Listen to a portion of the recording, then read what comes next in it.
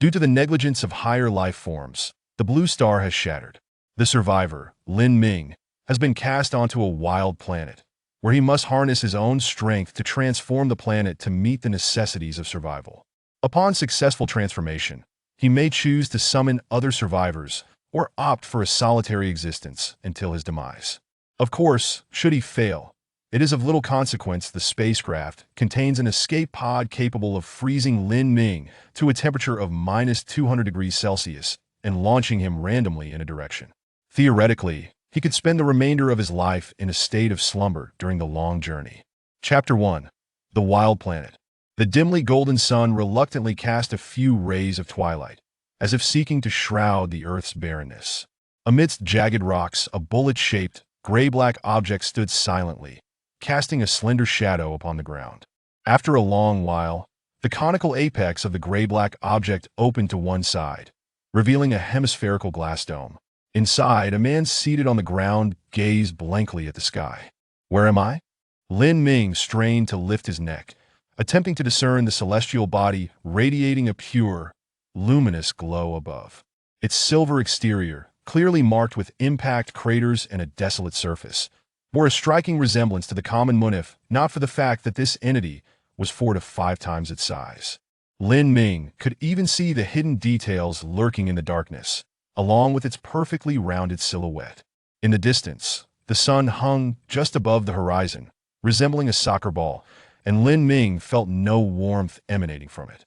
Suddenly, an emotionless electronic synthesized voice detonated in Lin Ming's mind. "Human, welcome to the boundless depths of space, a realm filled with challenges and exploration. You are thousands of light years away from your stellar system. However, in cosmic terms, it remains a trivial distance. On a brighter note, you may still call yourself a life form of the Milky Way. Due to my oversight, while piloting the shuttle, I inadvertently passed by your home planet at an exceedingly high speed, resulting in its catastrophic disintegration. As compensation, I have cast all surviving humans from your home planet onto nearby planets that bear resemblance to your own, where you may utilize your strength to transform this world.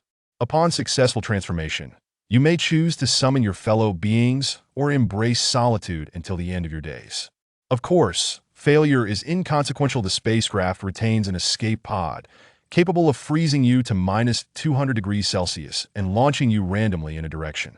Theoretically, you could spend the remainder of your life in a dormant state during the lengthy journey.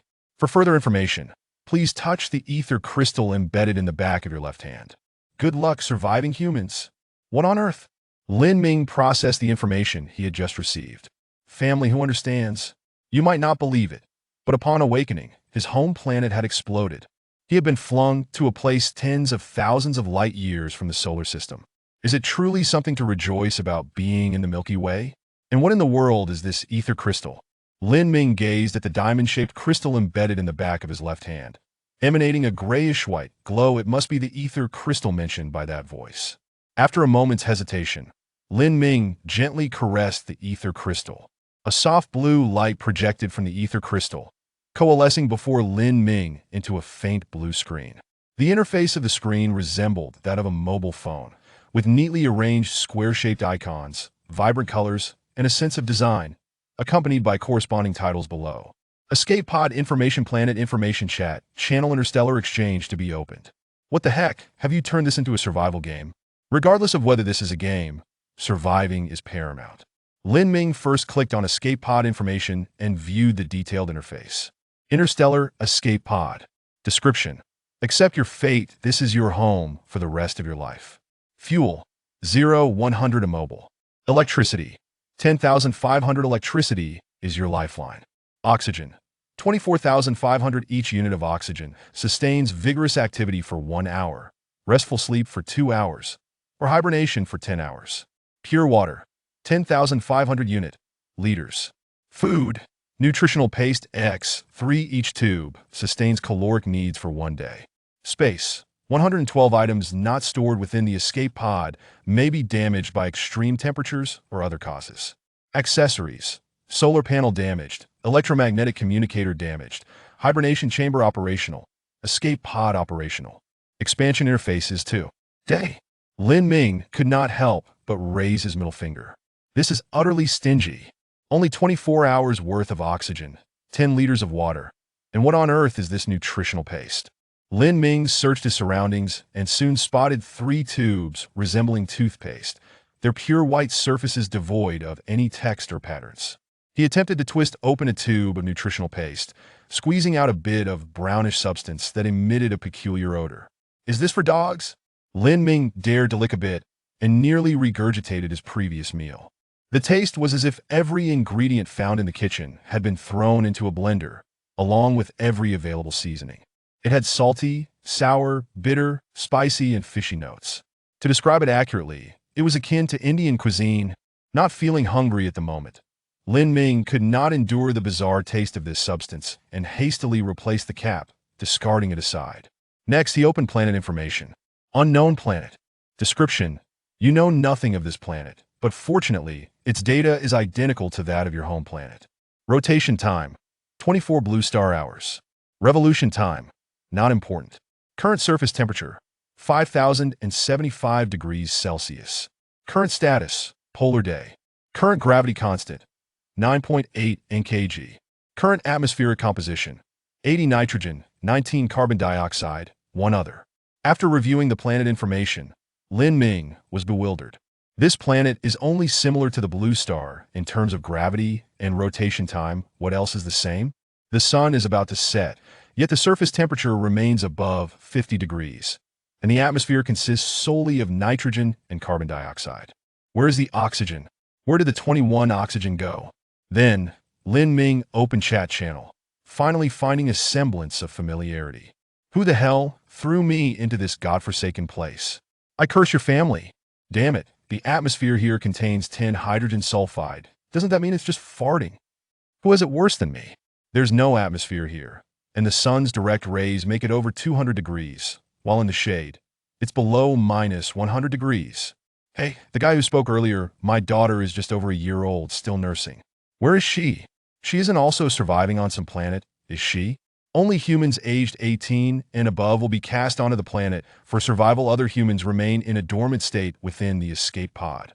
After you successfully transform the planet, you may emit electromagnetic waves to summon your family back. A response in red text appeared beneath the questioning player. Seeing the opportunity to communicate with the entity that brought them here, the players grew increasingly excited, flooding the chat box with their demands. Hey, you blew up the blue star? It's only right for you to compensate us more. Quickly multiply all my resources by 100, no, 1,000 times. Exactly. Besides humans, there are many adorable animals on Earth. You inhumane beings should pay for your actions. Give us back the blue star. Suddenly, Lin Ming noticed that the avatars of the 3 players who had spoken turned gray, with a blood-red death word appearing in the lower right corner. Red text reappeared. Only the strong may make requests. The weak do not deserve the right to voice their opinions. In the words of the most ancient civilization on your planet, those who follow me shall prosper, those who oppose me shall perish. Chapter 2. Extravehicular Exploration Hiss. Lin Ming could not help but draw in a sharp breath. Initially, he had thought that the entity that brought them here was benevolent, but to his astonishment, it had ruthlessly taken 3 lives in an instant. However, upon reflection, the truth became evident. That being was not human. It might not even be a humanoid entity, or perhaps its very nature as a carbon-based life form was uncertain. It was impossible to ascertain whether it possessed any morals. Even if it did, the vast chasm of technological disparity would preclude any sympathy for the surviving humans. Casting all of humanity onto this savage planet for survival could merely be a whim of its amusement. Having come to this realization, Lin Ming abandoned all hopes of receiving additional resources from it and resolved to rely on his own strength for exploration. He glanced at the chat channel, which was divided into 3 sections: region, district, and world. The region channel currently had 9,997 participants, which meant that including the 3 who had perished, there were a total of 10,000. The district channel boasted 1 million, while the world channel encompassed over 3 billion individuals. This number represented less than half of the original population of Blue Star, likely due to children under 18 not participating in planetary survival, or others who had not survived the cataclysm that obliterated Blue Star. Finally, Lin Ming opened the Interstellar exchange, only to find it devoid of any goods. prompting him to close the interface. He took stock of his available resources and determined that his immediate priority was to locate oxygen. Food and water were sufficient to sustain him for a considerable duration. He could survive 3 to 4 days even without consuming anything. Yet, even if he were to remain in a state of slumber, maintaining minimal oxygen consumption, he would exhaust his oxygen supply within 2 days. With this thought in mind, Lin Ming surveyed his surroundings and discovered 2 transparent chambers flanking the metallic walls, one an escape pod, the other a cryogenic chamber. The purpose of the escape pod was clear.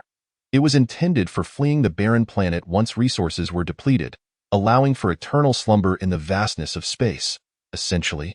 Awaiting death. In contrast, the cryogenic chamber promised a significant reduction in oxygen consumption while sleeping.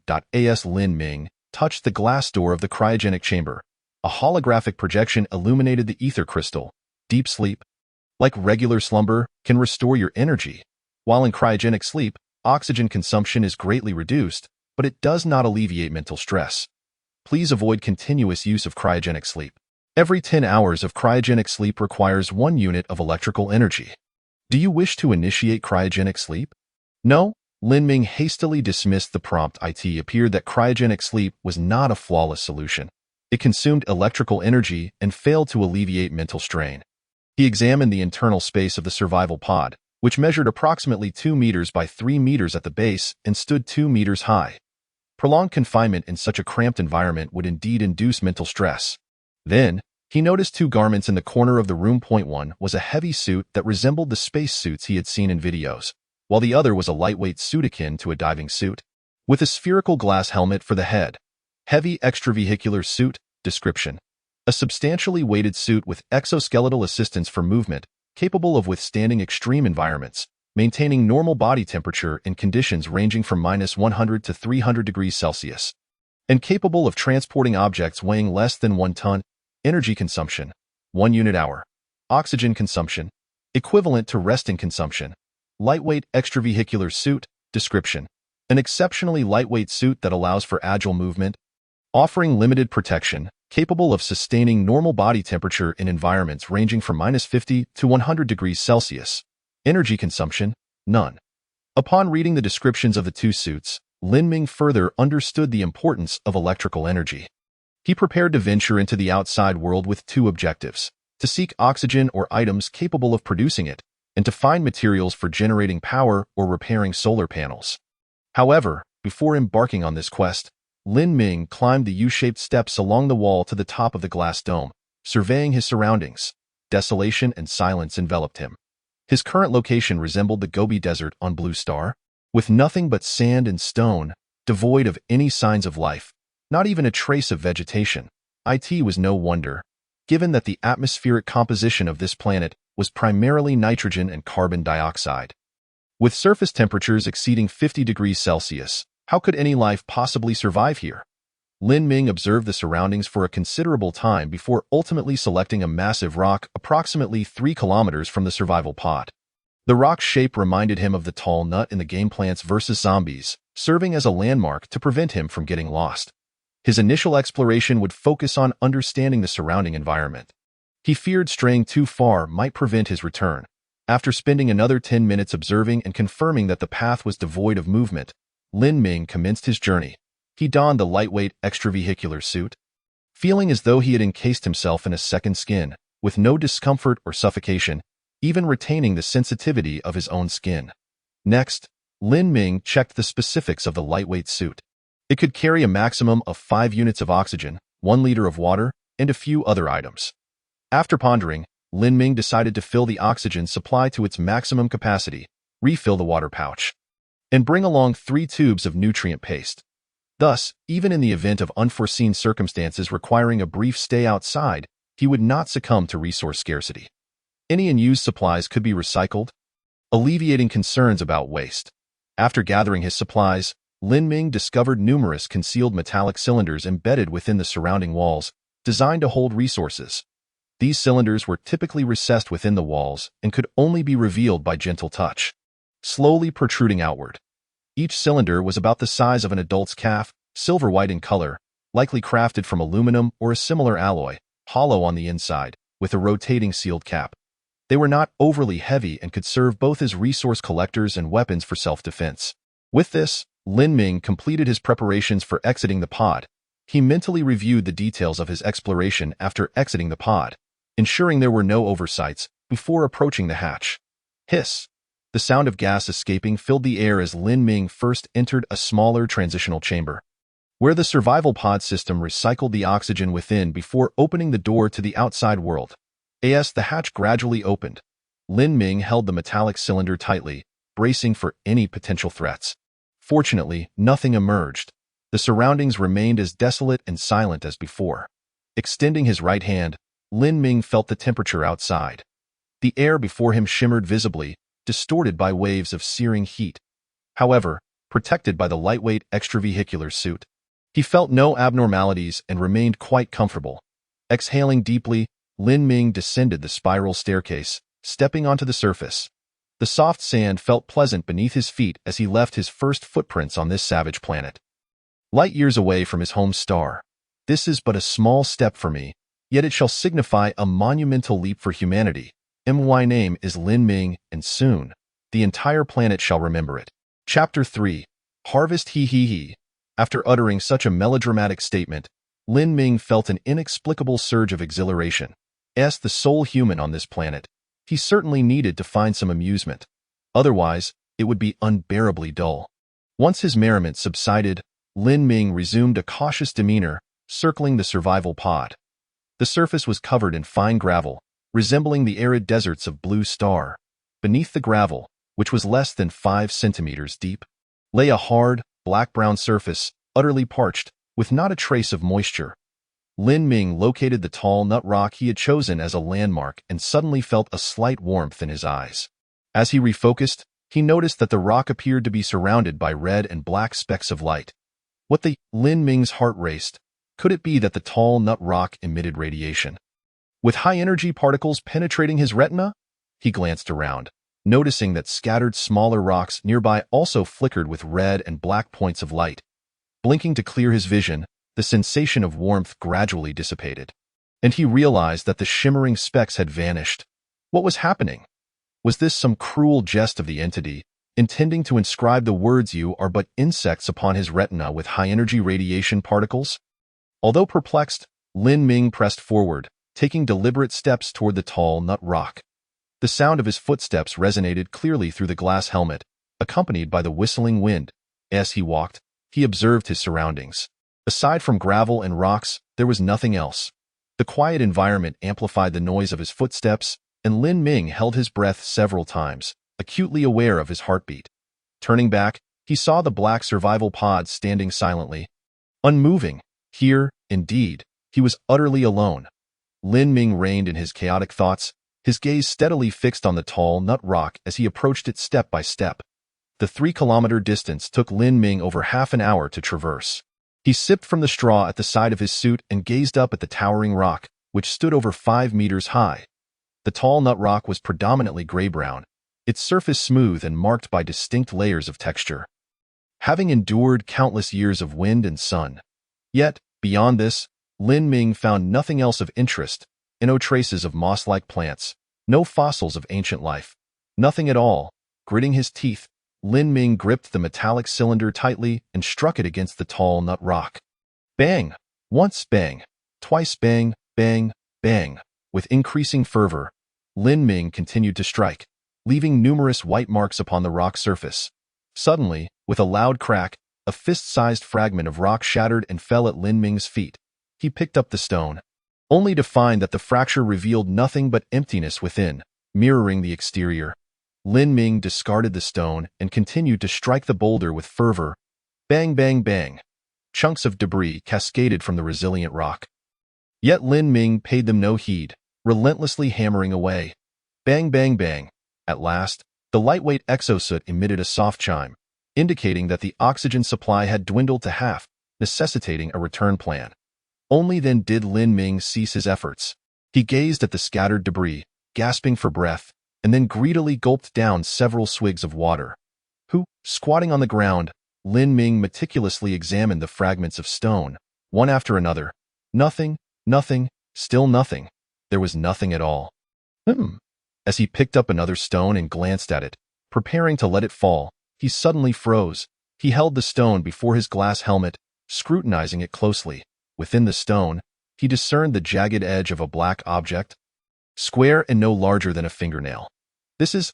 Lin Ming swallowed hard, confirming his findings multiple times before finally asserting that it was a chip. Damn it. Ha ha ha. I am not the first here. Nor the only one. I'm not alone. Ha ha ha ha. Lin Ming laughed maniacally for a considerable time, suddenly finding the stones around him irresistibly endearing. He inspected the metallic cylinder. Aside from some minor dents at the bottom, it remained remarkably unblemished. Thus, Lin Ming twisted open the lid of the metallic cylinder and carefully placed the stones inside, one by one, sealing it securely afterward. Having accomplished this, Lin Ming strode joyfully, reaching the survival pod in merely half an hour. Upon exiting the pod, he was required to undergo decontamination and was instructed to wait briefly in the transit chamber. The collection of items from outside the pod was strictly prohibited from being brought directly into the living quarters. They were to be placed in the designated recycling area on the left, where the processing system would be activated. Hiss!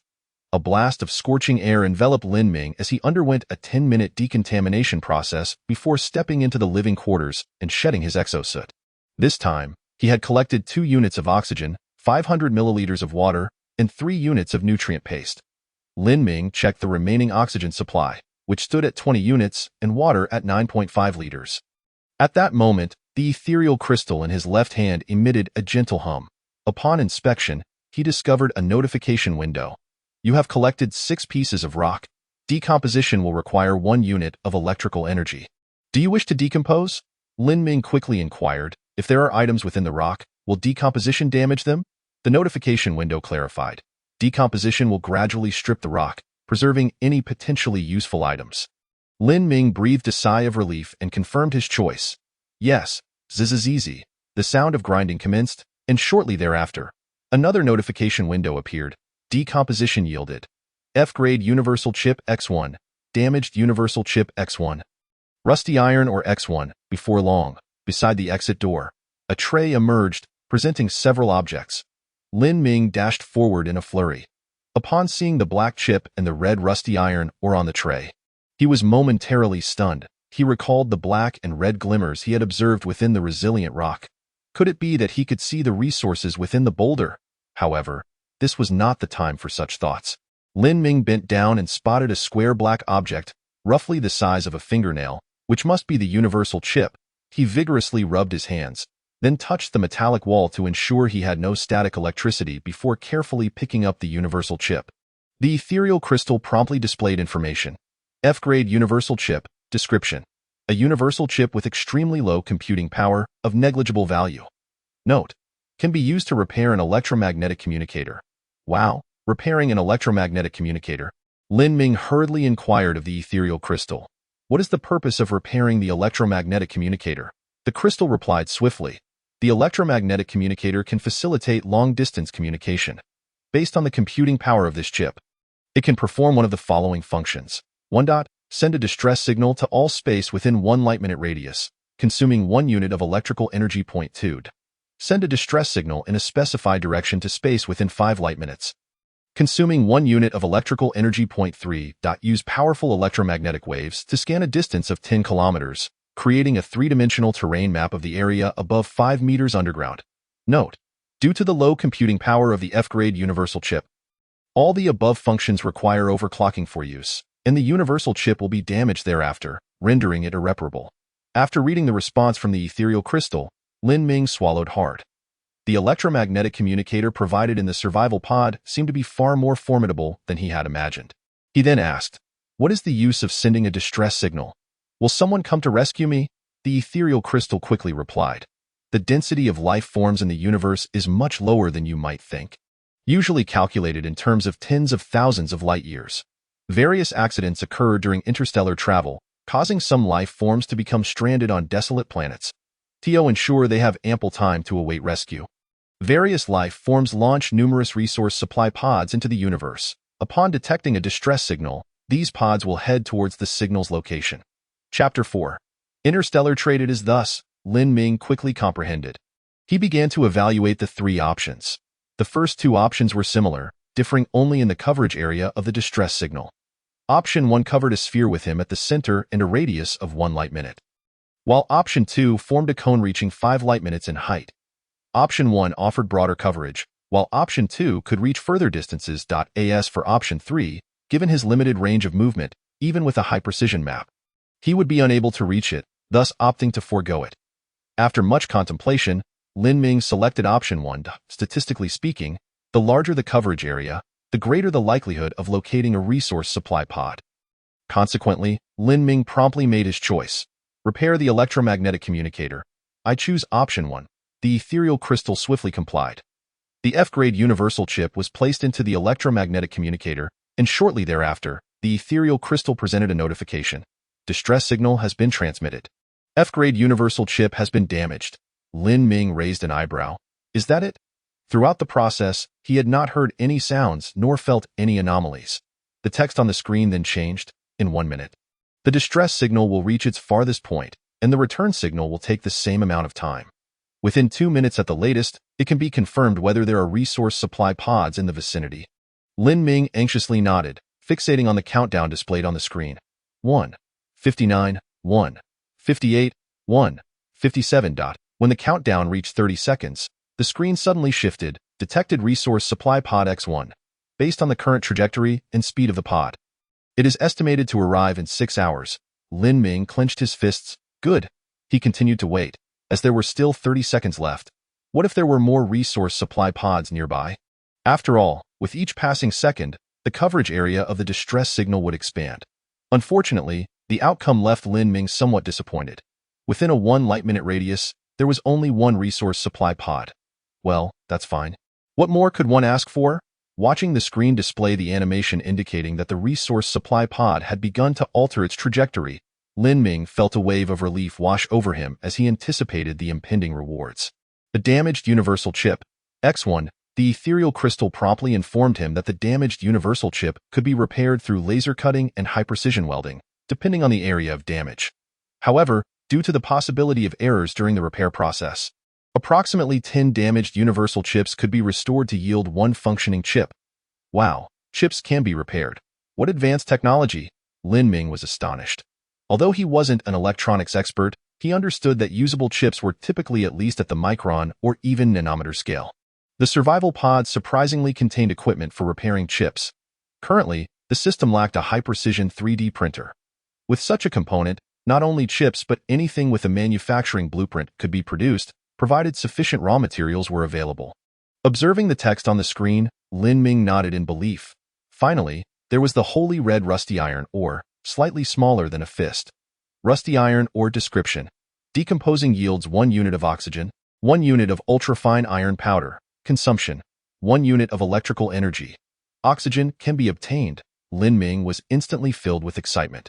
Oxygen was currently his most scarce resource. After all, he could survive 7 or 8 days without food, 3 or 4 days without water, but without breathing, he might last only 2 or 3 minutes. Oxygen, while often unremarkable, was crucial in a dire moment. Yet, the fact that decomposing rusty iron ore could yield oxygen filled him with hope. Considering the resilient boulders and the countless rocks surrounding him, Lin Ming exhaled in relief. He should now have a sufficient oxygen supply. The only issue was that electrical energy was becoming a pressing concern. Decomposing the stones had consumed 1 unit of electrical energy, and sending the distress signal had required another unit, leaving him with only 8 units. Essentially, any action he took would swiftly deplete his energy reserves. Therefore, Lin Ming decided to store the rusty iron ore in the metallic cylinder for later decomposition when oxygen levels became critical. He had discerned that any activity within the survival pod seemed to consume at least 1 unit of electrical energy. If he managed to collect more rusty iron ore to decompose in bulk, the overall energy consumption would likely be reduced. Having completed these tasks, Lin Ming felt a pang of hunger.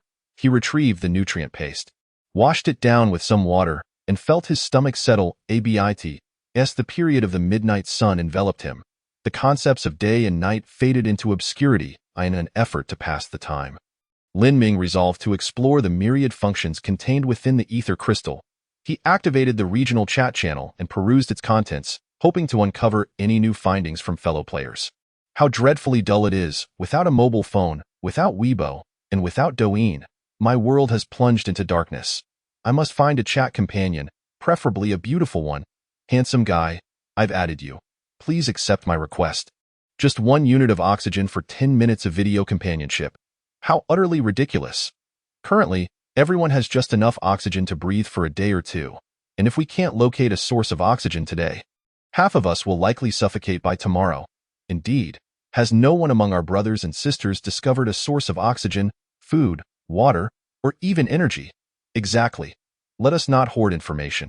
After all, the capabilities of one individual are limited. Only through unity can we overcome adversity. As Lin Ming surveyed the flurry of messages in the regional chat channel, his heart stirred slightly. He contemplated revealing the possibility of mining universal chips and rusted iron ore from the stones. But not just YET.AT present. No one had shared such information in the regional channel. Perhaps it was due to ignorance, or perhaps it was a matter of discretion. After all, information asymmetry is one of the primary sources of profit. With this thought in mind, Lin Ming navigated to the Interstellar trading channel, where he found that some players had already commenced trading. Water, X1 liter exchanged for oxygen, X3 units. Nutritional paste, X1 exchanged for oxygen, X5 units. Oxygen, X3 units exchanged for energy, X1 unit. Urine, X500 ml exchanged for water, X100 ml.as. He continued to read. Lin Ming's brow furrowed in confusion. While he could comprehend the exchange of water or nutritional paste for oxygen, after all, oxygen is a currently scarce resource, he was baffled by the notion of trading urine for water. Suddenly, the last transaction notification flickered, indicating that 2 players had successfully completed a trade. Lin Ming quickly grasped the situation. Due to the limited water resources and the human body's continuous production of urine, if they could not find potable water soon, they would have no choice but to consume their own urine. It may sound repulsive, but in a water-scarce environment, drinking urine is indeed a method of survival. At this moment, if any psychologically vulnerable players opted to sell their urine in exchange for relatively scarce water, there would certainly be others willing to trade for it. After all, 500 ml of urine is far more beneficial to the human body than a mere 100 milliliters of water. With this realization, Lin Ming swiftly decided to list the rusted iron ore for trade. When desperation strikes, people will resort to anything. Perhaps many players are already exploring their surroundings. If he continued to treat the rusted iron ore as a precious commodity, its value could plummet within a few hours. Chapter 5. Agreement. Rusted iron ore, X1 exchanged for energy, X3 units. Lin Ming set an exorbitant price for the rusted iron ore, as it was not a basic resource and could yield the much-needed oxygen. By initially listing it at a high price, he planned to gradually reduce it. He estimated that when it dropped to 2 or 2.5 units of energy, it would sell. After all, for the majority of players, energy is not a vital resource. It is simply supplementary. In truth, Lin Ming had considered listing it for 5 units of energy, but the Interstellar trading platform imposed a restriction, allowing a maximum exchange of only 3 units of energy for rusted iron ore. And he had to concede that as soon as the rusted iron ore was listed, the chat feature of the Interstellar trading platform ignited with excitement. Who is this Lin Ming, and where did he acquire such rusted iron ore? Brothers, check your compendium. Rusted iron ore can be decomposed into oxygen. Lin Ming, esteemed one, please take me along. Kindly share the source of the rusted iron ore. This segment consisted of the more polite players. Lin Ming, we are all comrades. It would be wise for you to disclose the source of this rusted iron ore that can yield oxygen. Yes, I sprained my ankle a couple of days ago and am unable to move well. Lin Ming, kindly sell me a few pieces at a low price, and I will return the favor later. Finding rusted iron ore at this juncture indicates that there is a mine near the survival pod. Iron ore is simply there for the taking. Please gather more and share it with everyone. Each of us will contribute some nutritional paste and water as a token of gratitude for your efforts. Some players were rather blunt, openly expressing their desires. Lin Ming chose to ignore these players. However, despite his attempts to disregard them, many players sent him trade requests.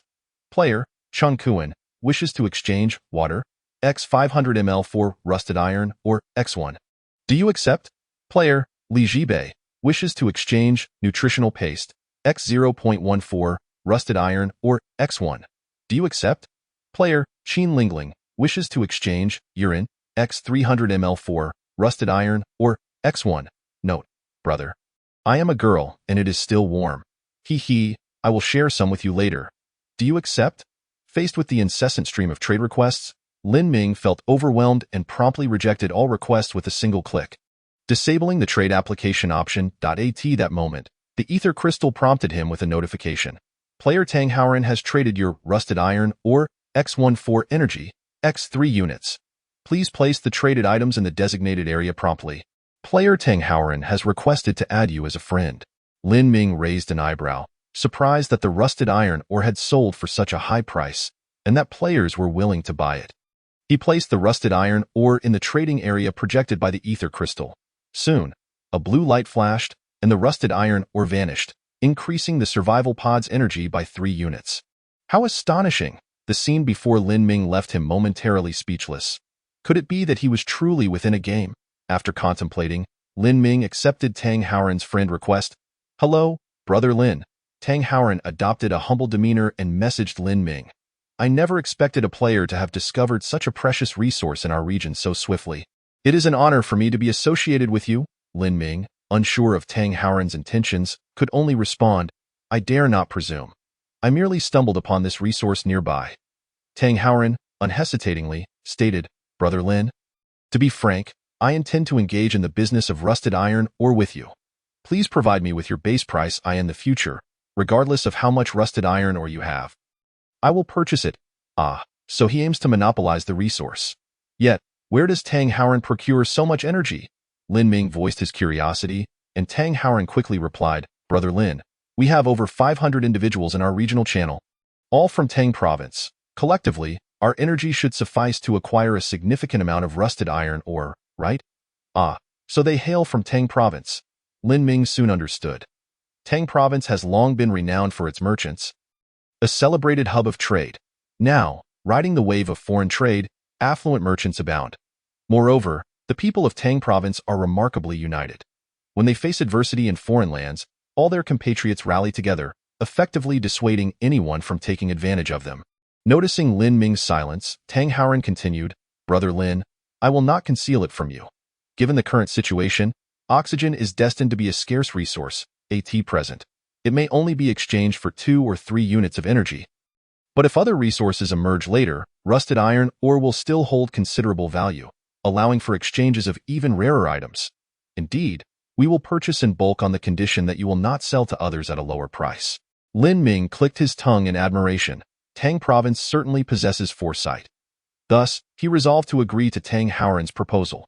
Certainly, under the premise of equal pricing, I will prioritize selling to you. However, if other players offer a higher price, I cannot guarantee it.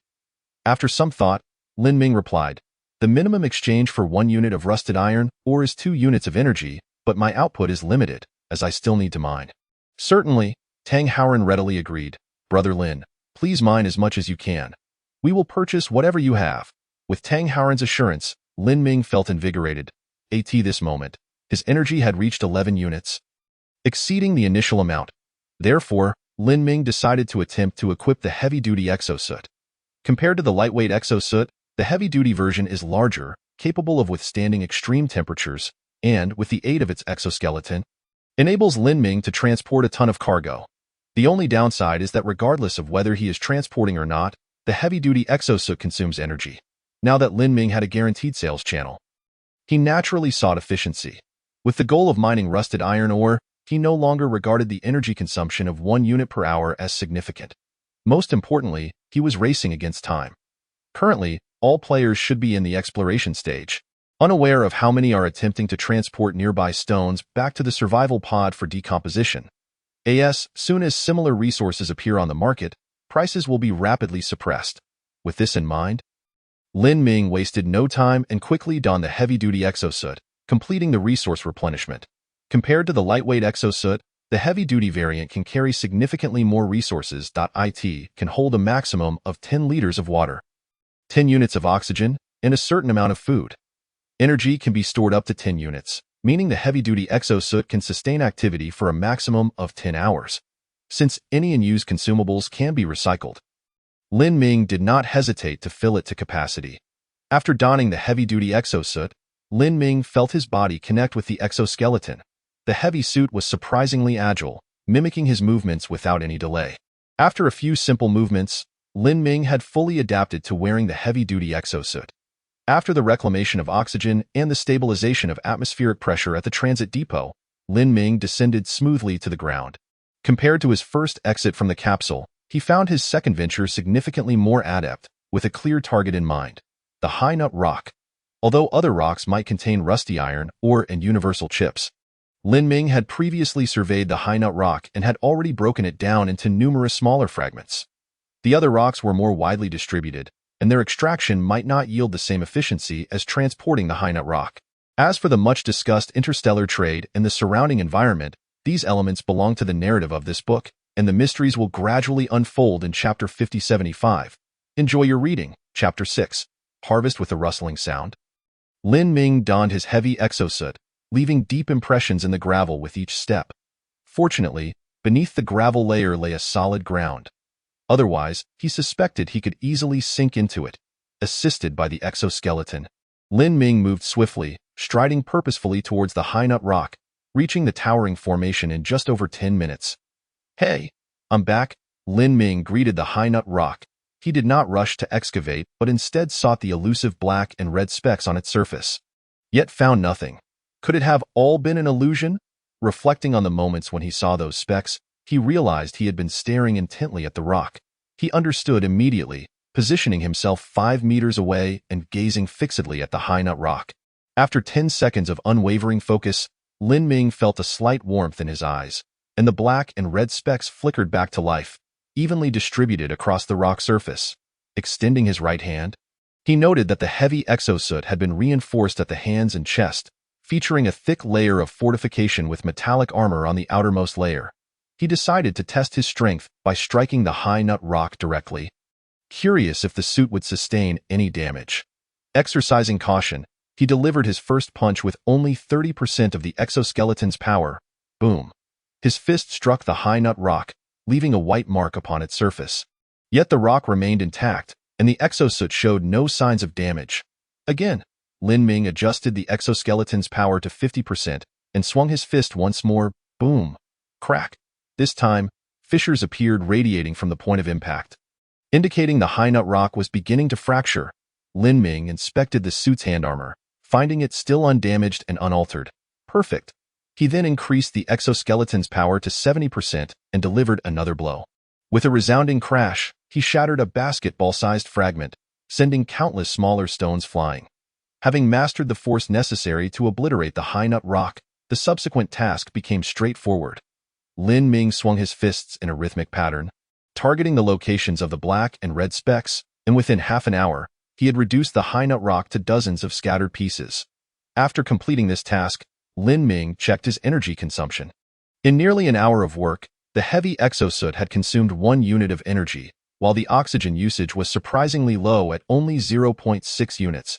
It appeared that the exoskeleton bore the brunt of the exertion.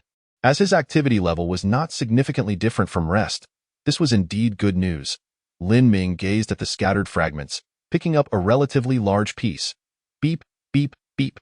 The heavy exosuit immediately sounded an alarm. Current object weight: 1.4 tons, overloading, overloading. Energy consumption doubled. Prolonged operation may lead to exoskeleton damage.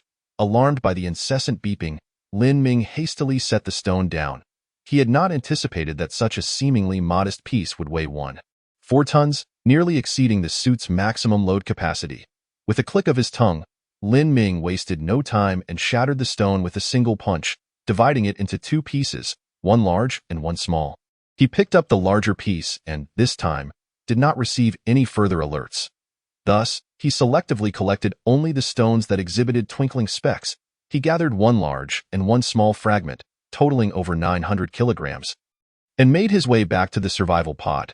Due to nearing the maximum load, his return speed was considerably slower, taking over 20 minutes to reach the vicinity of the survival pod.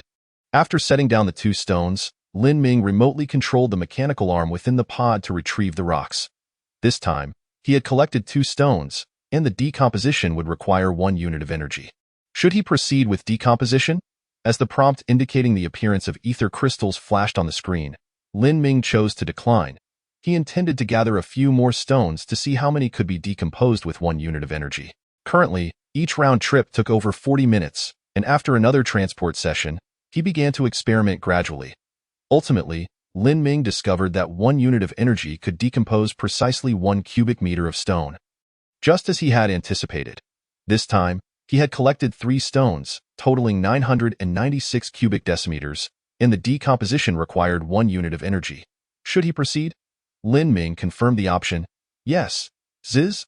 The sound of grinding filled the air, and soon the prompt window reappeared. This decomposition yielded F-grade universal chip X1, damaged universal chips X3, rusty iron or X3. Indeed.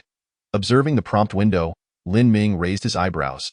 He had spotted 4 black specks and 3 red specks among the 3 stones. This meant that the flickering black specks indicated the presence of a universal chip, while the red specks signified rusty iron ore. His eyes could directly perceive the distribution points of resources. Suppressing his inner elation, Lin Ming calculated the consumption. Extracting 1 ton of stone, along with transport, would consume 1 unit of energy. Decomposing the stones would also require 1 unit of energy. The rusty iron ore could be traded with Terreraforming for 6 units of energy. And considering the potential acquisition of universal chips and fragments, the overall yield was satisfactory. He wondered if the different extraction methods contributed to the outcomes, or if he had simply been fortunate during his first extraction, as this time he had only procured 1 intact universal chip, with not many damaged ones. Shaking his head, Lin Ming chose not to dwell on these matters and opened a chat window with Terreraforming. Brother Tang, 2 pieces of rusty iron ore for 4 units of energy. Terreraforming immediately agreed to the trade, responding, Lin Gu, your efficiency is impressive. You collected those 2 pieces of rusty iron ore so quickly. Reading Terreraforming's reply, Lin Ming smirked, realizing that Tang was testing his extraction efficiency. Therefore, he replied, damn it, don't even mention it. I put on the heavy exosuit, consumed 1 unit of energy, and the oxygen and water consumption was considerable. Decomposing the stones also consumed another unit of energy. If I calculate carefully, it seems I might be at a loss. Upon reading Lin Ming's message, Terreraforming, light years away on a barren planet, wore a smirk. This chap had consumed 2 units of energy and at least 1 unit of oxygen for a yield of 2 pieces of rusty iron ore. His overall profit was minimal. Not to mention he had donned the heavy exosuit, a notorious energy hog, which Tang had refrained from using, saving it for emergencies. Moreover, the heavy exosuit was a consumable. Having utilized it now might render it unusable later. He noted that the sun lingered near the horizon, and under such conditions, the surface temperature was still around 50 to 60 degrees. If the sun were directly overhead, the temperature could easily reach 100 or 200 degrees, or even higher. In such circumstances, the lightweight exosuit would be useless, leaving the heavy exosuit as the sole reliance. With this thought in mind, Terreraforming sent Lin Ming 100 milliliters of water. Brother Lin, you've worked hard. Have some water and take a break. Seeing the 100 milliliters of water Terreraforming sent, Lin Ming inwardly cursed the guy for being stingy. He replied, I never expected to be so far from home, working as a miner on this barren planet. What a life! After venting his frustrations in the chat window, Lin Ming closed it. He would not allow Terreraforming to think that rusty iron ore was easily extracted, thus creating an opportunity for price manipulation. As a businessman back on Blue Star, he was accustomed to navigating among small bosses worth millions, if not billions. Everyone was a wily fox, and no one should underestimate the other. Chapter 7. Resource Supply Pod Arrival. After a brief rest, Lin Ming resumed his back-and-forth trips between the rubble pile and the survival pod.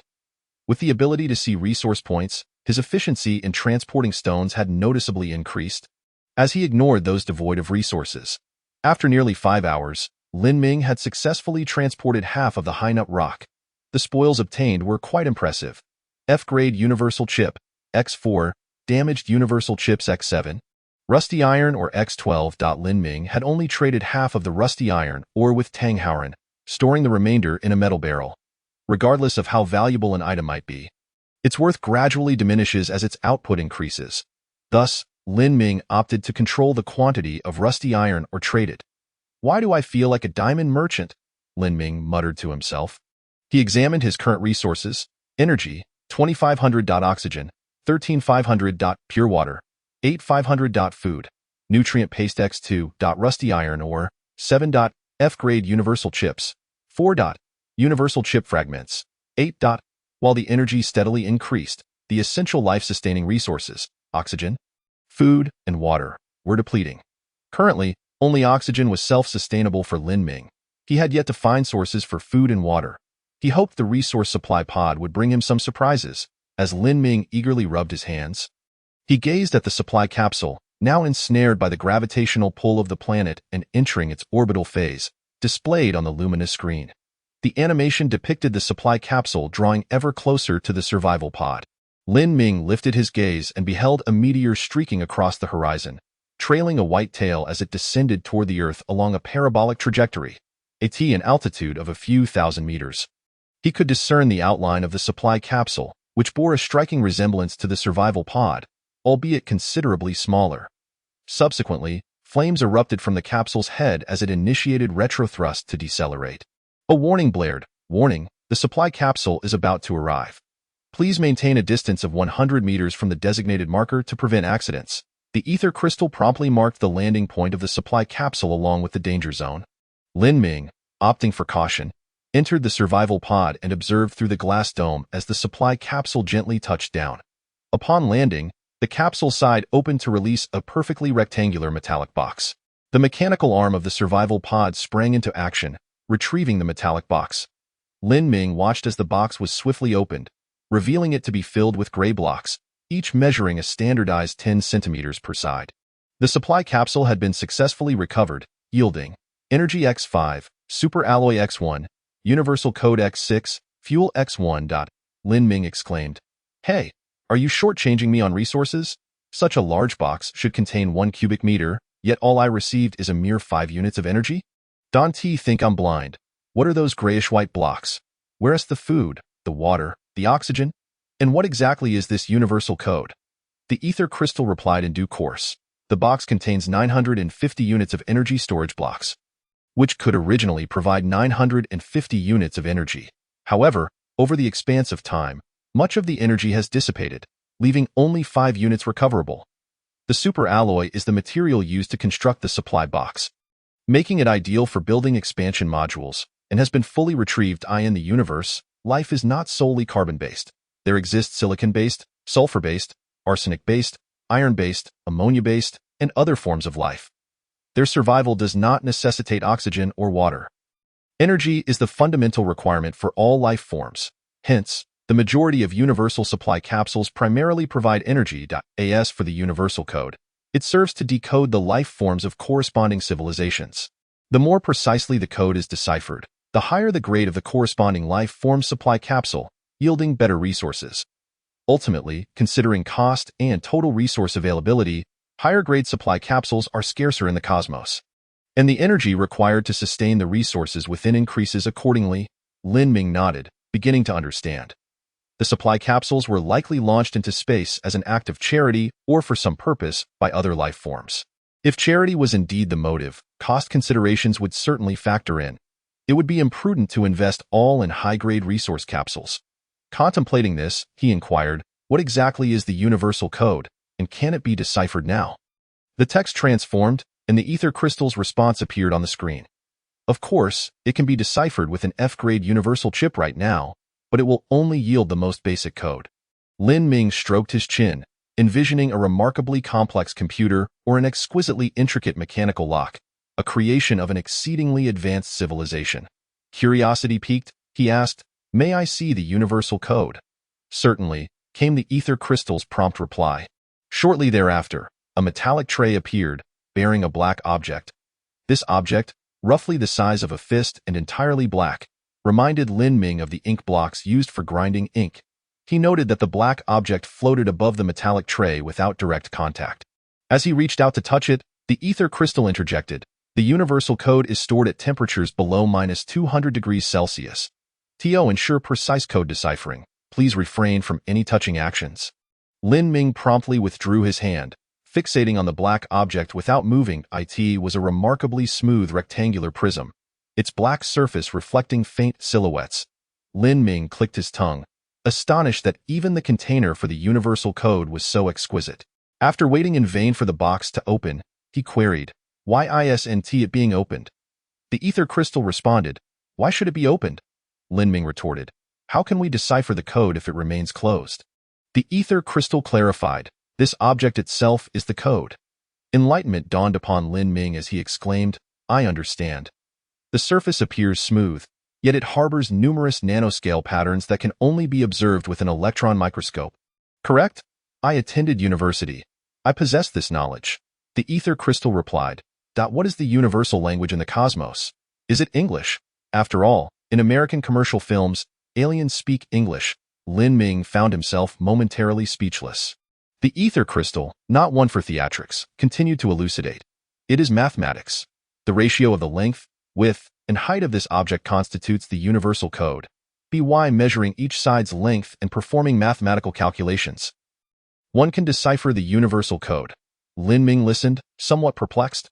The ether crystal further explained, "There exists a fundamental understanding in the universe. High-tech civilizations must not directly transfer technology to low-tech civilizations. Consequently, to prevent low-tech life forms from directly obtaining high-tech products from supply capsules, advanced civilizations conveniently appended a universal code to the corresponding supply capsules." Chapter 8. Carbon-based life resource supply capsules. Lin Ming uttered an "oh," no longer daring to claim he comprehended everything. Fortunately, the ether crystal was not a teacher prone to probing questions, simply continuing its explanation. Thus, as long as the ratios of each edge are measured accurately, the more precise the measurement, the greater the computational power, and the closer the deciphered code will be to the correct answer. If the ratio can be calculated to 10 decimal places correctly, it will yield the most rudimentary universal code, capable of summoning the lowest-grade carbon-based resource supply capsule. Lin Ming nodded in agreement, now reduced to mere nodding. Suddenly, a thought struck him, and he posed his query.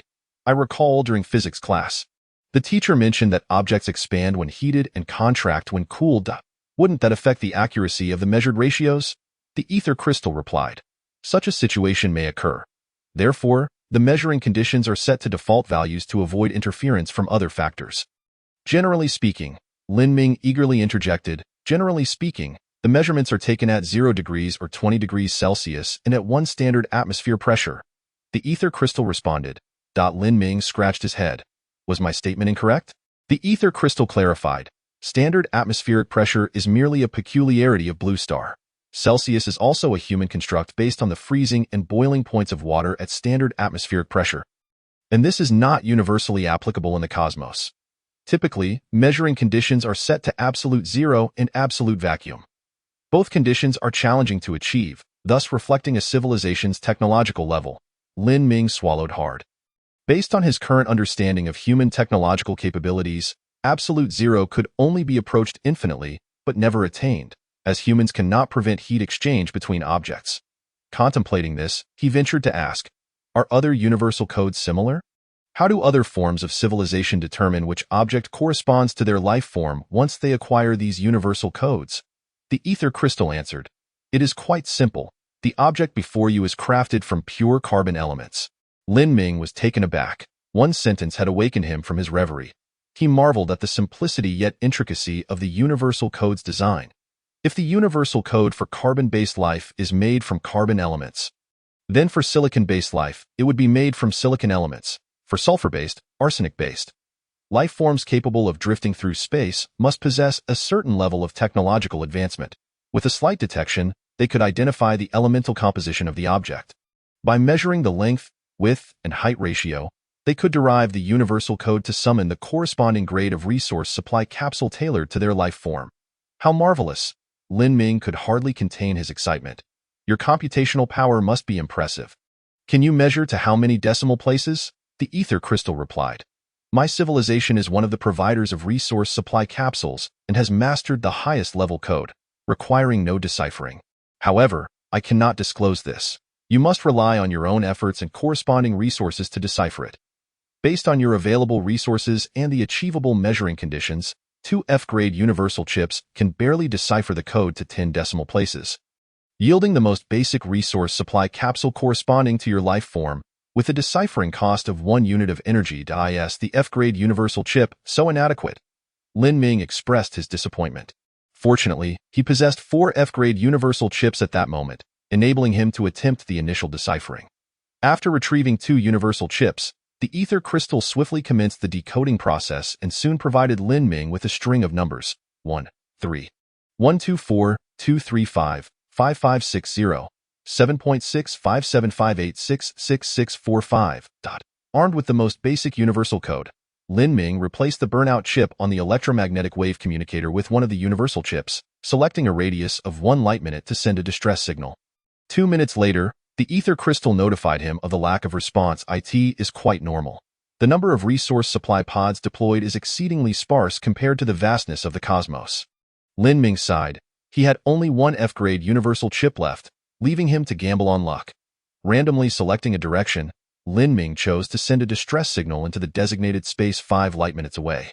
The ether crystal promptly indicated, in 5 minutes, the distress signal would reach the farthest point, and the return signal would take an equal amount of time, confirming whether there were any resource supply pods nearby no later than 10 minutes from now. Watching the countdown on the screen, Lin Ming felt a twinge of anxiety as time ticked away. After 9 minutes had elapsed, he still had nothing to show for it. The countdown for the return signal dwindled. 10, 9, 8.3, 2, 1. No carbon-based life resource supply pods were found in the designated area. Damn. Seeing the message on the screen, Lin Ming slapped his thigh. This is not right. In the movies, it's always at the last few seconds when a flurry of resource supply pods come zooming in, as if a logistical army had arrived. Hey, could it be that the decoded password is flawed? The ether crystal provided no response. Lin Ming, somewhat resigned, thought, well, back to work, I suppose.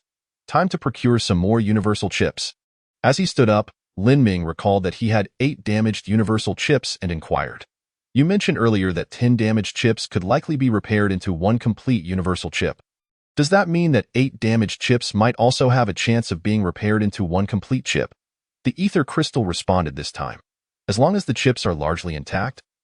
Theoretically, 2 damaged universal chips can be repaired into 1 complete universal chip, although the probability is exceedingly low, with the potential rewards not commensurate with the risks.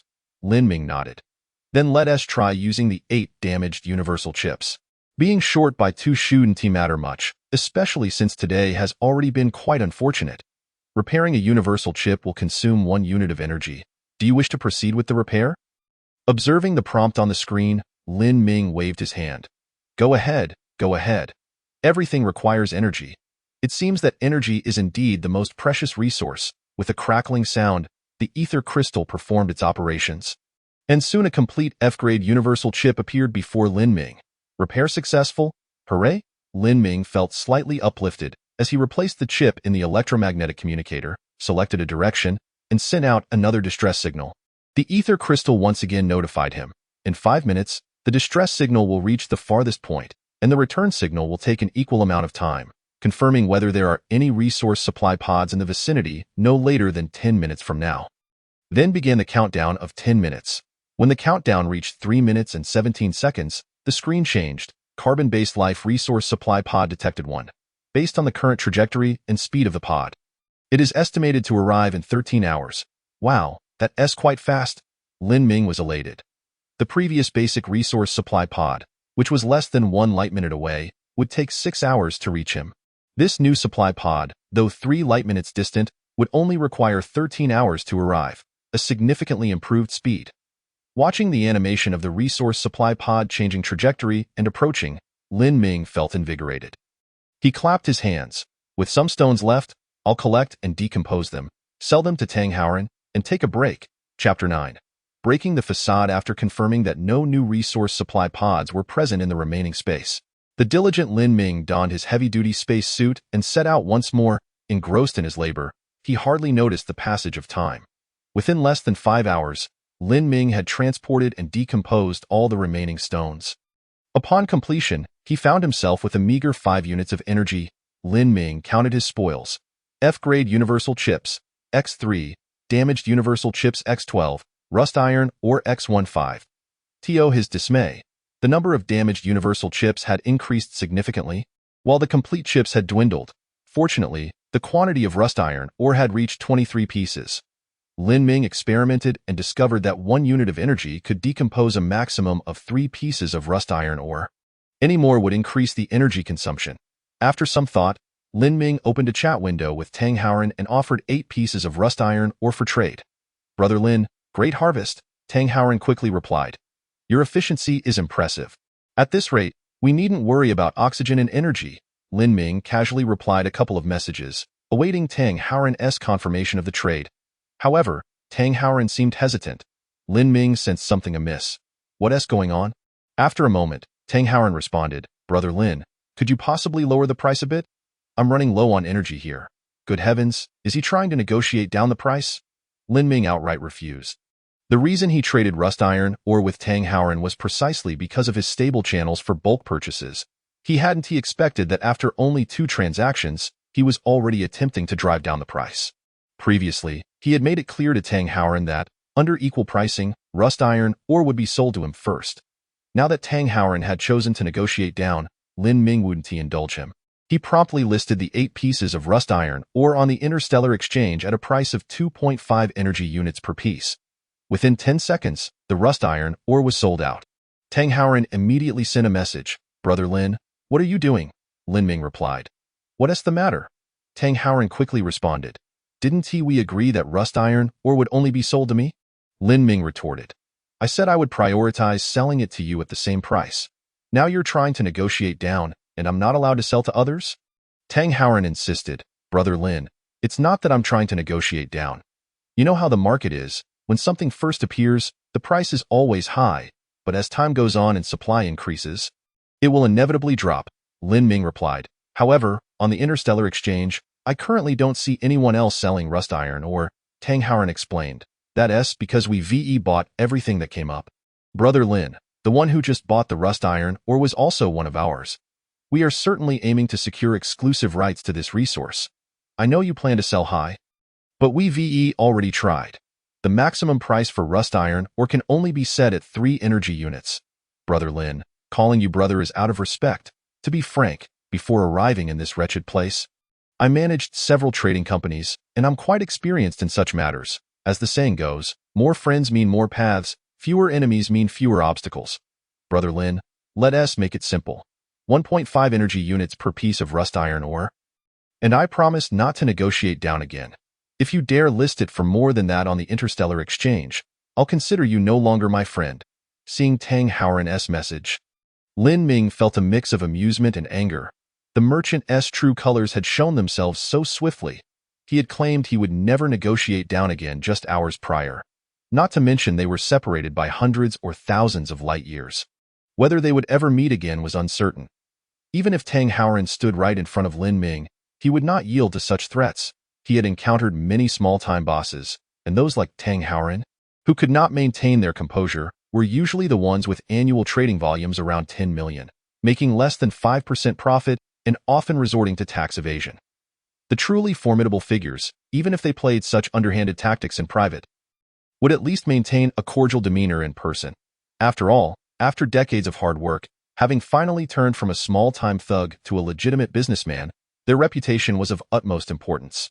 Lin Ming decided to ignore Tang Haoren and listed the remaining 15 pieces of rust iron ore on the Interstellar exchange at a price of 3 energy units per piece.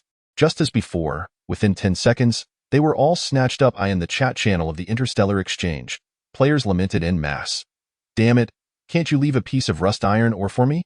My oxygen is about to run out. Exactly. I'm willing to trade 5 energy units for a piece. Does anyone have rust iron ore to list? Big shots. Please spare some soup for the little brother. I am facing a storm here. My escape pod has cracked from being hit by rocks, and oxygen is leaking out rapidly. If I don't get a source of oxygen, I'll suffocate. At that moment, a message from Tang Haoren appeared in the chat channel. Selling rust iron ore in bulk at the price of 8 energy units per piece. Transaction method. First gift me 5 energy units. Then proceed with the trade.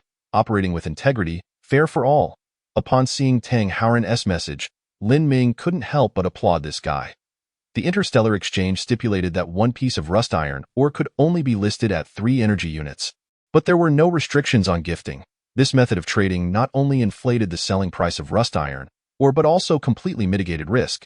It was a strategy that most would not think of. Since he had already burned bridges with Tang Haoren, and Lin Ming had long planned to share the source of rust iron ore with other players, he composed a message. There's no need to buy rust iron or at high prices. There are large stones near your spawning point. Wear a heavy-duty space suit, mine them, and decompose them to obtain rust iron, or without any middlemen profiting. After editing, Lin Ming swiftly sent the message to both the chat channel of the Interstellar Exchange and the regional chat channel. Within 5 seconds of sending the message, Tang Haoran immediately messaged Lin Ming. Brother Lin, what are you doing? Cutting off someone's financial lifeline is akin to killing their parents. You need to retract that message. Lin Ming chuckled coldly and typed in the chat box, sorry, but it seems you've become an orphan. Subsequently, he sent a series of messages, blocking others in a single sweep. His motivation for sending these messages was not solely due to a spat with Tang Haoran, but stemmed from deeper considerations. At this juncture, the remaining fragments of humanity were scattered across the desolate planets of the galaxy, struggling for survival, with initial development always being the slowest. Only when the vast majority of individuals advanced, engaging in trade and mutual exchange, could they hope to seize a slender opportunity for survival amidst the harsh conditions of these untamed worlds. Moreover, there was another reason. Lin Ming had already amassed 71 units of energy, widening the gap between himself and other players. If he allowed Tang Haoran and his ilk to continue their development unchecked, he would inevitably be surpassed. At that point, even if he could perceive resource points, he would find himself perpetually lagging behind. Having completed these thoughts, Lin Ming dismissed the clamor of the chat channel, opting instead to rest for a while. With 8 hours remaining until the arrival of the carbon-based life support pod, he deemed it sufficient for a brief slumber. He had a mere 8 units of oxygen left.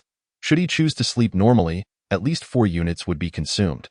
Given the preciousness of oxygen, Lin Ming resolved to enter hibernation. Hibernation required only 1 unit of oxygen and an additional unit of energy. With 71 units of energy at his disposal, he was unconcerned about such a minimal expenditure. Settling into the hibernation chamber, he set it for 8 hours, and the comforting environment gradually lulled his mind into a state of drowsiness, allowing him to drift off into slumber.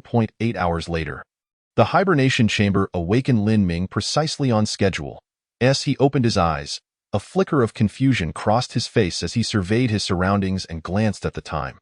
To his astonishment, he thought, did I truly sleep for 8 hours? With disbelief, he sat up from the hibernation pod. It dawned on him why the warnings about hibernation not alleviating mental fatigue existed. He felt as if he had just fallen asleep, without any memories of the intervening time, as if a switch had been flipped in his mind. In contrast, during regular sleep, even if he was unaware while dreaming, he could still sense the passage of time upon waking. This left Lin Ming's body rejuvenated, yet his mind lingered in a state of weariness, feeling as though it had not truly rested. Today's objective was clear: to procure more oxygen, devise a way to acquire food or water, and then reward himself with a good night's sleep. After stretching his limbs, Lin Ming activated the ether crystal, and the display revealed that the carbon-based resource supply pod was expected to arrive in 10 minutes. Shortly thereafter, a bright light appeared on the horizon, trailing a long tail, heading directly toward Lin Ming's location. Mid-air, the carbon-based resource supply pod initiated retrothrust and gently descended near the survival pod. As before, the hatch opened, and a metallic cube was released. The resource supply pod had been recovered, and this time, he had obtained 1x 3D metal printer, 1x super alloy, and 5x Venus flytrap seeds. Along with 1x fuel.is Lin Ming was taken aback by the meager offerings of the carbon-based resource supplied pod. It bore little difference from the previous general supply pod. He touched the ether crystal to examine the attributes of each item. 3D metal printer type 1, description, utilizes ultrafine metal powder as raw material to print corresponding items according to blueprints. With a maximum printing resolution of 100 microns, consumption, 1 energy unit hour. Seems decent enough. Upon reading the introduction of the 3D metal printer, Lin Ming deemed it a valuable asset. As long as he had blueprints and ultrafine metal powder, he could fabricate various metal implements. With ample energy at his disposal, and ultrafine metal powder obtainable by decomposing rusted iron ore, or even super alloys, he had little to worry about. However, he was sorely lacking in manufacturing blueprints. Possessing not a single one, beginning the assembly of the 3D metal printer in the survival pod, Lin Ming turned his attention to the description of the Venus flytrap seeds. Upon reading it, his eyes widened in astonishment. Goodness, this kind of organism exists in the cosmos. Chapter 10. Trading Again. Venus flytrap seeds. Description. A special plant cultivated using biotechnology capable of surviving in extremely harsh environments. Once matured, it grows a lantern-shaped mouth that can devour other plants, while retaining its formidable adaptability and mutating to the traits of the consumed plants. The description of the Venus flytrap was intricate, and after several readings, Lin Ming finally grasped its utility. In simple terms, the Venus flytrap was not picky about its growing conditions and could mutate into corresponding plants after consuming others, all while maintaining its remarkable adaptability. For instance, if a Venus flytrap consumed rice, it would adapt into a rice plant without requiring the typical growing conditions of rice. To put it plainly, it would grow into whatever it consumed. Truly, the carbon-based life resource supply pod had provided him with exceptional items. Now that he possessed Venus flytrap seeds, the next consideration was to ensure their germination and maturation. Generally speaking, during the germination phase, providing suitable temperature and adequate moisture would suffice, and Lin Ming currently met the conditions necessary for the seeds to sprout. However, to achieve maturation, certain nutrients were essential, regardless of how resilient the Venus flytrap was in hostile environments. The fundamental law of conservation of mass still applied, at present. The highest quality waste material accessible to Lin Ming was human excrement. It sounded repulsive, but having experienced rural life, Lin Ming recalled that not far from his childhood home, there was a compost heap that adults claimed was more effective than chemical fertilizers. A person of great ambition does not concern themselves with trifles. Lin Ming swiftly overcame his physiological disgust and posted several trading links in the Interstellar exchange. Oxygen, 0.5 units for urine, 500 ml. Oxygen, 0.5 units for feces, 500 g. After posting the links, Lin Ming donned his heavy-duty spacesuit and ventured out to continue mining stones. After all, he now had only 7 units of oxygen left, barely sufficient for a day's vigorous activity. Furthermore, he needed oxygen to exchange for resources. Thus, if he did not exert himself in mining, his oxygen reserves would soon be depleted. Exiting the survival pod, Lin Ming focused on an area rich in rubble. Soon, red light points began to flicker among the stones. Upon a brief assessment, he realized that valuable rocks constituted less than a third of the total, all marked by red light points. This indicated that if he could not see resource points, he would need to exert 3 times more effort. Clatter, clatter. Lin Ming diligently traversed between the rubble zone and the survival pod. After several hours and expending 5 units of energy, he acquired 20 pieces of rusted iron ore. At this point, Lin Ming was left with just 2 units of oxygen. He hesitated no longer and immediately decomposed all the rusted iron ore. This decomposition consumed 7 units of energy, yielding 20 units of oxygen and 20 units of ultrafine iron powder. Phew, at least I don't have to worry about suffocating. Returning to the survival pod, Lin Ming shed his heavy-duty spacesuit and took a brief rest. He lightly tapped the ether crystal to access the Interstellar exchange channel. Upon opening it, he was greeted by thousands of trading links flashing incessantly, leaving him feeling overwhelmed. It was only natural. Rusted iron ore, as a source of oxygen, was in high demand, previously being hiked up to a staggering 8 units of energy per piece by Tang Haoran. Now, with some players informed by Lin Ming on how to mine rusted iron ore, the price remained stable at 2 energy units per piece due to the time and energy investment required. Meanwhile, Lin Ming was directly exchanging oxygen for what they deemed worthless waste products, and players would surely not let such an opportunity slip away. Each trading request bore remarks, and Lin Ming casually perused a few. Lin Ming? I am your fan. Thank you for sharing the rusted iron or mining method earlier. This is fresh, just for you. Take it for free. Lin Ming, I didn't expect you to be into this. I have diabetes, so it tastes better than others. Let us trade. Lin Ming, I previously offered to trade, but you declined. Now, I'm willing to sell. Didn't expect you to be so playful. This time, I'll throw in an original flavor stocking. Lin Ming nearly gasped for breath upon reading these absurd proposals. What on earth were these people thinking? Spotting a familiar name in the third message, he raised an eyebrow. Qin Lingling. After a moment's reflection, Lin Ming opened the temporary trading chat with her. Though Qin Lingling's words were filled with teasing, her profile picture suggested she was merely in her mid-20s, adorned with a beguiling smile that hinted at her awareness of her beauty and how to wield it effectively. Lin Ming sent a message. Are you there? Qin Lingling replied promptly. Oh, it's Lin Ming. I'm here.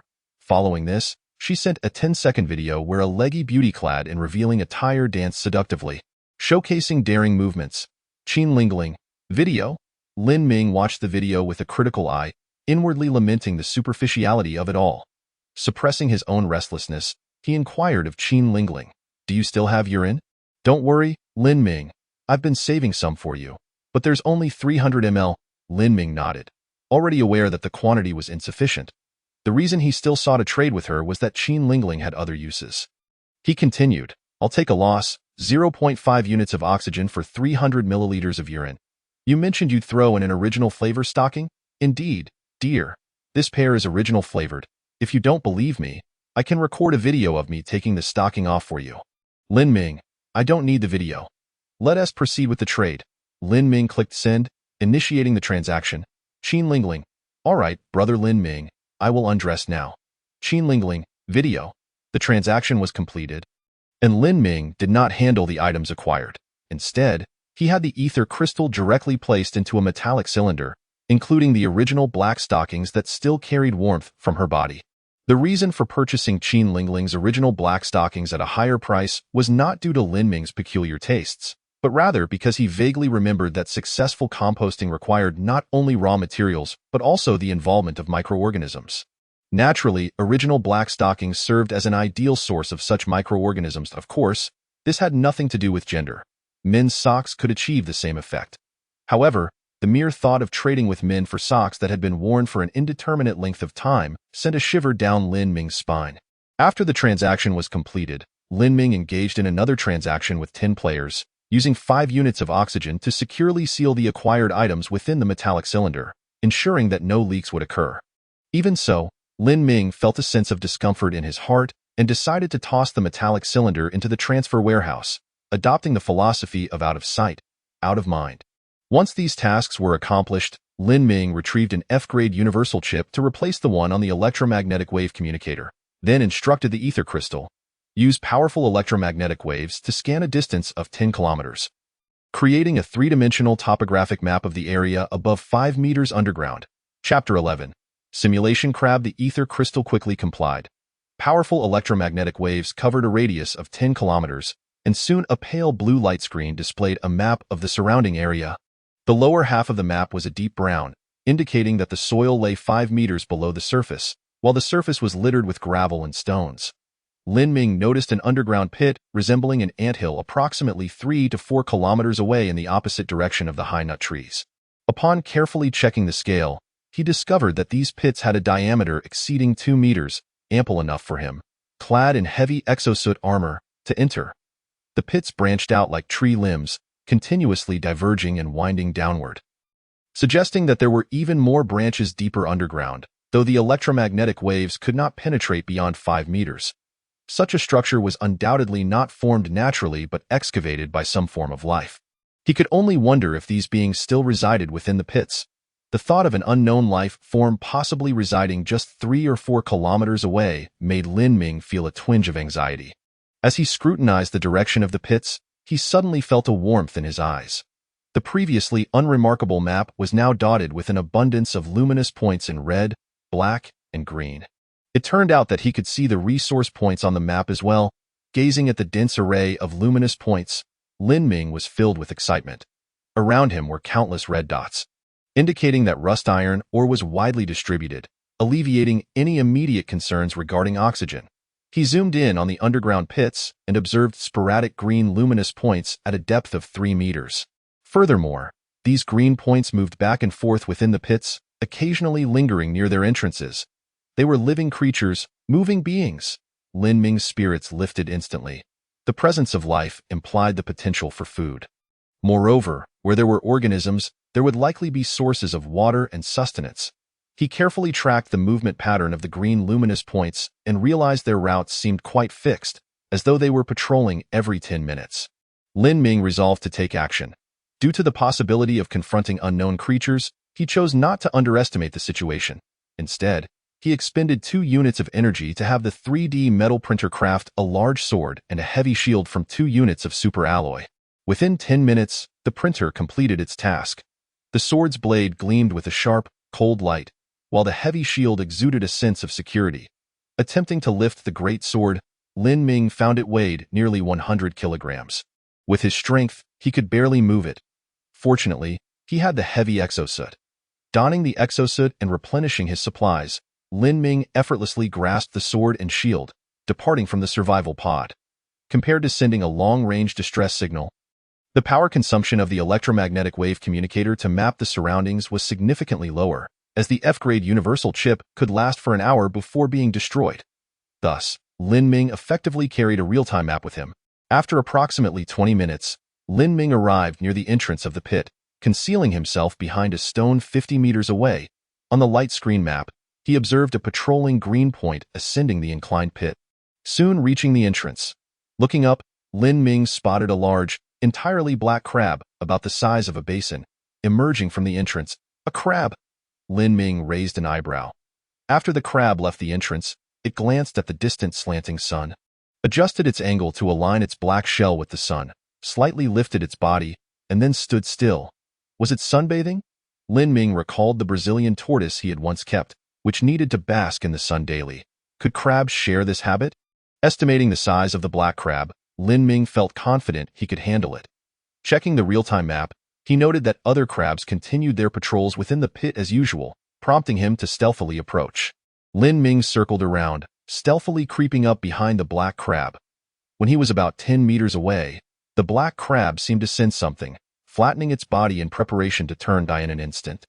Lin Ming sprang into action, maximizing the power of his heavy exosuit and leaping over 10 meters, bringing the massive sword down. Clang! Sparks flew.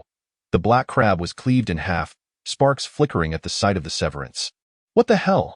Once the sparks subsided, Lin Ming could clearly see inside the black crab and gasped in astonishment. This was no mere creature. It was an electronic crab. Instead of the familiar crab roe or gills, there were black electronic circuit boards and energy storage batteries inside. In the center of the circuit board, Lin Ming spotted a familiar figure, the universal chip. Regrettably, this chip had been split in two. Rendering it unusable, Lin Ming felt a pang of disappointment. He had harbored such high hopes, only to capture an electronic crab with no flesh to feast upon. Reflecting on the crab's earlier behavior of sunbathing, it was evidently charging using solar energy. Solar charging? Lin Ming recalled that among the components of the survival pod, there was a damaged solar panel. Could the materials derived from this crab be used to repair the solar panel? Holding the shield and sword in his right hand, Lin Ming grasped two of the crab's legs with his left and collected the bisected electronic crab, striding back toward the survival pod. Decomposing simulation crab will consume 1 unit of energy. Do you wish to proceed? Observing the prompt from the ether crystal, Lin Ming chose to proceed. So this thing was called a simulation crab. Simulation crab has been recovered. This time, you have obtained high-purity silicon ingot X2, damaged universal chip X1, damaged circuit board X1, damaged electromagnetic coil X1. High-purity silicon ingots can be used to repair the solar panel. The current repair requirements are as follows. 1. Primary repair. Restores the solar panel's basic functionality, making it usable, consuming high-purity silicon ingots X10, electromagnetic coil X1.2. Complete repair. Fully restores the solar panel to its maximum generating capacity. Consuming high-purity silicon ingots X50, electromagnetic coils X5. Indeed, it is possible. Seeing the materials needed for the repair of the solar panel, Lin Ming felt somewhat troubled. Killing the simulation crab would not affect the yield of high-purity silicon ingots. But the electromagnetic coil, circuit board, and universal chip would all sustain damage. To acquire an intact electromagnetic coil, he would need to capture the simulation crab alive. However, given its large size, if he were to attempt to seize it directly, he worried that the simulation crab's sharp claws might puncture his heavy exosuit, and he currently lacked materials for repairs. After much contemplation, Lin Ming recalled the crab's behavior after it had left the entrance. And suddenly, an idea sparked in his mind. Chapter 12. Reprogramming. Equipped with the heavy exosuit once more, Lin Ming set out again. This time, he did not carry the super alloy great sword. Instead, he took only the super alloy shield. He opted to remelt the super alloy greatsword, allowing the 3D printer to weave a super alloy net. At this point, the F-grade universal chip on the electromagnetic wave communicator had been damaged, prompting Lin Ming to replace it with a new one, continuously monitoring the situation within the pit. The disappearance of one simulation crab did not cause much of a stir. After noticing the absence of one of their companions, several simulation crabs gathered together, and before long, they redistributed their patrol routes. Each simulation crab's patrolling range expanded by about 20%, effectively compensating for the absence of one companion. Quite intelligent indeed. Watching the real-time map, observing the green points resume their orderly movements, Lin Ming couldn't help but click his tongue. Upon reaching the entrance of the pit, he began working. He set down the super alloy shield and started moving rocks. With the assistance of the heavy exosuit, he effortlessly lifted stones the size of grinding wheels and placed them 2 meters away from the pit entrance. Subsequently, Lin Ming worked tirelessly, stacking stone after stone, encircling the pit entrance with a stone wall 2 meters high, leaving only a half-meter opening. After completing this task, half an hour had passed. Lin Ming opened the real-time map, scrutinizing the green points within. According to routine, in just a few minutes, the outermost patrolling simulation crab would begin its sunbathing to recharge. Sure enough, to the second, the patrolling simulation crab suddenly paused, then retraced its steps, climbing upward along the inclined tunnel. Lin Ming crouched behind the stone wall, revealing only half of his head, as he observed a creature, entirely cloaked in black, identical to the previously encountered mimic crab, emerge from its burrow. Upon exiting, the mimic crab instinctively glanced at the position of the sun, then fell into a stupor. After a full minute, the crab's rudimentary processing unit finally grasped the situation and began to explore its surroundings along the stone wall. The mimic crab exited through the opening it had created. Lin Ming, quick-witted and agile, seized a massive stone to block the gap. With remarkable reflexes, the mimic crab reacted swiftly, preparing to retreat back into its burrow upon noticing Lin Ming's presence, only to discover that the entrance was already obstructed by the boulder. Without hesitation, it darted away in the opposite direction, covering a distance of several meters in an instant. Observing the rapid escape of this agile creature, Lin Ming remained unperturbed. He leisurely picked up a heavy shield nearby, hanging back at a safe distance behind the mimic crab. After a period of observation, Lin Ming discerned that the crab's alert zone extended to 10 meters.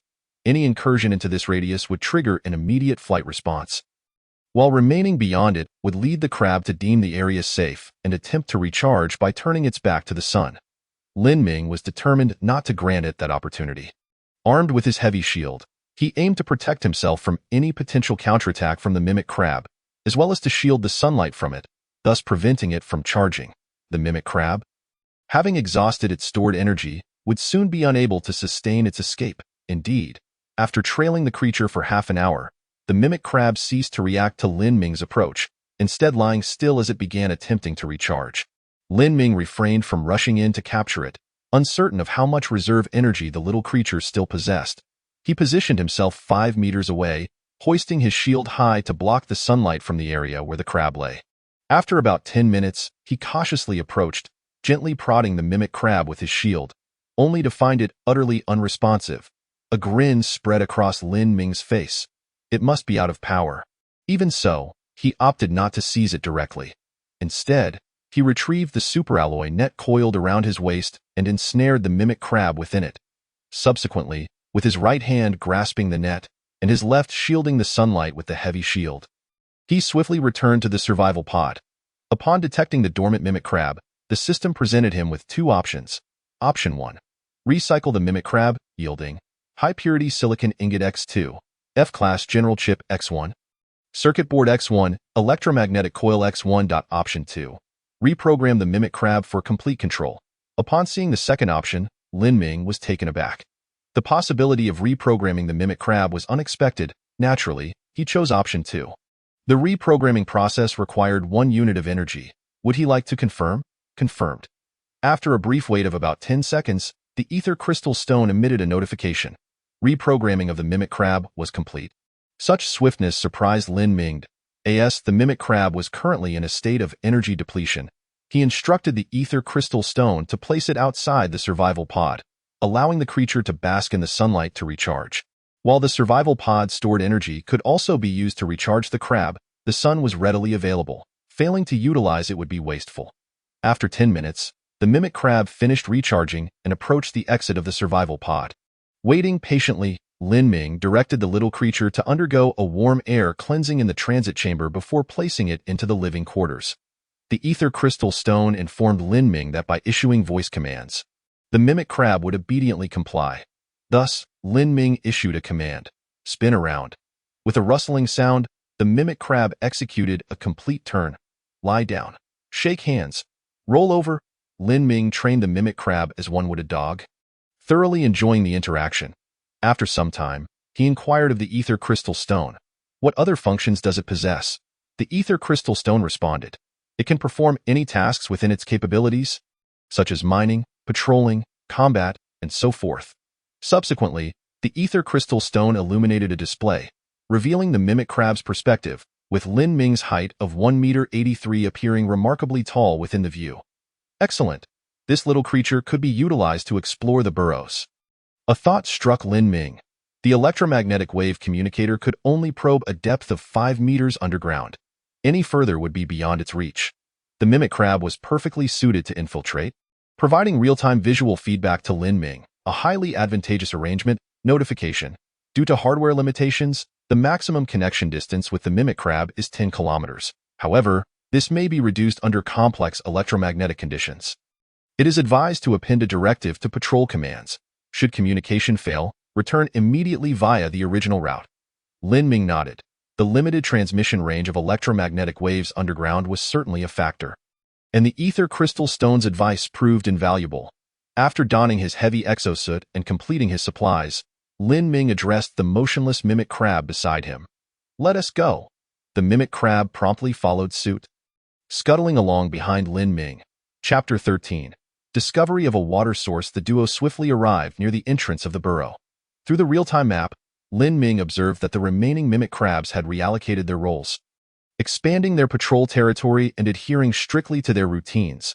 Such is the advantage of electronic companions. As long as their energy reserves are sufficient, they remain tirelessly vigilant. Lin Ming mused, then commanded the mimic crab, "Go explore the interior of the burrow. And remember, if you do not receive commands or your energy is running low, return promptly." The mimic crab extended its pincers in acknowledgement, then swiftly burrowed into the darkness of the tunnel. Inside, it was utterly shrouded in blackness. Fortunately, the mimic crab was equipped with infrared emitters and sensors, capable of transmitting passable images. Lin Ming observed that the tunnel surface was riddled with excavation marks, clearly indicating that it was not a naturally formed structure, but rather the result of the mimic crab colony's diligent digging. The mimic crab descended along a gentle slope. The ether crystal stone thoughtfully began crafting a 3D model of the burrow's interior. A faint sound echoed. Lin Ming monitored the real-time surveillance on the map, noting that another patrolling mimic crab was gradually approaching. His heart quickened. How would the other mimic crab react upon encountering its re-emerged companion? Through the visuals, Lin Ming witnessed the indigenous mimic crab adopt a defensive posture, its pincers flailing in the air, emitting a series of clicking warnings. The controlled mimic crab mirrored the movements, its pincers rhythmically clacking in response. Subsequently, the native mimic crab relaxed its guard, disregarding the other and continuing its patrol. Lin Ming breathed a sigh of relief. Thankfully, it had managed to bypass the enemy recognition system. The mimic crab delved deeper, reaching a side junction where two other mimic crabs were alternately patrolling. Lin Ming casually selected one path, instructing the mimic crab to continue downwards, after employing the same pincer gestures to deceive its former companions. The mimic crab ventured below 5 meters, into an area unfamiliar to Lin Ming. He observed that this junction branched once more into two paths, one of which began to level out rather than descend. A spark ignited in Lin Ming's mind as he directed the mimic crab towards the flatter passage. After traversing a short distance, Lin Ming spotted 3 mimic crabs encircling a spot, their pincers stirring the ground before them. Liquid was present within the burrow, Lin Ming discerned. As the pincers gently agitated the surface, ripples appeared, unmistakably indicating the presence of a liquid. However, he could not ascertain whether it was a water source or something else entirely. Glancing at the 3D model crafted by the ether crystal stone, his eyes lingered, but a rush of exhilaration surged through him as he noted blue liquid glimmers within that section of the burrow. It was water. Lin Ming could scarcely contain himself. He had only 6 liters of water remaining, a reserve maintained under extreme conservation, He would not drink unless parched to the brink. The discovery of a water source filled him with elation. Utilizing electromagnetic waves, he commanded the mimic crab to return, deciding to send it down with a metal cylinder to fetch some water. However, with patrolling mimic crabs scattered throughout, directly extracting water would likely lead to an ambush. Contemplating his strategy, Lin Ming resolved to divide his forces. He instructed the mimic crab to re-enter the tunnel and communicate with the outermost crab, allowing it to emerge for recharging while the others continued their patrol. The indigenous mimic crab, unsuspecting of any trickery, obediently vacated its patrol route and crawled out of the burrow, preparing to bask in the sun. A moment passed, and the mimic crab, having waited for a minute, finally sensed something amiss and began to circle the stone wall. Lin Ming seized the opportunity, employing the same tactic to capture another mimic crab that had succumbed to energy depletion. In quick succession, Lin Ming made several trips between the survival pod and the burrow entrance, successfully capturing 5 mimic crabs. Consequently, only 3 mimic crabs remained patrolling the upper levels of the burrow, significantly reducing the security presence. With 6 mimic crabs under his command, Lin Ming had gained a decisive advantage in strength. With a rustling sound, the 6 mimic crabs lined up in a row, obediently following Lin Ming and waving their pincers.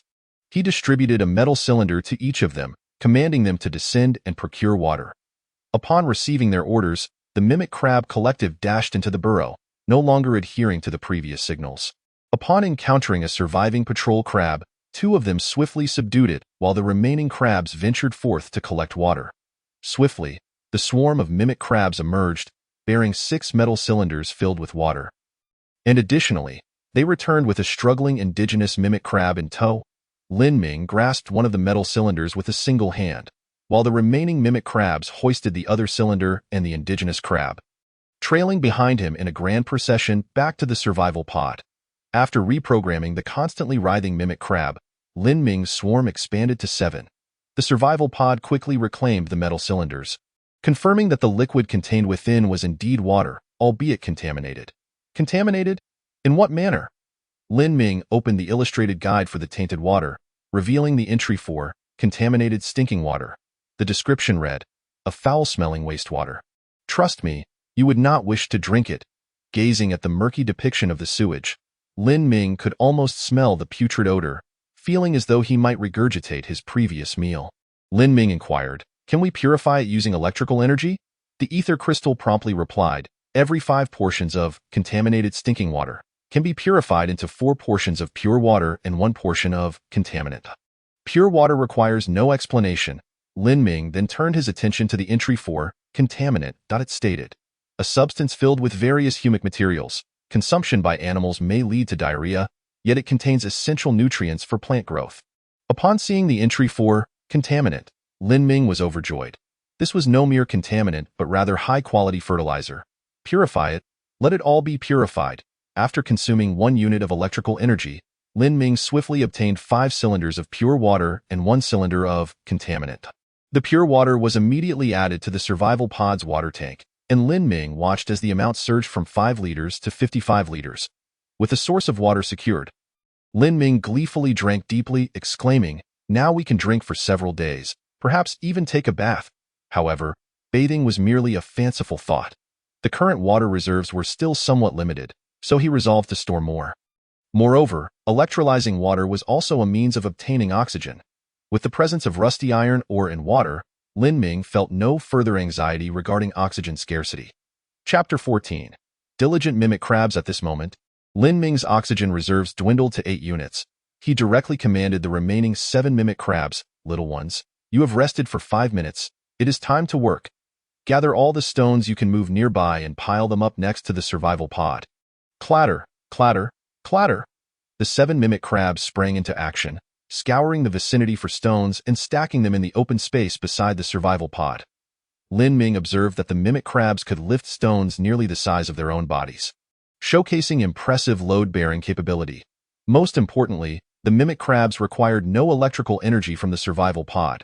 They thrived under sunlight alone. Furthermore, they displayed an unwavering diligence, far superior to their predecessors from centuries past who required whips for motivation and consumed food in the process. As the mimic crabs gathered stones, Lin Ming accessed the survival pod interface, consuming nutritional paste while reviewing the current resources. Fuel, 2100. Electrical energy, 43,500. Oxygen, 8,500. Pure water, 55,500 L. Food, nutritional paste X2. Ultrafine iron powder, 21. Superalloy, 2. Space, 212. Components. Solar panel, damaged. Electromagnetic communication device, damaged. Sleep pod, operational. Escape pod, operational. Rusty iron ore, 0. Universal chips, 0. Chip fragments, 13. Currently, water and electrical energy were relatively abundant, and oxygen was not a concern. The only pressing need was food. Lin Ming entered the Interstellar trading post, discovering that the available trades remained basic resources, with rusty iron ore being exceedingly rare. Thus, he had no choice but to withdraw. Noticing the time, he realized he had been awake for 7 or 8 consecutive hours. After consuming nutritional paste, fatigue began to set in, prompting Lin Ming to prepare for a short rest. With ample oxygen, he opted for a normal sleep rather than hibernation. 2 hours passed, and Lin Ming awoke with a yawn. Through the perspective shared by the mimic crabs, he observed that the stones had been stacked into 7 small hills. Of course, the term hills was relative to the mimic crab's perspective. Looking through the glass canopy atop the survival pod, he noted that each mound was merely 2 to 3 cubic meters in volume. Time to work, Lin Ming manipulated the mechanical arm, continually transferring stones into the survival pod. Upon accumulating 1 cubic meter of stones, he commenced the decomposition process. Buzz, buzz, buzz. Electrical energy was steadily consumed, and after decomposing 17 cubic meters of stones, the resources acquired were substantial. Resources obtained from this decomposition: F-grade universal chips X20, damaged universal chips X96, rusty iron, or X53. Lin Ming collected all the universal chips for future use, while the rusty iron ore was directly decomposed. After expending 18 units of electrical energy, the rusty iron ore was converted into 53 units of oxygen and an equal amount of ultrafine iron powder. This operation of consuming electrical energy rapidly depleted Lin Ming's reserves. Plunging them back into single digits, he calculated that, excluding the byproducts from decomposition, each unit of electrical energy could yield an average of 1.5 units of oxygen. Naturally, this calculation was somewhat unreasonable, considering the significant value of universal chips. Lin Ming accessed the Interstellar trading post, intending to exchange oxygen for some electrical energy. Before long, he noticed a new trading prompt. Player Tang Hauer enlisted 200 pieces of rusty iron ore, pricing them at rusty iron ore X1 for 3 units of electrical energy. A faint smile crept across Lin Ming's lips. As expected, the price of rusty iron ore was gradually declining. Was it time to make a move? At this point, they had been on the wild planet for over 20 hours. Even as some players began following Lin Ming's advice to mine stones and decompose rusty iron ore for oxygen, their yield was still only sufficient for personal use, and many were barely breaking even. Oxygen was indeed a coveted resource at this juncture. Just as anticipated, the moment the rusty iron ore was listed, the chat channel in the Interstellar trading post erupted with excitement. Wow, has the big shot finally decided to sell rusty iron ore? This price seems a bit steep. To the one above. If you find it expensive, I find it even more so. But with oxygen running low, if you don't want to suffocate, you'll have to buy. All of you with electrical energy, in the blink of an eye. You've already purchased half of the rusty iron ore. Wait for me. Holy smokes, look, big shot Lin Ming has started selling oxygen directly. Where? Is it real? No way. Did big shot Lin Ming misprice it? 1 unit of oxygen is only marked for 2 units of electrical energy? Wow, wow, wow. Big shot Lin Ming is doing charity. Love it, love it. I'm buying it right away. Lin Ming retained 9 units of oxygen for personal use, listing 50 units of oxygen for sale, which was almost instantaneously snatched up, netting him 100 units of electrical energy. The reason he priced each unit of oxygen at just 2 units of electrical energy was based on meticulous calculations. From his previous experience, players typically needed to expend 1 hour to gather 1 cubic meter of stones, consuming 1 unit of electrical energy in the process. Decomposing stones required 1 unit of electrical energy, and decomposing rusty iron ore also required 1 unit of electrical energy. In other words, most players expended 3 units of electrical energy to obtain 3 units of oxygen, yielding a 1-to-1 ratio. This did not even account for additional physical exertion and time costs, nor the consumption of water, food, and stamina. If we exclude the 1 unit of oxygen consumed for breathing, then it would take 1.5 units of electrical energy to produce 1 unit of oxygen. Lin Ming's decision to list 1 unit of oxygen for 2 units of electrical energy effectively spared the other players from incurring additional costs, with the price difference being a reward for the diligent labor of the mimic crabs. Following the successful transaction, Lin Ming felt elated, reclining comfortably as he observed the bustling activities of the mimic crabs, thoroughly enjoying the moment. At that juncture, the ether crystal chimed with a notification. Player Tang Qingyin has requested to add you as a friend. Lin Ming raised an eyebrow. Tang Haoran had already been blocked by him, making communication impossible. It was likely that this Tang Qingyin was similar to Tang Haoran, hailing from the same province. Lin Ming chose to accept. Tang Qingyin promptly messaged, Lin Ming, you are crashing the market.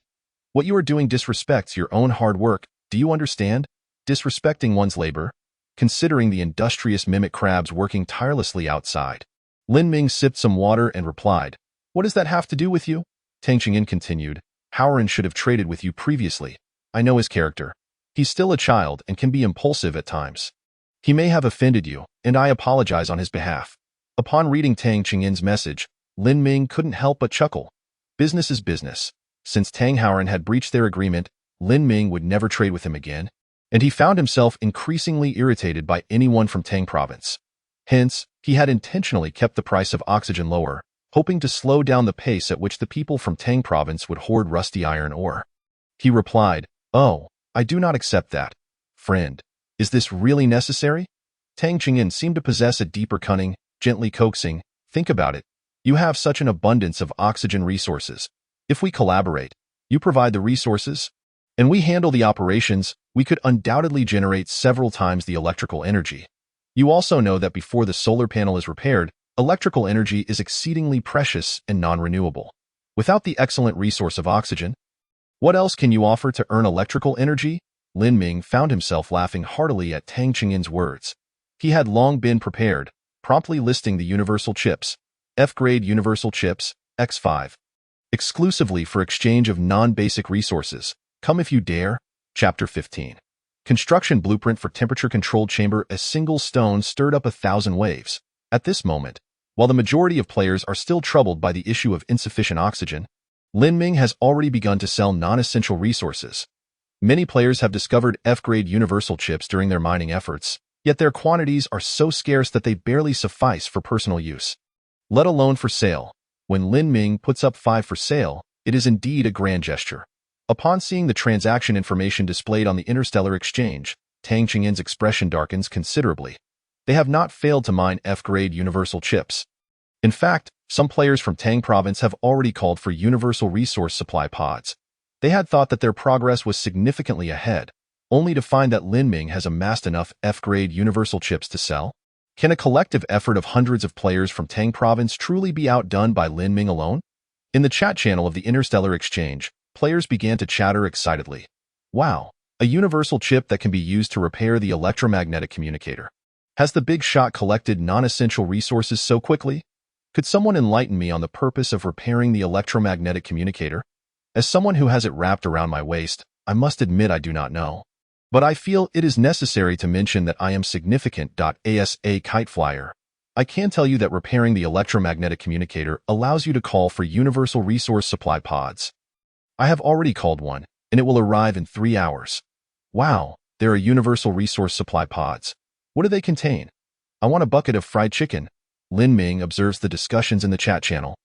A subtle smile gracing his lips. Suddenly, a transaction alert sounds. Lin Ming's heart skips a beat. He has already blocked trade requests for essential resources, so anyone initiating a trade at this moment must possess non-essential resources. Eagerly, he clicks to open the trade window, revealing a black chip. Is it also a universal chip? Lin Ming opens the item description. Blueprint for temperature-controlled greenhouse. Description. Enables the construction of an expansion module. Temperature-controlled greenhouse. Protecting against extreme temperature disturbances. Multiple authorizations. Binds upon use. Material requirements. 100 units of ultra-fine metal powder. 50 units of electrical energy. Construction requirements. Requires a 3D metal printer. A blueprint for a temperature-controlled greenhouse. Lin Ming feels a jolt in his heart. As the name suggests, the primary function of the temperature-controlled greenhouse is to maintain a constant temperature. He currently possesses ample water resources and organic materials, yet is troubled by the lack of a place to cultivate them. Is this not a timely gift? The player initiating the trade is Sun Yao, who sends Lin Ming a private message. Temperature-controlled greenhouse blueprint. Trade for 5 F-grade universal chips. Deal? Upon seeing Sun Yao's message, Lin Ming's eyes narrow slightly. The last 2 words from Sun Yao reveal his underlying thoughts. He believes the temperature-controlled greenhouse blueprint is not worth 5 universal chips. Without directly responding, Lin Ming inquires, "Where did you acquire this temperature-controlled greenhouse blueprint?" Sun Yao quickly replies, "It was obtained from a universal resource supply pod." A universal resource supply pod. It seems that players have indeed begun to mine F-grade universal chips and have successfully called for universal resource supply pods. Why was Sun Yao able to acquire a temperature-controlled greenhouse blueprint while Lin Ming could only obtain electrical energy and universal passwords? After a moment of contemplation, Lin Ming responds, "Currently, the survival pod can maintain a constant temperature. I don't see the need for an additional temperature-controlled greenhouse. I cannot simply sleep in the survival pod for half the night and then in the greenhouse for the other half. Can I? Moreover, what is a 3D metal printer? I was unaware of such a device." Sun Yao also considers the temperature-controlled greenhouse somewhat superfluous at the moment and proactively lowers his asking price. How about trading for 4 universal chips? Seeing Sun Yao's price drop, Lin Ming immediately recognizes that he remains uncertain. "Brother, you can call for resource supply pods. You should also be aware of the value of universal passwords. You know well that F-grade universal chips are precious. Each chip corresponds to an opportunity to call for a resource supply pod. I do not deny that the temperature-controlled greenhouse might prove useful in the future, but at this current juncture, I cannot fathom its worth. I apologize, but I cannot acknowledge its value." After sending 2 consecutive messages, Lin Ming clenches his fist tightly. His psychological threshold is set at 3 universal chips. Should Sun Yao agree, Lin Ming would immediately consent to the trade. After all, the temperature-controlled greenhouse holds immense significance for him.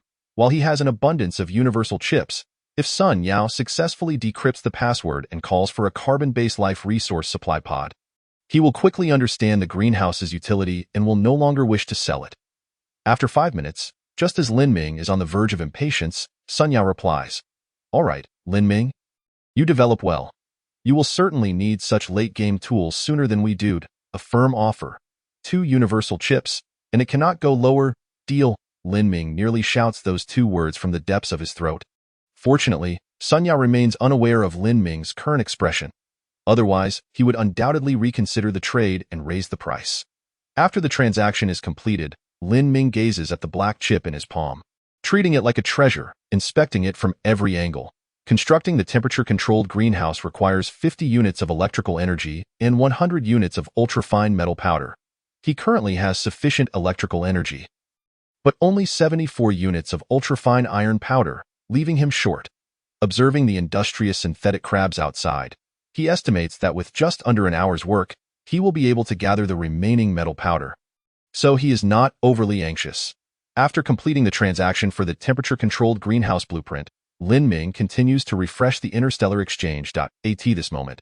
Only a handful of players have unearthed F-grade universal chips and called for universal resource supply pods, which are expected to arrive in a few hours. Thus, players like Sun Yao, who have reaped rewards from the universal resource supply pods, are exceedingly rare. After refreshing for half an hour without encountering additional trade requests, Lin Ming loses interest and closes the trade interface. Meanwhile, each synthetic crab has collected a considerable amount of stones, which they pile beside the survival pod. As before, Lin Ming maneuvers the mechanical arm to reclaim the stones, subsequently dismantling them one by one. At this time, he dismantles 9 cubic meters of stone and the ether crystal prompts. This dismantle yields F-grade universal chips X7, damaged universal chips X68, rusty iron ore X31. The yield of rusty iron ore is quite satisfactory this time. Lin Ming regards the prompt interface with great contentment. After dismantling the rusty iron ore, he completes the collection of ultrafine metal powder needed to construct the temperature-controlled greenhouse. Lin Ming first puts up 30 units of oxygen for sale, priced at 60 electrical energy. After some thought, he also lists the damaged universal chips. He now possesses 177 damaged universal chips. Statistically, he can synthesize 17 universal chips. However, Lin Ming decides to offer the damaged universal chips at a relatively low price, allowing for the exchange of any one unit of basic resource. This way, many players who have accumulated 7 or 8 damaged universal chips can affordably synthesize an F-grade universal chip and call for resource supply pods. Sun Yao's experience proves that only when the overall development of the area is robust can he reap greater profits. Otherwise, no matter how many resources he possesses, he will be limited by the development level of the players in the region and unable to exchange for better items. Capitalists enhance workers' benefits not out of kindness, but in pursuit of greater profits. Lin Ming murmurs to himself, then activates the 3D metal printer, placing the temperature-controlled greenhouse blueprint chip on it, commencing construction of the temperature-controlled greenhouse. Chapter 16. F-grade carbon-based life resource supply pod. The temperature-controlled greenhouse is immense, rivaling the survival pod in size. Therefore, its construction takes place outside the survival pod and requires the use of one expansion interface. The mechanical arm transports the 3D metal printer outside the survival pod, slowly commencing the construction of the temperature-controlled greenhouse. Lin Ming watches as the construction progress display indicates. It will take 8 hours to complete, which feels rather sluggish. Paying no further mind to the busy 3D metal printer, Lin Ming retrieves the universal chips and prepares to call for a carbon-based life resource supply pod AT this time. The ether crystal prompts. Multiple F-grade universal chips detected. 10 F-grade universal chips can be combined to form a chip array, which can further decrypt the universal password. Decryption will consume 10 units of electrical energy. Would you like to form a chip array? Without hesitation, Lin Ming confirms. After all, once he decrypts the universal password, he will continue to benefit from it in perpetuity. 10 minutes later, the ether crystal prompts. Universal password decryption successful. You will now be able to detect F-grade carbon-based life resource supply pods. It only now that he can detect F-grade ones? Lin Ming inwardly grumbles. Those advanced civilizations deploying the supply pods are quite stingy. Nevertheless, complaints aside, a distress signal must still be sent. The ether crystal again displays a prompt. Multiple F-grade universal chips detected. 10 F-grade universal chips can be combined to form a chip array, significantly enhancing the coverage area of the calling signal. Would you like to form a chip array? Upon seeing the prompt, Lin Ming curses, "Damn, are you intent on squeezing more resources out of me?" He scrutinizes the details of the coverage range for the distress signal. After forming the chip array, the calling range expands to a spherical space with a radius of 5 light minutes centered on him, or a conical space with a height of 10 light minutes. Compared to before, the coverage distance has greatly increased. Confirm. The chip array has been formed. Please select the calling range. Lin Ming ponders for a moment. Given that the planet is continuously orbiting its star, which in turn is moving through the Milky Way, and the Milky Way is rapidly traversing its local galaxy cluster, the space he previously covered with his distress signal has already drifted far beyond his current position. Thus, Lin Ming made his choice.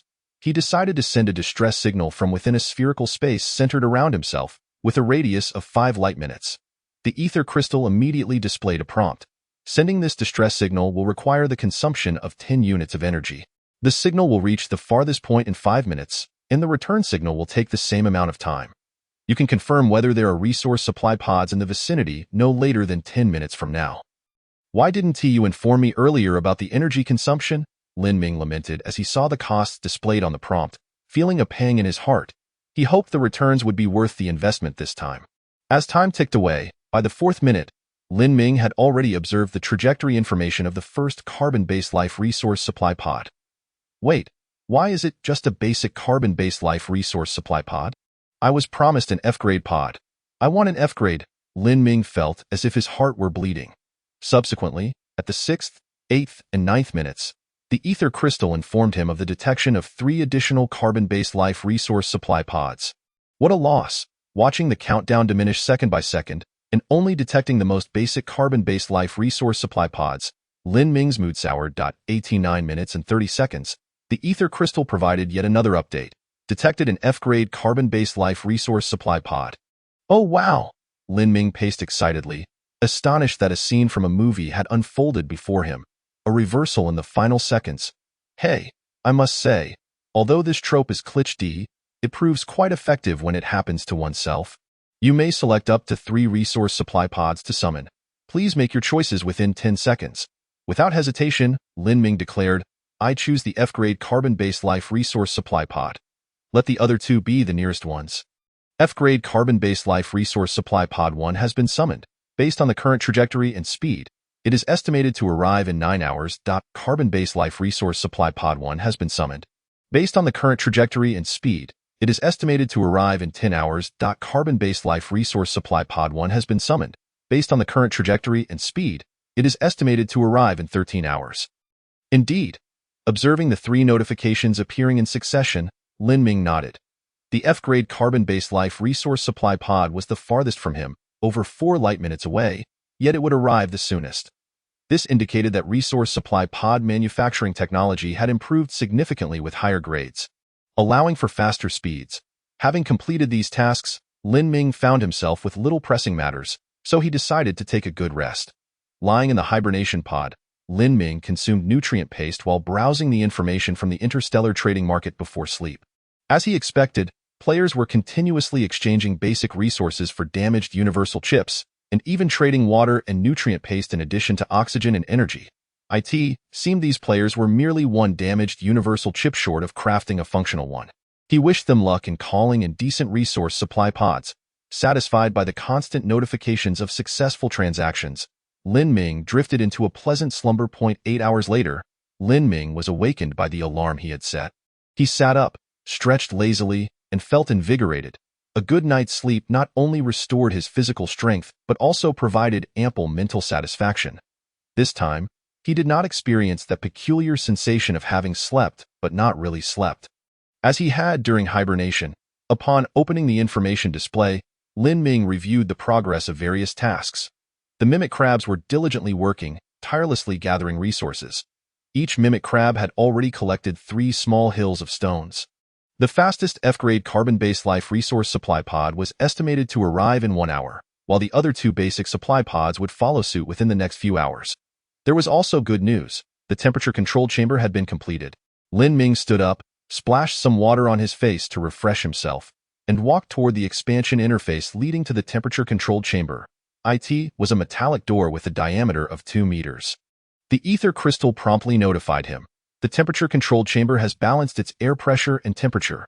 No spacesuits are required for entry or exit. Nodding, Lin Ming pressed the door button, and the metal door opened with a sound. After passing through a 3-meter-long cylindrical connecting tube, Lin Ming entered the temperature-controlled chamber.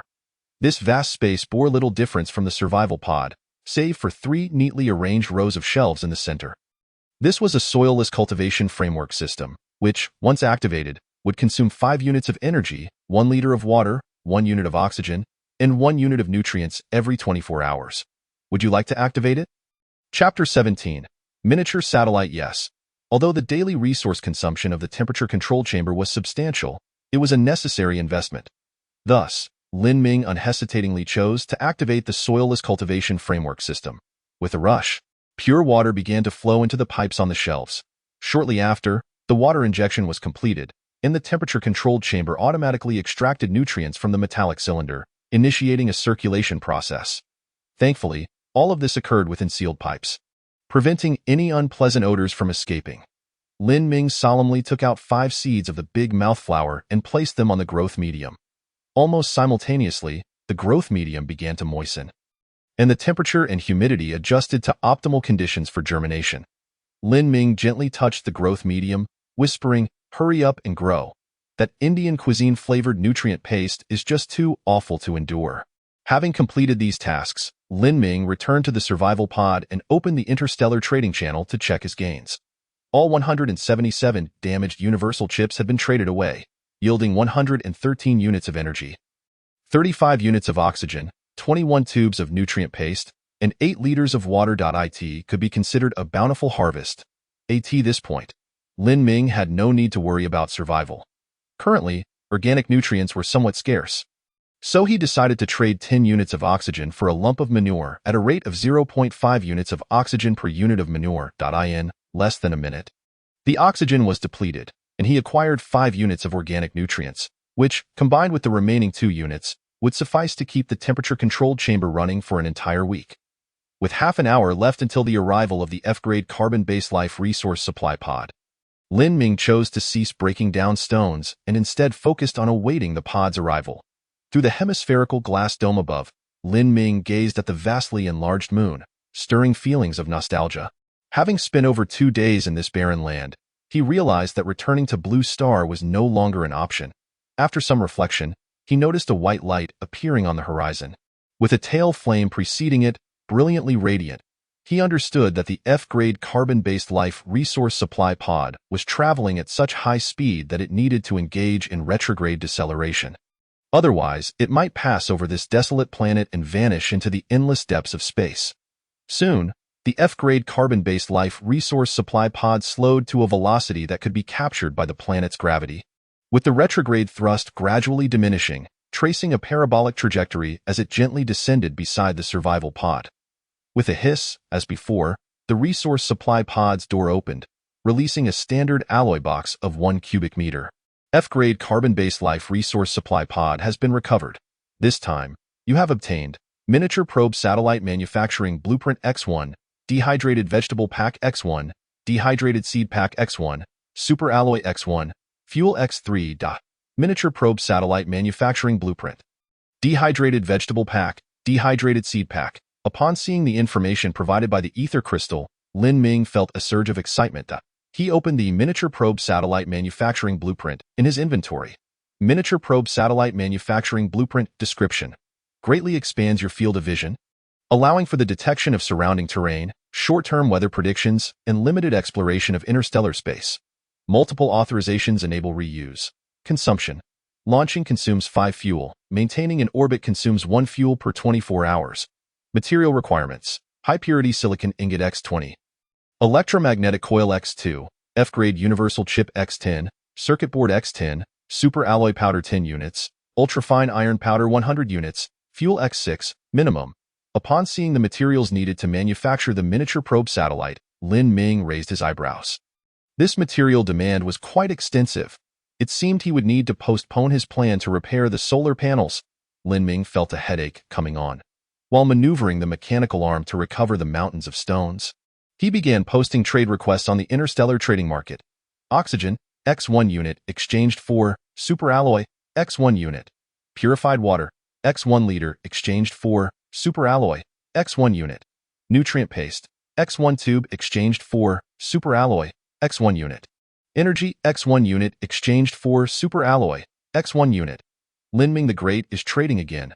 My goodness. He even has nutrient paste and water. How wealthy can one be to trade such items? By the way, what is superalloy? The decomposition of rusty iron or only yields ultrafine iron powder. Could there be superalloy or, you little fool, don't you know? Superalloy is a byproduct obtained after recovering resource supply pods. The Great must have salvaged resource supply pods and stockpiled relevant resources in advance. Lin Ming the Great, could you wait 5 hours? My resource supply pod won't arrive for another 5 hours. I can trade with you then. Ignoring the chat messages in the interstellar trading market, Lin Ming was solely focused on trading to acquire superalloy as quickly as possible. During any waiting time, he could simply use the F-grade universal chip to send out another distress signal and summon more universal resource supply pods, which seemed far more advantageous. The player Sun Yao has exchanged your 1 tube of nutrient paste and 3 liters of purified water for 4 units of superalloy. Observing the notification from the ether crystal, Lin Ming let out a sound of surprise. He was not astonished that Sun Yao possessed superalloy, as he had previously traded the blueprints for the thermostatic greenhouse with him, indicating that he had already called for resource supply pods. However, Lin Ming did not anticipate that Sun Yao would have 4 units of superalloy, which suggested that he must have recovered at least 4 resource supply pods. It seemed that Sun Yao's claim that the blueprints for the thermostatic greenhouse had originated from a universal resource supply pod might not be entirely truthful. Nevertheless, Lin Ming paid little heed to such matters. Every individual possesses their own unique attributes. Just as he could discern resource distribution points, Sun Yao might also possess other strengths. After some contemplation, Lin Ming opened a private chat with Sun Yao and sent him a message. Pleasant trading. Let us share our experiences more often in the future for mutual progress. Sun Yao quickly replied, sure thing, Lin Ming, absolutely. After Sun Yao's transaction involving superalloy, several other players also began trading for a few units of superalloy. Lin Ming set a purchase limit of 20 units for superalloy, as it was prudent to stockpile some for potential future uses. Having dealt with the superalloy transactions, Lin Ming proceeded to examine the remaining items. Dehydrated vegetable pack. Description: vegetables processed through dehydration preservation technology, which can be rehydrated with water. Dehydrated seed pack. Description: seeds treated with dehydration preservation technology, now devoid of the possibility of germination. The dehydrated vegetable pack contained only a few grayish-black remnants, clearly having drifted aimlessly through space for an indeterminate duration, long losing their original form. The dehydrated seed pack was similar, containing merely 2 shriveled seeds, devoid of any germination potential. However, such outcomes had already been anticipated by the advanced civilization responsible for launching carbon-based life resource supply pods. By feeding these items to the mature Venus flytrap, it would specialize into corresponding traits. Chapter 18. A frightening encounter. After completing his harvest, Lin Ming also took the opportunity to dismantle the mountain of stones that had accumulated at this point. Within a few kilometers of the survival pod, the stones that could be moved by the mimic crabs had mostly been collected, leaving only a few larger rocks. The mimic crabs needed to venture farther afield to gather stones, resulting in a gradual decline in efficiency. Lin Ming had dismantled a total of 41 cubic meters of stones, and the ether crystal provided the following notification. This dismantling yielded F-grade universal chip X38, damaged universal chip X132, rusty iron ore X116. Lin Ming directly dismantled the rusty iron ore, resulting in 116 units of oxygen and ultrafine iron powder. Considering his upcoming endeavor of capturing mimic crabs at the pit, as well as the continuous oxygen consumption of the thermostatic greenhouse, Lin Ming decided to reserve 20 units of oxygen, placing the remainder on the Interstellar trading platform. He listed 126 units of oxygen, exchanging them for 252 units of energy. Lin Ming observed that the rate at which players exchanged energy for oxygen was gradually slowing down. This indicated that either everyone had begun mining rusty iron ore to obtain oxygen through dismantling, or the reserves of energy were becoming somewhat insufficient. Regardless of the situation, the value of oxygen was steadily declining, while the value of energy was becoming increasingly prominent. After completing the manufacturing of the miniature satellite, it was imperative to prioritize the repair of the solar panels. Resolute in his decision, Lin Ming instructed the 3D metal printer to recreate a super alloy greatsword. Once donned in his heavy-duty exosuit, he set out from the survival pod, armed with the greatsword, heavy shield, and super alloy net. Everyone, gather around, of course. Lin Ming did not forget to bring along his army of 7 mimic crabs and a metal cylinder, planning to return with some contaminated water as well. Soon, Lin Ming arrived near the entrance of the pit. The stone wall he had previously constructed still stood firm. Through the real-time map, he could see that several mimic crabs had emerged from the depths of the pit, following their original patrol route. This sight somewhat eased Lin Ming's concerns. The construction of the miniature satellite required 20 pieces of high-purity silicon ingots, which meant he needed to dismantle at least 10 mimic crabs. If the number of mimic crabs in the pit was too low, it would pose a troublesome predicament. With an army of 7 mimic crabs at his disposal, Lin Ming certainly did not intend to lure them out one by one, depleting energy before capturing them, as he had done previously. Instead, he commanded the mimic crabs to pair up and forcefully enter the pit, using a secret signal to deceive the native mimic crabs. Before directly capturing them and bringing them back to the survival pod for reprogramming, a crucial point to note: no injuries should be incurred. Anyone who got hurt would be dismantled. Lin Ming issued orders to the swarm of mimic crabs. Noticing a lone mimic crab at his feet, he handed it the metal cylinder, saying, "You too, don't be idle. Go fetch some water." The mimic crab complied immediately, raising the metal cylinder and entering the pit. One by one, the mimic crabs were brought back to the survival pod for reprogramming, transforming them into loyal members of Lin Ming's army. As this cycle continued, within less than 3 hours, Lin Ming's army of mimic crabs surged from 7 to 30. Observing the real-time map, Lin Ming noted that no new green dots appeared at a depth of 5 meters underground. Oh no, I might have inadvertently caused the extinction of the mimic crabs. Lin Ming chuckled, sword in hand, and naturally commanded his swarm of mimic crabs to continuously extract the contaminated water from the branching tunnels. One metal cylinder after another was transported from the pit by the mimic crabs. Greatly uplifting Lin Ming's spirits, he was contemplating whether to enter the pit himself for further investigation when he suddenly felt a faint tremor beneath his feet. "What is happening?" Lin Ming quickly opened the real-time map. To his astonishment, a massive green appeared at the bottom of the pit, rapidly approaching the surface. Simultaneously, the 5 mimic crabs that were extracting water from the pit lost contact with Lin Ming. Lin Ming promptly ordered one mimic crab to descend for reconnaissance, in the shared vision of the mimic crab. A colossal mimic crab suddenly materialized in its field of view, and then the image vanished. "Damn it, I've drawn out the big one." Lin Ming swiftly retreated, holding his shield in one hand and sword in the other, ready to confront the impending threat. Crack!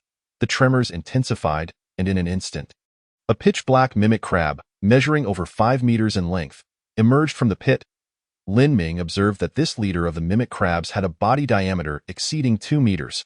Its upper half resembled a mimic crab, while its lower half was akin to that of a centipede, exuding an unsettling aura. The leader was equipped with 3 pairs of enormous pincers, each grasping a struggling mimic crab. With a violent crunch, the pincers crushed 6 mimic crabs simultaneously. The leader swallowed the remnants, and its joints extended further, increasing its length by another meter. "What in the world is that?" "Take this." Lin Ming maximized the power of his heavy-duty exosuit and hurled the greatsword with all his might. Whoosh! The greatsword transformed into a streak of white light, hurtling toward the leader of the mimic crabs. However, the leader, despite its massive size, reacted with remarkable agility, its numerous black legs scuttling with a grating sound, deftly evading the colossal sword. Whoosh! Lin Ming hurled the heavy shield next, and while the massive creature dodged, he pushed the power of his exosuit to its limits and turned to flee during his escape. Lin Ming remained vigilant, avoiding a direct route back to the survival pod and instead veering in the opposite direction. Crack! The leader of the mimic crabs did not pursue. It merely stood at the entrance of the pit, coldly observing Lin Ming's retreat before its massive form vanished back into the pit.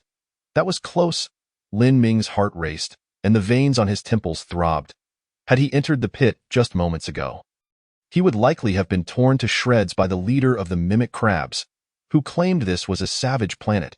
Such terrifying creatures lurked near the survival pod, and in this vast world, who knew how many other dangers existed? After confirming that the leader of the mimic crabs had not followed him, Lin Ming finally paused. Breathing heavily, he cautiously erased his footprints and circled back. Returning to the survival pod 2 hours later, "Let us leave it at that for now. I won't venture into the pit again anytime soon. That giant is not to be trifled with." Observing the 24 surviving mimic crabs, Lin Ming repeatedly confirmed with the ether crystal that the giant would not be able to locate him based on the mimic crab's positions, which put him at ease. Nonetheless, Lin Ming decided against allowing the mimic crabs to operate near the survival pod, instead positioning them 2 kilometers away to await further orders. After completing these tasks, Lin Ming took a moment to recuperate within the survival pod. Calming his racing heart, through the hemispherical glass dome, he gazed outside. 2 carbon-based life resource supply pods had arrived outside the survival pod. Let us recover the carbon-based life resource supply pods and see what valuable items they hold. Chapter 19. The first player in stasis. The carbon-based life resource supply pod has been recovered, yielding Energy X8, Freeze-Dried Blue Algae Powder X1, Super Alloy X1, Universal Password X6, Fuel X1. The carbon-based life resource supply pod has been recovered, yielding Energy X5, F-Grade Universal Chip X1, Super Alloy X1, Universal Password X6, Fuel X1.as. The notifications appeared one after the other. Lin Ming noted that, aside from the basic universal passwords and energy, there were 2 distinct new items. Freeze-Dried Blue Algae Powder. Description: this tenacious little organism requires no oxygen during its growth phase and can perform photosynthesis to produce oxygen while also possessing a certain nitrogen-fixing capacity, slightly enhancing soil fertility. F-Grade Universal Chip. Description: a universal chip with relatively low computing power. This upgraded version of the F-Grade Universal Chip can endure short periods of overclocking without damage. Not bad. Later, the 2 supply capsules that arrived were rather rudimentary, thus Lin Ming did not harbor high hopes. However, contrary to his expectations, these 2 capsules provided him with surprising resources. The blue algae freeze-dried powder speaks for itself. Other plants can convert carbon dioxide into oxygen through photosynthesis, but at night, in the absence of light, they undergo respiration, consuming oxygen and failing to survive in an anaerobic environment. Blue algae, however, can thrive in such conditions. It played a pivotal role in the transition of Blue Star from an anaerobic to an aerobic environment. Furthermore, blue algae enhance soil fertility and can even be consumed during special periods, making it particularly suitable for Lin Ming's current circumstances. The F-grade universal chip is an upgraded version of the F-grade universal chip, and Lin Ming promptly replaced the damaged one on the electromagnetic wave communicator. The ether crystal stone emitted a notification. It detected an increase in the computational power of the universal chip, enhancing the capabilities of the electromagnetic wave communicator, allowing it to provide real-time maps within a 10-kilometer radius without damaging the chip, or send a distress signal every 12 hours, after which the chip would overheat and enter a dormant state, preventing any damage. Indeed, the universal chip was no longer merely a consumable, and Lin Ming felt quite satisfied. He adjusted the communicator's status to continuously monitor the surroundings, noticing that the enormous green light in the pit remained motionless near the water source. The leader of the mimic crab was a significant concern for Lin Ming. As long as it remained, he could not shake off his unease. Yet, with no suitable combat means at hand, he could only monitor the situation, biding his time. Holding the blue algae freeze-dried powder, Lin Ming entered the climate control chamber. Upon examining the culture medium, he could not help but exclaim. The big-mouth flower, a product of bioengineering, had begun to sprout in just a few hours under the right conditions. At this rate, it would likely be ready for transplantation by tomorrow. Lin Ming poured the blue algae freeze-dried powder into the first layer of the soilless cultivation system. The powder floated and danced in the water, eagerly absorbing moisture and beginning to revive. Of course, from an external perspective, Lin Ming observed no immediate changes. He could only wait patiently. After completing these tasks, Lin Ming intended to check his current resources and prepare to manufacture a microsatellite when he felt the ether crystal stone on the back of his hand gently tremble, a phenomenon he had never experienced before. What was happening? As he caressed the ether crystal stone, he discovered that the regional chat channel was buzzing with activity from numerous players. He scrolled up and was taken aback by a highlighted message. Zhao Hong, brothers and sisters, I regret to inform you that I must say goodbye. I can no longer hold on. My survival pod has sustained damage, and the oxygen level is nearing zero. I am already experiencing symptoms of hypoxia and am preparing to eject the escape pod. I still have some basic resources, which I am unconditionally listing on the Interstellar exchange, hoping they may assist you. My name is Zhao Hong, and I wish you all good fortune from this distant wasteland planet. Player Zhao Hong has listed pure water, x 3 liters for exchange of pure water, x 1 milliliter. Player Zhao Hong has listed energy, x1 unit for exchange of pure water, x1 milliliter. Player Zhao Hong has listed heavy-duty exit suit, x1 for exchange of pure water, x1 milliliter. Player Zhao Hong has listed lightweight exit suit, x1 for exchange of pure water, x1 milliliter. Unexpectedly, Zhao Hong offered all his assets at an almost giveaway price, yet no players initiated a transaction. Many players flooded the chat channel with messages. Old Zhao, you're such a coward. Don't give up. I have spare oxygen. I'll give you 1 unit. Exactly. Strength lies in numbers. It's unwise to give up at this moment. ILL also donate you 0.5 units of oxygen. I don't have much, but every bit helps. I'll give you 0.3 units of oxygen. Message after message poured in, and the players, who typically quibbled over trades, suddenly erupted with an unparalleled sense of solidarity. In the bottom right corner of the chat channel, a small window popped up, showcasing Zhao Hong's live stream. Zhao Hong appeared to be in his 20s, exuding vitality, sitting in his escape pod and fixing his hairstyle. Aware that he was being watched by all the players, he smiled and waved gently. Goodbye, everyone. With that, Zhao Hong calmly lay down. A hissing sound emerged as the glass cover of the escape pod fogged with white mist. Player Lin Ming exchanged 1 milliliter of pure water for player Zhao Hong's pure water, x 3 liters. Player Lin Ming exchanged 1 milliliter of pure water for player Zhao Hong's energy, x1 unit.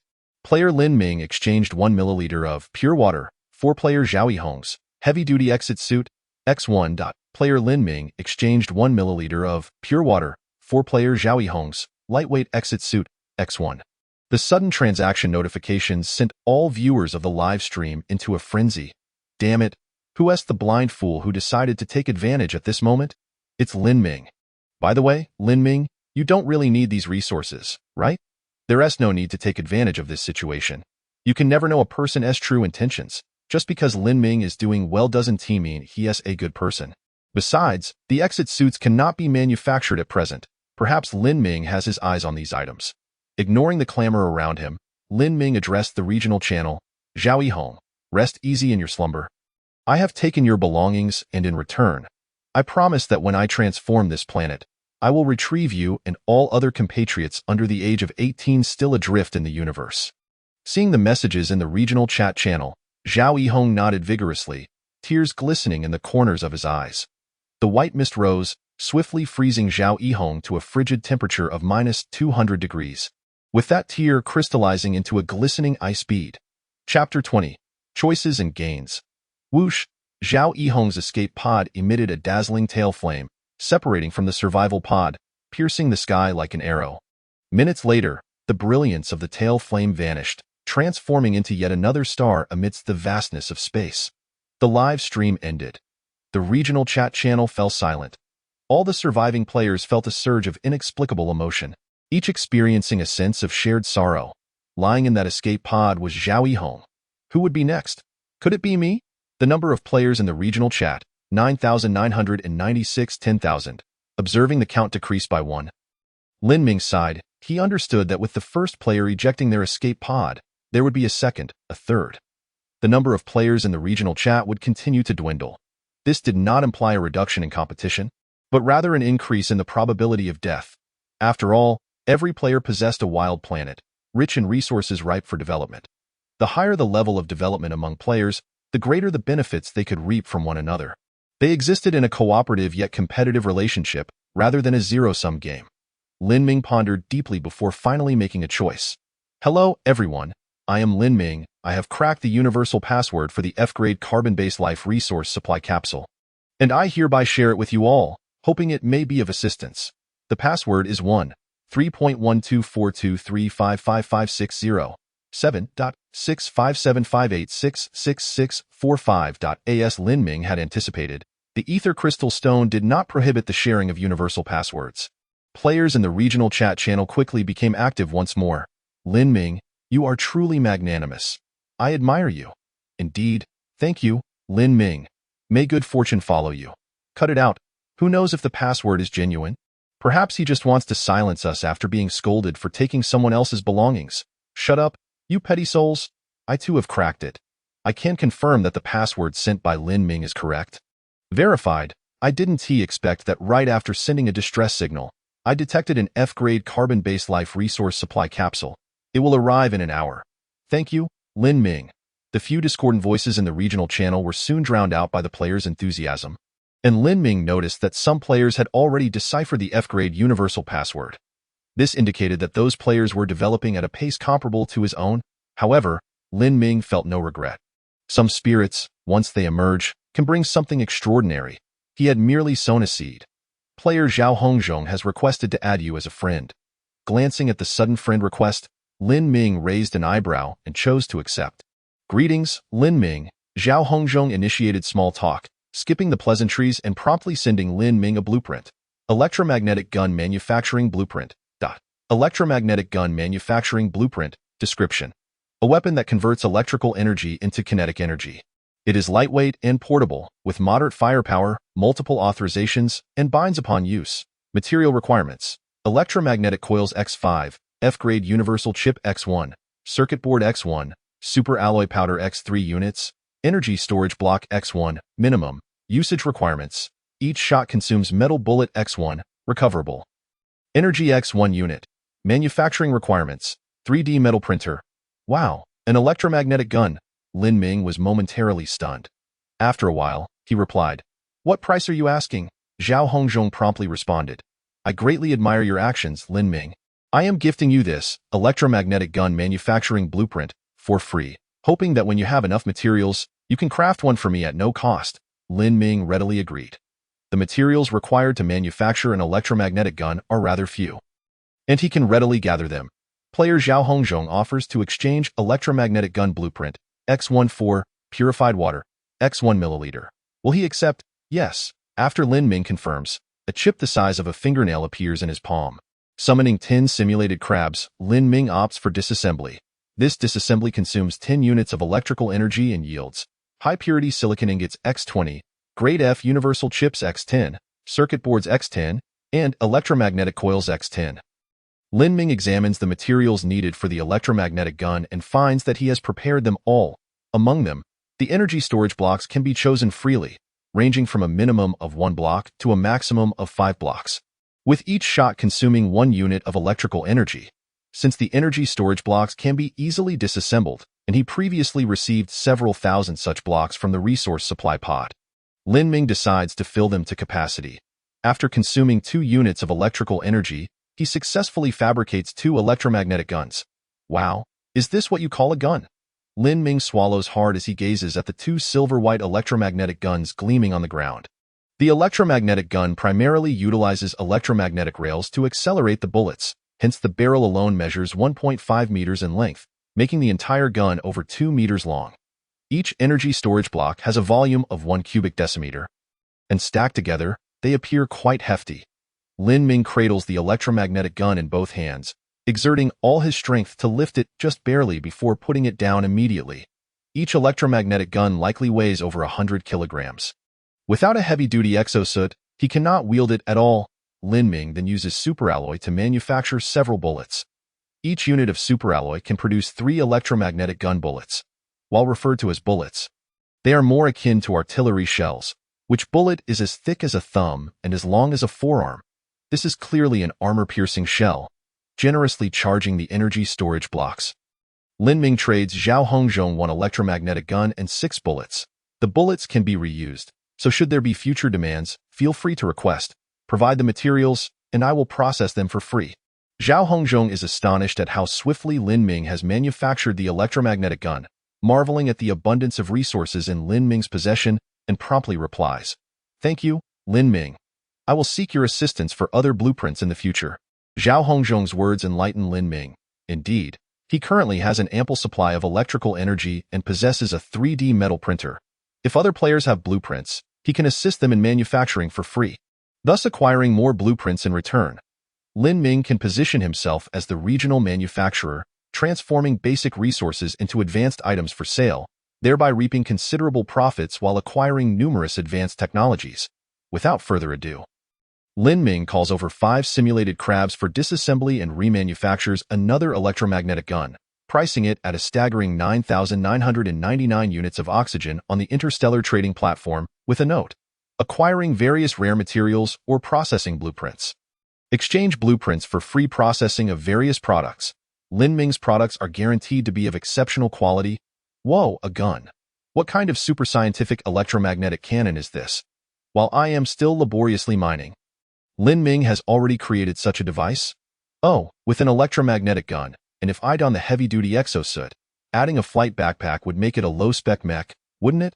Chapter 21. Slaying the simulated crab leader with a new toy in hand. Lin Ming rubs his palms together in anticipation, eager to test the power of the electromagnetic gun.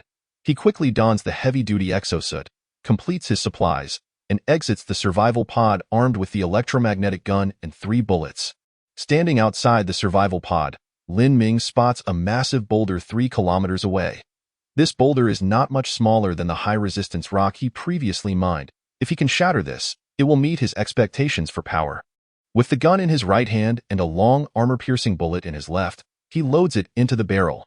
This moment evokes memories of the evolution of firearms. Initially, gunpowder weapons developed from muzzle-loading guns, and now electromagnetic guns follow a similar trajectory. With the assistance of the heavy-duty exosuit, Lin Ming holds the gun steady with one hand, aims at the center of the boulder, and pulls the trigger. Whoosh! The slender bullet transforms into a streak of light, and the powerful recoil sends Lin Ming, clad in the heavy-duty exosuit, sliding back half a meter, leaving 2 trails in the gravel beneath his feet. However, nothing happens. Did he miss, or is the range insufficient? Staring at the unresponsive boulder in the distance, Lin Ming blinks. 7 to 8 seconds later, a muffled sound reaches his ears. The heavy-duty exosuit is equipped with a high-precision camera. Lin Ming activates it and zooms in to see a small hole, the size of a finger, smoking in the center of the boulder. As for the bullet, it has long since passed through, flying off into the unknown. Go. Retrieve the bullet from that direction. Lin Ming commands a simulated crab. The simulated crab scuttles off eagerly, darting into the distance. The ether crystal prompts, electromagnetic gun data calculations complete. Muzzle velocity 3000 meters second, effective range 10 kilometers. An effective range of 10 kilometers. The data from the ether crystal astonishes Lin Ming. He recalls that the description of the electromagnetic gun stated, lightweight and portable, with average firepower. Well, this firepower is rather more than average. However, while the armor-piercing bullet boasts formidable penetration capability, its destructive power is relatively modest. Returning to the survival pod, Lin Ming remanufactures 3 additional bullets. These 3 bullets resemble the previous ones, but with hollowed-out tips and several decorative cuts, resembling the infamous dum-dum bullets. Due to their specific design, dum-dum bullets rapidly expand upon entering a target, causing tremendous internal damage with their rotational motion. As their deformed shape resembles a flower, they are also known as the flower of death. After modifying the bullet heads, Lin Ming aims at the distant boulder and continues his experimentation. Whoosh, as before. The silver bullet becomes a streak of light, and a second later, the boulder erupts into a cloud of dust. Boom. 7 to 8 seconds later, even with the helmet's insulation, the deafening sound momentarily renders Lin Ming's ears deaf. The ether crystal prompts, electromagnetic gun data calculations complete. Muzzle velocity 3000 meters second, effective range 5 kilometers. The bullets equipped with dum-dum heads have their effective range halved, yet their power significantly increases. When used in conjunction with armor-piercing bullets, they yield unexpectedly effective results. Lin Ming waits for over half an hour as the simulated crab finally returns with the unscathed armor-piercing bullet, clamped firmly in its pincers. At this moment, Lin Ming has already retrieved the deformed dum-dum bullet and remanufactured another. After charging the electromagnetic gun, he sets out with 3 armor-piercing bullets, 3 dum-dum bullets, and the previously manufactured metal net. Resolving to confront the simulated crab leader in the pit. With a clatter, 10 simulated crabs, each wielding a metal cylinder, follow Lin Ming, forming an army to confront the simulated crab leader. After half an hour, Lin Ming arrives near the pit. He does not rush to send the simulated crabs down to fetch water. Instead, he instructs the 10 simulated crabs to start digging a hole about 20 meters from the pit to lure out the simulated crab leader. Drawing from past experience, he decides to create a simple trap to prevent the simulated crab leader from evading when it charges at high speed. Clatter, clatter, clatter. The claws of the 10 simulated crabs work vigorously against the hard ground. Struggling to carve out a pit, after an hour, they manage to dig a hole less than half a meter deep. Is the ground really that hard? Lin Ming clicks his tongue, covering the pit with the metal net and placing some stones atop it. Once the pit appears less conspicuous, he calls a simulated crab over. Go, lure your leader out. The lead simulated crab obediently takes a metal cylinder and quickly strides into the pit. Through the shared perspective of the simulated crab, Lin Ming observes the previous simulated crab leader idly resting beside the sewage pool, utterly motionless. The simulated crab, oblivious to fear, approaches to fetch water. Suddenly, the simulated crab leader springs to its feet, swinging its enormous claw and slamming the fetching simulated crab against the wall. The shared perspective vanishes. Lin Ming turns to the real-time map, watching as the massive green by the sewage pool speeds toward the pit.its coming. Lin Ming holds the electromagnetic gun in his right hand, his legs slightly apart, ready for action. Before long, the enormous form of the simulated crab leader appears at the entrance of the pit. Its small eyes quickly fixate on Lin Ming, enraged to find this shameless carbon-based life form coveting its water source. With a clamor, dozens of crab legs dash through the gravel, kicking up a cloud of dust. Gripping the electromagnetic gun, Lin Ming squints. Suddenly, the simulated crab leader stumbles, stepping into the freshly dug trap. Several of its legs get ensnared by the resilient superalloy net. Unable to escape. Whoosh, Lin Ming does not hesitate. He pulls the trigger, and the alloy armor-piercing bullet races toward the simulated crab leader's chest, where its universal chip is located. However, the simulated crab leader reacts swiftly, evading almost instantaneously as the armor-piercing bullet is fired. Swoosh! The armor-piercing bullet creates a dark hole in the simulated crab leader's abdomen. Judging by its agile movements, it appears unaffected. Clang! The simulated crab leader nonchalantly abandons several of its legs ensnared by the superalloy net, while others detach from its body. Almost simultaneously, now free, the simulated crab leader charges at Lin Ming once more. Observing the 6 massive claws raised high, swinging rapidly toward him. Lin Ming lifts the electromagnetic gun. This ends now. The silver stream of light surged forth, the proximity rendering the anomalous crab leader incapable of evasion. Boom! This time, Lin Ming employed a dum-dum bullet, the formidable destructive power causing the anomalous crab leader's chest to explode, resulting in a swift separation of its head and body. Chapter 22. Beneath the scorching sun, after vanquishing the anomalous crab leader, Lin Ming dragged its massive carcass, enlisting the assistance of the remaining anomalous crabs to hoist the head and hasten towards the survival capsule.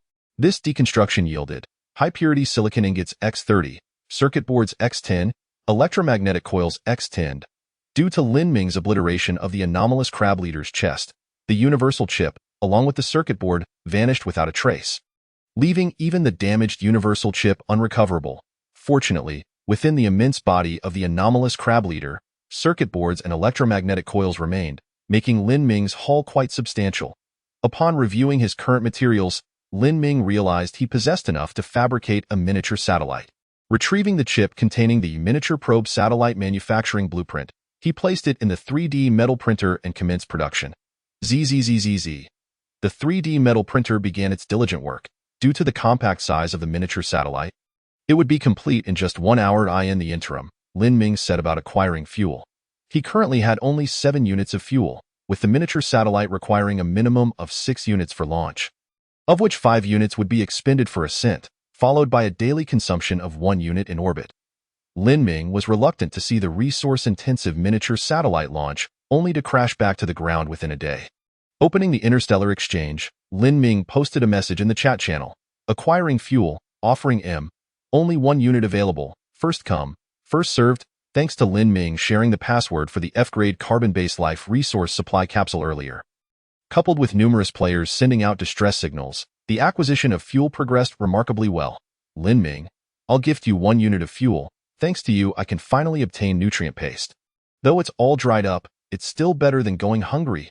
Lin Ming, do you have any food? I can trade you 3 units of fuel for just 1 tube of nutrient paste. Hold on. Let me go first. I only need half a tube. Lin Ming, please trade with me first. I devoured the 3 tubes of nutrient paste given at the beginning on the very first day. Observing the flood of trade notifications, Lin Ming felt somewhat overwhelmed. He had no intention of taking advantage of others. He exchanged 1 tube of nutrient paste for 1 unit of fuel, ultimately acquiring 5 units. After concluding the trades, Lin Ming's fuel count rose to 12 units, while he retained 17 tubes of nutrient paste. Each tube of nutrient paste sufficed for 1 day, and the temperature-controlled greenhouse's largemouth flower had begun to sprout. After consuming the dehydrated vegetables and seeds, Lin Ming could finally enjoy a change in diet, no longer confined to the unpalatable Indian cuisine. Once the fuel exchange was complete, Lin Ming waited a while longer until the miniature satellite was fully constructed. Upon opening the launch interface, he discovered that the satellite could carry a minimum of 6 units of fuel and a maximum of 10 units. Notification. Due to the miniature satellite's engine power limitations, it can only hover at a certain altitude above the ground and cannot enter a synchronous orbit. It will require 1 unit of fuel daily for trajectory adjustments to maintain altitude. If the fuel runs out, it will plummet into the atmosphere and burn up. Upon reading the satellite's launch notification, Lin Ming felt a pang of regret. Having expended so many resources, the satellite could only function for a maximum of 5 days. Yet, possessing the satellite would grant him access to more information. Therefore, without hesitation, Lin Ming infused the satellite with 10 units of fuel and selected the launch option. A mechanical arm retrieved the miniature satellite from the survival capsule and gently placed it on the ground. Whoosh! The engine nozzle at the satellite's base belched forth searing flames, propelling it skyward. 10 minutes later, the ethereal crystal emitted a notification. The launch of the miniature satellite has been completed. The current satellite is capable of performing the following tasks. 1. Weather forecasting. The miniature satellite can detect changes in nearby cloud formations and airflow, subsequently calculating the weather variations within a 100-kilometer radius over the next 12 hours. 2. Orbital calculation. The satellite can observe the orbital changes of the planet and its star, providing relevant information after computation. 3. Designated observation. The satellite can probe geological changes deep within the Earth, delivering insights into the geological conditions of a specific area with a diameter of 1 kilometer, reaching depths of up to 100 meters. 4. Deep space scanning. The satellite can scan the deep cosmos, obtaining trajectories of objects within a light hour's distance. Upon reviewing the satellite's capabilities, Lin Ming nodded in approval. The satellite's functions were indeed impressive. After a moment of contemplation, he declared, "Let's begin with weather forecasting. I wish to ascertain the recent weather conditions." The miniature satellite promptly adjusted its trajectory, aligning its sensors towards the clouds below to commence mapping. 10 minutes later, the ethereal crystal projected a notification. Good weather is expected for the next 12 hours, with no anomalous changes detected. Under the conditions of perpetual daylight, the weather remained stable, providing Lin Ming with a sense of relief. Pondering further, Lin Ming issued another directive to the satellite. Calculate the orbital pattern. I want to know when the perpetual daylight will conclude. Whoosh! The satellite's nozzle expelled a small flame as it gradually adjusted its stance. Beginning to observe the relative orbital movements of the star and the barren planet. 10 minutes later, the ethereal crystal displayed a notification.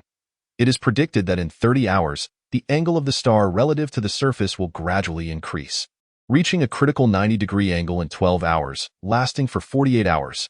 During this period, surface temperatures may exceed 100 degrees. Please take precautions to avoid direct sunlight. The perpetual daylight would not cease. The sun would not linger near the horizon, but would instead hang high in the sky, raising surface temperatures beyond 100 degrees. Upon reading this information, Lin Ming couldn't help but break into a cold sweat. Currently, the survival capsule could maintain a suitable temperature, but should direct sunlight increase the temperature? It remained uncertain whether the capsule could sustain its current conditions at such extreme heat. Even if it could, the consumption of electricity and resources would surge dramatically, compelling Lin Ming to plan ahead. With this in mind, Lin Ming's expression turned serious as he commanded the miniature satellite, "Probe the designated location. I need detailed information from below." The location he wished to explore was the pit where the anomalous crabs resided. After specifying the location, the satellite adjusted its trajectory and began to investigate the depths below. The ethereal crystal illuminated with a soft blue hue, gradually revealing a map of the pit's depths at a rate of 5 meters per minute. Lin Ming observed that the interior of the pit branched out like intricate tree limbs, with larger chambers at the ends of each passage. His gaze sharpened, eyes glinting with eagerness, as he noted the map's further transformation. Drawing in sharp breaths. Within each branching corridor, several green light spots patrolled along fixed paths, and at the end of the pit's passage, a massive light spot remained stationary. As the map continued to unfold, Lin Ming was astonished to discover a red light spot situated at the deepest part, 80 meters underground. Chapter 23.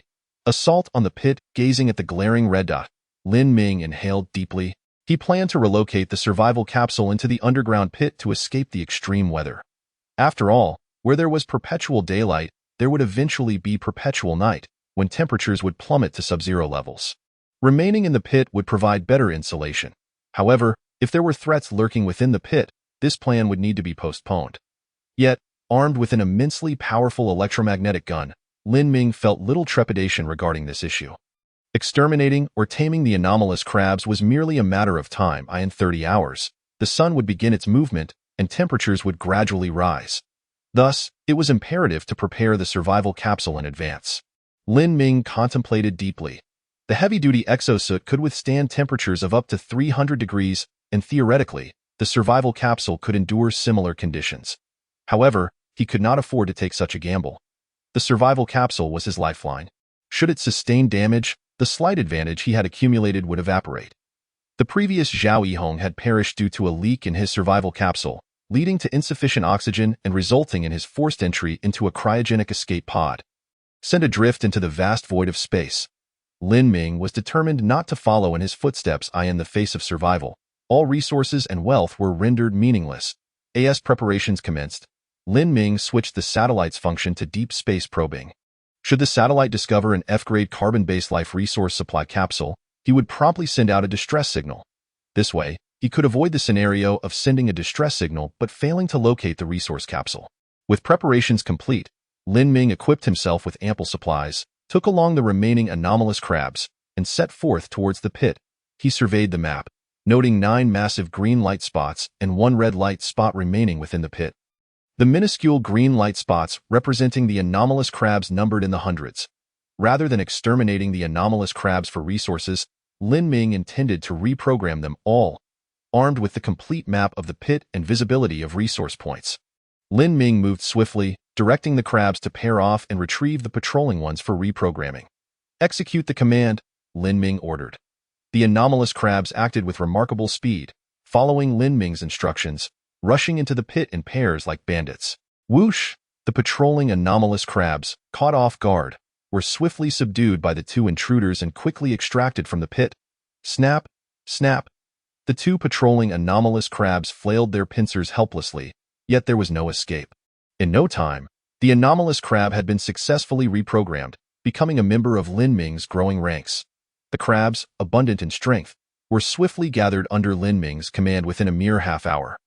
He observed as a massive green entity, previously motionless in the pit at the second junction, began to stir and advance towards the entrance. Just in time, Lin Ming positioned himself beside the cave's mouth, gripping an electromagnetic gun with unwavering readiness. Shortly thereafter, a faint tremor announced the emergence of a colossal, pitch-black crab, brandishing 6 formidable claws, which erupted from the pit, its appendages thrashing wildly. "Who instructed you to exit with your left foot first?" Without allowing the creature a moment to react, Lin Ming promptly squeezed the trigger of his electromagnetic weapon, releasing a streak of silver light that tore through the air. Boom! Before the crab leader could comprehend the unfolding situation, its chest was obliterated into a shower of fragments, severed at both ends. "Having reclaimed your leader, we shall proceed to the next layer." Lin Ming directed the other crabs to transport the remains of their leader back to the survival pod. At that moment, the ether crystal emitted a notification. Detection of 2 F-class carbon-based life resource supply pods, located 3.7 light-minutes away. "Shall we send a distress signal?" "Certainly." The advantages of the microsatellites soon became evident. Previously, Lin Ming would have to rely on chance. Now, however, the microsatellite had identified 2 F-class carbon-based life resource supply pods in one sweep. The estimate indicated they would arrive in approximately 5 hours. With satisfaction, Lin Ming nodded at the display. By the time he dealt with the crab leader in the pit, the supply pods would arrive just in time. Drawing from prior experience, Lin Ming efficiently managed the remaining crabs, each one being continually brought back to the survival pod, reprogrammed, and returned as part of the excavation team. Meanwhile, he remained composed at the cave's entrance, delivering a decisive blow to the enraged crab leader that charged out.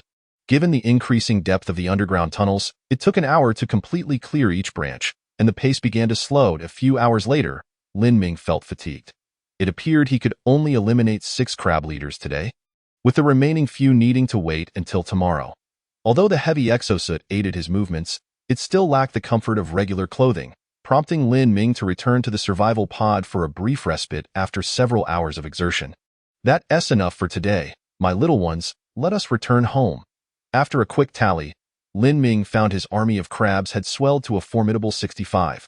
Following the retrieval of 6 crab leaders, his stock of high-purity silicon ingots exceeded 100, with ample supplies of electromagnetic coils and circuit boards. Upon entering the survival pod and shedding the cumbersome exosuit, Lin Ming ran his fingers through his sweat-drenched hair, feeling uncomfortably sticky. Having gone 3 days without a bath in such sweltering heat, he was eager for relief. Fortunately, a water source was plentiful. He decided to send the crabs into the pit to fetch some while he rested. Lin Ming resolved to indulge in a much-needed bath. With ample water available and sufficient energy supply, bathing no longer seemed a precious luxury. Moreover, the bathing water could be utilized in the temperature-controlled chamber or purified by the survival pod, consuming just 1 unit of energy. Soon, Lin Ming had the survival pod heat water for his bath, relishing the opportunity to cleanse himself and his clothing. What bliss! As warm air dried his body, Lin Ming felt revitalized. In such extreme conditions, the ability to enjoy a hot shower was an unparalleled source of relaxation. Opening the ether crystal, he noted that the F-class carbon-based life resource supply pod would arrive in half an hour, prompting him to head to the temperature-controlled chamber. To his astonishment, he discovered that the giant mouth flower seeds had surpassed the germination stage and were now being transplanted into the hydroponic growth racks by mechanical arms. The roots, densely packed, thrived in nutrient solution, each measuring over half a meter in length. The once murky nutrient solution flowed through the roots, now remarkably clear and luminous. Furthermore, Lin Ming noticed that the previously green plants bore a vibrant purple bud, poised to bloom imminently, truly a marvel of biotechnological advancement. May they mature swiftly, Lin Ming murmured, struggling to swallow a mouthful of nutrient paste. Chapter 24. Canned meat. Before long, two F-class carbon-based life resource supply pods descended in succession, ejecting two 1 cubic meter superalloy containers.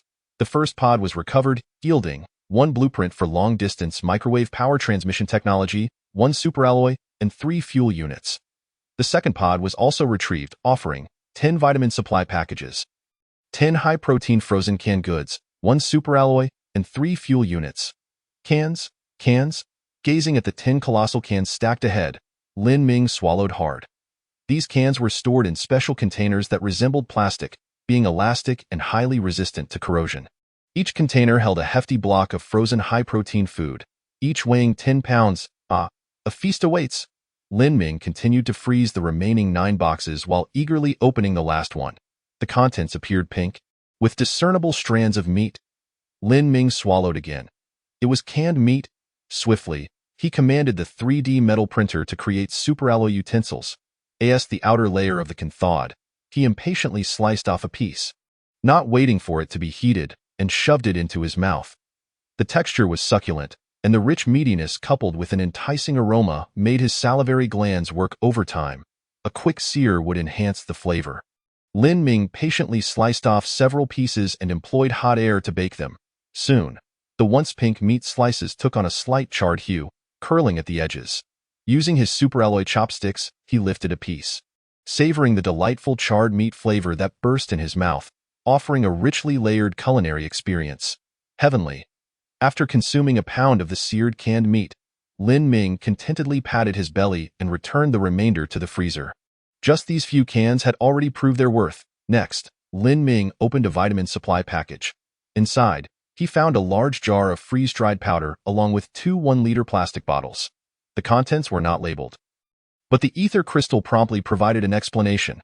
Freeze-dried vitamin powder, mixed with water for consumption to replenish essential vitamins. Granulated sugar. Cooking oil. Not bad, quite considerate. Lin Ming added some vitamin powder and sugar to a superalloy cup, mixing it with hot water. Before long, a fragrant vitamin hot drink was ready. To his surprise, the taste was delightful, boasting an alluring aroma that left him wanting more.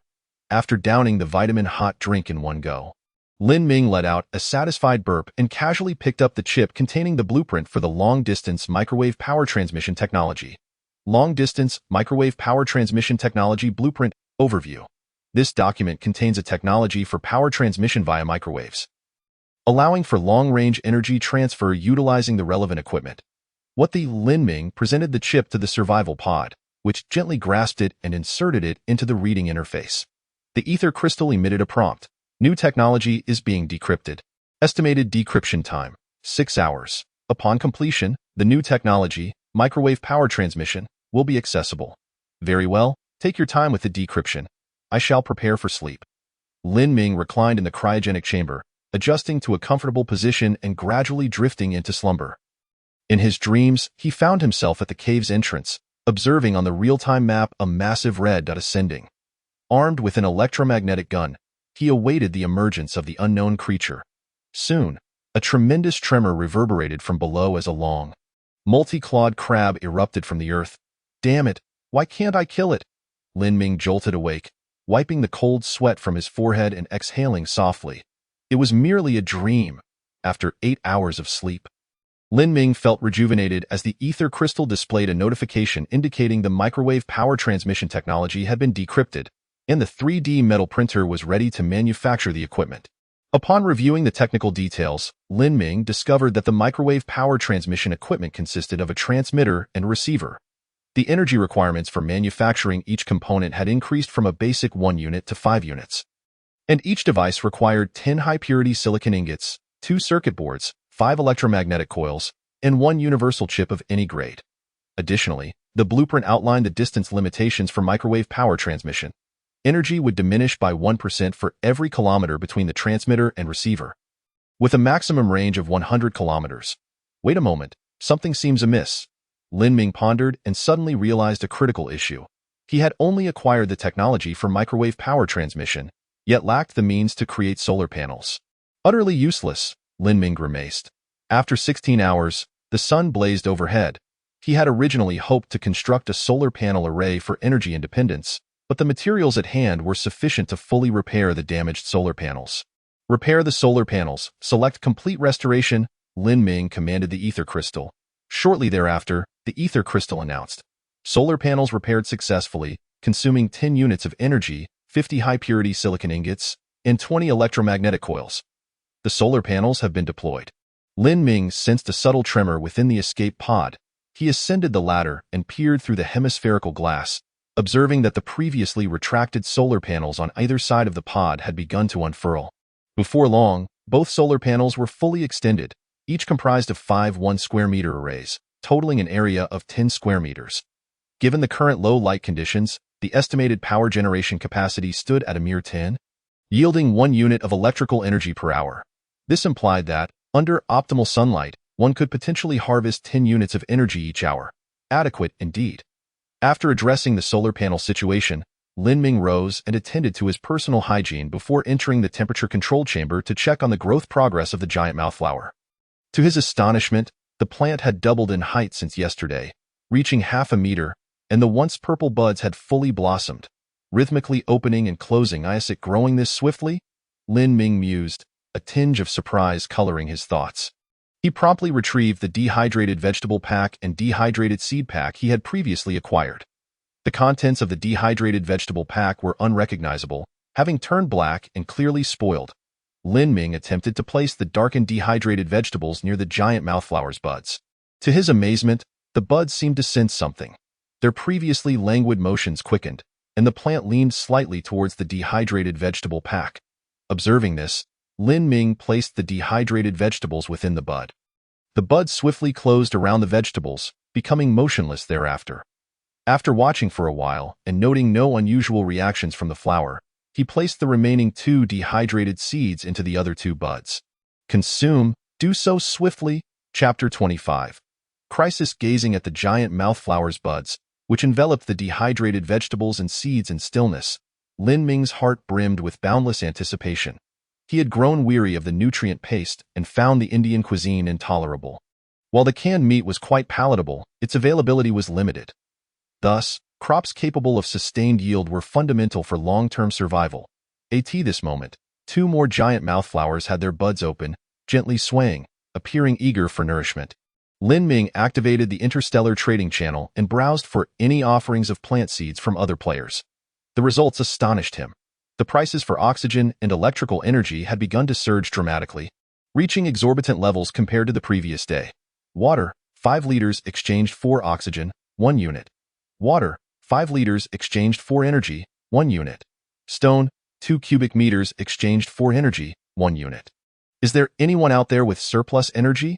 I have enough stones mined, but I'm completely out of energy for decomposition. Desperate for oxygen, I am willing to trade my remaining pure water, 6 liters, for it. Whoever has it, please respond quickly. Isn't that akin to drinking poison to quench thirst? Even if you manage to trade for oxygen, without water, how long can you survive? Where are the big shots? Lin Ming. Please, sell us some oxygen. Don't even mention Lin Ming. That guy is a shameless rogue, surely waiting for us to exhaust our oxygen before selling it at a high price. I've seen such merchant tricks too often. Absolutely hilarious. Can we use our brains before speaking? Who has anything of value that Lin Ming would covet, apart from a kidney that only lasts a minute each day? A cursory glance at the players' chat logs granted Lin Ming a general understanding. Although the polar day did not distinguish between day and night, according to the passage of time, it was now the morning of the 4th day.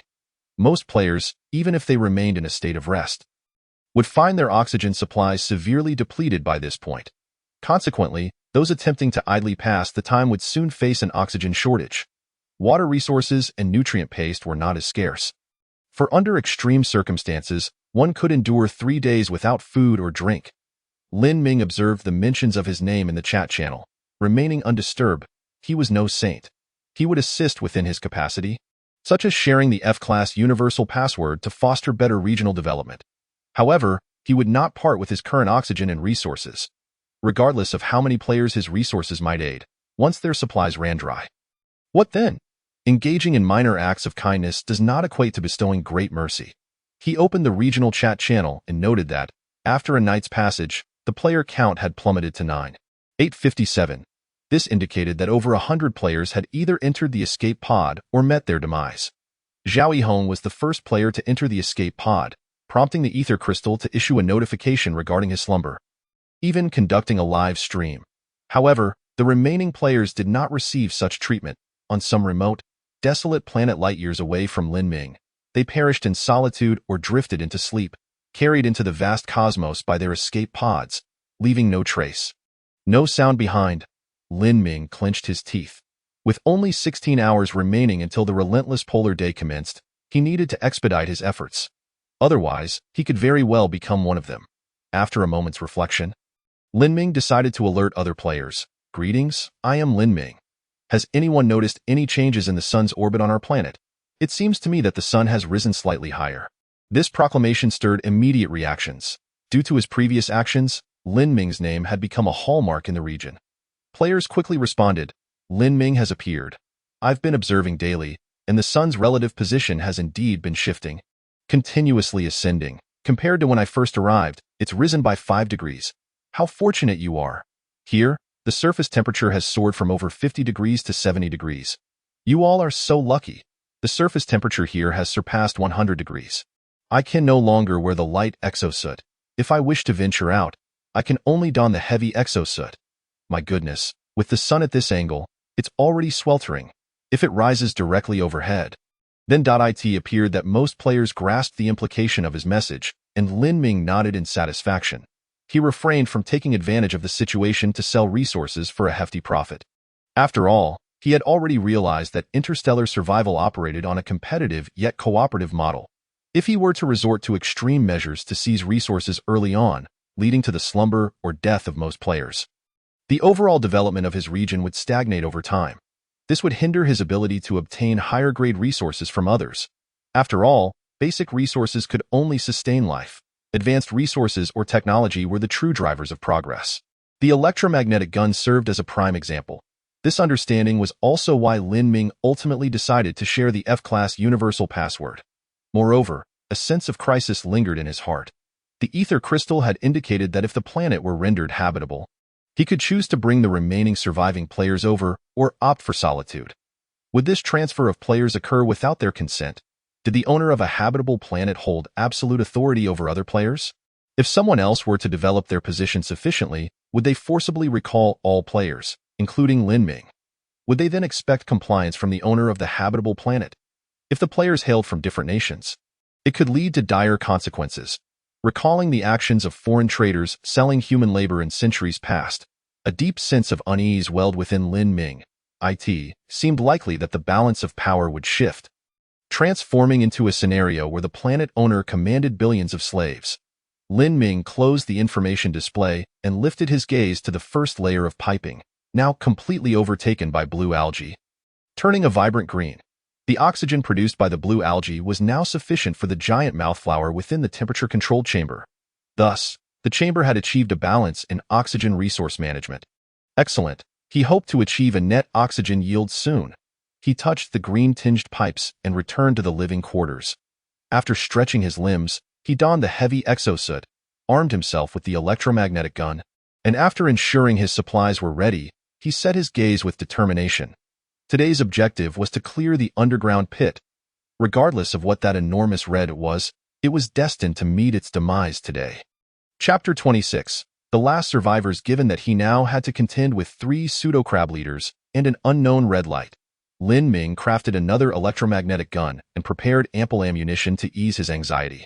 With a series of clicks, he completed his supplies, donned the heavy exosuit, gripped the electromagnetic gun in both hands, and slung another across his back, while a belt of slender alloy bullets encircled his waist, creating a notably formidable appearance. Over 60 pseudo-crabs formed a line behind him, marching in unison. Opening the real-time map, Lin Ming observed that the once scattered green dots within the pit had shifted, now congregating around the entrance in a triangular formation. Lin Ming clicked his tongue in surprise. Oh, are they preparing for a fight?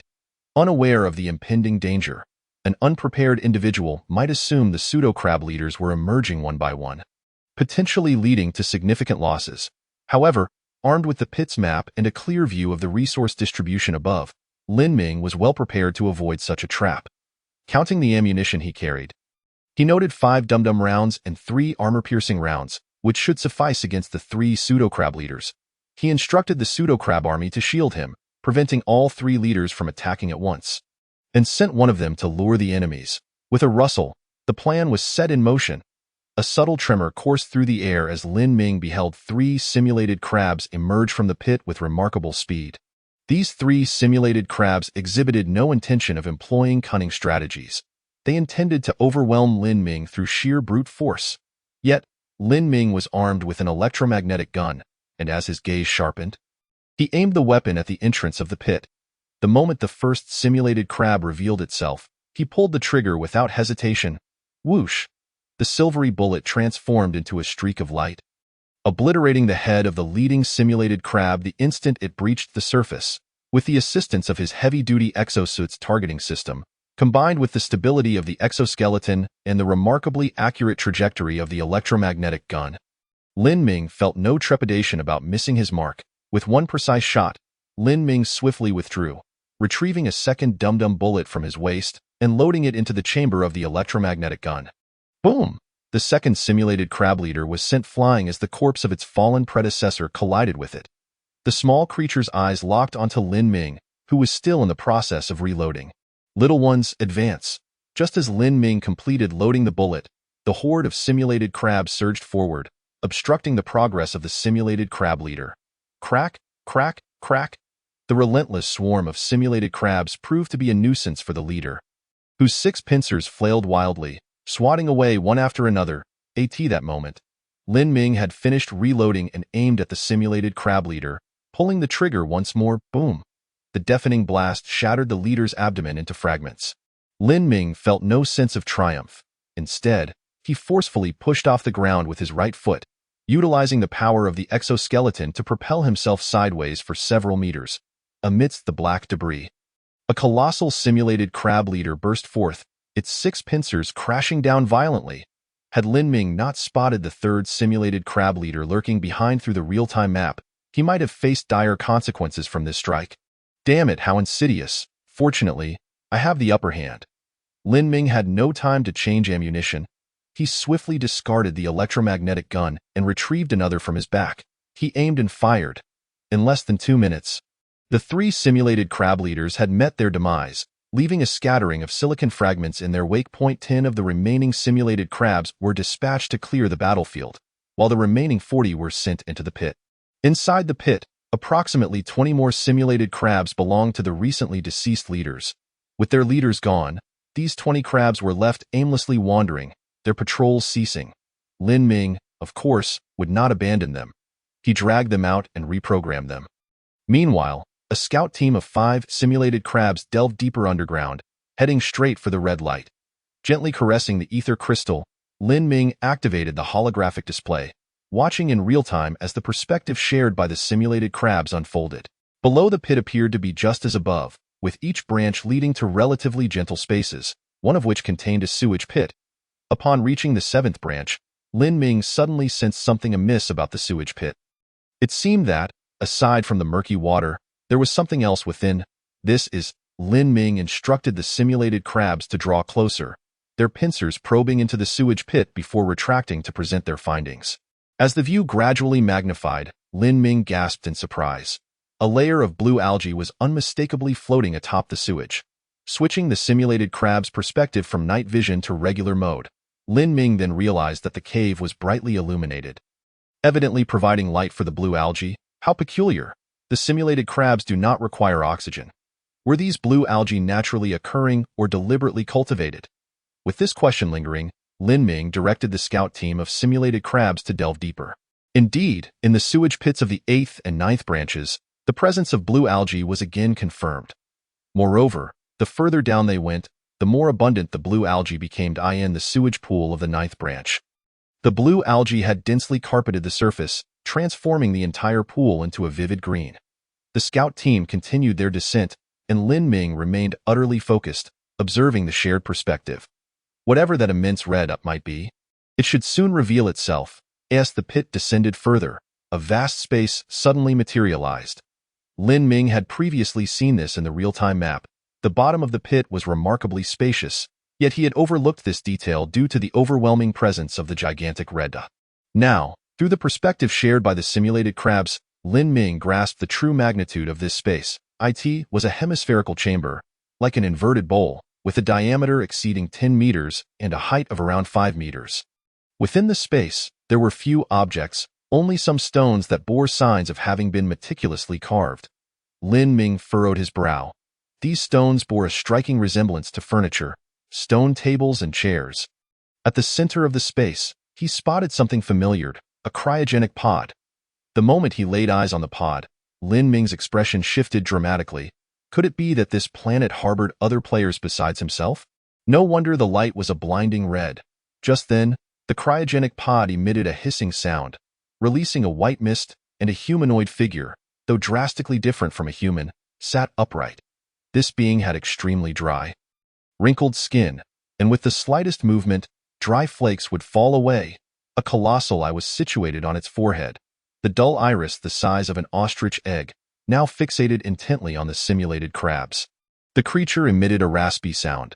The ether crystal promptly displayed a notification. Detection of self-translation system sending request. Self-translation system received. Decoding in progress. Shortly thereafter, the dry, hoarse voice echoed. I have waited for you for a long time. Why have you only just arrived? Chapter 27. Past events. Lin Ming remained silent. He was uncertain of what this humanoid entity intended to convey and could only listen. 100,000 years had elapsed. A full century. The being's enormous eye remained locked on the simulated crabs, as if it could perceive the figure of Lin Ming behind the shared perspective. Harvesters, you have finally arrived. Harvesters? The unfamiliar term left Lin Ming somewhat perplexed. He spoke up. I do not comprehend what you mean. I am not the harvester you speak of. The humanoid being chuckled, its face wrinkling and trembling like that of a Shar-Pei. Harvesters? Would you care to hear a story? Before Lin Ming could respond, the being continued, long, long ago. How long, you ask? In your timekeeping system, it must have been 100,000 years. Back then, our planet, Urea, was a remarkably beautiful world, teeming with countless species of flora and fauna thriving and reproducing. Lin Ming felt a stirring in his heart. He had not anticipated that this desolate planet, too, had once nurtured such an abundance of life. Until one day, our scientists detected an artificial spacecraft traversing our solar system. It sped past our planet at an astonishing velocity, too swiftly for us to capture a clear image, leaving only a rough trajectory. Subsequently, we observed a small capsule detach from the spacecraft and descend onto the surface of Urea. Our military and scientists quickly arrived at the landing site, where they discovered only the opened capsule and remnants of what we termed black tide. You must have encountered it, those substances that resemble sewage. We refer to them as black tide. After retrieving the remnants of black tide from the capsule to our laboratories, our scientists reached a chilling conclusion. This substance would spell the end of all life on our planet. Upon hearing this, Lin Ming raised an eyebrow. It seemed the tale of life's extinction on Urea was about to unfold. Within the black tide resided a type of black microorganism that ravenously consumed all organic matter and even inorganic nutrients to enhance its own proliferation. These microorganisms had undergone biological modification, rendering them impervious to any toxins. Viruses and bacteriophages were ineffective against them. Our groundwater became contaminated, leading to the pollution of rivers, lakes, and even oceans. Flora and fauna began to perish at an alarming rate, only to be devoured in turn, transforming into an even greater black tide, sweeping across the land. Fortunately, we discovered their weakness. They feared light. If exposed to intense illumination for a duration of 10 units of time, equivalent to one of your days, the microorganisms within the black tide would lose their vitality. After enduring persistent light exposure, the black tide transformed into a remarkably stable organic sludge, significantly enhancing crop yields. Ironically, the planet of Urea briefly experienced the alleviation of hunger due to this phenomenon. However, some consequences take millennia to fully manifest. Initially, we observed the pollution of our oceans, with vast numbers of marine life succumbing to the toxin. Within 1,000 years, fish species were entirely wiped out from the seas. Anaerobic organisms on the ocean floor? After a brief period of frenzy, two faced their demise within a span of 10,000 years. Lin Ming felt his heart race at the sheer extent of destruction wrought by the black tide. The humanoid being's voice lowered further. Continuing, during this time, the sentient beings of our planet united in an unprecedented act of self-preservation. We diverted a suitably sized asteroid from the asteroid belt and, through precise calculations, caused it to collide at a designated location, altering the trajectory of Urea. This resulted in the current state you observe. Certain regions of Urea are perpetually bathed in eternal daylight, while larger areas remain forever engulfed by the black tide, which has become their everlasting paradise. Lin Ming gazed into the distance, where the sun lingered near the horizon. It was the indigenous inhabitants of Urea who had caused this region to exist in a state of perpetual daylight. We have clung to life in this area for nearly 10,000 years and have learned the full extent of the truth. The singular eye of the humanoid creature shimmered with an enigmatic significance as it rose from the slumber pod. At that moment, Lin Ming discerned that aside from its head, which bore a resemblance to that of a human, the creature's body was akin to that of a crab, equipped with 8 legs and a pair of pincers. It began to ascend the tunnel slowly, continuing to speak. The cause of all this is a more advanced intelligent life form from the cosmos. They descend upon life-bearing planets, unleashing the black tide, allowing it to devour the planet's nutrients. And then, at some point, return to harvest the black tide, thereby seizing the entirety of the planet's resources. Upon learning the truth, we developed high-energy weaponry, hoping to deal a devastating blow to them when they came to reap the harvest. However, little did we know, time was their most formidable weapon. The increasingly scarce resources and energy ultimately led us to our last stand. A small fraction of us entered prolonged hibernation, while many more perished. The humanoid creature's voice was filled with sorrow. After 100 millennia, I am the last of the Urians. I have exhausted all my knowledge in hopes of transcending time to encounter the Reapers, to behold the life that extinguished my homeworld. Rustling sounds echoed from the depths of the pit as Lin Ming stood at its entrance, realizing that the humanoid creature was drawing near. He took a step back and observed the real-time map, Massive Red, had approached the pit's entrance. Lin Ming raised his electromagnetic gun and, as the creature's head emerged, decisively pulled the trigger. With a sharp crack, the armor-piercing round penetrated the creature's enormous eye, leaving a thumb-sized hole in its head. The humanoid creature immediately collapsed, lifeless, into the pit. Lin Ming refrained from advancing, and after ensuring the red had vanished, he commanded the crab-like entities to drag the creature's remains out and dismantle it from a distance. Indeed, aside from its head, which was carbon-based, the rest of the creature had been completely transformed into a silicon-based life form, akin to the crabs. Otherwise, it would not have survived in such a harsh environment for so long. Furthermore, through the perspective of the crab-like entity, Lin Ming observed a spherical container within the creature's abdomen. Upon gently prodding it, a tremendous explosion resonated in the distance. Lin Ming inhaled sharply. The humanoid creature had intended to take him down with it. Fortunately, he had exercised caution and had not engaged directly with the humanoid, or he would have been reduced to mere fragments.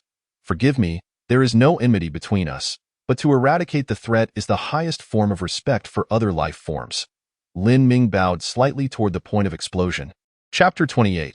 The Pit Transformation Project. After paying a brief tribute to the humanoid creature, Lin Ming directed several crab-like entities to patrol the entirety of the pit. Aside from a sewage pool, there was nothing else within. Lin Ming fixated on the real-time map, his eyes slightly ablaze with anticipation, reconfirming that there were no anomalous light points in the pit. Even so, he remained somewhat uneasy. After all, the humanoid creature had lived here for countless years. It was plausible that it had set up traps or biological viruses within. Lin Ming instructed the crab-like entities to gather the creature's remains as thoroughly as possible and return them to the hibernation pod. He noticed a button on the pod marked with unknown text. Given the previous self-translation system received from the humanoid, Lin Ming swiftly deciphered that the text signified eject. We are all cosmic beings, dwelling in the vastness of the universe, and we shall perish amidst its grandeur, Lin Ming murmured, prompting the crab-like entities to press the button. With a rumble, the ground trembled, sand and stones scattered, and dust billowed into the air. Lin Ming retreated to a safe distance, witnessing a 7 or 8 meter wide opening erupt near the pit. The hibernation pod containing the humanoid creature shot forth, soaring into the heavens. Lin Ming gently waved at the white trajectory. "Farewell, last survivor. I shall take your place." Once the launch port opened, sunlight flooded the bottom of the pit, which had been shrouded from daylight for so long. Lin Ming recalled the humanoid's previous statement that the black tide feared intense light and would lose its vitality after 24 hours of exposure. Thus, he returned to the survival pod and utilized a 3D metal printer to produce some exceptionally smooth metal plates, instructing the crab-like entities to position them at various corners of the pit. Consequently, sunlight would be reflected multiple times, enveloping the entire pit. Even if remnants of the black tide lingered, they would gradually lose their vitality. In 10 hours, the sun would rise, reaching its zenith in 12 hours, maintaining that extreme for 48 hours. Lin Ming recalled the orbital data provided by the mini-satellites. Calculating the time, he deduced that when the sun blazed overhead, the pit would likely be cleansed of light, allowing him to move in. The pit, being a sealed environment with a curved entrance, could effectively isolate the majority of air circulation, suggesting that he could attempt to transform the tunnel's atmosphere into a more habitable dwelling. Lin Ming brimmed with enthusiasm.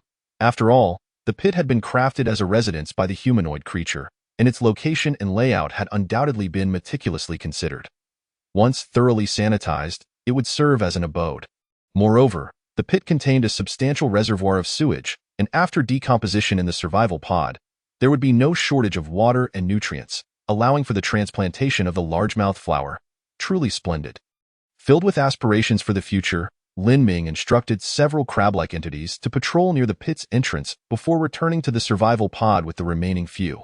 Before entering the pod, Lin Ming issued a command to the neatly arranged crab-like entities. "Gather all the nearby stones. With so many crabs, we should be able to move even the larger ones together. Today's objective is to collect every stone within a 3-kilometer radius. None shall remain. All must return."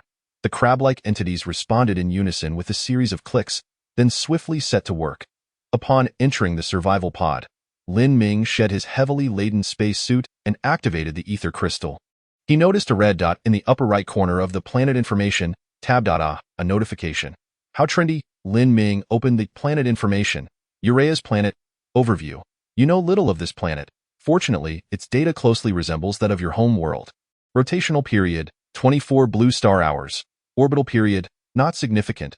Current surface temperature, 75 to 85 degrees Celsius. Current status, continuous daylight. Current gravity constant, 9.8 nkg. Current atmospheric composition, 80 nitrogen, 19 carbon dioxide. One other note. Please be aware of this planet's orbital fluctuations. Indications suggest that the angle of the star relative to the surface will change after some time.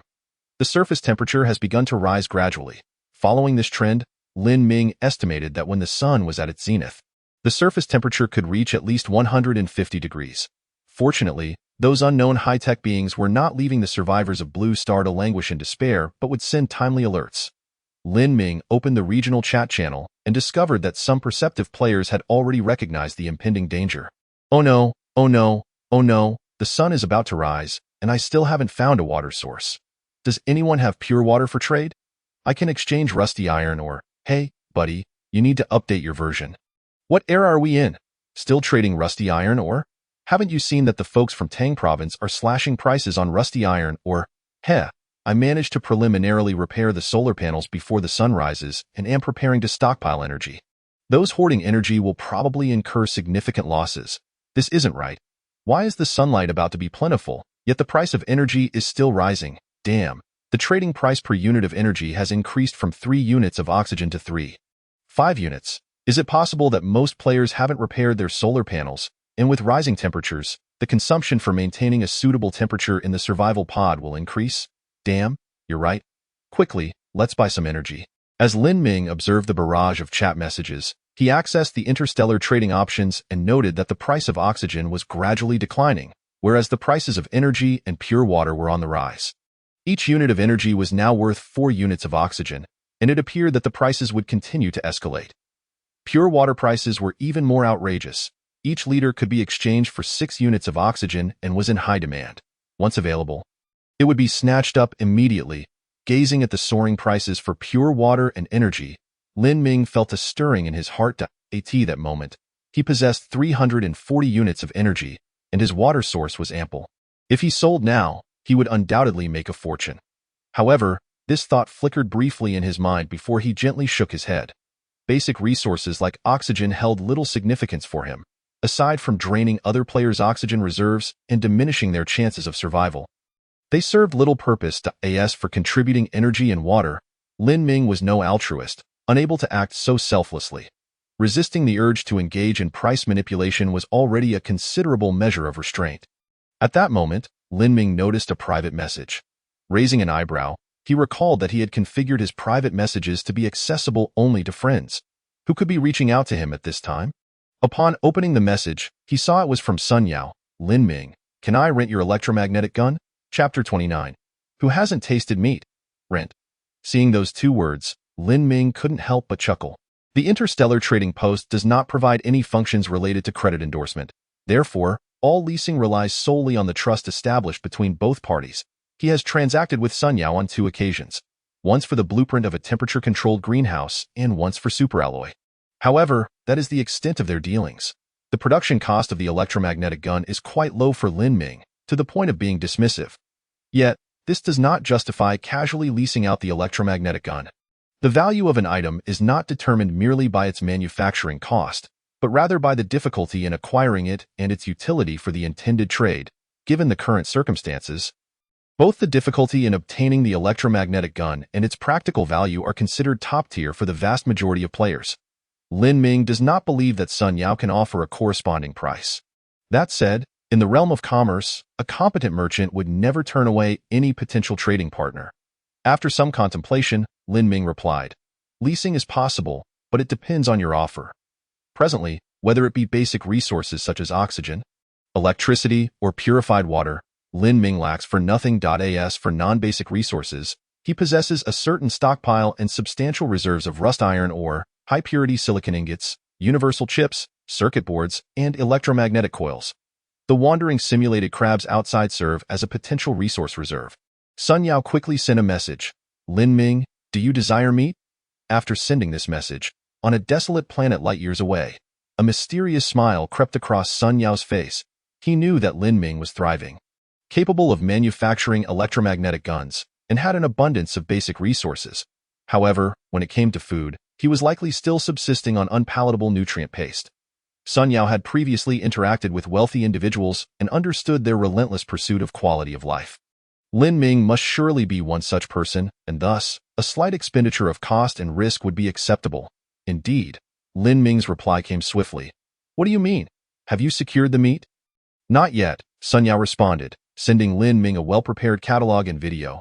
"But I have a method to acquire a large quantity of meat." Sun Yao, spiked shell dragon, Sun Yao, video. Lin Ming clicked on the catalog for this spiked shell dragon and let out an exclamation. Spiked shell dragon, description. A colossal beast adorned with spikes, appearing fierce, yet it is herbivorous and possesses a gentle temperament. Upon viewing the video, Lin Ming saw a brief clip recorded by sunyao.it, showcased a wild expanse akin to the planet Urea, where 7 spiked shell dragons, each exceeding 5 meters in length and over 2 meters in height, were galloping towards the sun. These dragons were covered in black diamond-shaped spikes that, while running, stood erect and reflected sunlight, sparkling brilliantly. Lin Ming felt a twinge of envy. It seems to be a silicon-carbon hybrid creature. Its shell is silicon-based, capable of reflecting sunlight and perhaps even absorbing some solar energy, while its core is carbon-based, allowing for the harvesting of meat. Sun Yao's planet is far superior to mine. The presence of animals indicates a complete biological chain, including water sources, food, herbivores, carnivorous predators, and even microbial decomposers. However, no matter how splendid another's resources may be, they do not belong to oneself, and should other players become aware of the resources he possesses, they would undoubtedly be envious. Lin Ming shook his head slightly, pondering when his own perspective had become so narrow. He sent a message to Sun Yao. "What price are you offering?" Sun Yao replied. "Borrow the electromagnetic gun for 1 day, with the requirement that it be fully charged. After 1 day, I will return the electromagnetic gun to you, along with all the meat obtained from the spiked shell dragon." Lin Ming resolutely declined. "I do not accept." "What a joke! lending out an entire day's electromagnetic gun, alongside 5 units of electricity, in exchange for the meat of a spiked shell dragon. Lin Ming was not lacking in meat. Sun Yao. Lin Ming? I understand that the electromagnetic gun is precious, but this is meat we're talking about. Aromatic, delicious, and utterly irresistible. Just imagine. If this meat is slightly roasted, it would be fragrant and tender. Just thinking about it makes my mouth water. Upon reading Sun Yao's message, Lin Ming burst into laughter. This Sun Yao is quite the character, attempting to employ a culinary charm offensive to sway him. Is this how he tests his counterparts? Truth be told, had Lin Ming not had access to high-protein frozen canned food, he might very well have been preparing to negotiate a deal with Sun Yao, merely discussing a few finer details. But why should he, when he has what he needs? Feeling a bit hungry, Lin Ming retrieved an opened can, carefully slicing a few pieces to place on a superalloy plate. Subsequently, he began recording a video. He first speared a slice of the tender meat with a superalloy fork and gently roasted it with hot air. Sizzle. The fatty meat slices reacted to the hot air, instantly producing tiny bubbles accompanied by a delightful crackling sound. Before long, the rosy meat slices took on a slightly charred golden hue, with wisps of white steam rising from them.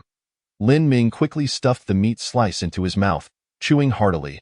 After capturing all of this on video, he sent it to Sun Yao. Light years away, Sun Yao gazed at the now silent message box, a triumphant smile on his face. He took out a tube of nutrient paste and took a hearty gulp. Damn it. Just thinking about it makes me crave it.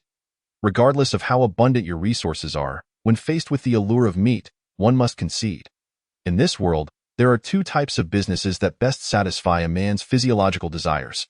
One is meat, and the other is also meat. At this moment, many enchanting young women in the regional channel have begun their first ventures into the meat trade, earning substantial profits.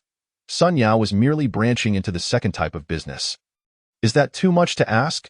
Soon, the ether crystal began to quiver slightly, and Sun Yao noticed Lin Ming had replied, I thought you were going to play the aloof expert, but it seems you've succumbed. Let's see how you plan to negotiate. What the hell? The video showed Lin Ming meticulously roasting the meat slice, the rosy meat sizzling and oozing oil, followed by the sound of vigorous chewing, causing Sun Yao to swallow hard. What is happening? How does Lin Ming have meat? Where did he acquire the meat? Could it be that his desolate planet has also discovered living creatures, and he managed to hunt one with an electromagnetic gun? That cannot be. He had walked a good 7 or 8 kilometers, stumbled upon a water source in a nearby cave, and lay in wait for 2 days before encountering the elusive spiked shell dragon.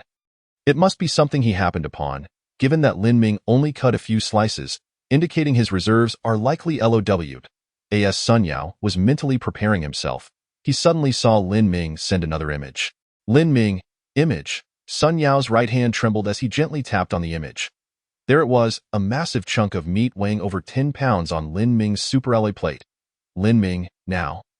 Tell me, what price do you intend to offer? This meat is fine at first, but too much of it can become tiresome. Chapter 30. Are you speaking human? Too much of it can become tiresome. Is this even a human thing to say? Sun Yao gritted his teeth as he watched the video Lin Ming sent, struggling to finish a whole tube of nutrient paste. A tempest of emotions surged within him, akin to a child who, having received a toy car they believe to be extraordinary, excitedly showcases it to their friends, only to be met with indifference as the peers open their toy boxes, revealing them to be filled with cars, some even broken. Comparisons can be truly disheartening. Sun Yao labored to calm himself, and after a lengthy pause, he finally adjusted his mindset. A big shot is a big shot. It was my folly. Observing Sun Yao's message, Lin Ming smiled slightly. Although he had not witnessed it firsthand, he could surmise Sun Yao's inner turmoil with considerable accuracy. Lin Ming casually typed a message. The electromagnetic gun can be borrowed. But I have no interest in the spiked shell dragon. Upon reading Lin Ming's reply, Sun Yao's spirits lifted once more. As long as Lin Ming was willing to negotiate, it indicated he possessed something Lin Ming desired. But what could it be? After pondering, Sun Yao received Lin Ming's response, a simple 4-word reply. I want dragon eggs, damn. Sun Yao felt as if his small white teeth might shatter. It took him considerable time to even catch a glimpse of the spiked shell dragon. And yet Lin Ming was directly aiming for its eggs. After much deliberation, Sun Yao responded with deliberate caution. Lin Ming, We do not yet know if the spiked shell dragon is oviparous. Even if there are dragon eggs, hatching them requires stringent conditions, not to mention the resources needed to rear them, Lin Ming. You need not worry about that .1 dragon egg in exchange for one electromagnetic gun. Once you locate the dragon egg, send me the image and catalog, and I will trade you the electromagnetic gun. After sending this, Lin Ming fell silent. Sun Yao stared blankly at the messages in the chat box, his eyes devoid of focus. The dragon eggs of the spiked shell dragon. Although the catalog states that the spiked shell dragon is herbivorous and possesses a gentle disposition, it would likely fight fiercely if faced with an egg thief. Imagining the immense size and spiky body of the spiked shell dragon, Sun Yao felt that such a colossal creature would require no strategy. It could simply charge and crush him to bits. Lin Ming had little interest in Sun Yao's thoughts. He was indifferent to how Sun Yao would procure the dragon eggs, in fact. Whether Sun Yao could even obtain the eggs was not something Lin Ming held out much hope for. Originally, this deal was initiated by Sun Yao. If it materialized, it would be great, but if not, Lin Ming would incur no loss. Such ancillary gains were not part of his plans and would not affect Lin Ming's objectives. Having wrapped up these matters, Lin Ming continued to consume the nutrient paste along with some pan-fried meat, satisfying his hunger before rising to head towards the temperature-controlled greenhouse. The giant mouth flower within the greenhouse was what truly captured his interest. After all, if the plan proceeds smoothly, the yield of the carnivorous plant, the big mouth flower, is the key to resolving the food crisis. An irreplaceable animal, regardless of how much meat it produces, will eventually be consumed. A feast may satiate one's hunger temporarily, but Lin Ming is still able to discern the distinction. After passing through the transfer chamber, Lin Ming was delighted to observe significant changes in 3 big mouth flowers that had devoured freeze-dried vegetables and seeds. Firstly, the big mouth flower that had consumed freeze-dried vegetables showed little change above the flower stalk, with its buds already withered. Upon closer inspection, Lin Ming noticed that the roots had begun to sprout tubers the size of thumbs. Counting carefully, he found a total of 8 tubers, their outer skins slightly yellowed. It appeared that the dehydrated vegetables were originally tuberous plants, though he was uncertain of their taste. Through the glass tube, Lin Ming reached out and then turned his gaze to the other 2 big mouth flowers that had ingested seeds. The root systems of these 2 plants exhibited no significant changes. Rather, it was the rhizomes that showed marked differences. The flower buds had also withered, and the stems had thickened, increasing from the thickness of chopsticks to that of a pinky finger, suggesting continued growth. Moreover, the previously low plants had begun to rise, now reaching about half a meter in height. Lin Ming observed that the leaves on the stems had also broadened, and at the junctions, small fruits, wrapped in layers, were starting to emerge. Interstellar corn? Lin Ming raised an eyebrow, quickly recognizing the characteristics of this plant. Corn is rich in carbohydrates and also contains a wealth of trace elements and dietary fiber, making it an excellent source of staple food. Of course, in terms of taste, it is somewhat inferior to wheat and rice. Nonetheless, given the circumstances, having a staple crop is already quite commendable. Lin Ming did not dare to wish for more. After checking the consumption in the controlled environment, he noted that the oxygen was produced by blue-green algae, achieving a balance of gains and losses. There was an abundance of carbon dioxide in the atmosphere outside, and Lin Ming had ample reserves of electrical energy to provide light and temperature. Water resources and nutrients also had stable sources. For the time being, all that was needed was to wait patiently. Thinking about the days soon to come when he could enjoy the interstellar corn he had personally cultivated, Lin Ming could not help but chuckle. While eating meat could satisfy his appetite, a diet solely based on meat could become monotonous. His stomach was still more accustomed to staple foods. Naturally, achieving a balance of both meat and vegetables for nutritional equilibrium would be ideal. But there remained a long journey ahead.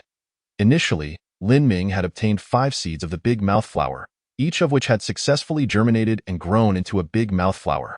Now, 3 of them had undergone specialization, leaving 2 still eagerly awaiting nourishment. As Lin Ming passed by, these 2 big mouth flowers swayed gently, clearly seeking to be fed. Not yet. You'll have to wait until your companion's corn matures, and then I'll feed you some kernels. Gazing at the blooming big mouth flowers and their sharp barbs, Lin Ming resisted the urge to touch them. However, upon reflection, since the big mouth flower had already produced interstellar corn, he could simply reserve some of the corn for planting, eliminating the need for the flowers to consume again. Up to this point, The microsatellite had not detected any new F-level carbon-based life resource supply pods, and there would be no new plants for the big mouthflowers to devour in the near future. Could the big mouthflowers consume meat? When this thought crossed Lin Ming's mind, he found it absurd. Yet, on Earth, there were carnivorous plants like the Venus flytrap and the pitcher plant, and considering that the big mouthflower had been genetically modified, anything was possible. At this moment, with two big mouthflowers matured, Lin Ming decided to experiment with one of them. Quickly returning to the survival pod, Lin Ming carefully cut a piece of meat the size of a fingernail and gently placed it into the flower's corolla. The sharp barbs sprang into action, swiftly engulfing the meat chunk, and the petals began to open wider. Observing the noticeably increased rate of the big mouth flower's petal movements, Lin Ming raised an eyebrow. Sensing that it appeared unsatisfied, if that were the case, he resolved to continue, cutting another piece of meat of the same size.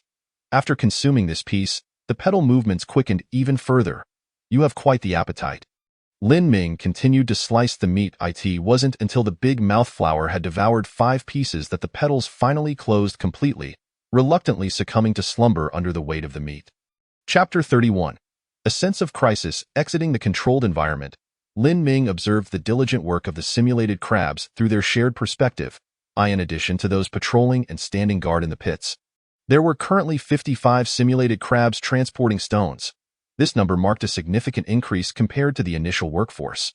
However, the efficiency had not improved much. The reason was simple. The stones nearby were dwindling, forcing the simulated crabs to fetch stones from farther away. Despite their tireless efforts, the high-intensity labor caused their stored energy to deplete rapidly, necessitating frequent breaks for recharging. How curious that I find myself looking forward to the sun rising sooner. Watching the simulated crabs take over 10 minutes to recharge, Lin Ming clicked his tongue. He stroked his chin and noticed that there were still a dozen colossal stones standing nearby, which the simulated crabs could not possibly move. He decided to lend them a hand.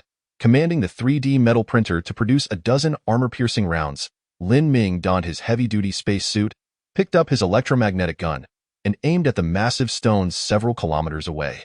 Whoosh! A streak of silver shot through the air, and in an instant, the stone shattered into countless fist-sized fragments.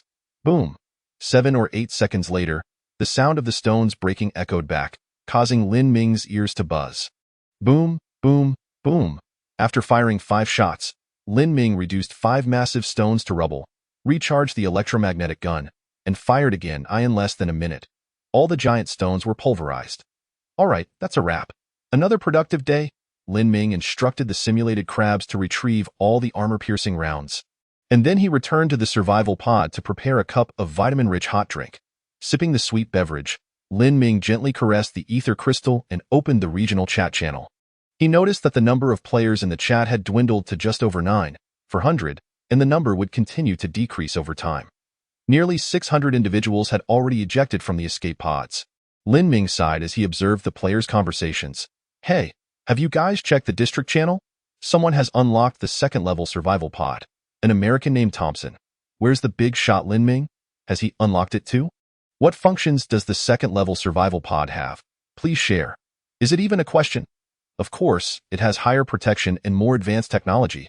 Here, the surface temperature exceeds 100 degrees, and my survival pod now consumes 1 unit of power per hour to maintain a constant temperature. The second-level survival pod surely won't need that. Hey, Lin Ming, have you cracked the E-level universal password? Please share. Exactly. Save the kids. My power reserves are running low. If I don't upgrade my survival pod soon, I might have to eject myself. The clever ones have already contributed supplies to the great Thompson, while the fools are still waiting here.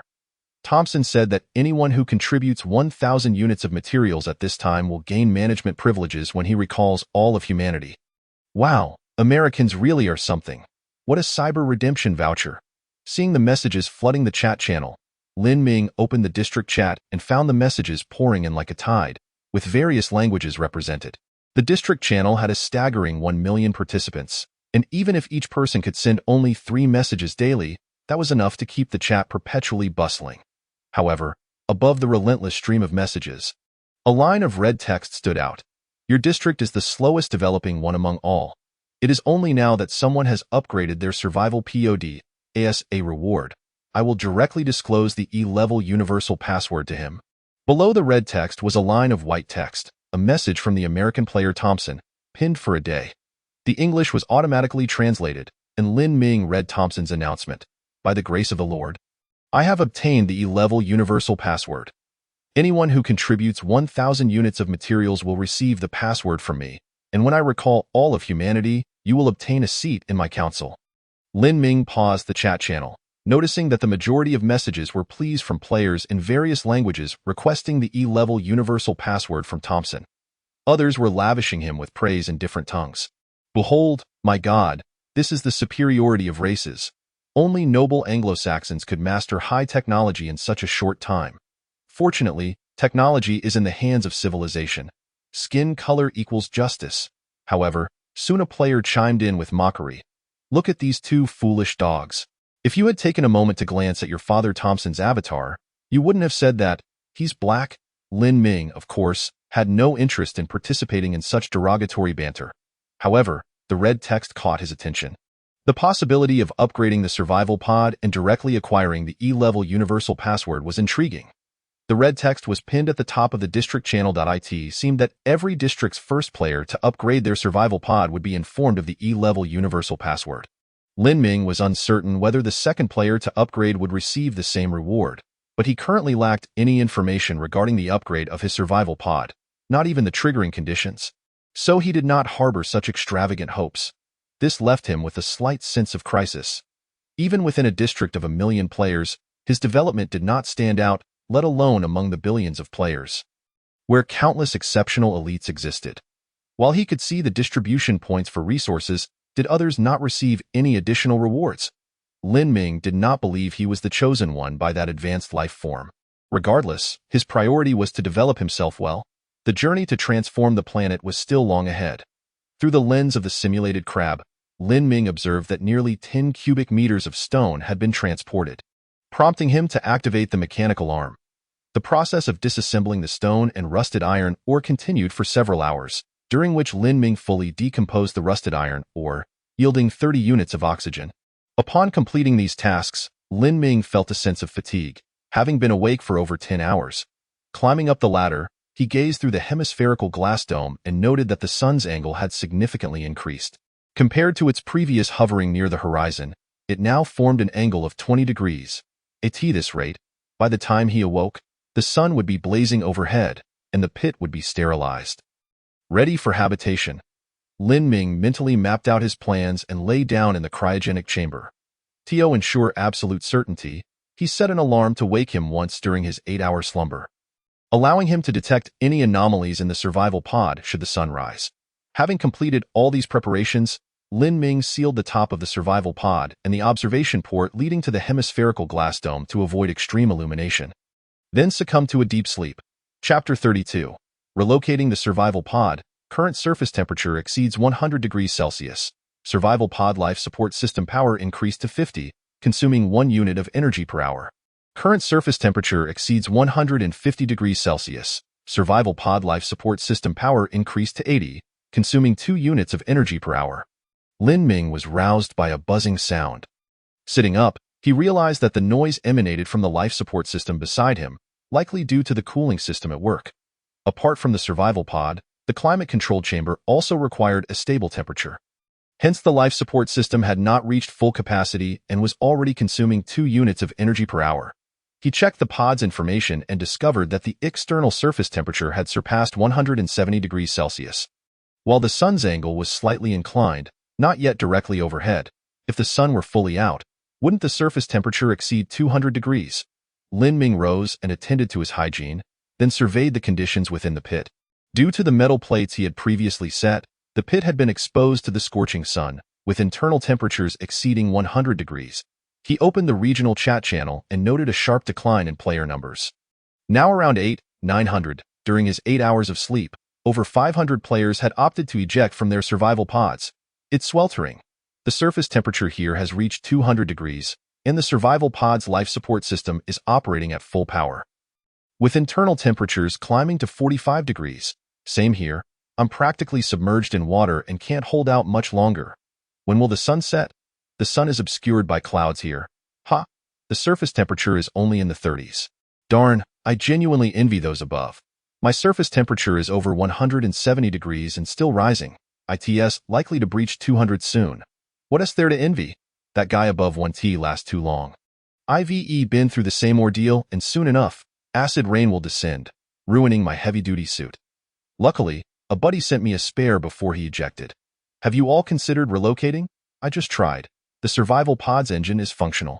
IVE moved to a shaded area at the base of a mountain, and the temperature dropped over 50 degrees. Whoa, you can do that? I need to relocate too. Seeing the players' discussions in the chat channel, Lin Ming smiled at IT. Seemed many players had already thought of moving their survival pods to evade the scorching sun. After all, the survival pod was equipped with an engine, and since the system had not indicated any damage, it was operational. Most players must have summoned resource supply pods, enabling them to recover fuel. If not now, then when should they relocate? Furthermore, their attempts bolstered Lin Ming's confidence, indicating that the survival pod could indeed achieve flight without the fear of unforeseen malfunctions.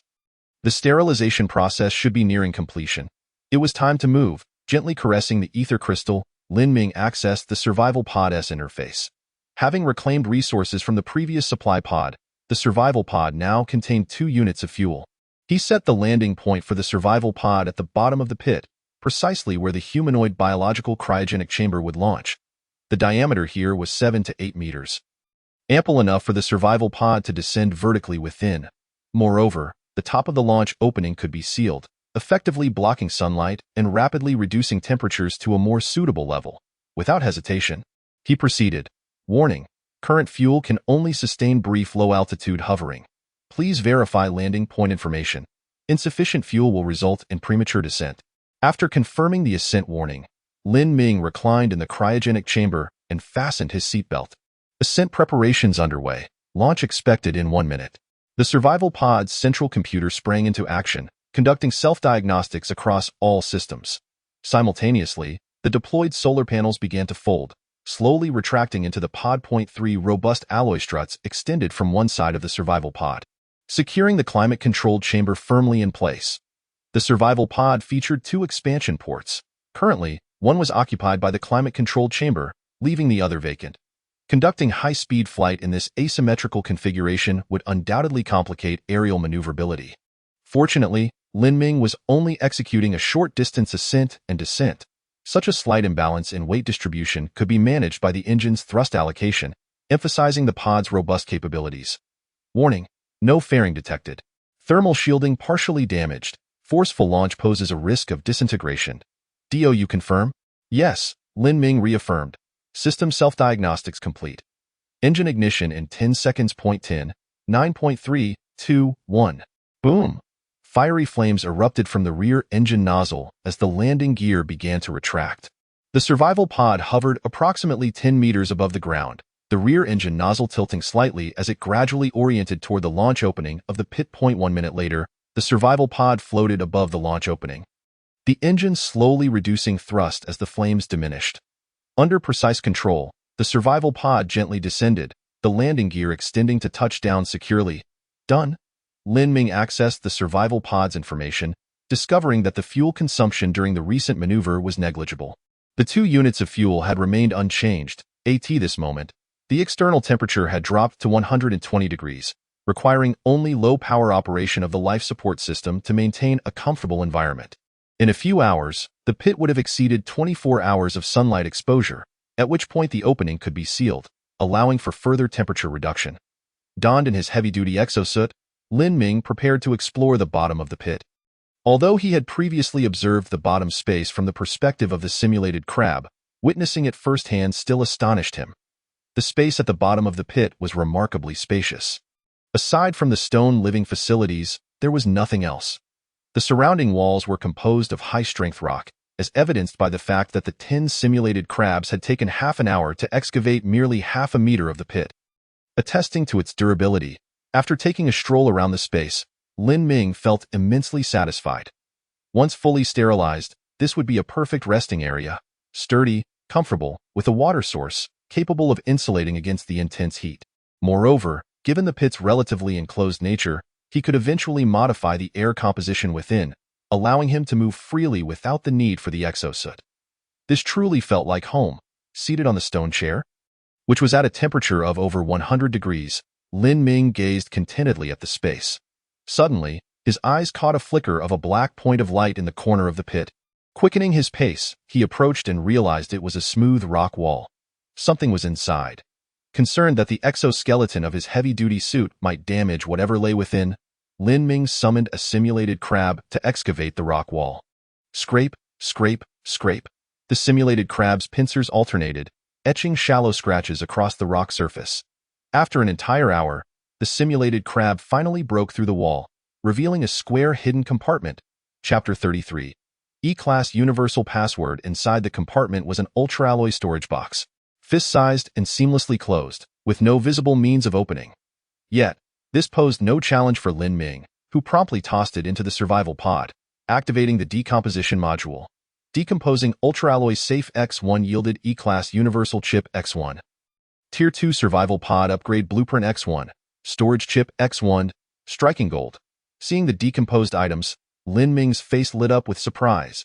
He hadn't anticipated that the humanoid beings would leave behind such valuable artifacts. This was likely the pinnacle of their civilization's wisdom. Back in the survival pod, Lin Ming eagerly examined the 3 black chips, each the size of a fingernail, delivered by the mechanical arm. His heart racing with excitement, the E-Class Universal Chip was quickly put to use to decipher the E-Class Universal Password. E-Class Universal Password decryption in progress. Estimated results in 1 hour. Watching the prompt appear on the display, Lin Ming felt a wave of satisfaction wash over him. He picked up the second chip and opened the blueprint. Tier 2 Survival Pod Upgrade Blueprint X1. Description: a construction blueprint for the core cabin, integrating the highest technological advancements of the Urea planet's intelligent life. It can be used to upgrade your survival pod according to the blueprint. Construction requirements: Ultraalloy X100, high-purity silicon ingot X10, electromagnetic coils X50, circuit boards X50, F-Class Universal Chip X10, or F-Class Universal Chip X1. 100 units of energy. Construction demand: 3D metal printer X1. Construction duration: 3 hours. Note: life support functions of the survival pod will temporarily cease during construction. Lin Ming glanced at the construction materials and found that he possessed the majority, with only a shortage of superalloy and electromagnetic coils. However, this was a trivial matter. Lin Ming swiftly captured 2 simulated crabs for disassembly, successfully gathering the required electromagnetic coils. He then accessed the Interstellar trading platform, posting his trade information: energy, X1 unit 4, superalloy, X5 units.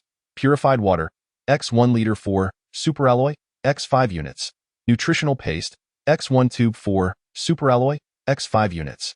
The sudden appearance of this trading information ignited a frenzy in the chat channel. Lin Ming, what are you doing?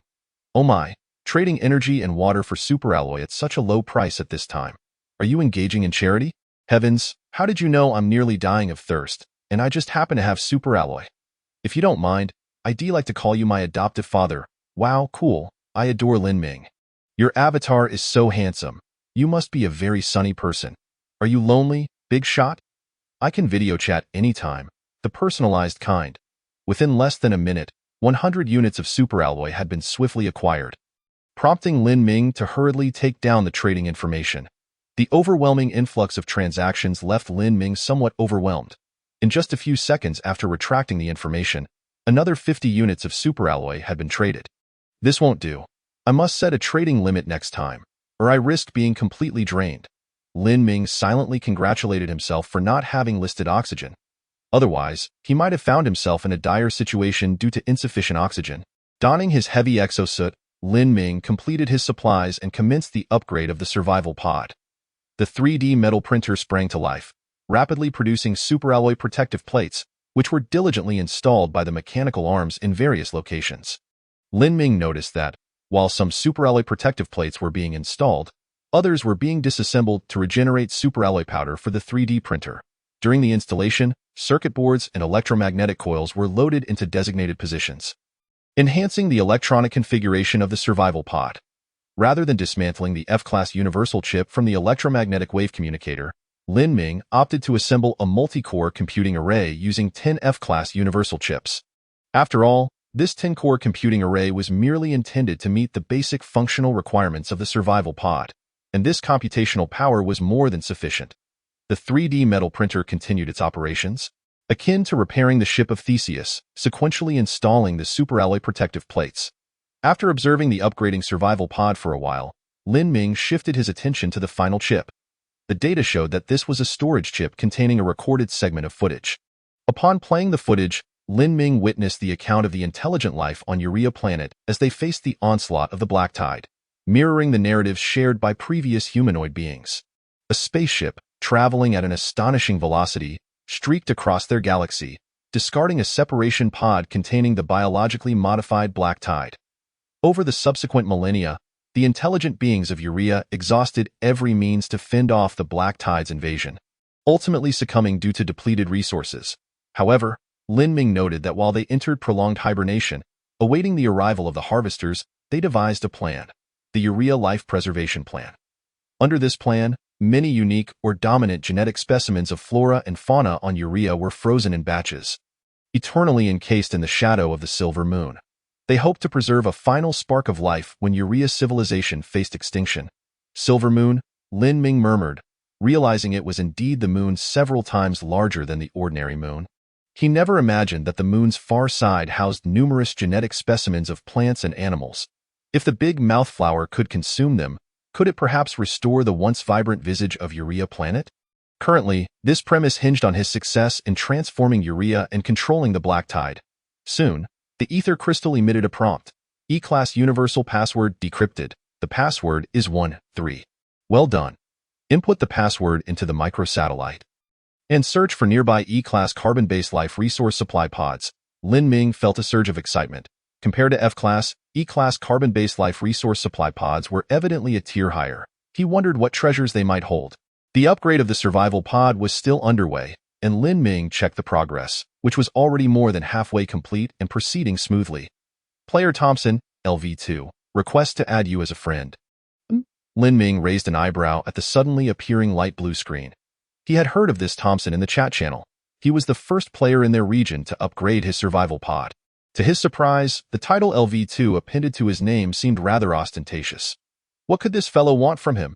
Having a background in business, Lin Ming had no habit of rejecting friend requests. After all, business is built on communication, and anyone could potentially be a client.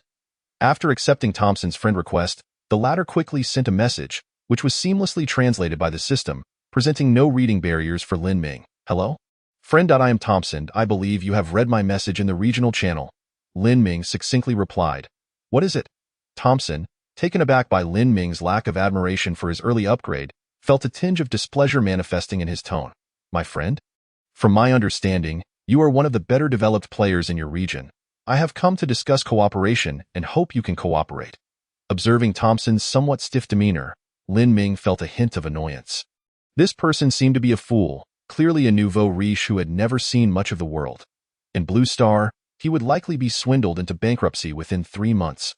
Glancing at Thompson's avatar, Lin Ming nodded, noting the typical traits. Having been suppressed for so long, they were far behind the Anglo-Saxon whites in terms of knowledge and confidence. At least, the latter had been playing their tricks for centuries, albeit still using underhanded methods, but they presented themselves in a grand manner. Some fools were easily swayed by such facades, but Lin Ming was not among them. He casually typed a few words. Oh? Speak. Chapter 34. The Unfortunate Park Buck and Speak. Is this how you address the first player in the region to upgrade their survival pod? I am favored by the divine, the chosen one, thousands of light years away. Thompson seethed with indignation, though his exterior remained composed. He flashed a grin, displaying his pearly whites, and spoke via voice input. Lin Ming, I hope you do not fail to recognize good fortune. There is an old saying among your Dragon Nation people, those who recognize the times are the wise. I am the chosen one who has grasped the E-class universal password. Lin Ming believed Thompson's assertion, as the announcement regarding the E-class universal password had been made by that highly advanced intelligent life. However, he wondered if the E-class universal password was truly such a significant matter. Lin Ming replied, I know. Thompson's fists clenched in frustration. Lin Ming, do you understand what the E-class password represents? It signifies higher technology, more supplies, and more resources. I have approached you for cooperation out of respect and trust. When I say I know, it means I know the password. Lin Ming had no desire to waste breath with this suddenly appearing Thompson and directly sent the E-class password, 1-3. Thompson stared at the lengthy string of passwords, momentarily dumbfounded, 100 digits after the decimal point. He could hardly believe his eyes as he checked each digit, only to be shocked to discover that this was indeed the E-class universal password. Thompson was astonished. Following a brief moment of shock came fury, an intense rage. For the reason that was all too clear, it was common knowledge that deciphering the E-class password was exceedingly challenging, and he had only obtained it after upgrading to the second-level survival pod. This implied that someone among those he collaborated with to acquire the E-class password was a traitor. Betrayal. He detested betrayal. His father had betrayed him and his mother, forcing him to grow up amidst others' ridicule. Thompson's eyes blazed red as he scanned the chat list. Among the 100 regions, he had already contacted over 70. Of those, a little over 10 had reached cooperation agreements. Among these individuals, who could possibly have betrayed him? Reviewing the chat records one by one, Thompson zeroed in on one individual, Park Buching from the Korean region. Thompson's eyes nearly spewed fire with rage. Only someone from Korea would be so shameless. No wonder Park Buching was so quick to reach an agreement with me, agreeing to so many harsh conditions. It seems he never intended to cooperate properly from the start. Just then, a message from Park Buching arrived. Lord Thompson, gathering 1,000 units of energy is quite challenging. How about I first trade you 100 units? And I will gather the rest within 3 days? What do you think? Upon seeing Park Buching's message, Thompson leaped up in fury, just as expected. This was Park Buching's delaying tactic. He had foolishly trusted the spirit of the contract and sent the E-class universal password to Park Buching in advance. Thompson opened the chat box and roared, "Park Buching, I will see you dead." Naturally, Lin Ming was unaware of the convoluted thoughts swirling in Thompson's mind. His attention remained fixated on the light blue screen before him. Detected Class E carbon-based life resource supply pod X1, located 4.9 light minutes away. The target is rapidly distancing itself, estimated to exit the maximum communication range in 10 minutes. Is the Class E supply pod moving at such a swift pace? Hurry and send a distress signal. Watching the rapidly retreating point of light, now nearing the limits of the distress signal coverage, Lin Ming hastily issued commands. In 5 minutes, the distress signal will reach its farthest point, estimated to be able to catch up to the Class E carbon-based life resource supply pod at the extreme distance. A response is expected in 10 minutes. Lin Ming anxiously focused on the pale blue light screen. Observing the waveforms of the distress signal gradually approaching the point of light. 10 minutes later, the ether crystal finally provided Lin Ming with a satisfactory update. Detected Class E carbon-based life resource supply pod 1. Based on the current trajectory and speed of the supply pod, it is estimated to arrive in 5 hours. Thankfully, Lin Ming breathed a sigh of relief and inquired, "Why does it take so long?" Logically, the Class E supply pod should be quite fast, shouldn't it? The ether crystal responded. The flight trajectory of this supply pod is in the opposite direction of the Urea planet's orbit, and both deceleration and reverse acceleration require time. Lin Ming nodded at this moment. The survival pod had completed its upgrade, and Lin Ming felt a surge of excitement as he descended the ladder into the pod. Spacious, that was Lin Ming's immediate impression. The original interior of the survival pod measured 2 meters by 3 meters, with a height of 2 meters, totaling 12 cubic meters, a somewhat cramped living space. Now, the living space of the survival pod had expanded to 3 meters by 4 meters, with a height of 2.5 meters. Although the numerical increase was modest, the actual internal space had nearly tripled. The considerably more spacious interior appeared much more comfortable, yet it also came with certain drawbacks. The vast internal space necessitated an increase in the power of the life support systems, consuming 1 unit of electrical energy per hour during regular operation. Consuming 1 unit of electrical energy per hour translates to 24 units in a day. Quite a hefty toll. Lin Ming opened the survival pod's information panel. Feeling quite satisfied.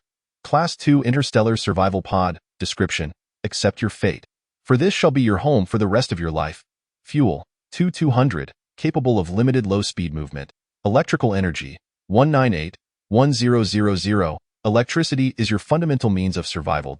Oxygen. 43,1000. Each unit of oxygen sustains vigorous activity for 1 hour, or rest sleep for 2 hours, or hibernation for 10 hours. Purified water. 73,1000. Unit.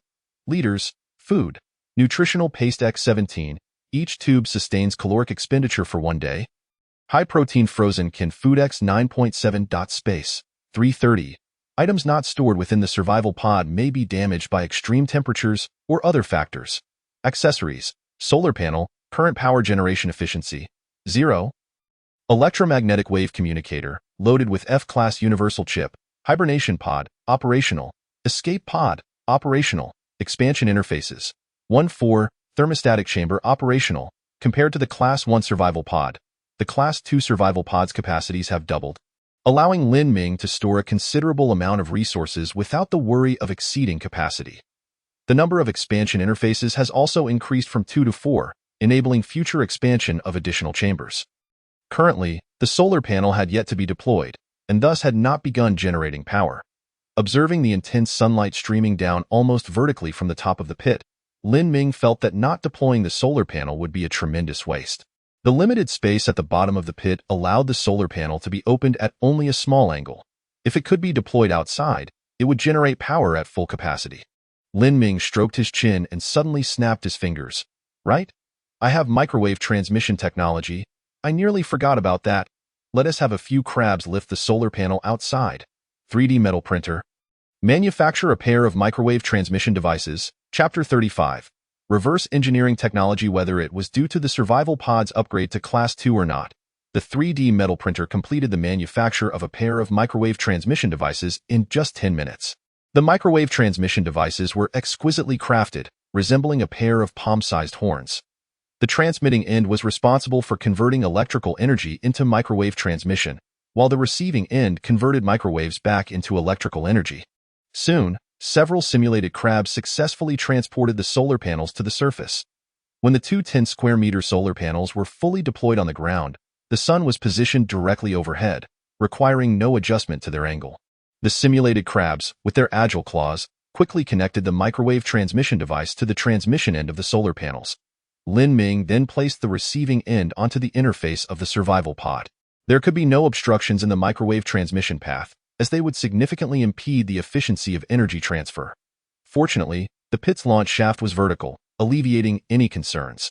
After a brief calibration and alignment, the survival pod indicated that the solar panels were connected and began generating power at full capacity. Current power generation efficiency of solar panels, 100, producing 9 units of electrical energy per hour. Observing the notification on the pale blue light screen, Lin Ming furrowed his brow. Wasn't the maximum power generation capacity of the solar panels supposed to be 10 units per hour? Why is it short by 1 unit? The ether crystal promptly replied. The current surface temperature is excessively high. To ensure transmission efficiency, 1 unit of electrical energy is required per hour to operate a high-power fan for cooling the solar panels.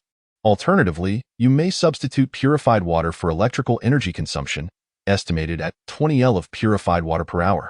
Upon seeing the ether crystal's response, Lin Ming immediately waved his hand. Forget it, if air cooling works. There's no need to resort to water cooling, it's a joke. Although there is plenty of contaminated water in the pit, extracting purified water also requires electrical energy.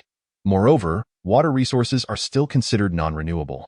Using a little means losing a little, and Lin Ming wasn't so extravagant. Currently, the survival pod required 1 unit of electrical energy per hour. Not accounting for other consumption, Lin Ming was netting 8 units of electrical energy each hour, translating to nearly 200 units of surplus energy daily.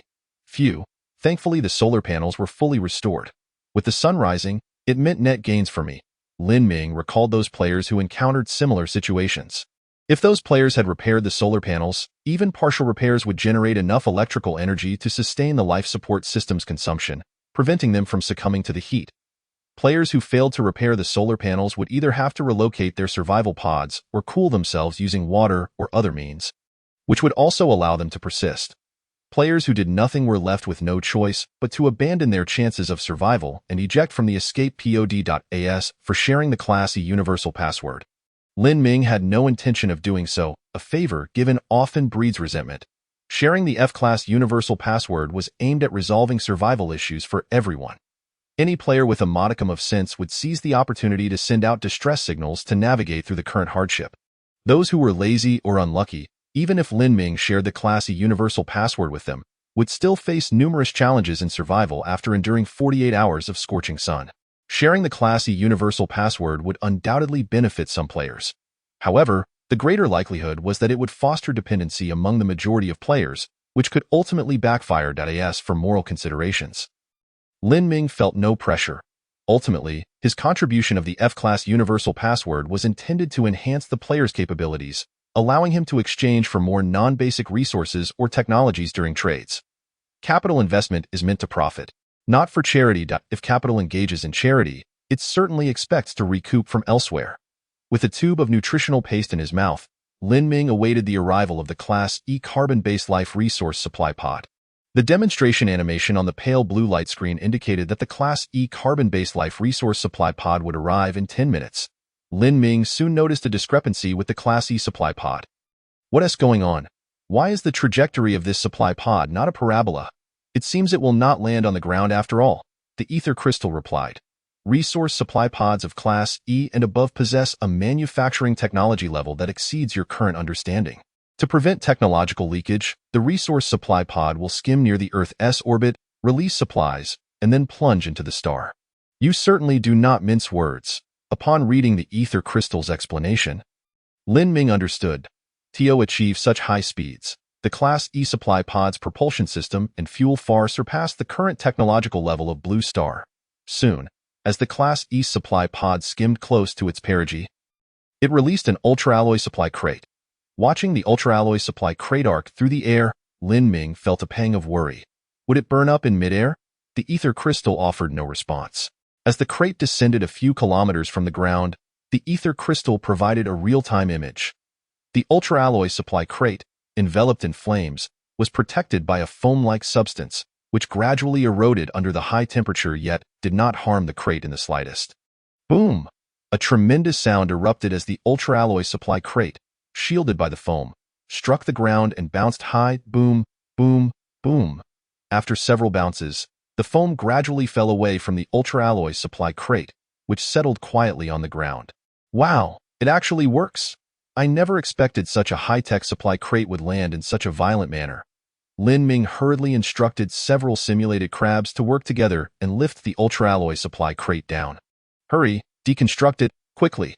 As soon as the ultra-alloy supply crate arrived, Lin Ming eagerly urged. The E-grade resource supply box has been retrieved, yielding Super Alloy X1 and Reverse Engineering Technology Chip X1. Upon noticing the pale blue display that popped up, Lin Ming hastily commanded the mechanical arm to retrieve the chip. What does this technology entail? Holding the chip obtained from the decomposition, it appeared identical to the previously acquired one. The chip, roughly the size of a fingernail, was encased in a dark exterior. Lin Ming prompted the ether crystal to provide a catalog. Reverse Engineering Technology Chip. Description. To understand the phenomenon is one thing, but to comprehend the underlying principles is paramount. From this moment forth, you shall be able to conduct reverse analysis on the technological creations in your possession, acquiring all their respective techniques. A simple yet exhilarating statement sent Lin Ming's heart racing. Reverse engineering. At this moment, he possessed a level 2 survival pod, heavy-duty exosuit, and the pseudo-crab, all of which were high-tech products. However, he could only own them without the capability to replicate. With the acquisition of reverse engineering technology, he would gain the corresponding manufacturing techniques. As long as resources were sufficient, he could create anything. Analytical technology. Reverse engineering technology decryption in progress, estimated to master relevant technology in 1 hour. Chapter 36. Reverse research. Reverse research successful. You have mastered reverse engineering technology. Upon seeing the pale blue display from the ether crystal, Lin Ming resolved to give it a try. Let us begin by reverse researching the technology required to manufacture the survival pod. Please select the chip for reverse research. F-grade universal chip. Based on the computational power provided by the current chip, estimated reverse research duration is 10,000 years, consuming 1 unit of energy per hour. Would you like to commence reverse research? You can shorten the reverse research duration by increasing the number of chips or enhancing the chip's computational power. Damn! Upon seeing the prompt, Lin Ming was taken aback. It turned out that reverse engineering was not a panacea. It was fundamentally reliant on computational power. After contemplating, he remarked, "Let us try the F-grade universal chip. Based on the computational power provided by the current chip, Estimated reverse research duration is 1,000 years, consuming 1 unit of energy per hour. Would you like to commence reverse research? It seems the computational power of the F-grade universal chip is equivalent to 10 F-grade universal chips. What about the E-grade? The ether crystal displayed another message. Based on the computational power provided by the current chip, estimated reverse research duration is 10 years, consuming 1 unit of energy per hour. Would you like to commence reverse research? 100-fold improvement. By this calculation, even the E-grade universal chip could only reduce the reverse research time to 1 year. Such a lengthy duration was simply unacceptable. The D-grade chip was out of the question, as acquiring it would be as challenging as reaching the heavens.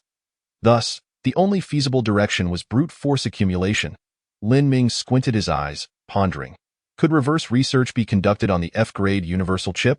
Based on the computational power provided by the current chip, estimated reverse research duration is 24 hours, consuming 1 unit of energy per hour.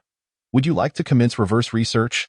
Note: reverse research will damage the target being studied, rendering it irreparable.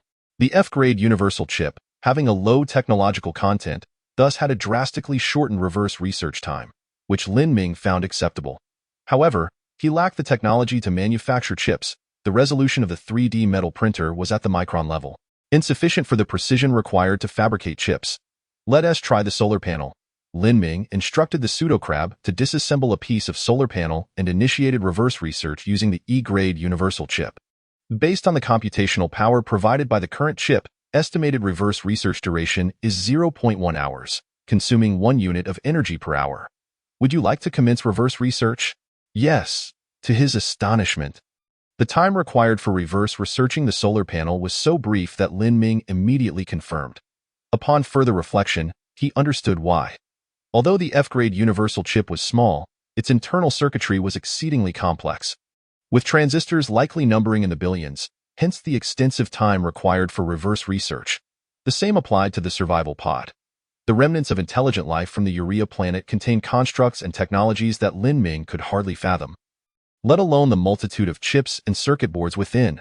The solar panel, albeit larger, lacked high-precision manufacturing processes, resulting in a swift reverse research pace. Within minutes, Lin Ming saw the success notification appear.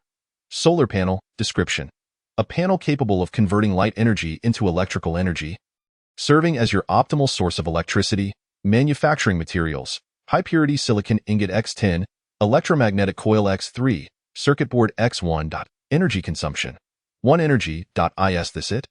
Observing the minimal materials required to manufacture a solar panel, Lin Ming glanced at his current inventory: 163 high-purity silicon ingots, 48 electromagnetic coils, and 72 circuit boards. The limiting factor for the production of solar panels was surprisingly the high-purity silicon ingots. Lin Ming first commanded the 3D metal printer to fabricate a solar panel, which took 10 minutes. After the pseudocrab installed the solar panel, Lin Ming noted that its energy output was indistinguishable from the original. Excellent. It seems the imitation functions just as well as the authentic one, without any compromise. Lin Ming immediately maximized the production capacity of the 3D metal printer, issuing tasks for the remaining 7 solar panels. Unfortunately, he found no silicon mines nearby, and disassembling the pseudocrab felt somewhat regretful, as that little creature was quite handy. Watching the busy 3D printer, Lin Ming murmured to himself. After a moment of silence, a light bulb went off in his head that, of course, he could trade with other players. Directly acquiring materials felt trivial. Lin Ming promptly sent a message in the regional channel, offering processing services for solar panels. Each solar panel requires high-purity silicon ingot X20, electromagnetic coil X6, circuit board X2. No extra charge, fair play. Lin Ming's message instantly caught the player's attention. The great Lin Ming has surfaced. Wow, what's up with this LV2? Have you upgraded your survival pod too? Truly, the great Lin Ming is impressive. While we mere mortals tremble in the shadows, the Great One has already upgraded his survival pod. He can even manufacture solar panels. My heavens, I haven't even repaired mine yet. Alas, I wish to place an order, but my energy can only sustain me for a few hours, and I lack the corresponding materials nearby. To the one above? Why not disassemble your damaged solar panel and let the great Lin Ming create a new one for you? To the one above, your thought process is quite unique. Come learn cooking from me.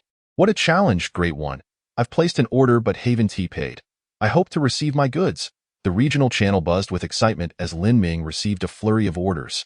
Player Zheng Qinghong offered high-purity silicon ingot X60, electromagnetic coil X18, circuit board X6 in exchange for 1 milliliter water. Would you agree? Player Li Bingtao offered high-purity silicon ingot X40, electromagnetic coil X12, circuit board X4 in exchange for 0.1 units oxygen. Would you agree? Player Zhao Xingxing offered high-purity silicon ingot X20, electromagnetic coil X6, circuit board X2 in exchange for 1 milliliter urine. Would you agree? An overwhelming number of trade requests flooded in, leaving Lin Ming somewhat bewildered. Following his usual practice, he processed the orders in the order received, accepting materials and promptly trading the freshly produced solar panels from the 3D printer. Insufficient urine. Transaction failed. Lin Ming was taken aback. Damn, who has such peculiar tastes to trade my urine? Upon seeing Zhao Xingxing's sweet and charming avatar, presumably a young girl in her 20s, Lin Ming opened the chat. Miss, can we change the trading method?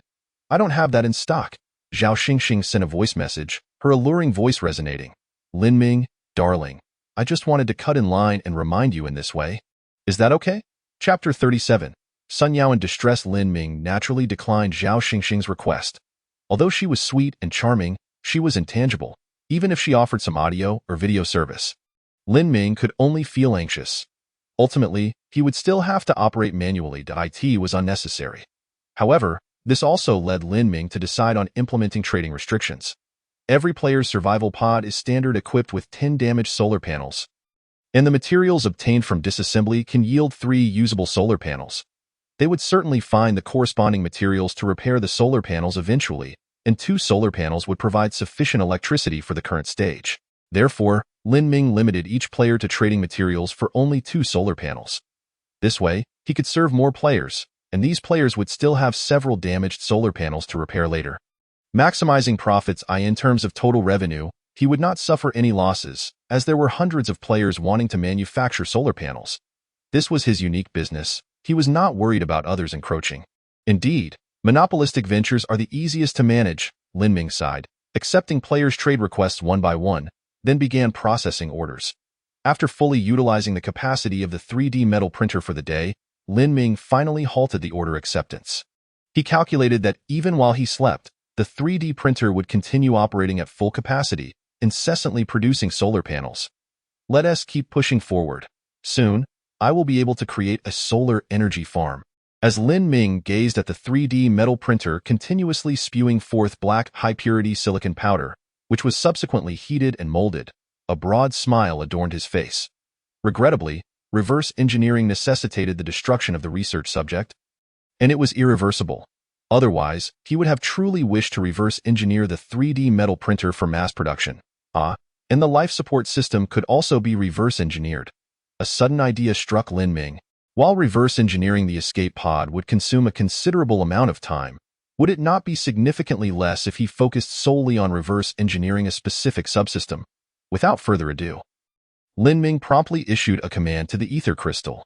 Please select the chip for reverse engineering. E-grade universal chip.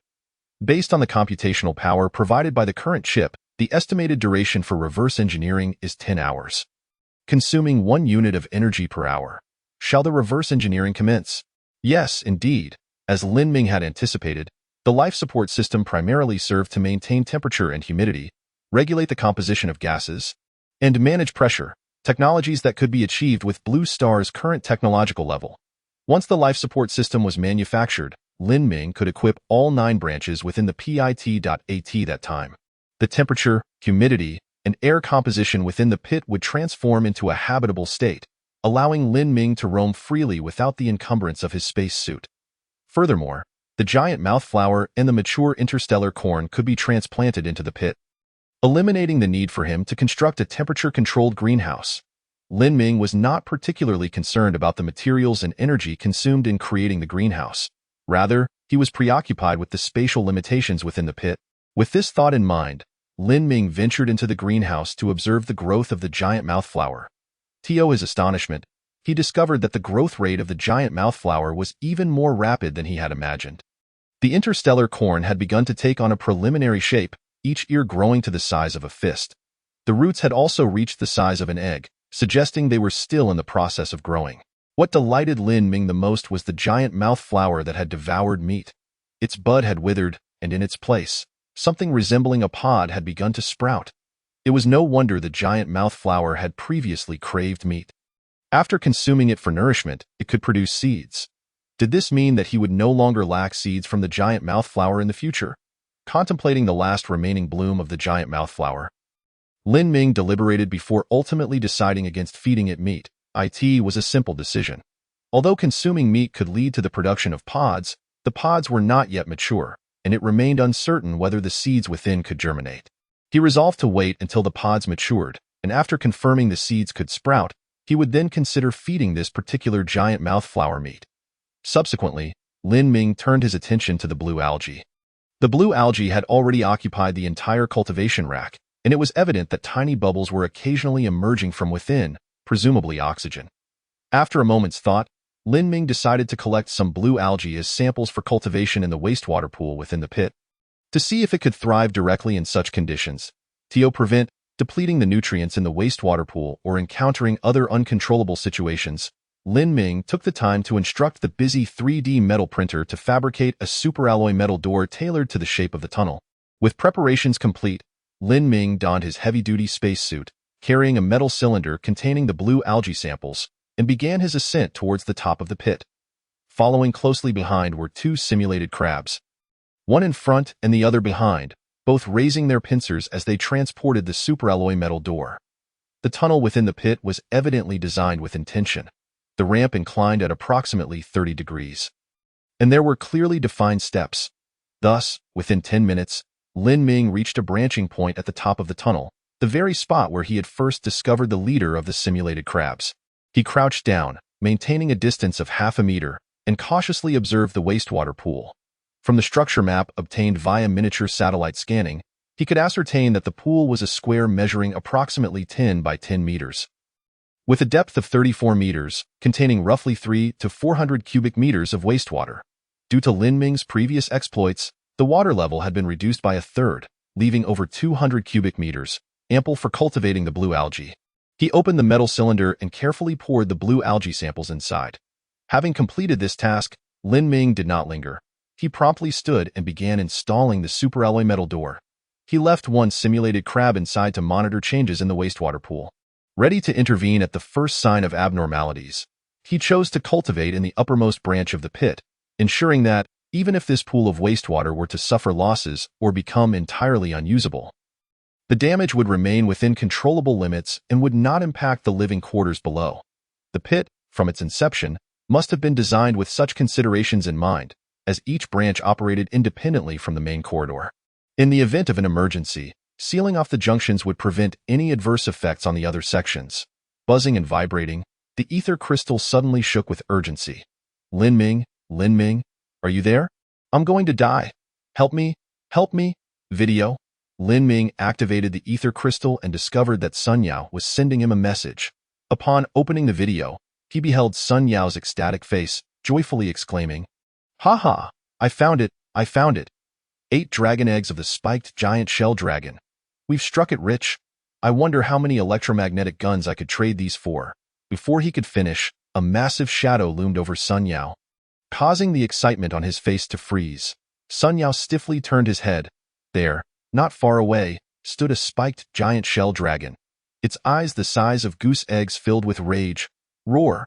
The spiked giant shell dragon let out a long howl, its saliva splattering all over Sun Yao.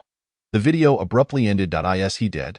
Seeing that Sun Yao's avatar remained lit, Lin Ming sent a video call request. Sun Yao quickly accepted. At this point, it had been less than half a minute since he had sent the video, and the man and dragon were still in a standoff. Sun Yao was clutching a dragon egg, poised to smash it to the ground. The spiked giant shell dragon, though furious, was too intimidated by Sun Yao's actions to advance. Lin Ming breathed a sigh of relief upon witnessing this. "Thank goodness, you're still alive.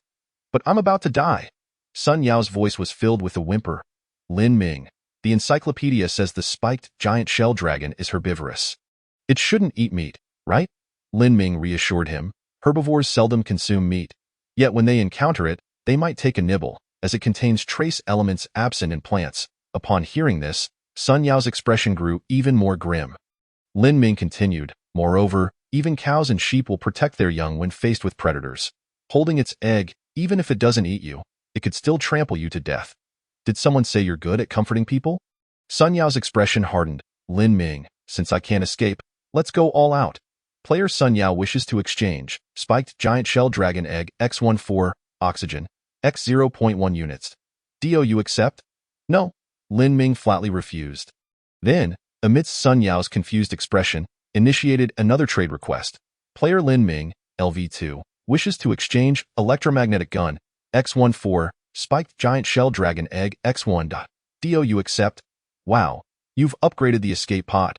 Sun Yao's attention suddenly shifted elsewhere. Impressive. Noticing that the spiked giant shell dragon was growing impatient and had taken a tentative step forward, Lin Ming urged, stop dawdling, quickly agree to the trade. After Sun Yao consented to the trade, a gleaming silver electromagnetic gun, measuring an impressive 2 meters in length, appeared in his hand. Upon seeing the dragon egg in Sun Yao's grasp vanish, replaced by the unfamiliar item, the spiked giant shell dragon instantly went berserk. Charging towards Sun Yao. Your gun is enormous, but will it be effective against this beast? Sun Yao shouted, instinctively aiming the electromagnetic gun at the spiked giant shell dragon and pulling the trigger. Boom! A deafening explosion. The upper half of the spiked giant shell dragon was obliterated into a mist of blood, vanishing from sight before Sun Yao's astonished gaze. PS2. Starting tomorrow, there will be 2 updates daily, at 12 p.m. and 6 p.m. Once again, thank you all. The author expresses his gratitude. Chapter 38, Dragon Eggs Secured. Wow, what kind of gun is that? Observing the electromagnetic gun obliterating the upper half of the spiked giant shell dragon, Sun Yao stood frozen. That creature was 5 meters long and weighed 3 to 4 tons, resembling a dinosaur. The sheer pressure it exerted was incomprehensible to anyone who had not experienced it firsthand. Just moments ago, Sun Yao had resigned himself to death, yet in an instant, the spiked giant shell dragon had been blasted apart by the electromagnetic gun. Lin Ming, on the other hand, remained composed. He was well aware of the electromagnetic gun's power, especially since the one he had traded to Sun Yao was loaded with dum-dum rounds, amplifying its lethality. If a silicon-based organism could be torn asunder, how much less could a carbon-based one withstand? Lin Ming shook his head with a smile, addressing the still-dazed Sun Yao. As previously mentioned, 1 electromagnetic gun for 1 dragon egg. What do you plan to do with the remaining eggs, having narrowly escaped death? Sun Yao pondered seriously. For these 8 dragon eggs, let's split them evenly. I'll trade you 3, and Lin Ming, you can exchange them for basic resources at a price you deem fit. Agreed. Since Sun Yao was so agreeable, Lin Ming decided against being stingy, pricing each dragon egg at 30 units of basic resources, trading 30 liters of water and 60 units of energy for 3 dragon eggs. For the remaining 4 dragon eggs, Sun Yao retrieved a metal cylinder, each containing 2 dragon eggs. Lin Ming gifted Sun Yao 3 more dum-dum bombs. Thus, even if they were to encounter a spiked shell dragon again, Sun Yao would possess the confidence to stand his ground. Gazing at the 4 dragon eggs acquired through trade, a joyful smile adorned Lin Ming's face. I hope to have both males and females. Perhaps I can establish a spiked shell dragon breeding farm in due course. He picked up the dragon eggs, placing each one carefully into the temperature-controlled chamber. Uncertain of the optimal incubation temperature for the dragon eggs, he reasoned that it should be somewhat akin to that of carbon-based life forms. He decided to wait a few days to observe the results, and if they were unsatisfactory, he would seek alternative solutions. Watching the swiftly operating 3D metal printer, Lin Ming felt a swell of emotion. Indeed, the sight of labor is the most beautiful, especially when one observes others at work. After delivering a batch of solar panels, Lin Ming assessed his current inventory and felt a deep sense of satisfaction. Most items were being utilized effectively, with only the miniature satellite remaining idle. As the satellite floated aimlessly in the skies, he pondered finding it a task. Lin Ming commanded the miniature satellite to commence scanning the nearby geological strata. He could visualize resource points on the map, and the miniature satellite could amplify his advantages. Whether due to the hardness of the geology or other factors, the satellite could only scan a diameter of approximately 10 meters at a time. Depending on the geological variations, it could penetrate the ground up to 50 to 100 meters deep. Observing the real-time map, which expanded gradually from the center of the pit. Lin Ming felt as though he had dispatched a scout to explore the surrounding mists. Regrettably, the miniature satellite lacked a camera or similar device. Otherwise, it could have provided a panoramic view, revealing all nearby resources. Lin Ming felt a twinge of regret. After some contemplation, he resolved to deploy 10 mimic crabs to explore the surrounding environment. The maximum connection distance for the mimic crabs was 10 kilometers, but since their power reserves came from solar energy, he needn't worry about their return as long as he issued a return command after a certain duration. Without delay, Lin Ming began to chart their route. If the patrol route for the mimic crabs were a straight line, it would yield a star-shaped map. The optimal vision range for the mimic crabs was 10 meters. So Lin Ming designed an S-shaped patrol route for them, allowing them to gradually expand their field of vision. All right, you shall operate on a flat map while the miniature satellite scans a three-dimensional map. Off you go. With a command given, the mimic crabs promptly sprang into action, forming a line as they crawled out of the pit. After completing these tasks, Lin Ming brewed a cup of vitamin-infused hot drink, sipping it slowly while perusing the regional chat channel. With no mobile phone or other forms of entertainment at hand, occasionally browsing the chat channel became the best way to relieve stress while also acquiring the latest information. After enduring direct sunlight, which caused surface temperatures to soar to 200 degrees, the number of participants in the regional chat channel plummeted. However, players quickly adapted. The decline in numbers gradually slowed, stabilizing at over 8,200. The regional channel charged 0.1 units of resources per message, while the world channel charged 0.2 units, with limited quantities available for purchase through private messages. Basic resource exchanges allowed for unlimited swaps of oxygen, water, and energy, all at prices more favorable than those at the trading post, on a first-come, first-served basis. The Wandering Survival Group cordially invited all players to join. Group members enjoyed discounted trading prices, with a wealth of non-basic resources available. Each day, one lucky member would receive a reward of 10 units of basic resources, and joining required only 1 unit of basic resources. For those interested in joining, please send a private message. The Interstellar Bank opened today, offering storage for unused resources with a daily return of 20%, providing permanent rebates, starting with a minimum deposit of 1 unit of resources, all backed by a credibility guarantee. The enchanting beauty Yuruyun was commencing a group live broadcast. All wolf friends looking to join, hurry in, as an enticing performance was about to begin, requiring just 1 unit of basic resources to enter. At this point, it was already the 5th day since Lin Ming arrived on the desolate planet. Many players had grasped the system intricacies and began seeking ways to profit. Take the Interstellar Bank. For instance, astute individuals recognized it as a classic Ponzi scheme, yet throngs of players continued to flock in. Many players, fully aware of its fraudulent nature, still chose to take a gamble, believing that in the early stages of a Ponzi scheme, some individuals could indeed profit. They were wagering that they could recoup their principal before the operator absconded with their funds. Just as Lin Ming was engrossed in observation, he suddenly received a message. Upon opening it, he discovered it was from Tang Qingyan. Given the previous unpleasantness between them, they had not been in contact since, and Lin Ming felt a twinge of curiosity regarding the purpose behind Tang Qingyan's message. He opened the message to find a group invitation link from Tang Qingyan, accompanied by a note. High-level resource trading group, backed by the Tang family, requires only 1 unit of basic resources to join. Abundant high-level resources await. Welcome to join. To Lin Ming's surprise, Tang Qingyan was attempting to bring him into the group.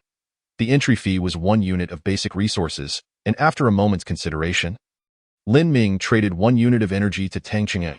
For Lin Ming at this juncture, 1 unit of energy was negligible, and since Tang Qingyan had previously represented the Tang province in trading rusty iron ore, he likely possessed ample resources, making it improbable that he would resort to deceiving Lin Ming for a mere unit of basic resources.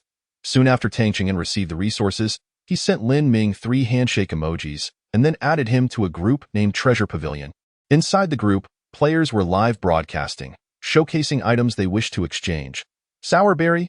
Today, while out, I discovered a patch of berry bushes at the foothills. To be frank, these berries are sour and astringent, but they are edible and can replenish vitamins. I have about 200 grams and hope to exchange them for 10 units of energy or 5 units of oxygen. Chapter 39. The bustling trading group Sourberries. Lin Ming was astonished to learn that plants could flourish near the survival pod.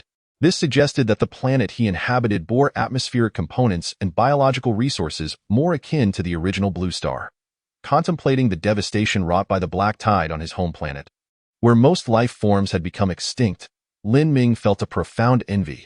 He still possessed a large-mouthed flower that had yet to consume any items, and sour berries could undoubtedly be ingested. However, after a moment's thought, Lin Ming discarded this idea. According to the player's description, the sour berries were both sour and astringent, primarily serving to replenish vitamins. He had no deficiency in such resources, thus losing interest in making an offer. Nonetheless, his lack of interest did not imply that others shared the sentiment. Edibles that could replenish vitamins. During the early days of the Age of Discovery, sailors were plagued by scurvy, which was later discovered to result from a deficiency of vitamin C in their diets. Prolonged lack of vitamin intake could be fatal. Therefore, the sour taste of the berries was not a detriment. I offer 3 units of oxygen. I offer 5 units of energy, 1 liter of purified water, plus half a tube of nutritional paste. I'll take 50 grams. One after another, players began posting their bids within the group. In less than 5 minutes, the player in possession of the sour berries announced that they had sold out. Regrettably, many players who had failed to acquire the berries sighed inwardly while redirecting their attention to the next item up for bidding. Previously, Tang Qingyin had already hinted in the group that something exceptional would be showcased today, making the sour berries merely an appetizer. After a brief wait, the second player commenced their live broadcast. As the camera zoomed out, the players beheld a black chip, roughly the size of a fingernail, resting in the player's palm. F-grade universal chip. The player displayed the item in the group and began explaining. This chip possesses 10 times the computing power of a standard F-grade universal chip. With identical energy consumption. It can be used to repair electromagnetic communication devices and can also decrypt universal codes. Immediately, players began to message, inquiring. Lin Ming has already shared the F-grade universal code. Can this chip decrypt E-grade universal codes? The player live streaming faltered momentarily. No, it cannot. Instantly, a player chimed in with sarcasm. Then what's the use? If the F-grade universal chip can also repair electromagnetic communication devices, why should I bother with a higher-grade chip? Observing the question, the live streaming player regained their composure and confidence. This chip, due to its higher computing power, won't burn out after repairing electromagnetic communication devices. Instead, it will enter a cooling phase before being reusable. As they spoke, they demonstrated live by sending a distress signal. After a few minutes of waiting, they astonishingly managed to locate 3 F-grade carbon-based life resource supply pods. What on earth? What a prodigious live streaming talent, able to directly locate 3 supply pods. If it weren't for the ether crystal's inability to fabricate falsehoods, I would suspect there's insider trading. Riding the wave of good fortune? The live streaming player inquired. What is the price for this chip? With a look of delight still on their face, they replied, I'm not sure what it could be exchanged for. Let us begin bidding. 5 liters of purified water. The first player to bid left everyone dumbfounded. What a joke. Many players have yet to discover water resources, diligently conserving it. The 10 liters given at the start are nearly depleted, and they're on the verge of drinking urine. And this person bids 5 liters of purified water? Have they discovered a river nearby? After a brief silence, another player continued the bidding. 1 solar panel. Are you out of your mind? Even broken solar panels are being offered. I can do that too. I bid too. The bidding player quickly retorted. Hold on, mine is a fully functional solar panel. It can generate power once installed. A player voiced their confusion. Impossible. Have you discovered ultra-pure silicon ingots, along with circuit boards and electromagnetic coils nearby? The players placing bids were exceedingly proud. Hee. You didn't expect this, did you? I had it customized from the esteemed Lin Ming. With a limit of 2 pieces per person, I ordered early and ended up with 3. Wow, it's the merchandise of Lin Ming. No wonder. How can I customize? I want one too. Me too. Count me in. While they were indulging in their excitement, Lin Ming suddenly noticed a surge of over a dozen new orders for customized solar panels and shook his head with a smile. What on earth is going on here? Weren't we auctioning off the F-grade universal chips? How did it veer off course? Nevertheless, since the orders had come in, Lin Ming accepted them. He could always begin to schedule the production capacity of the 3D metal printer for the next day. At that moment, with the sun directly overhead, the efficiency of the solar panels was at its peak, and many players needed electricity to power their life support systems. Thus, the two quickly reached an agreement. One item after another was sold, and Lin Ming also spotted something he desired. A player named Zhang Bei initiated a live stream. Glass, discovered in a nearby meteorite crater. Because the crater is quite challenging to climb.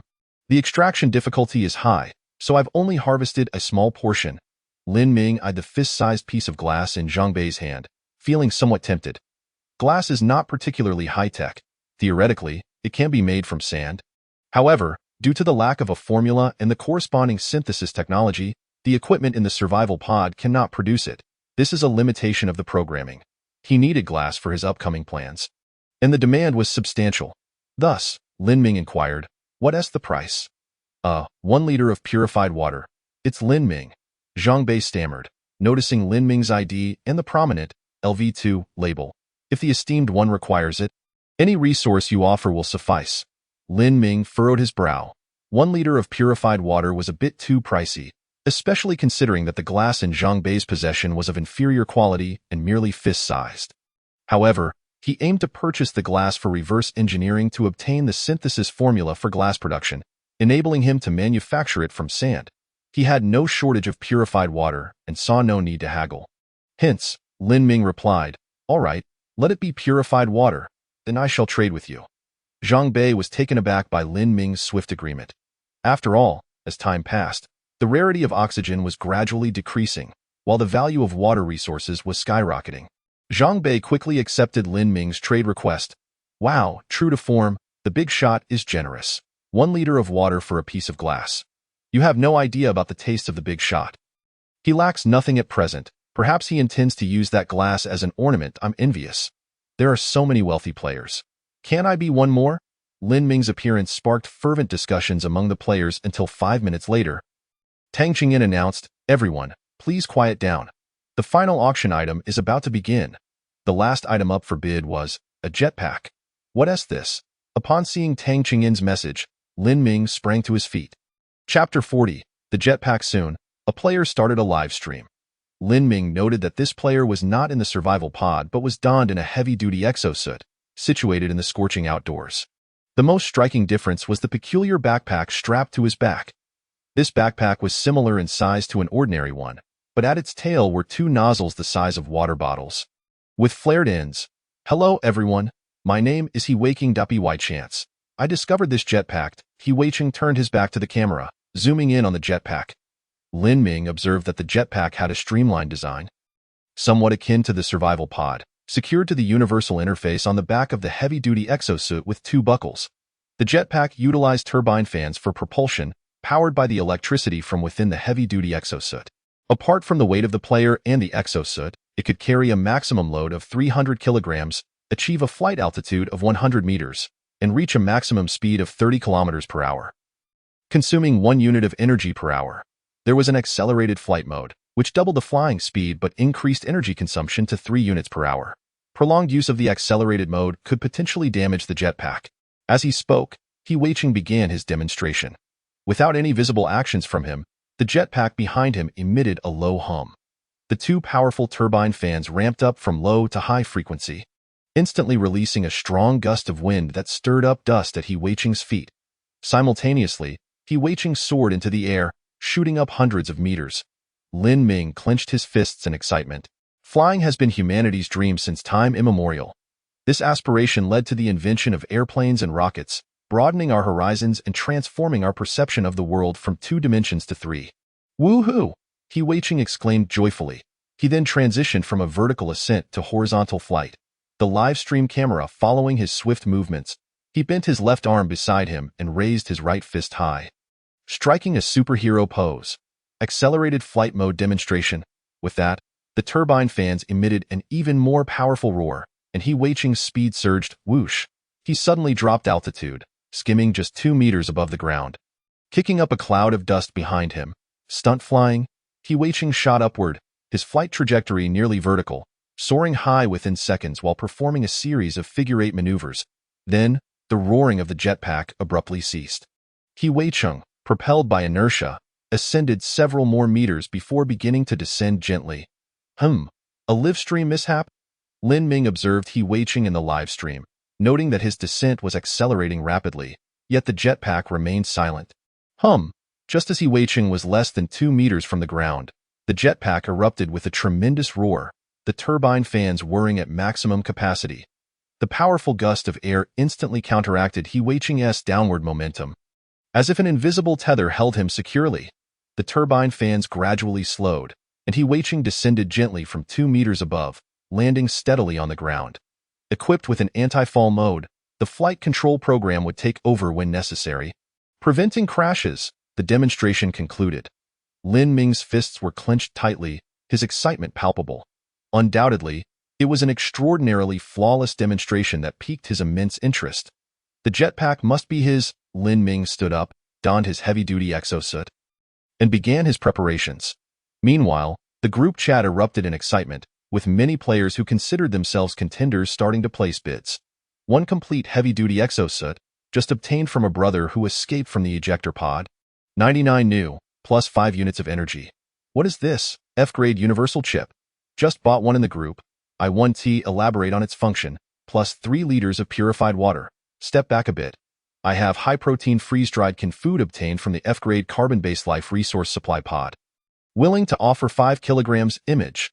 The player who had just sent the high-protein freeze-dried canned food image also shared a photo of the grilled meat, golden brown and emitting wisps of steam. Wow, there's actually meat to eat. It looks so delicious. I'm losing my mind here. What am I even bidding for? Everyone possesses F-grade universal passwords. Why do you stand out? He Weiqing, still live streaming, gulped as he hesitated. He had found the jetpack in a relic, and he had 2 sets in total. While trading one for 5 kilograms of canned food was acceptable, he felt it was somewhat unfair.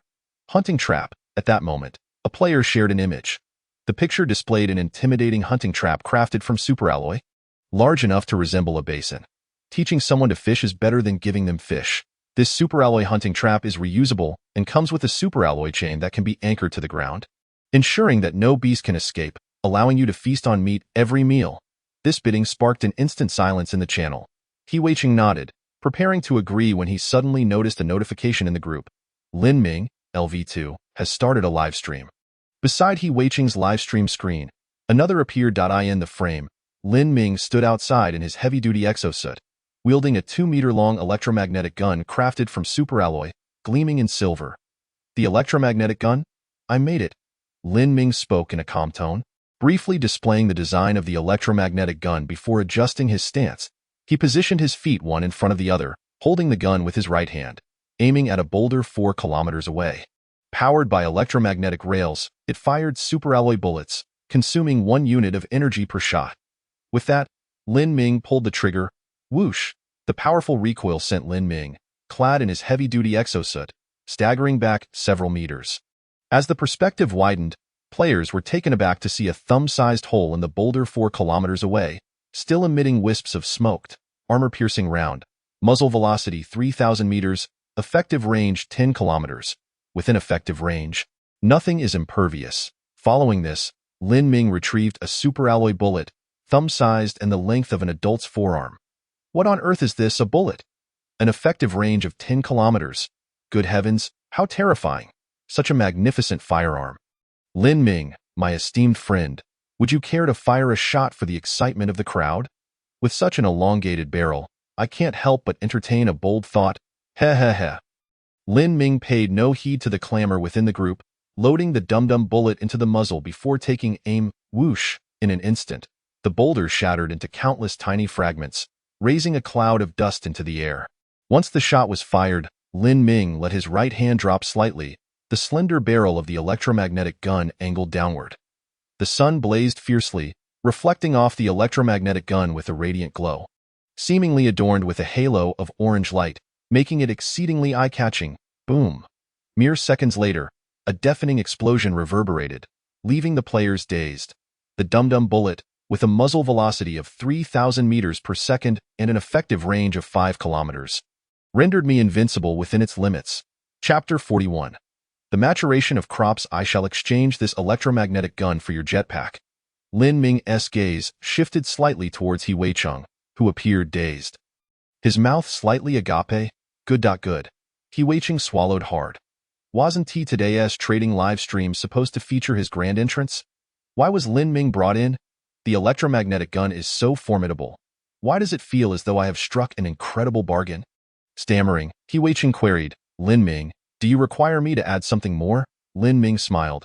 No need, splendid. He Weiqing eagerly initiated the trade. Player He Weiqing wishes to exchange jetpack X1 for your electromagnetic gun X1. Do you accept? Yes. After the trade was completed, Lin Ming closed the group live stream. During the transaction, he included 3 armor-piercing rounds and 3 dum-dum bullets as a gift for He Weiqing. With the jetpack in hand, Lin Ming felt a surge of excitement. He quickly charged the heavy-duty exosuit and secured the jetpack onto his back. Click! The crisp sound echoed as the jetpack was firmly affixed to the back of the heavy-duty exosuit. Simultaneously, the ethereal crystal emitted a soft blue light. Detected new accessory for heavy-duty exosuit. Jetpack. Demonstrating usage techniques shortly. A video several minutes long began to play, detailing various flight techniques and functionalities. Understood. Thank you. Lin Ming slightly bent his legs, adopting a jumping posture, and felt a tremendous force propel him upwards, lifting him off the ground. What a thrill! In the lower right corner of his vision, his current speed was displayed, 28 kilometers per hour. After a brief adjustment period, Lin Ming adeptly maneuvered the jetpack to perform various dazzling stunts in addition to free flight. The jetpack also supported intelligent navigation, allowing it to automatically fly to a specified destination. Lin Ming ascended to the maximum height and hovered at an altitude of 100 meters. The scenery of several kilometers around him unfolded in its entirety. Upon closer inspection, he noted the ground strewn with rubble, a chaotic sight. A conspicuous blank area with a 3-kilometer radius caught his eye, marking the initial landing site of his survival pod, where the simulated crabs had previously scavenged the surrounding debris clean. Near the pit, the simulated crabs diligently transported stones, piling them up near the entrance of the cave. The solar panels adjacent to the cave entrance stood out prominently against the earthy backdrop. 10 simulated crabs patrolled in unison at 10 different locations, mapping out a high-precision map. All of this brought immense satisfaction to Lin Ming. With the vast ocean for fish to leap and the sky high enough for birds to soar. On the 5th day after arriving on the planet Urea, Lin Ming finally established a foundation for development, no longer worrying about survival. The next step was to grow stronger and expand. After soaring through the skies for another hour, Lin Ming reluctantly descended. The reason was simple. The private chat channel was inundated with players eagerly inquiring about the progress of the solar panel production.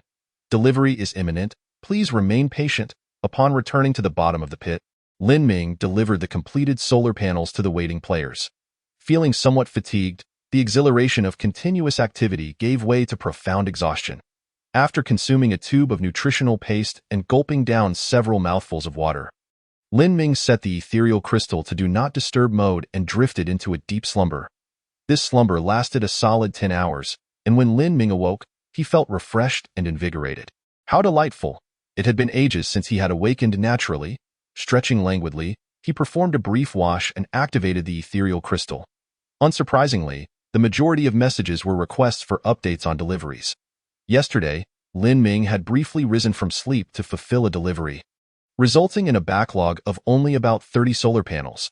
The deliveries were quickly completed. For every solar panel sold, Lin Ming profited a unit of material. He calculated that in less than a day, he had amassed nearly 100 units of solar panel materials. If he were to manufacture all these solar panels, it would only take an hour to generate enough electricity to fully charge the survival pod's energy storage system. However, the 3D printer required time for production. Lin Ming decided to suspend taking orders for solar panels, reserving the remaining capacity of the 3D metal printer for his own use. Time to get to work and finish crafting these solar panels. Then he could take a break. Encouraging the tirelessly working 3D metal printer, he headed towards the climate-controlled chamber. The few largemouth flowers were currently his greatest concern. Soon as he entered the climate-controlled chamber, Lin Ming was astonished by one of the largemouth flowers. It had developed interstellar corn, and its exterior now bore no resemblance to the largemouth flower, appearing entirely as a corn plant. The stalk reached a height of 2 meters. With the stem and leaves completely dried and lifeless, a dozen corn cobs, each the size of a small arm, grew from the stalk, their silks having turned a deep brown. Ripe? Lin Ming carefully plucked a corn cob, peeling it open to reveal golden kernels within. Utterly delightful. How fragrant! The natural aroma of corn made Lin Ming swallow hard. He opened his mouth and took a bite. The tender kernels burst in his mouth, sweet and fragrant, leaving a lingering taste. This is delicious. Roasting it should make it even better. Lin Ming harvested all the corn, peeling them one by one. He set aside 5 of the largest and plumpest cobs as seeds, storing the remainder for occasional snacking. Subsequently, he turned his attention to another largemouth flower that had also consumed seeds. This particular flower had undergone less transformation, sprouting a rice ear that was transitioning from green to yellow. Still unripe. Rice, ha ha ha, how diverse the staples are. Lin Ming gently touched the rice ear. Given the growth rate of the largemouth flower, it should fully mature later today, ready for harvesting and threshing. Unfortunately, the yield was disappointingly low. All of it would have to be reserved for seeds, with a chance to consume it during the next harvest. The third largemouth flower had consumed dehydrated vegetables, and while its upper portion exhibited no significant changes, the tubers at the root had grown from the size of eggs to that of fists, with one already having fallen off. It seemed nearly mature as well. Could this be a potato? Lin Ming felt somewhat speechless. He had not anticipated that potatoes would be categorized as vegetables. In practical terms, the 3 items he cultivated were all high in carbohydrates, suitable for staple food. However, potatoes could also be used in cooking, thus enhancing meal variety. Lin Ming gathered the fallen potatoes and, along with the half-eaten raw corn, began to roast them using hot air. 10 minutes later, Lin Ming's superalloy plate was filled with delicious roasted potatoes, roasted corn, and slices of roasted meat. After sprinkling a pinch of salt on the roasted potatoes, Lin Ming took a deep breath. A wonderful day begins with breakfast. Chapter 42. Enhancement of talents. This meal was particularly delectable for Lin Ming. Perhaps it was due to the long absence of such treats, but the simple roasted potatoes and corn, merely seasoned with salt, tasted like gourmet delicacies. Lin Ming typically had a hearty appetite.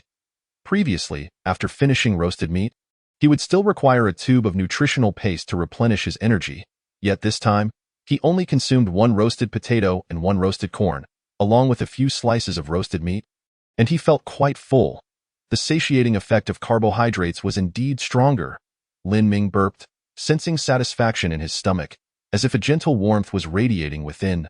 Meanwhile, the 3D metal printer continued its tireless work, producing another solar panel during the course of his meal.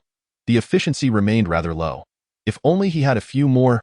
Lin Ming lamented the missed opportunity. He had considered reverse engineering the 3D metal printer to produce more units for multi-threaded output. However, the drawback of reverse engineering was that it could damage the target during the process, rendering it irreparable. Even if the reverse engineering succeeded, if Lin Ming lacked the materials required for the corresponding 3D printer, he would be left with nothing but technology, unable to produce anything. How awkward that would be. Although reverse engineering technology was promising, it required knowledge of necessary materials only after the reverse process was complete, which was a pity. Lin Ming sighed slightly and then began to examine the life support system he had started reverse engineering yesterday. Gently touching the ethereal crystal, Lin Ming accessed the system log. Carbon-based life support system reverse engineering completed. You have mastered the technology of the carbon-based life support system. Carbon-based life support system Introduction. Consumes electrical energy to maintain temperature, humidity, and air composition suitable for the survival of carbon-based life forms. It is fundamental to your existence. Material requirements. Ultrafine iron powder X150, any grade universal chip X1, electromagnetic coils X5, circuit boards X5, pure water X1 liter. Manufacturing requirements. Requires a 3D metal printer. Manufacturing consumption, electrical energy X10 units. Upon observing the materials required to construct the carbon-based life support system, Lin Ming felt a twinge of astonishment. It was not the quantity of materials that surprised him, but rather the scarcity. The ultrafine iron powder, for him, was a byproduct of decomposing rusty iron, or to produce oxygen, of which he already possessed hundreds of units. Universal chips, circuit boards, and electromagnetic coils were also in abundant supply. Since production was feasible, Lin Ming immediately halted the current operation of the 3D metal printer and initiated the creation of the carbon-based life support system. The ethereal crystal promptly displayed a notification. Manufacturing the carbon-based life support system will consume X10 units of electrical energy and take 0.5 hours. Would you like to commence production? Yes. Upon confirmation, the 3D metal printer sprang into action. Streams of ultrafine iron powder flowed in through the feed port, heated by the nozzle, forming slender tubes. After observing for a while, Lin Ming understood why the material requirements for the carbon-based life support system were minimal.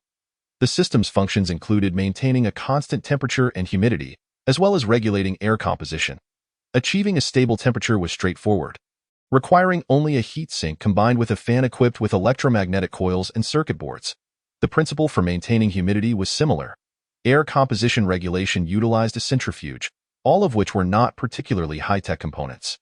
Of course, the prerequisite for adjusting air composition was Lin Ming's access to a sufficient oxygen supply.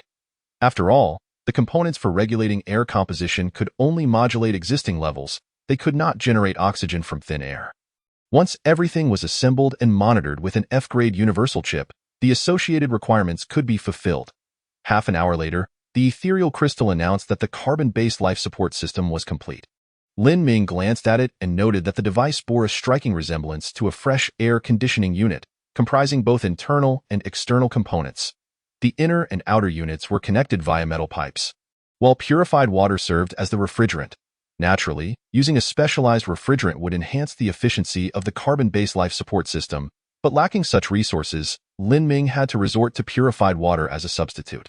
This resulted in the system consuming 2 units of electrical energy per hour, a far cry from the efficiency of the original survival pod. However, a slight reduction in efficiency was a minor concern. As energy consumption was not a significant issue for Lin Ming at the moment, if this device were to be introduced on Blue Star, it probably wouldn't even meet national energy consumption standards. Lin Ming chuckled. Clad in his heavy-duty extravehicular suit, Lin Ming prepared for installation. He intended to set it up at the first tunnel branch, as it served as his experimental site where he had introduced blue algae the previous day, which should now be generating oxygen. Activating the perspective of the simulated crabs stationed there, Lin Ming observed that a thick layer of green floating matter had already formed on the surface of the sewage pool, indicating that the blue algae were proliferating rapidly. Lin Ming felt a slight warmth in his eyes as a green gas icon appeared in the center of the sewage pool, accompanied by a small floating window. Blue algae? Oxygen, 1 unit hour. The sudden appearance of this floating window left Lin Ming astounded. Although he had previously been able to identify resource points, he could only see them as different colored light spots, without access to the types of resources or their output efficiency. What had changed? Reflecting on recent events, Lin Ming glanced at the corn cob in his plate, which had been thoroughly devoured. Could it be the consumption of interstellar corn and interstellar potatoes that caused this? Eating such things has its advantages. The unexpected delight filled Lin Ming with joy. Regardless of whether it was due to his recent diet, being able to see specific information and output related to resource points was undeniably beneficial. It seemed he ought to indulge in such foods more often, Lin Ming thought cheerfully. Summoning 2 simulated crabs to transport the internal and external units of the carbon-based life support system, he himself carried a dozen pipes, swiftly ascending the steps of the tunnel. Soon, the trio arrived at the first tunnel branch. After confirming that there were no threats aside from the blue algae, Lin Ming opened the superalloy door. Finding a suitable spot that wouldn't obstruct anything, he began installing the internal unit. Once the internal unit was secured, he proceeded to the tunnel entrance to install the external unit. After securing that as well, he connected the 2 with pipes. Testing the airtightness of the pipes, Lin Ming retrieved 1 liter of purified water from his heavy-duty suit and poured it into the external unit's reservoir. For power, Lin Ming fashioned a pair of microwave energy transmission devices, directly utilizing the nearby solar panels. He then attempted to activate the carbon-based life support system. The external unit's metal fan whirred to life. Rapidly reaching 7,200 RPM, Lin Ming returned to the first tunnel branch, closed the superalloy door, and activated the monitoring equipment in his heavy-duty suit.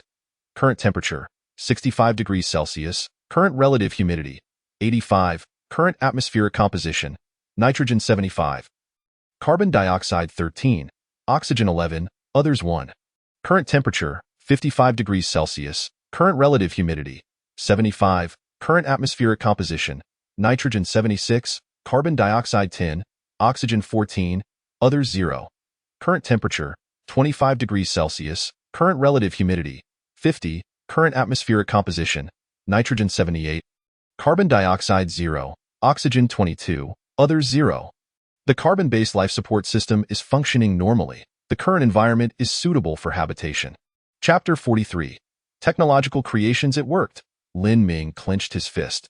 Since he had previously disinfected the tunnel with light, he had no concerns about the black tide causing trouble. Carefully, he lifted the glass cover of the helmet on his heavy-duty suit.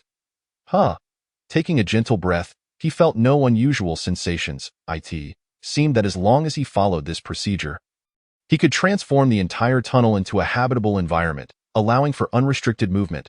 Lin Ming mentally mapped out the upcoming tunnel renovation plan. Before proceeding, however, there was one more step to take. The blue algae produced oxygen through photosynthesis by decomposing carbon dioxide. If the concentration of carbon dioxide in the tunnel were too low, the blue algae would be unable to perform photosynthesis. Conversely, if the concentration of carbon dioxide were too high, he would experience symptoms of respiratory distress. Nonetheless, this issue was solvable. The temperature-controlled room contained a soilless cultivation framework system that could introduce carbon dioxide into the framework, maintaining a higher concentration of carbon dioxide in certain areas. Lin Ming returned to the bottom of the tunnel, entered the survival pod, and attempted to reverse engineer the temperature-controlled room. Please select the chip to be used for reverse engineering. E-grade universal chip. Based on the current chip's computational power, the estimated duration for reverse engineering is 1 year, consuming 1 unit of electrical energy per hour. Would you like to commence reverse engineering? You can shorten the duration of reverse engineering by increasing the number of chips or enhancing chip computational power. Observing the time required, Lin Ming felt no concern. Drawing from previous experience, he realized that by adjusting the reverse engineering target to a subsystem within the temperature-controlled room, the required time would be reduced. He set the reverse engineering target to the soilless cultivation framework system.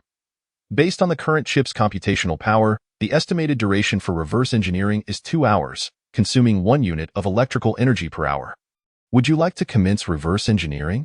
Indeed, focusing solely on reverse engineering the soilless cultivation framework system drastically reduced the time needed. After all, this system served a function similar to that of the carbon-based life support system, requiring only nutrient and air composition adjustments, thus possessing a relatively low technological content. The soilless cultivation framework system was modular, with each layer constituting a subsystem. Lin Ming removed one of the layers and began the reverse engineering process. Reverse engineering technology deciphering in progress, estimated to master relevant technology in 2 hours.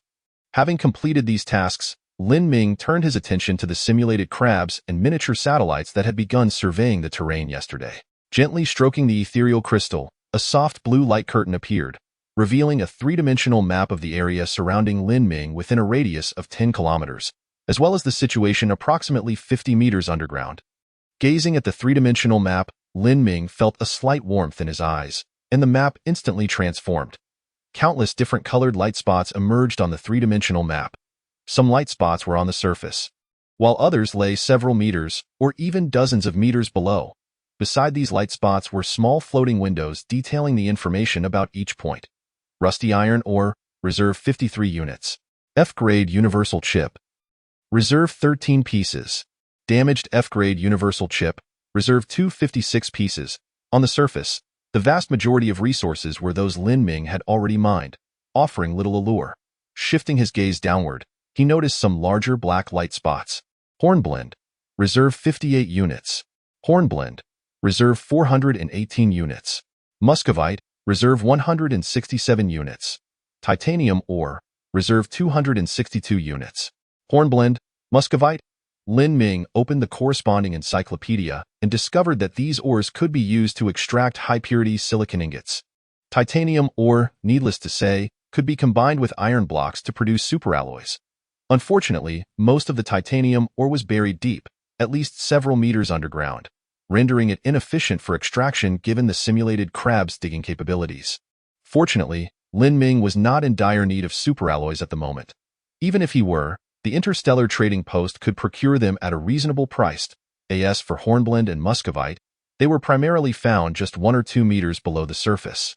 Given that the rocks collected by the simulated crabs had little market value, Lin Ming began assigning them specific areas of responsibility to mine hornblende and muscovite. Continuing to scan the three-dimensional map, Lin Ming's brow furrowed slightly as he discovered an underground cavity at the edge of the map. Were there other humanoid beings nearby in a state of dormancy? The thought of such beings possessing knowledge about the Urea planet, along with the E-level chips they left behind, stirred a sense of unease within Lin Ming. Humanoid beings, with their advanced technological prowess, likely surpassed even the former levels of technology found on Blue Star. Moreover, they referred to Lin Ming as the Reaper and had intended to eliminate him before their demise. With such intelligent life forms in proximity, Lin Ming found it difficult to find peace. Microsatellites concentrate on scanning this area. On the three-dimensional map, only a portion of the underground cavern structure had been uncovered by the microsatellites. The attitude control thrusters of the microsatellites expelled flames as they slightly adjusted their orientation, commencing focus scans of the area designated by Lin Ming. Soon, a complete structure of the underground cavern materialized. Lin Ming released a subtle sigh of relief.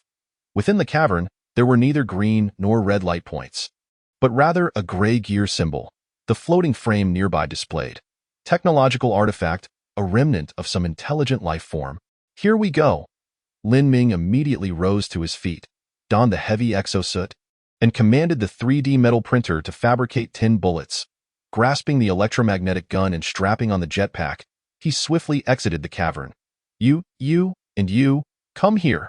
He beckoned 3 simulated crabs and seized one of their pincers. Launching into the air, the remaining 2 crabs grasped the legs of their companion and followed suit. Opening the three-dimensional map, Lin Ming marked the entrance and set the jetpack to adaptive flight mode. With a buzzing sound, the jetpack's turbines whirred into action, propelling him toward the cavern entrance at a speed of 30 kilometers per hour. The cavern lay 10 kilometers away. With the jetpack, a journey that would typically take an hour was reduced to merely a third of that time.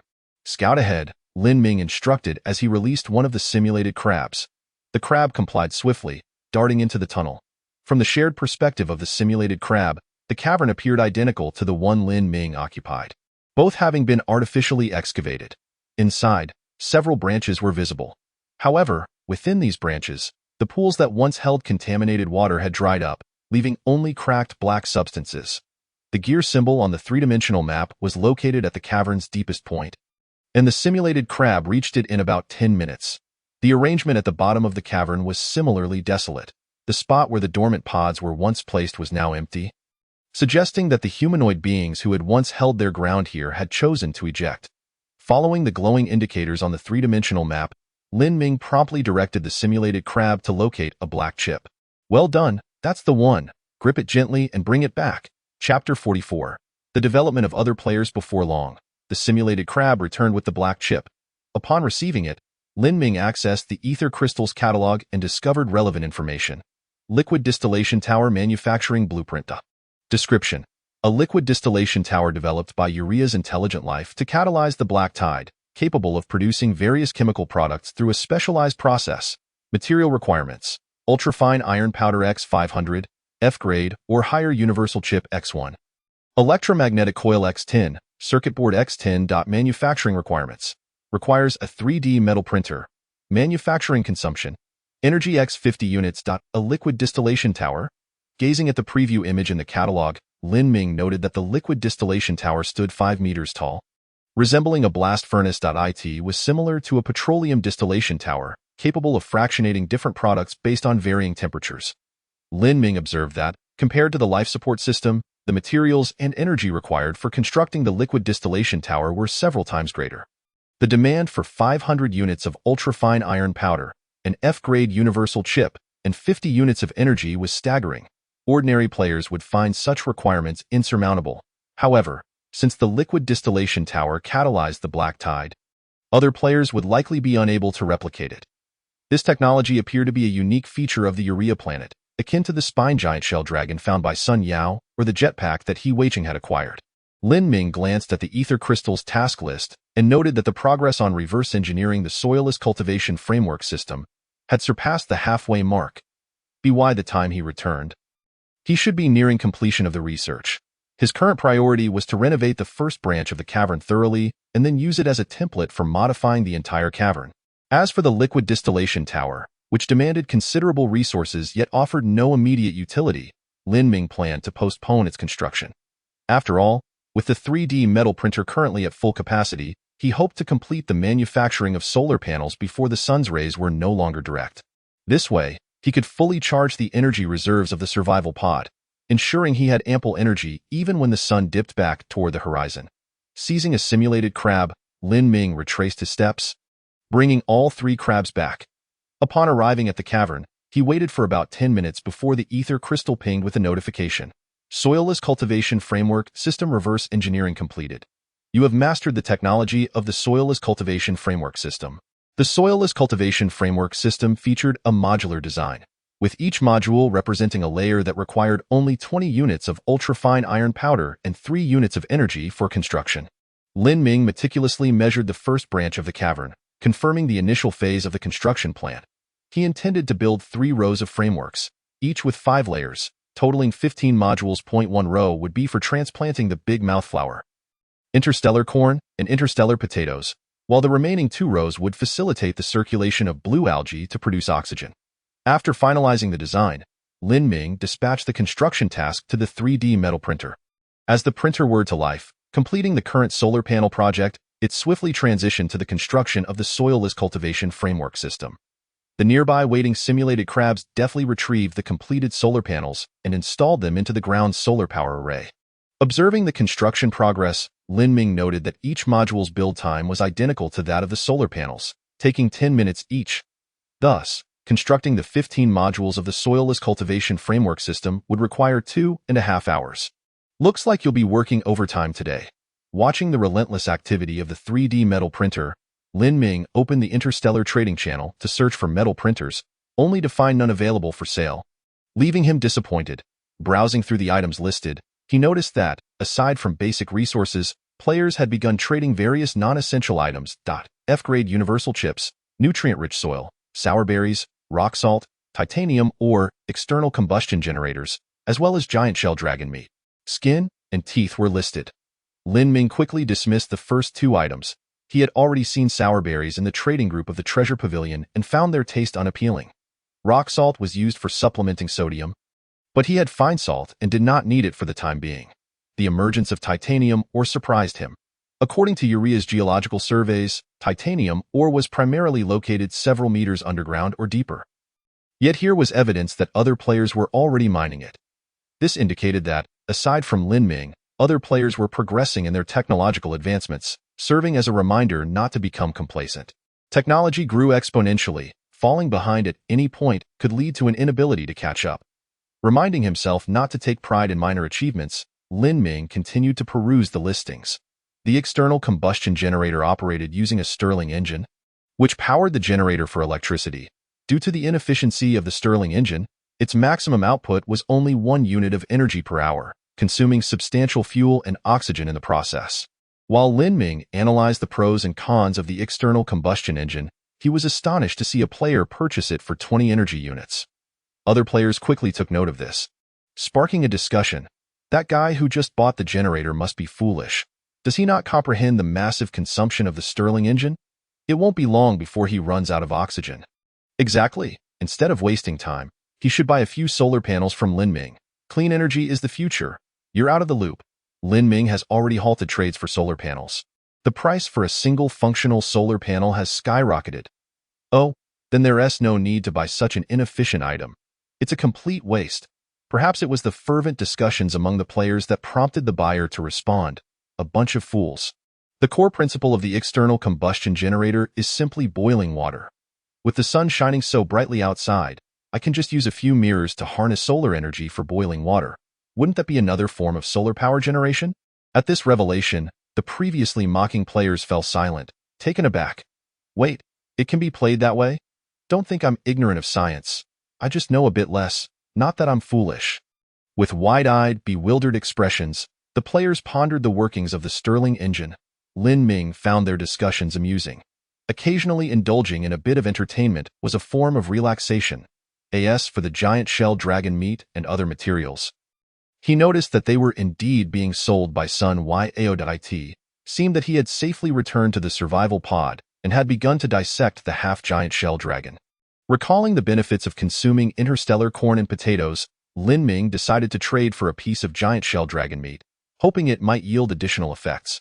Sun Yao had listed the price for private messaging, so Lin Ming sent him a direct inquiry. Are you there? How much for the giant shell dragon meat? Chapter 45. The damaged conveyor belt. Sun Yao replied almost instantly.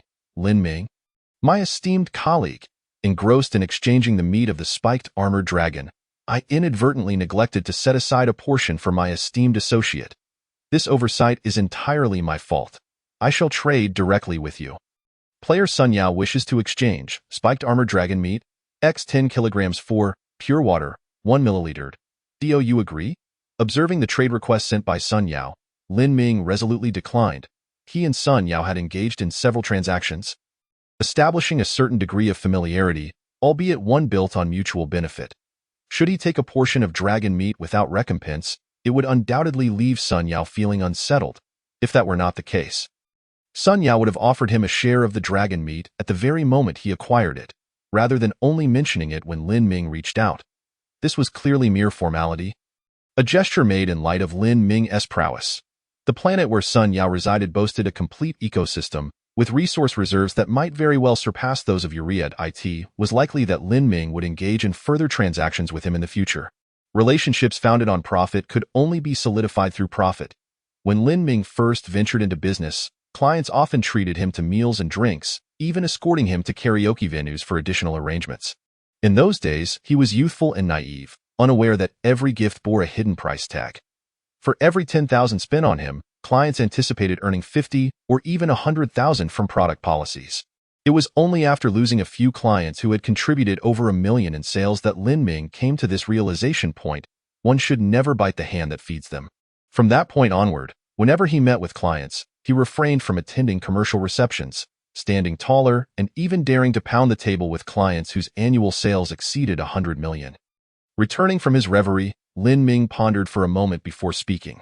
I shall exchange an equal weight of long-lasting high-protein canned food for your goods.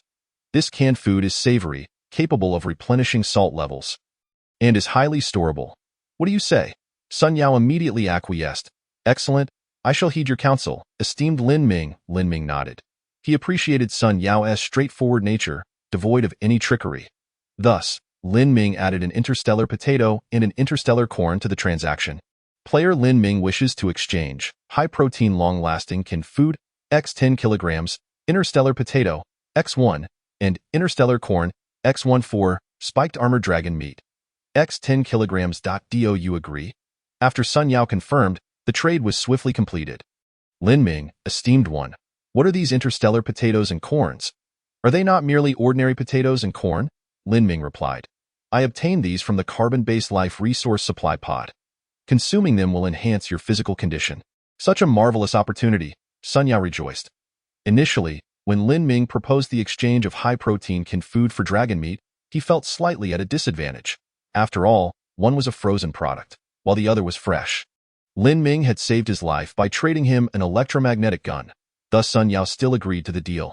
However, with Lin Ming's additional offerings, the potential price disparity was entirely neutralized, and he even gained a slight advantage, stirring an inexplicable emotion within Sun Yao. The esteemed Lin Ming was not only prosperous but also generous, ensuring that others did not suffer loss in transactions with him. Trading with Lin Ming was indeed worthwhile. Gazing at the pristine interstellar potato and corn in his hands, Sun Yao hesitated momentarily before sending Lin Ming an illustration. Esteemed Lin Ming, might you be interested in this? Lin Ming opened the illustration sent by Sun Yao, raising his eyebrows in surprise.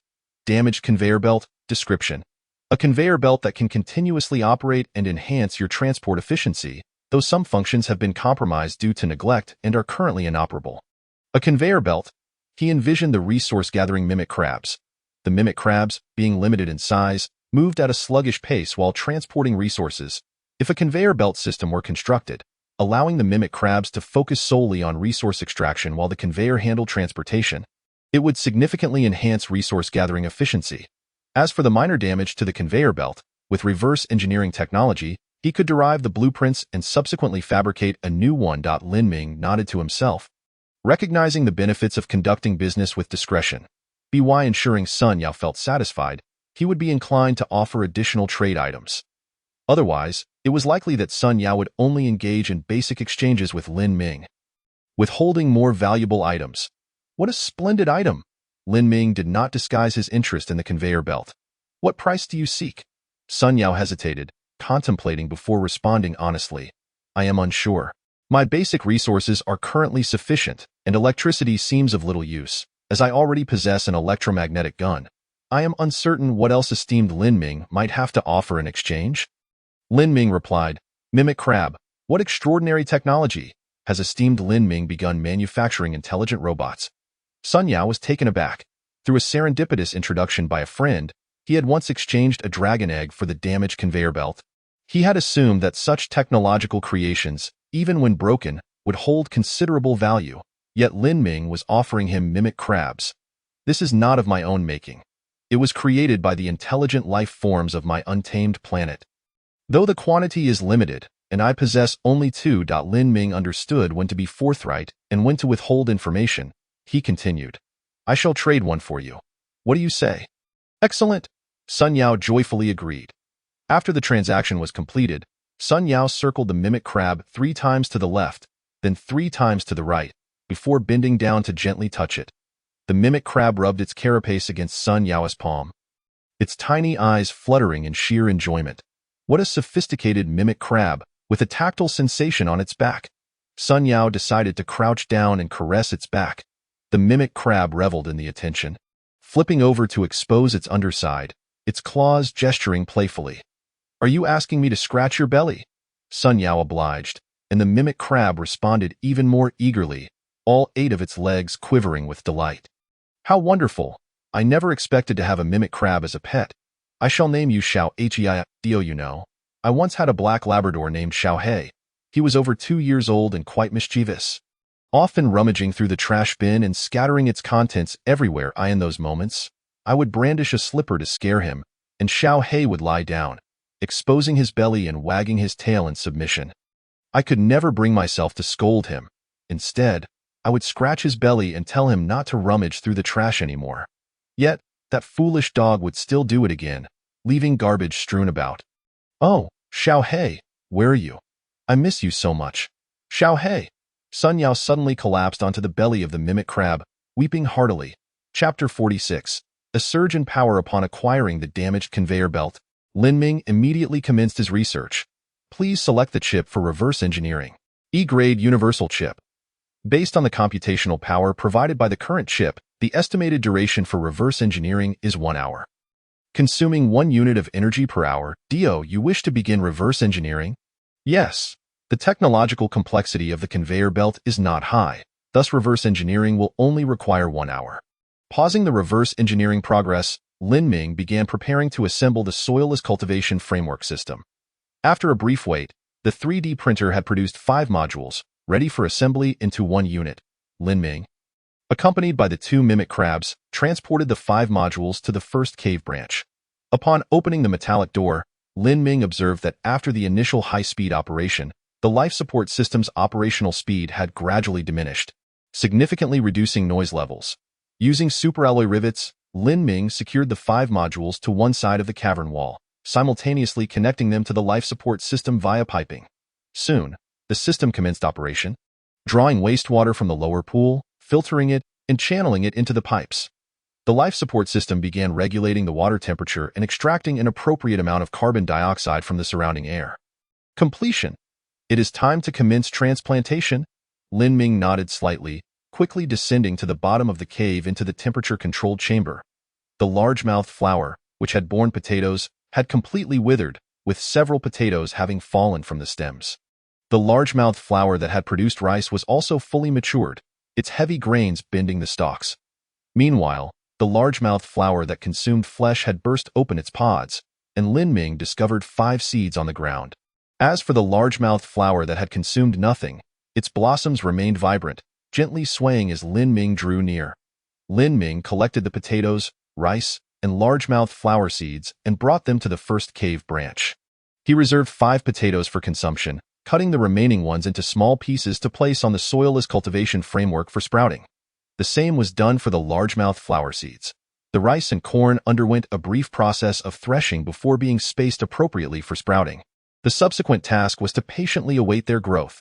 Filled with hope, Lin Ming gazed at the framework brimming with seeds, assigning the mimic crabs to stand guard, before sealing the superalloy door behind him. Returning to the survival pod, Lin Ming removed his heavy exosuit and retrieved the spiked armored dragon meat he had traded from Sun Yao. Consuming corn and potatoes would enhance his talents. Might the consumption of spiked armored dragon meat elevate his abilities once more? This question could only be answered through practical experience. Lin Ming directly sliced off 1 pound of meat, freezing the remainder, and prepared to commence roasting. Given the quantity of meat this time, Lin Ming decided to process it first. He began by scoring the surface of the meat with a diamond pattern, then marinating it in fine salt, and finally applying nutritional paste. Lin Ming has finally mastered the proper use of the nutrient paste. This paste is a blend of various seasonings and foods, crafted directly into a thick substance. Consuming it on its own, both in terms of texture and flavor, is rather challenging. However, when the nutrient paste is treated as a condiment and applied to meat for marinating, the results upon roasting are nothing short of delightful. After half an hour of marination, Lin Ming commenced the hot air roasting of the marinated meat alongside potatoes. The pink chunks of meat immediately began to emit tiny bubbles upon contact with the hot air. In less than 5 minutes, the exterior of the roasted meat transformed into an enticing brown hue. After slightly lowering the temperature of the hot air and allowing it to roast for another 10 minutes or so, the entire survival pod was filled with the mouth-watering aroma of meat. The scent of roasted giant shell dragon meat was far more fragrant than that of canned meat, causing Lin Ming to swallow repeatedly. With a decisive bite, he first encountered the crispy shell, perfectly charred yet not burnt. The exterior, having undergone the Maillard reaction, offered a delightful crunch paired with the chewy texture. Lin Ming chewed gently. An explosion of flavor filled his mouth. He then stuffed a piece of roasted potato into his mouth and, after swallowing, turned his gaze towards the fragrant roasted meat. Beneath the crispy shell lay tender, juicy meat, cooked to perfection. Lin Ming cut a piece and placed it in his mouth. The moment he began to chew, the marinated juices burst forth, enveloping his palate in a flavor that could only be described as exquisite, nearly causing him to swallow his tongue in delight. In just a few bites, Lin Ming devoured the meat, then cut off a piece of the fatty portion. The rich, high-calorie fat was a delightful indulgence for Lin Ming, who had been on a restricted diet for quite some time. Delicious, truly delicious. Within 5 minutes, he had consumed a pound of roasted giant shell dragon meat along with a roasted potato. As before, Lin Ming felt a surge of warmth radiating from his abdomen to his extremities, igniting within him an overwhelming energy that compelled him to shout, to run, to move with abandon. Thus, Lin Ming picked up the super alloy great sword he had crafted earlier. Weighing over 100 pounds, he had previously struggled to lift it, using every ounce of his strength. Although it still required effort to lift, he was now able to swing it a few times. As the digestion of the giant shell dragon meat progressed, he felt increasingly invigorated, the sword's weight becoming more manageable, even allowing him to wield it with surprising agility. My strength has significantly increased. Setting down the great sword, Lin Ming stretched, his joints cracking with each movement. He activated the three-dimensional map, gazing intently as his eyes began to warm. Various resource points appeared, accompanied by floating windows indicating their reserves.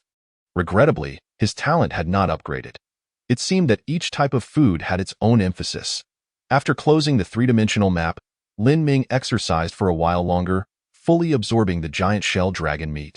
He conducted a test, instructing the 3D printer to print weights of varying amounts, incrementing by 10 kilograms. After several attempts, he discovered he could now lift 300 kilograms, an unimaginable feat previously. I recall that the most formidable weightlifting champion on Blue Star lifted around 500 kilograms. After consuming a whole piece of dragon meat, I should easily surpass that figure. Taking a deep breath, Lin Ming was suddenly alerted by the ether crystal, which displayed the following message. Reverse engineering of the conveyor belt completed. You have mastered the related technology for manufacturing conveyor belts. Conveyor belt, introduction. A continuously operating conveyor belt that enhances your transportation efficiency. Material requirements. Ultrafine iron powder X50, any level universal chip X1. Electromagnetic coil X1, circuit board X1, resilient material X1. Manufacturing requirements. Requires a 3D metal printer. Manufacturing consumption. Energy X5 units. Gazing at the materials needed to manufacture the conveyor belt, Lin Ming stroked his chin thoughtfully. Resilient material. It seems to refer to rubber or something similar. I have not encountered any relevant resource deposits nearby, nor have I seen them at the Interstellar trading post. After pondering for a long while, Lin Ming suddenly clapped his hands. Could the skin of the spiked giant shell dragon be used? It appeared that he needed to discuss this with Sun Yao, Unexpectedly, an update was upon them. Another chapter would arrive in a minute. Chapter 47. Sun Yao's talent. With the previous transaction as groundwork, Lin Ming wasted no time in convincing Sun Yao to agree to this new trade. 5 pieces of spiked giant shell dragon skin were on the table. "What do you plan to exchange for this time?" Lin Ming asked, prompting Sun Yao to make the first offer. Sun Yao quickly responded, "Lin Ming, do you have any surplus interstellar potatoes and interstellar corn?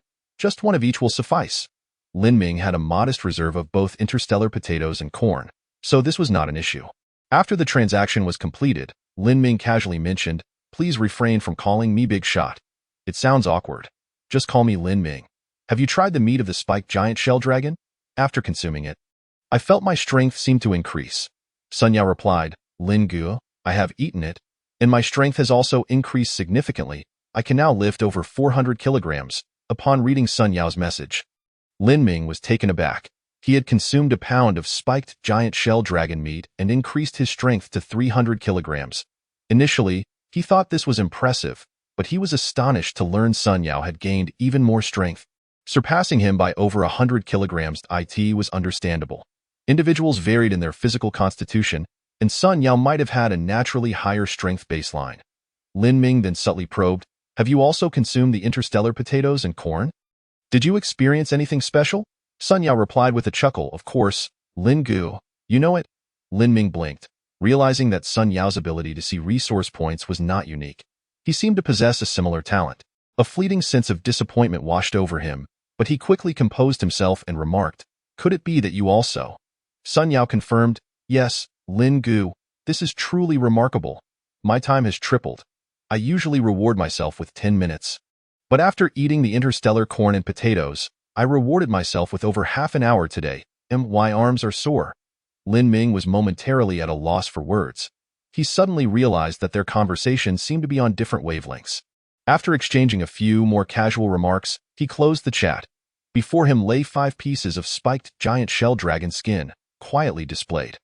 The outer layer of the spiked giant shell dragon skin was embedded with silicon-based spikes, which the creatures used to regulate their body temperature and absorb sunlight. Before manufacturing the conveyor belt, these spikes needed to be processed. Lin Ming attempted to pick one up and used the decomposition core provided in the survival pod.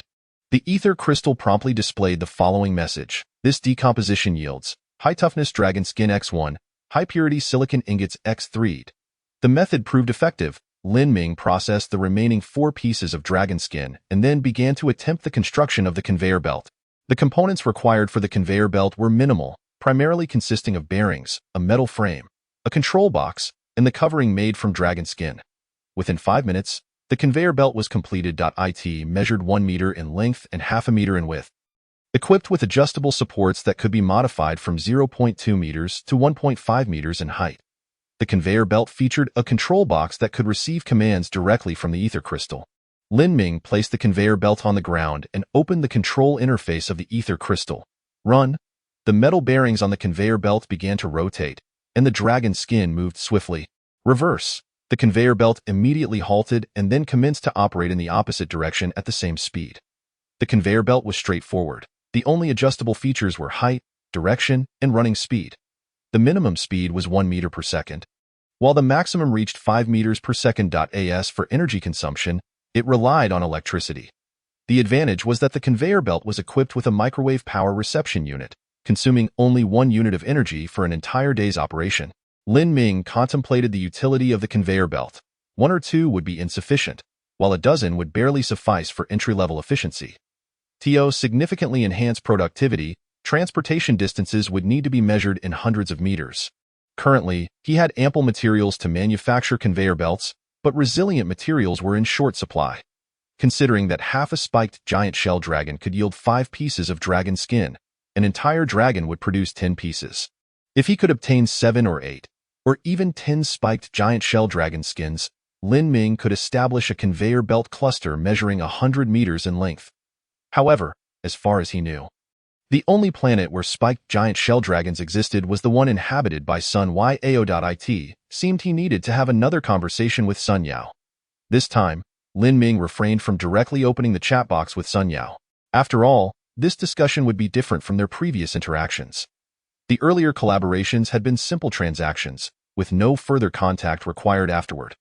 However, to clear out a gathering area of spiked giant shell dragons, Sun Yao would undoubtedly require assistance beyond his own capabilities.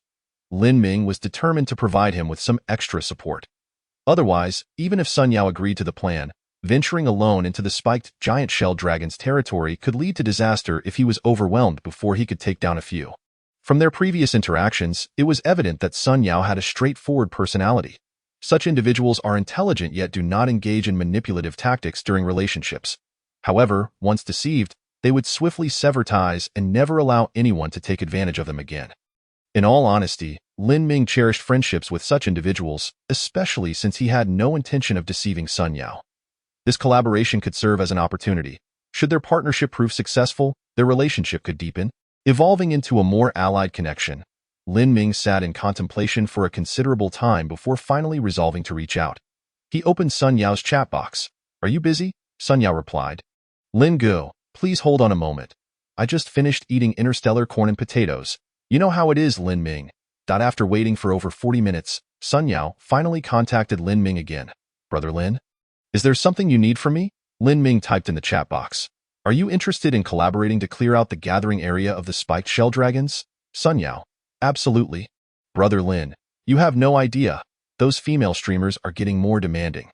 For a half-hour, suggestive one-on-one live stream, they wanted a pound of dragon meat from me, and then complained that their voices went hoarse and asked for a liter of purified water.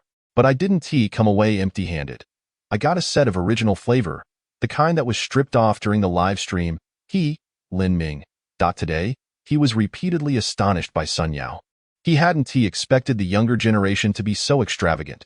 Even though he couldn't partake, it was quite the eye-opener. "Lin Ming, I've decided to collaborate with you to clear out the gathering area of the spiked shell dragons. From the video you sent me last time, there are approximately 78 adult dragons in one gathering area, but it should not exceed 10 at most. You have the biocrab for scouting and an electromagnetic gun as a weapon.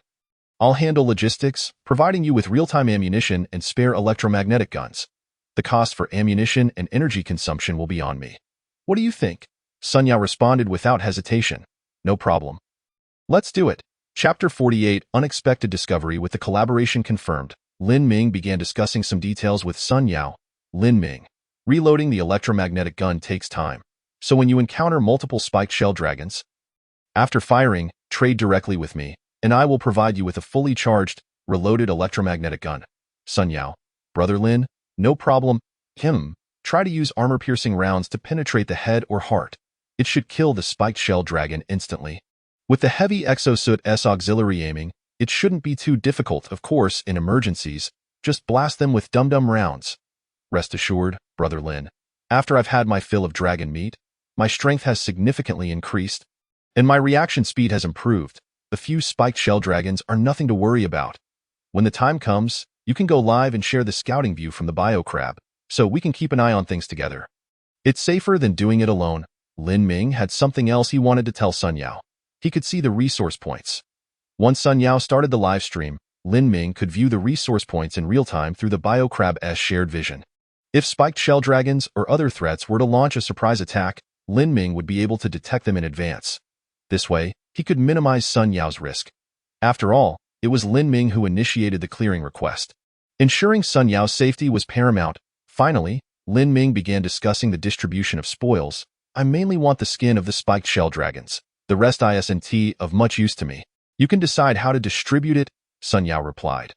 "Then all the dragon skins will go to Brother Lin, and the dragon meat will be split evenly. As for the remaining dragon fangs, tendons, and other materials, I'll take those. If we find dragon eggs, we'll split those too.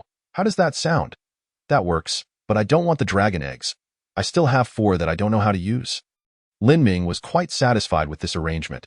After all, it was Sun Yao who would be putting in the effort, while Lin Ming's contribution to this operation was limited.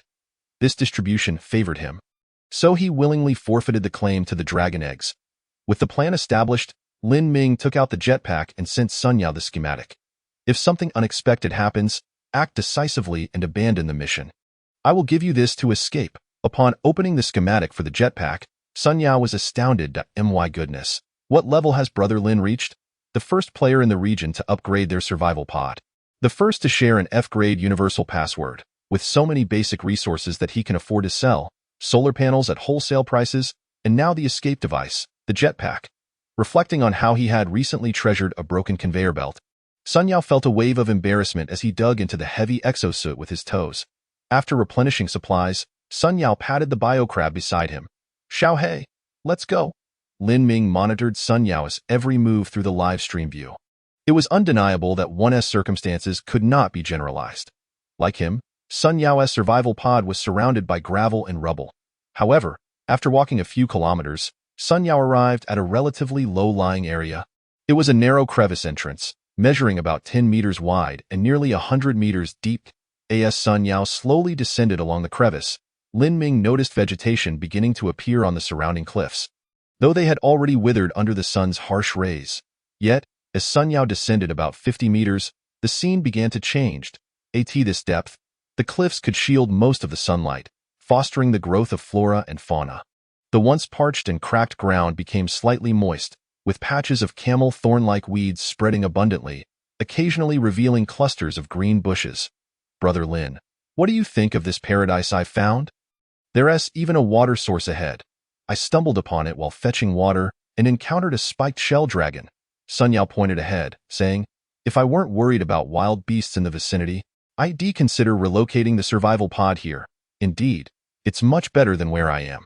My place is a barren wasteland, not even a weed in sight," Lin Ming responded, starting to focus on the shared view from the biocrab scouting ahead. His eyes slightly gleamed as he observed the flickering colored dots in the shared view. Clay, 31 units. Withering grass, feed, 29 units.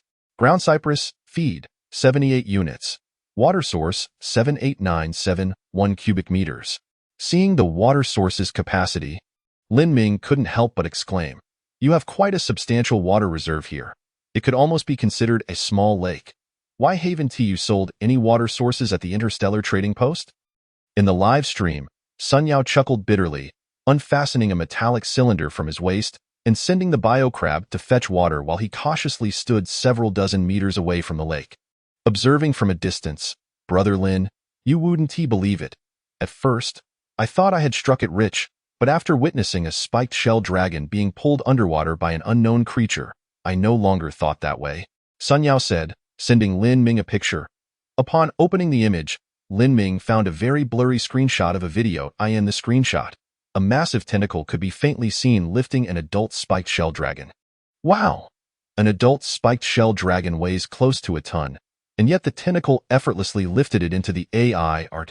No wonder Sun Yao was so cautious. Though the enormous unknown creature below, a being of Sun Yao's size would barely be a snack. Thus, occasionally fetching some water wouldn't attract its attention. However, if Sun Yao were to recklessly draw near and collect water in large quantities, that giant creature would inevitably intervene to protect its environment.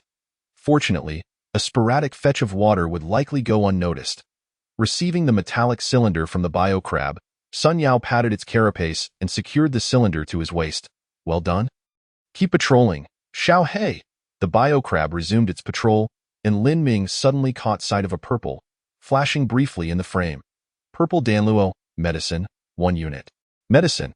It was the first time Lin Ming had seen such a classification. Although no players had been seeking medicine in the regional chat channel, illness is a possibility for everyone. The potential value of medicine is undoubtedly immense. However, the dilemma was that this was Sun Yao's planet, and they hadn't previously agreed on how to distribute such findings. After a moment of inner turmoil, Lin Ming spoke up. "It seems there's a peculiar plant growing just behind the biocrab." "Oh, really?" Sun Yao turned to look in the indicated direction and, after careful examination, spotted a small, light purple plant among the ground cypress. He chuckled. "Brother Lin, your eyesight is quite sharp. You can even..." Sun Yao's words trailed off, and the live stream fell into silence. After a full 2 minutes, Sun Yao sent over a schematic. Purple Danluo. Purple Danluo description. A herb with unique medicinal properties. Infusing the leaves in water for consumption can heal most non-lethal injuries, and it offers relief for fatal wounds. When crushed into juice for topical application, it can stop bleeding and promote bone growth, accelerating wound healing. "Brother Lin," Sun Yao's voice trembled slightly, "there's only one. How do we divide it?" Chapter 49 Carnage. We previously agreed that I only want the dragon skins and dragon meat. The rest is yours. After a brief moment of excitement, Lin Ming regained his composure in the aftermath of his initial thrill. He silently mocked himself. Lin Ming, how could you be so greedy? With so many resources in hand and various scarce technologies at my disposal, I shouldn't let the sight of a single herb stir such avarice. Sun Yao fell silent again. After a while, he spoke. Brother Lin, we are in this together to clear out the spiked shell dragons. Those who see it should share. This herb has 10 leaves. You and I can each take 5, there's no need. I'm not ill at the moment, so it won't be of much use to me. Lin Ming suddenly recalled that he still possessed a flowering snapper flower that hadn't consumed anything, and added, how about this? You keep the leaves and just give me the stem. Sun Yao's expression bore a sense of urgency, but the illustrated guide clearly states that only the leaves of the Zidanlu possess medicinal properties. Let us just split it, trust me. In a nonchalant tone, Lin Ming replied, I'll take the stalk to brew some tea. Who knows, it might even enhance the reward duration. Upon hearing this, Sun Yao inhaled deeply. Is this what it means to be a big shot? Despite being tempted by such a precious item, he still adhered to his principles. If their positions were reversed, he would have readily agreed to a division when the suggestion was made. Very well, with great care, Sun Yao plucked 10 leaves and stowed them in the inner pocket of his exosuit, trading the stalk to Lin Ming, while earnestly stating, Brother Lin, should you require Zidanlu at any time? Do not hesitate to ask. All right, Lin Ming nodded slightly, appreciating Sun Yao's demeanor. He had not misjudged him. Sun Yao was indeed a trustworthy companion. Securing the Zidanlu stalk, Lin Ming rose and headed towards the temperature-controlled chamber. Within, the solitary Venus flytrap sensed Lin Ming's presence and swayed gently. Don't be impatient. Today we have a delightful treat. Lin Ming fed the Zidanlu stalk, along with its root system, into the blooming flower bud. The bud immediately curled, ensnaring the Zidanlu stalk tightly, then hung motionless. Lin Ming gently caressed the closed bud, saying, Once you mature, I shall transplant you, allowing you to reside with your kin. Having completed this task, Lin Ming turned his attention to Sun Yao's live stream perspective. After attending to the Zidanlu, Sun Yao became particularly vigilant, observing every blade of grass and tree around him. Unfortunately, he did not discover any other rare herbs. Circumventing a broad lake, Sun Yao arrived at a slightly recessed cliff. Lin Ming noticed an opening in the rock face, where the surrounding weeds had been trampled to a crisp, revealing enormous claw marks. This was the lair of the spiked armor dragon, which contained a considerable space within. Sun Yao explained to Lin Ming, it's not the time for the spiked armor dragons to emerge. They likely want to come out for another 3 to 4 hours to drink and forage. Lin Ming stroked his chin, pondering, so, we must wait here for 3 or 4 hours. Is your exosuit's power supply fully charged? Sun Yao chuckled. I have my methods. As he spoke, he retrieved another metallic cylinder from his waist. Upon opening it, Lin Ming observed Sun Yao extract a dragon egg. Could he truly be a genius? Watching Sun Yao hand the dragon egg to the mimic crab, instructing it to carry it into the lair of the spiked armor dragons, Lin Ming gasped in amazement. Roar, roar, roar. Shortly after, a chorus of dragon roars erupted. The mimic crab darted in swiftly and emerged even faster. Through the shared perspective of the mimic crab, Lin Ming discerned the scene inside. There were 9 adult spiked armor dragons inside. Be cautious, understood. Sun Yao, also privy to the shared view, drew an electromagnetic gun from his back, checked its ammunition, and swiftly retreated. The sound of hurried and powerful footsteps echoed in the live stream. Suddenly, a massive spiked armor dragon charged out of the cave, opening its gaping maw towards the mimic crab. Roar, swish, a flash of silver light streaked by as a thumb-sized hole appeared in the dragon's head, crimson and white fluids gushing forth. With a couple of shaky movements, the spiked armor dragon collapsed lifelessly. Well done, Lin Ming praised, simultaneously initiating a trade for the fully loaded electromagnetic gun in his hand with Sun Yao. Sun Yao instantly consented and aimed at another spiked armor dragon that had exited the cave.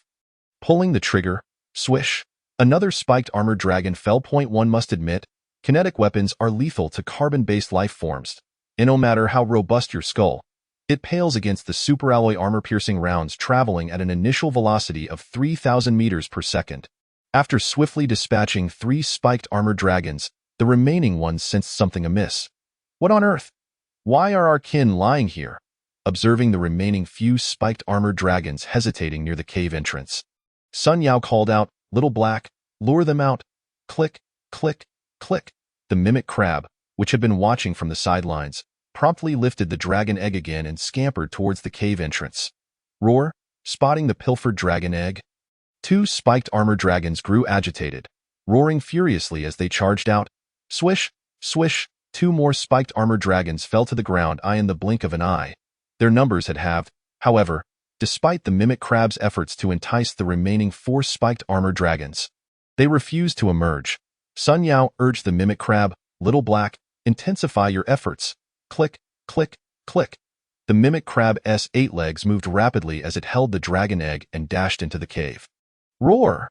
The four spiked armored dragons charged at it, but halted upon witnessing the mimic crab retreating with the dragon egg. Yet, they did not pursue. Instead, they withdrew back into their lair. The mimic crab once more dashed in with the dragon egg, provoking another furious charge from the spiked armored dragons. After several attempts, 2 of them, unable to bear the humiliation, burst from the cave, only to be swiftly dispatched by Sun Yao. Just 2 remained, confirming through the mimic crab's perspective that only 2 green dots were left inside. Lin Ming said to Sun Yao, "Let us get this over with." Sun Yao leisurely loaded an armor-piercing round and approached the cave entrance, declaring, "The mountain cannot see me, yet I see the mountain." When industrial civilization confronts agricultural civilization, it can achieve a casualty ratio of 1 to 100. When interstellar civilization faces prehistoric beasts, it is sheer slaughter, in a mere 5 minutes. All 9 spiked armored dragons lay dead. This hardly qualified as a battle. This is the might of the electromagnetic gun. Sun Yao approached the pile of spiked armored dragon corpses and gently kicked the dragon head, which was the size of a grinding stone. Had this been before? I would have been too terrified to even glance at them. Chapter 50. Danger approaches. All 9 spiked armored dragons, completely slain, were adults. Sun Yao tallied his gains, beaming as he said to Lin Ming, "Brother Lin, I'll go in and see if there's anything else." "Okay, be careful," Lin Ming cautioned. Rest assured, Sun Yao, wielding the electromagnetic gun, instructed the mimic crab to lead the way, while he remained alert. Trailing it at a distance of 10 meters, Lin Ming meticulously monitored the shared perspective of the mimic crab. Perhaps due to the herbivorous nature of the spiked armored dragons, there was no food stored within the lair. No dragon eggs could be found either. It seemed Sun Yao had taken all the previous ones. No wonder the spiked armored dragons were willing to risk their lives to pursue the dragon eggs. They represented the hope for their species' continuation, a bunch of impoverished creatures. The instigator, Sun Yao, remained blissfully unaware of this, and after a brief survey, he appeared somewhat disappointed. "Sun Yao, what are those things on the ground?" Lin Ming inquired, gesturing towards a cluster of dark, football-sized objects visible in the mimic crab's shared view. His eyes glimmered with excitement as he observed the gray specks flickering on the surface of these spherical objects. "Ah, these?" Sun Yao jogged over to the pile of dark spheres, crouched down to examine them, and reached out to touch one. Unfortunately, clad in his exosuit, he could not discern what they were through tactile sensation. "Stop touching them. I already know what they are," Lin Ming, spotting the floating window beside the glimmering points, hastily interjected. "Feces, fertilizer, 1 unit. What is it?" Sun Yao, filled with curiosity, vigorously grabbed a handful of the dark sphere, revealing the remnants of plant fibers and intact wild fruit or seeds within. "This is feces." Sun Yao shuddered, shaking his hand vigorously, the forceful motion sending the excrement soaring against the stone wall several meters away with a resounding thud. "Ah?" Sun Yao removed the metallic cylinder from his waist, using the water inside to wash the sullied exosuit, lamenting, "This is disgusting. This is actually a valuable find." Lin Ming recalled the miniature farm he had established at the first branch, realizing that the feces of the spiked armored dragons would serve as exceptional fertilizer for the blue algae and crops within. Moreover, there were several piles of feces here, each containing dozens of these dark spheres, which was quite a substantial quantity. He said to Sun Yao, "I'll give you 10 units of energy. Trade all this feces to me, Brother Lin. What do you need these for?" Sun Yao, though puzzled, began to comply. The premise of trading items is possession, and these uncollected resources could not be directly traded. Sun Yao suppressed his disgust, extending a finger to lightly tap one of the dark sphere feces. Upon acquiring ownership, he immediately initiated the trade with Lin Ming. Lin Ming had already positioned himself in the first branch of the pit, and upon completing the transaction, he tossed the dark sphere feces into the already half-filled sewage pool. Plop, plop. The scene, coupled with the somewhat muffled splashes, made Lin Ming feel a bit nauseous, stirring his stomach. Fortunately, clad in his exosuit, he was shielded from the potentially invigorating odor. For reasons unknown, Sun Yao worked with remarkable efficiency, completing the transaction for all the dark sphere feces in a mere 5 minutes. After finishing, Sun Yao immediately took the metallic cylinder and diligently cleaned his exosuit. Ah, I feel so unclean. Sun Yao raised his right hand, scrutinizing it closely and even sniffing it, but of course, through the glass helmet, he could detect nothing. Lin Ming remained silent, offering no words of comfort. Surviving on an entirely unfamiliar planet, utilizing excrement as fertilizer and even supplementing hydration with urine, is a perfectly ordinary endeavor. The essence of humanity lies in the attainment of basic sustenance. Only after such needs are met can one cultivate morality and be regarded as truly human. Should the most fundamental needs go unmet, the primal instincts will inevitably overshadow the essence of humanity. Survival is the foremost principle governing all life. Moments later, Sun Yao gradually composed himself, approaching the entrance of the nest to commence the task of clearing the carcasses of the spiny armored dragons.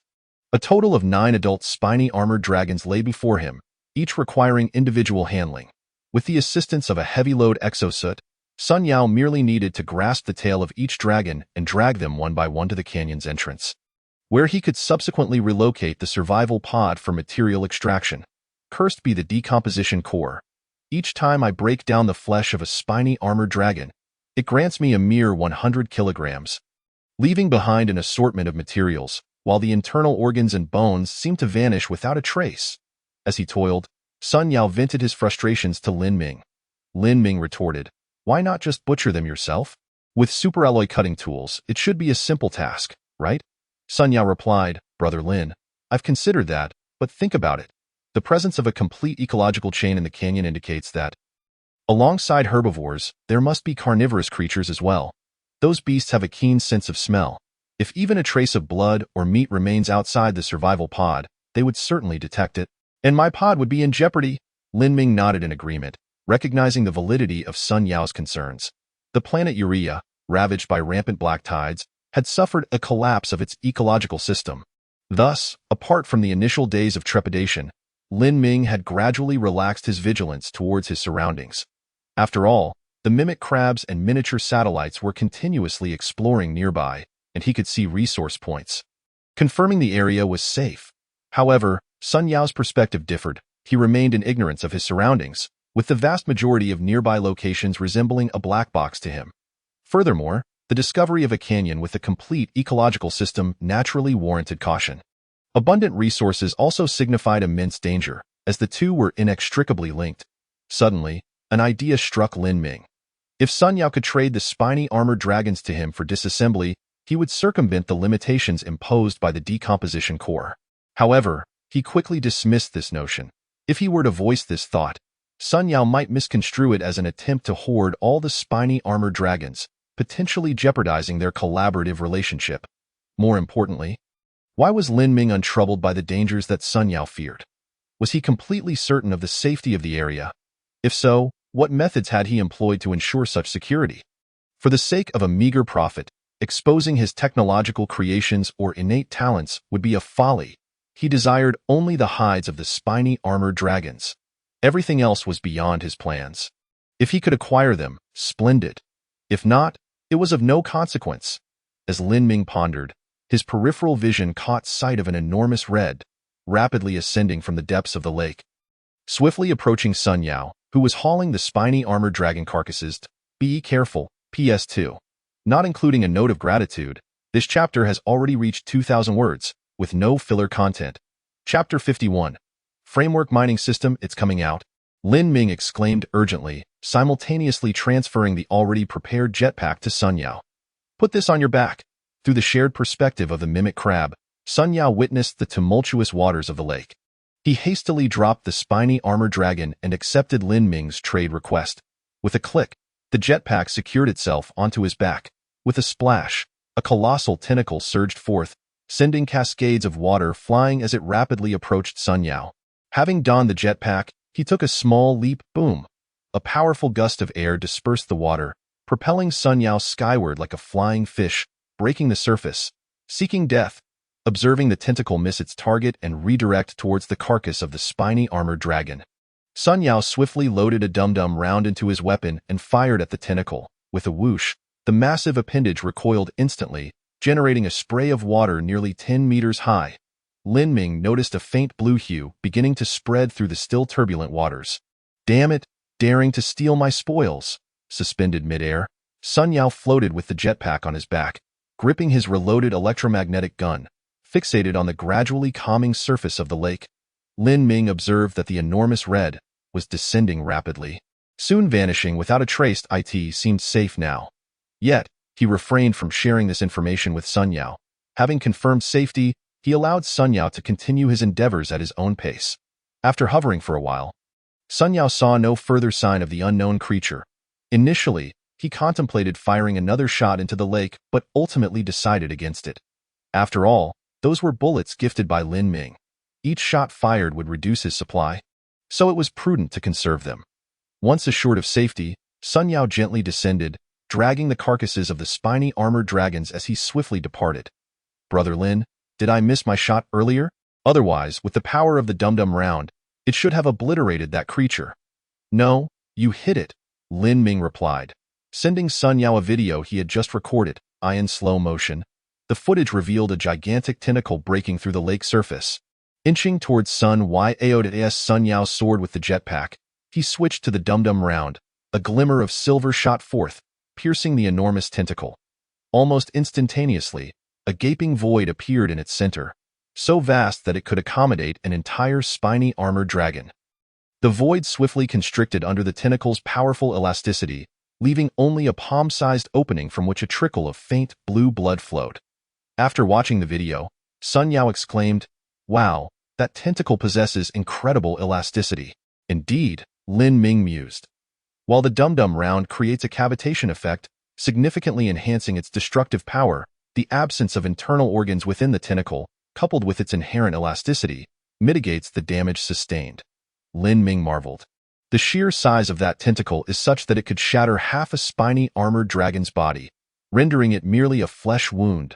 Thankfully, although it was a mere flesh wound, the yet unseen unknown creature had recoiled from the injury, likely not to reappear in the near future. Sun Yao seized the opportunity, dragging and hauling the carcasses with the aid of the jetpack, swiftly transporting all of them to the canyon's entrance. "All right, now it's safe. I'll be attending to my own matters," Lin Ming announced, terminating the live stream. "Sure thing, Brother Lin. I'll ensure you receive the materials once they're decomposed."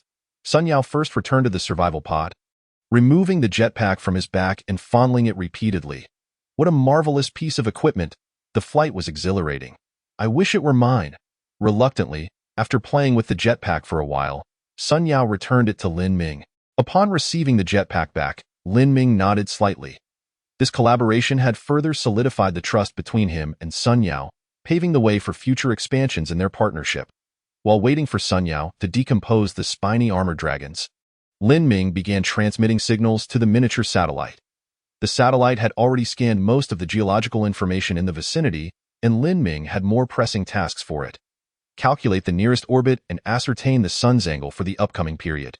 With a hiss, the satellite's thrusters emitted small flames as it adjusted its position to observe the relative orbital movements of the star and the planet Urea. 10 minutes later, an ethereal crystal appeared, illuminating the display. In 12 hours, the star's angle relative to the surface will gradually decrease, reaching 45 degrees in 8 hours and maintaining that position for 72 hours. At that time, the estimated surface temperature will drop below 100 degrees Celsius. The cooling phase has commenced. The relentless sun of the past 2 days would soon give way to a slanting sun hanging in the sky. At a 45-degree angle, this position would provide ample light while preventing excessive underground temperatures. If there were no need to transport heavy objects, he could even don a lightweight exosuit to venture outside. Although the heavy-load exosuit offered highly sensitive exoskeletal support, it sometimes struggled with delicate tasks and lacked tactile feedback. A sentiment Sun Yao surely understood. The next 3 days would be a period of development. It was time to accelerate progress. Lin Ming contemplated before issuing a command to the miniature satellite. Commence deep space exploration to identify any nearby E-class supply pods. With a hiss, the miniature satellite adjusted its angle and began its deep space reconnaissance. Descending into a pit, Lin Ming ventured into the first branch, discovering that the hydroponic framework housed interstellar corn and rice seeds that had begun to sprout. While the interstellar potato fragments exhibited no notable changes, it seemed that the time to partake in interstellar rice was drawing near. Reaching the bottom of the pit, Lin Ming observed that the 3D metal printer had produced a considerable number of solar panels, with the mimic crabs busily transporting them outside for installation. Once the sun's angle shifted, he would need to arrange for a mimic crab to constantly adjust the angle, ensuring that the solar panels remained in optimal position. Checking the energy reserves of the survival pod, Lin Ming noted that there were already over 470 units. At this rate, the energy reserves would be fully charged before the sun's angle changed. In a short span of time, Lin Ming's energy reserves will be greatly enriched, yet due to the production capacity limitations of his 3D printer, he is temporarily unable to consume sufficient energy. Moreover, for the next 3 days, he can maintain a commendable energy output from his solar panels. Consequently, Lin Ming opens the Interstellar trading platform and decides to purchase some items using his energy. After browsing for a while, he spots a chip containing the blueprints for a framework mining system, priced at a staggering 9,999 units of basic resources. Chapter 52 Bargaining, Framework Mining System, Introduction. A mining system equipped with superalloy drill bits, housed within a massive metal framework, allowing it to maintain stability while drilling for minerals, thus enabling continuous extraction of mineral resources. Material requirements: ultrafine iron powder X1500, any grade universal chip X1, electromagnetic coil X50, circuit board X50, superalloy X30. Manufacturing requirements: requires a 3D metal printer. Manufacturing consumption: energy X 500 units. After reviewing the blueprint for the framework mining system, Lin Ming gritted his teeth. The superalloy drill bit of this system perfectly addresses the issue of extracting titanium ore or other resources buried deep within the earth, a challenge that the simulated crabs cannot overcome. Moreover, Lin Ming already possesses the ultrafine iron powder and other related materials required for fabrication. The 500 units of energy needed for manufacturing pose a slight challenge, but it is manageable. The only issue is the price. Although the cost is within Lin Ming's tolerance, his current energy reserves have yet to reach their limit. The solar panels are gradually producing energy, with peak output expected later today, yet it still falls short of meeting this exorbitant offer. Take a step back. Even if Lin Ming had such an abundance of energy, he would not easily engage in the transaction. The 9999 units of energy are akin to his electromagnetic gun listed at 999 units of basic resources, merely a gimmick for display. However, should Lin Ming inquire about the price, other players would undoubtedly seize the opportunity. Given his name and LV2 level, leading to exorbitant demands, Lin Ming has no desire to play the fool. At that moment, Sun Yao sent a message to Lin Ming. Brother Lin, I've decomposed a total of 87 dragon skins, 900 kilograms of dragon meat, and all other materials. I've already traded your share to you. Please approve the trade request. Lin Ming opened the Interstellar trading platform and found that Sun Yao had traded him 87 dragon skins and 450 kilograms of dragon meat, which he promptly accepted. Lin Ming replied to Sun Yao, "By the way, there's something I need your help with." Sun Yao responded immediately, "Brother Lin, there's no need to be polite between us. Just tell me what you need." Lin Ming then expressed his interest in the framework mining system to Sun Yao and explained in detail how to negotiate the price. "Got it? Don't worry." Brother Lin, Sun Yao quickly understood. Closing the chat window, Sun Yao switched to the Interstellar Trading Platform channel and found the players selling the framework mining system. This player, named Lu Guodong, appeared to be a man in his 30s, with a fair complexion and no facial hair. "Hello, is the framework mining system still available?" Sun Yao repeated Lin Ming's words in his mind before sending the message to Lu Guodong. Lu Guodong replied promptly, "Yes."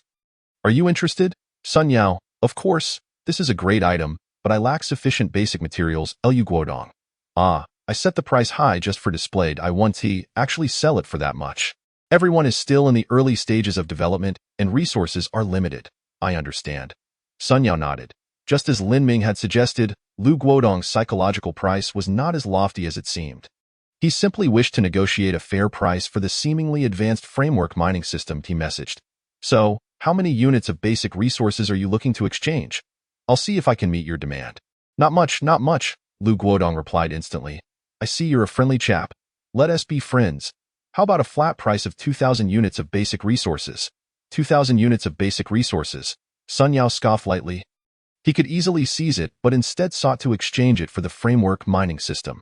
After all, negotiations often start high and settle low. Sun Yao directly stated, Brother, we're all stranded on this unfamiliar planet. You understand the current state of development that I'm only maintaining my most basic survival needs, and I can only offer 150 units of various resources in exchange. What do you think? Sun Yao's offer left Lu Guodong momentarily speechless. He had initially asked for 2,000 units of basic resources, and now Sun Yao was proposing a tenth of that, which was quite a blow. Lu Guodong. 1,500 units, that's the lowest I can go. You know how precious minerals are. The rusty iron ore around is getting scarcer. This could become a money-making machine. Sun Yao shook his head and replied, That's too expensive. Even if I forego all my needs and gather all my materials, I could only muster 200 units. Brother, please reconsider? Lu Guodong hesitated.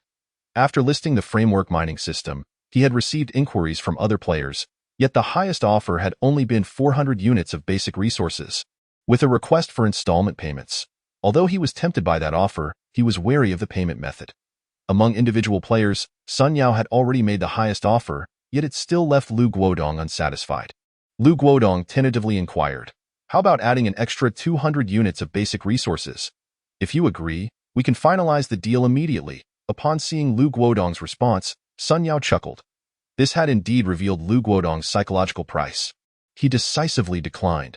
Forget it, brother, I thought it over, and even if I wager all my worth to gather 200 units of basic resources, if this ends up being a dud like yours, it would be quite a hassle, and no offense. Seeing Sun Yao back down, Lu Guodong grew anxious. The deal was within reach. All that was needed was to settle on a price. How could he give up now? He sent a flurry of messages to Sun Yao. Brother, how about 350 units, flat price? If that works, we can trade right now. Are you there? Brother, how about 330 units, just to befriend you? After leaving Lu Guodong hanging for a while, Sun Yao finally replied, No thanks, brother. I truly lack basic resources. 150 units. If you agree, we can trade. If not, then so be it. This time, Lu Guodong waited a full half hour without responding to Sun Yao. Sun Yao knew that Lu Guodong was currently in a fierce internal struggle, so he composed another message. By the way, brother, I see you're quite reasonable. Let me give you a tip. In our regional channel, brother Lin Ming is developing quite well. You could try discussing with him. If he is interested, you might just strike it rich. A light bulb went off in Lu Guodong's head. Without waiting to respond to Sun Yao's message, he quickly sought out Lin Ming's contact information and sent a friend request. Player Lu Guodong has requested to add you as a friend. Do you accept? Seeing the friend request pop up, Lin Ming couldn't help but smile slightly. Sun Yao had already informed him of Lu Guodong's psychological price, and now it was his time to shine. After waiting another 10 minutes, Lin Ming accepted Lu Guodong's friend request and sent a message. Chapter 53 Dilemma. Lu Guodong hurriedly replied, Hello, brother Lin Ming. Hello, what can I do for you? Upon seeing Lin Ming's succinct response, along with the LV2 designation, Lu Guodong felt a dryness in his throat. Although they weren't speaking face-to-face, he could feel an unspoken pressure. If he displeased this formidable player, the framework mining system might truly become a burden. Brother, I've come across a little something. I wonder if you might be interested. Lu Guodong. Framework mining system. Let me take a look in a moment.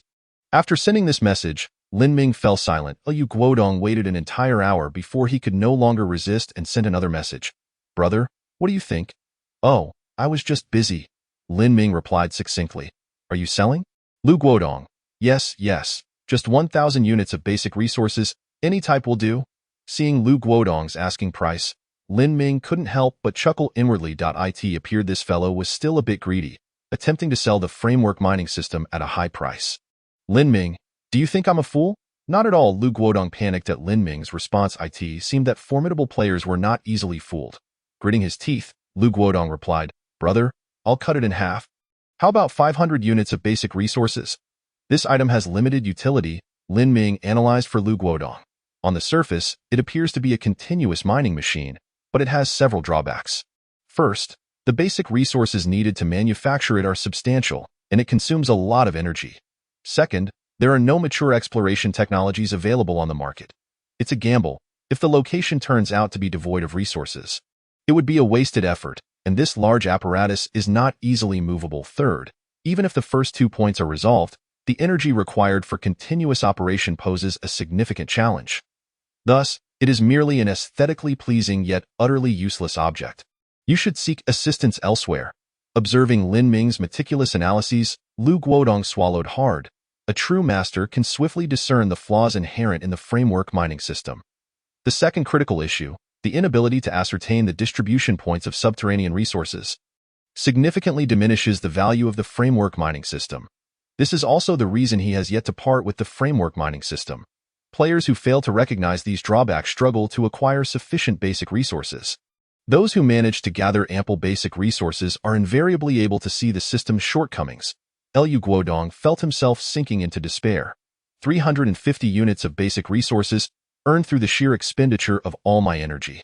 Lin Ming will surely be the first to gather the materials necessary to construct the framework mining system. Lin Ming, are you suggesting that you are currently out of energy? Lu Guodong. He had let slip his precarious situation, revealing his difficulties. Upon hearing this, Lin Ming understood that he was attempting to leverage the trading of the framework mining system to turn his fortunes around. Having already reached a point of desperation, 280 units of energy at a fixed price.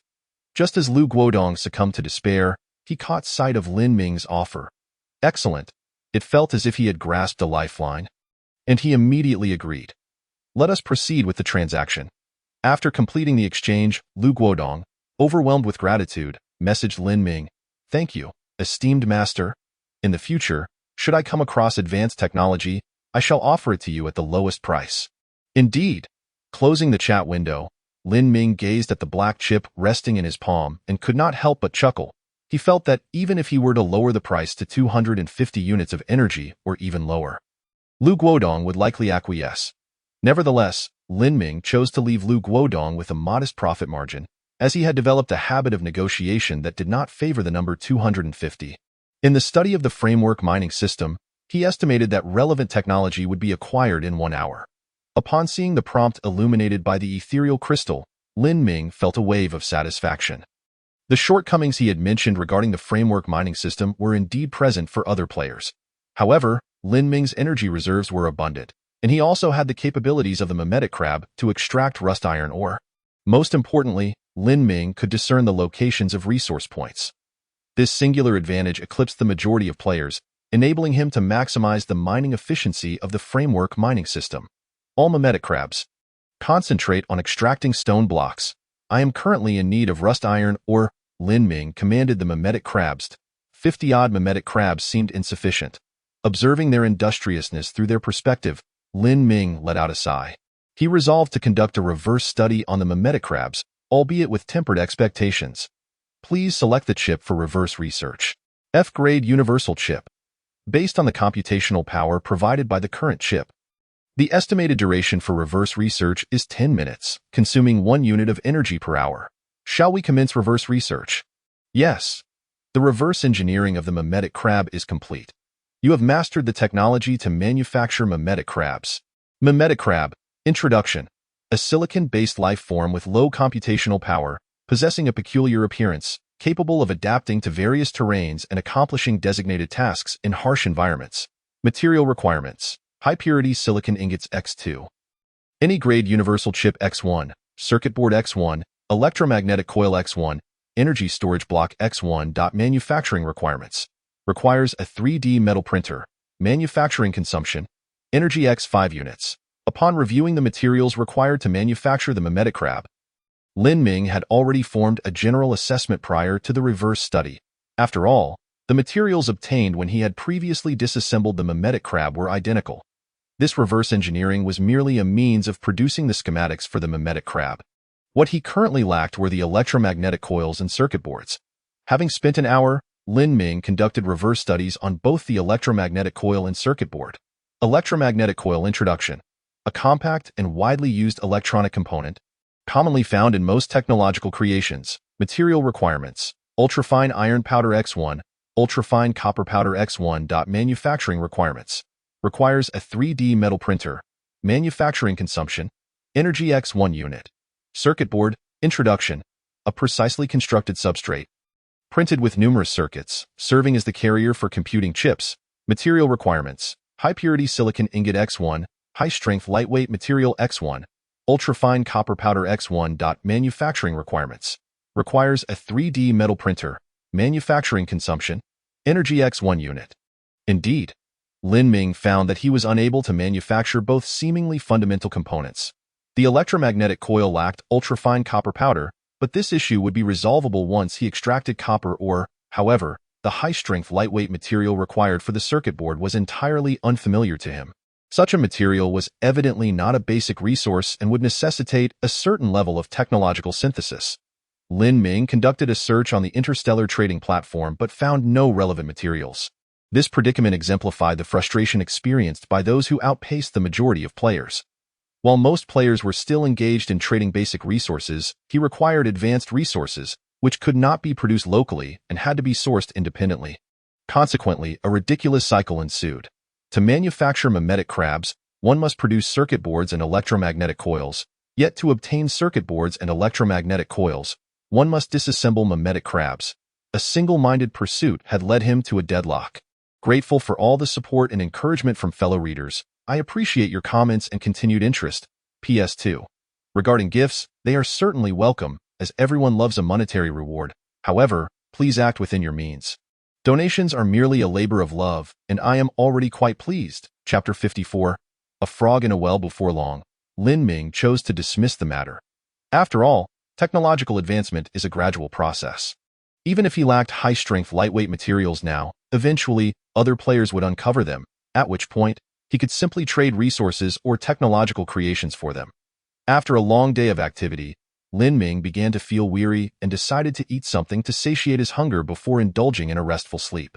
In times of great pressure, a delicious meal and sufficient sleep serve as excellent means to alleviate mental strain. Burp. After enjoying a meal of roasted dragon meat and accompanying dishes, Lin Ming patted his stomach. A warm sensation surged within, but it seemed somewhat diminished compared to before. It appears that the power boost from dragon meat has its limits. Lin Ming smacked his lips. It seems I must seek additional avenues to enhance my talents. He felt a flicker of curiosity about what enhancements he might gain during the next talent upgrade. Detected E-grade carbon-based life resource supply pod X1, 5.5 light minutes away, target approaching rapidly, estimated to enter maximum calling area in 6 hours. Upon seeing the prompt from the ethereal crystal, Lin Ming issued a command. Upon the target entering the calling area, send a distress signal. Designated task executed. Distress signal will be sent in approximately 6 hours. Excellent. It seems that upon awakening, a new supply pod will arrive. Let us hope it contains something worthwhile. Lin Ming took a deep breath. He had been on the planet Urea for 7 days, and one could say he had achieved a measure of success. It was time to reward himself. Boil some hot water. I am in dire need of a good bath. The 45-degree hot water was quickly ready, and Lin Ming enjoyed a refreshing shower, feeling significantly rejuvenated. The used water flowed directly into the temperature-controlled chamber, nourishing the blue algae contained therein. Before retiring for the night, Lin Ming resolved to make productive use of his sleep time. The mimetic crabs had been tasked with gathering stone blocks over a broader area for the extraction of rust iron, or the 3D metal printer was working overtime to produce solar panels. Currently, the E-grade universal chip was idling. I truly am a generous person, allowing you to remain idle for so long. Lin Ming pondered. Now, let us assign you a task. Reverse engineer glass. He had previously obtained a piece of glass, intending to reverse engineer it, but due to recent pressing matters, he was only now getting around to it. Based on the computational power provided by the current chip, the estimated duration for reverse research is 0.2 hours, consuming 1 unit of energy per hour. Shall we commence reverse research? Yes. After confirming, Lin Ming reclined in the sleep chamber, comfortably closing his eyes and drifting into slumber. He slept for 10 hours, stretching lazily as he awoke, feeling refreshed. The absence of an alarm clock and the sensation of waking naturally was truly delightful. After a quick wash, Lin Ming activated the ethereal crystal to check the notifications that had appeared during his slumber. Reverse engineering of glass complete. You have mastered the technology to manufacture glass. Detected E-grade carbon-based life resource supply pod 1. Based on the current trajectory and speed of the pod, It is estimated to arrive in 7 hours, current remaining time, 2 hours 57 minutes. The mimetic crabs reported an anomaly. First, there was the technology for manufacturing glass. Lin Ming had a general understanding of this technology. Upon review, as he suspected, by collecting sand from the surrounding area and expending energy, he could produce glass continuously. Therefore, the time consumed in reverse engineering glass was exceedingly brief. The E-grade carbon-based life resource supply pod would arrive in 3 hours, making Lin Ming feel a tinge of anticipation. An anomaly? What could it be? Lin Ming opened the video sent by the mimetic crab. This panoramic video was recorded from the perspective of a mimetic crab. Crackle. In the video, a mimetic crab exploring the surrounding area was meticulously following the path set by Lin Ming. Examining the details of its surroundings, the ground was strewn with rubble and gravel, and ahead lay an endless expanse of desert. The blazing sun in the sky is gradually altering its angle, much like the calculations of a miniature satellite hanging askew in the heavens. Everything appears normal. Snap, snap, snap. The simulated crab advances another step, and the scenery before it instantaneously transforms. The once boundless desert suddenly vanishes, replaced by a blackened ground and a distant range of undulating mountains. The sun, the size of a grinding wheel, hangs above the peaks, radiating boundless brilliance. Lin Ming observes, to his astonishment, that this colossal sun is indeed blue. The gravel strewn across the ground has disappeared, supplanted by an unknown black substance. These dark materials have completely shed their moisture, cracking into various irregular shapes. The sudden change has rendered the already limited computational ability of the simulated crab's general-purpose chip utterly bewildered. It attempts to return to its original position, only to find the scenery restored to its initial state: desert, gravel, and the sun hanging slightly askew overhead. Seeing everything revert to its former state, the simulated crab is unperturbed and continues its exploration. With another step forward, the world once again undergoes a transformation. The simulated crab stands there, dumbfounded for several minutes, before turning to look behind. There appears to be an invisible wall that divides this space into two entirely different realms. The inner world is that of the desert, filled with gravel and stones, with the blazing sun suspended overhead. The outer world, however, is shrouded in darkness, with everything, both ground and mountains, entirely cloaked in this black substance. The general-purpose chip of the simulated crab computes rapidly, endlessly circling in place, attempting to bridge the gap between the two worlds. Yet, it fails. Thus, the simulated crab can only remain stationary, reporting the anomaly to Lin Ming.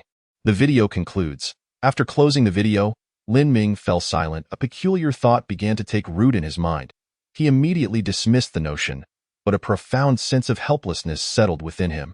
Indeed, from the very first day, he should have pondered why the sun appeared at the same angle for everyone. The surroundings seemed remarkably similar: gravel, desert, and a blazing sun. Perhaps due to his lack of experience with extraterrestrial environments, Lin Ming subconsciously believed this was all normal. A savage planet ought to resemble this. However, it was not until Sun Yao's world revealed the spiked giant shell dragon and a complete ecological chain that doubts began to creep into Lin Ming's mind. Although he did not dwell on them then, reflecting further, he recalled that other players had also made distinct discoveries, such as sour berries or remnants of technological creations. A somewhat incredulous yet potentially truthful idea began to emerge. The survival pod and everything within the surrounding kilometers were gifts bestowed by that advanced life form, intended to aid them through the most arduous initial development phase. The sun he beheld was not the true sun. The genuine sun of this world was the immense blue orb beyond. How laughable it was! He had thought it miserly, offering only meager resources, yet it had gifted them a stable microcosm. Chapter 55. The arc furnace. Dressed in his heavy-duty exosuit, Lin Ming strapped on his jetpack and soared toward the location where the simulated crab reported the anomaly. He yearned to witness firsthand the true nature of the Urea planet. The jetpack hummed to life, propelling him forward at a speed of 30 kilometers per hour, swiftly approaching the simulated crab's position. Consulting the map, Lin Ming noted that the anomaly reported by the simulated crab was nearly 50 kilometers away from the survival pod. After close to 2 hours, Lin Ming arrived at the boundary zone. He spotted a simulated crab lying still on the ground. Gently descending, Lin Ming patted the simulated crab's small head and said, "Go back. I'll handle things here." Snap, snap, snap. The simulated crab extended its pincers and began its journey back along the original path. As Lin Ming rose, he noticed a faintly distorted wall ahead, akin to an air wall in an online game, separating two realms. Stepping through, he beheld the authentic visage of the Urea planet. These black substances must be the desiccated black tide. Lin Ming crouched down to pick up a piece of the cracked black material. With a gentle rub, it crumbled into black powder. His gaze sharpened as he looked at the black powder. Nutrient, 0.01 units. Indeed, these dark substances could all serve as nutrients. Looking up, he noticed, several kilometers away, a mountain range soaring thousands of meters high, extending endlessly before him. These mountains were also completely covered in black material. Due to the insufficient power supply of the heavy-duty exosuit for such a long flight, Lin Ming abandoned the idea of venturing closer. Is this the power of advanced life? With a mere wave of its hand, it transported billions of people across tens of thousands of light years to different planets, granting them a 50-kilometer radius of initial territory. Such unimaginable grandeur, even Lin Ming, with a modicum of scientific knowledge, could not help but deem it miraculous. Never mind, for the time being, this is beyond my concern. I should focus on development. Perhaps in the future, I too might wield such power. Lin Ming clenched his fist. Silently resolving, he gazed at the air wall before him and suddenly sensed something amiss. The air wall, previously a meter away, now seemed closer. Raising an eyebrow, Lin Ming traced a line with his foot at the location of the air wall. After a short while, he observed that the line had appeared behind the air wall. The area encompassed by the air wall was slowly diminishing. This indicated that after a certain period, they would completely lose the protection of the air wall. They would need to rely on their own strength to thrive on this planet.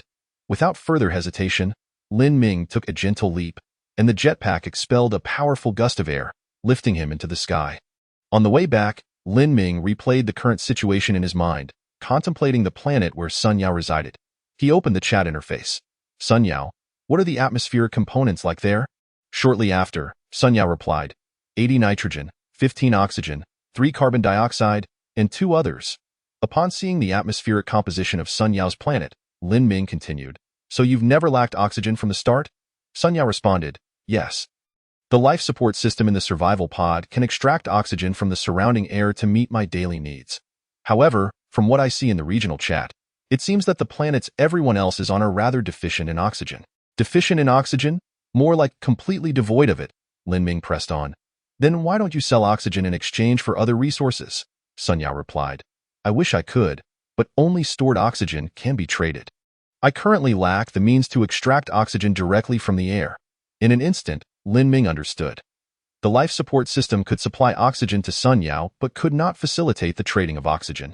Even if Sun Yao were to acquire the means to extract oxygen from the air for trading, the vast majority of players would no longer be in dire need of it. This trend had already begun to surface. Essential resources like oxygen, water, energy, and food were already being sold by numerous players in the interstellar trading market. As players progressed, these fundamental resources would no longer pose a challenge. As for the earlier comments in the regional channel about players lacking various resources, the Pareto principle could explain it. The Pareto principle, or the 80-20 rule, signifies that 20 of people hold 80 of the influence. Despite the lively discussions in the regional channel, those participating were merely a small fraction. The overwhelming majority of players remained silent, only speaking occasionally. They were the silent majority.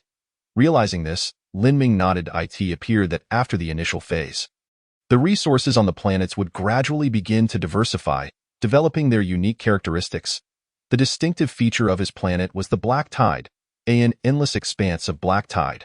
Why does it feel like the unique feature of my planet is somewhat lacking? After inwardly lamenting, Lin Ming noticed a bright light appearing on the horizon. The supply pod had arrived. Something was being deployed from the supply pod, tracing a parabolic arc directly toward the pit where Lin Ming's survival pod was situated. With a soft thud, Lin Ming gently landed, discovering that the E-grade carbon-based life resource supply pod had already arrived ahead of him. Recover the supply pod. E-grade resource supply box recovered. This time obtained 10 units of superalloy, 10 seeds of the big mouth flower, 1 arc furnace. Due to the immense size of the arc furnace, the superalloy box has significantly increased in volume, yielding 10 units of superalloy upon decomposition. Arc furnace. Description. a device for smelting resources using high-pressure electric arcs. Due to its advanced smelting technology, the purity of the smelted products is exceptionally high. Operational consumption: 100 units of energy per hour. The arc furnace. Upon reading the description of the arc furnace, Lin Ming felt a surge of excitement. The timely appearance of this device was fortuitous. If he were to create a framework-style mining system, he would have previously needed to transport the minerals back to the survival pod to decompose them. But now, with the arc furnace, he could decompose them directly. Moreover, according to the description, the products of the arc furnace would possess even higher purity. The only drawback is that the arc furnace consumes an exorbitant amount of energy, 100 units per hour. The high energy consumption isn't the furnace's fault, it's mine. Together with the simulated crab, Lin Ming erected the towering 5-meter arc furnace. Unable to contain his excitement, he resolved to give it a try. He withdrew 20 units of high-purity silicon ingots and placed them into the feed inlet of the arc furnace. Let me witness your capabilities. Arc furnace, activate. Chapter 56. Monocrystalline silicon, crackle. Within the arc furnace, a high-voltage arc began to operate, and soon, 2 blocks of black silicon ingots appeared at the outlet. A 10-to-1 yield. What a significant waste. Observing the black waste material falling to the ground from the slag outlet, Lin Ming felt a twinge of regret. He picked up a piece of black silicon ingot and opened the catalog. Monocrystalline silicon, overview. An ingot of exceptionally high purity, nearly devoid of lattice defects or impurities, utilized in the manufacture of chips or solar panels. Semiconductor-grade monocrystalline silicon. Upon reading the description of the monocrystalline silicon, Lin Ming gasped in astonishment. He had not anticipated the purification capability of the arc furnace to be so formidable, directly yielding semiconductor-grade monocrystalline silicon. This meant that he would no longer lack the raw materials necessary for chip production. However, the most pressing issue at present was that he did not possess a 3D metal printer required for chip manufacturing. The 3D metal printer he currently owned was Type I, with a resolution at the micron level. Incapable of fabricating high-performance chips, TO produced chips of acceptable quality. The resolution of the 3D metal printer needed to be at least below 50 nanometers. No need to rush. No need to rush. Lin Ming calmed his emotions and descended to the bottom of the pit. The 3D metal printer had finally completed its bustling work, with dozens of solar panels being individually moved out by the simulated crabs and installed into the power generation array.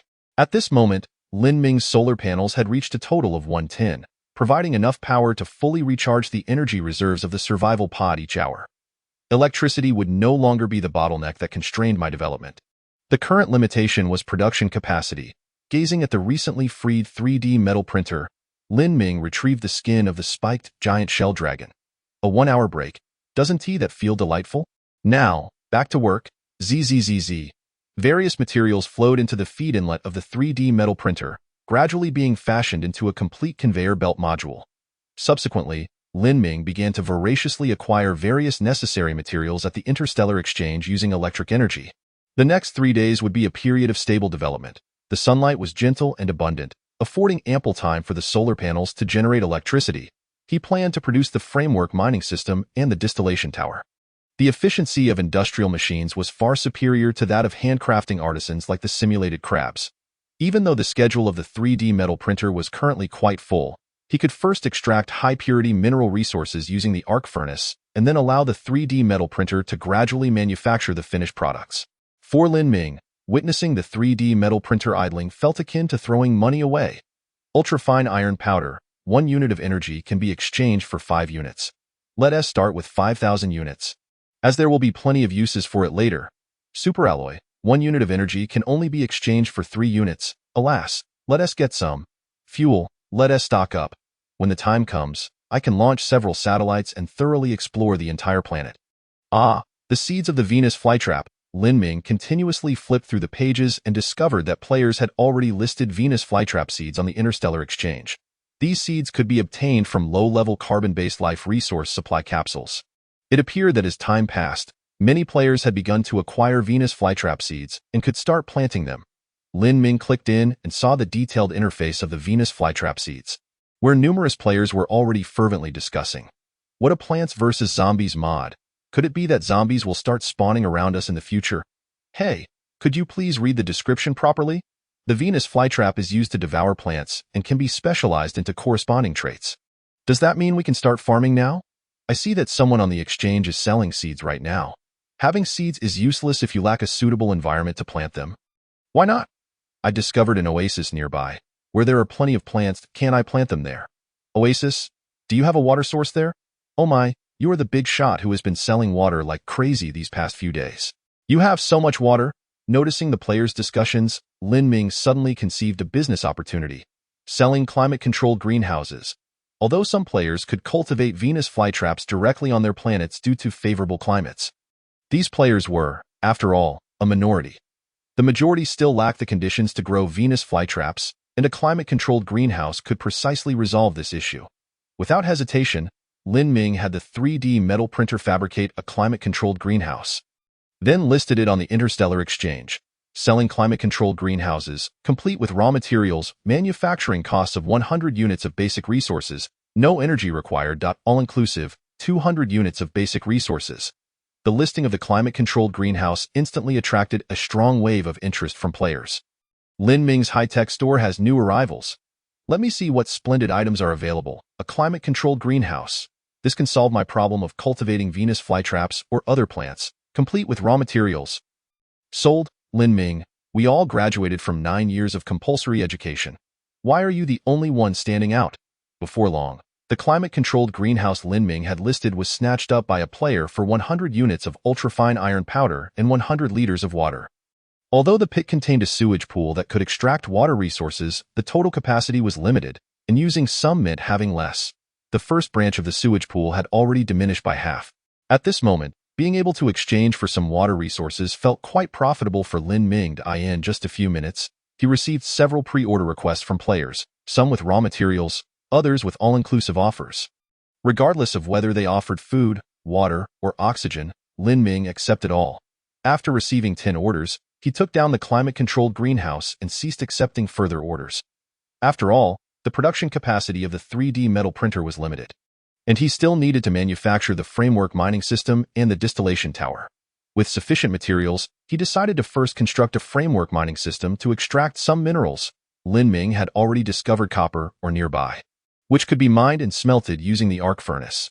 This way, the raw materials for manufacturing electromagnetic coils would be ample, allowing for a continuous production of electromagnetic coils. ZZZZ. The 3D metal printer, having just completed a conveyor belt module, swiftly shifted its production target to the framework mining system. Due to its massive size, the framework mining system was manufactured into several hundred distinct components, which would then be assembled individually. Otherwise, even if it was produced, Lin Ming would have difficulty moving it out of the pit. One by one, iron-structured metal cylinders emerged under the operation of the 3D printer. Lin Ming nodded appreciatively. The main framework of the framework mining system bore a resemblance to the main structure of construction site tower cranes. The center of the main framework was a motor driven by electric energy, powering an ultra-alloy drill bit to continuously excavate and extract underground mineral resources. The entire assembly of the framework mining system would require 3 hours. Rather than idly waiting, Lin Ming decided to visit the first branch of the pit to check on the status of the seeds. Chapter 57. Work is rest. Upon reaching the first branch of the pit, Lin Ming was exceedingly satisfied with the situation inside. The rice seeds and corn seeds had begun to sprout and were ready for transplantation. The potato tubers and Venus flytrap seeds were similarly prepared. It was time to begin transplantation. Lin Ming carefully transplanted the sprouted seeds into the soilless cultivation framework system. These seeds were fundamental to the future development of his farm and required meticulous handling. Once these seeds matured into plants and bore fruit, the quantity of his seeds would multiply exponentially. At that point, transplantation could be entrusted to the simulated crabs, even with a minor error during transplantation that might cause some seeds to become inactive. He could still manage. After completing this, Lin Ming placed the 10 newly acquired Venus flytrap seeds onto the culture medium for germination. The first branch of the pit had already begun to develop, and thus the remaining 8 branches could be modified in a similar manner.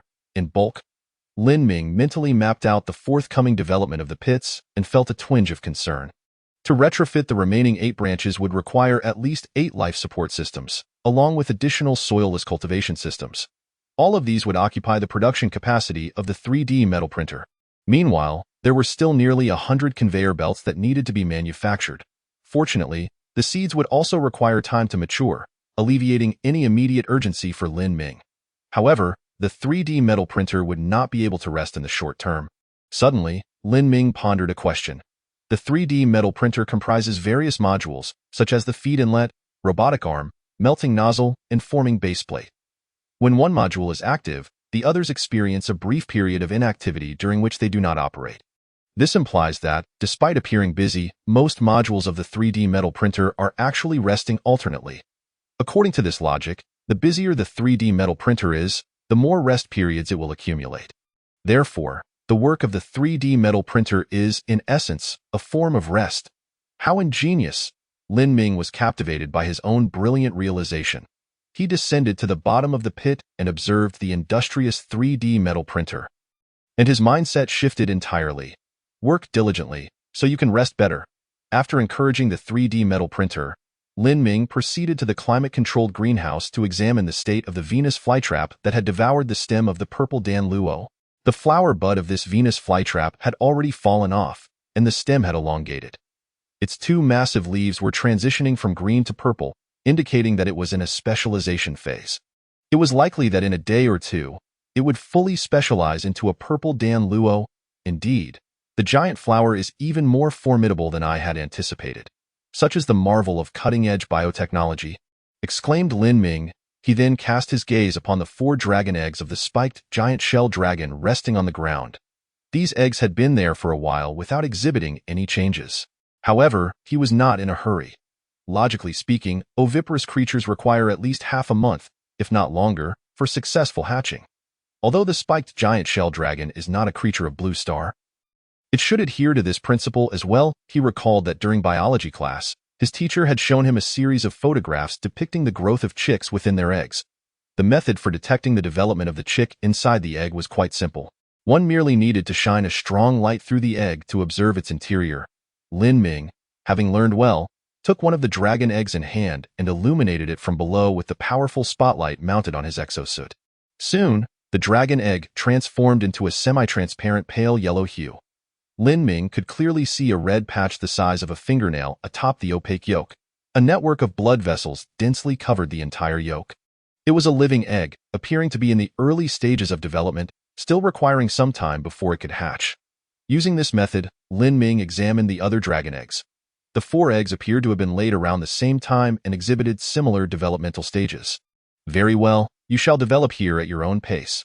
Carefully placing the dragon egg back on the ground, Lin Ming exited the temperature-controlled chamber. After a brief wait, the 3D metal printer finally completed its task. Lin Ming, along with 2 simulated crabs, collaborated to transport several hundred modules from the pit.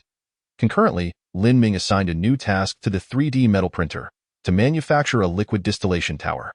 With only a few circuit boards remaining and no vendors in the Interstellar trading post selling them, he found himself in quite a predicament. Gazing at the dwindling supply of circuit boards, Lin Ming scratched his head. One step at a time.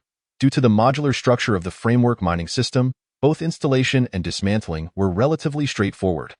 Lin Ming identified a copper mine with a reserve of 57 units and commenced the construction of the framework mining system above the copper mine location. The first step involved erecting the foundational framework. A massive metal frame was driven 1 meter underground and then ascended layer by layer like a tower crane. After establishing a 5-meter-high support framework, Lin Ming donned his jetpack and completed the installation of the electromagnetic drive and superalloy drill bit.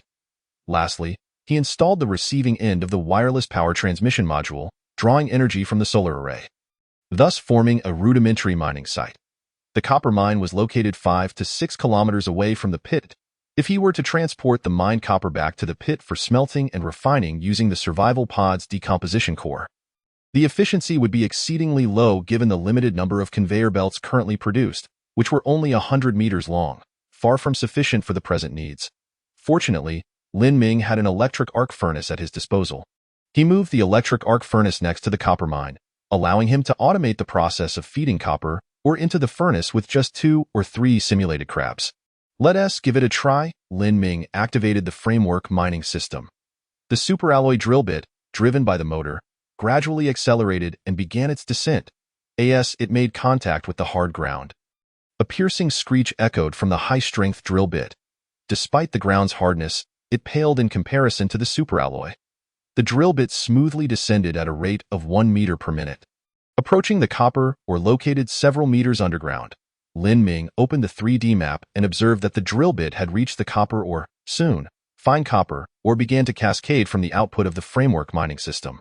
The nearby simulated crab sprang into action, swiftly clawing up the copper ore and depositing it into the electric arc furnace's feed inlet. With a crackle, the electric arc furnace activated, and before long, a purplish-red ingot of pure copper emerged from the furnace's output. Pure copper ingot. Description: an ingot of exceptionally high purity, serving as a premium metal resource with extensive industrial applications. Success: holding the fist-sized pure copper ingot in his palm, Lin Ming reveled in his triumph. With this, he could produce electromagnetic coils. The remaining challenge was to find a high-strength, lightweight material for manufacturing circuit boards. Once he resolved the production issue of the circuit boards, he could mass-produce simulated crabs. This low-intelligence silicon-based life form appeared to be exceedingly useful, significantly enhancing Lin Ming's production efficiency. Hundreds or even thousands of simulated crabs lined up could potentially replace conveyor belts. Although it might be a case of overkill, observing the electric arc furnace tirelessly refining copper ore, with tiny pieces of ore entering the feed inlet and pure copper ingots emerging from the output, a thought crossed Lin Ming's mind. He accessed the control interface of the electric arc furnace and issued a command: reduce the purity of the output to 99. IC quantity. After adjusting the smelting purity of the electric arc furnace, Lin Ming witnessed immediate results. The original output rate of pure copper ingots was less than 1/10, with the remaining 9/10 turning into waste. However, after the adjustment, the output rate doubled, with only 70 to 80% becoming waste. Lin Ming picked up one of the outputs and opened the catalog. High-purity copper ingot. Description: a copper ingot containing certain impurities, representing a decent metal resource. Efficiency of the output is slightly reduced, and energy consumption increases. Not bad, Lin Ming nodded, satisfied. Though the efficiency of outputs made from high-purity copper ingots was slightly diminished and energy consumption increased, the production rate had doubled. Overall, it was a profitable endeavor. Regarding energy consumption, the current output from the solar array was sufficient, so there was no need for immediate concern. With the production line adjusted, Lin Ming returned to the pit's bottom, eagerly awaiting the completion of the liquid distillation tower. This imposing structure, standing 5 to 6 meters tall, resembled a blast furnace and was divided into several layers, each with an outlet for different products. The 3D metal printer continued its labor for over 2 hours, ultimately completing the colossal liquid distillation tower.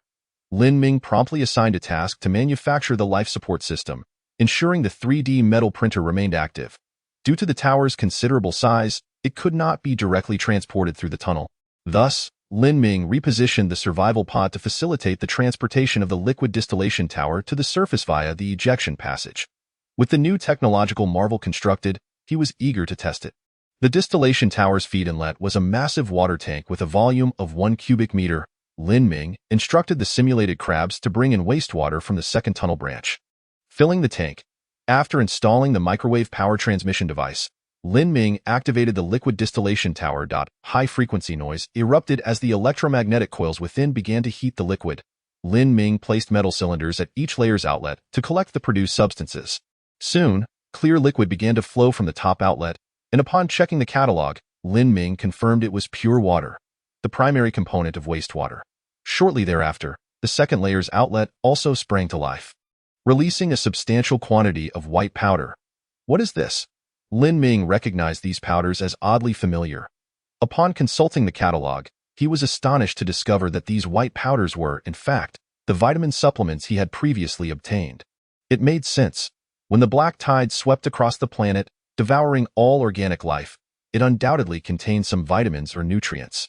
After waiting a bit longer, a grayish-white, slightly translucent substance emerged from the third layer's outlet. Lin Ming picked it up and realized it resembled rock candy. High-strength lightweight material. Description: an extremely resilient polymer composite material, exhibiting high strength, excellent plasticity, lightweight, impact resistance, and corrosion resistance, making it one of the finest industrial resources. Lin Ming exclaimed, after searching for this material through countless trials. It was right here in his habitat. Who could have anticipated this? A wave of unexpected joy washed over Lin Ming, leaving him somewhat dizzy. With the high-strength lightweight material, he could finally piece together a significant part of the industrial puzzle, enabling him to autonomously produce the vast majority of technological creations. What does it mean to have a complete industrial chain? A tactical retreat indeed. With the high-strength lightweight material in hand, Lin Ming was eager to test its performance. It was undeniably light, but how strong was it? Without hesitation, he set to work. First, Lin Ming had the 3D metal printer create an arched superalloy frame and tray. He then crafted ropes of the thickness of a toothpick from iron powder, superalloy, and high-strength lightweight material, intending to test their tensile strength. Starting with the iron wire, Lin Ming secured one end to the apex of the arched superalloy frame and attached the tray below. He began adding stone blocks, each weighing 10 kilograms. After placing 5 blocks, the iron wire snapped with a sharp crack. If the iron wire could withstand around 50 kilograms of tensile force, what about the superalloy? The superalloy showcased its impressive tensile strength as Lin Ming continued placing stone blocks, not breaking until he had added over 60. The superalloy's tensile capacity exceeded 600 kilograms, several times that of the iron wire. Lin Ming gazed in astonishment at the superalloy rope, truly living up to its name. Finally, it was time to test the high-strength lightweight material. Please do not disappoint me, Lin Ming began adding stones. As the count reached 50, Lin Ming clenched his teeth in silence. At this intensity, the high-strength lightweight material had already approached the tensile strength of superalloys, yet its weight was significantly lesser. He continued to add stones. Before long, the stones accumulated to 100, equating to a weight of 1 ton. However, the high-strength lightweight material exhibited no changes whatsoever. Goodness, its tensile capacity is already double that of superalloys. Lin Ming persisted in adding more stones. And when the count reached 200, the high-strength lightweight material remained unchanged. This? Lin Ming swallowed hard. Soon, the stones piled up to over 300, surpassing a total weight of 3 tons. Given that the density of stone is approximately 34 tons per cubic meter and the design capacity of the pallet can accommodate up to 5 cubic meters, it should be sufficient to test the maximum tensile strength of the high-strength lightweight material. Lin Ming continued to add stones, feeling somewhat dazed. Ultimately, all 5 cubic meters of stones were placed on the metal pallet, bringing the total weight of the stones to over 15 tons. Yet, the high-strength lightweight material, as slender as a toothpick, remained steadfast, showing no signs of impending fracture. Chapter 59. Technology assessment. If testing is to be conducted, it must be thorough. Lin Ming temporarily halted the task of the 3D metal printer, instructing it to produce iron blocks of 500 kilograms each from iron powder. Manufacturing such a rudimentary item posed no challenge for the 3D printer, which operated with remarkable efficiency, completing each block in just 1 minute. After swiftly producing 60 iron blocks, totaling 30 tons, Lin Ming commenced his testing. This represented his entire stock. In comparison to the stone's density of 34 tons per cubic meter, the density of the iron blocks was considerably greater, approximately 8 tons per cubic meter. Lin Ming diligently added the iron blocks to the pallet, and soon enough, all 60 blocks were in place. The high-strength lightweight material had elongated slightly, appearing as delicate as a thread. Yet, it still had not fractured. My heavens, what extraordinary tensile strength is this? Lin Ming was astounded. His knowledge dictated that no material could withstand such immense tensile force. Yet the high-strength lightweight material lay before him. A mere toothpick-thin strand of this material had lifted 30 tons of iron blocks without breaking. By all that is holy, let us increase the stakes. I am all in. Lin Ming swiftly accessed the Interstellar exchange, fervently purchasing ultrafine iron powder.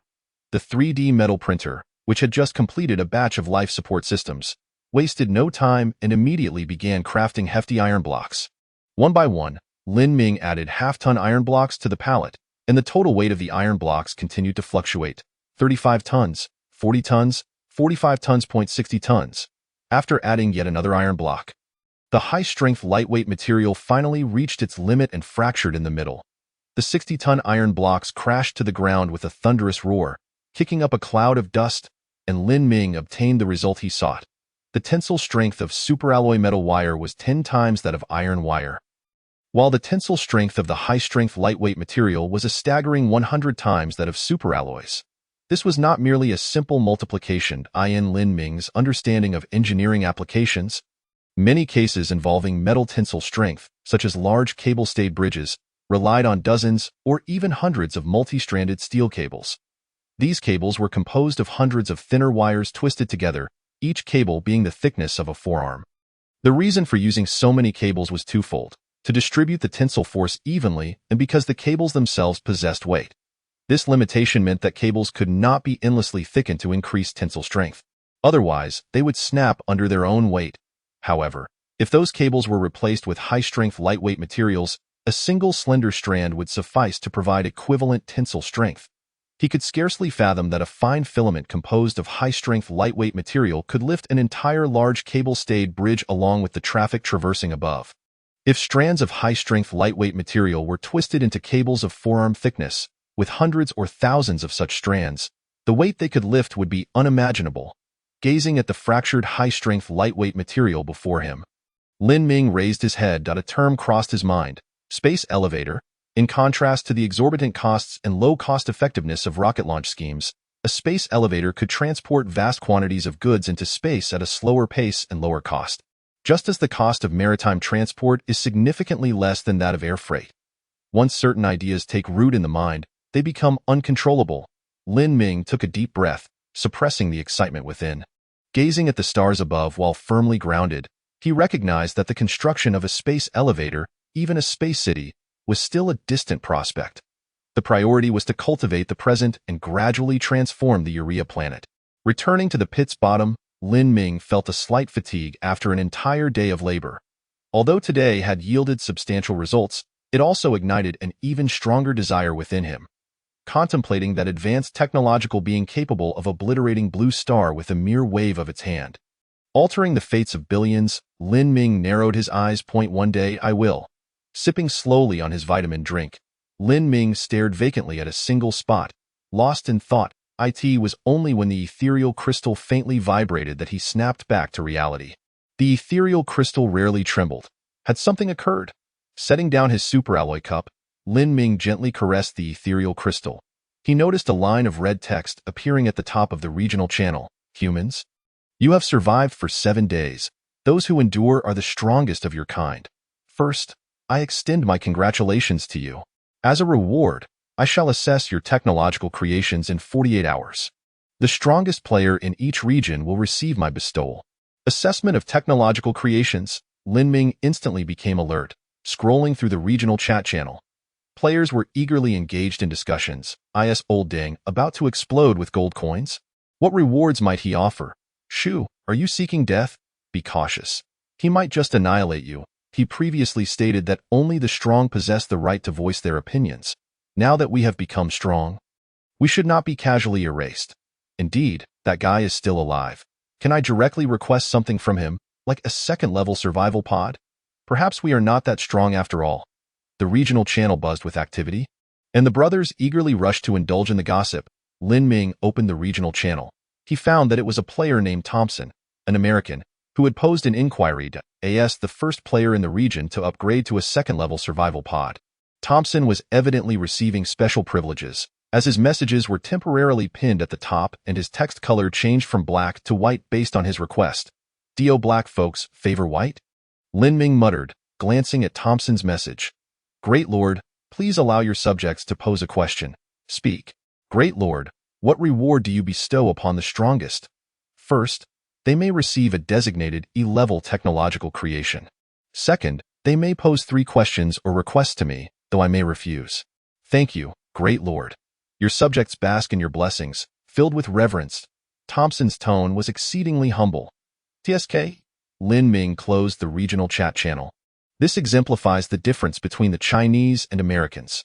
Americans revere the strong, idolizing individual heroism, serving those they cannot hope to match with utmost flattery. In contrast, when the Chinese are oppressed by powerful beings, their thoughts lean not toward submission but rather toward resilience and vengeance.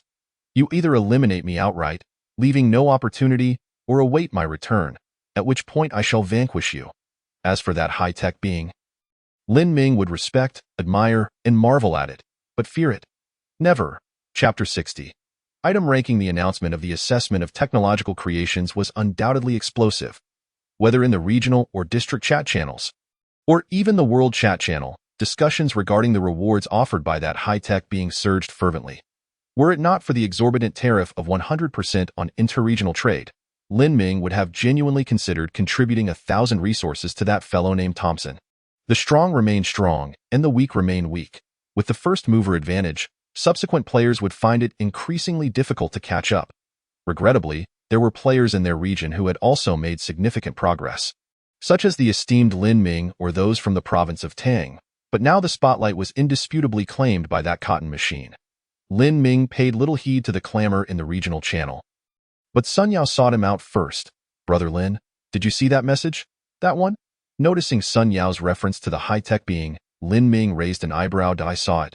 Do you have any thoughts?" Sun Yao's message brimmed with eagerness. An E-level high-tech creation, along with 3 requests. "If we could secure the top position in our district, we would be prosperous." Lin Ming replied, "That fellow is not alone. Many players from other regions are contributing resources to him. How can we compete?" Sun Yao countered, "Brother Lin, you could first collect technological creations from players in our region. After all, you were the first to upgrade to a second-level survival pod. And given your prior act of sharing the F-level universal password, many players hold you in high regard. To my knowledge, those from the province of Tang have already begun mobilizing to gather high-tech creations. Those from the province of Tang have begun to act?" Lin Ming recalled the trading group that Tang Qingyan had pulled him into IT. Must be acknowledged that the business acumen of the individuals from Tang province is remarkably astute. They had already begun their strategic positioning quite early on. Noticing that Lin Ming had not responded to his messages, Sun Yao grew somewhat anxious. "Brother Lin, I have a few trinkets here, all acquired in exchange for dragon meat over the past few days. Are you interested in any of them?" Sun Yao sent images of 3 items: camera, malachite, modular technology. Upon seeing the 3 items, Lin Ming let out a soft exclamation. It appeared that Sun Yao had managed to procure quite a number of valuable items using the meat from the spiked giant shell dragon. The camera required no explanation. It was universally recognized. Malachite, being a type of copper ore, was of limited interest to Lin Ming, as he had already discovered copper deposits nearby. However, the modular technology piqued Lin Ming's interest significantly. Modular technology level. Description: transforms the technologies you possess into modular forms, allowing for disassembly or assembly as needed, thus creating entirely new technological products. Prerequisite technology. Requires reverse engineering technology. Remarkably, this was the next tier of technology following reverse engineering. Lin Ming could hardly contain himself and messaged Sun Yao. "I'm very interested in modular technology. What price are you asking?" Sun Yao replied, "Brother Lin, discussing price at this moment feels a bit impolite. If you want it, just take it for now. Remember me when there are future benefits." Upon reading Sun Yao's message, Lin Ming nodded. He had encountered several individuals with a similar disposition to Sun Yao. They were exceedingly generous with friends and willing to invest in them. Such investments often resulted in substantial losses, but when successful, the rewards were immense. It was akin to being asked whether one would invest 100,000 in Tung Sun 20 years ago. The answer would undoubtedly be no, as one simply did not possess that amount back then. Since Sun Yao had made his decision, Lin Ming did not hesitate to respond. "Very well, then, please provide me with both the camera and the modular technology." Done. Sun Yao promptly completed the transaction for the 2 items. Upon receiving them, Lin Ming was astonished to discover that behind the descriptions of both items, the technological evaluation levels were displayed. The modular technology was rated E level, while the camera was rated F-level. It seemed that the system had enabled the display of item technology levels, allowing users to ascertain their inherent value in advance. Time was of the essence. Lin Ming immediately set to work, decrypting modular technology, conducting reverse research on the camera using an E-level chip. Modular technology decryption in progress, estimated to master the relevant technology in 6 hours. Based on the computational power provided by the current chip, the estimated duration for reverse research is 0.3 hours, consuming 1 unit of electrical energy per hour. Shall we commence reverse research? Yes. Lin Ming suspended the 2 processes and began to examine the evaluation levels of surrounding items. Extravehicular suit, lightweight extravehicular suit, biocrab, electromagnetic gun, jetpack, constant temperature greenhouse. All of these were rated F level. After all, these items could be produced according to the previous technological standards of Blue Star, thus possessing average technological value. In contrast, the 3D metal printer was rated F level. The only high-level item was the level 2 survival pod, rated E level, Lin Ming exited the pit and surveyed the external technological creations. Life support system, solar panels, microwave power transmission device, conveyor belt, all rated F level. The liquid distillation tower, arc furnace, and frame-type mining system were, as expected, rated E level, comprising Lin Ming's few advanced technological creations. While inspecting the liquid distillation tower, Lin Ming realized he had previously overlooked the output of the fourth layer, the very bottom layer. These black substances appeared to be akin to waste. His eyes slightly heated up as he noticed that the black material had a floating frame. Nutrient? 0.5 units, good. At least this waste has some utilitarian value. Lin Ming summoned a biocrab to dispose of the waste into the sewage pool at the first branch of the pit.as for the electromagnetic coils. Circuit boards and high-strength lightweight materials, these were raw materials and had not been classified as technological creations. Perhaps it was due to their relatively low technological level that they had not been assigned an evaluation rating. It seemed that to achieve a higher rating, one must possess a significantly larger quantity of technological creations or those with sufficiently advanced technology. After a brief contemplation, Lin Ming decided to adopt a strategy of quality over quantity. The reason was simple. The sole 3D metal printer he possessed was already at maximum capacity, and even with ample raw materials, he could not produce an excessive number of technological creations. With this in mind, Lin Ming opened the chat channel and entered the chat group of the Treasure Pavilion. Welcome, esteemed Lin Ming. Our group is about to commence a new auction in 10 minutes. The group administrator promptly greeted Lin Ming. Glancing at the group, Lin Ming saw over 100 illuminated avatars, indicating that many players were eager to sell their technological creations. With the recent announcement, the prices of many technological creations had surged. Prices that were once deemed unthinkable were now open for negotiation. Just as Lin Ming awaited the auction to begin, he received a message from Tang Qingyin. Are you interested in discussing a collaboration? Chapter 61. An unrefusable offer for cooperation collaboration? Upon receiving Tang Qingyin's message, Lin Ming experienced a moment of PTSD. Why did it always seem that when individuals from Tang province approached him for collaboration, it inevitably led to some form of discord? Compared to the Navet of Tang Howren, Tang Qingyin's methods appeared far more seasoned.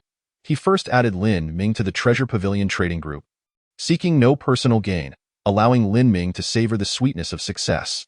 After some time, he then proposed the idea of collaboration, effectively glossing over any previous unpleasantness. During discussions about collaboration, Lin Ming would not harbor significant biases. This was the hallmark of a competent businessman. Contemplating this, Lin Ming messaged Tang Qingyin. I am eager to hear more. Tang Qingyin quickly replied. I have noticed that you have recently been selling several technological creations, solar panels, electromagnetic guns, and constant temperature greenhouses, resources that are relatively scarce. Therefore, we have decided to contract all your production capacity for the next 48 hours, true to the nature of those from Tang province. He opened with terms like contract and monopoly. Lin Ming's 3D printer had limited capacity, and he instinctively rejected Tang Qingyin's request. I apologize, but the upcoming hours of production are already allocated. I still have 10 orders for constant temperature greenhouses pending delivery. These are not issues. Tang Qingyin provided Lin Ming with several chat screenshots. We have already communicated with those players. They are willing to transfer their orders for the constant temperature greenhouses to us.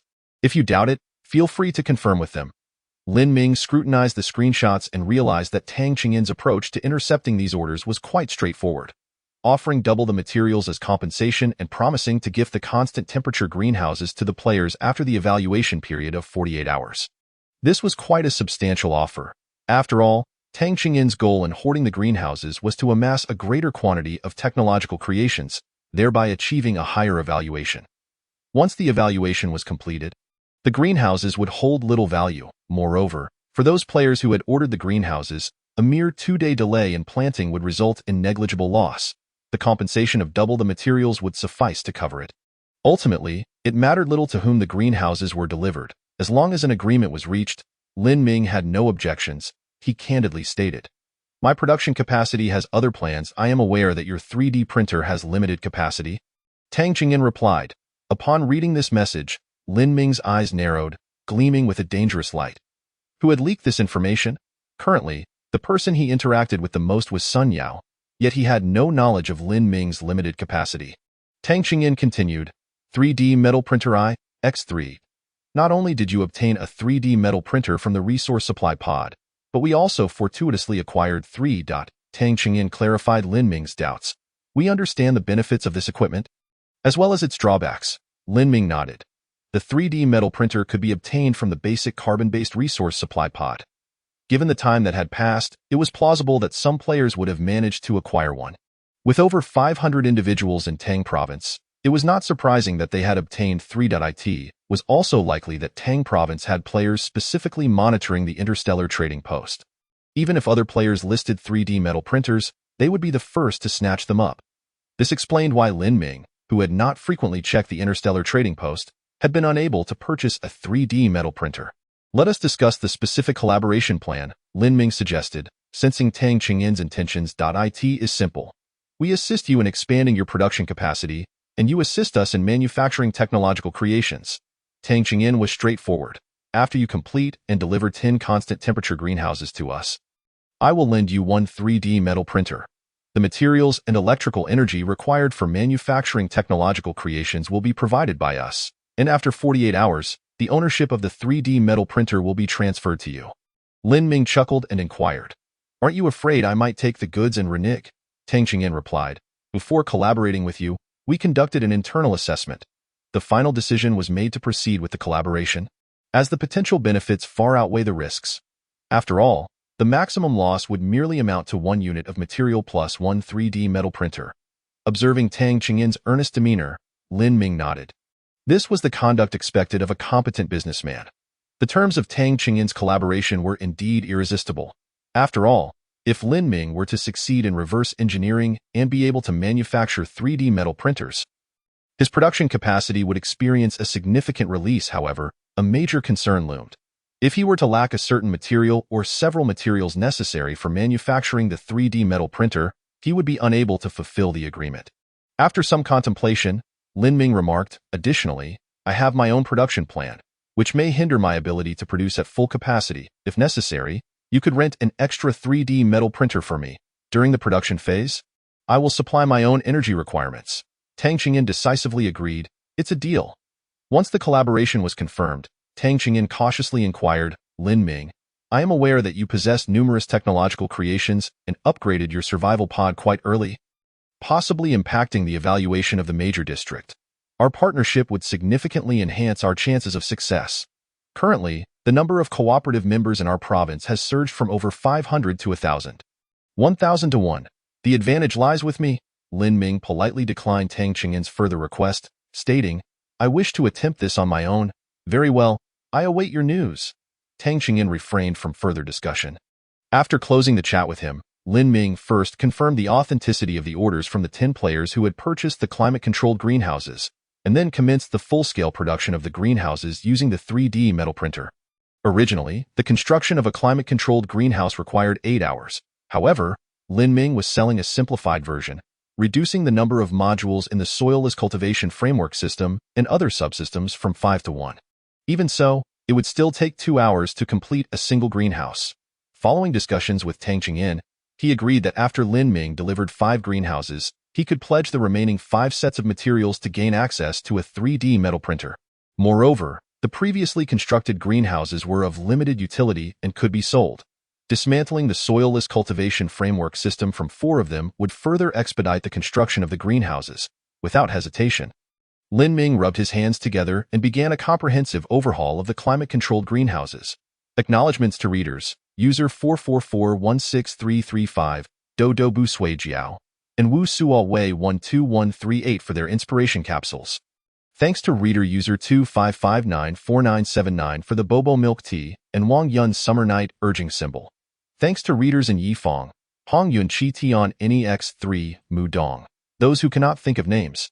User 25594979 and Zhou Han, who loves meat bun heads, and Chu user 666, and Hao Jian, who enjoys lace flowers, user 2056565 for their generous rewards. I am profoundly touched by the enthusiasm of the readers.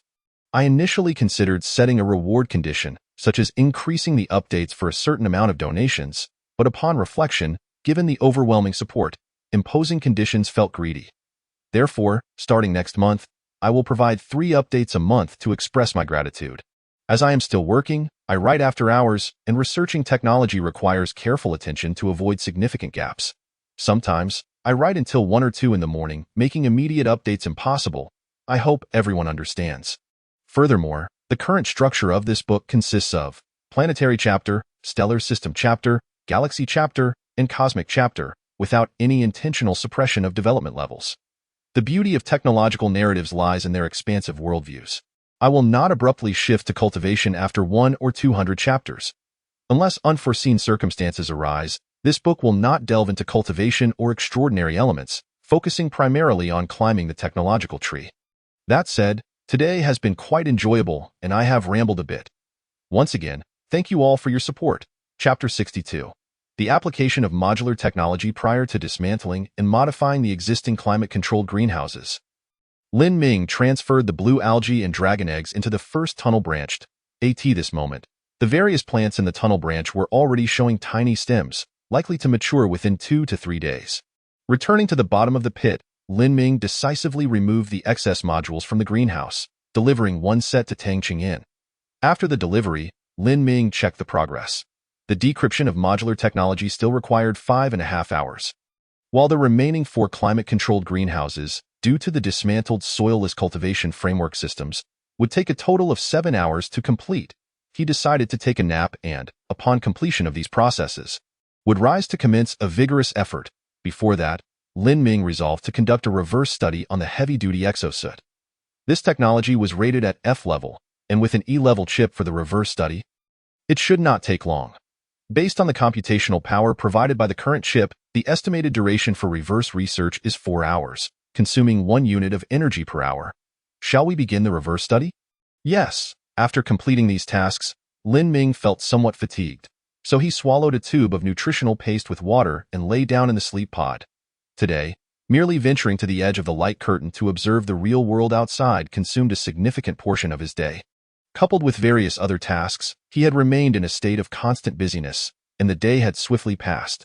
This time, Lin Ming did not wake naturally as usual but set an alarm for 5.5 hours later. Determined to awaken immediately after decrypting the modular system, time was of the essence. Modular system decryption complete. You have mastered modular system technology. Heavy-duty exosuit reverse engineering complete. You have mastered the technology for manufacturing heavy-duty exosuits. Lin Ming was roused promptly by the alarm clock, as the ether crystal displayed a notification indicating the successful decryption of modular technology. How is this technology utilized? Lin Ming pondered with curiosity. The ether crystal provided a vague explanation. The modular system is a post-technology of reverse engineering, capable of modularly deconstructing the technological products you have mastered. I recognize each word, yet together they become perplexing. Finding further discussion unproductive, Lin Ming resolved to experiment personally. He summoned a simulated crab. Click, click, click. The simulated crab obediently approached Lin Ming, raising its pincers in a gesture of respect. Let us modularize this little creature. Beginning modularization of the simulated crab. The simulated crab can be deconstructed into computational core module, optoelectronic conversion module, energy storage module, locomotion module, armor module, and transportation module. Modularization of the simulated crab complete. Observing the notification on the light curtain, Lin Ming blinked and waited a few minutes, only to see no changes in the simulated crab. What now? The ether crystal issued another prompt. You may replace modules to enhance the technological sophistication of the simulated crab. Lin Ming. It appeared he grasped the application of modular technology. The built-in universal chip within the simulated crab was rated F level. He retrieved an F-level universal chip. Replace computational core module. Replacing the computational core module requires the use of a 3D metal printer. Shall we terminate the current process of manufacturing the climate-controlled greenhouse? Yes.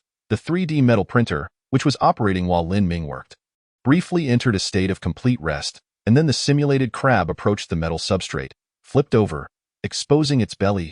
Buzz, buzz, buzz. The 3D metal printer opened a small incision on the simulated crab's carapace, revealing the internal circuit board. Lin Ming observed that in the center of the circuit board was a black F-level universal chip. Buzz, buzz, buzz. The 3D metal printer soldered the universal chip in place, replacing it with the F-level universal chip, and then sealed the simulated crab's abdomen. How do you feel? Lin Ming inquired, gazing at the simulated crab. The simulated crab spun around in place and then did so again. Its pincers scratched its head, seemingly sensing a change. It wandered over to 5 other simulated crabs that were installing the supporting framework of the climate-controlled greenhouse, coming to a halt. Lin Ming noticed that this upgraded simulated crab was fixated, its small eyes unblinking as it observed the actions of the 5 other simulated crabs. After a few seconds, the upgraded simulated crab suddenly dashed to the side of one of the other crabs, raised its pincers, and struck the other crab's head forcefully, seizing the half-installed supporting framework of the greenhouse. What is happening? Has it gone out of control? Lin Ming watched the upgraded simulated crab warily, ready to intervene at any moment. However, what transpired next left Lin Ming utterly astonished. The upgraded simulated crab utilized its pincers to install a component of the climate-controlled greenhouse's supporting framework and then handed it over to the crab that had just been struck. Subsequently, it raised both pincers, alternating them at a high frequency, producing a click, click, click sound. The rapidity of its movements reminded Lin Ming of those players in Zwan maintaining their parents. Click, click, click. The upgraded simulated crab continued its high-frequency pincering for half a minute. The other simulated crabs raised their pincers and mimicked the action, seemingly indicating their understanding. Next, the crab that had been struck installed a component onto the supporting framework of the climate-controlled greenhouse and then passed it to another crab. The next crab received it, quickly installed another component, and then passed it to the next.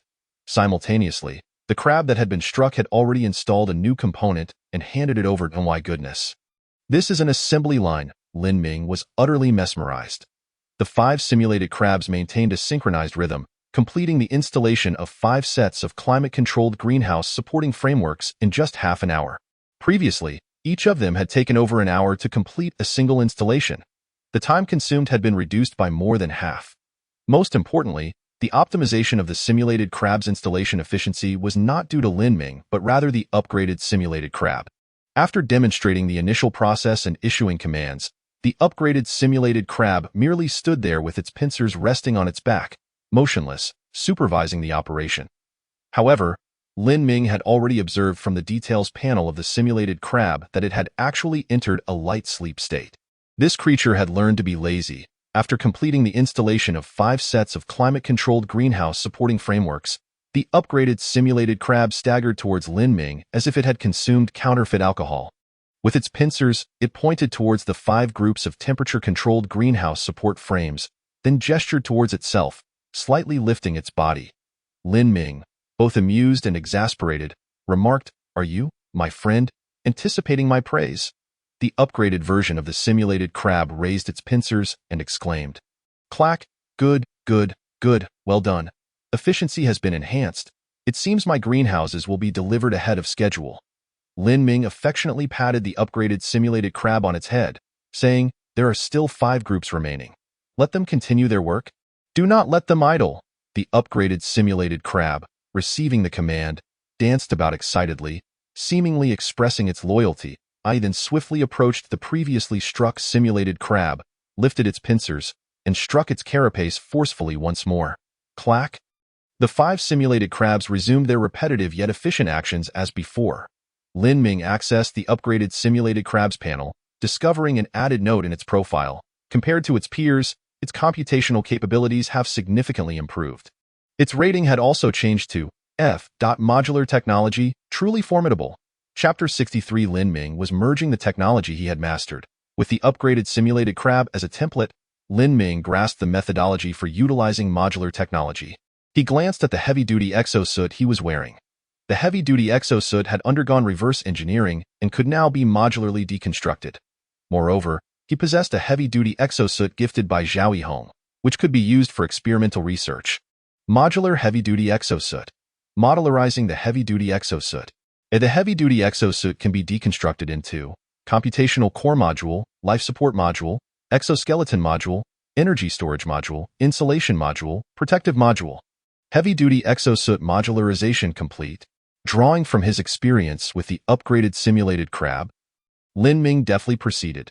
He retrieved the heavy-duty exosuit gifted by Zhao Yihong and placed it on the base of the 3D metal printer, which had just finished producing the last temperature-controlled greenhouse module. "Look, I arrived just in time to ensure a seamless transition in your work, preventing any insufficient rest. Lin Ming instructed the 3D metal printer. Upgrade the computational core module of the heavy-duty exosuit, replacing it with an F-grade universal chip, ZZZZZ. The silent 3D metal printer immediately sprang to life. In under 2 minutes, the computational core module of the heavy-duty exosuit was upgraded.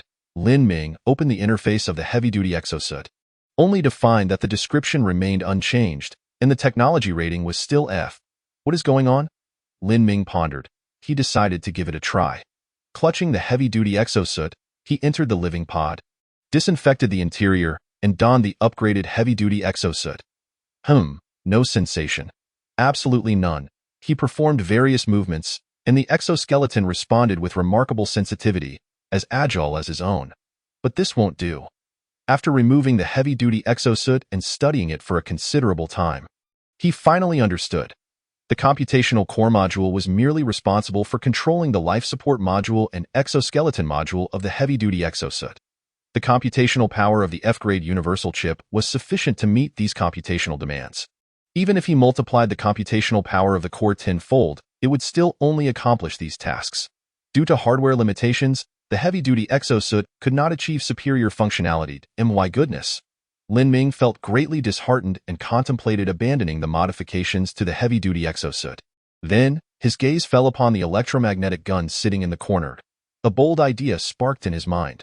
Modular electromagnetic gun. Modularizing the electromagnetic gun. The electromagnetic gun can be deconstructed into computational core module, electromagnetic conversion module, energy storage module. Electromagnetic gun modularization complete. The principle behind the electromagnetic gun is quite simple. It involves powering the electromagnetic coils to generate the ampere force needed to propel the projectile at high speed. Thus, the core of the electromagnetic gun is the electromagnetic conversion module. Manufacture the electromagnetic conversion module soon. The 3D metal printer completed its task. It produced a 1.5-meter-long superalloy barrel containing electromagnetic coils for propulsion. However, lacking a power supply and computational core module, it was non-operational.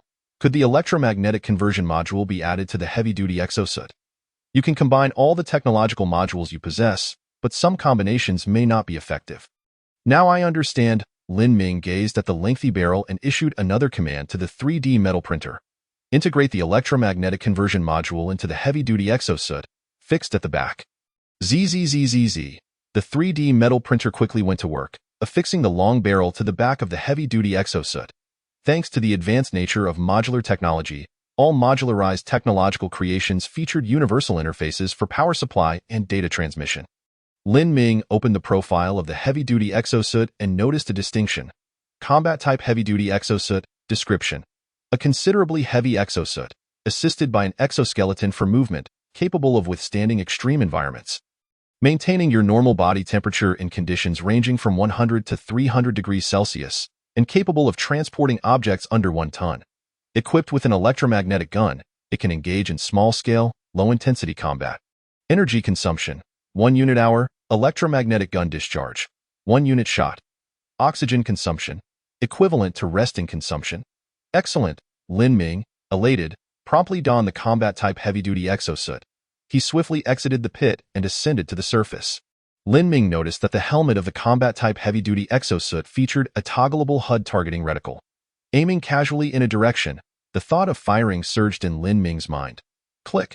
The electromagnetic gun barrel, which had been affixed to his back, swiftly elevated and leveled against Lin Ming's right shoulder, targeting that direction. He distinctly heard a whoosh by his ear as a streak of silver light shot forth from the muzzle of the electromagnetic gun. Following the discharge, the barrel retracted back behind him. What a spectacle! After several attempts, Lin Ming quickly identified the shortcomings of the combat-type heavy-duty exosuit. Each shot required manual reloading, resulting in a low firing rate. Most critically, it consumed power. As it lacked an independent power supply, the electromagnetic gun discharged energy from the heavy-duty exosuit's reserves.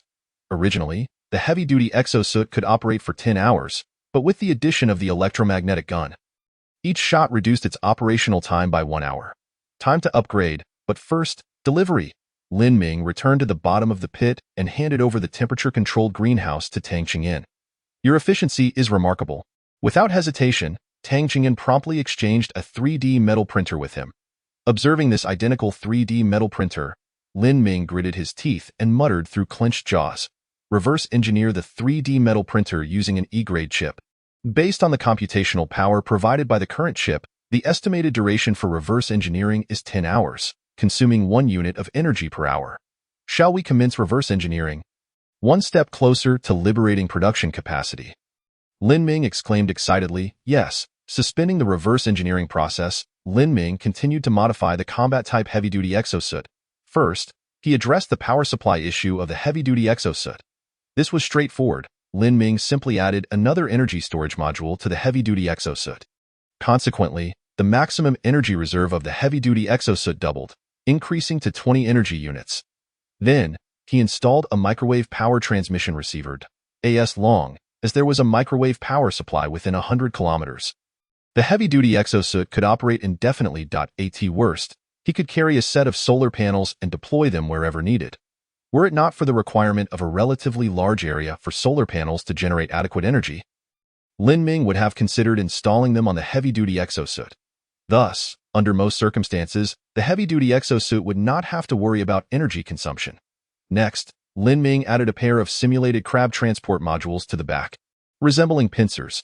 This would eliminate the need for manual reloading, delegating the task to the pincers to enhance firepower. Lin Ming also installed an electromagnetic conversion module on the left side. Almost there, time to test it out. Lin Ming stepped out of the pit, holding a jetpack. Click!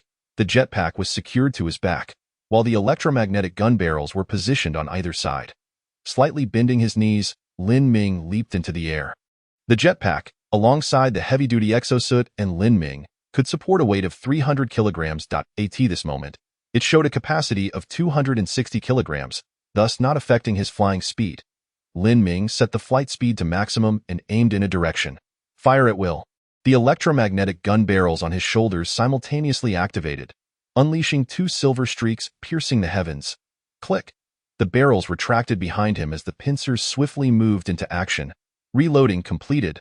Fire at will. Fire at will. Fire at will. Fire at will. After depleting 10 rounds of ammunition, Lin Ming finally halted, floating in mid-air. This is exhilarating.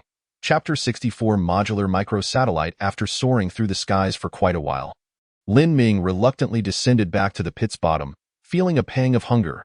There was still plenty of giant shell dragon meat. He should indulge. He took out a piece of dragon meat and sliced off a pound.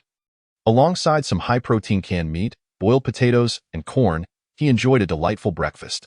After finishing, Lin Ming wiped his mouth and checked the progress list he had suspended earlier.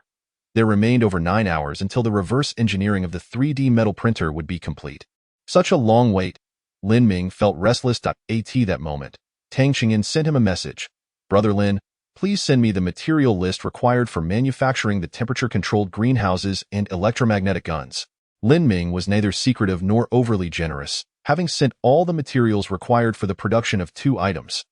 After all, the two had agreed upon their collaboration, and with Tang Qingyan fulfilling his promises, Lin Ming would not breach the contract. At the same time, he informed Tang Qingyan, the construction of the constant temperature chamber will take 2 hours, while the manufacture of the electromagnetic gun will require 1 hour. Originally, the creation of the constant temperature chamber was estimated to take 8 hours, but Lin Ming had opted for a streamlined version, significantly reducing the time required. Tang Qingyan transferred a set of materials and the corresponding electrical energy to Lin Ming, stating, "Let us first produce an electromagnetic gun and compare." Very well. Upon receiving the materials, Lin Ming commanded his 3D metal printer to commence the fabrication of the electromagnetic gun. Subsequently, he casually opened the pending progress list, discovering that there remained 9 hours and 11 minutes for the reverse engineering of the 3D metal printer. Time dragged on painfully. Lin Ming idly scrolled through the queue, only to notice a notification he had previously overlooked. Camera reverse engineering complete. You have mastered camera technology. Camera, introduction. Once a trendy gadget, capable of capturing reasonably clear photographs, with a maximum shooting frequency of 30 frames per second. Material requirements. Ultra-fine metal powder X5. Any grade universal chip X1, circuit board X1, electromagnetic coil X1, high-transparency glass X3. Manufacturing requirements. Requires a 3D metal printer. Manufacturing consumption, Electrical Energy X1 Unit. True to its description as a mere gadget, the camera exhibited minimal technological sophistication, failing to even achieve the lowest F-grade technology rating. Furthermore, its manufacturing process was exceedingly simple, with modest material requirements. The only somewhat challenging component was the high-transparency glass. However, with the electric arc furnace at his disposal, Lin Ming was unperturbed. He donned a heavy-duty exosuit and exited the pit, making his way to the electric arc furnace. The furnace, devoid of any task queue, stood solitary and silent. Seeing you in need of work pains my heart. Fear not, for I have come to provide you with tasks. Lin Ming ordered several simulated crabs to bring sand. Produce some high-transparency glass for me. Buzzing and crackling, the electric arc furnace sprang to life. Drawing the sand from the feed inlet into its chamber, the high-voltage arc crackled loudly, swiftly consuming 100 units of electrical energy. Soon, fist-sized pieces of high-transparency glass began to emerge from the outlet in a continuous stream. That's enough. Observing the furnace's rapid output of high-transparency glass, having produced over 100 pieces in under a minute, Lin Ming quickly called for a halt. Yet, the furnace still contained a significant amount of molten glass. Continuing to produce 0.5 minutes later, the electric arc furnace finally ceased its operation, yielding 500 pieces of high-transparency glass, which the simulated crabs piled into a small mountain of glass.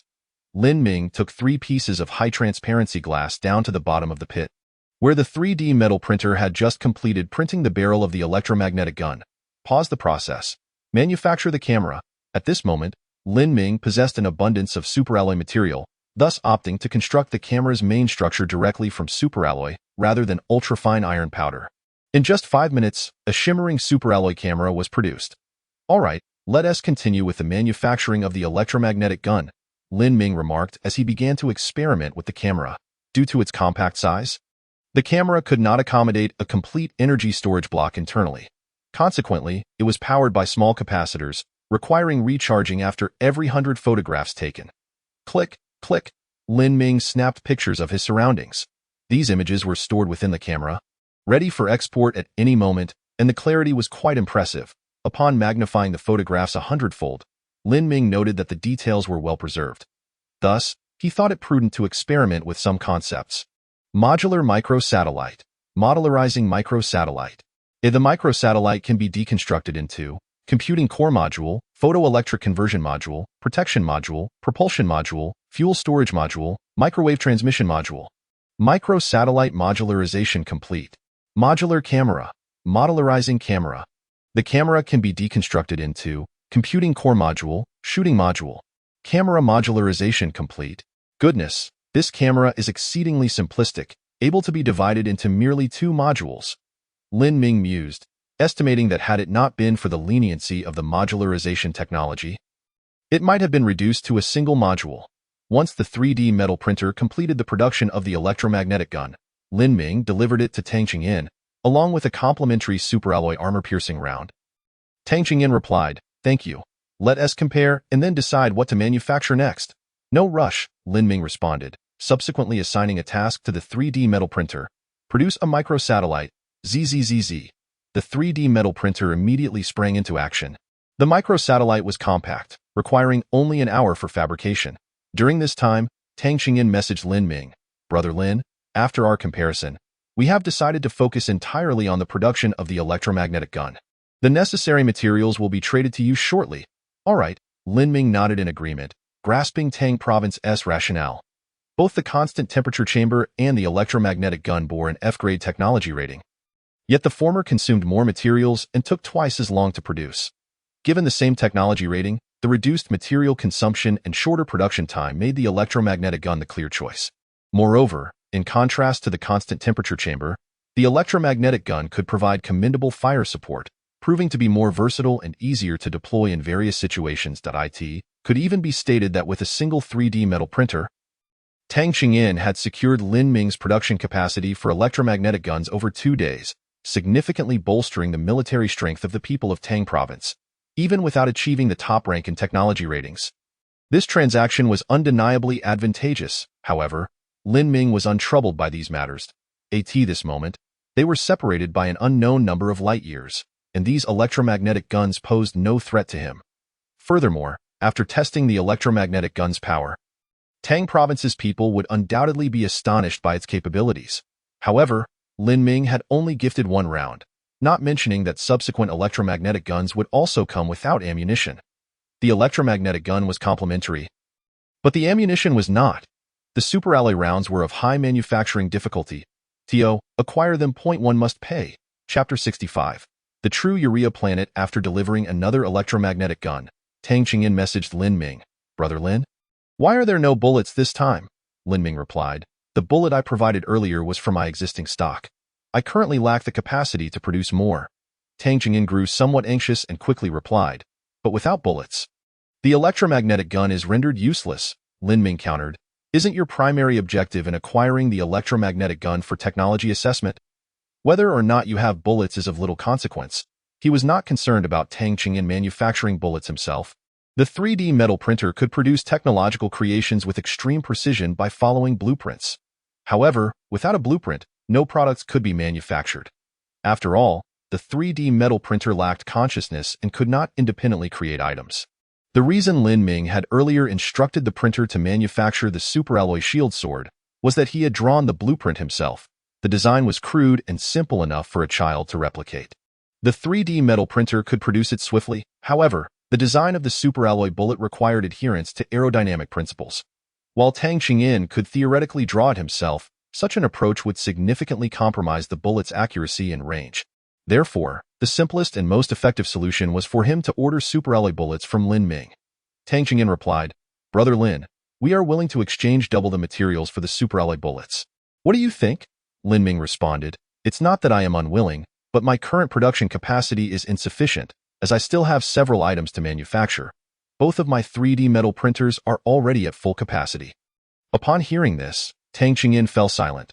Lin Ming, unhurried, patiently awaited his response. 5 minutes later, Tang Qingyan replied, Brother Lin, according to our previous agreement, if your production capacity is inadequate, we can rent you a 3D printer.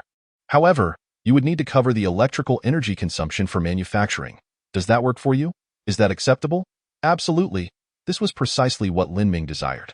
Once Lin Ming confirmed, Tang Qingyan replied, Brother Lin, just to confirm, this 3D metal printer is being rented to you, and it must be returned once the time is up. No problem, Lin Ming readily agreed. Soon, a new 3D metal printer was traded over by Tang Qingyan. Observing the newly acquired 3D metal printer, Lin Ming instructed the machine to fully dedicate itself to the production of the electromagnetic gun. After all, it belonged to someone else, so he would not monopolize its capacity. An hour later, a brand new microsatellite was produced. Gazing at the compact microsatellite and its seemingly inadequate propulsion system, Lin Ming commanded, produce 3 additional fuel storage modules and 4 propulsion modules. ZZZZ, Lin Ming's personal 3D metal printer quickly commenced its new task. Once the new modules were completed, Lin Ming began to modify the microsatellite. The fuel storage modules were arranged in a cross pattern, and the number of propulsion modules was increased to 5, arranged in a star formation. ZZZZ. The 3D metal printer followed Lin Ming's design, commencing the modifications on the microsatellite. The once diminutive microsatellite suddenly expanded to more than double its original size. Its fuel capacity surged from 10 units to 40 units, and the number of propulsion units increased from 1 to 5 in parallel. Integrate the camera module. ZZZZ. A camera has been affixed to the apex of the miniature satellite, alongside a microwave transmission module. Ultimately, a state-of-the-art 3D metal printer has crafted a brand new protective module, designed to safeguard the satellite's critical equipment from the searing heat during ascent. Lin Ming opened the illustrated guide of the miniature satellite. Small Exploration Satellite F. Introduction. This satellite significantly enhances your field of vision, capable of surveying the surrounding terrain and capturing images, forecasting short-term weather, and conducting limited explorations of interstellar space. Equipped with a powerful thruster and ample fuel, it can maintain a continuous orbit around celestial bodies. Consumption. Launch consumes 10 fuel units. In-orbit maintenance consumes 2 fuel units per 24 hours, with double consumption during orbital status. It can capture images and orbit planets. Lin Ming clenched his fist. Thus, he could undertake a comprehensive mapping of the planet Urea. Exchanging 4 kilograms of giant shell dragon meat yielded 40 units of fuel, which Lin Ming used to refuel the small satellite before transporting it to the ground. Fuel refueling complete. Self-check complete. The small satellite will ignite in 10 seconds. 10, 9, 3, 2, 1. Ignition. 5 thrusters simultaneously expelled pale blue flames, with circles of Mach rings prominently visible amidst the azure blaze. The small satellite ascended at an astonishing speed. 5 minutes later, the ether crystal emitted a prompt. Launch of the miniature satellite completed. The current satellite can perform the following tasks. 1. Omitted point 2. Omitted point 3. Omitted point 4. Omitted point 5. Planetary mapping. The small satellite can conduct orbital flights around the planet, altering its trajectory for detailed mapping. Initiating planetary mapping. Trajectory alteration initiated. Mapping commenced. The camera aboard the small satellite snapped images of the same location at a rate of 30 frames per second, subsequently layering these photographs to enhance clarity. Upon completing a mapping of one location, it would commence the photographic mapping of the next site. Lin Ming activated the display. The small satellite gradually relayed the mapped information back. The photographs overlaid one another, reminiscent of images loading under poor network conditions. Initially, the images were extremely pixelated, gradually sharpening until they formed a clear composite.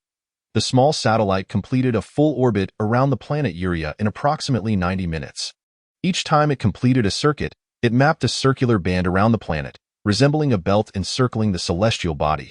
After finishing one round of mapping, the small satellite would adjust its angle to commence mapping from a different perspective, progressively compiling comprehensive information about the entire planet Uria. From the very first mapping, Lin Ming had already gleaned astonishing insights. The first revelation was its rotational state. The planet Uria was astonishingly rotating on its side. Lin Ming recalled that the axial tilt of the blue planet was approximately 23 degrees. This tilt resulted in varying intensities of sunlight received across different regions, giving rise to the 4 seasons. While polar areas experienced periods of perpetual daylight or night, in contrast, the axial tilt of Uria was nearly 90 degrees. Due to tidal locking by its star, one side of Uria perpetually faced the star, leading to one hemisphere experiencing eternal daylight while the opposite remained in perpetual darkness. The location where Lin Ming found himself was, therefore, eternally bathed in daylight, with the sun never descending below the horizon. Zooming in on the images, Lin Ming discovered that the majority of the currently mapped area was enveloped in darkness, with only a few scattered patches displaying colors other than black. Upon further magnification, he discerned 3 enormous impact craters, each with a diameter exceeding 100 kilometers, spaced several hundred kilometers apart. The towering ringed mountains formed by these craters, combined with the eternal daylight, obstructed the advance of the black tide. The 3 craters were arranged in a triangular formation, resembling 3 holes on a black bowling ball, and he found himself within one of these craters. Lin Ming recalled the words of the intelligent life on Uria. They had attempted self-rescue, but alas, their efforts had failed. The towering mountains were not a product of natural formation, but rather a consequence of asteroid impacts. They had transported 3 asteroids and, through meticulous calculations, altered the trajectory of Uria through collision, only to ultimately face their doom due to resource depletion. Every effort made by life to survive is a magnificent anthem of brilliance. Recently, Lin Ming noticed many readers expressing confusion regarding the trading methods of the interstellar exchange and the reasons behind the destruction of the blue planet. These aspects had been duly considered and were part of the established narrative. Hence, he had refrained from responding. These elements were integral to the storyline, not bugs, and would be gradually unveiled, at 3:30 in the morning. He finished writing and went to sleep. Chapter 66. Planetary Transformation Plan. The small satellite continued its mapping endeavors. Lin Ming persistently observed the increasingly clear images with ever-enhancing resolution. At this moment, the conditions within the 3 craters began to come into focus. The crater he occupied appeared to be the most desolate. Lin Ming gazed intently as various colored light points emerged on the map. Beside these luminescent points floated small windows, indicating diverse mineral resources present. The interiors of the other 2 craters also exhibited various flickering light points. However, the information adjacent to these points was no longer monotonous mineral data. Within one crater, Lin Ming encountered remnants resembling factories. Remnants of a large liquid distillation tower, a technological artifact. Remnants of a solar power array, a technological artifact. Space launch base, a technological artifact. This revealed that this particular crater served as the primary industrial hub for the intelligent life of Uria. In stark contrast, The conditions within the other crater were entirely different. Instead of large factories or industrial relics, he could faintly discern several hemispherical, inverted glass domes.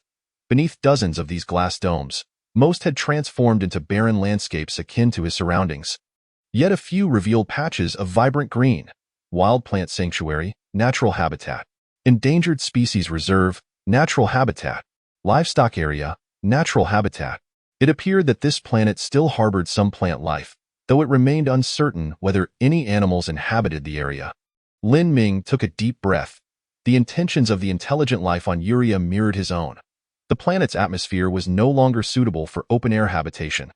Consequently, they constructed vast glass domes, resembling transparent bowls, inverted upon the ground. This created a miniature ecosystem where the internal ecological system tended towards normalcy and was manageable, capable of continuously monitoring the encroachment of the black tide. Regrettably, after tens of thousands of years, the majority of these ecosystems had collapsed, with only a few remaining, mostly transformed into deserts with scant vegetation. At this moment, a powerful desire surged within Lin Ming. He yearned to explore that area. After considerable effort, he managed to suppress his longing. After all, those two craters represented worlds he had never encountered. Venturing forth recklessly could lead to unforeseen dangers. When an individual is utterly destitute, they often exhibit the greatest boldness, willing to gamble their life for a future. However, once they acquire wealth and build a foundation, they tend to become more conservative, valuing their life more. Lin Ming was of the latter disposition. Yet this did not imply he would refrain from investigating that region. He glanced at the jetpack on his combat-type heavy exosuit. Just because he would not go did not mean the bioengineered crabs could not. The small satellite could only capture images with lower resolution. However, bioengineered crabs could conduct on-site explorations. Before proceeding, though, he needed to modify the bioengineered crabs. He assigned tasks, planning to commence reverse engineering the jetpack once the reverse engineering of the 3D metal printer was complete. A spark of brilliance ignited in Lin Ming's eyes. He aimed to create several flying bioengineered crabs. Naturally, a single small bioengineered crab could not support a jetpack for traversing the hundreds of kilometers covered by the black tide. He would manufacture modules related to the bioengineered crabs, multiplying the energy storage, mobility, and transport modules fivefold. With a command, the 3D metal printer sprang into a frenzied production cycle. Module after module emerged. Lin Ming embarked on upgrading the bioengineered crabs. He recalled the bioengineered crab leader he had once slain. Following the design of the crab leader, Lin Ming assembled 3 groups of transport modules, one upgraded with an F-class universal chip as the core processor, along with 5 sets of standard energy storage modules and 5 mobility modules. 2 hours later, 2 bioengineered crabs, taller than any Lin Ming had previously encountered, were manufactured. These 2 upgraded bioengineered crab leaders possessed elongated abdomens, resembling crabs above, while their lower halves bore a resemblance to scorpions. Clack, clack. The 2 upgraded bioengineered crab leaders simultaneously clamped their pincers, expressing respect towards Lin Ming. You 2 go outside to bask in the sun and recharge. After a while, I'll assign you tasks. Clack. The 2 bioengineered crab leaders, receiving their orders, swiftly departed the underground chamber, assigning the task of manufacturing an electromagnetic gun to the now idle 3D metal printer. Lin Ming also exited the underground chamber. He gazed at the ethereal sun hanging askew in the sky, contemplating the ringed mountains orbiting him from dozens of kilometers away. A comprehensive plan began to crystallize in his mind. I wish to place a cover over these ringed mountains, Lin Ming murmured softly. The intelligent life on Uria had taken the first step. They had established dozens of ecosystems, large and small. However, these ecological zones are far too small to withstand any extreme conditions. Only by expanding the ecological zones to encompass the entire caldera can there be hope of resisting such extremes. Due to the atmospheric composition of the planet, open ecological zones cannot be sustained. Carbon dioxide will annihilate the majority of life forms. It is only by enclosing the interior of the caldera that the air composition can be regulated, creating a vast habitable zone. The ideal material for constructing the dome is glass. Naturally, if it were composed solely of glass, the immense weight would shatter the glass dome, which is why the ecological zones created by the intelligent beings of Uria are so diminutive. However, with the advent of a liquid fractionation tower, capable of distilling high-strength lightweight materials, everything changes. The exceptional strength and minimal weight of these materials can ensure they withstand tremendous tensile forces. If thousands of high-strength lightweight materials are fashioned into ropes, anchored at both ends within the caldera and intertwined in the middle, they could elevate the glass dome. Additionally, with a superalloy framework for support, success is within reach. It is highly probable that the intelligent beings of Urea have contemplated this plan but have been unable to implement it for various reasons. The first step would be to install glass covers over the 3 calderas, altering the atmospheric composition to initiate a preliminary restoration of the ecological cycle, thereby forming 3 habitable zones. The second step involves connecting the 3 calderas via an underwater tunnel or a glass tunnel, with magnetic levitation trains or conveyor belts facilitating the transfer of materials. The third step entails the construction of a space elevator using high-strength lightweight materials, or utilizing spacecraft to launch thousands of reflective lenses to redirect sunlight to the dark side of the planet, effectively annihilating the black tide. The fourth step is to transform the entire planet by employing blue-green algae and existing ecological zones to adjust the atmospheric composition of Urea, converting it into a habitable world. This grand vision gradually unfurled within Lin Ming's mind, each step a monumental undertaking that would consume countless resources, demand advanced technologies, and require substantial time. But now that he was here, surely something must be done. Mustn't it? Chapter 67. Interregional trade. Gazing at the starry sky while remaining grounded, Lin Ming began his current task after outlining the transformation plan for the planet Urea. The immediate focus was to secure the upcoming technology assessment. Only through success in this endeavor could he possibly acquire more advanced technological creations, paving the way for further breakthroughs. Lin Ming accessed the Interstellar marketplace. Perusing the newly listed items, he noted a significant decrease in the quantity of high-tech creations available compared to before, with only some basic materials remaining. What could be the reason for this? Taking a sip of water, Lin Ming scrolled through the players' conversations. What a steal! I just listed an F-level mechanical arm and it was snapped up in an instant by someone from Tang Province, without even negotiating a price. Indeed, those from Tang Province have been rapidly acquiring technology with level assessments today, and they aren't haggling at all. I'm tempted to list my survival pod for sale. That won't work. I've tried that. It's marked as a prohibited item for trade. Are you serious, buddy? There are players from other regions purchasing items here. I just realized the trading players aren't from our zone, and we've been hit with a 50 transaction tax. Damn it. Upon reading that player's comment, Lin Ming raised an eyebrow. Cross-regional trading is indeed possible? Recalling that Thompson had previously requested basic resources from players in different regions, he nodded that it appears to be feasible, though, based on the player's description, it incurs a hefty transaction tax. He searched the Interstellar marketplace and discovered a button in the lower left corner to switch regions. Their current region number was 37. Lin Ming switched to region number 1. Players in this region were also discussing topics related to the ease of offloading technological creations, but there was little of interest to purchase. Lin Ming sifted through each region. He found that players in the first 60 pages were communicating in Chinese. However, starting from page 61, a different scenario unfolded. Eagle language began to appear, followed by Baga language, Shiba language, and various peculiar scripts resembling incense coils. Fortunately, the Interstellar marketplace boasted a built-in translation system, and Lin Ming searched through the marketplace in each region, ultimately pinpointing 2 items. Limited Research Technology Chip. Description. After acquiring a sufficient number of technological creations, you have stockpiled some technological knowledge. From now on, you can conduct focused research on a specific item to achieve a certain breakthrough, but it will not surpass the item's assigned level, requiring a high computing power chip. All-terrain track vehicle manufacturing blueprint. F. Description. A multifunctional transport vehicle equipped with robust tracks, powered by an electric motor, capable of operating in various complex terrains, with a maximum load of 50 tons. Consumption.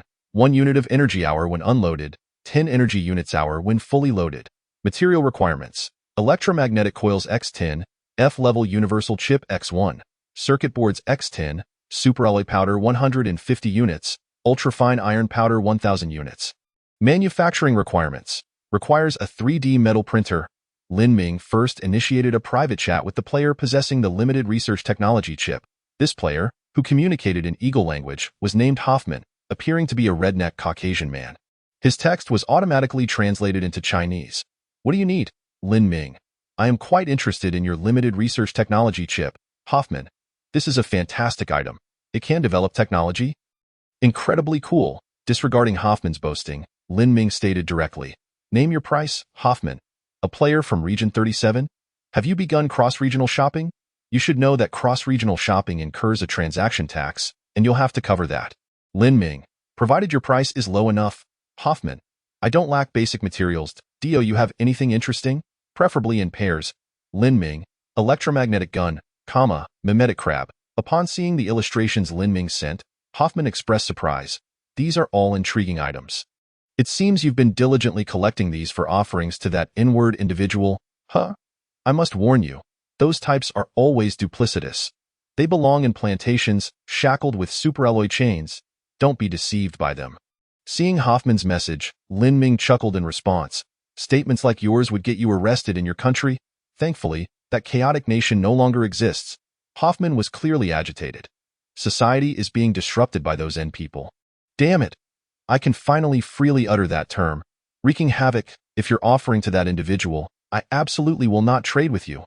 Lin Ming, rest assured, I am not offering it to him. Is that true? Absolutely no deception. Fine. Since you're from Huaxia, I'll believe you. If you were from Shiba or Baga, I would never trust you. They were born to be dogs. Hoffman rambled on for quite some time, evidently pent up. After haggling with Hoffman, Lin Ming exchanged 2 electromagnetic guns and 2 mimetic crabs for the limited research technology chip. Of course, he also paid an additional transaction tax. Once the chip was in hand, Lin Ming immediately commanded the ethereal crystal, decrypt limited research technology. Decrypting limited research technology, estimated to master relevant technology in 1 hour. Although the limited research technology allows for partial research breakthroughs, it ultimately cannot exceed the current level of technological assessment, and it requires high computing power chips. Lin Ming was aware of this limitation, as was Hoffman. Moreover, since Hoffman was from Texas, he was unable to resist the allure of the electromagnetic gun. Thus, neither party wasted words. After acquiring the limited research technology chip, Lin Ming began a private chat with the player holding the all-terrain track vehicle manufacturing blueprint F. This player was from the Shiba Nation. Named Jean Bugu, Lin Ming promptly sent 2 illustrations in the trade chat. High-protein forever frozen canned food, X1. Spiked giant shell dragon meat, X 10 kilograms, in exchange for your all-terrain track vehicle manufacturing blueprint. Jean Bugo quickly replied, Axie BA, just 2 pieces of meat, and you expect to exchange for my high-tech blueprint? Lin Ming remained silent, locating the barbecue video he had previously sent to Sun Yao and forwarding it to Jean Bugo. Video. Jean Bugo. Axie BA, that looks delicious, but the quantity is far too scant. Lin Ming. Will you trade or not? If not, I'll give the meat to my dog. Jean Bugo panicked. Then what will I eat? Lin Ming. 2 cans of food, 20 kilograms of dragon meat, 1 price, and I'll cover the tax. Jean Bugo. Deal. Chapter 68. Third contact with new technology in hand. Lin Ming immediately set to work. Since he directly possessed the technology blueprint for the all-terrain track vehicle, there was no need for reverse research. He could master the relevant technology immediately. He opened the all-terrain track vehicle's illustration. The preview displayed a colossal steel transport vehicle, 5 meters high, 3 meters wide, and 10 meters long, equipped with 2 sets of superalloy tracks on each end, exuding a rugged and imposing presence. This vehicle could carry up to 50 tons. I would believe it could bear 200 tons. After a moment of jest, Lin Ming promptly issued the command. Modular all-terrain track vehicle. Modularizing the all-terrain tracked vehicle. The all-terrain tracked vehicle can be deconstructed into computing core module, electromagnetic drive module, energy storage module, loading module, detection and obstacle avoidance module, and tracked movement module. The modularization of the all-terrain tracked vehicle is complete. After the modularization of the tracked vehicle, Lin Ming found himself momentarily at a loss for tasks. At this time, the E-level chip was engaged in reverse engineering a 3D metal printer, while the computing core of the escape pod was deciphering restricted research technologies. The 3D metal printer was fervently producing electromagnetic guns, and everyone was quite busy. Seeing you all so occupied, I too must find something to do, or I shall feel remiss, Lin Ming remarked, as he brewed a cup of vitamin-infused hot drink, gently caressed the ether crystal, and began to browse the regional chat channel. As a competent helmsman, it is imperative to ensure the timely acquisition of information to avoid disconnection. Within the regional chat, players were engaged in fervent discussions. With the chat refresh rate significantly faster than before, rendering it difficult for Lin Ming to keep up. Just as he was preparing to pause the chat scroll to better comprehend the player's messages, a private message from Tang Qingyin arrived. "Are you there?" Seeing a client reach out, Lin Ming promptly replied, "What's up, Tang Qingyin? Could you trade me the electromagnetic guns that have already been produced?" Initially, their collaboration involved trading once every hour, with Tang Qingyin sending over a piece of material and Lin Ming crafting and trading back an electromagnetic gun in return. However, after 2 exchanges and having established a preliminary trust, Tang Qingyin sent over 6 pieces of material in one go. After all, a 3D printer had already been rented out, so there was no need to be stingy over a few materials. "Certainly, I have just finished crafting 3 electromagnetic guns." Lin Ming traded all 3 electromagnetic guns to Tang Qingyin. "Thank you." After receiving the goods, Tang Qingyin fell silent. With newfound leisure, Lin Ming continued to explore the regional chat channel. "Did you see that? The abdomen of that creature is truly enormous, at least 2 to 3 times larger than that of a human. Its 4 legs are as slender as a dog's, making it look just like an egger. Why is it that, despite being carbon-based life forms, some creatures can be so grotesque? Even I, a handsome man, am taken aback. On Chu Wei's planet, the oxygen content is merely 11. That creature must have extraordinarily developed lungs, otherwise, it could not survive in such a low oxygen environment. I find it quite dangerous. Could there be such creatures around us?" The player's chatter left Lin Ming in a state of confusion. It appeared that someone had encountered peculiar beings. Patiently, he scrolled through the messages, discovering that a player named Chu Wei had sent several video clips. Notably, Chu Wei's avatar had turned gray, with a crimson dead symbol at the lower right corner. "What on earth is happening?" Lin Ming's heart raced, and he quickly clicked on the first video. This was Chu Wei's first-person perspective. Surrounding Chu Wei within a 10-meter radius was a group of bizarre creatures encircling him. These creatures possessed enormous heads, grotesque in appearance, with 6 eyes atop their heads, each covered by a translucent eyelid. Below the heads was a corpulent gray-purple body, with an abdomen so swollen it could easily accommodate a curled-up adult. Their 2 arms and 4 legs beneath the torso were exceedingly slender, even thinner than an adult's forearm, raising doubts about whether these frail legs could support their hefty bodies.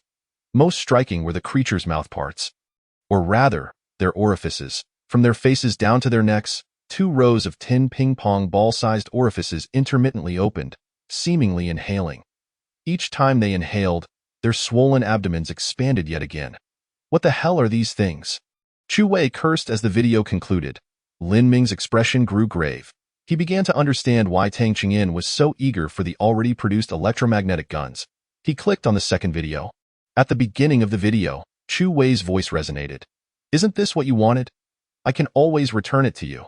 The perspective panned downward, revealing that Chu Wei's right hand was gripping a small purple creature, resembling the bizarre beings but only the size of a house cat. This purple creature emitted a buzzing sound intermittently from its orifice, with the frequency gradually lowering. Lin Ming's eyelids twitched. "Here," Chu Wei said, raising his hand to throw the small purple creature toward the foremost being.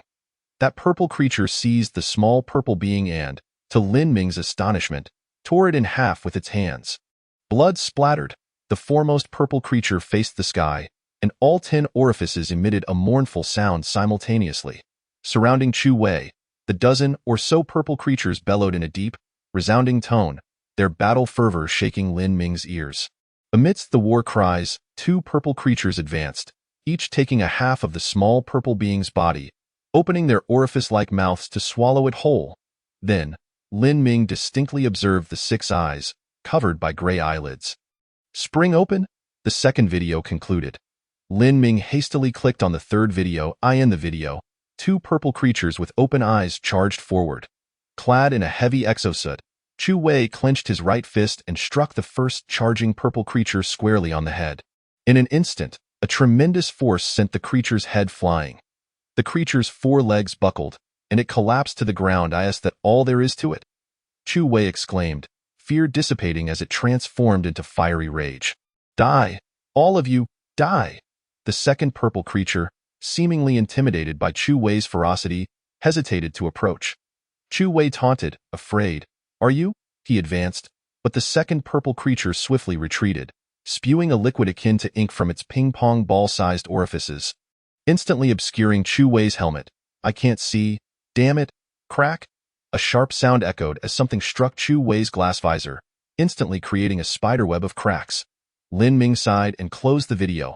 He then realized that Sun Yao had sent him a message at some point. Lin Gu? Did you see the videos in the regional channel? Chapter 69.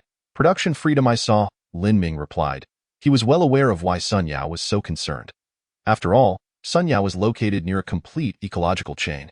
Should he wake up surrounded by a group of intelligent beings, that scenario would indeed be unsettling. Sun Yao. Lin Gu, could you sell me a few superalloy bullets? I feel that the area is somewhat unsafe. Lin Ming smiled faintly. Having seen the videos, he had already made his decision. He sent a message to Sun Yao. Small satellite, combat-type heavy exosuit. Sun Yao. Oh my, Lin Gu. These are treasures, Lin Ming. Do you want them? I doubt I can't afford them. Sun Yao hesitated but ultimately replied. I can't afford it. It's a gift, Lin Ming stated. After a considerable time, Sun Yao finally messaged back. Haha, Lin Gu. I admit I was a bit excited upon seeing the message. But that's quite a big joke. Lin Ming. It's true. I'm giving you a small satellite for free, but you'll need to sort out the fuel yourself, and you can exchange your own exosuit for the combat-type heavy exosuit. This was Lin Ming's decision. Through several collaborations with Sun Yao, they had established a solid foundation of trust. Sun Yao's ability to provide Lin Ming with the necessary materials in the first two trades indicated his development was also progressing well. At this juncture, Lin Ming's own development had begun to take shape, but on the planet Yuri, the incomplete ecological chain posed certain hindrances. Sun Yao's planet, boasting a complete ecological chain, could remedy this shortcoming. Thus, Lin Ming resolved to invest in Sun Yao. Last century, the United States invested in countries such as Bajie and Shiba, enabling these two small nations to rise and become significant forces, bringing immense benefits to the U.S., which gained two powerful allies that could bite anyone they chose, occasionally even turning on each other. Most importantly, Lin Ming's investment represented only a minuscule fraction of his holdings. With solar panels generating electricity, resources gathered by simulated crabs and framework mining systems, and production facilitated by 3D metal printers, it would only occupy an hour of his capacity at most. Yet for Sun Yao, it could alter his fate. The scraps left by a colossal entity could nourish many insignificant decomposers. My production capacity is currently occupied. Please wait a moment. Lin Ming first manufactured 10 superalloy bullets and traded them to Sun Yao. Sun Yao was ecstatic. Lin Gu, I don't even know what to say. Lin Ming chuckled, sending a message. Call me brother, and I'll ensure you enjoy the finest things, Sun Yao. All right. Following Lin Gu, I'll savor the good life. Having only slept for a little over 5 hours, Lin Ming felt slightly drowsy. He set both 3D metal printers to produce electromagnetic guns and prepared to take a nap. He also set an alarm to wake him once the reverse engineering of the 3D metal printer was complete. 3D metal printer I reverse engineering completed. You have mastered the 3D metal printer I. Currently reverse engineering a jetpack. Based on the computational power provided by the current chip, the estimated reverse engineering duration is 0.5 hours. Upon awakening from his slumber and noticing the 2 consecutive notifications, Lin Ming quickly sat up. 3D metal printer type 1. Introduction. Utilizing ultrafine metal powder as raw material, corresponding objects are printed according to blueprints, with a maximum printing resolution of 100 microns. Material requirements: F-grade or higher universal chip X1, electromagnetic coils X10, circuit boards X10, superalloy powder X50. Manufacturing requirements: A 3D metal printer type 1 is necessary. Manufacturing consumption: energy X50 units. Lin Ming inspected the inventory. Currently, the quantity of circuit boards was limited, sufficient only for the production of a single 3D metal printer, yet this was no longer a concern. He first handed over half of the manufactured electromagnetic guns to Tang Qingyin and then summoned the upgraded model of the simulated crab. Channel the wastewater into the liquid distillation tower. I require high-strength, lightweight materials. With a series of clicks, the upgraded simulated crab signaled its understanding and proceeded to distribute metal cylinders to the remaining 5 simulated crabs. Not forgetting to give a playful tap to the shell of the most bullied one at you. Manufacture the 3D metal printer. You, start producing some electromagnetic coils. Lin Ming issued commands to the 2 3D metal printers. Given the compact size of the 3D metal printers and the availability of components like electromagnetic coils and circuit boards, the manufacturing time was merely half an hour. During this half hour, a substantial quantity of high-strength, lightweight materials was delivered, and numerous circuit boards were fabricated. After 30 minutes, Lin Ming possessed 3D metal printers, along with a considerable number of circuit boards. He commanded once more, simultaneously produce 3D metal printers. Buzzing with activity, the 3D metal printers embarked on their industrious tasks. From one comes two, from two comes three, and from three springs forth a multitude. Observing the printers coming off the assembly line, Lin Ming could hardly contain his excitement. He had long awaited this moment. Consequently, he produced a total of 22 3D metal printers, bringing the grand total to 24, which occupied most of the available space at the pit's bottom. I am truly impoverished. I am genuinely terrified of being destitute. The jetpack had also been successfully reverse engineered, with manufacturing materials primarily consisting of superalloy and electromagnetic coils, alongside circuit boards. Lin Ming efficiently produced 23 units within 10 minutes. While also fabricating a small satellite.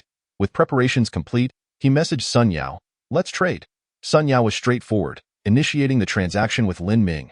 Soon, Lin Ming exchanged the small satellite and a combat-ready heavy-duty spacesuit equipped with a jetpack for a heavy-duty spacesuit. After the transaction, Sun Yao sent a singular message, "Brother Lin, from this day forth, my life belongs to you." After reading Sun Yao's message, Lin Ming closed the chat window, dismissing it from his mind. He assigned tasks to the 3D metal printers, life support systems, hydroponic framework systems, conveyor belts. You decide how to allocate yourselves. Lin Ming glanced down at his heavy-duty spacesuit. It was time to transform this pit into a habitable environment. He then called upon two simulated crab leaders basking in the sun for recharging.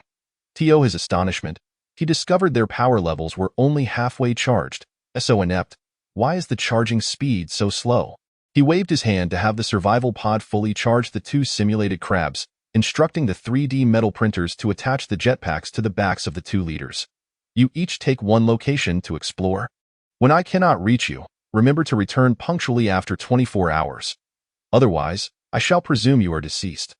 Lin Ming did not equip the simulated crab leaders with electromagnetic guns, fearing that these intellectually challenged creatures might fire recklessly and damage crucial products, leading to irreplaceable losses. Losing two simulated crab leaders was of little consequence. He had ample production capacity. Chapter 70. Add, keep adding. Exiting the underground pit, Lin Ming arrived on the surface. He surveyed his surroundings. At the pit's entrance, an array of over 100 solar panels was operating steadily. Not far off, dozens of simulated crabs were transporting stones, stacking them into small mounds. Within a 10-kilometer radius, all stones had been relocated by the simulated crabs, forcing them to search farther afield for transportable stones. To his right stood the dormant liquid distillation tower and arc furnace, silently looming. Ahead lay the framework mining system, tirelessly digging onward. The time has come. Lin Ming murmured. He then commanded, reverse engineer the arc furnace using E-grade chips. Based on the computational power provided by the current chip, the estimated duration for reverse engineering is 1 hour, consuming 1 unit of energy per hour. Will you commence reverse engineering? Yes. Halting the arc furnace's research queue, Lin Ming continued with his orders. Modular framework mining system, liquid distillation tower, modularizing framework mining system. The framework mining system can be deconstructed into computational core module, support frame module, superalloy drilling module, electromagnetic conversion module, conveyor module. Framework mining system modularization complete. Modularizing liquid distillation tower. The liquid distillation tower can be deconstructed into computational core module, support frame module, energy conversion module, thermal management module, piping distillation module, product output module, liquid storage module. Liquid distillation tower modularization complete. A flurry of notifications appeared.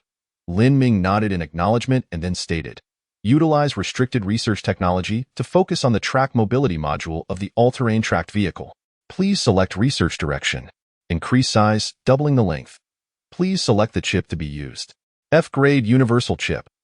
Based on the computational power provided by the current chip, the estimated duration for restricted research is 10 minutes. Consuming 1 unit of energy per hour. Will you commence restricted research? Yes. Watching the prompt appear, Lin Ming quickly confirmed. He merely needed to enlarge the track mobility module by scaling up the blueprint. Though this may seem simplistic, Given that an increase in size necessitates additional considerations for related weight and suspension support, this mechanical product was less intricate than electronic products, allowing for quicker research. 10 minutes swiftly elapsed, and the enlarged track mobility module was completed.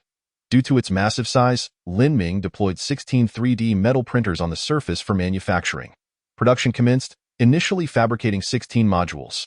With a command issued, Lin Ming added, "Utilize restricted research technology to focus on the mobility module of the simulated crab. Please select research direction. Increase size, replace material with superalloy, enhance stability. Please select the chip to be used. F-grade universal chip. Based on the computational power provided by the current chip, the estimated duration for restricted research is 20 minutes, consuming 1 unit of energy per hour. Will you commence restricted research? The time is too long. Use overclocking. Estimated restricted research duration, 10 minutes, consuming 5 units of energy per hour. Will you commence restricted research? Yes. 10 minutes later, the superalloy mobility module for the simulated crab was completed. At this point, the enlarged track mobility module was only halfway manufactured, prompting Lin Ming to have the simulated crabs remove the remaining 3D printers from the pit's bottom. Production began, initially fabricating 16 modules. With a buzz and a hum, the 24 3D metal printers operated at full capacity. Half an hour later, 16 enlarged track mobility modules were completed. Each of these massive modules measured over 3 meters in length and nearly half a meter in width. The silver tracks, composed of superalloy, gleamed brilliantly, exuding an imposing presence. Lin Ming maneuvered these modules into position, awaiting the completion of 16 enlarged superalloy crab legs. Once the crab legs were finished, he issued another command. Manufacture the framework mining system, producing it in modules, 1 machine per module. Simultaneously, Lin Ming took a 3D metal printer and began welding the superalloy crab legs to the track mobility modules. With a chorus of sizzling sounds, the area around the pit's entrance resonated with the industrious noises of industry.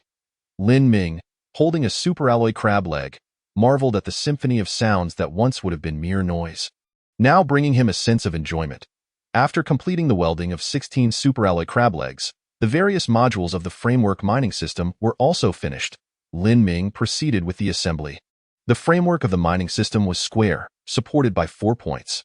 Beneath each support point, he welded a superalloy plate, each supported by 4 superalloy crab legs. Upon completion, a framework mining system supported by 16 superalloy crab legs and equipped with 16 track mobility modules was born. Tracked Framework Mining System Introduction. A mining system endowed with superalloy drill bits, housed within a vast metallic framework, capable of maintaining stability during mineral excavation, thus ensuring uninterrupted resource extraction. Equipped with all-terrain track modules, it can relocate once mineral resources are depleted. Technological evaluation level remains at E.Add. Coincidentally, as the reverse engineering of the arc furnace concluded, Lin Ming immediately proceeded with its modularization. Without even a glance at the modularization results, he, along with the simulated crabs, moved the arc furnace to a side support platform for welding. After all technological creations can only be recognized by the ether crystal after undergoing modularization and reassembly. Once the welding was completed, Lin Ming placed 2 simulated crabs on the platform. Consequently, the ores extracted by the framework mining system could be directly fed into the arc furnace by the simulated crabs for smelting. Integrated Mining Resource Collection and Smelting System Introduction. An integrated structure capable of simultaneous mineral collection and smelting, equipped with an all-terrain track module, allowing it to relocate once mineral resources are depleted. Remarkably, the technology assessment level has risen to E. Lin Ming nodded in satisfaction. Although this was not the ultimate creation he envisioned, he glanced at the adjacent liquid distillation tower. More, keep adding. Future updates will stabilize at 2 chapters every day at noon, without the rush of posting at midnight. Lately, returning home from work leaves me exhausted. I need to sleep until 10:30, set an alarm to write 2 chapters, and then sleep again until 1 or 2 in the morning. This 2-phase schedule is increasingly difficult to sustain. Chapter 71. D-Level Assessment. The liquid distillation tower has undergone modularization and can now be directly installed on the platform using a 3D metal printer. After installation, Lin Ming opened the catalog. The rating remained E. Still insufficient. He recalled the 3D metal printer. He lifted one and welded it to another part of the platform. Upon checking the catalog, he discovered the rating was still E. Mobile Mini Factory Construct Introduction, a microstructure capable of simultaneously conducting mineral collection, smelting, and product output, integrating various commendable technological creations, albeit with lower output efficiency. Is the low output efficiency the reason for the stagnant rating? Lin Ming pondered, stroking his chin. Ultimately, the efficiency of output requires practical verification. After installing the microwave power transmission reception module, Lin Ming selected a copper mine and instructed the Mobile Mini Factory Construct to move autonomously. Creaking sounds echoed as the 16-track modules traversed the gravel, leaving behind straight, distinct paths. The Mobile Mini Factory Construct then halted above the copper mine. 16 superalloy crab legs descended and secured themselves firmly. With a hum, the superalloy drill bit gradually descended under the motor's drive. Upon contacting the hard ground, the drilling speed diminished considerably, yet it persistently approached the copper mine buried deep within the earth. Soon, fine copper ore was extracted, and the nearby simulated crabs promptly began transferring the copper ore into the arc furnace's feed entrance. Once a sufficient quantity of copper ore was amassed, the arc furnace activated, swiftly melting the ore into pure copper blocks that piled up at the discharge point. I believe I have identified the issue. Lin Ming waved to the upgraded simulated crab. Go and have the 3D printer produce several conveyor belts and instruct your subordinates to transport them here. With a snap, the upgraded simulated crab set off. Meanwhile, Lin Ming commenced optimizing the production process of the Mobile Mini Factory Construct. Although theoretically capable of completing the entire process from mining to smelting to producing finished products, Lin Ming overlooked that it could only collect one type of ore. The manufacturing of technological creations necessitates various raw materials. Adding several hoppers would allow for the storage of different resources, compensating for the singularity of the mineral raw materials. The efficiency of the simulated crabs in transporting fine raw ores was too low. It would be better to replace this with conveyor belts.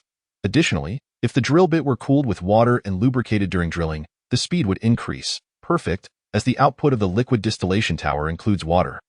Furthermore, adding several product bins to collect the finished products would enhance efficiency. Lin Ming implemented a series of optimizations. The hoppers for loading resources were easily produced. He conducted a focused miniaturization study on the loading module of the all-terrain tracked vehicle and welded it to one side of the platform. A conveyor belt was added below the discharge point of the original framework mining system, directly connecting to the arc furnace's feed entrance. The output of the arc furnace was then conveyed directly to the hoppers via another conveyor belt, with each hopper containing purified resource materials linked to the 3D metal printer. The sorting of materials required by the 3D metal printer and the feeding were each managed by a separate simulated crab. Subsequently, a metal conduit connected the uppermost level of the liquid distillation tower to the vicinity of the superalloy drill bit, providing purified water to cool and lubricate it. After completing these adjustments, Lin Ming reopened the catalog. Mobile Mini Factory Construct Introduction, a microstructure capable of simultaneously conducting mineral collection, smelting, and product output, integrating various commendable technological creations, but unverified, rendering output efficiency unknown.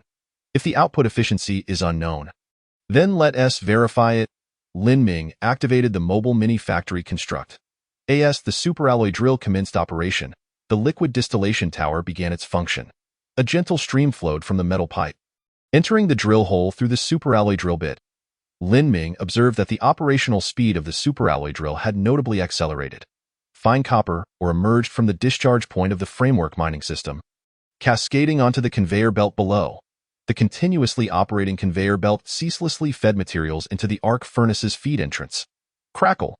The arc furnace began its operations, producing pure copper blocks that were transported to the hoppers via the conveyor belt.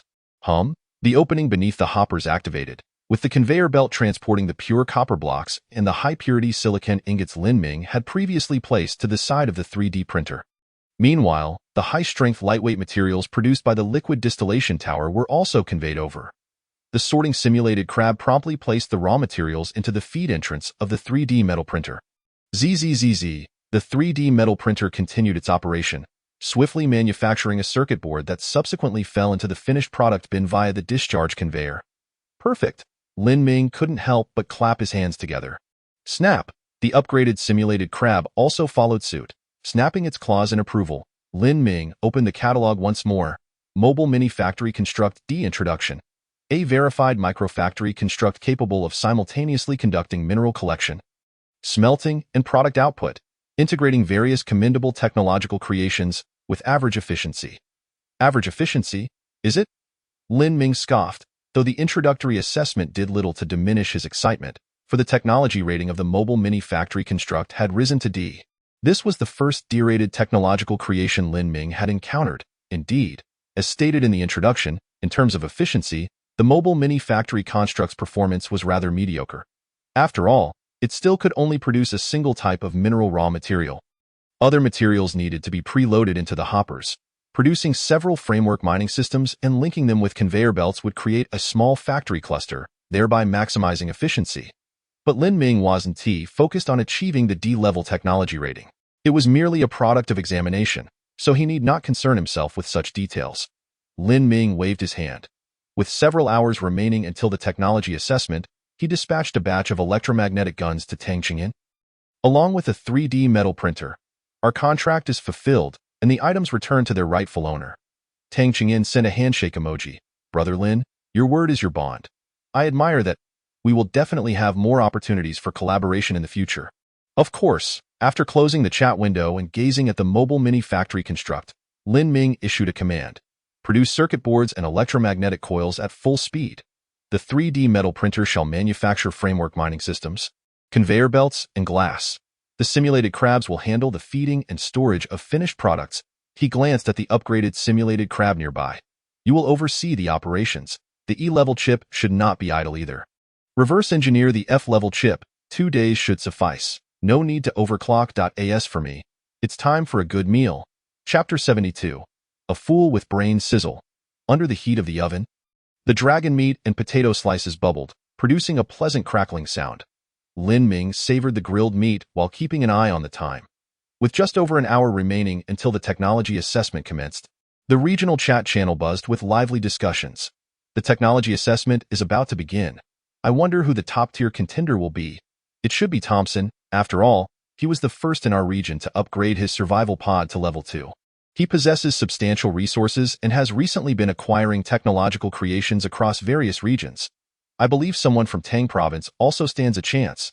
They have been quite active lately, with 2 individuals upgrading their survival pods to level 2 in the past few days. Damn it, don't mention it.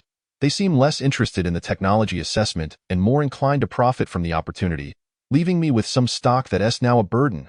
Hilarious, those from Tang province. Do you know what the only commonality they share with Thompson is? They are all rather unscrupulous. They all share the surname Tang. Ha ha ha, what a laugh. However, on another note, Lin Ming also has quite a chance. I feel he has mastered many advanced technological creations. What are you thinking? The abilities of one individual are ultimately limited. Lin Ming hasn't made a peep in the past few days. He hasn't even attempted to acquire technological creations, so he must have given up in advance. Alas, he is merely a fleeting genius. As they began discussing him, Lin Ming chewed on the sizzling, oily grilled meat, savoring the flavor. You know what? You can't deny it. Grilled meat is indeed more delectable than roasted potatoes. Those people from Tang province do possess some skills. Their rampant acquisition of technological creations has led to a surge in prices. Some individuals seize the opportunity for profit, acquiring technological creations and subsequently selling them at inflated prices to the inhabitants of Tang province. Little did they anticipate that the people of Tang province would play a clever trick, selling a portion of their technological creations back to these opportunists, thus reaping substantial gains, only to promptly announce that they would cease further acquisitions of technological creations. Consequently, those second-hand dealers found themselves in a precarious situation. Lin Ming speculated that, at this moment, some players associated with Tang province, yet not bearing the Tang surname, were negotiating with them to buy those technological creations at a bargain price. This back and forth allowed the residents of Tang province to reclaim their technological creations while still profiting handsomely. Just then, Lin Ming noticed someone had sent him a private message. Upon checking, he saw it was from Sun Yao, and he opened it. Brother Lin. Sun Yao was evidently excited, sending a voice message. Guess what marvelous item I have acquired? What is it? Lin Ming inquired. Sun Yao replied with a video. Lin Ming clicked on the video, revealing Sun Yao clad in a combat-type heavy exosuit, soaring through the sky, exuberantly shouting as he maneuvered into a narrow crevice and hovered above a lake. Come out, you tentacled creature. After a moment's wait, seeing no response from the tentacle monster, Sun Yao instructed the accompanying mimic crabs to splash water using a metallic cylinder, pouring it into the nearby bushes. After the mimic crab had splashed 5 canisters of water, Lin Ming noticed ripples forming on the water's surface. "Xiao He, run!" Sun Yao directed the mimic crab away, swiftly ascending and firing a shot at the pursuing tentacle. The high-speed dum-dum bullet pierced through the tentacle, exploding it into a multitude of fragments. A faint blue hue spread across the water's surface, causing the tentacle to retract rapidly. Seizing the moment, Sun Yao plunged headfirst into the lake. Lin Ming's eyelids twitched at the sight. Should one commend this fellow for his bravery or criticize him for his recklessness? At the very least, he could have had the mimic crab jump to the lake's bottom to scout the area. Since the heavy exosuit could operate in extreme environments, there was no issue underwater. The jetpack transformed into a water jet, propelling Sun Yao directly to the lakebed. Activating the spotlight on his exosuit, Sun Yao illuminated a colossal creature beneath the water. It was an enormous octopus. "Hey, where do you think you're going?" Sun Yao bellowed, simultaneously aiming 2 electromagnetic guns at the octopus's eyes, firing 2 dum-dum bullets. 2 bursts of pale blue blood erupted at the lakebed, and Lin Ming observed the octopus immediately cease all movement, collapsing lifelessly onto the lakebed. "Don't pretend to be dead." Sun Yao fired 2 more shots to confirm the octopus's demise before cautiously approaching and dragging it towards the surface. Due to buoyancy, Sun Yao could still move the octopus at the lake's bottom. However, once a tentacle emerged from the water, he immediately felt the 1-ton weight of the heavy exosuit becoming unmanageable. Thus, he began to segment the octopus's tentacle on sight. The video concluded. After watching Sun Yao's footage, Lin Ming cautioned him, "It's wise to be cautious in the face of the unknown depths of the lake." Sun Yao chuckled, "Rest assured, Brother Lin. I'm no fool." Had Xiao He dived to scout the area beforehand and confirmed that this was the only giant creature. As long as it's a carbon-based life form, the electromagnetic guns can take it down. Lin Ming nodded. Indeed, this was true to in films. One often witnessed planes and tanks bombarding those monsters, only to be counterattacked in return. In reality, regardless of the thickness of one's armor, a high-explosive shell from a tank could obliterate all carbon-based life forms without the need for armor-piercing rounds. The use of aircraft to drop bombs would be a grave disrespect to those munitions. Besides, didn't you provide me with a miniature satellite? Sun Yao remarked, "It's currently hovering directly above me, monitoring every move around. If anything unusual occurs, I'll know immediately." "All right, just stay vigilant." Lin Ming felt reassured. There was no fear in a reckless individual wielding great power, only in one who possessed both brawn and brains. In the meantime, Sun Yao sent a massive octopus tentacle to Lin Ming. "Brother Lin? It's still fresh. I just grilled some and had a taste. It's absolutely delicious." Lin Ming confirmed the transaction, and a gigantic tentacle materialized in the living quarters, nearly filling the space. He hurriedly divided the enormous tentacle into smaller portions, freezing some while allowing the mimic crab to take others out to sun-dry into octopus jerky. Opening the compendium, Lin Ming read the description of the octopus tentacle. Giant tentacle. Description: a tentacle from an octopus of an unknown planet. Rest assured, it is edible and tastes marvelous. What a fortuitous find! Lin Ming sliced a piece of the tentacle into thick slices, skewering them onto a superalloy stick before starting to grill. After applying a nutritional paste, he took a bite. It was chewy, with a delightful savory flavor reminiscent of grilled squid. Delicious, truly delicious. Lin Ming devoured a slice in just a few bites, quickly moving on to grill another. By the way, Brother Lin, Sun Yao's message pinged again. "I found this in its head. I have no use for it, so I'm giving it to you." Lin Ming opened the private message to discover Sun Yao had traded a fist-sized crystalline orb. What could this be? Lin Ming pondered, yet accepted it nonetheless. Investment should not solely focus on long-term returns. One must occasionally seek short-term gains as well. Upon opening the compendium, Lin Ming's eyes widened in astonishment. This is Chapter 73. Evaluation commences. Biological crystal nucleus. Description: a crystal that grows within the brains of certain organisms. It may possess unknown uses. What astonished Lin Ming was not merely the description of the biological crystal nucleus, but the small floating box that appeared beside it. Biological crystal nucleus D, computational resource, can serve as the computational core of a biological computer. D. Grade evaluation. It can serve as the computational core of a biological computer. Moreover, his innate ability had once again improved. He could now see the evaluation levels of resources and their uses. A series of delightful surprises left Lin Ming brimming with excitement. Having just consumed octopus meat, his ability had changed. Was it possible that each time he consumed different foods, his ability would enhance? Gazing at the sizzling octopus slices before him, Lin Ming eagerly consumed another. However, this time, his ability did not undergo any new changes. It seemed that repeated consumption bore no effect. Nevertheless, even so, Lin Ming felt immensely pleased. Degrade computational core. He attempted to utilize the biological crystal nucleus, but found no change. It appeared that compatible equipment was necessary. But where could he obtain the relevant technology for biological computers? Lin Ming accessed the Interstellar Trading Hub, searching for information related to biological computers across various regions, yet found nothing. Instead, he stumbled upon Thompson commencing a live broadcast. In the footage, the gleaming Thompson was seen with his eyes closed in prayer, a superalloy cross hanging from his chest. Lin Ming noted that the viewership of Thompson's live stream had reached a staggering 50,000 players. This indicated that over half of the surviving players were currently watching Thompson's broadcast. My Lord, your Holy Spirit nourishes my heart like refreshing rain. Thompson continued his lowly prayers, and at a certain moment, he suddenly opened his eyes. That instant, before him, in front of over 50,000 players in the live stream and over 30 billion players across various savage planets, a floating box appeared, displaying the same content in different languages. Technological evaluation, commencing. Thompson donned a lightweight exosuit and exited the survival pod. Lin Ming observed that outside his survival pod lay mounds of technological creations. These technological marvels, which Lin Ming had never seen before, were piled there like refuse, leaving a clear space in the center. Thompson stepped into the open area, gazing into the distance, in the far background. The sun was just beginning to crest the horizon, casting its first rays of light.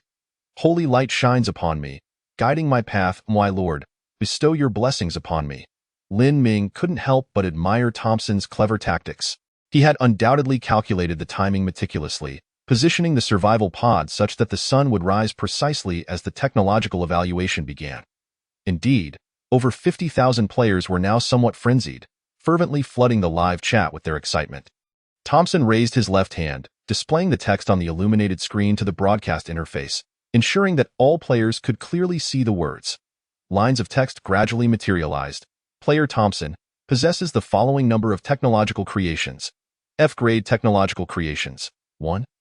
372 items, score, 1,372 points. F-grade technological creations, 278 items, score, 2,780 points. E-grade technological creations, 17 items, score, 17,000 points. E-grade technological creations, 3 items, score, 30,000 points. D-grade or above technological creations, 0 items, score, 0 points. Total score, 51,152 points. As soon as the total score was revealed, the players erupted in fervor. What the heck, over 50,000 points, and I only have 72 points. The disparity between individuals can sometimes be greater than that between man and beast. The scoring of technological creations is unjust. A small grade difference equates to a 10-fold disparity, a large grade difference to a 100-fold. How can we compete? Let's face it, the Angsa race is the highest form of life. I've checked, Thompson's great-grandmother had 1/16th Angsa bloodline. The Lord is about to bestow upon Thompson the greatest creation, and he shall become the Lord's envoy. Players continued to spam the comments. Regional ranking, 3. The moment the regional ranking appeared, Thompson's calm expression shifted dramatically. What has transpired? How have I found myself in 3rd place? My Lord, you have forsaken me.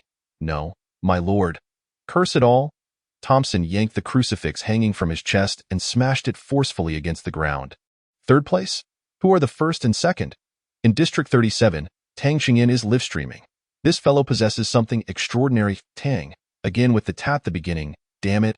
I detest those whose names start with, glancing at his own score and ranking. Suppressing the upward curve of his lips, Lin Ming opened Tang Xingyin's live stream. The snow lay thick and white. Tang Xingyin stood in the snow, clad in a lightweight extravehicular suit, his expression somewhat grim.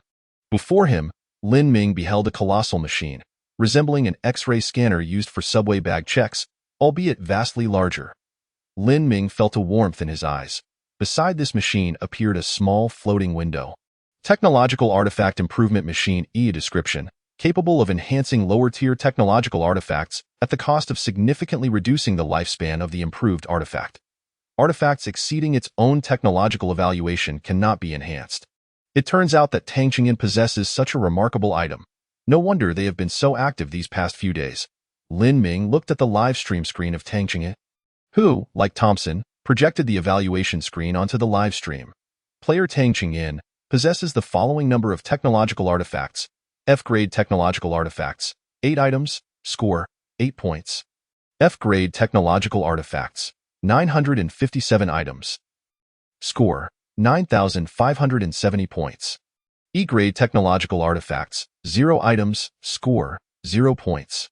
E-grade technological artifacts, 9 items, score, 90,000 points.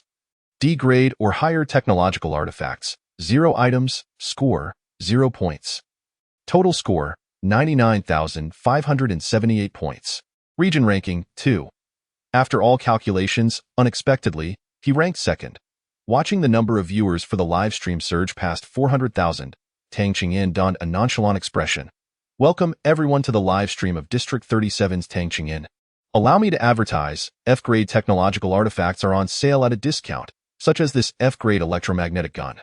Tang Qingyan casually picked up an electromagnetic gun, loaded it, and pulled the trigger towards the distance. Muzzle velocity, 10,000 meters.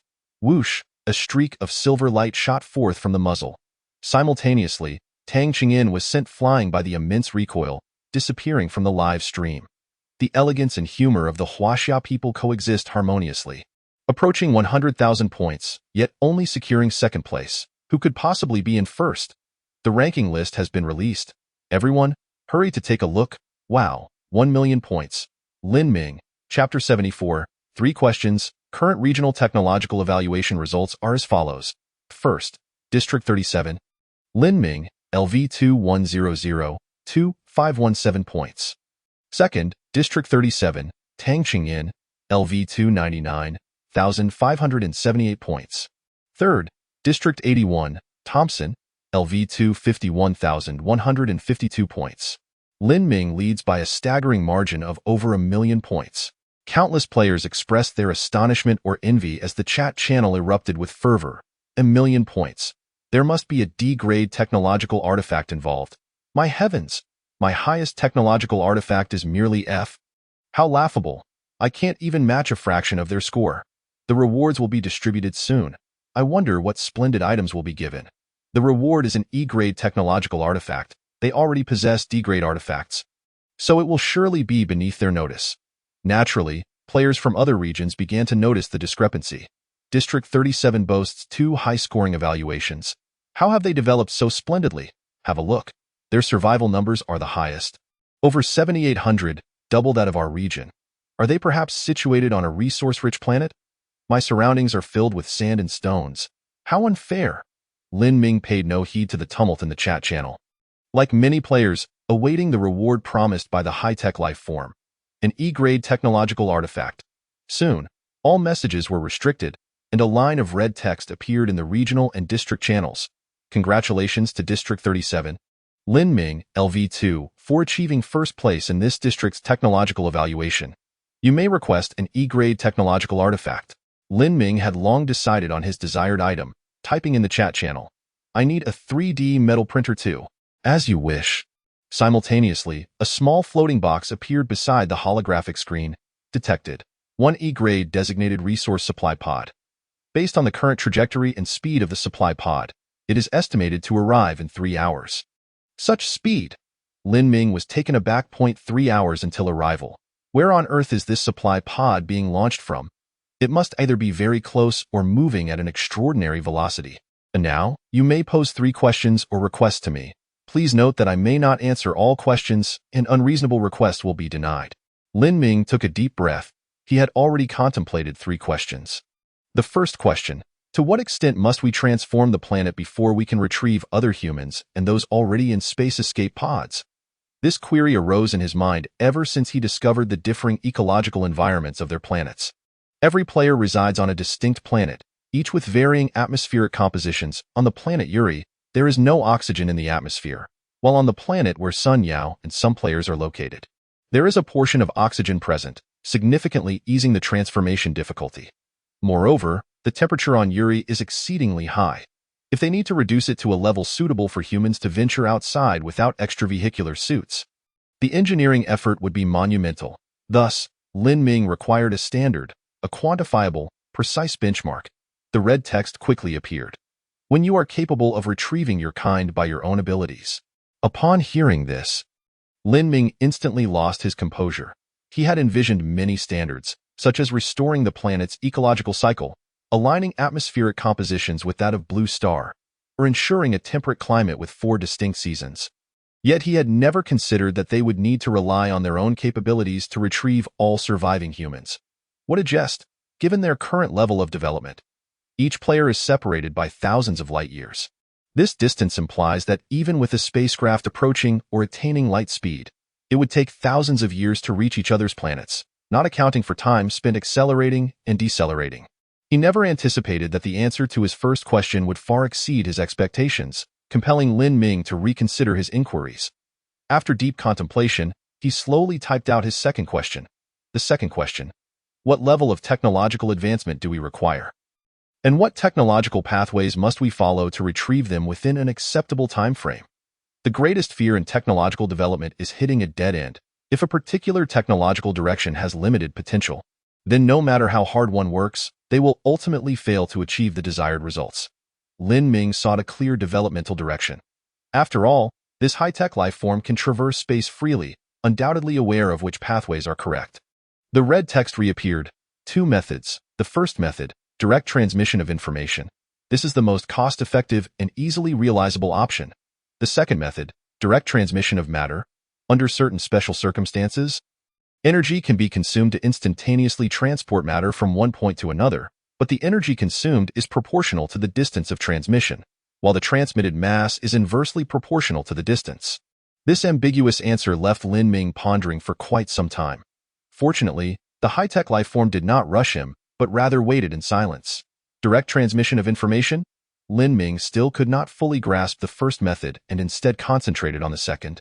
This method implies that there exists technology capable of allowing matter to traverse space-time, instantaneously appearing at another point. However, this method also has its drawbacks. The greater the transmission distance, the higher the energy consumption. The farther the transmission distance, the lower the mass that can be transmitted. Lin Ming vaguely grasped a certain notion. An incredible idea gradually emerged in his mind. When they engaged in interstellar trade, the traded items would vanish into thin air and reappear out of nowhere. Such a violation of common sense had previously been inexplicable. Now, however, it could potentially align with one of these 2 transmission methods. How does this high-tech life form facilitate interstellar trade? Which method does it employ? Or could it be that? Lin Ming typed his third question in the chat box. Do we truly exist? The red text appeared once more. From the perspective of information, yes. From the perspective of matter, no. Yet this is not an issue. Once technology reaches a certain level, information and matter can be interconverted. This technological evaluation has concluded, and all relevant rewards have been distributed. Congratulations once more to all surviving players. As a reward for District 37's level of development, all players in District 37 will receive an opportunity for an E-grade carbon-based life resource supply pod. Good luck, human beings. A series of red notifications appeared one after another, yet Lin Ming felt dazed. What does it mean that from the perspective of information, it is yes? From the perspective of matter, it is no. Does that imply that they have lost their physical forms, existing solely as thoughts? He recalled the concept of the brain in a vat. If a life form were to exist solely with its brain intact, receiving the same information and stimuli, would it come to the realization that it is not a complete individual? Lin Ming extended his right hand and pinched his own face.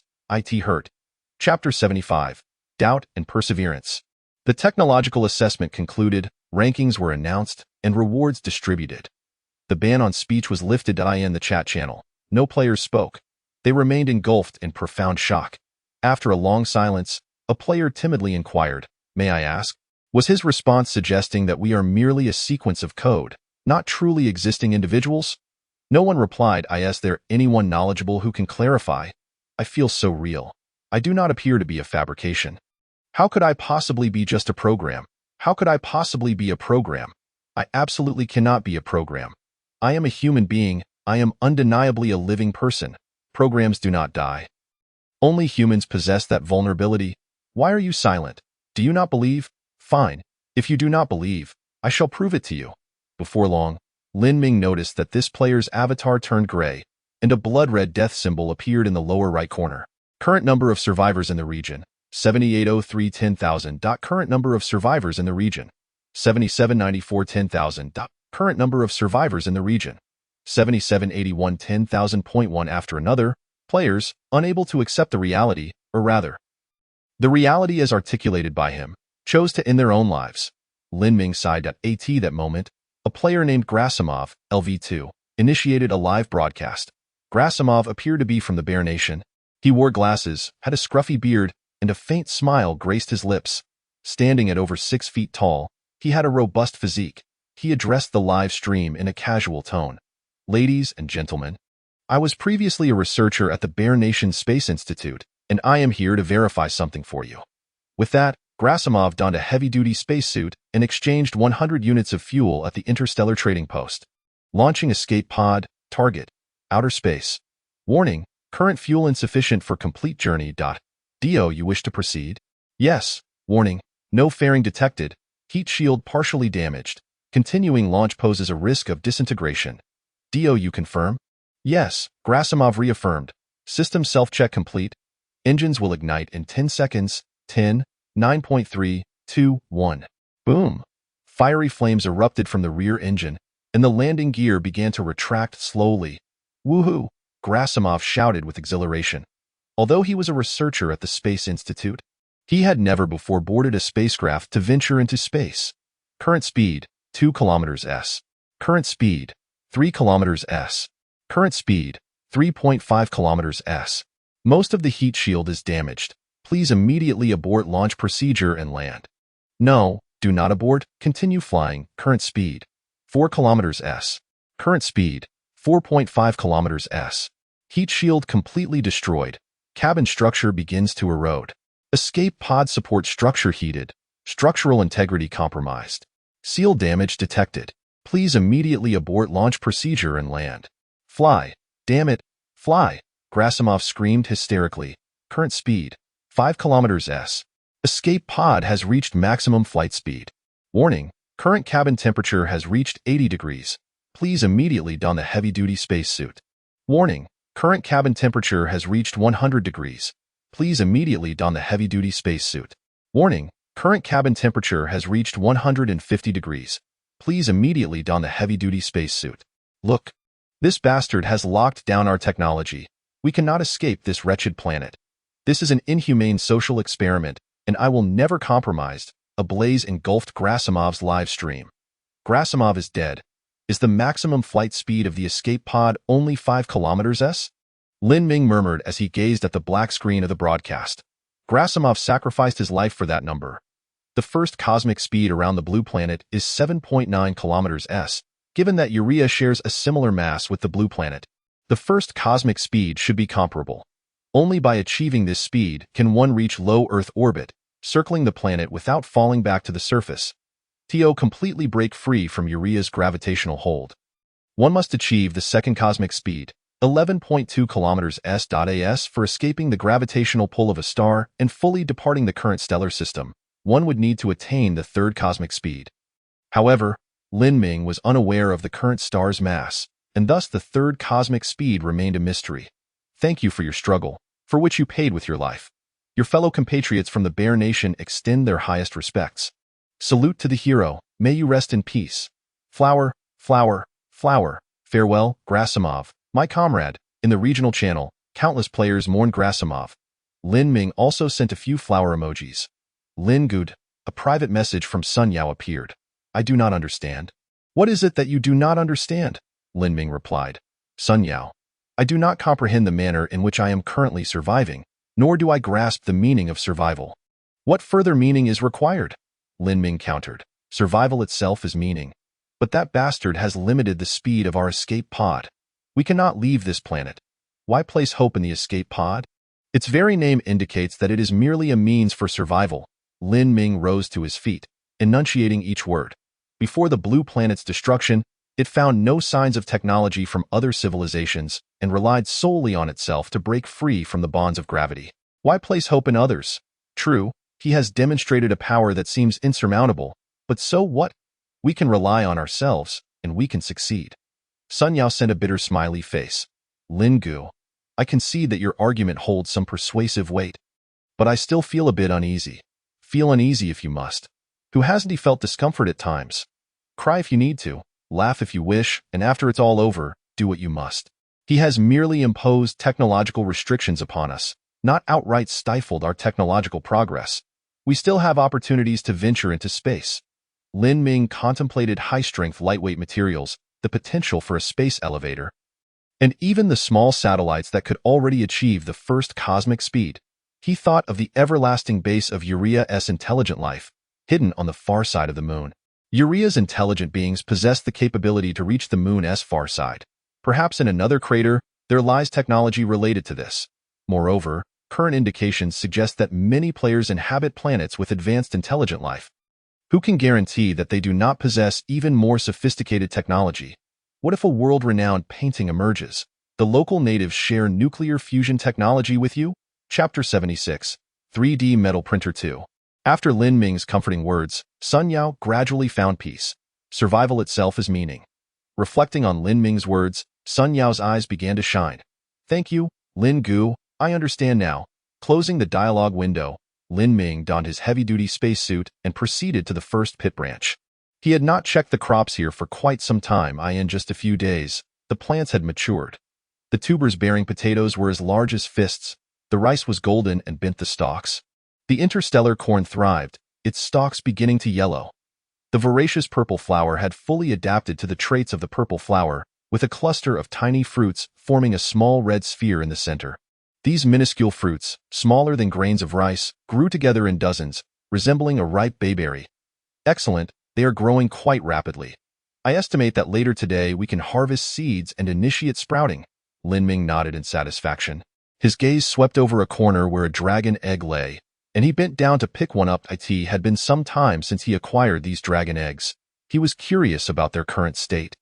Bright light penetrated the dragon egg, and Lin Ming observed that the embryo, once the size of a thumb, had now grown to the size of a chicken egg. Upon closer inspection, he could see a tiny heart, the size of a grain of rice, beating within the embryo. Good, as long as it is alive. Lin Ming checked the other 3 eggs, and they were likewise in good condition. Since the plants were about to mature and could be sown extensively, and the dragon eggs would hatch in due time, it was essential to organize the outdoor factory and farm. Lin Ming exited the pit. He began to design the layout for the outdoor factory. First, although it is termed outdoor, it cannot be entirely unshielded. In the event of wind or sandstorms, damage to the 3D metal printer would be disastrous, or the printing precision could be compromised by dust. It would be prudent to construct some metal frames using superalloys, combined with high-strength lightweight materials, to secure glass substrates. Initially, he would create some small-scale prototypes, with diameters ranging from 10 to 20 meters, which would be acceptable. Lin Ming meticulously devised a plan, initiating the fabrication of the supporting structural modules for a framework-style mining system using a 3D metal printer.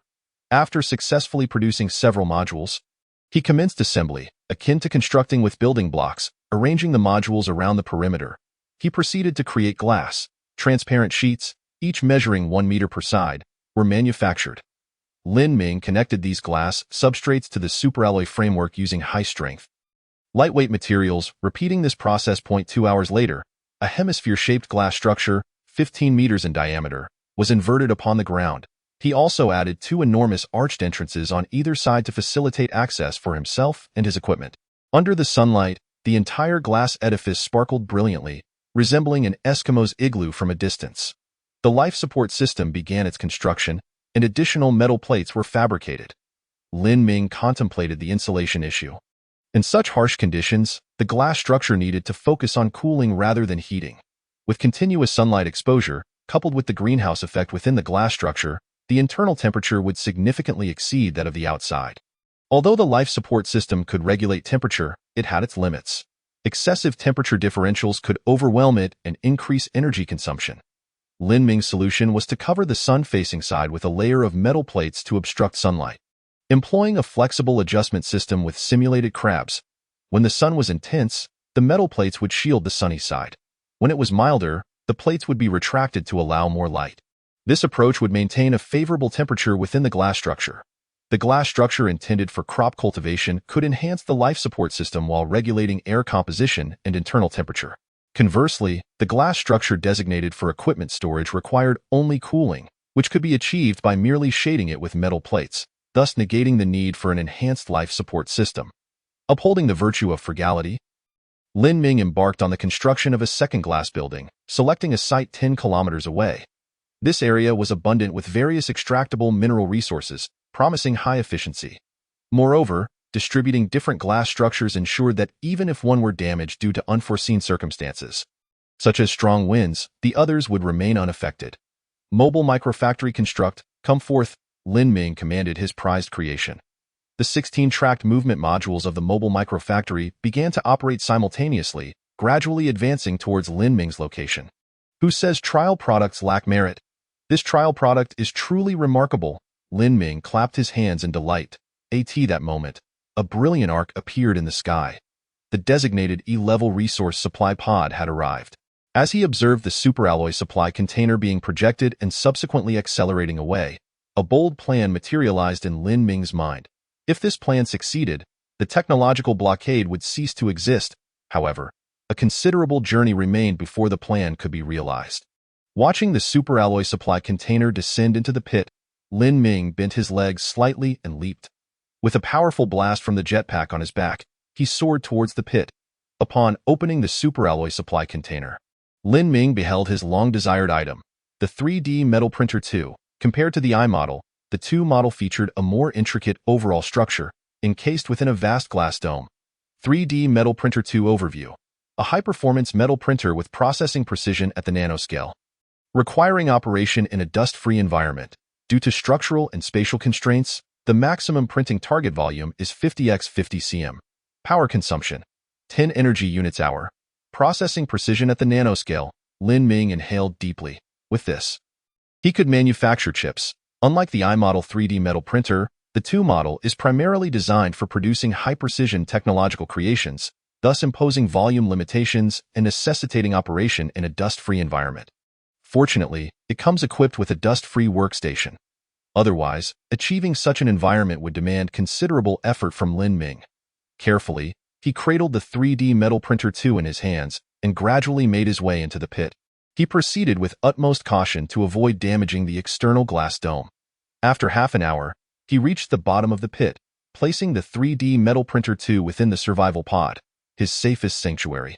Oh, and I should bring in an I-model 3D metal printer to keep it company. In merely 5 minutes, Lin Ming retrieved an I-model 3D metal printer.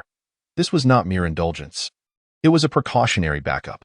Although he possessed the technology to manufacture the I-model, if all other 3D metal printers were to become inoperative, he would be unable to produce them. This particular 3D metal printer served as a master unit, capable of reproducing itself infinitely should any others fail.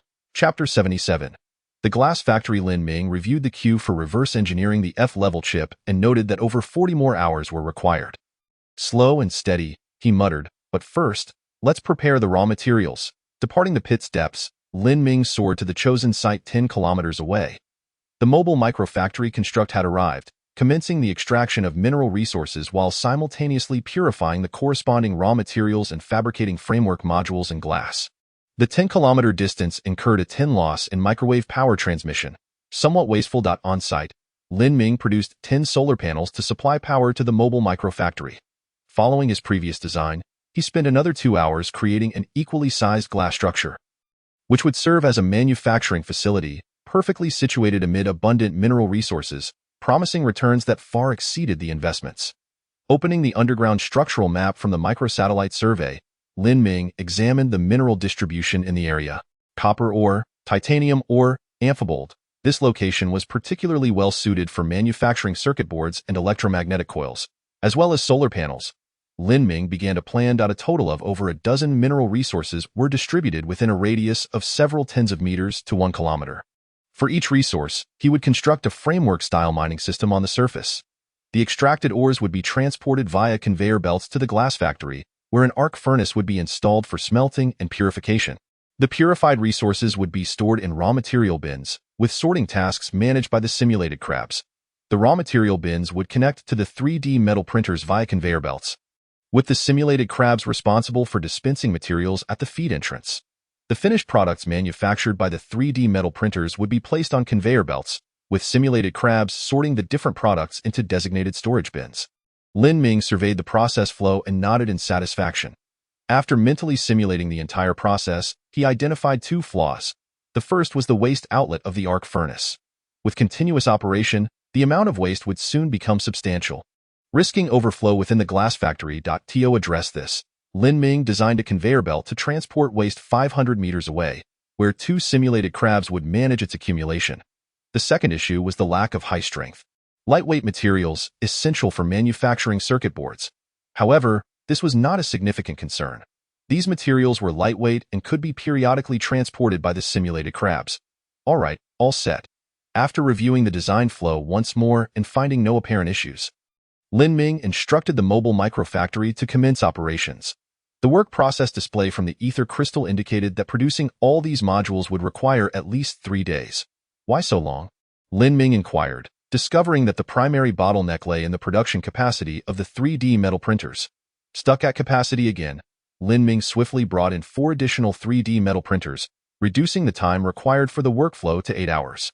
Perfect. With the design of this glass factory completed, Lin Ming returned to the entrance of the pit. This glass structure was intended for crop cultivation. The life support system had been finalized, and over a dozen 3D metal printers were tirelessly producing the soilless cultivation framework systems. Given the vast space of the glass farm, Lin Ming conservatively estimated that it could accommodate hundreds of cultivation framework modules.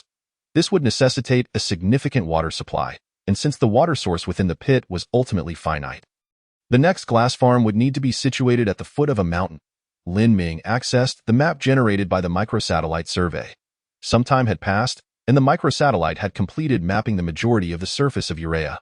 Lin Ming observed that, aside from the 3 ringed mountains that remained unaffected by the black tide, the rest of the planet's surface was covered in the black tide. Wait, why are there double images here? Since the microsatellite was equipped with a camera, each mapping required stitching together dozens of photographs. Lin Ming noticed that many areas obscured by the black tide exhibited blurred, overlapping images. Open the raw data. Hundreds of thousands of photographs were stored within the ether crystal. Lin Ming selected one of the double image locations. I want the photos from here. Hundreds of images appeared on the screen, showcasing various times captured by the microsatellite. The photographs were remarkably clear, vividly displaying the black tide, thick and viscous like oil. Play these photos in chronological order at 30 frames per second. A brief video clip materialized before Lin Ming. The once tranquil black tide depicted in the photographs now revealed its violent nature in the video. It surged and rolled, giving the entire black tide ocean a semblance of life. Opening the photos near the ringed mountain, they played in succession. Lin Ming considered a certain possibility. As the images continued to play, he noticed discrepancies in several locations. This spot, and this one as well. Zoom in. These 2 areas were where the ring mountain was comparatively weak.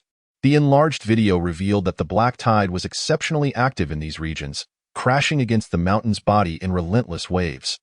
After 100 millennia, the thickness of the mountains here was merely 1/5 that of other areas, or even thinner. Fortunately, the relentless erosion had stripped away 4/5 over the course of 100,000 years, allowing Lin Ming to breathe a sigh of relief, for at least in his lifetime. He need not worry about the black tide surging into the ringed mountain. However, after a brief moment, another thought crossed his mind. Not so fast. On the surface, the mountains still had 1/5 of their thickness. What lay beneath? Deploy the small satellite to utilize microwave technology to probe the underground in that area. The small satellite was an upgraded version of the microsatellite, naturally retaining the capability to detect subterranean conditions using microwaves. As the microwave detection progressed, the underground situation on either side of the weakened mountains gradually revealed itself on the screen. Lin Ming observed that the seemingly indestructible mountains had already become riddled with holes. akin to a decayed tooth. From the surface, only a single dark spot was visible, yet internally it had been nearly eroded away. Beneath, the black tide had eroded a subterranean cavern with a diameter of several hundred meters, allowing countless streams of the black tide to surge into the ringed mountain. Lin Ming opened the ground photographs of that area and, after careful searching, discovered a black tide lake with a diameter of less than 100 meters. Such a lake of this size would be nearly impossible to find without deliberate searching. Over the course of 10,000 years, it had devastated the entire planet's ecosystem. Then, after another 100 millennia, it had eroded the mountains, flattening the entire planet's topography. Given time, who could have imagined that a planet once thriving and rich in biodiversity would now be shrouded in the black tide? Lin Ming sighed and remarked, "Then I shall temporarily play the role of a dentist and mend this decayed tooth." Chapter 78. Trade your life. Lin Ming instructed the small satellite to focus on detecting the erosion of the mountains surrounding the three ring mountains. He discovered that the erosion conditions of the three ringed mountains were quite similar. Each mountain had one or two weak points where the black tide had infiltrated, creating passages to the interior. Fortunately, geological erosion occurs over centuries, even thousands of years. Lin Ming need not worry in the short term about the mountains collapsing due to the black tide, submerging the ring mountain. This was not merely a hazardous point, but rather an excellent site for a factory. Stroking his chin, Lin Ming mused to himself. The presence of the black tide indicated water, nutrients, lightweight high-strength materials, and vitamins, and of course, the prerequisite was to deactivate the black tide. Fortunately, the interior of the ringed mountain was in a state of perpetual daylight. With sunlight pouring in continuously, as long as the black tide could be extracted and placed in the drying area, exposed to sunlight for over 24 hours, it could then be processed for use. What a remarkable water treatment facility it would be! Having mapped out his plans, Lin Ming gazed at the large drying areas for the black tide and couldn't help but chuckle. Currently, there were 8 branches within the pits that contained ample deactivated black tide, so Lin Ming was not in a rush to construct the black tide processing facility. The immediate priority was to complete the glass farm. Those plants should have matured by now, he thought. Descending into the first pit branch, he was indeed proven right. The plant specialized from the big-mouth flower had grown remarkably fast, and in such a short time, various plants had already matured. Lin Ming quickly proceeded with the threshing process, placing the harvested seeds onto the culture medium for germination. To his surprise, the seeds of the purple danluo were abundant, over 30 tiny seeds. If all were to mature, it would yield a small plot of medicinal field. The only regret was that the specialized purple danluo had only 2 leaves, whereas the effective components were primarily found in the leaves. Thankfully, the leaves of the specialized purple danluo, though few in number, were sizable, each as large as a palm, many times the size of the original purple danluo leaves. He wondered how the traits of the purple danluo grown from seeds would ultimately manifest. After germination, it would coincide perfectly with the completion of the glass farm, allowing for large-scale planting. Lin Ming envisioned the scenes of the soon-to-be-completed glass farm and glass factory, and a smile crept at the corners of his mouth. Having completed these tasks, he found himself with a little spare time, so he brewed a cup of vitamin-rich hot drink, gently caressing the ether crystal, and opened the regional chat channel. Many players were fervently discussing the imminent acquisition of E-grade carbon-based life resource supply pods. Wow, I can't believe it. Our region actually produced 2 remarkable individuals, one ranking first and the other second in the district. Those Angsa people are always boasting about their racial advantages. Now that the results are out, they all silent as mice. I teased them a bit, and they promptly blocked me. What a bunch of cowards. That's typical of the Angsa. They boast when they have the upper hand and silence you when they don't. My assessment is that their rank doesn't exceed Black Iron. I just checked another region, and man, they really have fewer players. Most are around 5 to 6,000. And the least populated area has less than 3,000. How could they have lost so many? That's something you'd have to ask the great Lin Ming. If he hadn't contributed the F-grade universal password, do you think so many of us would have survived in this region? Yeah, I thought Lin Ming had been quiet these past few days, but it turns out he was just biding his time for something big. Lin Ming is amazing. Lin Ming is amazing. 10010. As Lin Ming was perusing the cyber newspaper, a private message from Tang Qingyin flashed on the screen. Are you there? Upon seeing Tang Qingyin's message, Lin Ming raised an eyebrow. Could it be that he secured second place in the technology evaluation? And now he was feeling disgruntled? Pondering this, Lin Ming replied, "Here, Tang Qingyan. Do you have any medical supplies for treating injuries?" Lin Ming, have you been injured? Yes, during a demonstration of the electromagnetic gun's power. I wasn't adequately prepared and ended up with a broken rib from the recoil. I suspect there's internal bleeding. What? Upon reading Tang Qingyan's message, Lin Ming recalled that after learning of the second-place finish in the technology evaluation, Tang Qingyan had not been disheartened. Instead, he seized the opportunity presented by the surge in livestream viewership to begin promoting his products. One had to admit, he was a competent businessman. Unfortunately, due to wearing only a lightweight exit suit at the time, coupled with an improper stance, he was directly propelled away by the powerful recoil. Lin Ming had not paid much attention then. He never imagined that Tang Qingyan had actually suffered a broken rib and internal bleeding. After a moment of contemplation, Lin Ming directly initiated a video call with Tang Qingyan. The call connected quickly. On the screen, Tang Qingyan lay in a sleep pod, his face pale, occasionally contorting in pain. "It seems your injuries are quite severe," Lin Ming remarked, adopting a serious tone. Tang Qingyan could only breathe lightly, his voice barely a whisper. "Yes, we have gathered various medical supplies, but none have proven effective. My blood pressure is starting to drop. If I do not find the necessary medical supplies within the next hour, the ether crystal advises me to enter eternal frozen sleep. Given the current trajectory of player development, entering eternal frozen sleep would undoubtedly be a death sentence for him." Lin Ming smiled slightly. "Then I wish you a pleasant sleep." "All right." A glimmer of despair flickered in Tang Qingyan's eyes. Even with Lin Ming's development being the most advanced, there were no relevant medical supplies. His last glimmer of hope had been extinguished. Nevertheless, Lin Ming rose and rummaged through the recently harvested purple danluo leaves, shaking them in front of Tang Qingyan. "If you don't want to sleep forever, I happen to have a rather interesting little item." "What is this?" Upon seeing the palm-sized purple leaf that Lin Ming waved, an expression of excitement spread across Tang Qingyan's face. Lin Ming would not joke about such matters. This purple leaf surely had the potential to save his life. Lin Ming. Purple danluo restores non-fatal injuries, alleviates life-threatening wounds, promotes bone growth. Tang Qingyan's expression shifted from shock to uncontainable joy. His emotions surged, and he even coughed uncontrollably, wincing in pain. "Lin Ming, what price do you intend to ask for this purple danluo leaf?" Tang Qingyan quickly regained his composure and began to negotiate with Lin Ming. Business is business. He understood that Lin Ming was not one to act out of mere sentimentality, offering medical supplies simply because he was on the brink of death. Their long-standing collaboration had always been anchored in mutual benefit, as it had been in the past and would continue to be in the future. Lin Ming toyed with the purple danluo leaf in his hand, gazing at Tang Qingyan as he spoke. "That will depend on what you are willing to offer. Remember, we are not discussing the price of this leaf, but rather your life." Chapter 79. Negotiation. Trade your life.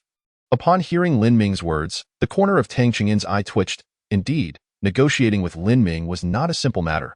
He remained silent for a long while before speaking. "Lin Ming, you know I hold a high position in the Tang province.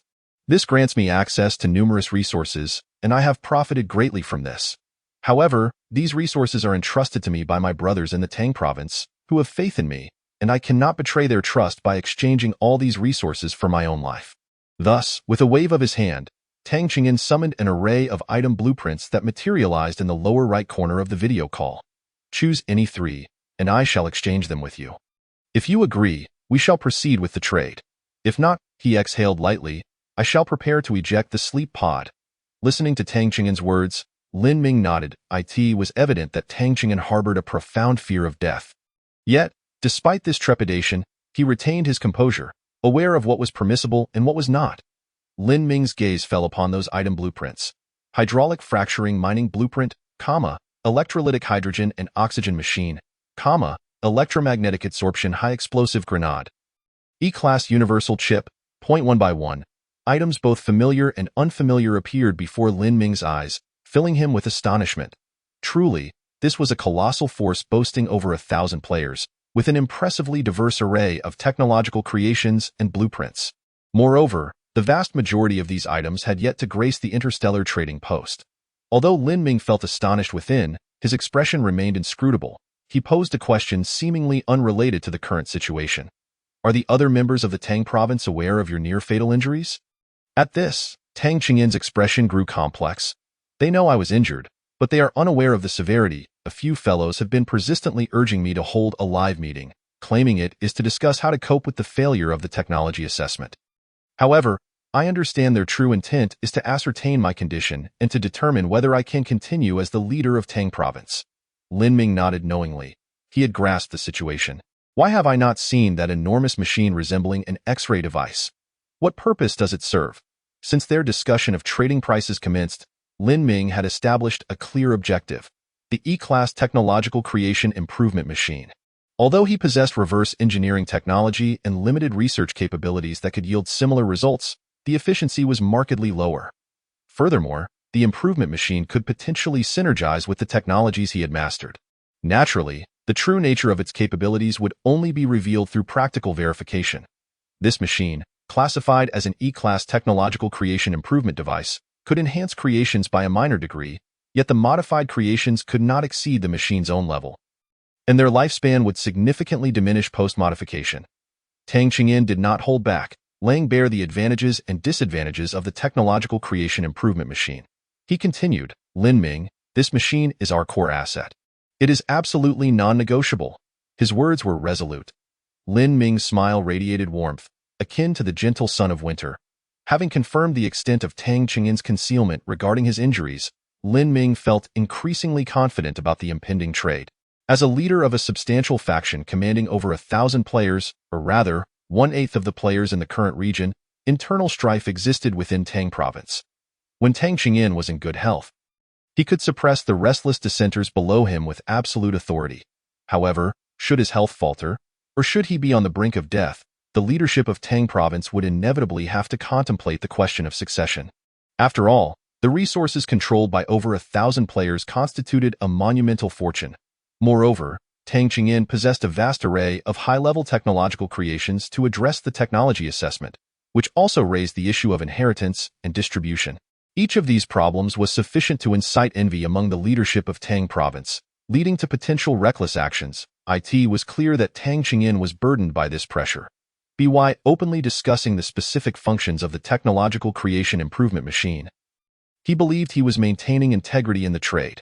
Yet, subconsciously, he had begun to regard the improvement machine as a bargaining chip, a tradable item. Next, the matter was simple. It hinged on whether Lin Ming's offer would entice him. I can provide an unlimited supply of Zidanla leaves until your injuries heal, Lin Ming proposed. Not enough. Tang Qingyan's demeanor turned serious. I cannot sacrifice the interests of the entire Tang Province for personal gain. Observing Tang Qingyan's grave expression, Lin Ming recalled the famous line. You must increase your offer. The notion of not prioritizing personal interests over public ones was merely a ploy for more favorable terms. Lin Ming pondered briefly before suggesting, consider the machine as a rental. I shall use it for 10 days and return it in its original condition thereafter. Tang Jin replied, no, we require this machine daily. There cannot be any gaps in its usage. How about this, Lin Ming? I will grant you access to the machine. If you have any technological creations that need upgrading, you may trade them to me, and I shall return them to you once the upgrades are complete. Tang Qingyan proposed his terms. Lin Ming focused intently on Tang Qingyan's face, and suddenly, both men burst into laughter. They both recognized that this condition was exceedingly stringent. Though it appeared that Lin Ming could upgrade technological creations at will, he was, in truth, assuming considerable risk. Who could guarantee that Tang Qingyan would honor his agreement and promptly return the upgraded creations? Even if he were to be consistently reliable, all information regarding the technological creations Lin Ming possessed would become known to Tang Qingyan, rendering Lin Ming devoid of secrets in his eyes. This proposal is quite appealing. I find it feasible, yet the machine must remain in my possession, Lin Ming stated after the laughter subsided. I assure you that the upgraded creations will be returned promptly, and I will prioritize the upgrades for the creations you send me. Tang Qingyan clenched his teeth. That moment, the initiative in the negotiation lay with Lin Ming, leaving Tang Qingyan unable to dictate the course of the trade. After a prolonged silence, he conceded, let us each take a step back. The machine may be kept in your possession, but you must join Tang Province and become one of our members. You will enjoy certain privileges without the corresponding obligations, thus making it more palatable for me to place the Technological Creation Improvement Machine in your care. Upon hearing Tang Qingyan's conditions, Lin Ming replied without hesitation, I refuse. Joining Tang province to enjoy privileges without fulfilling duties sounds appealing. Yet regardless, I would remain under your jurisdiction, and players within the region would flock to Tang province as a result. It would essentially mean that I am endorsing Tang province with my own reputation. For the sake of a technological creation improvement machine, I cannot bear such a hefty price. Moreover, we are currently in a seller's market, and I hold the initiative in this transaction. Lin Ming gazed at Tang Qingyan. His expression resolute. The machine is to be rented to me for 10 days, after which it will be returned in its original state. During this 10-day period, I will allocate 8 hours each day to improve your technological creations, returning them immediately upon completion. Unlimited supply of Zaidanlu leaves, 1 leaf per day, until your injuries heal. If you agree, we shall proceed with the trade. If not, then so be it. The update will tentatively occur daily at noon. With 3 consecutive updates, if unfinished, I will inform everyone at the end of the chapter. Once again, I express my gratitude for your support. Xiaofeng thanks you. Chapter 80, Left Foot Stepping on Right Foot. It appears I have no other choice. Tang Qingyan sighed heavily. He was seldom in situations where he lacked the initiative. Reflecting on past negotiations where he had pressed others relentlessly, he found the similarities striking. Player Tang Qingyan, LV2, requests to exchange E-Class Technological Creation Improvement Machine for your Zaidanlu Leaf 1. Do you agree? Yes. Lin Ming promptly consented to the trade. The immense technological creation improvement machine was positioned at the bottom of the pit, occupying considerable space. Upon receiving the Zaidanlu, Tang Qingyan wasted no time in consuming it whole, chewing a couple of times before swallowing it down with water, reminiscent of how I would gulp down cold medicine. Observing Tang Qingyan's consumption of the Zaidanlu leaves, Lin Ming chuckled. You seem to relish that. Tang Qingyan, rarely one for humor, managed a rare jest. Lin Ming noted the relief evident on his face. How do you feel? Tang Qingyan nodded. I feel great. The effects are almost instantaneous. I can even sense a warm flow in my abdomen, a tingling sensation. As long as it works. Lin Ming felt reassured. The efficacy of the Zaidanlu was clearly denoted by the ether crystal, which was why Tang Qingyan placed such faith in its effects. The results seemed to confirm this. If by this time tomorrow your injuries remain unhealed, seek me out for another Zaidanlu leaf. Lin Ming stated. Tang Qingyan wore a relaxed expression. All right, judging by the current situation, I believe another leaf should suffice. As he spoke, Tang Qingyan unexpectedly rose from the sleep pod and performed a stretch. I no longer feel any pain. Watching Tang Qingyan pace within the survival pod, testing his recovery, Lin Ming continued, I am quite interested in your E-Class Universal chip. What is your asking price? Tang Qingyan halted abruptly. Not a chance. We currently possess only this one E-Class Universal chip, and it is exceedingly valuable. Witnessing Tang Qingyan's earnest demeanor, Lin Ming smirked. Had Tang Qingyan not previously offered the E-Class chip for selection, he might have been convinced. Lin Ming opted to forego further dialogue. Directly sending the blueprint, Mimic Crab, it's a decent little gadget, but it's far from enough to exchange for an E-Class chip. 50 of them. Deal. The two swiftly reached an agreement. The numbers were not overwhelming at present. Grant me some time and no problem, I will reserve the chip for you. Once you gather everything, feel free to contact me. Tang Qingyan's expression gradually grew serious, a glimmer of cold light flashing in his eyes. Those fellows have been incessantly urging me to convene a meeting. Very well, I shall have a thorough discussion with you all.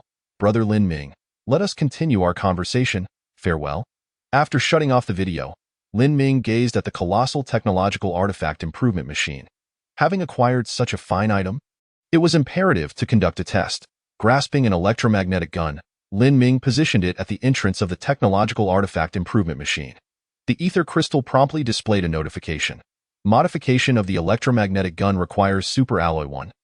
Electric energy 10, energy storage blocks 5, electromagnetic coils 5. Would you like to proceed with the modification? More materials are needed. Lin Ming clicked to confirm. It was only logical. The technological artifact improvement machine would inevitably consume resources during the upgrade process. As it could not conjure something from nothing, he placed the necessary materials along with the electromagnetic gun into the machine's entrance and pressed the start button. The conveyor belt began to operate, transporting the electromagnetic gun into the sealed chamber. A series of sizzling sounds reminiscent of laser engraving filled the air as Lin Ming observed the modification progress on the machine. Current modification progress, 5. Estimated remaining time, 6 minutes. Quite efficient. Lin Ming felt a sense of satisfaction. After all, the technological artifact improvement machine was classified as E-grade technology, and modifying an F-grade electromagnetic gun should be a straightforward task. 6 minutes later, the sizzling noises gradually ceased, and a larger electromagnetic gun emerged slowly from the opposite side of the conveyor belt. Lin Ming examined the improved electromagnetic gun. The originally slender barrel had lengthened by 1/3, and the caliber had noticeably increased. The 5 energy storage blocks had doubled to 10, capable of storing up to 10 units of electric energy. Wearing a heavy-duty exosuit, Lin Ming effortlessly lifted the electromagnetic gun and opened the catalog. Upgraded electromagnetic gun F. Description: a weapon that can convert electric energy into kinetic energy. Lightweight and portable with average firepower. Each shot consumes 2 units of electric energy, and the barrel requires replacement after 100 shots. Still average firepower? Glancing at the barely altered description, Lin Ming felt somewhat deceived. Moreover, the upgraded electromagnetic gun consumed double the electric energy per shot and had a limited barrel lifespan. It appeared to be a rather unprofitable venture. However, its efficacy would ultimately need to be verified through practical testing. After instructing the 3D metal printer to produce appropriately sized super alloy bullets, Lin Ming stepped out of the pit with the upgraded electromagnetic gun. He found a suitable direction and loaded a super alloy bullet into the barrel. Having learned from Tang Qingyin's lesson, Lin Ming cautiously opted for a two-handed grip, even while donning the exosuit. Firmly grasping the electromagnetic gun, he aimed at a target and gently squeezed the trigger. Whoosh! A flash of silver light zipped past, and Lin Ming felt an immense force slam against him, causing him to slide backward for over 10 meters. Goodness, such powerful recoil? Lin Ming swallowed hard. All right. This is still considered average firepower. The ether crystal displayed a notification. Electromagnetic gun data calculation complete. Muzzle velocity, 10,000 meters second. Effective range, 20 kilometers. A muzzle velocity of 10,000 meters. Observing the data that had more than tripled, Lin Ming was exhilarated. The muzzle velocity had tripled, yet the range had only doubled. Lin Ming noted the anomaly in the range. He opened the complete data calculation interface on the ether crystal and discovered the issue.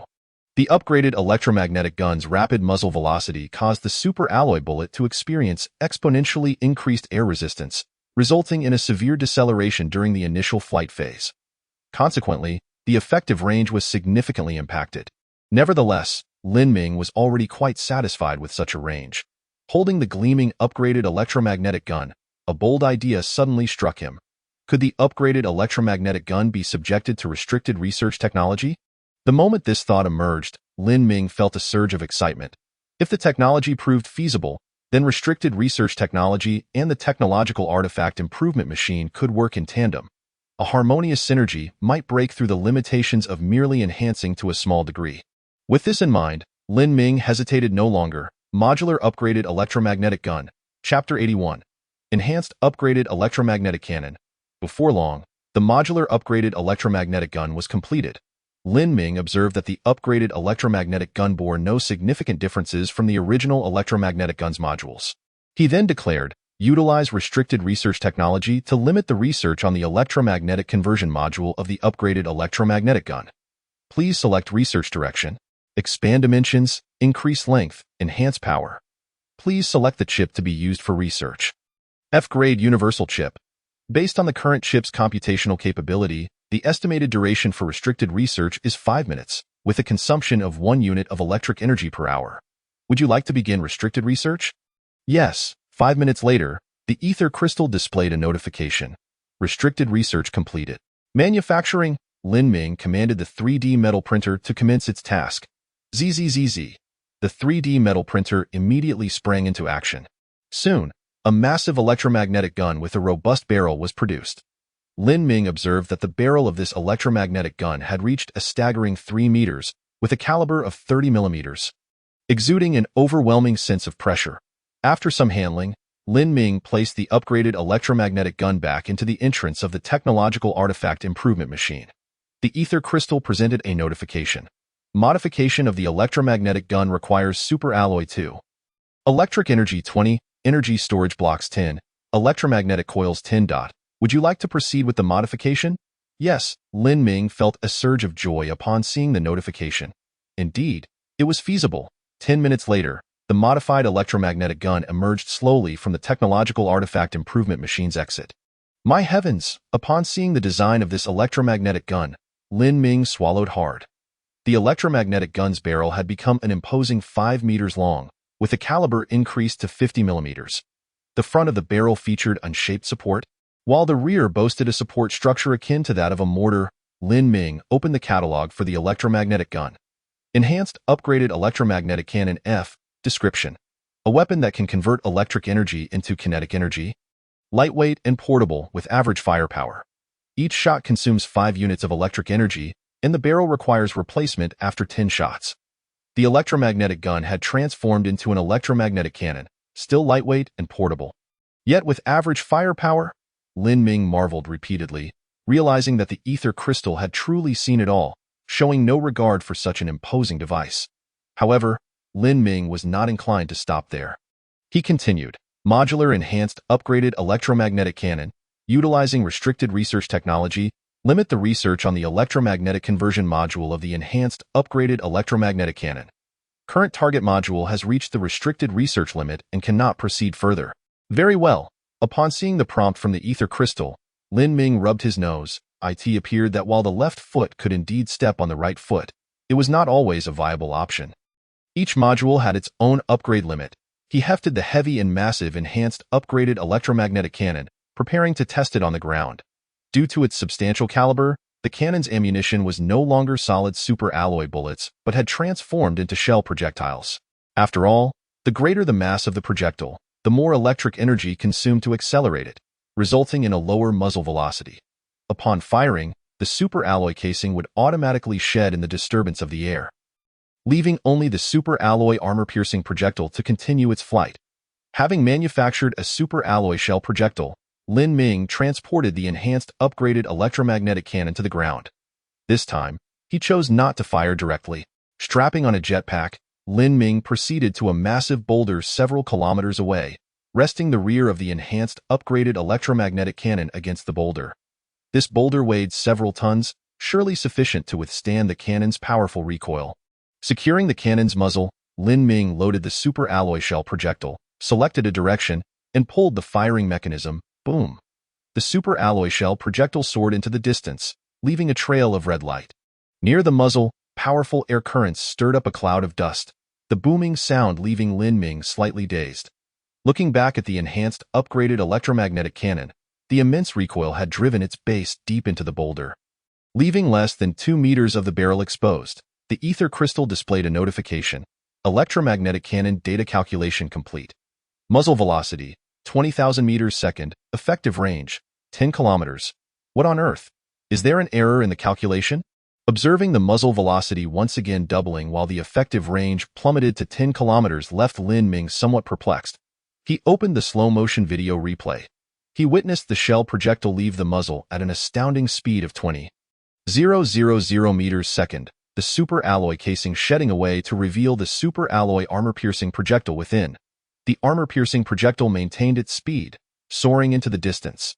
The intense friction with the air caused the super alloy armor-piercing projectile to rapidly heat up, reaching temperatures soaring above 5,000 degrees. At such temperatures, the armor-piercing projectile began to deform under the pressure of the air, further increasing air resistance. Consequently, the effective range of the armor-piercing projectile was significantly reduced, and its accuracy fell short of that of the electromagnetic gun. It seemed to be a case of overexertion. Lin Ming deduced the cause. Under the current circumstances, the electromagnetic gun prior to its improvement by the technological artifact improvement machine could achieve a balance of power and range. However, this did not imply that the enhanced upgraded electromagnetic cannon was entirely without merit. Ultimately, the most significant factor affecting the performance of a shell is air resistance. In a vacuum, it would be able to unleash its full potential. Lin Ming gazed up at the sky, contemplating the small satellites conducting surveys above. Surely, the electromagnetic railgun holds some promise, does it not? After completing the experiment, Lin Ming did not retrieve the reinforced upgraded electromagnetic cannon embedded within the colossal rock, but instead soared back to the entrance of the pit. The 3D metal printer had already finished constructing the remaining carbon-based life support systems, awaiting Lin Ming's installation. He had been rather busy lately, even postponing the plans for the pit's renovation, so he hastened to install them. Observing the 9 carbon-based life support systems, Lin Ming swiftly set to work. With 1 unit for each of the 8 branches of the pit, plus 1 at the bottom, he completed the installation in just 3 hours. The external cooling fan buzzed loudly, providing ventilation for the interior of the pit. Entering the pit, Lin Ming watched the data on the light screen continuously fluctuate. Current temperature, 75 degrees Celsius. Current relative humidity, 85. Current atmospheric composition, nitrogen 75, carbon dioxide 13, oxygen 11, others 1. Current temperature, 25 degrees Celsius. Current relative humidity, 50. Current atmospheric composition, nitrogen 78, carbon dioxide 0, oxygen 22, others 0. Carbon-based life support systems are functioning normally. The current environment is suitable for habitation. Finally, it was complete. After confirming the air composition and temperature at the bottom of the pit, Lin Ming attempted to lift the glass visor of his heavy-duty exosuit. A rush of fresh air filled his nostrils. Lin Ming took a deep breath. At last, he no longer had to wear the exosuit at all times. Chapter 82. Microwave relay. After removing the heavy-duty exosuit, Lin Ming dashed about at the bottom of the pit like a child newly granted freedom. Spotting a stone table and chairs nearby, he plopped down. The descent was swift, but standing up was even quicker. How hot! Given that the temperature at the pit's bottom had previously exceeded 70 degrees, the stone furniture was equally warm, slowly cooling down. Thank goodness it wasn't over 100 degrees, or he might have scorched himself. Lin Ming exclaimed with relief. While in the heavy-duty exosuit, he could sit wherever he pleased at the pit's bottom without a care for the heat. At that moment, the ether crystal emitted a notification light screen. A level carbon-based life resource supply pod has arrived. Please prepare to receive the supply box. Oh, another one. Upon seeing the notification, Lin Ming recalled that due to the relatively advanced development of his area, the high-tech being had rewarded everyone in their region with a single opportunity for an E-level carbon-based life resource supply pod. Excellent! Time to summon the little brothers to bring in the superalloy supply box. Lin Ming called upon the upgraded mimic crabs, giving a gentle pat on their shells. As expected, he was scalded again. Damn, I really shouldn't touch without caution, Lin Ming muttered as he shook his right hand.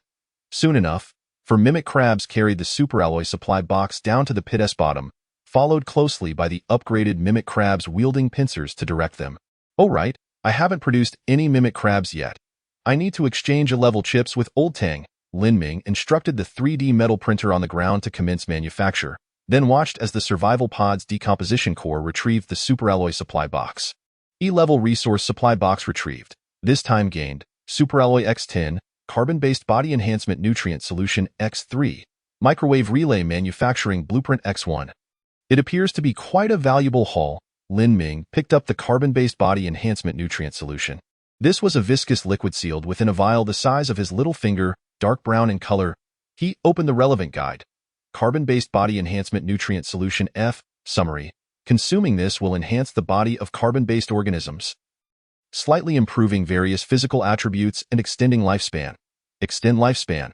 Upon reading the final line of the nutrient solution's description, Lin Ming wasted no time, shattering the vial's seal and swallowing its contents in one swift motion.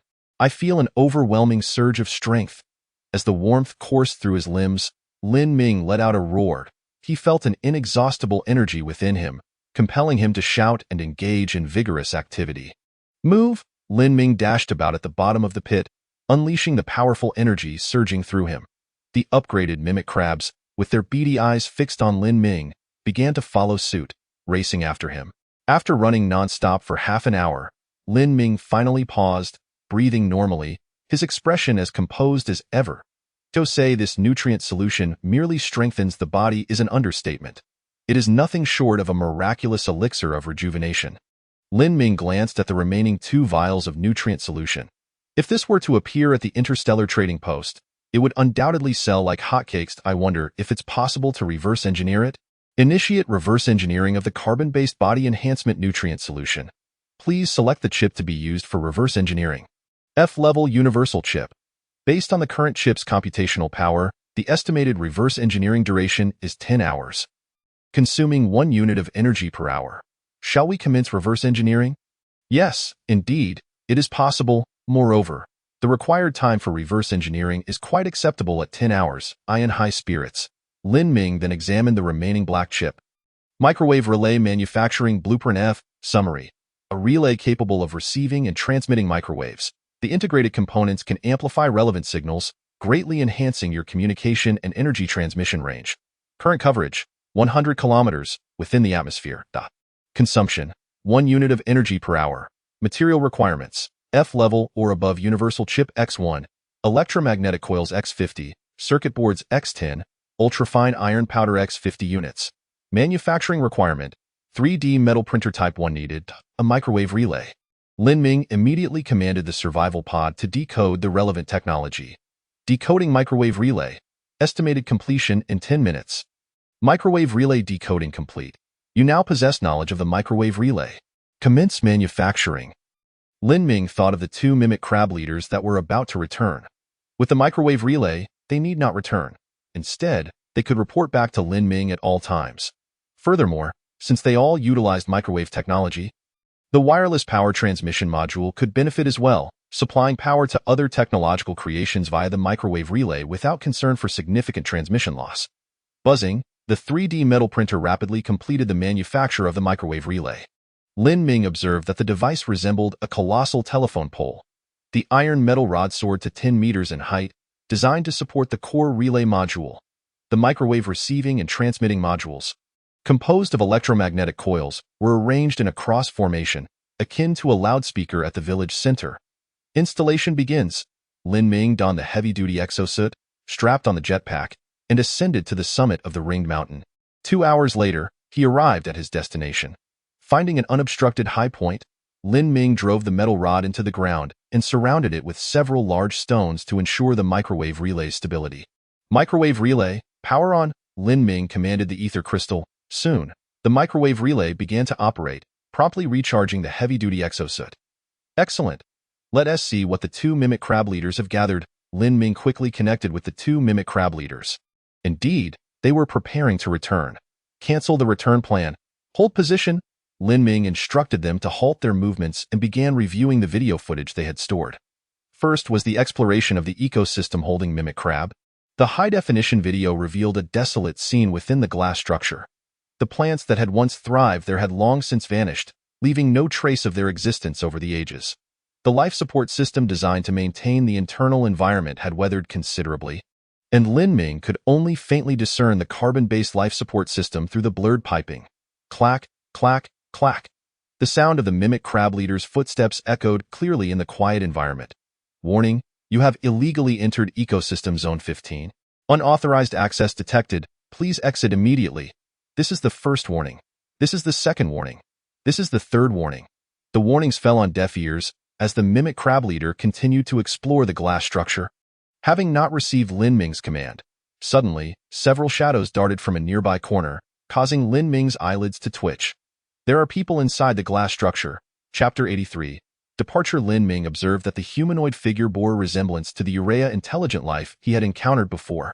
Sporting crab-like legs and pincers, towering at over 2.5 meters, he was clad in a black, armor-like material that enveloped him entirely, wielding a firearm-like weapon in his pincers, aimed directly at the mimic crab leader. Bang! A deafening crack resounded as the bullet pierced the mimic crab leader's body. Such a minor injury posed no limitation to its movements. Although Lin Ming had not equipped them with electromagnetic guns, the attacked mimic crab leader propelled itself forward using the jetpack's thrust, delivering a crushing blow to the assailant's head with its claw.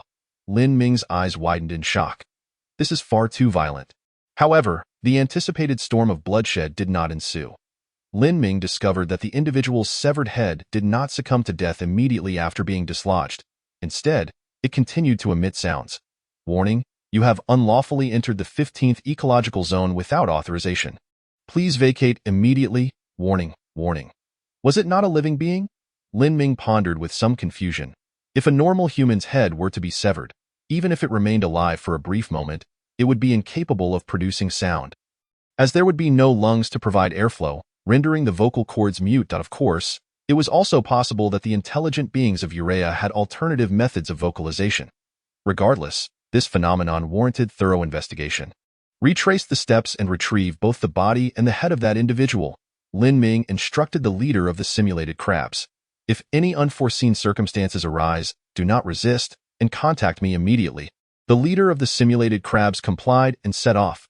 Lin Ming then activated the video feed from another simulated crab he had sent to explore the factory ruins, much like the images received from the small satellite. The leader of the simulated crabs also beheld numerous remnants of technological creations. The remnants of a large liquid distillation tower. In the video, Lin Ming recognized a familiar technological artifact. However, unlike the liquid distillation tower he possessed, this enormous structure towered at a staggering height of 50 or 60 meters, with a diameter exceeding 10 meters. Countless intricate pipelines were exposed on the exterior of the distillation tower, many of which appeared damaged, seemingly the result of deliberate destruction. The simulated crab continued to approach the large liquid distillation tower, and as the perspective drew closer, Lin Ming discerned an increasing array of details. He noted that beside the large liquid distillation tower, there was also a cooling tower connected to a familiar edifice. At the base of the distillation tower, a massive boiler and unprocessed slag were visible. When this technology was first conceived, it was not powered directly by electricity but rather fueled by combustible materials. Lin Ming endeavored to reconstruct the initial appearance of the large liquid distillation tower. At that time, the atmosphere still contained oxygen, capable of sustaining such extensive combustion. The simulated crab pressed onward, and Lin Ming noticed some concealed details lurking in the background. There were only two output ports. One led directly to the cooling tower, seemingly producing purified water. What, then, was the output from the other port? Why did the liquid distillation tower in his possession have 4 output ports, while this colossal one had only 2? A cascade of questions surged within Lin Ming's mind. It appeared the time had come for a personal investigation. Lin Ming resolved to proceed. At present, it seemed the danger level within the meteorite crater housing the factory ruins was not excessively high. Nevertheless, he made ample preparations. First was the combat-grade heavy exosuit. This item was pivotal for ensuring Lin Ming's safety. The first one he had manufactured had been traded to Sun Yao. Drawing from his prior experience, Lin Ming swiftly produced a second suit. Next came sufficient backups. The jetpack exhibited commendable endurance at a speed of 30 kilometers per hour. However, considering the endless expanse of the black tide below, Lin Ming was unwilling to take any risks. He opened a private chat with Sun Yao. "Are you busy?" "No, I'm watching a live stream." Given their familiarity, Sun Yao promptly sent a voice message. "Lin Gu, what can I do for you?" Lin Ming, feeling no need for formality, replied directly. "I'm heading out shortly and would like to leave a few jetpacks with you as backups. If any issues arise, trade them to me immediately." "No problem, Lin Gu." Sun Yao readily agreed. "Also, the supplies for the heavy exosuit are limited, so if I run low on oxygen or anything else, please help me replenish." Recognizing the need for Sun Yao's assistance, Lin Ming was naturally generous. He left 5 jetpacks, 50 units of oxygen and water, 100 units of electrical energy, and a substantial quantity of superalloy ammunition with Sun Yao. With these provisions, even if danger arose within the meteorite crater housing the factory ruins, Sun Yao's supplies would suffice to support Lin Ming in a small-scale confrontation. After confirming that all supplies were in order, Lin Ming secured the jetpack to the back of his combat-grade heavy exosuit with a satisfying click. He then took along a solar panel, 2 jetpacks, and 4 small simulated crabs. Even with Sun Yao providing logistical support, the cautious Lin Ming was reluctant to place all his hopes in another. Everything was in readiness. Recalling the entire sequence of events in his mind, Lin Ming took a deep breath. Despite having made ample backups and contingency plans, the prospect of personally traversing nearly 100 kilometers of black tide to reach another meteorite crater was enough to induce a slight sense of trepidation. Yet, more prominently, there was excitement. "Here I come." Lin Ming slightly bent his legs, and the jetpack expelled a powerful gust of air, propelling him skyward. Clutching the solar panel, he held a jetpack in each hand as backups, with 2 simulated crabs dangling precariously from below each pack. Over an hour later, Lin Ming finally reached the summit of the ringed mountain. He paused briefly at the peak, allowing the microwave relay to recharge his combat-grade heavy exosuit before continuing his flight. Soon, soaring over the towering ringed mountain, Lin Ming beheld an endless expanse of darkness. The black tide consumed all color, leaving only an abyssal blackness, akin to viscous black oil coating the planet's surface. In the sunlit areas, the Black Sea lay tranquil and still. Even the wind could not stir a ripple, yet, in the regions shielded from sunlight by the ringed mountain, The black tide raged ferociously. Towering waves, reaching heights of several dozen meters, relentlessly battered the mountainside, as if attempting to rend the sturdy formation asunder. If sensing Lin Ming's presence in the air, the shadows of the black tide grew even more tumultuous. Waves surged upward, resembling dark hands intent on grasping the airborne fly. Hearing the deafening roar of the waves and witnessing the relentless fury of the black tide below, Lin Ming shouted, "Hold on tight. Everyone, falling means certain death." Chapter 84. Destruction Boom. After enduring 3 grueling hours flying over the black tide, Lin Ming finally spotted the ringed mountain guarding another meteorite crater. At last. Lin Ming felt a sense of relief wash over him. Although he had activated the automatic cruise mode of the jetpack, maintaining the same posture for an extended period still left his limbs feeling weary. 10 minutes later, he landed on the ground. Setting down the simulated crabs and the solar panel, positioning the solar panel at an optimal angle, Lin Ming began recharging his combat-grade heavy exosuit. Before long, the charging was complete, and he set off toward the location where he had discovered the factory ruins. It did not take long before the large liquid distillation tower he had seen in the video stood tall in the distance. "Let us circle around the area." Lin Ming directed the 4 simulated crabs to scout ahead. One particularly bold, upgraded simulated crab even ventured inside the large liquid distillation tower.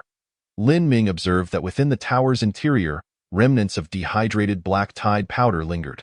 The relentless passage of time had rendered these remnants inert, transforming them into cracked, black, solid chunks. Lin Ming ascended, reaching the lower output port of the large liquid distillation tower. Here, he found some remaining products, resembling the dehydrated black tide powder. His eyes glimmered with excitement as he spotted a floating frame. Nutrient? 103 units. It seemed that the large liquid distillation tower was incapable of performing multiple distillations to yield high-strength lightweight materials. It could only carry out simple dehydration. Lin Ming mused to himself. He continued to ascend around the large liquid distillation tower, noticing several massive holes in the thick iron shell, evidently caused by explosions. Could it be that the tower had experienced explosive ruptures due to operational malfunctions? After examining the large liquid distillation tower, Lin Ming proceeded to other industrial relics, float glass factories, titanium purification plants, the spacecraft manufacturing center. Enormous industrial ruins loomed here like monuments, showcasing the former splendor of Uraya's intelligent life. As the jetpack's propulsion gradually diminished, Lin Ming descended slowly, arriving at the entrance of the spacecraft manufacturing center. Given that Uraya's intelligent beings possess the capability to recover meteorites from space, they must also have been able to establish sustainable bases on the far side of the moon. Therefore, their aerospace technological level must have reached considerable heights. Lin Ming might be able to acquire relevant technologies as a result. Sending the 4 simulated crabs to investigate, Lin Ming remained vigilant, monitoring the shared perspective. His eyes glinted with anticipation, yet he found nothing of particular interest within the shared viewpoint. In comparison to the large liquid distillation tower, the spacecraft manufacturing center had suffered far more extensive explosive damage. This suggested that the traces of destruction were not due to operational issues, but were instead the result of human intervention. Suddenly, within the shared perspective of one simulated crab, Lin Ming spotted a blue light. Unstable electromagnetic adhesive high-explosive grenade. One piece. An electromagnetic grenade. Realizing the source of the explosive traces, Lin Ming finally understood. Noticing the word unstable preceding the grenade, he instructed, "Retrieve that electromagnetic grenade, but be gentle and cautious." After enduring the passage of time, the energy within the electromagnetic grenade had long since depleted, rendering it incapable of adhering to metallic objects. However, Lin Ming remained uncertain whether its explosive components had become inoperative. An upgraded version of the simulated crab advanced swiftly, intending to grasp the electromagnetic grenade with its pincers, only to be struck fiercely on its carapace by another upgraded simulated crab that followed closely behind. Crack, crack, crack. The 2 pincers moved rapidly, as the upgraded simulated crab repelled the remaining 3 simulated crabs and positioned itself in front of the electromagnetic grenade. After a brief moment of hesitation, the upgraded simulated crab cautiously lifted the electromagnetic grenade with its pincers, inching it outward. Lin Ming had already distanced himself significantly from the entrance of the spaceship manufacturing center. "Move it further away." the upgraded simulated crab meticulously transported the electromagnetic grenade to an open space over 500 meters from the entrance, gently placing it down. Once secured, the upgraded simulated crab hastily departed, its pincers continuing to clack, as if celebrating its narrow escape. Once the upgraded simulated crab reached a safe distance, Lin Ming aimed at the grenade resting on the ground, firing a superalloy armor-piercing round from his electromagnetic gun. Boom! A tremendous explosion erupted, sending dust and debris swirling into the air. As the smoke gradually dissipated, Lin Ming's pupils constricted. Before him lay a massive crater with a diameter of over 10 meters. He was well aware of how solid the ground beneath him was, requiring a superalloy drill bit for any slow excavation. The power of the electromagnetic grenade was indeed impressive. Lin Ming recalled that Tang Ching'an seemed to possess a stabilized version of the electromagnetic grenade. It might be worth purchasing one for reverse engineering later. If he could combine the electromagnetic grenade with an electromagnetic cannon, could it not yield a high-explosive rocket? This sudden idea filled Lin Ming with excitement. However, all of this would require further exploration upon his return. The immediate objective was to investigate the spaceship manufacturing center. After confirming that no further electromagnetic grenades were concealed within, Lin Ming took a step forward. The ground and walls bore the scars of the grenade's detonation, and after eons had passed, Lin Ming was even concerned that the building might collapse at any moment. Fortunately, the main structure composed of superalloy remained robust. The original entrance had been violently thrust aside by the explosion, leaving only a gaping hole through which one could enter freely. Lin Ming stepped inside. Upon entering the building, he discovered that most of the primary equipment had already been dismantled, leaving behind a series of empty rooms.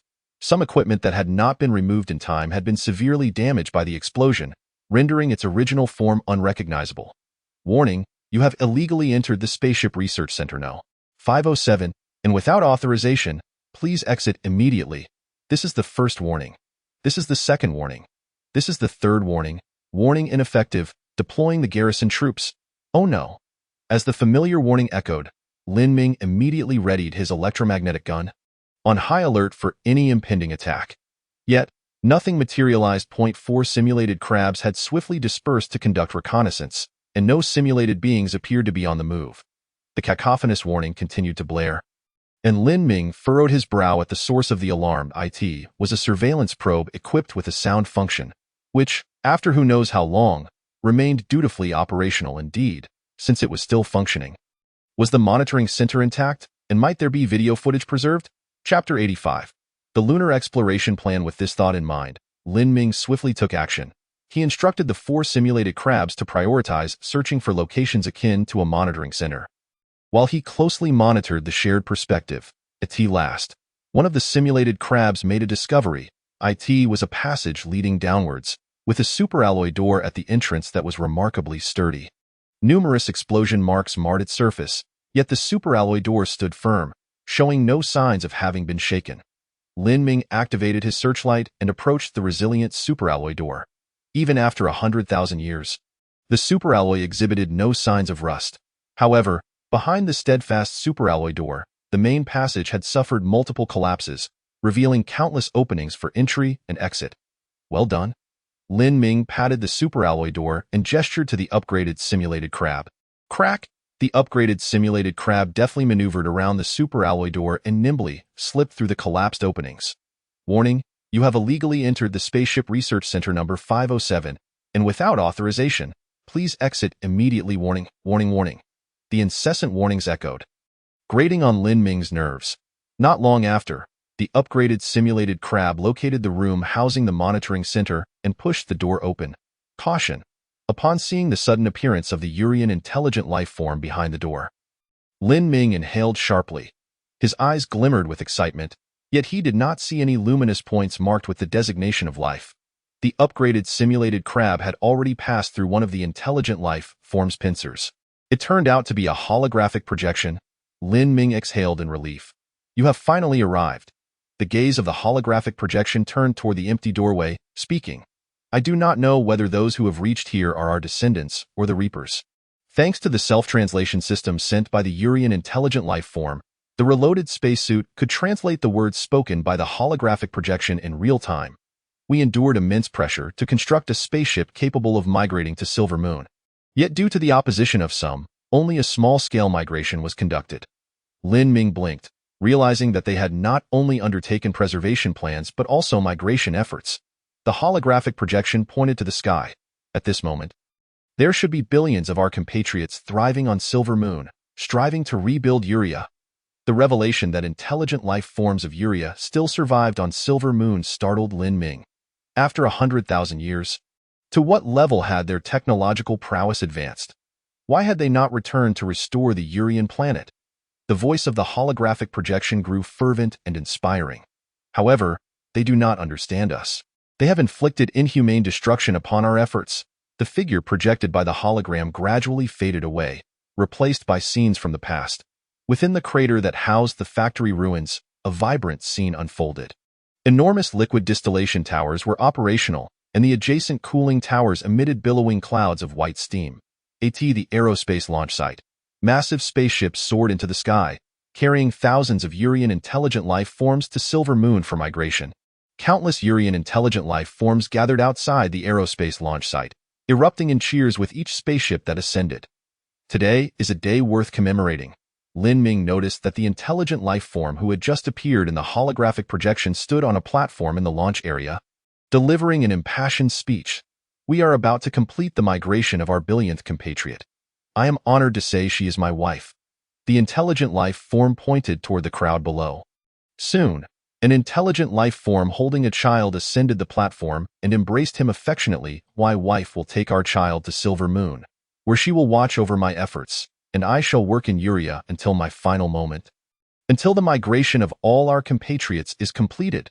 The crowd erupted in fervent applause, their cheers rising in waves. Boom.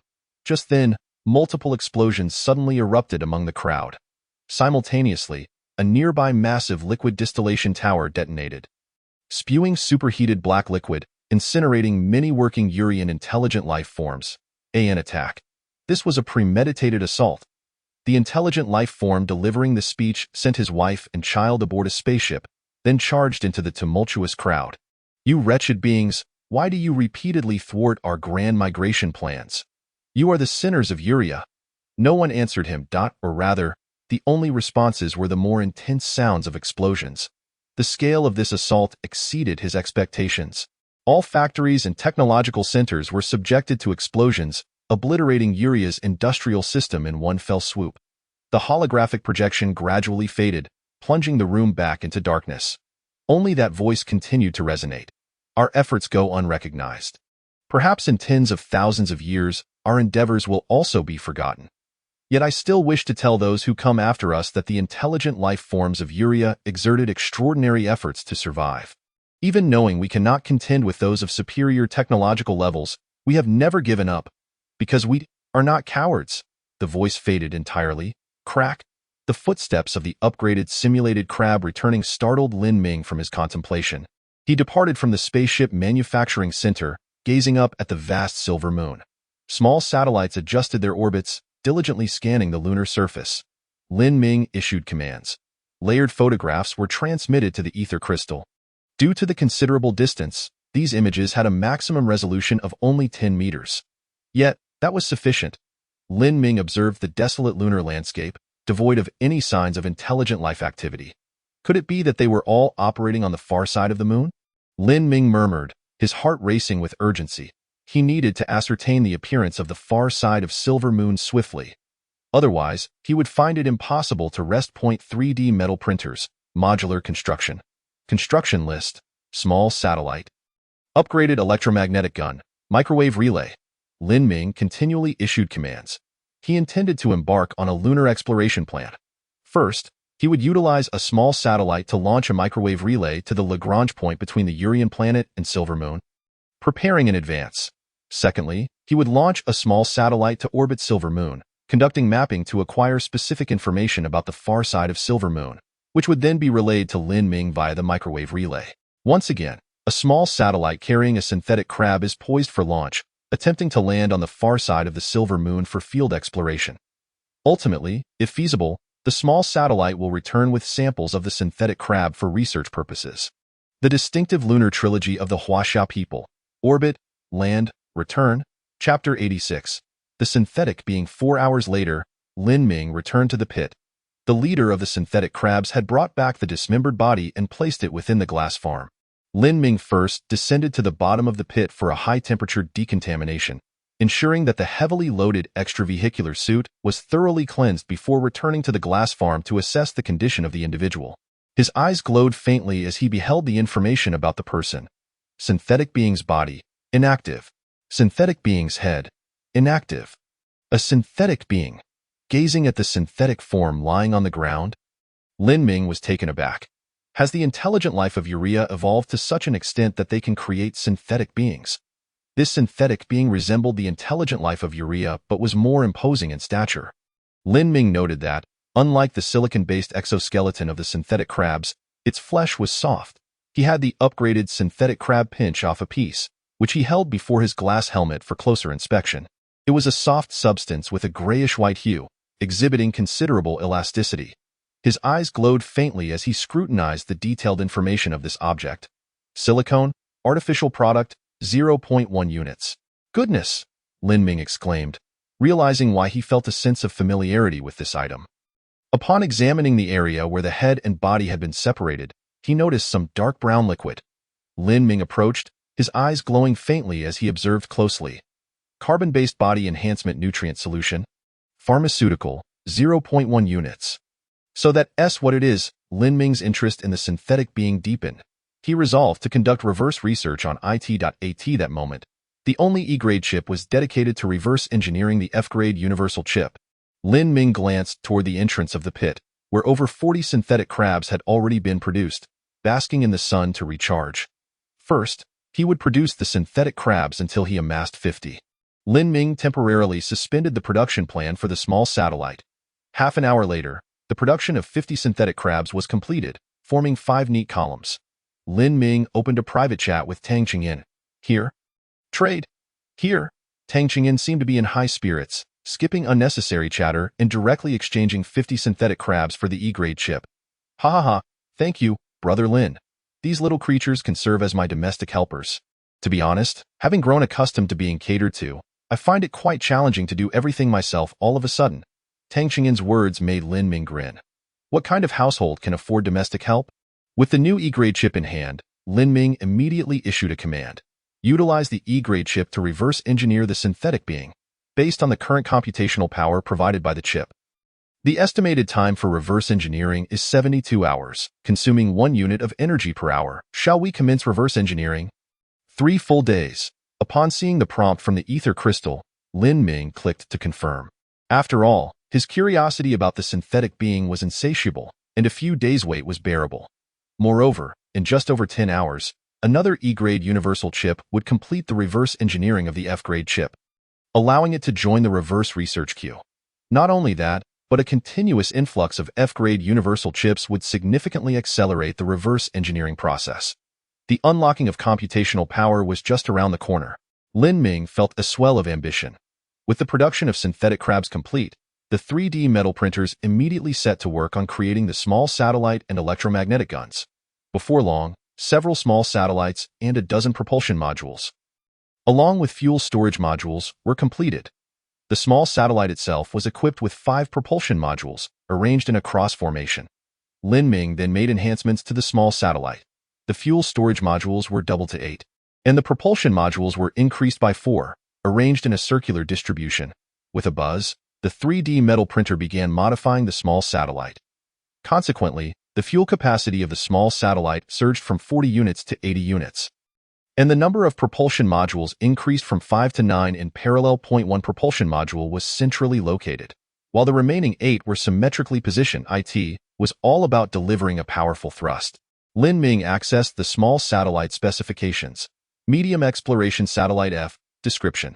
Significantly expands your field of vision, capable of detecting surrounding terrain and imaging, predicting short-term weather, and conducting limited exploration of interstellar space.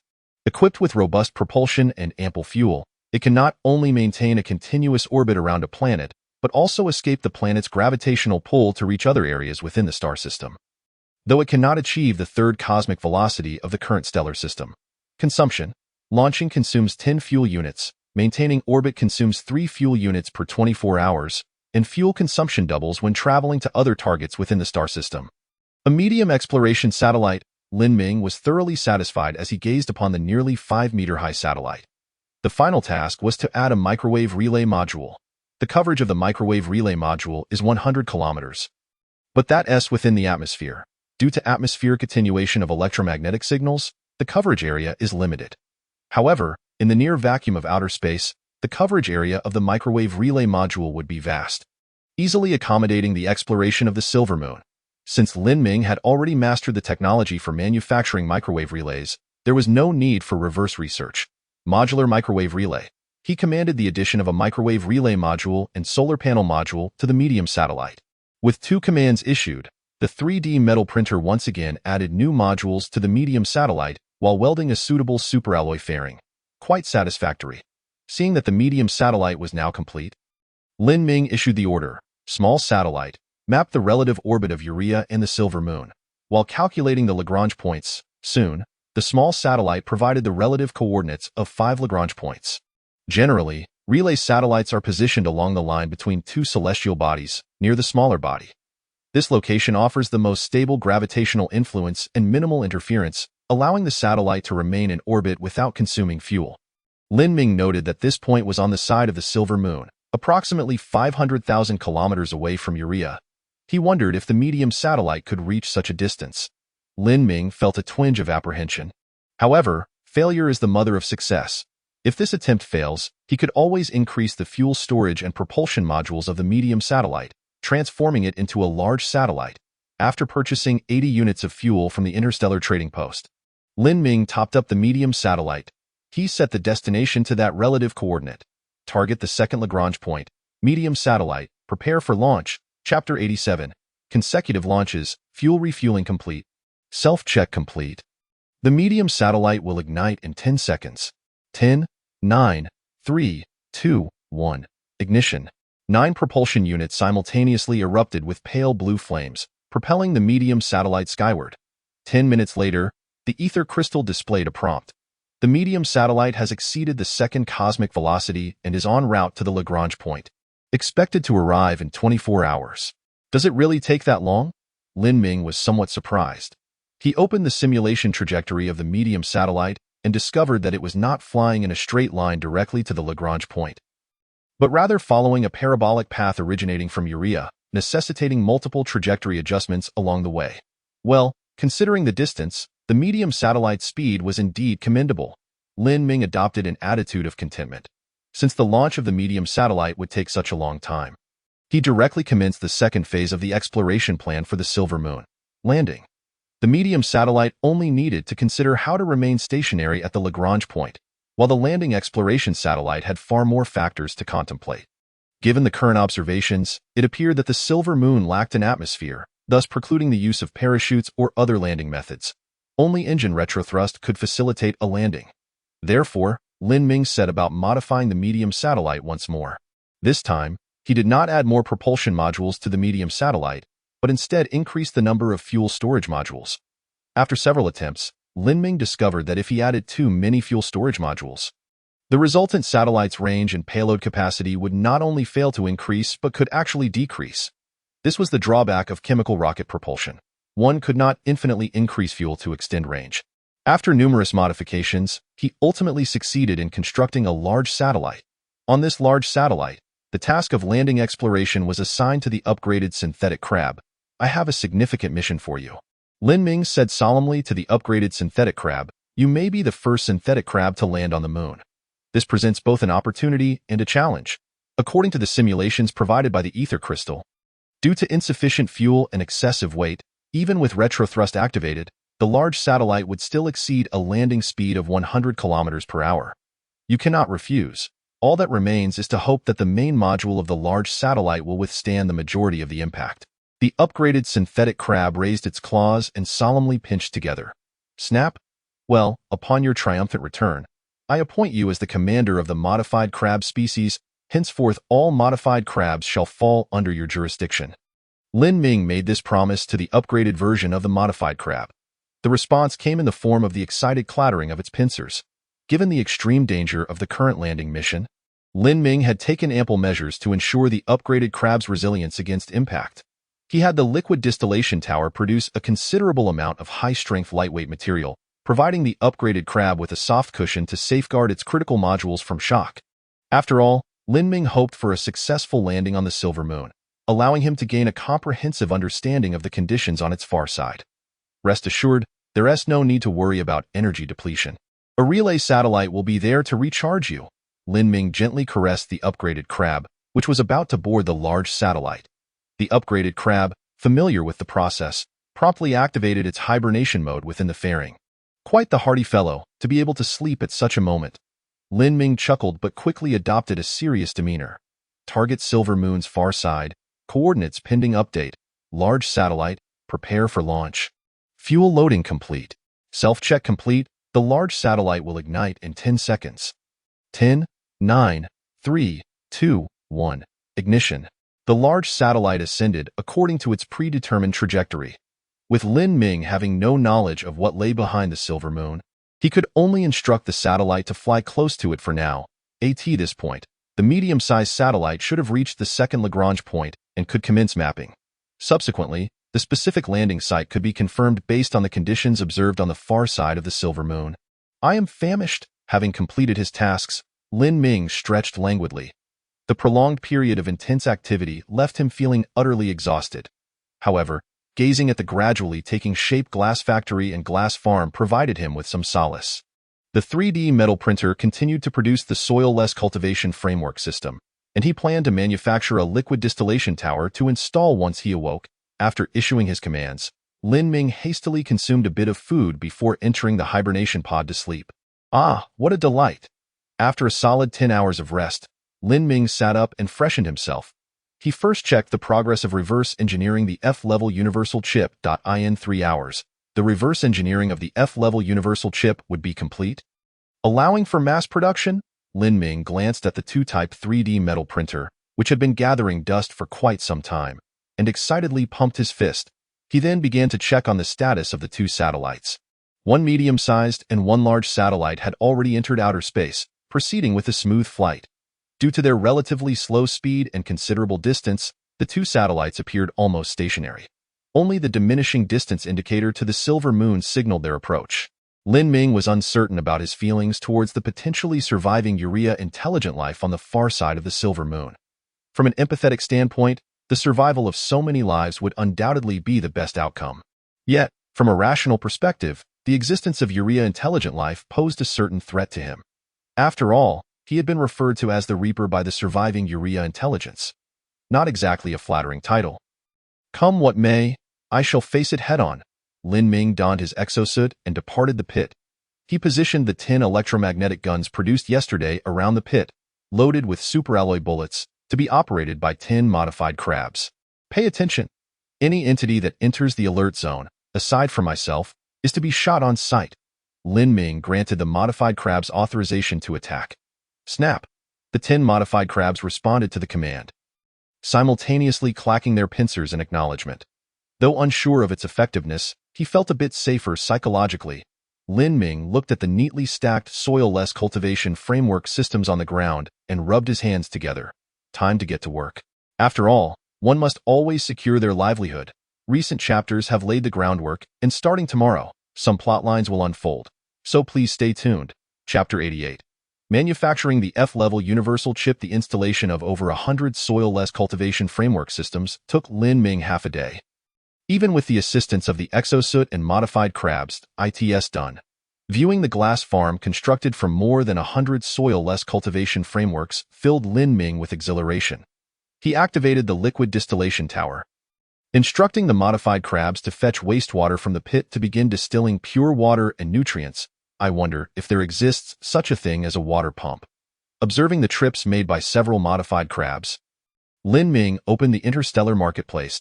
To his surprise, he discovered a brushless motor direct water pump. Description: a low-cost, high-efficiency pump constructed from a brushless motor and metal impeller. Due to the low technological content of the direct water pump, even the ether crystal stone refused to assign it an F-level rating.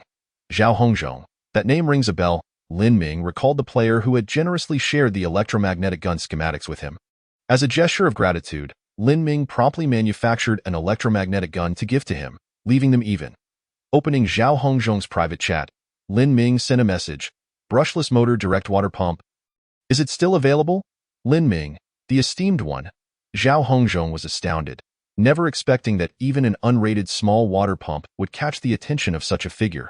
He quickly replied, "Just a trivial item. If you need it, feel free to take it. I can't just take your things for free." Lin Ming didn't want to give Zhao Hongzhong the impression that he was one to take advantage of others. So he inquired, "What resources would you like to exchange?" After a moment's hesitation, Zhao Hongzhong responded, "Esteemed one, do you have any excess materials? I want to manufacture an electromagnetic gun, but I'm currently a bit short on resources." "No problem. How many bullets do you need?" Lin Ming readily agreed. Having met through the electromagnetic gun, it was only natural to assist Zhao Hongzhong now that he needed one. Zhao Hongzhong replied, 10. Or rather 5. I only have 5 units of superalloy left. The bullets are on me. Consider them a gift." Lin Ming assigned the task of manufacturing an F-level electromagnetic gun to the 3D printer, deciding to provide Zhao Hongzhong with a quality one since he was in need. Once the F-level electromagnetic gun was completed, Lin Ming swiftly manufactured 50 rounds of ammunition, half armor-piercing rounds and half dum-dum rounds. Let us see how this performs. It's quite powerful. F-level, esteemed one. Have you upgraded the electromagnetic gun? Zhao Hongzhong was utterly astonished upon receiving the electromagnetic gun. "This trade, you've lost out." "Not at all. Just take it," Lin Ming responded generously. Zhao Hongzhong had initially felt respect for Lin Ming due to his contribution of the F-level universal password and had freely given him the schematics for the electromagnetic gun. Lin Ming greatly admired such a principled individual. Moreover, after that transaction, Lin Ming had greatly benefited from the electromagnetic gun. Therefore, when it came to Zhao Hongzhong's request, Lin Ming didn't nitpick and simply manufactured an F-level electromagnetic gun for him. Following the completion of the trade, both were exceedingly pleased. After acquiring the direct water pump, Lin Ming immediately began reverse engineering it. This way, even if the pump broke, he could independently manufacture it instead of having to purchase it from the Interstellar marketplace. Using the F-level chip, he proceeded to reverse engineer the brushless motor direct water pump. Based on the current chip's processing power, the estimated reverse engineering time is 1 minute, with an hourly energy consumption of 1 unit. Shall we begin reverse engineering? Yes, indeed. The reverse engineering of the direct water pump took an exceedingly short time and was soon completed. Lin Ming had the 3D metal printer manufacture one. Installing it into the second pit branch, coupled with metal pipes, an uninterrupted flow of wastewater was drawn from the second pit branch and injected into the storage tank of the liquid distillation tower. You will be in charge of monitoring here. If the liquid level exceeds 2/3, press the red stop button. If it decreases, press the green start button. Lin Ming assigned one modified crab specifically for liquid control. Snap! The modified crab clacked its pincers, accepting this light task. The other modified crabs looked at it enviously, and under Lin Ming's urging, they went off to transport ores elsewhere. F-level universal chip reverse engineering completed. You have mastered F-level universal chip technology. My heavens, finally accomplished. Upon seeing the long-awaited prompt window, Lin Ming felt a surge of excitement. However, he remained level-headed and issued a command. Using the F-level chip, reverse engineer the E-level chip. Based on the current chip's processing power, the estimated reverse engineering time is 3,000 days, with an hourly energy consumption of 1 unit. Shall we begin reverse engineering? No. Naturally, Lin Ming chose to decline. He simply wished to see how long it would take to reverse engineer an E-level universal chip with the processing power of the F-level universal chip. 3,000 days, over 8 years, was far too long. He might as well wait for other players to produce E-level chips en masse. Lin Ming sighed, beginning to calculate if he wished to compress the reverse engineering time of the E-level chip to an acceptable duration. He would need over 1,000 F-level universal chips. Currently, he possessed 2 E-level chips. Reverse engineering would damage one, but the other could contribute its processing power as well. 1 E-level chips processing power equated to that of 100 F-level universal chips. So he would need to manufacture over 900 F-level universal chips. The question arises, how long does it take to manufacture a Class F universal chip? This query, of course, can only be answered through practical testing. By the way, that Class E chip should not be idle. Together with your companion, reverse engineer the synthetic organism. with two classy chips simultaneously embarking on the reverse engineering of the synthetic organism. The remaining research time will be instantly halved. At the bottom of the pit, Lin Ming entered the survival pod and placed a piece of lattice silicon into the feed inlet of the 3D metal printer 2. Manufacture Class F Universal Chip. With a crackle, the 3D metal printer 2 immediately sprang to life. 2 minutes later, to Lin Ming's astonishment, a Class F chip was completed. So swift. Lin Ming pondered for a moment. He could produce 30 Class F Universal chips per hour. Over a 24-hour period, that amounted to 720 chips. In just a few days, he could possess thousands of Class F Universal chips, significantly reducing the time required for reverse engineering the Class E chip. Each Class F Universal chip manufactured consumes one piece of lattice silicon and 1 unit of electrical energy, a negligible expenditure in Lin Ming's eyes. Go ahead and create as many as you like. After issuing the command, Lin Ming opened the Interstellar marketplace. Currently, there were no players selling Class E chips, but some players were offering Class F chips. Lin Ming splurged and quickly purchased over 30 Class F Universal chips. Such a grand expenditure soon caught the attention of Tang Sheng. He privately messaged Lin Ming, inquiring, "Why do you need so many Class F Universal chips? Do they serve a particular purpose? Thank you all for your generous donations and for powering this endeavor with love. I appreciate everyone's continued reading and comments. I shall now return to writing." Chapter 89. An alternative method to acquire universal chips. Upon seeing Tang Chengyin's inquiry, Lin Ming prepared to offer a few vague responses to brush the matter aside. Suddenly, an idea struck him. Indeed, as the decision-maker of Tang Province, Tang Chenyin possessed Class E universal chips, let alone Class F chips. After a moment's reflection, he replied, "A friend has discovered a trading channel with the local natives, where 200 Class F chips can be exchanged for 1 Class E chip. Exchanging Class F chips for Class E chips." Upon reading Lin Ming's message, Tang Chenyin became excited. He naturally knew that a Class E universal chip's computational power equated to that of 100 Class F chips. If judged solely by quantity, this trade appeared disadvantageous. However, energy consumption must also be factored in. 1 Class E universal chip consumes 1 unit of electrical energy per hour, just as 1 Class F chip does. Thus, from the perspective of operational energy costs, this trade was undeniably profitable. Moreover, with more Class E universal chips, there was the possibility of deciphering Class D universal codes. Tang Chenyin sent a message to his subordinates. "Please compile the total number of Class F chips held by all members. I need the results in 5 minutes. He then messaged Lin Ming, "Brother Lin, how many times can this trade be executed?" Seeing Tang Chengyin's message, Lin Ming's eyes sparkled with anticipation, sensing a potential catch. He replied, "At present, I am unaware of any limitations on the number of trades, but due to the significant risks involved in trading with the natives, my friend fears being outbid. Thus, he only trades once every few days." "Very well," Tang Chenyin responded. "I also possess some Class F universal chips that I wish to exchange for Class E universal chips. What do you think? That's no problem, but you understand that both parties will require a share." Lin Ming continued, "Considering our relationship, I won't take much, just a modest 20, but as for my friend, I cannot say." After reading Lin Ming's message, Tang Chenyin nodded. Having navigated the business world, he understood that every transaction incurs a commission. Lin Ming's request for 20 was quite reasonable, he said. "Then I would appreciate it if Brother Lin could speak favorably on my behalf to ascertain the final price." "Certainly," Lin Ming replied. Closing the chat window, Lin Ming smiled softly. In a seller's market, where one possesses what others desire, there is no worry about sales, and one can freely set prices. Of course, the prices should remain within reason. Exiting the pit, Lin Ming checked the current power reserves. The survival pod's 1,000 units of electrical energy were already at full capacity. At this moment, the sun hung low in the sky at an angle of approximately 30 degrees, with each solar panel generating 3 units of electrical energy per hour. With an hourly output of 330 units and a consumption of 150 units, Lin Ming currently enjoyed a surplus of 180 units of energy. Gazing at the resource statistics panel, Lin Ming felt a twinge of nostalgia. As players advanced, some had begun to produce oxygen or water resources continuously. The abundant trade of basic resources led to a significant drop in their prices. Furthermore, an imbalance in resource anchoring had emerged. This meant that due to the overabundance of basic resources, supply exceeded demand, making it challenging to exchange them for technological creations. The only resource retaining its value was energy.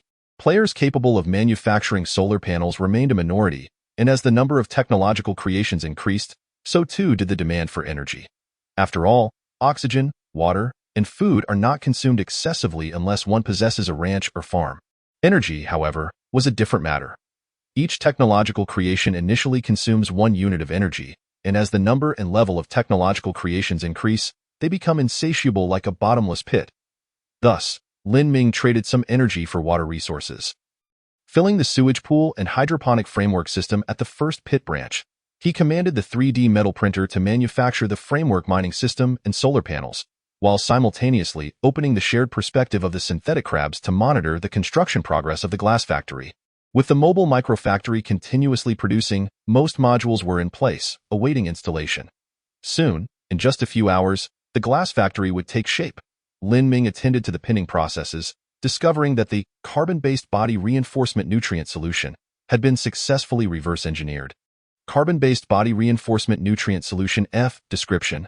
Consuming this solution can enhance the physical attributes of carbon-based life forms slightly and extend lifespan moderately. Formula ratio. By mass 3 units of xuanfu flower, or similar healing substances, 5 units of evening primrose, or similar growth-promoting substances, 10 units of earthworm blood, or similar energy-supplementing substances, and 1 unit of pure water. Upon seeing the formula for the carbon-based body reinforcement nutrient solution, Lin Ming stroked the glass mask.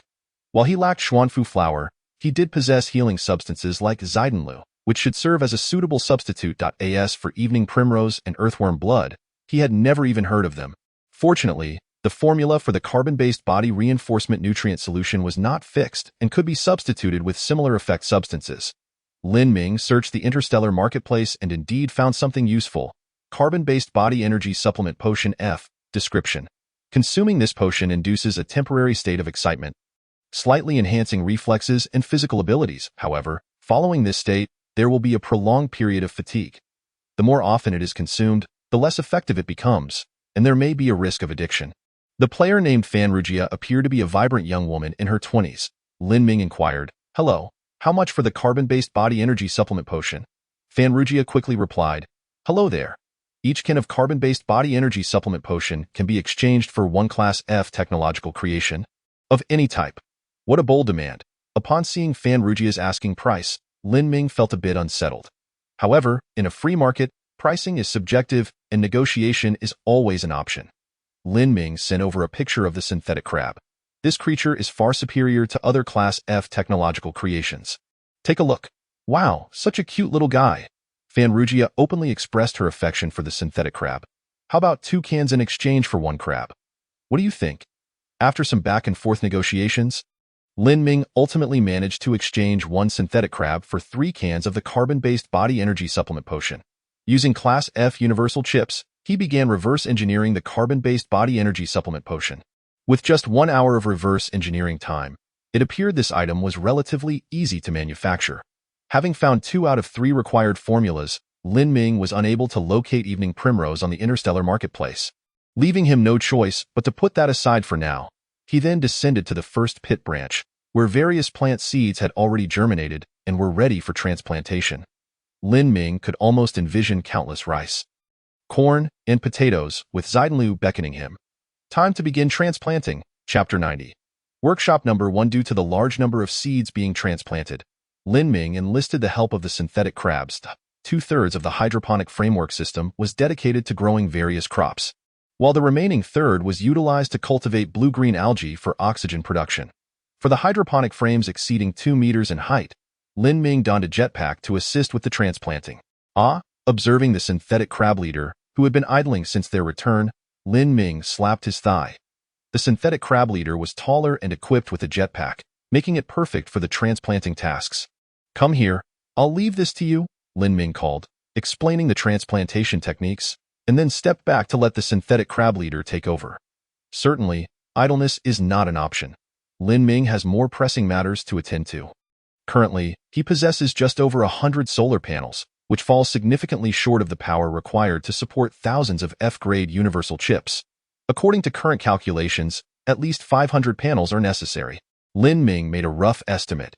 He opened the surrounding map, where previous microsatellites had already surveyed the nearby underground resources. His eyes glimmered with fervor as each type of resource was clearly marked on the map, accompanied by floating windows indicating their types and quantities. Beside the glass factory, there was a relatively abundant supply of hornblende, which could be a perfect opportunity to test the production potential of the glass factory. Lin Ming devised a plan. With his legs slightly bent, he soared directly towards the glass factory. After setting the flight path, Lin Ming opened a private chat with Tang Ching'an. Mr. Tang, Tang Ching'an quickly replied. Addressing me as Mr. Tang feels a bit distant. I'm just a few years older than you, if you don't mind. You can call me Brother Tang. All right, Brother Tang, Lin Ming sent a voice message, his tone tinged with a hint of apology. Brother Tang? I just spoke with a friend of mine, and according to him, it would take 300 F-grade universal chips to exchange for one E-grade chip. What do you think? Deal. Tang Ching'an agreed with remarkable promptness. Lin Ming was not surprised by this. After all, he had already calculated the offer he presented to Tang Ching'an. This transaction would not be a loss for him. Due to the limitations in power consumption and computational capability, F-grade universal chips have limited applications. However, E-grade universal chips are a different story. While a single E-grade chip may not instigate a qualitative change, having ample access to E-grade chips could yield drastically different outcomes. After all, increased computational power could enable the decryption of D-grade universal codes. The potential gains, even just from imagination, are enough to drive many players to madness. Since Tang Ching'an agreed to the offer, Lin Ming wasted no time. All right, my friend is expected to set off later today. I'll contact you then. How many do you have? Initially 900, Tang Ching'an reported a figure that left Lin Ming somewhat astonished. The brothers in the group are still gathering resources. I estimate that reaching 1,200 today will not be a problem. Well, let's see if there are that many E-grade universal chips available for exchange. My friend mentioned that E-grade chips will be prioritized for exchange, and only then will it be your turn and mine. Lin Ming prepared Tang Ching'an with a heads-up, sending a voice message. Moreover, the F-grade universal chips need to be traded to him first. No problem, I can manage that, Tang Ching'an added with a meaningful tone.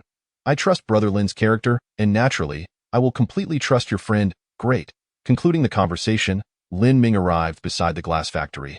The mobile microfactory construct had already produced all the modules required for the glass factory. They simply needed to be installed. Due to the large size of these modules and the high installation standards, the simulated crabs couldn't assist. Lin Ming had to do it himself. He located the position of the resource-rich hornblende deposit and began installing the framework mining system.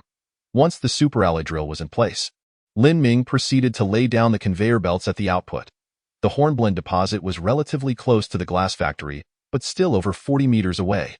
Lin Ming laid down more than 40 conveyor belts, connecting them all to complete the preparation for the mining phase. The conveyor belts connected to the arc furnace. Setting the arc furnace at the center of the glass factory, Lin Ming connected the waste outlet of the arc furnace with a conveyor belt, transporting it outside the glass factory. The output conveyor extended 5 meters forward, with simulated crabs placed on either side for sorting different resources into separate material slots. After setting up the conveyor belts, Lin Ming positioned 2 simulated crabs on each side, along with 2 rows of material slots. This slot is for high-purity silicon ingots, this one for monocrystalline silicon, this one for copper blocks, and this one for iron blocks. Once each was set, Lin Ming began constructing the conveyor belts from the material slots to the 3D metal printer, placing a simulated crab at both ends of each conveyor belt for material sorting. All done. Lin Ming gazed at the completed glass factory and commenced a production test. The upgraded simulated crab was to handle that. Just as he was about to continue, Lin Ming suddenly remembered that the upgraded simulated crab was currently in hibernation within the large satellite, awaiting the moon exploration project scheduled for several hours later. Good luck, Lin Ming murmured, then issued commands to the ethereal crystal. Simulated crab, bring some high-strength lightweight materials over. Framework mining system, activate. Buzzing, the framework mining system began to operate from dozens of meters away. The superalloy drill slowly penetrating the hard ground. Before long, fragments of hornblende were extracted and transported through the 40-meter conveyor belt into the arc furnace. Crackle! The arc furnace roared to life, continuously purifying the hornblende and separating it into high-purity silicon ingots, which were conveyed to the output. Clatter! The waiting simulated crabs immediately sprang into action, sorting the high-purity silicon ingots into the material slots. Meanwhile, the waste was conveyed outside the glass factory, where the simulated crabs at the end of the conveyor stacked it. Everything was running smoothly. Lin Ming applauded with both hands, continuing to construct the framework mining system. Point 1 for copper ore, 1 for iron ore, build 1 at each resource point. An hour later, the 2 framework mining systems were successfully completed. The material slots began to fill with blocks of iron and copper. At this moment, the simulated crab transporting high-strength lightweight materials also arrived, placing the materials into the corresponding slots. All right, since this place is fully operational now, let's give it a name, Lin Ming declared. From now on, this shall be known as Workshop Number 1. Command issued. Workshop Number 1. Produce 1 simulated crab leader. Chapter 91. Ruatiba. After the command was given, the ethereal crystal immediately provided the production progress. Simulated crab leader in production. Estimated to yield in 5 minutes. Simultaneously, the sorting simulated crabs began placing the necessary high-purity silicon ingots, iron blocks, copper blocks, and high-strength lightweight materials onto the conveyor belt. The simulated crabs beside the 3D metal printer began their division of labor, sorting out the required materials. 4 3D printers collaborated, producing the circuit boards, electromagnetic coils, walking modules, and other components needed for the simulated crab leader. One module after another. As they emerged from the 3D printer's output, the simulated crabs sorted them onto the conveyor belt. Behind the conveyor belt, another 3D metal printer assembled the simulated crab leader. 5 minutes later, a colossal simulated crab leader, sporting 3 pairs of pincers, stood before Lin Ming, snapping its pincers with a satisfying sound. Perfect, Lin Ming exclaimed in admiration. With Workshop Number 1 operating smoothly, he could now produce technological creations in bulk. As a factory, it should not merely focus on single production. It must also prepare inventory in advance. Lin Ming planned adjacent raw material and spare parts workshops. All 3 workshops were of equal size and similar structure, positioned at the vertices of an equilateral triangle, interconnected by glass corridors and conveyor belts. This way, the framework mining systems could continuously extract ores, which would then be smelted in the arc furnaces to yield the corresponding resources. These resources could be stored in the raw material workshop, with some transformed into circuit boards, electromagnetic coils, and other semi-finished products via the 3D metal printer, stored in the spare parts workshop. Thus, whenever Lin Ming needed them, he could simply assemble the various spare parts to obtain finished products in a remarkably short time, greatly enhancing efficiency. The mobile microfactory constructs would produce superalloy brackets, while Workshop Number 1 would produce glass. Once the planning was completed, Lin Ming issued the command. Due to its high efficiency, the ethereal crystal indicated that it would take merely 2.5 hours to finish producing the modules for the 2 new workshops. Indeed, this is the power of assembly lines, Lin Ming mused, observing the mobile microfactory constructs and Workshop Number 1 operating at full speed. He opened the ethereal crystal. Carbon-based organism energy supplement potion reverse engineering completed.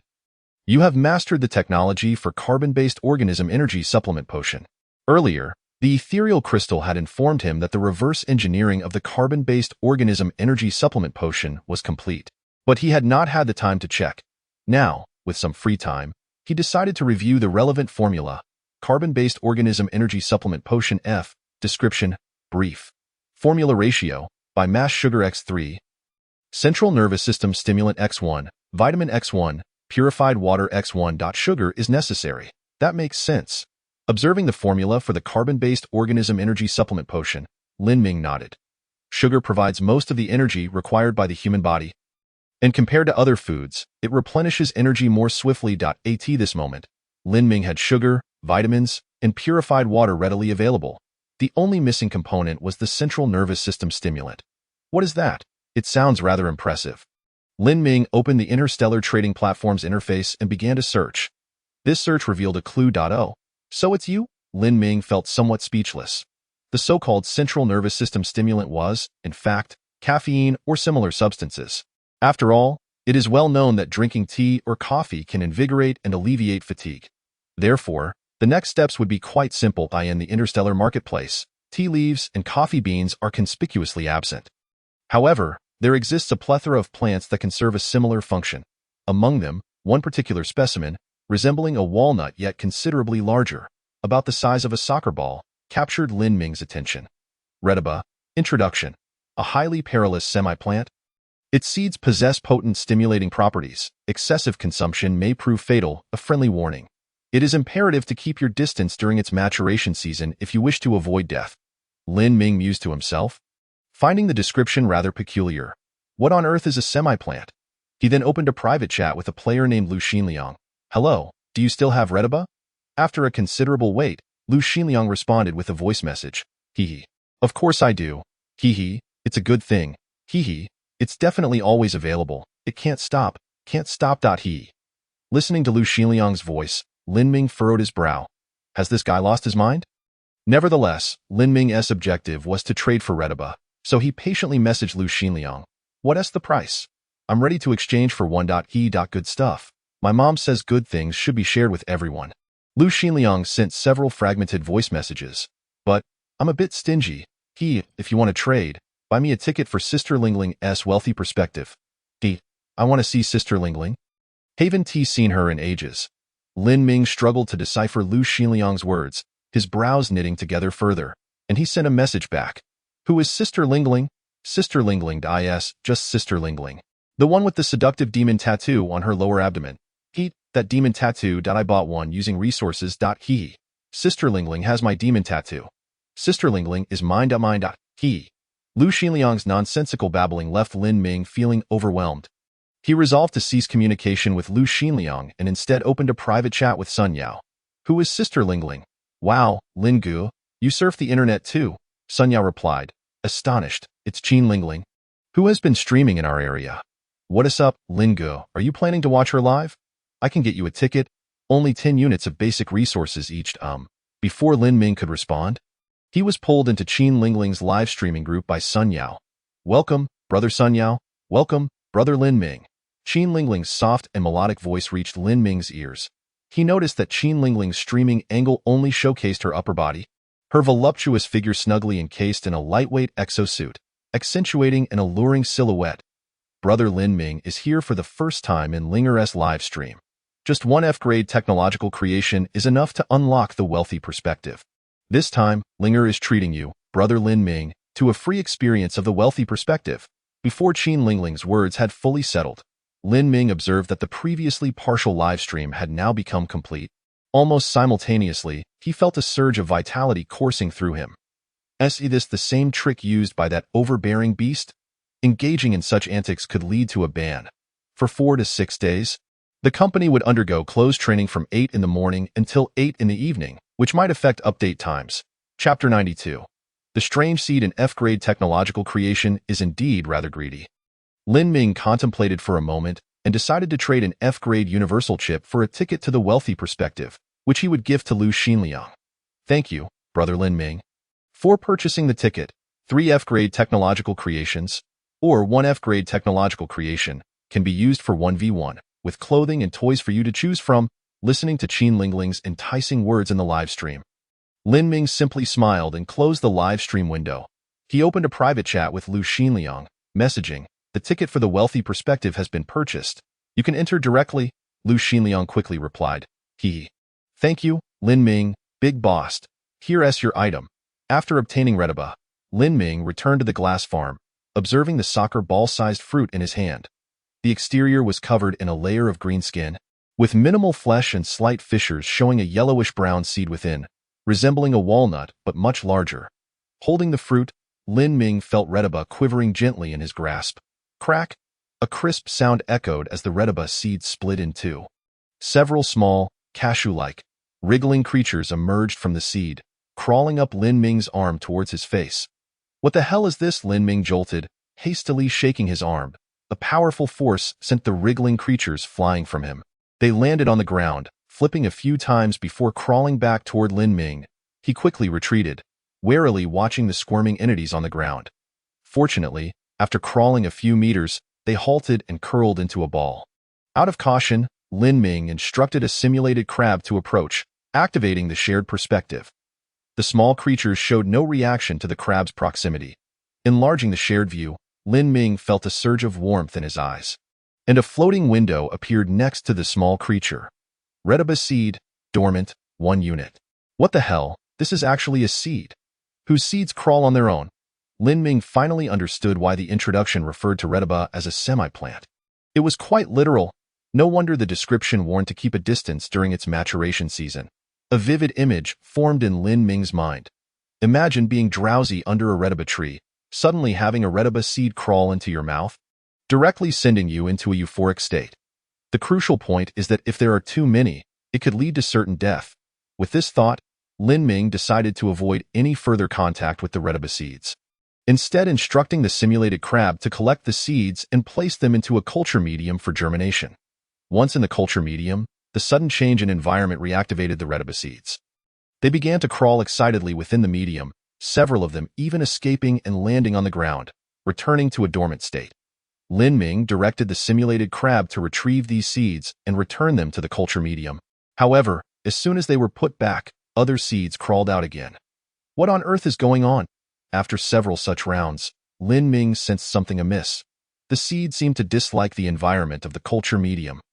Isn't a moist environment supposed to promote germination? Watching the seeds writhing and attempting to escape, Lin Ming began to doubt this notion. After all, whose seeds continuously move? Drawing inspiration from the largemouth flower, Lin Ming decided to experiment by feeding one of the seeds some meat from the giant shell dragon. He quickly retrieved a piece of meat the size of a chicken egg and placed it in a culture medium.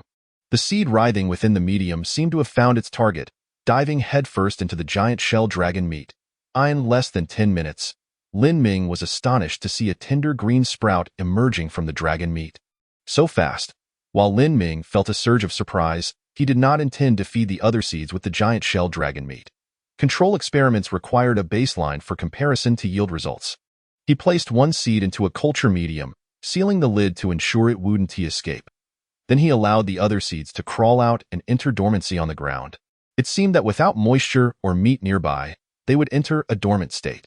Lin Ming decided to seal the dormant seeds in a metal cylinder to prevent them from wandering. The seeds sealed in the culture medium crawled for over half an hour, until exhausted, confirming that no meat would appear in their vicinity before curling back up. Then Lin Ming witnessed the same tender green sprout breaking through the seed's surface, beginning to germinate.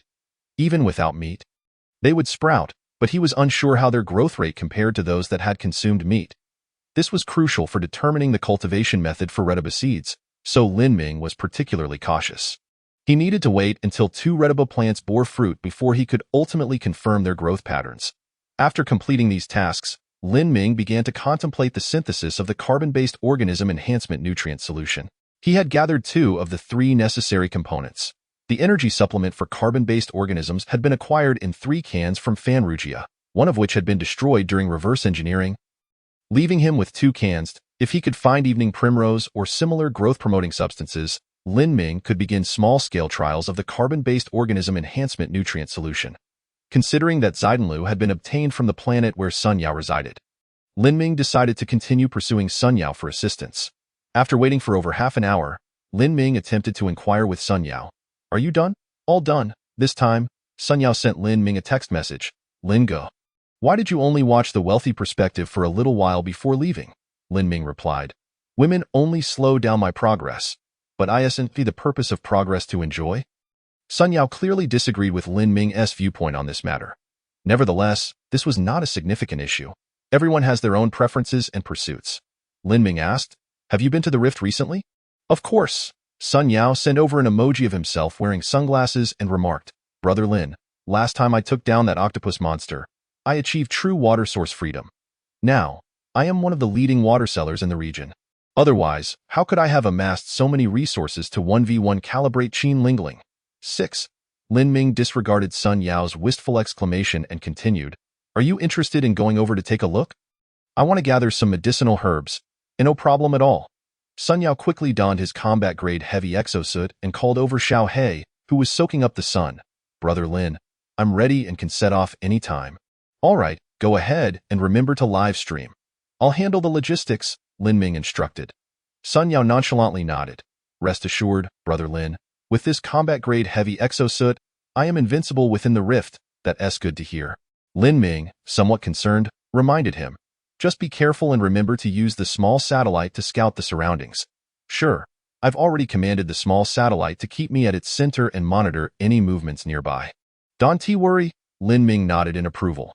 Sun Yao was no reckless fool. Though he appeared carefree, he was quite meticulous. He glanced at the situation in workshop number 1, noting that the modules in the 2 preparation workshops were already more than halfway completed, and the installation work for the biogenetic crab leader was underway. IT would soon be completed and ready for production. Order. After the task queue in workshop number 1 is completed, focus on producing solar panels. Lin Ming opened the map of the circular valley. Although the valley was perpetually in a state of polar day, sunlight still came at an angle.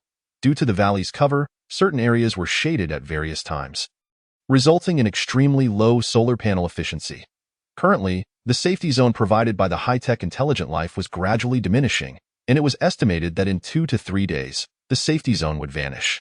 Lin Ming had charted the areas unaffected by shadows based on the actual stellar illumination, which roughly covered half of the valley's area. After excluding key resource points and necessary paths for material transfer, the suitable spots for solar panel installation within the circular valley were quite clear. Relying solely on workshop number 1's production capacity, it would take considerable time to cover these areas with solar panels, necessitating an increase in the number of workshops. Lin Ming studied the map and found another suitable location. Order. Move the mobile microfactory construct here to create the modules needed for workshop No. 2. After issuing the command, a message from Tang Qingyin arrived. Brother Lin, I've gathered 1,200 F-grade universal chips. What do you think? Tengu, just trade those chips to me directly. When my friend comes over, I'll have him exchange them. As always, I can't guarantee the quantity exchanged. Any chips that can't be exchanged will be returned to you, Lin Ming replied.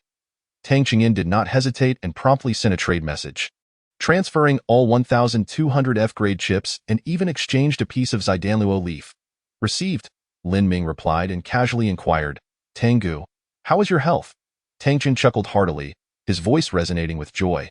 Don't worry, Brother Lin, the Zidanluo leaf works wonders. I'm almost recovered. I'll probably only need half of this leaf, and I'll save the rest for emergencies. That's good to hear. Lin Ming felt relieved. He appreciated doing business with such individuals. Once an agreement was made, they would follow through as planned. Even if risks were encountered along the way, they would not dither or demand compensation. After all risks and rewards had been calculated before entering the transaction. Assemble the F-grade universal chip computing array. Upon receiving the F-grade chips, Lin Ming immediately sprang into action. The assembly of 120 F-grade universal chip computing arrays was quickly completed, with each array capable of operating independently. Each array consumed 10 units of electrical energy per hour, and when running at full capacity, it required 1,200 units of energy per hour. Lin Ming clicked his tongue. In the meantime, workshop number 1 had begun mass-producing solar panels, capable of producing 30 units per hour. Based on the current angle of the sun, Lin Ming could achieve an increase of 120 units in maximum power generation capacity each hour. The survival pod still stored 1,000 units of energy, sufficient to support the computing arrays at full capacity for 1 hour. Lin Ming opened the suspended research queue. The reverse research on the biogenetic entity still had a few hours remaining, and he made a decision. The new computing arrays would join the queue for reverse research on the biogenetic entity, and the newly produced F-grade universal chips would also form computing arrays to join the research. The 3D metal printer at the entrance of the pit began producing solar panels. Commands flowed in one after another. Soon, the ether crystal stone popped up a prompt, stating that the reverse research on the biogenetic entity could be completed in just 1 hour. Perfect. Efficiency is what we need. Lin Ming nodded in satisfaction. While Lin Ming busied himself, Sun Yao had already entered the rift. The rift was shrouded in darkness, and Sun Yao activated the searchlight of his combat-grade heavy exosuit. He skillfully made his way to the lakeside and proudly pointed at the vast lake surface, saying, Brother Lin, this is all my territory. Haha, your territory is indeed quite substantial, Lin Ming replied with a smile, his eyes glimmering slightly as he carefully probed the underwater situation. Fortunately, there were no unusual highlights. He felt a bit reassured, as it seemed Sun Yao was quite safe, and there wouldn't be any sudden attacks from hidden octopus monsters lurking in the dark. Brother Lin, wait a moment. I need to conduct some transactions. Sun Yao cautiously let Xiao He enter the lake to scout for dangers, and after confirming it was safe, he stood about 10 meters away from the lake and opened the Interstellar trading platform interface. The task of drawing water was diligently handled by Xiao He, who tirelessly transported metal cylinders back and forth between the lake and Sun Yao. Unfortunately, it was nighttime, and Xiao He needed to conserve energy. Otherwise, he would have liked to sell even more water. After half an hour of hard work, Sun Yao regretfully called Xiaohei back, saying, "The prices of oxygen and water resources have plummeted significantly. I estimate that in a while, they will be utterly worthless. Indeed, it seems only energy can be directly exchanged for technological creations. Other basic resources can only be exchanged for one another or at a ratio of 20:1 to convert to energy."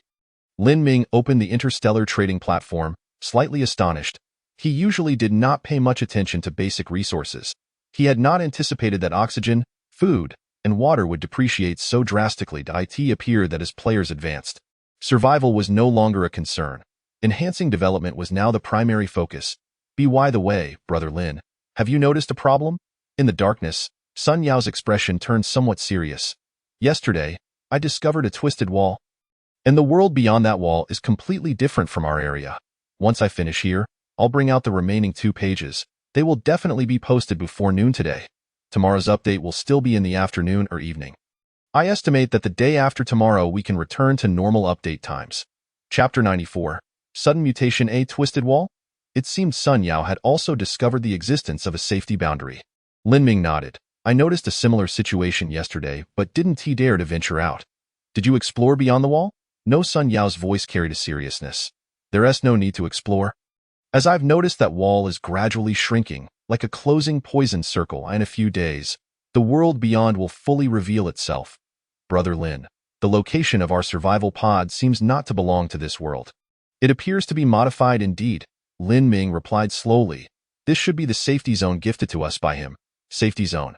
Sun Yao pondered the term, as if realizing something. Then what dangers lie beyond the safety zone? What dangers? Upon hearing Sun Yao's inquiry, Lin Ming shook his head. I don't know. Each planet should be different. The planet he resided on, Urea, had been consumed by endless dark tides, leaving life nearly extinct. But the planet where Sun Yao was located was different.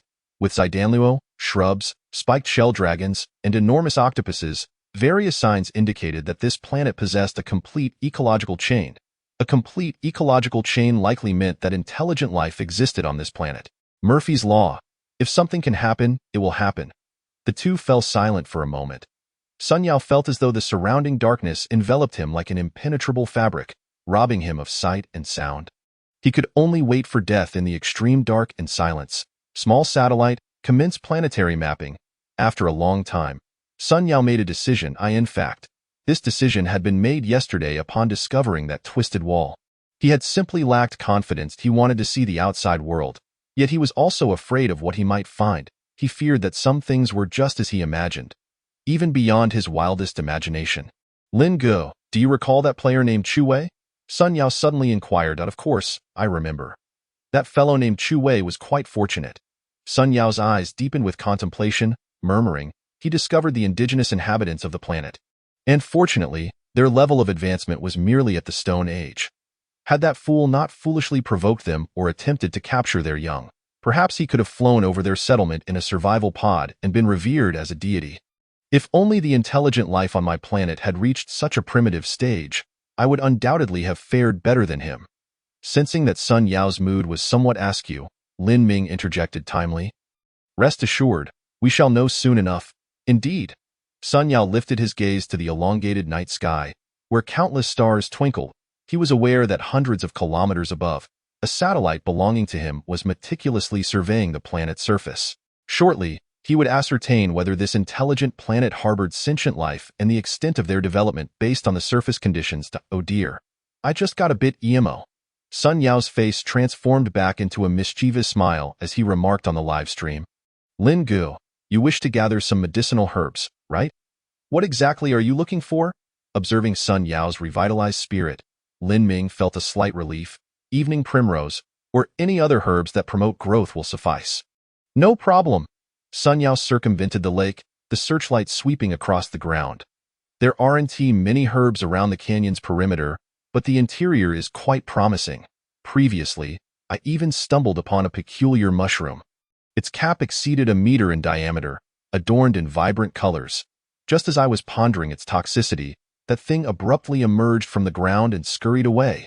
Sun Yao gestured with his hands to illustrate the mushroom's size. Exclaiming in astonishment, Lin Gu, have you ever seen a mushroom that moves? I have yet to witness such a marvel. but I have seen seeds that can move. Lin Ming recalled the Ruidaba and shared a previously recorded video with Sun Yao. So you must exercise caution. The flora here may not be safe. Wow. What is this? Cordyceps? Upon seeing the Ruidaba seeds scurrying around and even growing within dragon meat, Sun Yao sighed. Do you think this planet might have carnivorous trees that snatch up individuals and begin secreting digestive fluids? Given the current circumstances, it's hard to say. Lin Ming and Sun Yao engaged in a lighthearted exchange as they reached the middle of the canyon. Sun Yao halted, pointing towards the darkness ahead. I've marked it. In about another kilometer, we shall encounter that twisted wall. Lin Ming remained vigilant, observing the surroundings. Occasionally, glimmers appeared in Sun Yao's live stream, yet they were merely common mineral resources or wild fruits, lacking significant value. Thus, Lin Ming did not urge Sun Yao to pause. Just as Sun Yao approached the edge of the safe zone, Lin Ming felt a tinge of disappointment and remarked, "Better not venture out just yet. Let us wait for the small satellite to finish its reconnaissance. All right, I'll proceed another 500 meters, and if there is nothing of interest, we shall return." Sun Yao clearly preferred to stay within the safe zone for now, eager to explore the world beyond. The powerful beam emitted by the combat-type heavy exosuit swept around them as Sun Yao meticulously examined the low shrubs. After all, it was within such underbrush that Zaidanlu had been discovered previously. Lin Ming glanced over, realizing there were no notable finds, thus concluding that these shrubs lacked exploration value. However, to avoid revealing the possibility of spotting resource points, he refrained from directly warning Sun Yao. Since there was no immediate danger, allowing Sun Yao to inspect them posed little risk. At that moment, Lin Ming's attention was captured by a notification from the ether crystal stone. Reverse engineering of the progenitor has been completed. You have mastered progenitor technology. The progenitor had been successfully reverse engineered. Lin Ming promptly opened the progenitor's compendium. Progenitor EE description: a synthetic being created by the intelligent life of urea based on their appearance. Possessing a degree of biological activity, they can perform basic life functions akin to ordinary sentient beings, and due to the presence of an active biological crystal core, they exhibit a certain level of cognitive ability and can project thoughts. Material requirements: E-grade or above biological crystal core X1, E-grade or above universal chip X1, superalloy powder X30, silicone X100, electromagnetic coils X50, circuit boards X50, energy storage blocks X10, carbon-based body enhancement nutrient solution X5. Manufacturing requirements: a 3D metal printer is required. Energy consumption: 100 units of electricity. A synthetic being with biological activity, cognitive ability, and thought projection. Upon viewing the progenitor's compendium, Lin Ming felt his heart skip a beat. The technology possessed by Urea's intelligent life was even more advanced than he had imagined. Lin Gu, the small satellite, has been shot down. Suddenly, Sun Yao's voice rang out, filled with shock and urgency. Chapter 95, Bada Civilization, 3 updates completed. What? This news was so explosive that Lin Ming, though he had heard what Sun Yao said, doubted his own hearing. The small satellite has been shot down. Sun Yao took a deep breath and reiterated. As he spoke, he compiled the last few images sent by the small satellite into a brief video, projecting it onto the live stream screen. Lin Ming observed as the small satellite conducted a survey of the planet's surface. After departing the isolated small world, the specific conditions of the planet where Sun Yao resided gradually came to light. The once desolate world littered with gravel disappeared, replaced by lush forests. A slender canyon cleaved through this verdant expanse. To the east lay a modest island, where Sun Yao's survival pod was located. To the west, an unknown territory awaited. The small satellite survey continued, and Lin Ming then witnessed a fiery object rapidly ascending from the ground. This object moved at an astonishing speed, capturing only a blur of flames before the screen plunged into darkness. It was an artificial object. Lin Ming immediately rendered his judgment. A high-speed object launched from the surface, capable of striking a small target at several hundred kilometers in altitude. Such technological prowess could likely only be matched by 2 nations on the unscathed Blue Planet. Their technological level was at the very least on par with the pinnacle of Blue Planet's advancements. As for the highest, Lin Ming shook his head. That remains uncertain. The starting point is the pinnacle of Blue Planet. Sun Yao's expression turned glum. Lin Gu, how will they treat me? We'll take it one step at a time. The small satellite's destruction indicates they can discern that these satellites were not launched by them. The next step is likely to trace the source of the satellite's launch. Lin Ming's mind raced with thoughts as he simultaneously queried Sun Yao. How much energy do you have available? 319 units. I converted much of the abundant water resources into energy, so I have a decent amount. Sun Yao replied. That should suffice. Without hesitation, Lin Ming declared his decision to Sun Yao. I have decided to transfer technology to you, enabling you to independently produce electromagnetic guns. Sun Yao momentarily found himself at a loss. Lin Gu, you've already provided me with so much. Taking more from you at this juncture. Lin Ming interrupted Sun Yao directly. Precisely because I have already invested in you. Incurring sunk costs, I must invest even more. You must survive and contribute to me. Otherwise, wouldn't all my previous investments be in vain? Lin Gu, Sun Yao initially intended to decline, but after some thought, he nodded firmly. All right. Since Lin Gu has spoken, I shall not refuse now. Let us head back. Once you return to the survival pod, I will initiate the trade, Lin Ming stated. Sun Yao acknowledged with a hum and called over the little black creature that had been patrolling around him. Little Black? Prepare to return. Oh, what have you discovered? Noticing Little Black pacing restlessly, Sun Yao hurried over to their shared view. Both he and Lin Ming simultaneously observed an anomaly from Little Black's perspective. The twisted wall had receded to this position, revealing a world strikingly different beyond. Be cautious. That area is no longer within the safe zone, Lin Ming warned. Little Black has frozen. I must carry it back. Sun Yao hurriedly scooped up the perplexed Little Black. In the meantime, the underbrush beneath his feet receded, giving way to lush clusters of silvery grass. Evening primrose. Description: a rare plant said to be visible only under the moonlight, its surface reflecting the moonlight like flowing mercury. Extraordinarily beautiful. Its sap can promote the growth of various flora and fauna, significantly shortening the time required for maturation, making it a highly coveted medicinal herb. After searching high and low, Lin Gu, I have found it. Sun Yao exclaimed with uncontainable excitement, uprooting an entire stalk of evening primrose. After uprooting a patch of the herb, he immediately traded a dozen stalks to Lin Ming before heading toward another cluster of evening primrose. Sun Yao, come back, Lin Ming suddenly called out. Lin Gu, it's fine. Another patch of evening primrose is just 10 meters away, and it's so close to the safe zone. There's no risk, Sun Yao insisted as he pressed forward. Come back. Lin Ming's unmistakable voice echoed in the shared livestream perspective of Sun Yao. A red dot rapidly approached from afar, expanding from the size of a sesame seed to several times larger in the blink of an eye. Realizing something was amiss, Sun Yao did not hesitate. He activated the jetpack strapped to his back and, carrying Xiaohei, entered the safety zone. Once back on solid ground, Sun Yao inquired, Lin Gu, what's wrong? What have you discovered and why? His voice suddenly faltered. Through the perspective of the simulated crab, he spotted a dark creature outside the safety zone, coldly gazing at him. Sun Yao slowly turned around. In the darkness hovered a creature, approximately 1 meter tall, resembling a diminutive octopus, silently suspended in midair. On its back, it bore a contraption akin to a jetpack, but unlike a simple jet, its pack was emitting a pale blue flame. Clearly powered by a fuel engine, Lin Gu, the ether crystal has alerted me that a self-translation system request has been sent. What does this mean? Sun Yao took cautious steps backward, trying to avoid being trapped outside the shrinking safety zone. Accept it. That is their translation library, which will facilitate communication with them, Lin Ming responded. Oh, all right. Sun Yao quickly accepted the self-translation system request sent by the octopus-like creature and forwarded a copy to Lin Ming. After Sun Yao synchronized the audio message from the creature to the live stream channel, Lin Ming heard the message as well. Humans, what a peculiar term. You have been accused of invading the pastoral planet governed by the Boda civilization. Please vacate immediately, or you shall face an attack from Boda. Should you agree to leave, we will grant amnesty for your destruction of livestock and feed, and no further action will be pursued. I understand that you are under the protection of a higher life form, but clearly, this protective scope is gradually diminishing. If you do not depart, I would be more than willing to utilize you as feed. Intelligent life forms are quite suitable as livestock sustenance.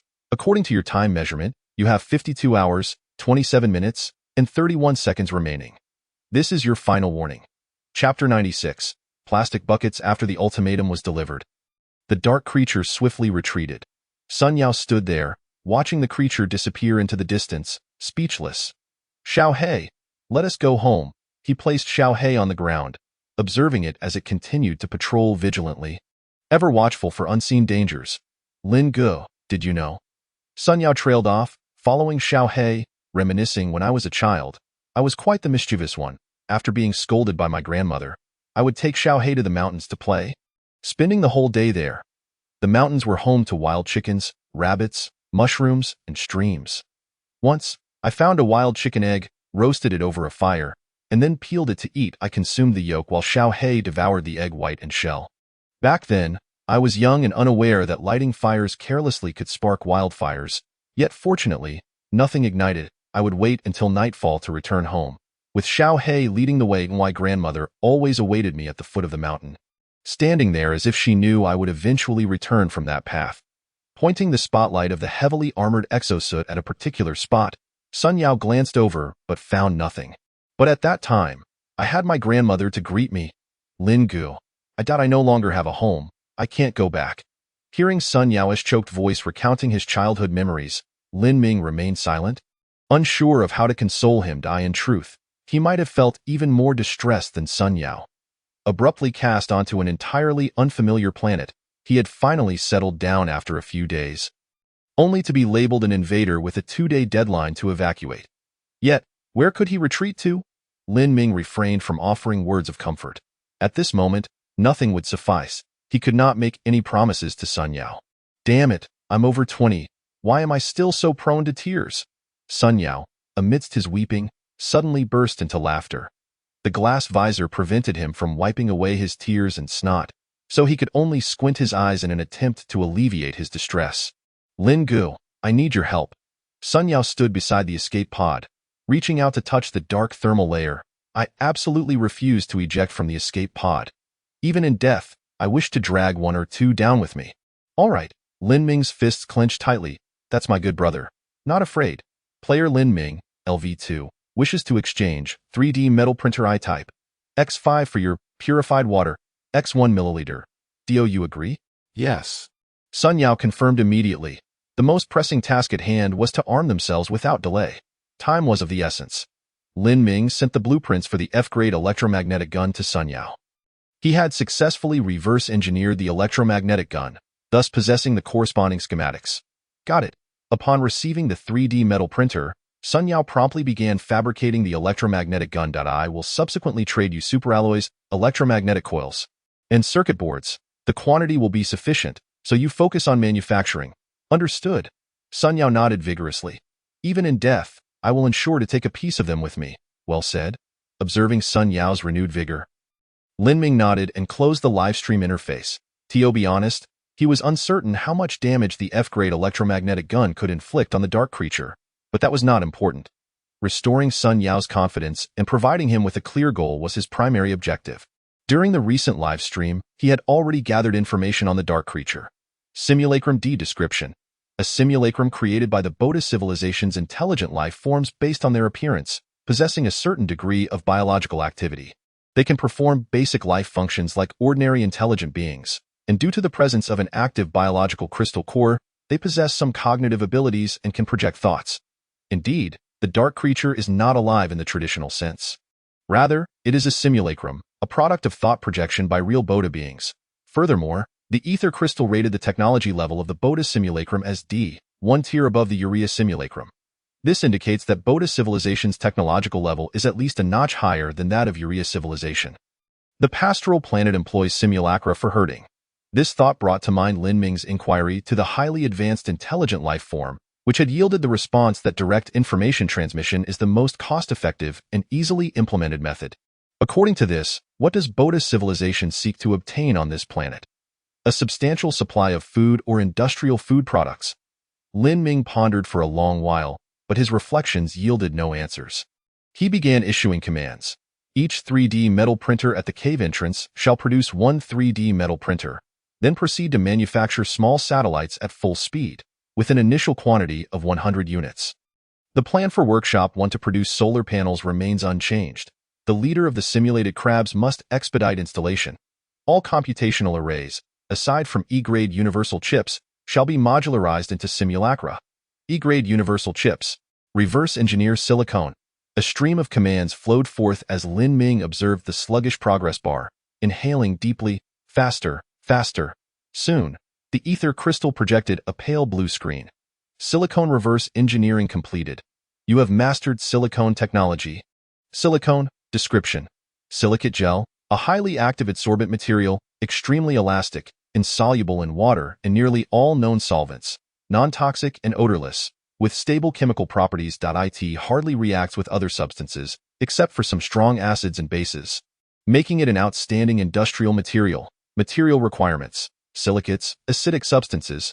Manufacturing requirement. Requires an arc furnace. Silicates and acidic substances needed. Lin Ming glanced at the manufacturing materials for silicone.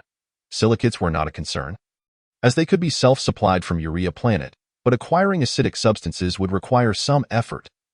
He accessed the Interstellar trading post and quickly discovered a player selling a green strong acid solution, seemingly a specialty of his planet. Lin Ming sent a message to that player. Are you there? How much for the strong acidic substance? If you pay, I will sell. The player responded swiftly. But the quantity must be substantial. Lin Ming was slightly puzzled. What do you mean? The player explained. Lin Ming, this is strong acid, a natural material rated as F grade by the ether crystal. Just think about how potent its acidity is. I tried it with the metal cylinder from the escape pod and also with superalloy. The moment they touched it, they dissolved completely. Nodding at the player's reply, Lin Ming sent a message offering a plastic bucket made from high-strength lightweight materials. How about trying this? Holy cow, a plastic bucket. Thank you all for your likes, powering the love, continuing to write and commenting. I will keep typing, and there will be 2 more chapters before midnight. Everyone should rest early and read again tomorrow. Chapter 97.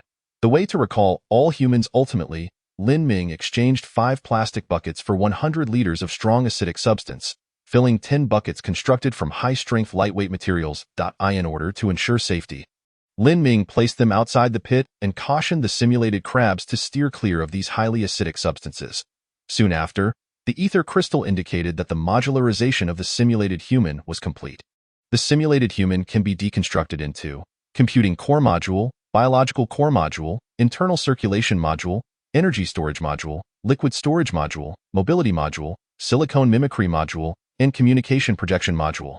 The modularization of the simulated human is complete. With the exception of the biological core module, which Lin Ming was unable to manufacture directly, he had the necessary conditions to produce the other modules. He was uncertain whether this creation would prove effective. Lin Ming retrieved the D-level biological crystal nucleus that Sun Yao had given him. It could be done. The ether crystal prompted that the D-level biological crystal nucleus could be directly integrated into the biological core module to complete the corresponding module's production. Moreover, since the D-level biological crystal nucleus was of a higher grade than the E-level nucleus required for the simulated human, the resulting biological core module would be of a superior level. Consequently, the simulated human produced would possess enhanced agility in both movement and reaction speed. The 3D metal printer manufactured the simulated human.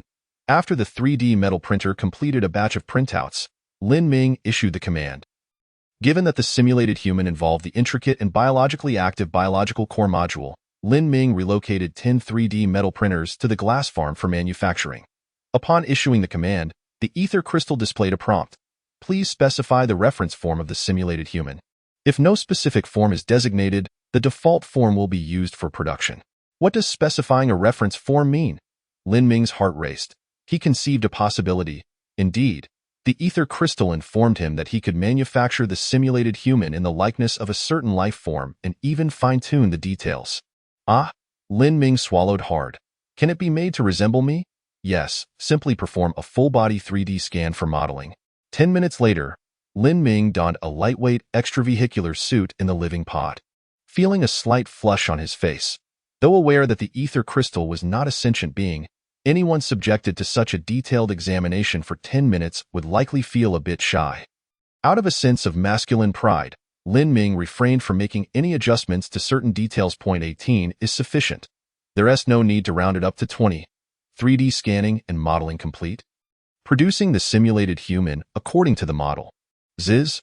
One by one, the 3D metal printers began to manufacture the various modules required for the simulated human.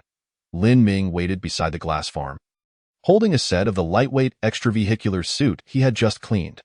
This suit had been washed multiple times and underwent a half-hour high-temperature air sterilization process in the transfer chamber, ensuring no residues remained. Even though this lightweight suit was meant for the simulated human, Lin Ming desired absolute perfection. Half an hour later, the simulated human was completed. Gazing at the pristine replica of himself lying there, Lin Ming felt his cheeks flush. He hurriedly injected the prepared carbon-based body enhancement nutrient solution into the liquid storage module, then dressed the simulated human in the lightweight extravehicular suit. Power on. At Lin Ming's command, the simulated human's eyes opened wide, staring blankly upward, utterly motionless. Why does it seem somewhat dim-witted? Observing the unmoving simulated human, Lin Ming ordered, "Take 2 steps." The simulated human sprang to its feet, startling Lin Ming. Then, it genuinely took 2 steps. It moved with remarkable speed. In an instant, the simulated human crossed 1.5 meters. It dashed around Lin Ming with vigor. "Stop!" At the command, the simulated human halted instantly, remaining still. Lin Ming's brow furrowed. Wasn't this merely a humanoid simulated crab? It seemed rather unremarkable. Lin Ming accessed the ether crystal and discovered that the technological assessment level of the simulated human was E. Originally rated E, it became E after incorporating a D-level biological crystal nucleus, which seemed reasonable. Yet, this entity hardly appeared to embody E-level technological creation. Lin Ming scrutinized the information interface of the simulated human and noticed an option for thought projection. That's right, thought projection. He had previously observed this description in the simulated human's introduction. He tentatively selected it. Oh, thud, thud. The simultaneous sounds of 2 bodies hitting the ground echoed as both Lin Ming and the simulated human collapsed. Thought projection operates this way? Lin Ming exclaimed. He felt the control over 2 bodies manifest in his mind, with 2 similar perspectives emerging within his consciousness. This sensation was difficult to articulate in words, especially as the 2 figures on the ground exchanged glances, both seeing identical reflections of themselves. It was akin to looking into a mirror. Yet who can experience everything of their mirrored self simultaneously? Lin Ming took over 10 minutes to adapt and grasp the knack of controlling the simulated human. He lay down on the ground, closed his eyes, and focused his attention on the simulated human. Then, as if his soul had detached, Lin Ming felt his consciousness transfer into the simulated human. This body had been modeled 1-to-1 after Lin Ming's own, making it effortless to control. In essence, the current simulated human was Lin Ming. This posed no issue. When technology reaches a certain level, information and matter can transform into one another. The simulated Lin Ming uttered words once articulated by that advanced intelligent being. E-level technological civilization is already capable of thought transfer and body sculpting. The E-level simulated humans created by the Uria's intelligent beings require superalloys for structural support. What about the D-level simulated humans produced by the Boda civilization? What of the C-level, B-level, or even higher-grade simulated humans? If a technological civilization's biological technology is sufficiently advanced to produce simulated humans that are biologically identical to the original entities and then transplant thoughts, can they still be deemed simulated humans? Or rather, Lin Ming recalled the methods depicted in those science fiction films where humanity traverses vast distances. First, creating an identical biological entity at the target location, then transferring thoughts, ultimately eliminating the original entity. In terms of thought and matter, humanity can traverse significant interstellar distances in extreme brevity, achieving long-range transfers. I think I've found a way to summon all of humanity back. Chapter 98. The core objective of the pastoral planet, the emergence of the simulated human, altered Lin Ming's thought processes. Or perhaps his perception of this world. He had initially believed they were merely a program under the control of that advanced being. Yet, if technology akin to the simulated human exists, the notion that information and matter can interchange gains significance. It does not imply that information directly generates matter, but rather that one can empower matter. Even if I am currently just a program, at least I am a relatively complete program, if technological advancement surpasses a certain threshold. Why could I not possess a true self? Lin Ming's thoughts withdrew from the simulated human and returned to his own body. Suddenly, he found his previous notions somewhat absurd. Perhaps for those advanced beings, the existence of carbon-based bodies is a limitation. After all, carbon-based bodies require constant biochemical reactions and are bound by extremely stringent conditions for survival. Even so, Carbon-based bodies have a lifespan limitation, rendering them unable to persist indefinitely. Conversely, a program, as long as its carrier remains intact, can endure perpetually. Even if the carrier perishes, the program can replicate endlessly, achieving a form of immortality. His existence had directly culminated in the form long yearned for by ancient emperors, eternal life. Humans are indeed such sentimental creatures. Lin Ming shook his head, dispelling the chaotic thoughts. He instructed the simulated human to descend to the bottom of the pit to rest. As carbon-based beings, they could not overexert themselves like the black-skinned individuals. Opening the suspended queue, Lin Ming observed that, under the tireless efforts of over 20 3D metal printers, 100 small satellites had been successfully manufactured. He donned a heavy-duty extravehicular suit and arranged the small satellites one by one. He accessed the Interstellar trading post, exchanging electrical energy for sufficient fuel to fully refuel the small satellites. Subsequently, Lin Ming opened a private chat with Sun Yao. He soon received a prompt response. "What are you up to, Lin Go?" Sun Yao exclaimed upon seeing the transaction information, his hand trembling slightly. 100 small satellites. How could Lin Gu possess so many? Even if he did, what purpose could they serve? Starsea tactics, Lin Ming replied. First, we'll test the air defense capabilities of this pastoral planet to see if they can destroy all the small satellites within a short time. If they lack the ability to do so, we can further escalate, using the small satellites to map the entire pastoral planet and ascertain the specific situation. Sun Yao, puzzled, inquired, "What good does that do?" "Know thyself and know thy enemy, and you shall not be imperiled in 100 battles." Lin Ming asserted. In games, we know to buy vision when we venture out. Why not use small satellites to uncover the map now? As he acquired the miniature satellites and subsequently the resource supply module, he promptly undertook a topographical survey of the surrounding terrain. Sun Yao inquired pessimistically, "What if we could destroy it?" "That would be impossible. Yet we must at least try," Lin Ming replied. Given their evident apprehension towards the safe zone, now that we've reached this juncture, we might as well take the plunge. All right. At this critical moment, Sun Yao resolved to engage in a fierce confrontation with the dark entities. He accepted the 100 miniature satellites sent by Lin Ming. After spending over half an hour, Sun Yao arranged all the satellites meticulously. Considering the presence of tail flames and airflow disturbances during the launch, he ensured that each satellite was spaced at least 10 meters apart.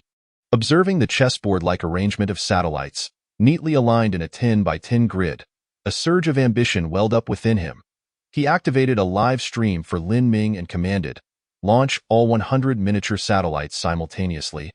Target: mapping the pastoral planet. Fuel replenishment complete. Self-check complete. The miniature satellites will ignite in 10 seconds. 10, 9, 3, 2, 1. Ignition." A fierce tail flame erupted from the base of the 100 miniature satellites, all ascending into the sky simultaneously. 10 minutes later, the ether crystal indicated that the satellites had entered the designated orbit. They dispersed and commenced mapping at the utmost speed. Following Lin Ming's instructions, Sun Yao gave the satellites their orders. Everything proceeded remarkably smoothly. Whether due to the fact that the Boda civilization had issued an expulsion order against Sun Yao, believing he would surely depart, or for some other reason, the 100 satellites encountered no attacks whatsoever. Consequently, in less than 2 hours, they had thoroughly mapped the entire pastoral planet. Sun Yao projected the gathered information onto the live stream. "Lin Gu, look, I see it." Lin Ming, engrossed in his own tasks, was also continuously monitoring Sun Yao's live broadcast. He beheld the complete data produced by the miniature satellites on the live stream. A circular planet was slowly rotating. The vast majority of its surface appeared a vibrant yellow. Lin Ming instructed Sun Yao to zoom in on the details. "This is not a desert," Sun Yao exclaimed, a hint of astonishment in his voice. He had expected that a planet deemed pastoral would at least boast lush greenery and abundant vegetation. After all, his surroundings were just so. As the planet continued to rotate, Lin Ming noticed several long, narrow fissures adorning its surface. Only within these fissures and a few nearby areas did any plant life emerge. These fissures were slender and winding, with the longest extending over 1,000 kilometers. Moreover, all the fissures converged at a single point. This was a circular depression exceeding 50 kilometers in diameter, covered by a gray dome resembling concrete. It was also the only location on the planet displaying signs of industrial activity. "Lin Gu, what lies within?" Do the intelligent beings of the Boda civilization reside there? Sun Yao inquired, puzzled. Lin Ming's eyes glinted with intrigue as a massive green light point nearly enveloped the entire circular area. Observing the floating panel beside the green light, Lin Ming took a deep breath. This was the most crucial element of the entire pastoral planet, IT. Turned out they were after this. I have made the necessary corrections and improvements to your text. If there are any mistakes or oversights, please feel free to point them out, and I will promptly make the adjustments. Thank you to the readers for their support and encouragement. I appreciate all the tips, comments, and engagement. Regarding the requests for updates, I sincerely wish to fulfill them, but I must first stabilize the update schedule. Chapter 99, Hard Landing, The Far Side of the Silver Moon, Carbon-Based Biological Computer C. Introduction. A colossal biological computer crafted from the pinnacle of Boda civilization's biotechnology. Consuming sentient beings as fuel, supporting bionic algorithms, capable of complex multi-directional computations and designs.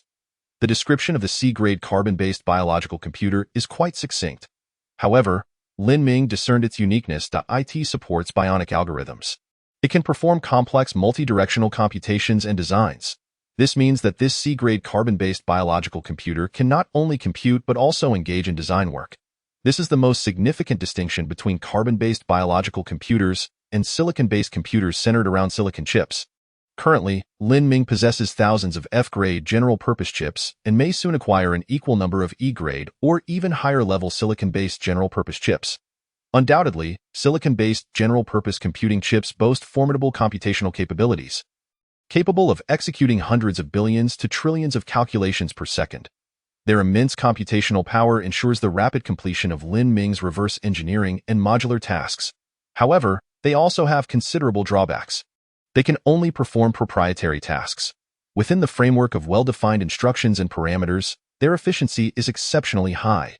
Yet, without blueprints or corresponding algorithms, they cannot accomplish any design work. In simple terms, they are incapable of creating something from nothing or designing a novel entity.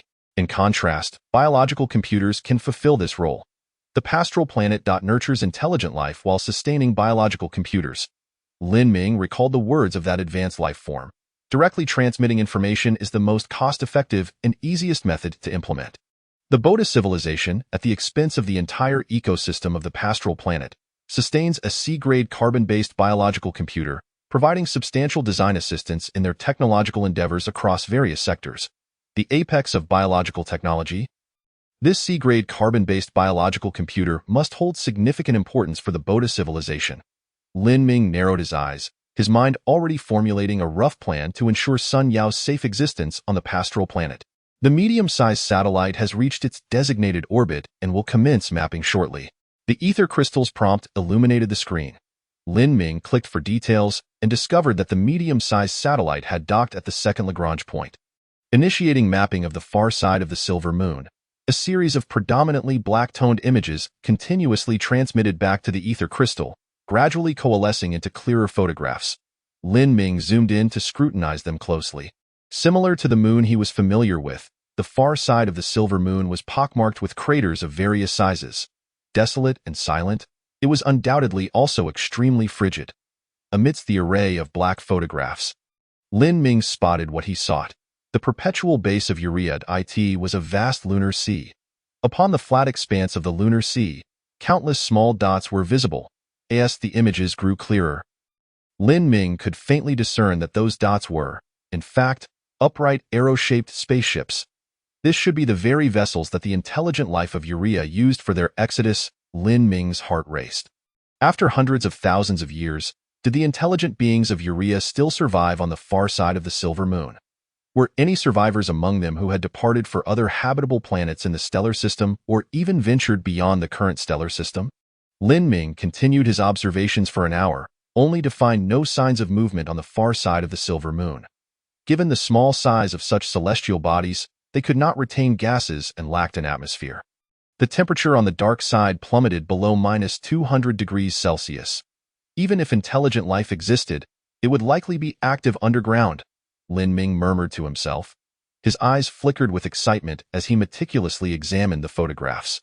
The images revealed a multitude of blue light points. Lunar Landing Craft Introduction. The culmination of Urea's intelligent life in aerospace technology. each craft capable of accommodating thousands of sentient beings for lunar operations. Lunar landing craft. Upon seeing the adjacent floating panel, Lin Ming took a deep breath. If he could obtain the complete blueprints of the spacecraft, his operational scope would extend far beyond the Urea planet. He could even reach or exceed the second cosmic velocity.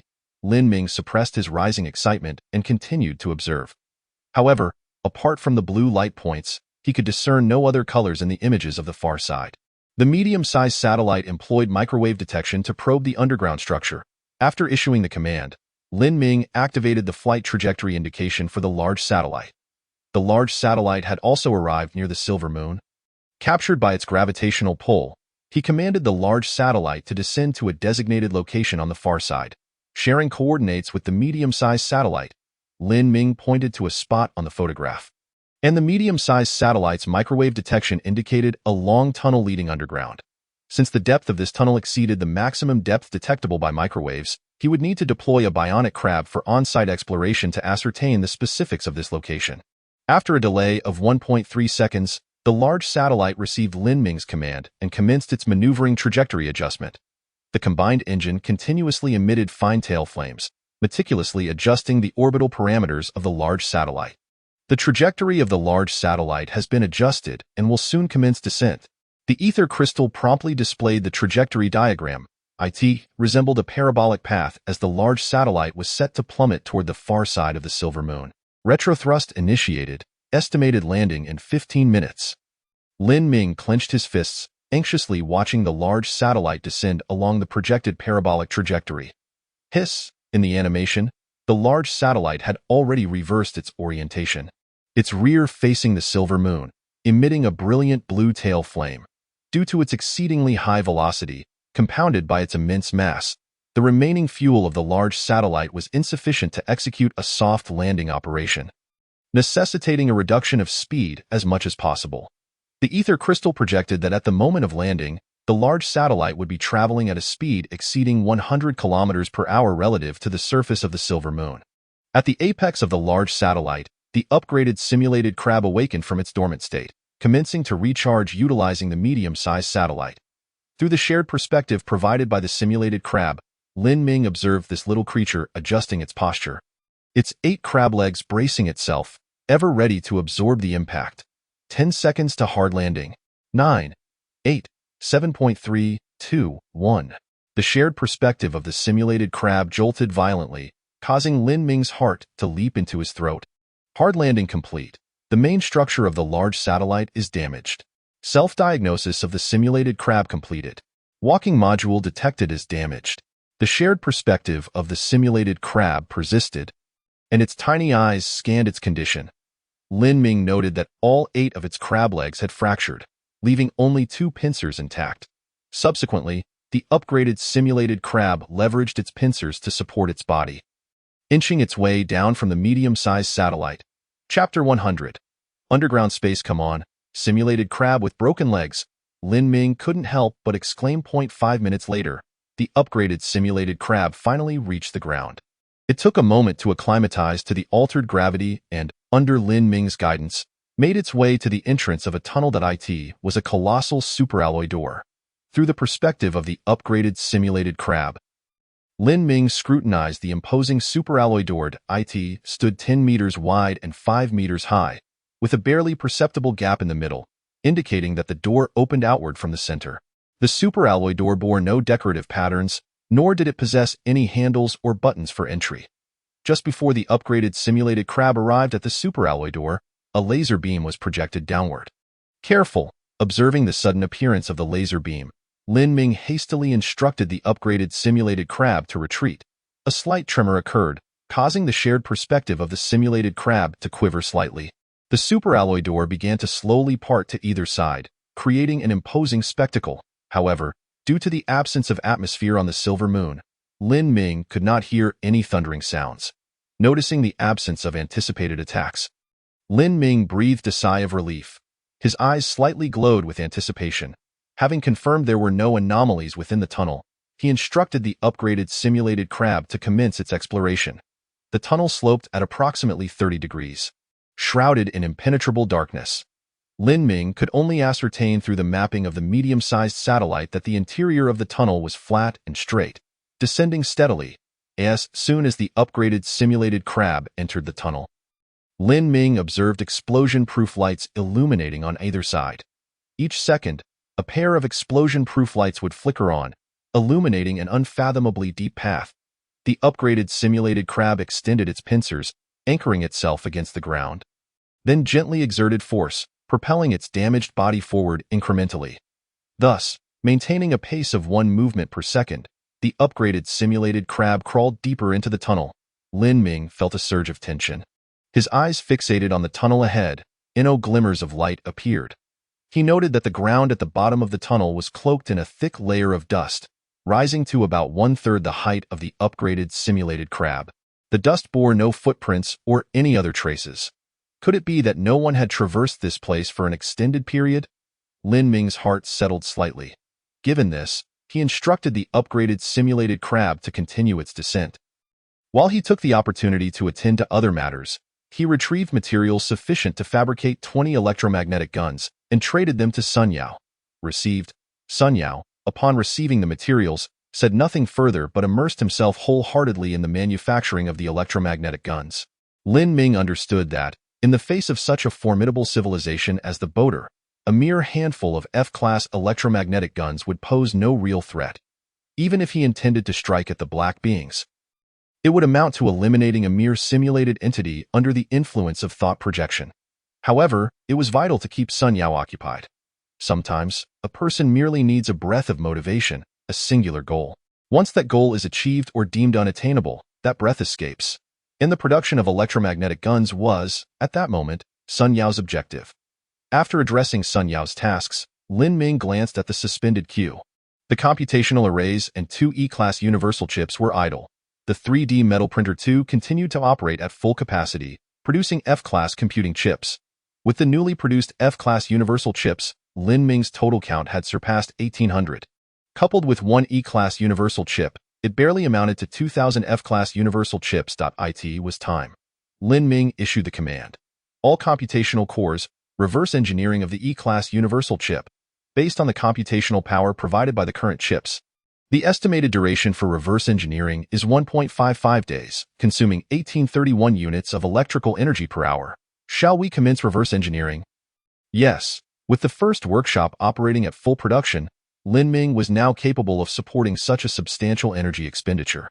Moreover, the 3D metal printer 2 continued to churn out F-class universal chips, and the time required to reverse engineer the E-class universal chip would be reduced to approximately 1 day. Having handled these matters, Lin Ming turned his attention back to the upgraded simulated crab situation. At this moment, the upgraded simulated crab had advanced 300 meters, yet the tunnel remained interminably long. Lin Ming took out some dragon meat and potatoes. Heating them with hot air, and, accompanied by a vitamin-rich beverage, he dined while observing. An hour later, the situation within the tunnel finally shifted. The slope decreased from 30 degrees to 20 degrees, and then gradually leveled off.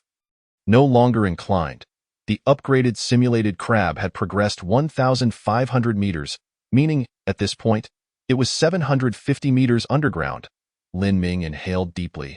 His eyes glimmered with intensity as he beheld a scene that left him astounded. An array of gray light points densely populated the entirety of the upgraded simulated crab's field of vision. Beside each gray light point, a floating frame appeared. Urion, deactivated, description. Urions preserved at -200 degrees Celsius. Having long surpassed their lifespan after the passage of eons, Urions, Lin Ming took a deep breath. This meant that every one of these myriad gray light points represented a departed Urion sentient being. As the upgraded simulated crab continued its exploration, it encountered a bifurcation in the tunnel leading to 3 distinct paths, 1 forward and 2 branching to the left and right. Lin Ming opted for the upgraded simulated crab to proceed straight ahead. After advancing several hundred meters, suddenly, countless lights illuminated, casting the entire space in brilliant radiance. It was then that Lin Ming noticed the upgraded simulated crab was situated within a colossal cylindrical space. This was a vast cylindrical chamber with a diameter of several thousand meters, evidently excavated directly beneath the silver moon. The walls of the cylindrical space were lined with numerous square openings, each covered by glass. Within each square opening, a gray light point flickered. Lin Ming instructed the ether crystal to tally the square openings within the cylindrical space, discovering a staggering total of 1 million. This signified that within this chamber lay the remains of 1 million Urian corpses. Lin Ming swallowed hard. This was a figure so immense he could scarcely comprehend it. The shared perspective trembled gently. Lin Ming observed that the ground beneath the upgraded simulated crab was slowly descending. What was happening? Lin Ming felt a jolt of surprise. Then, he witnessed the ground's descent accelerating gradually until it stabilized at a rate of 10 meters per second. On one side of the cylindrical space's wall, Urian numerals appeared, 1. The next update would be before 11 o'clock. Chapter 101. Discussing reason with the Boater civilization soon. The numeral on the wall changed to 2. Then to 3, 4, 5. Each layer, like the first, contained 1 million square compartments. Each compartment held flickering gray light points. The ground continued to descend, while the numbers increased. Before long, it had escalated to 100, 200, 300. After a considerable duration, the ground's descent gradually slowed, and the rate of numeral change diminished. 998, 999, 1000. Following a slight tremor, the ground came to a halt, and the numbers ceased their progression. 1000 layers, each housing 1 million beings. This meant that the billion Urian sentient beings that had been relocated were, without exception, here. A chilling thought emerged in Lin Ming's mind. He commanded the upgraded simulated crab to explore its surroundings. And he spotted an entrance. The inscriptions above were worn and indecipherable. However, Lin Ming discerned a massive green light point behind the entrance. Carbon-based biological computer, description. A giant biological computer crafted from the pinnacle of Urian civilization's biotechnology, utilizing sentient beings as fuel, supporting biomimetic algorithms, capable of executing complex, multi-directional computations and designs. Indeed, this was a D-class carbon-based biological computer created by the Urian sentient lifeforms. Thus, the billion Urian citizens who had immigrated did not seek to thrive and inhabit the Silver Moon but were instead utilized as fuel. Lin Ming recalled the words spoken by the holographic projection of the Urian sentient being at the spaceship manufacturing center. Our sacrifices are unappreciated. Perhaps millennia hence, our endeavors shall remain unknown. Yet, I still wish to convey to those who come after, the sentient beings of Urea, that in their struggle for survival, they exerted extraordinary efforts. Even though we were aware that we could not contend against those beings of superior technological prowess, we never surrendered.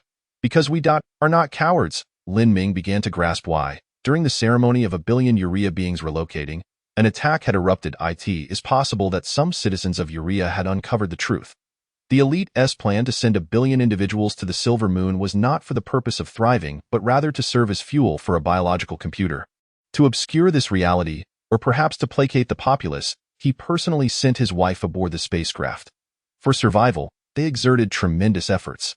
Gazing at the colossal carbon-based biological computer situated thousands of meters below, along with the 1,000 layers of perfectly square grids, Lin Ming found himself momentarily speechless. Ultimately, the sentient beings of Urea could not escape their stellar system, merely due to a dark tide casually discarded by a high-tech civilization. They engaged in self-rescue for tens of thousands of years, even at the cost of billions of lives. Yet, they ultimately failed. Their struggles became obscured in the vast river of time.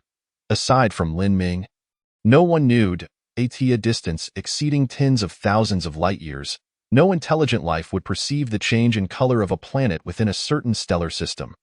The sentient beings on that planet, before their extinction, accomplished the remarkable feat of migrating from their planet to a satellite. Alas, this was far too insignificant in the cosmic expanse.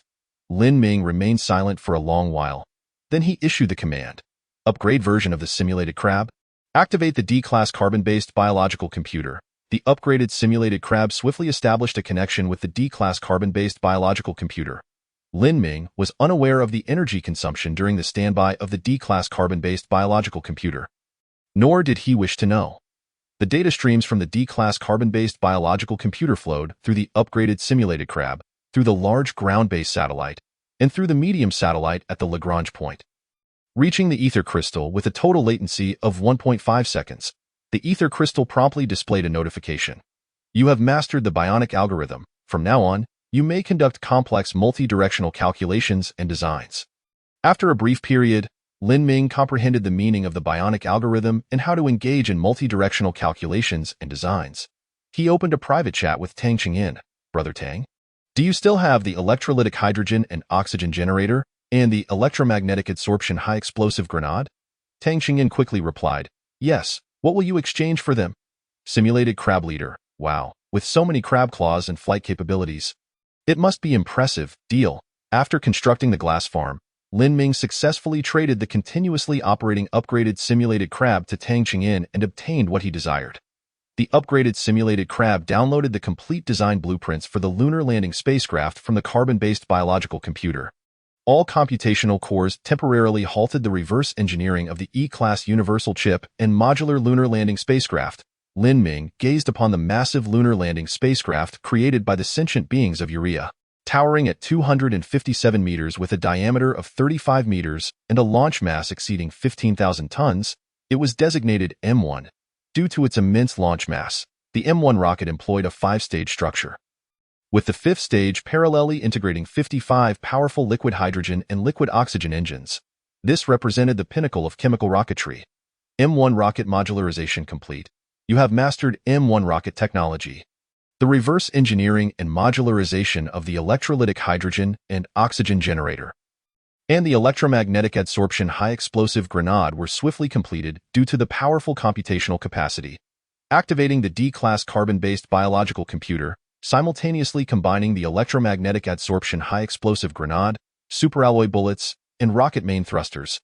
The research direction was set towards rocket projectiles, specific metrics, projectile diameter 150 millimeters, projectile length 2,000 millimeters, equipped with a high-explosive warhead, range exceeding 100 kilometers, maximum circular probability deviation below 1 meter.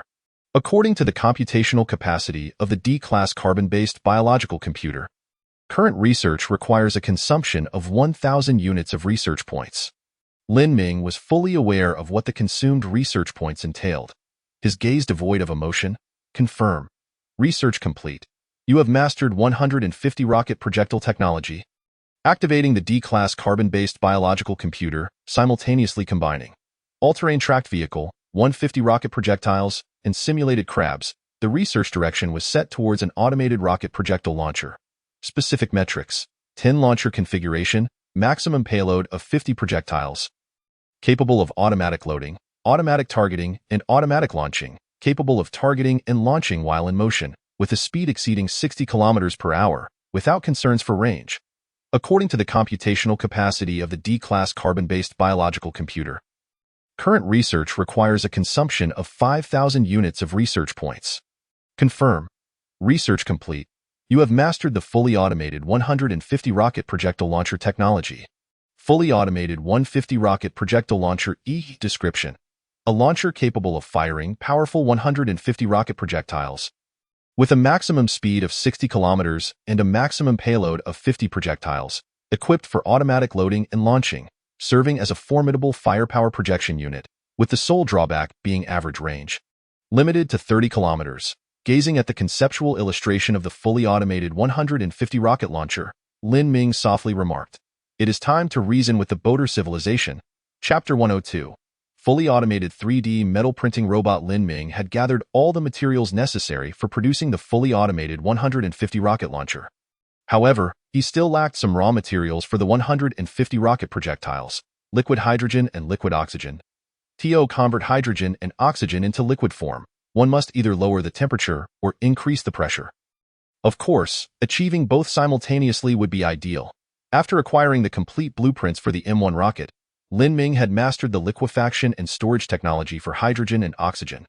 Nevertheless, given that the M1 rocket incorporated the most advanced technology from Urea, Lin Ming currently lacked the capability to manufacture it directly and could only produce certain modules. Lin Ming initiated the process for the mobile microfactory construction and discovered that the second workshop was nearly complete. He commanded the first workshop to produce an upgraded simulated crab to assist with the assembly work in the second workshop. Once production was completed, the first workshop began manufacturing the fully automated 150 rocket launcher. Lin Ming checked the production queue and found that it would take 8 hours for the first workshop to produce one fully automated 150 rocket launcher. Production capacity was once again constrained. The first workshop prioritized the production of 15 units of 3D metal printers. The first workshop already possessed 5 3D metal printers. The first production run increased the number to 10, and the second run to 20. No more could be accommodated. 20 units were already sufficient. After completing the production of 15 3D metal printers, Lin Ming noticed that the time required to produce one fully automated 150 rocket launcher had plummeted to 2 hours. Excellent. Through the shared perspective of the simulated crab leader, Lin Ming observed as various modules gradually took shape under the processing of the 3D metal printers, subsequently assembled by the simulated crab leader. Due to the constraints of the crab claws, the assembly efficiency was often subpar. This limitation had previously left Lin Ming without any solutions. After all, reverse engineering and modular technology could only combine existing technologies directly, without the slightest modification. However, with the D-class carbon-based biological computer now at hand, everything would no longer pose a problem.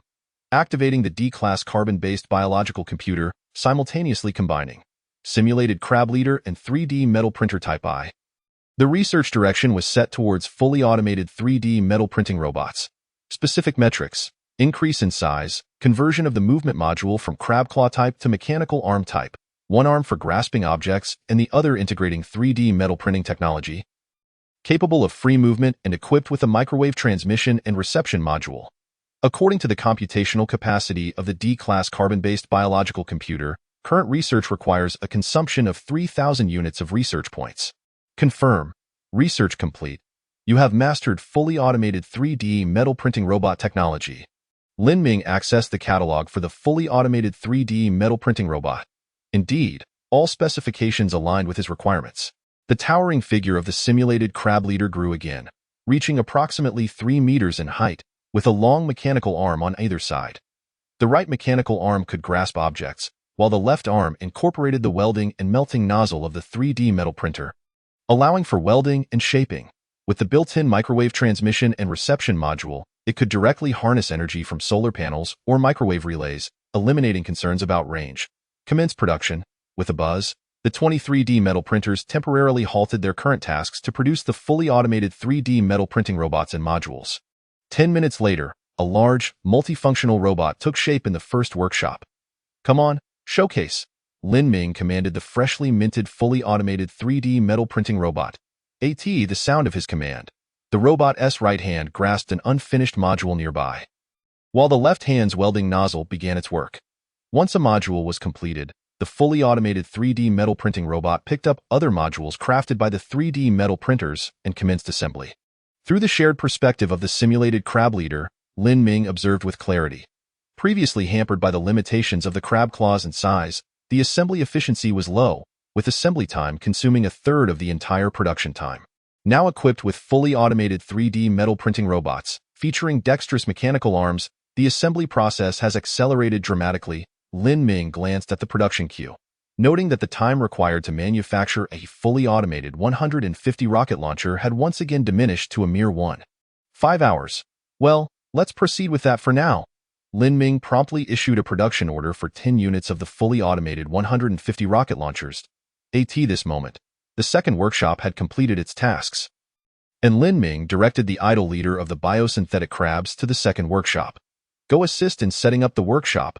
Lin Ming was keen to oversee the construction of the second workshop, as this was the designated area for producing the 150 rocket launchers, and safety could not be overlooked. Indeed, with the biosynthetic personnel at my disposal, why should I exert myself? Lin Ming slapped his thigh in realization.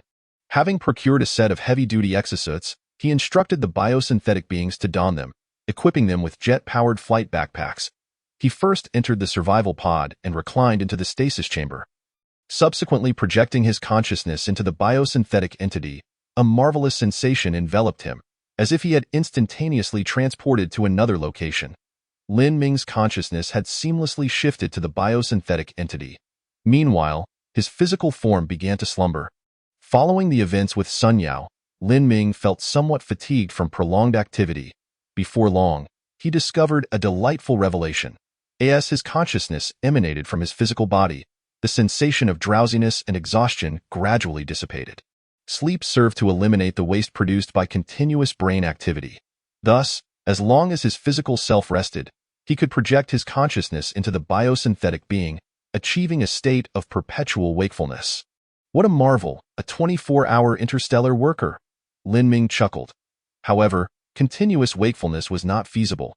Even if his body was free from fatigue, his mind would inevitably feel weary. Furthermore, after extensive labor, the biosynthetic beings required brief periods of rest. After a week of continuous operation, the carbon-based body enhancement nutrient solution would necessitate replacement, and maintenance would be essential. Fortunately, Lin Ming had already gathered all necessary materials for the carbon-based nutrient solution. And he had fed evening primrose to the largemouth flower, estimating that mass production could commence in a day or two. Subsequent maintenance and nutrient replacement would no longer pose significant concerns. Upon arriving at the second workshop, Lin Ming observed the biosynthetic crab leader diligently constructing the workshop. Good work, he encouraged, contemplating the raw materials for the electrolysis hydrogen and oxygen generation machine. The wastewater within the pit could support the short-term consumption of the electrolysis machine, but this could not sustain for long. Thus, it was time to prioritize the construction of the black tide drying area. Chapter 103. The black tide drying area controlling the biosynthetic entity. Lin Ming flew to the vicinity of the black tide lake. The lake was modest in size, with a diameter of roughly 20 meters. However, Lin Ming understood that it provided direct access to the outer ring of the endless black tide sea. Here, the black tide was boundless. Lin Ming took a deep breath and instinctively tapped the back of his left hand. He was taken aback as a familiar light blue holographic interface materialized, precisely the one controlled by the ethereal crystal. This? Lin Ming was astonished. The biosynthetic entity did not possess an ethereal crystal in its left hand, yet it was able to summon the control interface. When he instinctively performed the tapping motion, he had anticipated that the ethereal crystal would not respond. Yet, it did. Could the biosynthetic being also manipulate the ethereal crystal? Lin Ming inquired. The ethereal crystal swiftly replied. The ethereal crystal does not possess a physical entity. It exists based on thought. Its appearance on the back of your left hand is merely for your understanding. This. Upon seeing the ethereal crystal's response, Lin Ming's mind raced. If that were the case, the significance of the biosynthetic being would be immensely greater. He instantly contemplated numerous possibilities. The biosynthetic entity held all his permissions, enabling it to perform any task he desired. Could he possibly engage in transactions with his physical self? In the stasis chamber, Lin Ming, who was asleep, rubbed his eyes and sat up, casually picking up an interstellar potato. Opening the biosynthetic control interface, Lin Ming discovered a send option. With a gentle tap, an interstellar potato appeared in the biosynthetic entity's hand. Wow, that he had thought that merely locating resource points would make him invincible. Little did he realize that the ethereal crystal was the greatest advantage. Casually tossing the interstellar potato into the black tide lake, Lin Ming navigated his physical self toward the mobile microfactory construct. Send. In an instant, the mobile microfactory construct materialized beside the biosynthetic entity. If transporting items were this convenient, who would bother building conveyor belts? However, Lin Ming quickly dismissed this notion. Conveyor belts could operate continuously, delivering goods without interruption, merely consuming electrical energy. The transfer of items between his physical self and the biosynthetic entity, while convenient and swift, required his direct involvement and could not achieve automation. Moreover, the biosynthetic entity itself was prone to wear and tear, necessitating regular maintenance and periodic replacement of the carbon-based body enhancement nutrient solution, making perpetual operation impossible.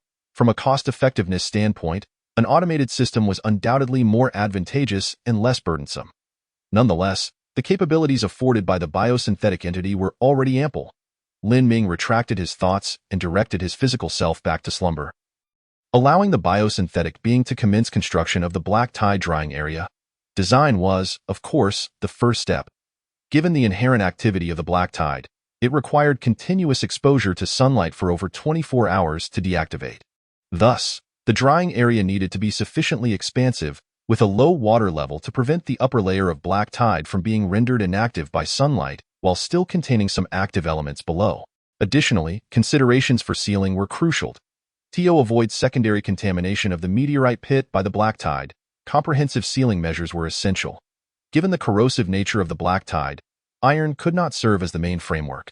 Superalloy would be preferable. Even so, a layer of high-strength lightweight material must be applied to the superalloy for corrosion resistance. As for sealing, it was simpler. Lin Ming sketched a vast circle surrounding the black tide lake. Within this perimeter, a 5 cm superalloy layer would serve as the base, covered with high-strength lightweight material, forming the foundation of the entire drying area. The construction of the drying area would take place within this expansive circular foundation. Even if leaks occurred during production, they could be promptly detected and addressed. An extraction system using superalloy pipes lined with high-strength lightweight material would draw water from the superalloy base and inject it into the outer drying area, maintaining a liquid level not exceeding 1 cm. Refer to the author's diagram for a rough illustration. Subsequently, the black tide, deactivated by sunlight, would be stored in a liquid reservoir for future use. Perfect. Lin Ming was immensely pleased with his design. He delegated certain details to the D-class carbon-based biological computer for refinement and then dispatched it to the mobile microfactory construct. Commence manufacturing. As for the transportation of purified water, Lin Ming instructed the first workshop to concurrently produce an all-terrain tracked vehicle with a carrying capacity of 50 tons, which would suffice. Other lightweight items, such as high-strength lightweight materials and nutrients, could be efficiently transported by the biosynthetic crabs. Even though his productivity was remarkably abundant, he remained committed to meticulous planning, ensuring no resources were wasted. Riding a bicycle to the bar, one must save where possible and spend where necessary. With the planning of the black tide drying area complete, Lin Ming allowed the mobile microfactory to proceed with manufacturing at a steady pace. He glanced at the estimated completion time. It would take 2 days to finish, which was adequate at present. There was still a sufficient quantity of deactivated black tide available in the tunnel branches. Before it was depleted, the black tide drying area would be operational, ensuring a seamless transition. Having accomplished these tasks, Lin Ming flew to the second workshop. The second workshop had been successfully constructed and following initial testing. It operated smoothly. Very good. Lin Ming nodded in satisfaction, beginning to formulate a production plan for the second workshop. At the forefront of his agenda was, undoubtedly, the electrolysis hydrogen and oxygen generation machine. This device was technologically simplistic, yet without a blueprint, it could not be constructed. After all, while electrolysis of water sounded straightforward, simply applying electricity to the water, what followed? How to collect the generated hydrogen and oxygen? How to store them? These posed significant challenges. Moreover, electrolysis required direct current. The positive electrode produced oxygen while the negative electrode generated hydrogen. Using alternating current would lead to chaos, as the polarities would continuously shift, resulting in the mixing of hydrogen and oxygen with dire consequences. The distinctions between laboratory products and large-scale industrial items were substantial. Most importantly, Lin Ming currently possessed sufficient electrical energy, yet he could not utilize it directly. He could not simply connect a wire to the survival pod to release the electrical energy. The electrolysis hydrogen and oxygen generation machine effectively resolved these issues. In the second workshop, production of the electrolysis hydrogen and oxygen generation machine commenced. Thank you all for your generous support through tips, subscriptions, and comments. 2 updates at noon and a third before 9 p.m. Following this schedule, there should be no problem restoring the update time tomorrow. Panda I author guarantees. Chapter 104. Test firing of the 150 rocket launcher before long. A single electrolysis hydrogen and oxygen generation machine was completed. This enormous apparatus resembled a fish tank. Its overall shape was a massive cube, measuring 2 by 2 meters at the base and standing 1 meter tall. The majority of the machine served as a water storage unit, with pipelines on either side for the separate output of generated hydrogen and oxygen. While producing hydrogen and oxygen was not particularly challenging, storage posed a significant dilemma. Given the hazardous nature of both gases, Lin Ming constructed 2 medium-sized glass workshops 50 meters away, specifically designated for the storage of hydrogen and oxygen. Fortunately, having acquired the complete blueprints for the M1 rocket, Lin Ming has mastered the technologies related to the liquefaction and storage of hydrogen and oxygen. 2 spherical gas storage tanks, each with a capacity exceeding 1,000 cubic meters, were swiftly constructed, residing within 2 medium-sized glass workshops. It is advantageous that this planet's atmosphere lacks oxygen. Hence, even in the event of hydrogen leakage, an explosion is unlikely. Gazing at the 2 enormous storage tanks, Lin Ming clicked his tongue in admiration. He undertook a secondary modification of the medium-sized glass workshops. First, iron plates were added to provide shade, preventing excessive heating within the glass structure. Subsequently, a life support system was installed to maintain a constant temperature and humidity. Of course, the function to regulate air composition would remain inactive. After the completion of these modifications, Lin Ming examined the specifications of the electrolytic hydrogen and oxygen generator.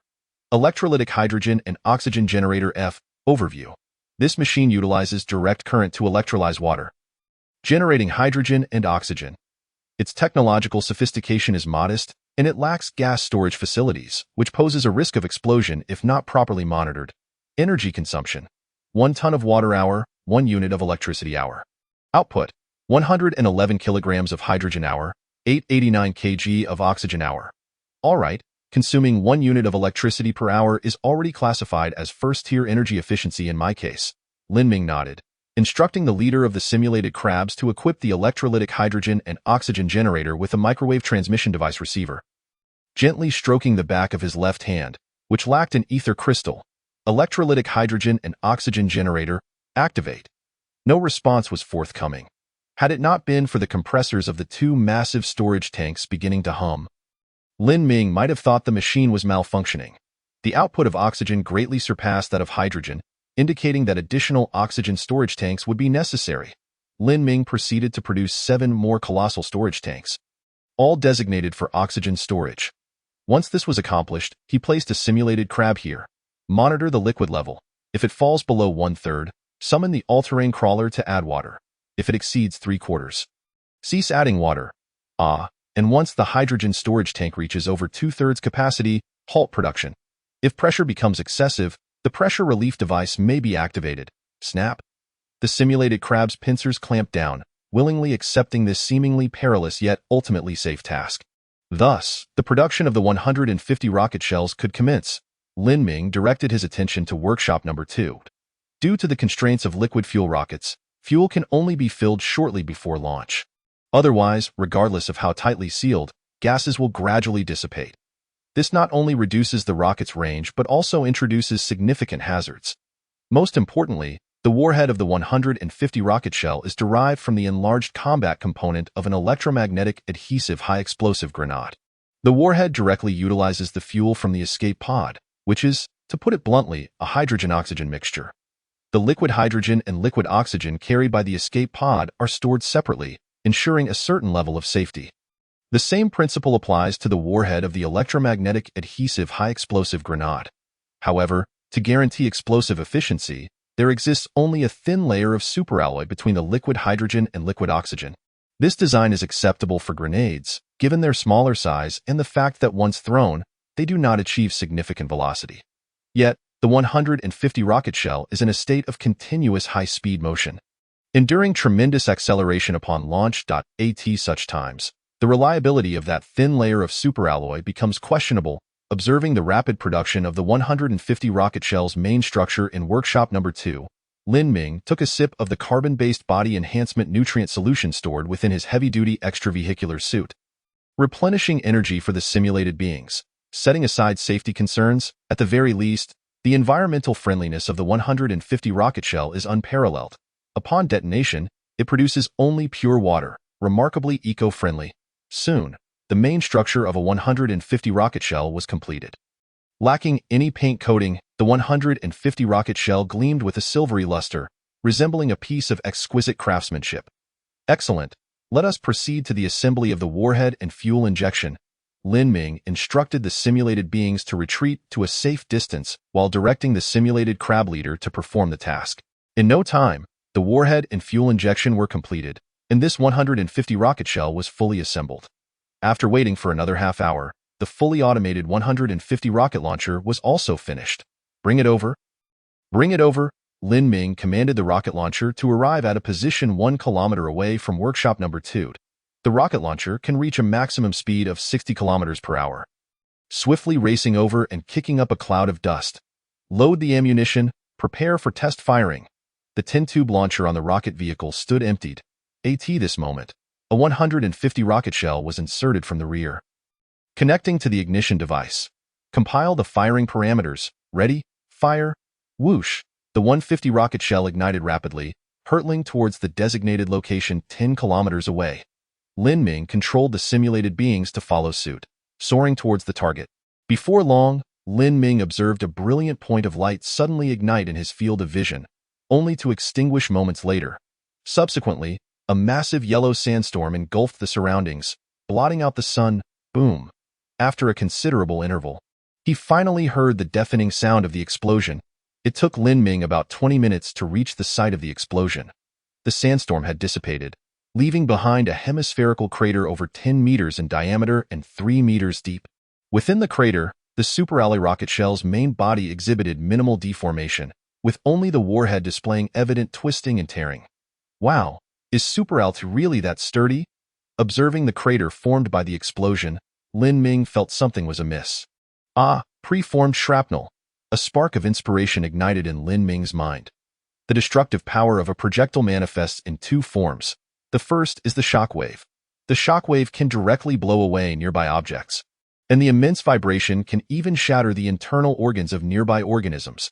However, beyond a certain distance from the blast center, the power of the shockwave diminishes exponentially.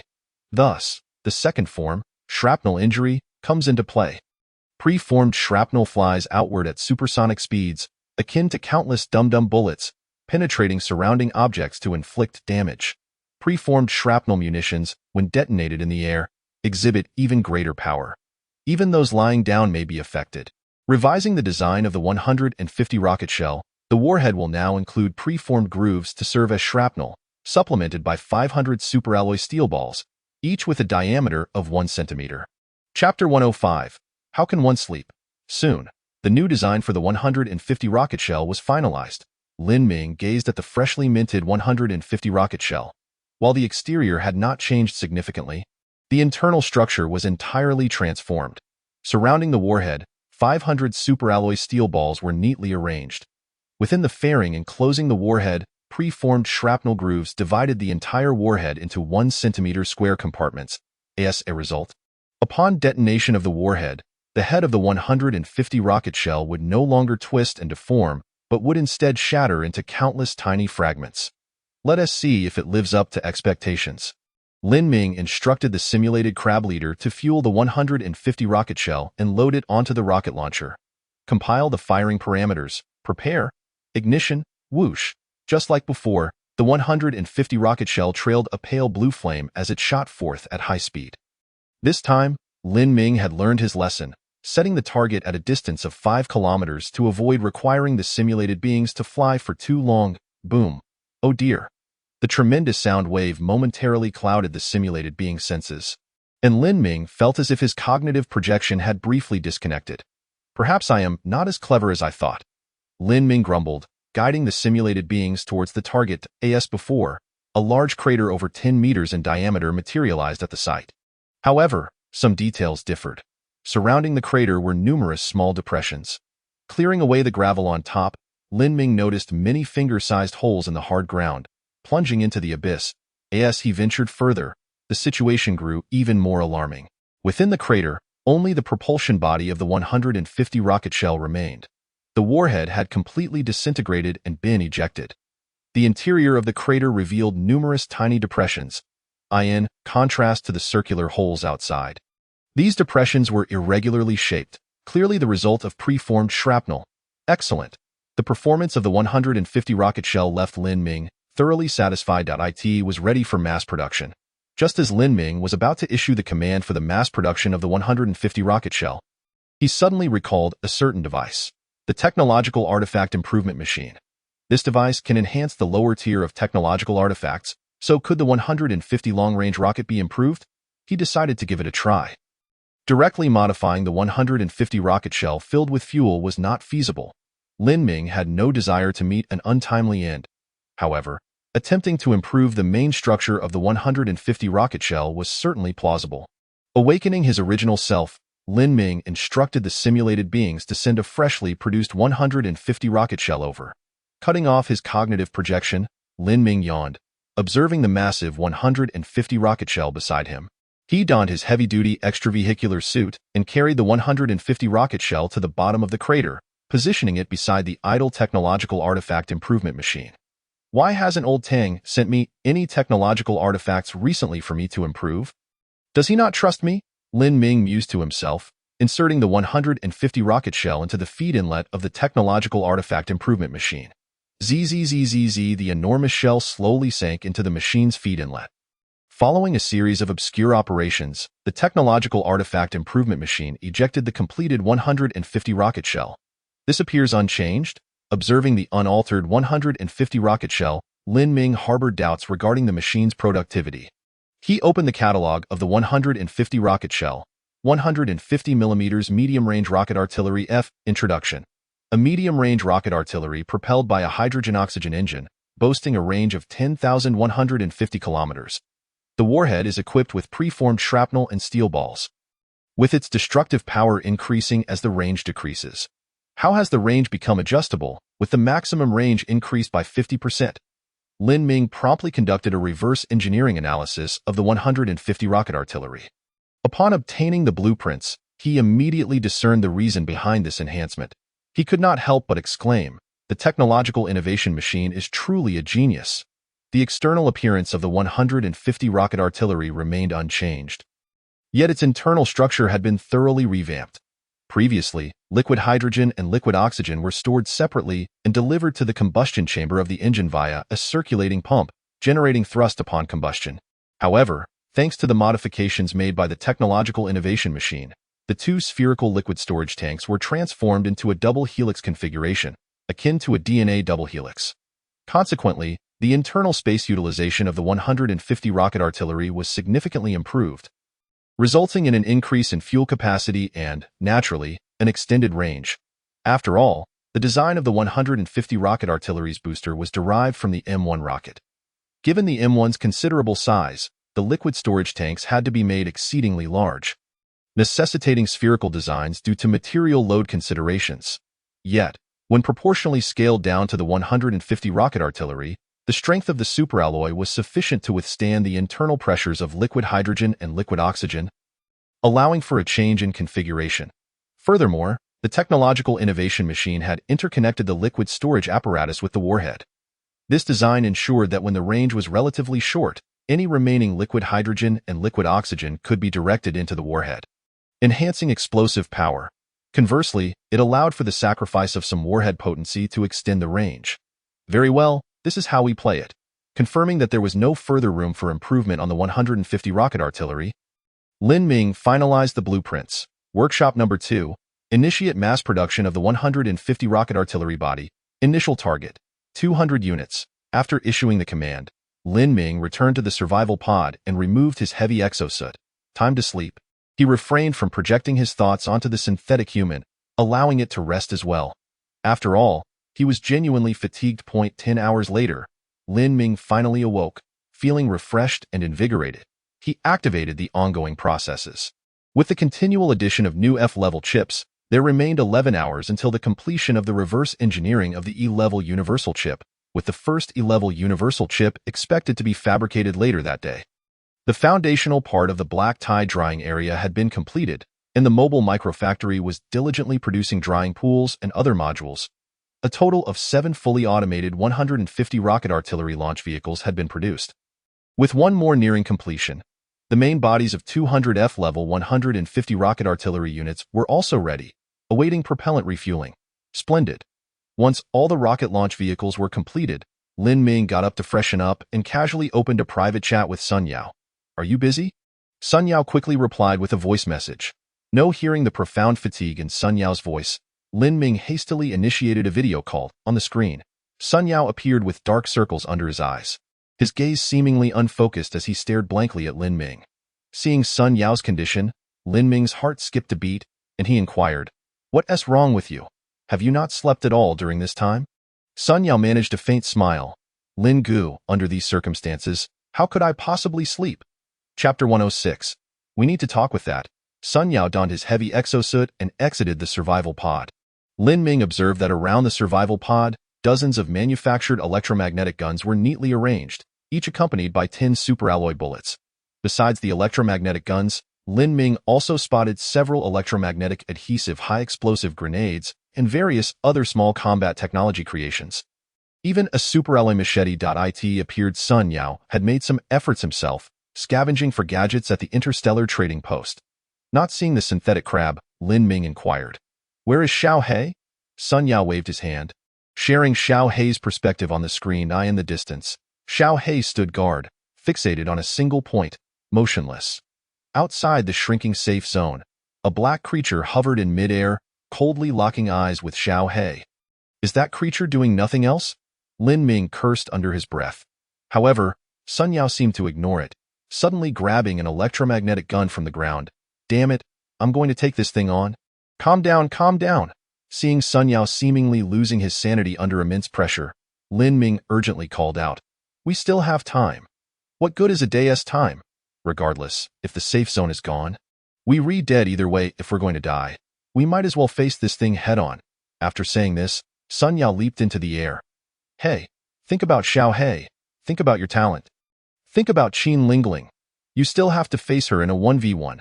Noticing Sun Yao's relentless determination, Lin Ming suddenly shouted. Sun Yao, you promised that your life is mine. Sun Yao, who was soaring through the air, immediately halted, hovering above. Lin Gu, do you want me to wait and die helplessly? Floating midair, Sun Yao glanced at the electromagnetic gun in his hand, a wry smile forming.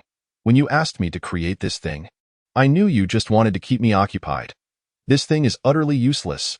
Sun Yao continued to advance, quickly reaching the edge of the safe zone. Confronting the black creature, he raised his gun and fired.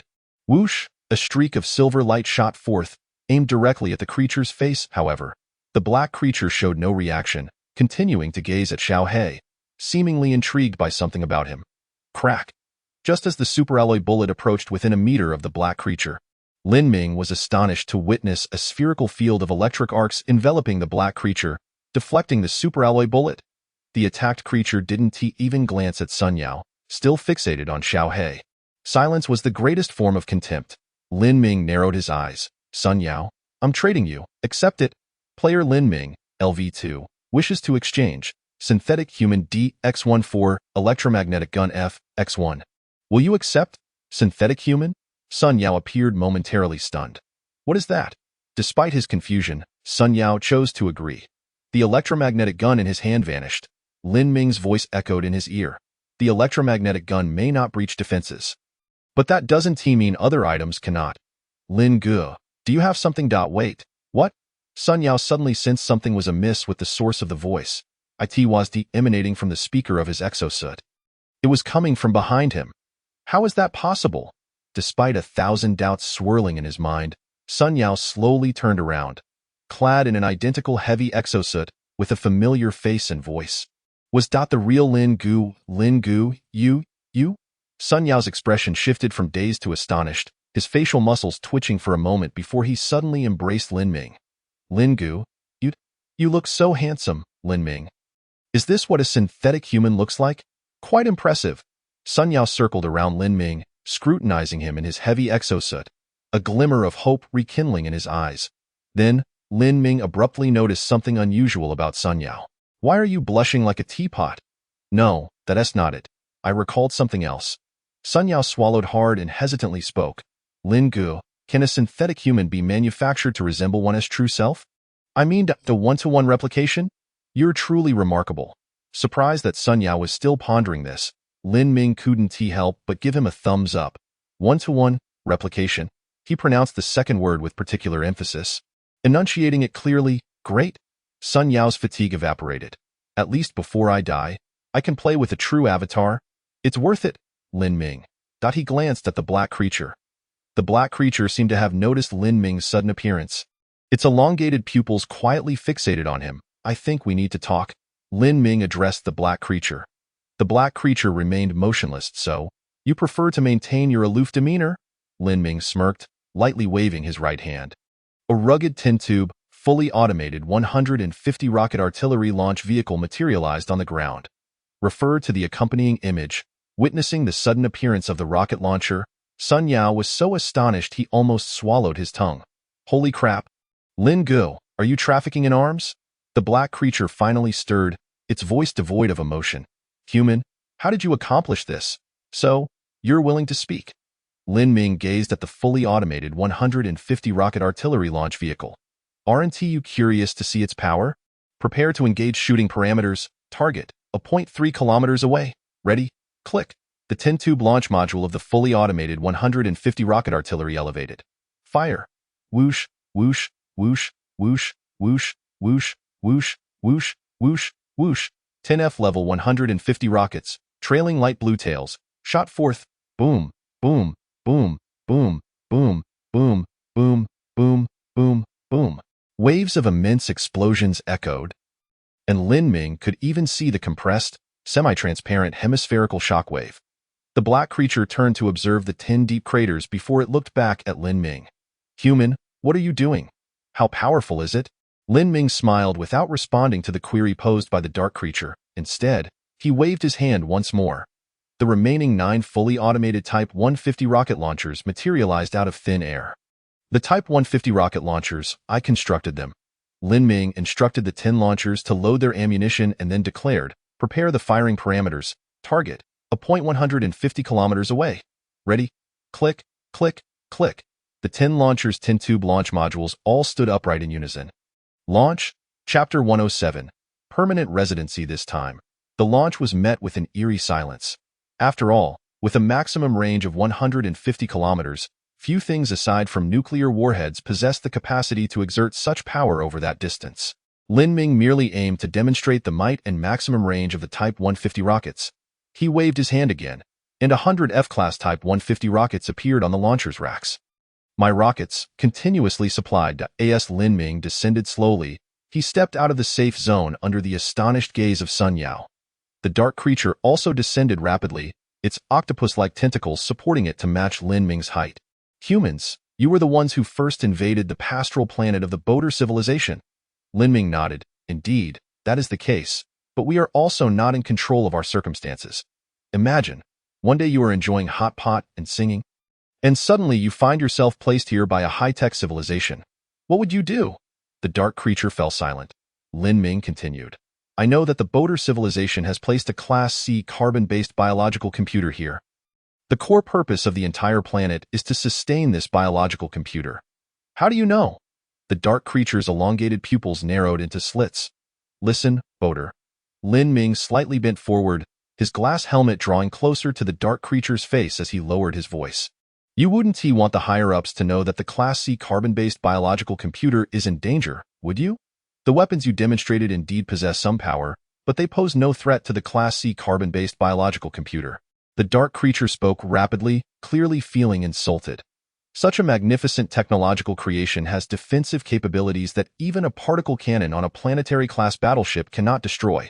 Is that so? Lin Ming felt around in the pocket of his heavy-duty space suit and produced a glass ampoule the size of a finger. What about this? What is this? Upon seeing the dark liquid inside the ampoule, the dark creature's tone shifted for the first time, quivering slightly. S-class restricted item. Suddenly, Lin Ming noticed the figure of the dark creature flicker momentarily. The ampoule in his hand was snatched away. With a swift motion, the dark creature hurled the ampoule into the air, and a pale blue ion cluster formed on one of its tentacles. Shooting rapidly toward the ampoule, the pale blue ion cluster swept over the ampoule, obliterating it instantly. S-class restricted items are not permitted to appear in the Boater star system, the dark creature stated emphatically. To avoid your misjudgment, I must inform you that I am quite angry.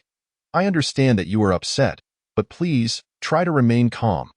Lin Ming removed a metallic cylinder from his waist and slowly unscrewed the cap. Pouring out its contents, clink. The crisp sound resonated as hundreds of tiny ampoules spilled from the metallic cylinder, each filled with half a vial of black liquid. The dark creature nearly lost its voice.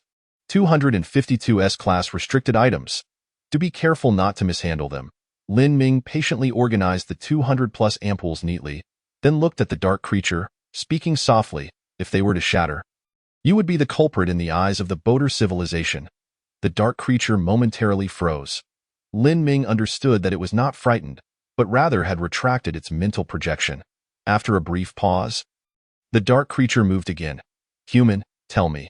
Its tone had clearly changed. What do you desire? My request is quite simple. Lin Ming gazed at the dark creature, which had evidently shifted its control. My friends and I merely wish to acquire permanent residency rights on the pastoral planets governed by the Boater civilization. Rest assured, we will not interfere with the operations of the Class C carbon-based biological computer. If you uphold your promise, I shall offer you my assurance in return," the dark creature solemnly replied. "You and your friends shall forever obtain the permanent residency rights to the pastoral planets governed by the Boater civilization. As long as the pastoral planets endure, your residency rights shall persist." Lin Ming nodded. "I will require a proof of this." "That is easily arranged." The dark creature tapped its tentacle, and a white holographic projection unfolded, displaying a letter adorned with a cartoon octopus design. "This is the proof of your and your friend's permanent residency rights. Bearing the seal of the Emperor of the Boater civilization." "Wow, your seal is rather too cartoonish," Lin Ming jested upon seeing the pink cartoon octopus stamp. "Please show respect to the Emperor of the Boater." The dark creature's tentacles suddenly extended, pointing at a 45-degree angle into the air. "Long live the Emperor of Boater. Since that is the case, shall we consider the negotiations concluded?" Lin Ming surveyed the surroundings. "Are my friends and I free to move about, including—" He walked over to a patch of evening primrose and began uprooting them, including taking a few small gifts. "Indeed, that is your freedom." The dark creature's tentacle twitched slightly, glancing at the ampoules on the ground. "I must dispose of these S-class restricted items. Feel free," Lin Ming gestured nonchalantly. The dark creature immediately sprang into action, deftly picking up the ampoules one by one and annihilating them with pale blue ion clusters. Only after all 252 ampoules were destroyed did the dark creature relax. "Oh, right. I can't take your things without offering something in return. Allow me to present you with a gift." Lin Ming unfastened another metallic cylinder from the back of his heavy-duty spacesuit. "What is this?" The dark creature's tentacles stiffened. "Inside are unsealed S-class restricted items. I intended to pour them on the ground should the negotiations collapse." Lin Ming tossed the metallic cylinder toward the dark creature. "Catch. In your civilization's terms, the promises of the Boater civilization are unbreakable." Faced with such a plethora of S-class restricted items, the dark creature dared not dispose of them on the spot. "I shall take this item to the shuttle for processing. My shuttle is just 100 kilometers away, and you are welcome to visit at any time." With that, the dark creature swiftly departed. "Lin Gu, have we succeeded?" Sun Yao's incredulous voice echoed behind Lin Ming. Still hesitating to step out of the safe zone, "Did we acquire permanent residency on the pastoral planet?" "For the time being, yes." Lin Ming sent the silver leaf grass back to its original position beside him. Turning to Sun Yao, "Why don't you use a small satellite to observe the entire star system and check on the movements of the Boater civilization?" Chapter 108. The Boater Fleet All Right. Although uncertain of Lin Ming's intentions, Sun Yao complied with his suggestion, commanding the small satellites to commence mapping the entire star system where the pastoral planet was located. The data arrived swiftly. "Wow, what a vast star system!" Sun Yao exclaimed upon seeing the constant stream of data from the small satellites. "The star in this system has a mass 8 times that of the Sun and boasts 15 planets, 4 of which lie within the habitable zone, with the pastoral planet being the smallest among them." "Lin Gu, what does habitable zone mean?" Sun Yao inquired.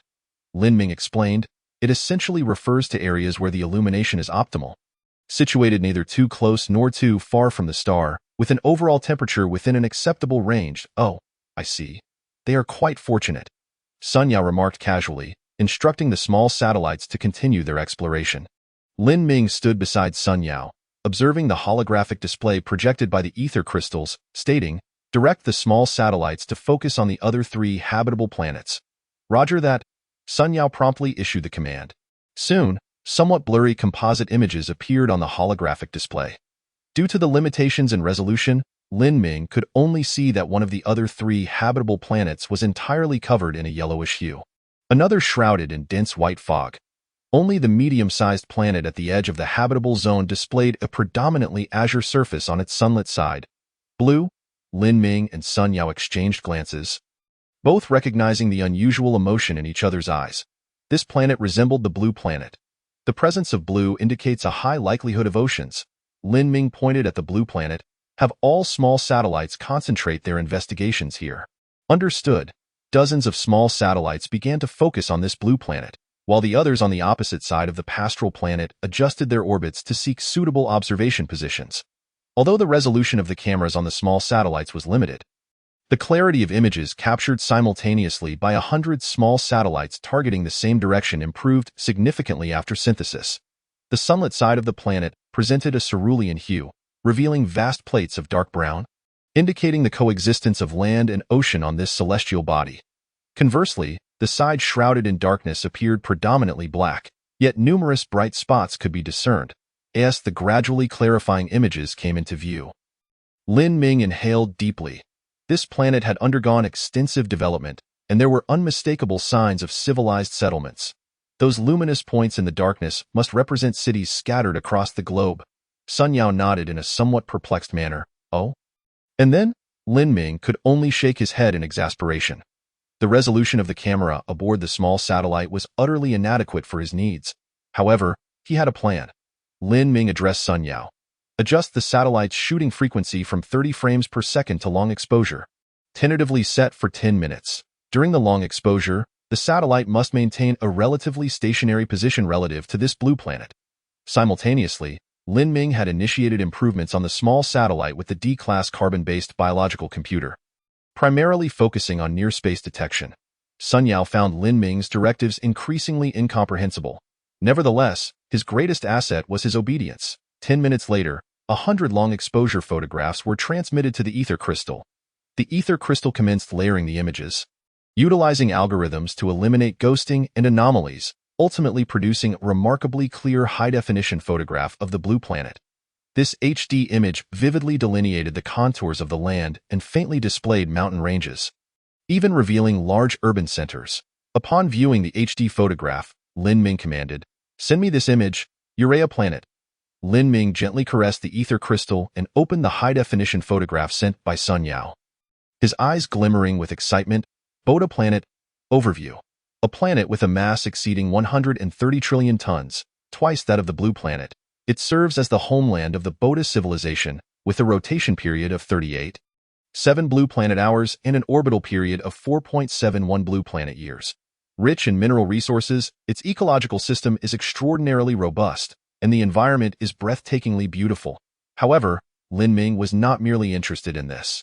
He shifted his gaze elsewhere, beyond the confines of Boda planet. Soon, a multitude of blue lights appeared in the outer ring of Boda planet. Meteorological satellites, military reconnaissance satellites, quantum communication satellites. Lin Ming's eyes scanned through these blue points, reviewing their information one by one. Then, amidst the numerous small blue lights, he spotted several red ones. XDI-class destroyer D. Overview. A lightweight destroyer with a hull length exceeding 2,000 meters, powered by 2 small fusion engines. It can achieve speeds of up to 1/10 the speed of light.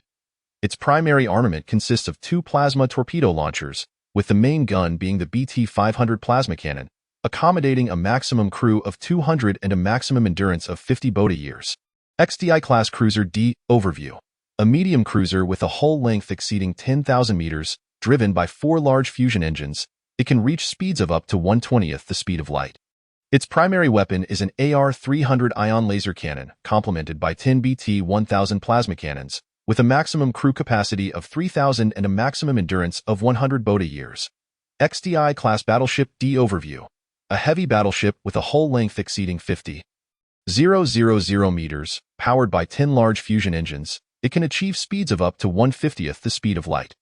Its primary weapon is an SR-500 ion annihilation cannon, with 2 quad-mounted AR-500 ion laser cannons as secondary armaments, accommodating up to 10,000 crew members and a maximum endurance of 500 Boda years. After reviewing the information on the red points, Lin Ming fell silent. Despite the might of the Boda civilization, capable of establishing pastoral planets beyond their home world, their interstellar warships still only achieved a maximum speed of 1/10 the speed of light. Lin Ming began to surmise why they had opted to place the C-class carbon-based biological computer on the pastoral planet. No wonder the pastoral planet boasted such a powerful C-class carbon-based biological computer, yet its defensive capabilities were nearly non-existent. As long as a few synthetic beings were stationed there, they could maintain the computer's operations and could easily interrupt or replace the projection targets of the synthetic beings' thoughts. In contrast, placing the actual Boda people would pose significant control challenges. Thus, as long as the periphery of the pastoral planet was secured to prevent unwelcome visitors, it would suffice. Yet, the Boda civilization could never have anticipated that Sun Yao would directly appear on the pastoral planet. Research completed. You have mastered near-space detection satellite technology. As the prompt from the ether crystal appeared, Lin Ming resolutely issued the command. Commence manufacturing. Chapter 109. I want synthetic beings. Near Space Detection Satellite F. Overview. Equipped with a massive lens. This near-space detection system can image minute targets throughout the entire stellar system, achieving a maximum resolution of 100 meters within 1 light hour, capable of detecting visible light waveband targets only. Beyond 1 light hour, the maximum resolution is 1,000 meters, with a minimum exposure time of 1 minute required for each imaging. The near-space detection satellite was quickly manufactured. Lin Ming dispatched the near-space detection satellite to the synthetic beings and launched it directly. 10 minutes later, the ether crystal indicated that the near-space detection satellite had successfully entered its designated orbit. Observing the serious expression of the synthetic being operating the interface of the ether crystal, Sun Yao wisely chose to remain silent. He understood that whatever Lin Ming was doing was for his safety.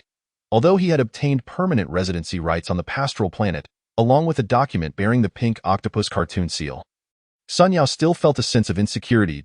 An hour later, Lin Ming deactivated the holographic display and exhaled a sigh of relief. Sun Yao quickly leaned in. Lin Gu, how did it go? One good news, one bad news, Lin Ming replied, glancing at Sun Yao. Without waiting for him to inquire further, he continued. The permanent residency rights and promises given to you by the Boda civilization appear to be genuine. As long as the pastoral planet remains intact, your residency rights will endure. Sun Yao's expression shifted slightly as he seemed to grasp Lin Ming's implication. Lin Gu, do you mean? See for yourself? Lin Ming shared the information acquired from the ether crystal with Sun Yao. They have dispatched 10 XDI-class light destroyers, 3 XDI-class medium frigates, and 1 XDI-class heavy battleship equipped with an annihilation cannon. They intend to obliterate the entire pastoral planet. Damn, Sun Yao exclaimed in shock. But their SAC-class carbon-based biological computer here. I see that most of their technology is rated D-class. Would they really dare to destroy such a highly rated technological creation? Lin Ming cast a glance at the freely roaming Xiao He, his thoughts drifting. It seems I have underestimated the power of the dark tide. They are unwilling to take any risks, even at the cost of annihilating the pastoral planet. Sun Yao stood in stunned silence. He had already endured an overwhelming day, first learning of the Boda people's electromagnetic force fields, which could render electromagnetic guns powerless, then witnessing Lin Ming's display of military might, compelling the Boda civilization to grant him a permanent residency document, and now facing the despair of the impending destruction of the pastoral planet. After a long moment of silence, Sun Yao suddenly remarked, "This world is truly fascinating." Suddenly, the gloom lifted from Sun Yao's face as he smiled and shook his head. Fascinating? It's absolutely delightful. Are you all right? Lin Ming asked with concern as he observed Sun Yao, who seemed to have shed a tremendous burden. I'm fine. Sun Yao waved his hand dismissively. Lin Gu, how much time do I have left?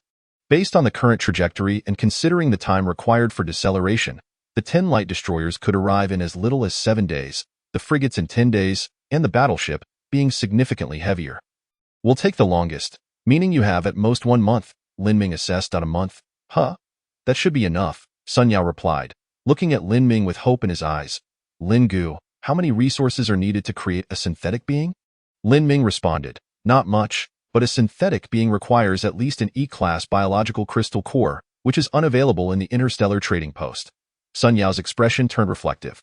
I previously killed an octopus monster and obtained a D-class biological crystal core. That shouldn't be too rare on the pastoral planet. Lin Gu, let us go hunting. All right. Since Sun Yao had made a request, Lin Ming was more than willing to oblige. With the deterrent of the dark tide in mind, the black creatures on the pastoral planet would likely not pose significant trouble for the two of them in the short term. Xiao He, let us go. Sun Yao picked up an electromagnetic gun once more, reloading the weapon on the combat-type heavy exosuit. Target. D-class biological crystal core. Let us set off. Onward. Lin Ming followed Sun Yao, his fists clenched lightly. Without the interference of black creatures and the absence of a safe zone, the true visage of the canyon was revealed before them. The lake remained unchanged, save for the absence of the colossal octopus creature. Ahead, a group of spiny shell dragons cautiously approached the lake, taking quick sips of water before darting away, fearful that the enormous creature lurking beneath the surface might suddenly drag them down. As they pressed on, an array of bizarre life forms elicited exclamations from both of them. Creatures resembling pterosaurs, yet boasting wingspans of 15 meters and enormous beaks exceeding 2 meters in length. Small and compact in stature, they gather in groups, yet they have already begun to forge crude weapons and hunt with spears. Exhibiting a semblance of intelligence, at first glance, they appear as mere mushrooms, but as two individuals approach, these peculiar creatures suddenly burrow into the ground to conceal themselves. The array of life forms is diverse and plentiful. Ahead, Lin Ming spotted a colossal tree nearly 100 meters tall, with a diameter exceeding 5 meters. Amidst the dense canopy, a red point of light flickered faintly. Tree-dwelling flying leopard. Overview. This flying leopard, adorned with wing membranes on its back, can glide briefly and, upon detecting prey, closes in with astonishing speed. Beware its sharp teeth. As the two approached within mere dozens of meters of the treetop, the tree-dwelling flying leopard had already sensed their presence. With a fierce roar, it leapt from the canopy. Harnessing its incredible speed, the leopard unfurled its wing membranes and lunged towards Sun Yao, a perfect opportunity. Sun Yao abruptly veered to the side, simultaneously aiming his electromagnetic gun at the leopard's torso and pulling the trigger. Sizzle, blood splattered. The tree-dwelling flying leopard let out a mournful cry, its wing membranes drooping pathetically as it plummeted to the ground. Sun Yao dove downward, seizing the leopard and reaching for its head. Brother Lin, 1 E-grade biological crystal core. The two hunted unabashedly in the canyon, uninterrupted by the dark creatures throughout their endeavor. An hour later, their haul was substantial. 2 D-grade biological crystal cores and 13 E-grade biological crystal cores. Furthermore, Lin Ming discovered a plant resembling beetroot, which could be utilized for extracting sugars and vitamins. With a clatter, he emptied the biological crystal cores from the metallic cylinder, turning to Sun Yao. Brother Lin, I want a simulacrum of Qin Lingling. The more lifelike, the better. Chapter 110. The star-catching plan. You have quite the ambition. Lin Ming gave Sun Yao a thumbs up. Even amid the crisis for survival, it seemed Sun Yao had conceived this idea upon encountering a simulacrum for the first time. After all, he possessed a natural talent. Lin Ming hesitated. I wonder if Qin Lingling would be willing. After all, creating a corresponding simulacrum requires comprehensive mapping in all dimensions. It should be fine. I'm her #1 fan. I'll talk to her. Upon finishing, Sun Yao promptly activated the ether crystal. Lingling, have you missed your brother? Observing the mischievous grin on Sun Yao's face, Lin Ming felt somewhat reassured. Then I shall return first. After the transaction for the simulacrum, Lin Ming instructed it to rest at the bottom of the pit. Despite the simulacrum's other parts being intact after prolonged, high-intensity hunting, the biological crystal core could not withstand such strain and required a brief respite. Before long, Sun Yao sent Lin Ming a voice message, filled with excitement. Brother Lin, she agreed. Great, then I'll contact her for the mapping, Lin Ming casually inquired. By the way, what did she request? Nothing at all, Sun Yao chuckled. Such a wonderful opportunity. It would greatly benefit her business. Why would she ask for anything in return? She only has one condition. To trade the simulacrum to her in a week. 6. Lin Ming gestured a 6 to Sun Yao and began to contact Qin Lingling.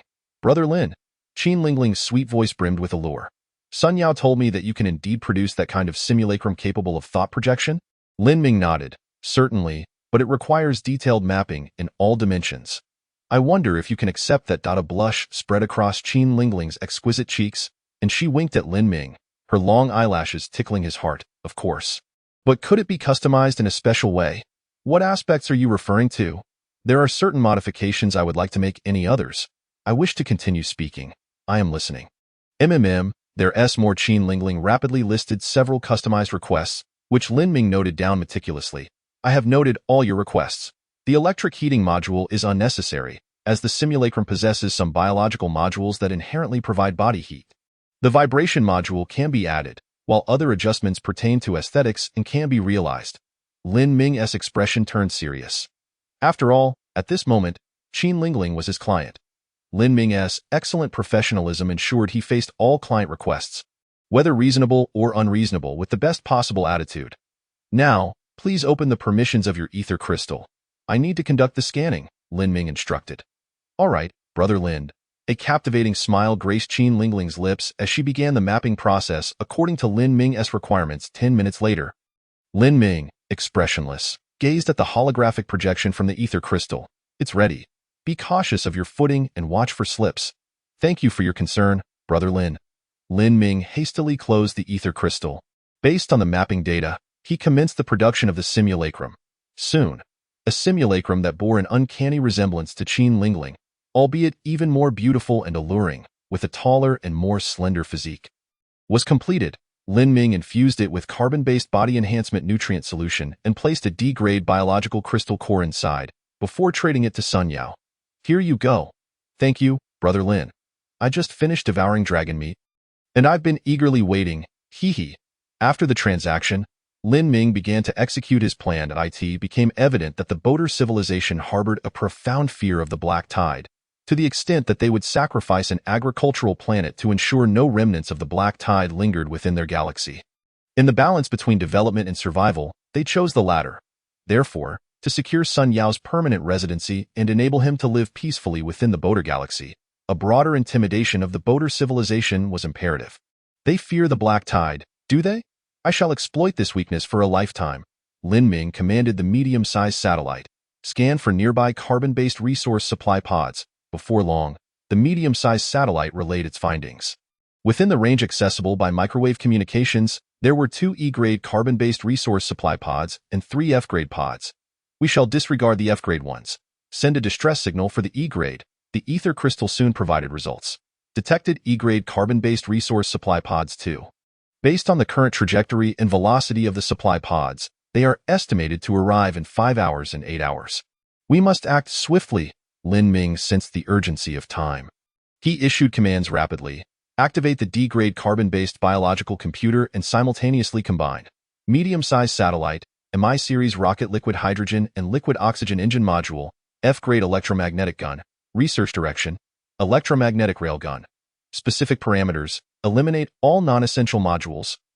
Maximize the initial velocity of the railgun. Energy consumption is not a concern, and the overall mass must remain within acceptable limits, capable of being launched by the medium-sized satellite, requiring only a brief stay in the air without considering orbital duration. Based on the computational capacity of the D-grade carbon-based biological computer, the current research requires the consumption of 15,000 units. Confirm. Research completed. You have mastered the technology of the electromagnetic railgun. Produce 2. Activate the D-grade carbon-based biological computer and simultaneously combine medium-sized satellite, Mi-series rocket liquid hydrogen and liquid oxygen engine module, F-grade electromagnetic gun, high-strength lightweight materials, research direction, satellite capture device. Specific parameters: the electromagnetic gun will launch a capture net made of high-strength lightweight materials, with the liquid hydrogen and liquid oxygen engine adjusted to vector nozzles, maximizing the thrust of the liquid hydrogen and liquid oxygen engine. Based on the computational capacity of the D-grade carbon-based biological computer, the current research requires the consumption of 15,000 units. Confirm. Research completed. You have mastered the technology of the satellite capture device. Produce 8. Commands continued to flow, and Lin Ming's mental blueprint gradually crystallized. In 5 hours, the first attempt could commence. Should it fail, a second attempt could be made 3 hours later. Here's hoping for success. This is my star-catching plan. I extend my gratitude to all my readers for their love and support, comments, and continued reading. The current achievements are inseparable from everyone's encouragement. I often see many readers cheering me on, which stirs great excitement within me. I try to respond to everyone, but some comments inexplicably get filtered by the system. Chapter 111. Launch into space. Lin Ming gazed at the electromagnetic railgun before him. Its size was comparable to that of a medium-sized satellite. Essentially, it was a small satellite enhanced with a launch module for the electromagnetic railgun. Due to the significant increase in mass, the medium-sized satellite, when fully loaded with fuel, could only send the electromagnetic railgun into low Earth orbit for a duration of 1 day. Subsequently, the electromagnetic railgun would gradually descend due to atmospheric friction, ultimately burning up within the atmosphere. However, Lin Ming had no intention of leaving an electromagnetic railgun in space for an extended period. This disposable item was sufficient. Calculate the trajectory of the E-grade supply pods and determine the orbital intersection point.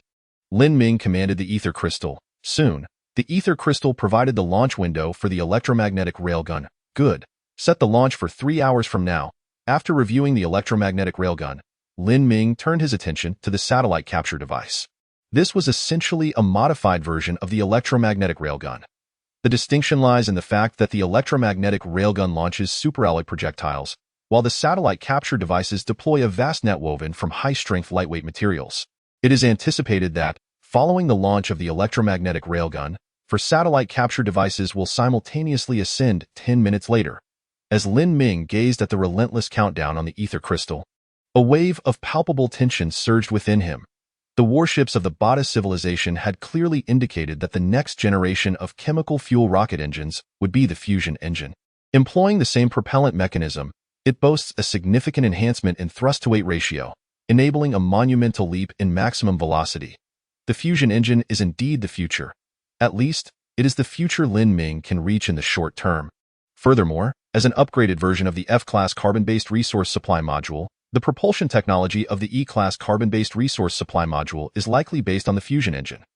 This also explains why the E-class carbon-based resource supply module will not descend but will automatically plunge into the star after releasing the supply crates. With 3 hours remaining until launch, Lin Ming decided to have a bite to eat. The prolonged engagement of his mind had consumed more energy than before, necessitating replenishment. I wonder how the plants in the glass farm are faring. Lin Ming, filled with anticipation, summoned a leader of the simulated crabs to investigate the glass farm.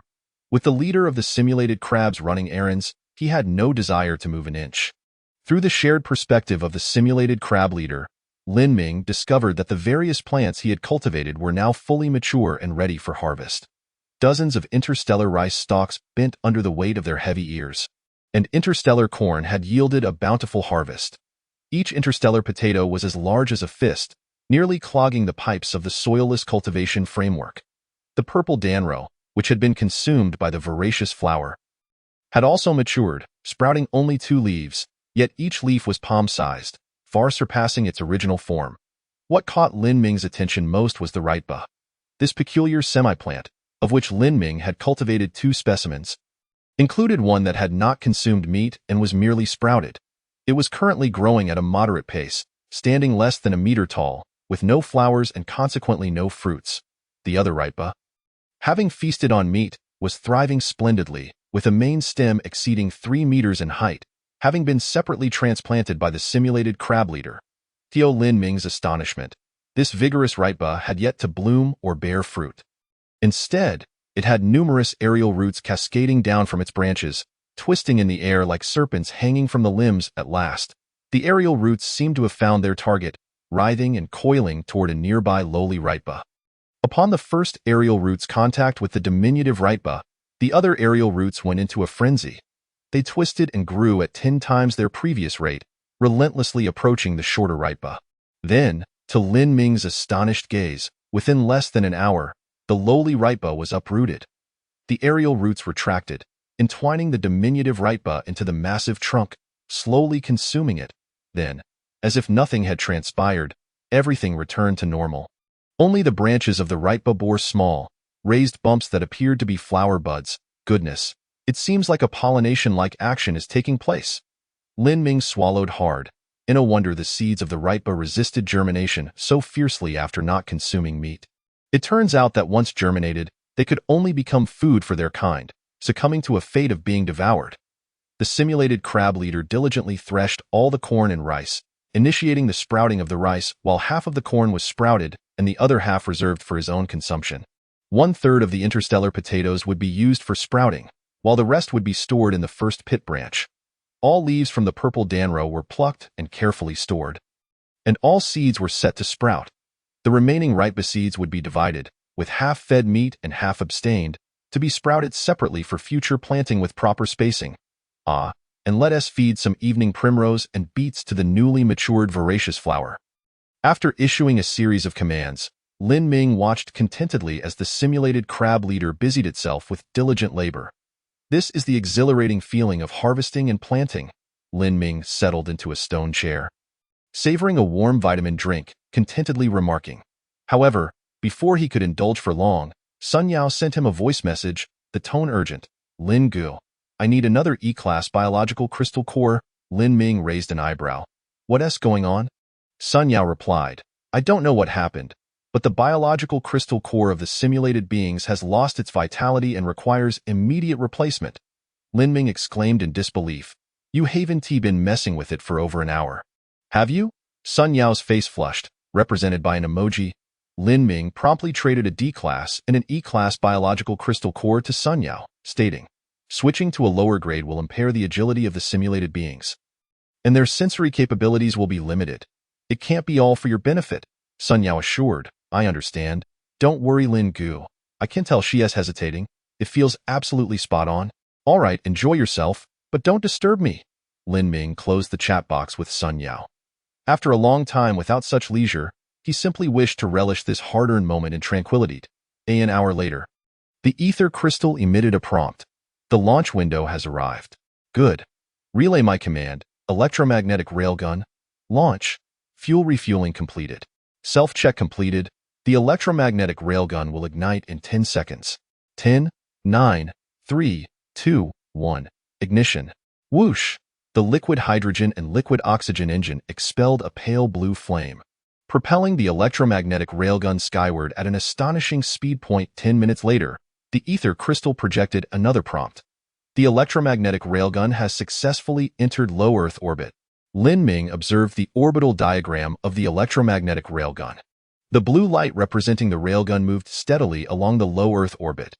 The data provided by the ether crystal indicated that in 90 minutes, the electromagnetic railgun would complete a full orbit around the Uriah planet, overlapping with the trajectory of the E-class carbon-based resource supply module. Satellite capture devices, launch, Lin Ming commanded. The 4 satellite capture devices subsequently ascended, heading towards their predetermined orbits. The E-class carbon-based resource supply module has begun retrograde deceleration and will enter the designated orbit in 10 minutes. Observing the diagram, Lin Ming noted the E-class carbon-based resource supply module slowly turning, the fusion engine emitting a brilliant tail flame as it commenced its retrograde insertion into orbit. His right leg began to sway unconsciously, a manifestation of his nervousness. Meanwhile, the electromagnetic railgun had already traversed over half of the orbit around the Uriah planet, now just tens of thousands of miles away from the E-class carbon-based resource supply module. In astronomical terms, they were nearly touching. The retrograde of the E-class carbon-based resource supply module has concluded. Its speed has been reduced to slightly above the second cosmic velocity, successfully entering the designated orbit, and is about to deploy the supply crates. Ether crystal, calculate the lead time. Electromagnetic railgun, prepare firing parameters. Whoosh! The hydrogen-oxygen engine atop the electromagnetic railgun slowly emitted minuscule flames, meticulously adjusting the cannon's orientation. In that direction, there was nothing. Yet Lin Ming knew that in 5 minutes and 3 seconds, the E-class carbon-based resource supply module would appear at that location. Lin Ming fixated on the orbital calculations provided by the ether crystal. And the moment the trajectory of the electromagnetic railgun aligned with the simulated position, he shouted, "Fire!" There was no sound. A flash of silver light erupted from the cannon's mouth. The immense recoil instantly transformed the trajectory of the electromagnetic railgun into a parabola. Beginning its descent into the atmosphere, in the distance, a brilliant meteor streaked across the sky, its luminescence gradually fading. Lin Ming understood that it was the trail of the electromagnetic railgun ablating within the atmosphere. The silver streak advanced swiftly in the near-vacuum environment, maintaining its velocity even after crossing hundreds of kilometers without any attenuation. At this moment, the E-class carbon-based resource supply module slowly opened its hatch, releasing the superalloy supply crates within. Before the hatch began to close, whoosh, the fusion engine ignited, and the vector nozzles prepared to fine-tune the trajectory of the E-class carbon-based resource supply module to align with the star. Just then, the silver light surged forth. There was no sound in the vacuum, and through the monitoring of the medium-sized satellite, Lin Ming witnessed this scene in real time.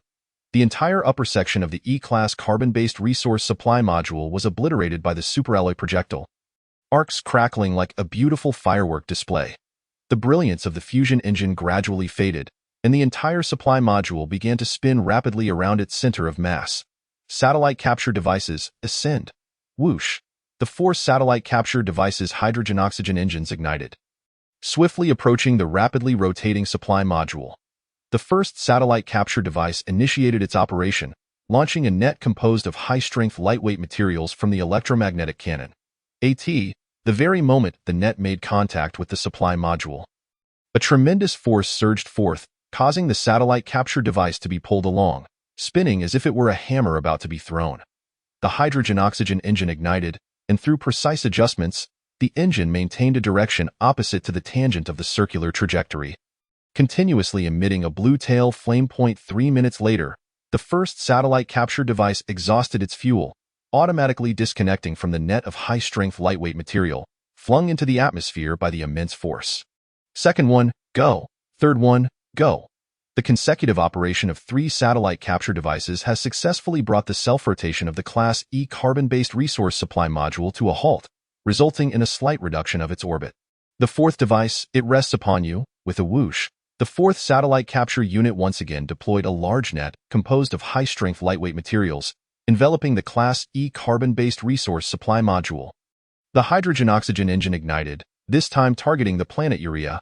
The speed of the Class E carbon-based resource supply module has now fallen below the first cosmic velocity.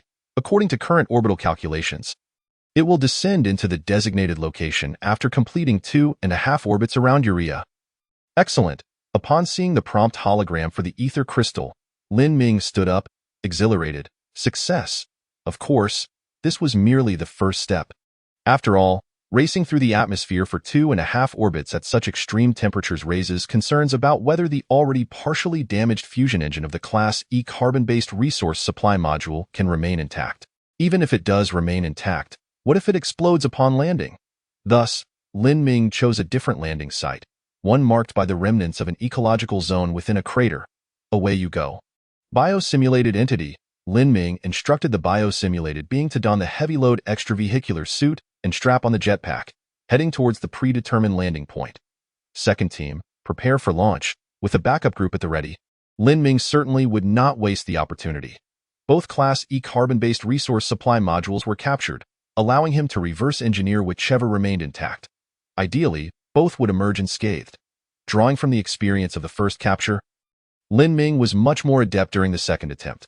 The second Class E carbon-based resource supply module was also successfully ensnared and drawn into the designated descent trajectory. Before they landed, I must ensure their parachutes are ready. Lin Ming activated the Class D carbon-based biological computer to continue his research. He amplified the power of the electromagnetic cannon, launching not superalloy projectiles, but parachutes crafted from high-strength lightweight materials. 4 hours later, the biosimulated entity arrived at the designated landing site. Prepare for retrieval. Lin Ming dispatched the modified electromagnetic cannon. The biosimulated being adjusted the cannon's muzzle and calibrated the firing parameters. Awaiting the arrival of the first Class E carbon-based resource supply module. In midair, a brilliant point of light approached rapidly, the ether crystal calculating its speed to exceed 1,200 kilometers per hour. Astonishingly frightening, electromagnetic cannon, fire, boom. The massive shell flew forth at great speed, spinning rapidly through the AIRT. As it spun, several superalloy counterweights were flung out, deploying the enormous parachute. Attached to the parachute's base was a superalloy shell, with 4 colossal parachutes darting towards the Class E carbon-based resource supply module like darts. Before long, the Class E carbon-based resource supply module made contact with the parachute's base, instantly reversing the parachute's orientation from upward to downward. The speed of the Class E carbon-based resource supply module plummeted. Current speed of the Class E carbon-based resource supply module relative to the ground, 1,000 kilometers per hour. Current speed of the Class E carbon-based resource supply module relative to the ground, 800 kilometers per hour. Current speed of the Class E carbon-based resource supply module relative to the ground, 600 kilometers per hour. Current speed of the Class E carbon-based resource supply module relative to the ground, 10 kilometers per hour. Current speed of the Class E carbon-based resource supply module relative to the ground, 0 kilometers per hour. Congratulations! The capture of the Class E carbon-based resource supply module was successful. Fusion engine integrity, 100. Chapter 113. Fusion engine success. Lin Ming clenched his fist and triumphed. He projected his consciousness into the biosimulated entity, scrutinizing the successfully captured Class E carbon-based resource supply module. Its exterior bore no significant differences from the previous one. The head had sustained damage from the impact of the superalloy shell and was further ravaged by intense ablation, rendering most electronic components inoperative and obscuring its original form. However, the design of the lower half, housing the engine, was markedly distinct. The hydrogen-oxygen engine vaporizes liquid hydrogen and oxygen through piping, injecting it into a combustion chamber for ignition, harnessing the resulting energy for propulsion. In contrast, the fusion engine boasts no combustion chamber. Instead, it features a reactor that employs powerful electromagnetic forces to contain the high-temperature ionized matter resulting from fusion, utilizing its vast energy. Lin Ming opened the catalog. Carbon-based resource supply module E description. An E-class supply module dispatched by an advanced civilization to provide sustenance to stranded life forms, equipped with a powerful fusion engine capable of reaching speeds up to 1/9 the speed of light, enabling rapid delivery of supplies to designated locations. Due to the fusion engine exceeding the current classification, this supply module will submerge into the nearest star post-delivery to ensure complete destruction and prevent technological leakage. By the way, how did you acquire this item? Indeed, a fusion engine. Upon reading the description of the Class E carbon-based resource supply module, Lin Ming felt a mix of joy and concern. The joy stemmed from acquiring a tangible fusion engine for reverse research. The concern lay in the uncertainty of whether he could indeed replicate such a marvel, considering it was controllable nuclear fusion, a pinnacle of technology that humanity would not master for another 50 years. It could be said that once controllable nuclear fusion is achieved, electricity would become abundantly available, drastically enhancing productivity. During planetary-level development, electricity would no longer constrain Lin Ming.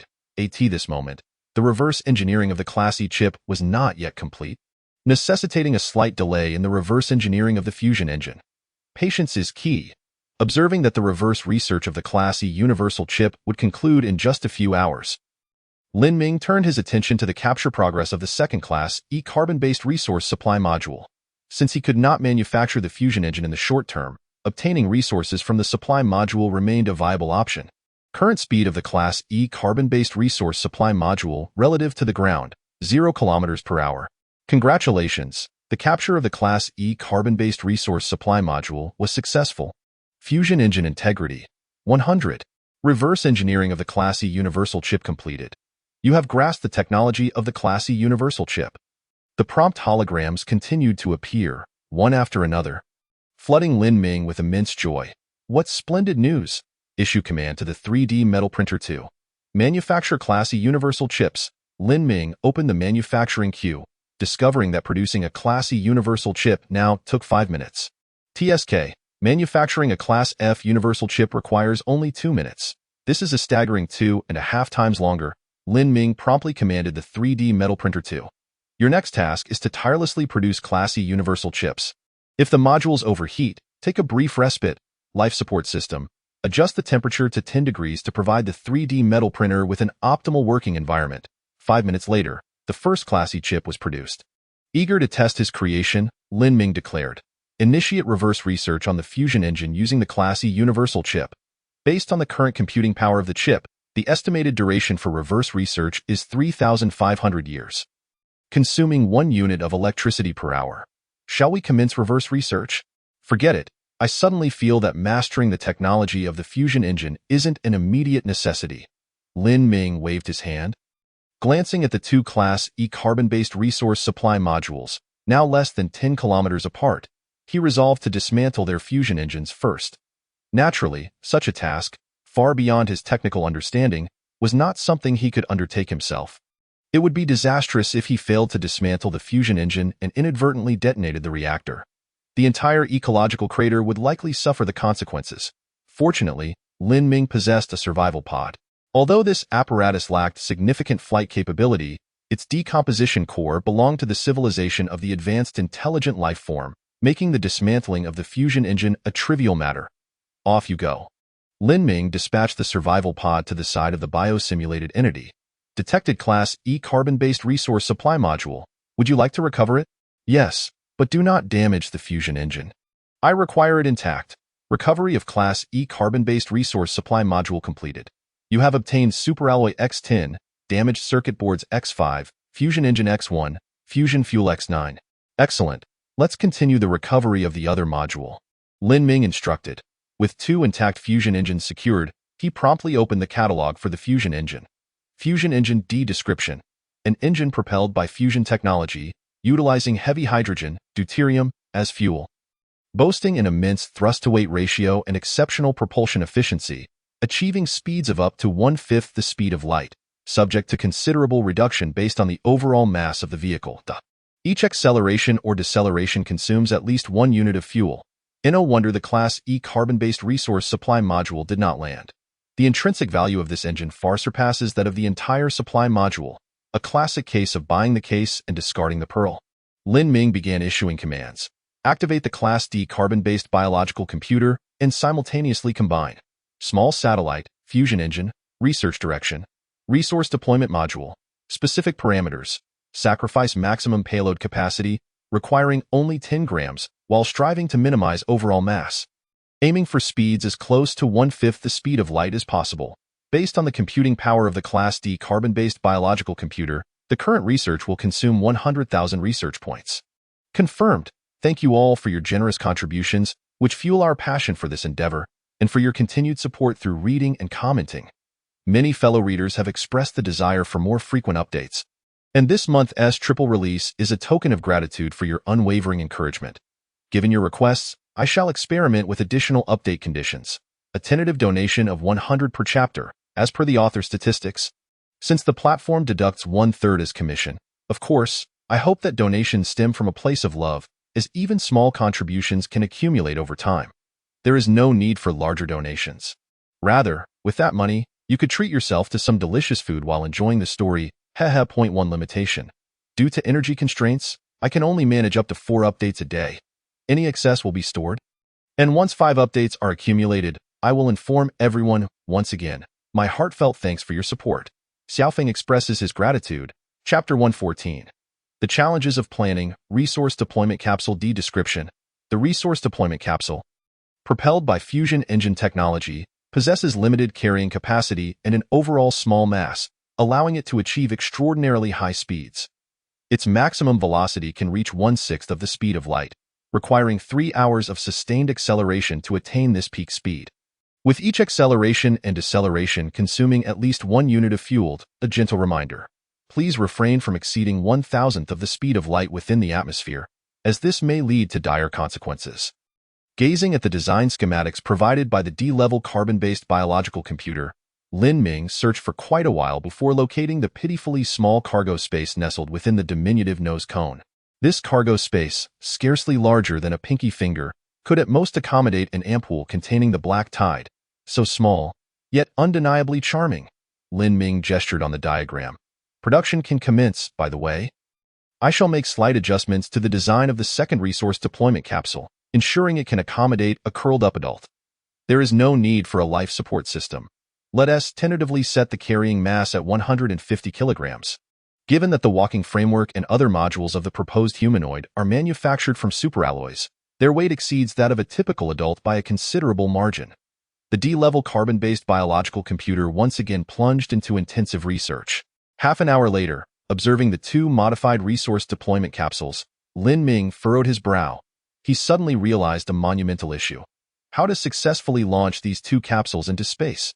Indeed, Sun Yao has already secured permanent residency on the pastoral planet. At least for the time being. They can launch small satellites to survey the pastoral planet without the risk of sudden attacks that might destroy them. However, all of this hinges on the fact that the small satellites pose virtually no threat to the pastoral planet. After all, hydrogen-oxygen engines have a limited potential. Regardless, they present an extremely minimal danger to the pastoral planet.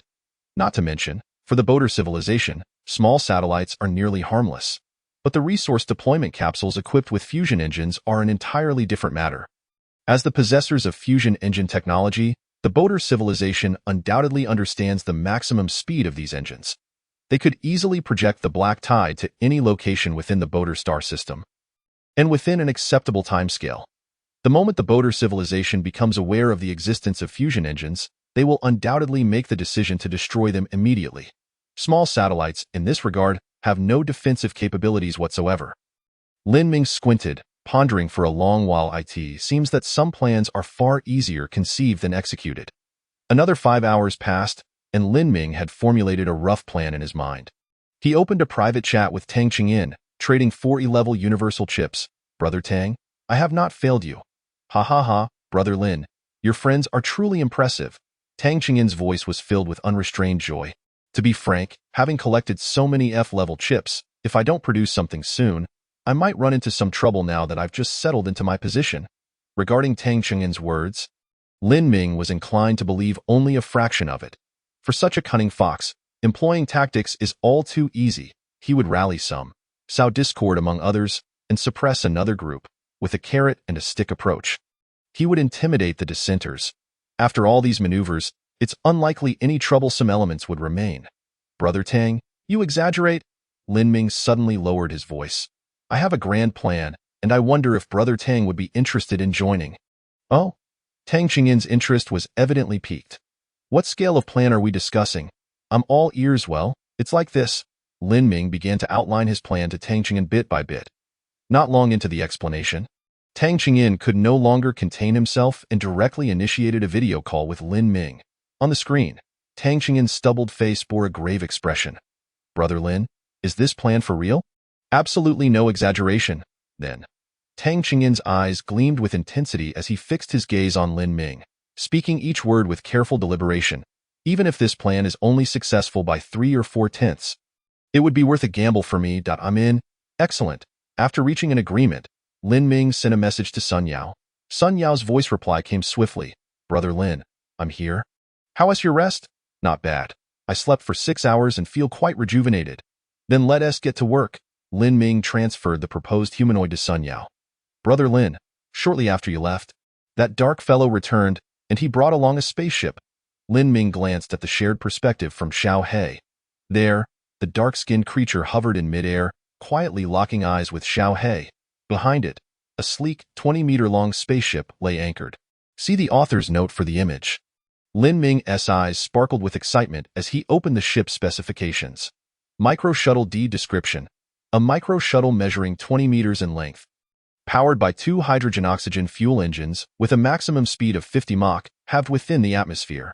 The primary weapon is a BT-100 plasma cannon, accommodating a maximum of 5 crew members and capable of sustaining itself for 10 boater years. It seems this fellow intends to confine us here.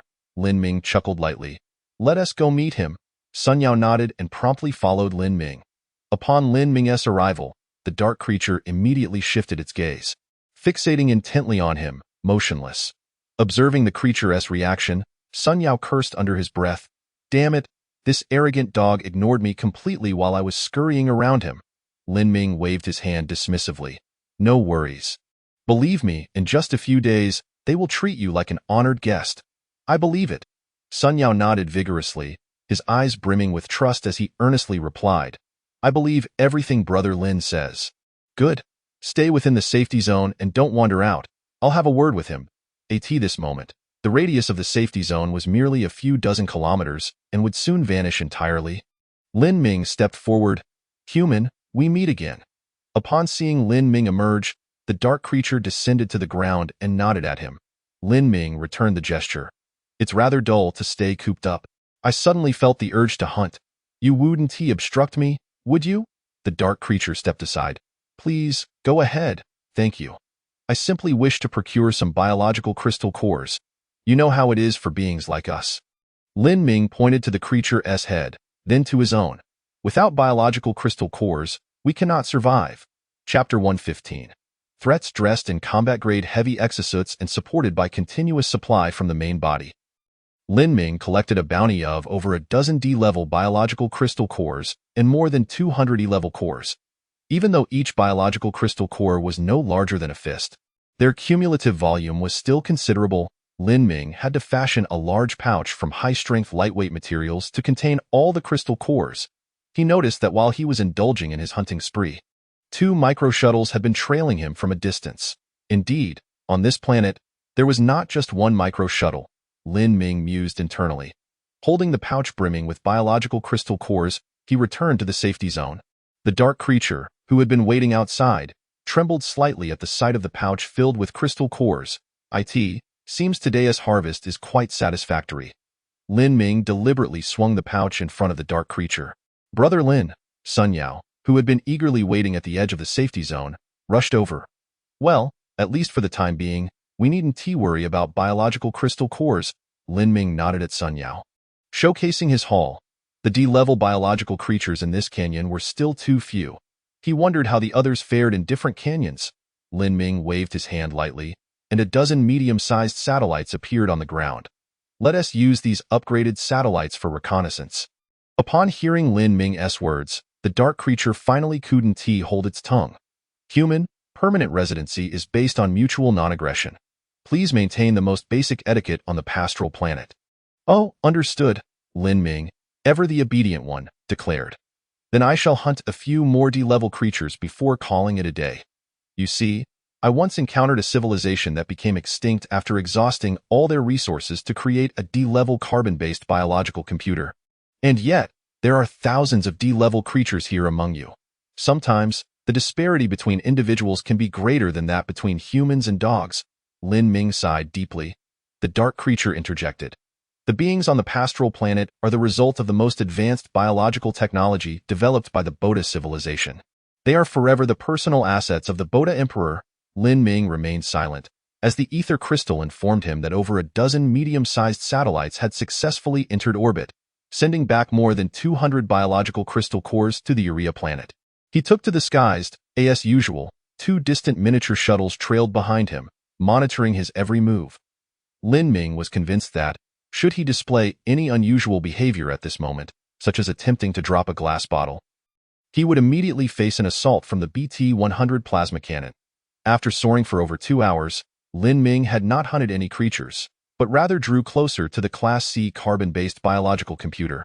Finally, when he was about 30 kilometers away from the Class C carbon-based biological computer, a dark creature descended from one of the miniature shuttles and swiftly flew before Lin Ming. Human, you are approaching a restricted area. You do not have permission to enter. Upon hearing the familiar tone, Lin Ming smiled. Utilizing a simulacrum is indeed convenient, as it can appear in multiple locations simultaneously. The dark creature did not respond directly, but resolutely positioned itself in front of Lin Ming, preventing him from advancing even a meter further. Very well. The power of his jetpack gradually diminished, and Lin Ming slowly descended to the ground. The dark creature followed closely behind, landing about 5 meters away from him. I have a question, Lin Ming said, gazing at the dark creature. Is it true, as you claim, that in Boda civilization, a promise once made is irrevocable? Indeed, the dark creature replied emphatically, permanent residency is the best proof. Yet countless experiences filled with blood and tears have taught me that a contract signed between two parties of unequal power is but a worthless piece of paper, easily torn asunder by the mightier side. Lin Ming regarded the dark creature and inquired, why have I observed the XDI-class destroyers accelerating towards the pastoral planet? In about 6 days, they will arrive here.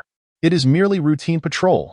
The dark creature appeared momentarily taken aback upon hearing Lin Ming mention the XDI-class destroyers, quickly adding, the XDI-class destroyers are not equipped with overly powerful weapons. You need not concern yourself. Is that so? Lin Ming nodded. Then the SR-500 class ion annihilation cannon mounted on the XDI-class heavy battleship is not particularly formidable either. Human, how is it that you possess such extensive knowledge about us? The dark creature's tentacles quivered, but it quickly regained composure. I simply wish to prevent you from making any reckless moves. I am merely a weak simulacrum. What reckless actions could I possibly undertake? Lin Ming waved his right hand, and the resource deployment pod equipped with a fusion engine materialized beside him. This is the fusion engine. The dark creature's tone rose by 3 degrees. Human, I found no related information in your database. Did you not state that it would take you 50 more years to master large-scale nuclear fusion reaction systems? Indeed, you are correct, but you seem to have forgotten that we are no longer on Blue Star. Observing the slowly warming fusion engine, Lin Ming remarked, the civilization that provided me with the fusion engine advised me not to accelerate it beyond 1,000th the speed of light within the atmosphere. Lest it lead to dire consequences, I am now quite curious about what might happen if the fusion engine exceeds this threshold. Lin Ming glanced into the distance.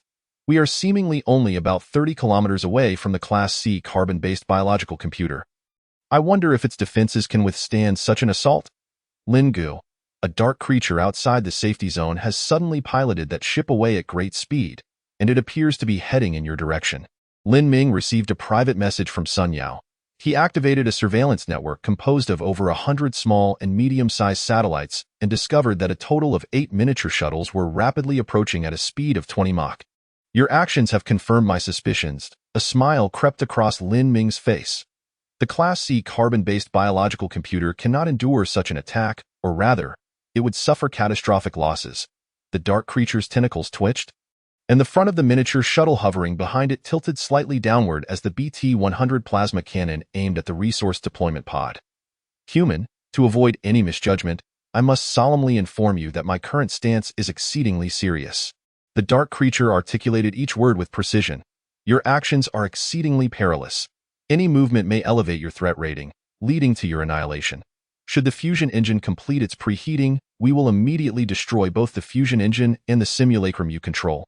Naturally, your friends will also meet their end once the safety zone is breached. Chapter 116. Arrest, is that so? Lin Ming, having allowed the fusion engine to reach a significant level of preheating, subsequently canceled the preheating process. Before the dark creature could exhale in relief, it was startled to find Lin Ming had initiated the preheating process once more. No worries, I'm just passing the time. Enjoying the preheating, Lin Ming flashed a grin at the dark creature. After all, you did mention that as long as it hasn't completed preheating, there would be no attack, correct? The dark creature remained silent. Lin Ming and the dark creature continued their standoff while simultaneously keeping an eye on the progress of the other 8 miniature shuttles. Due to their astonishing speed, all 8 miniature shuttles encircled Lin Ming within a half hour.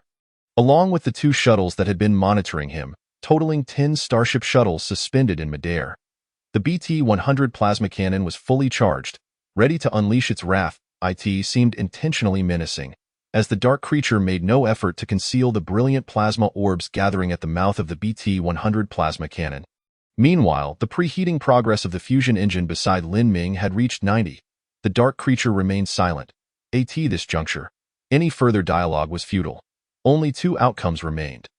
Either the fusion engine would complete its preheating, and Lin Ming would vanish along with it, or the preheating would be cancelled, resulting in the fusion engine's disappearance. After all, the existence of the fusion engine posed a significant threat to the Boda civilization. Preheating progress of the fusion engine, 91, 92, 93. The foremost dark creature raised its tentacles at a 45-degree angle, clearly poised to issue the command to attack. Preheating progress of the fusion engine, 97, 98, 99. What a perfect work of art! Lin Ming marveled as he caressed the continuously warming fusion engine. Preheating progress of the fusion engine, 100. The dark creature was momentarily stunned. It had not anticipated that Lin Ming would indeed complete the preheating of the fusion engine. With a swift motion, the tentacle came crashing down as the dark creature issued the attack command. 10 brilliant plasma orbs sped toward the resource deployment pod. Thus I say, possessing a simulacrum is truly advantageous. It allows one to appear in any location. The moment the fusion engine completed its preheating, Lin Ming had already begun to act.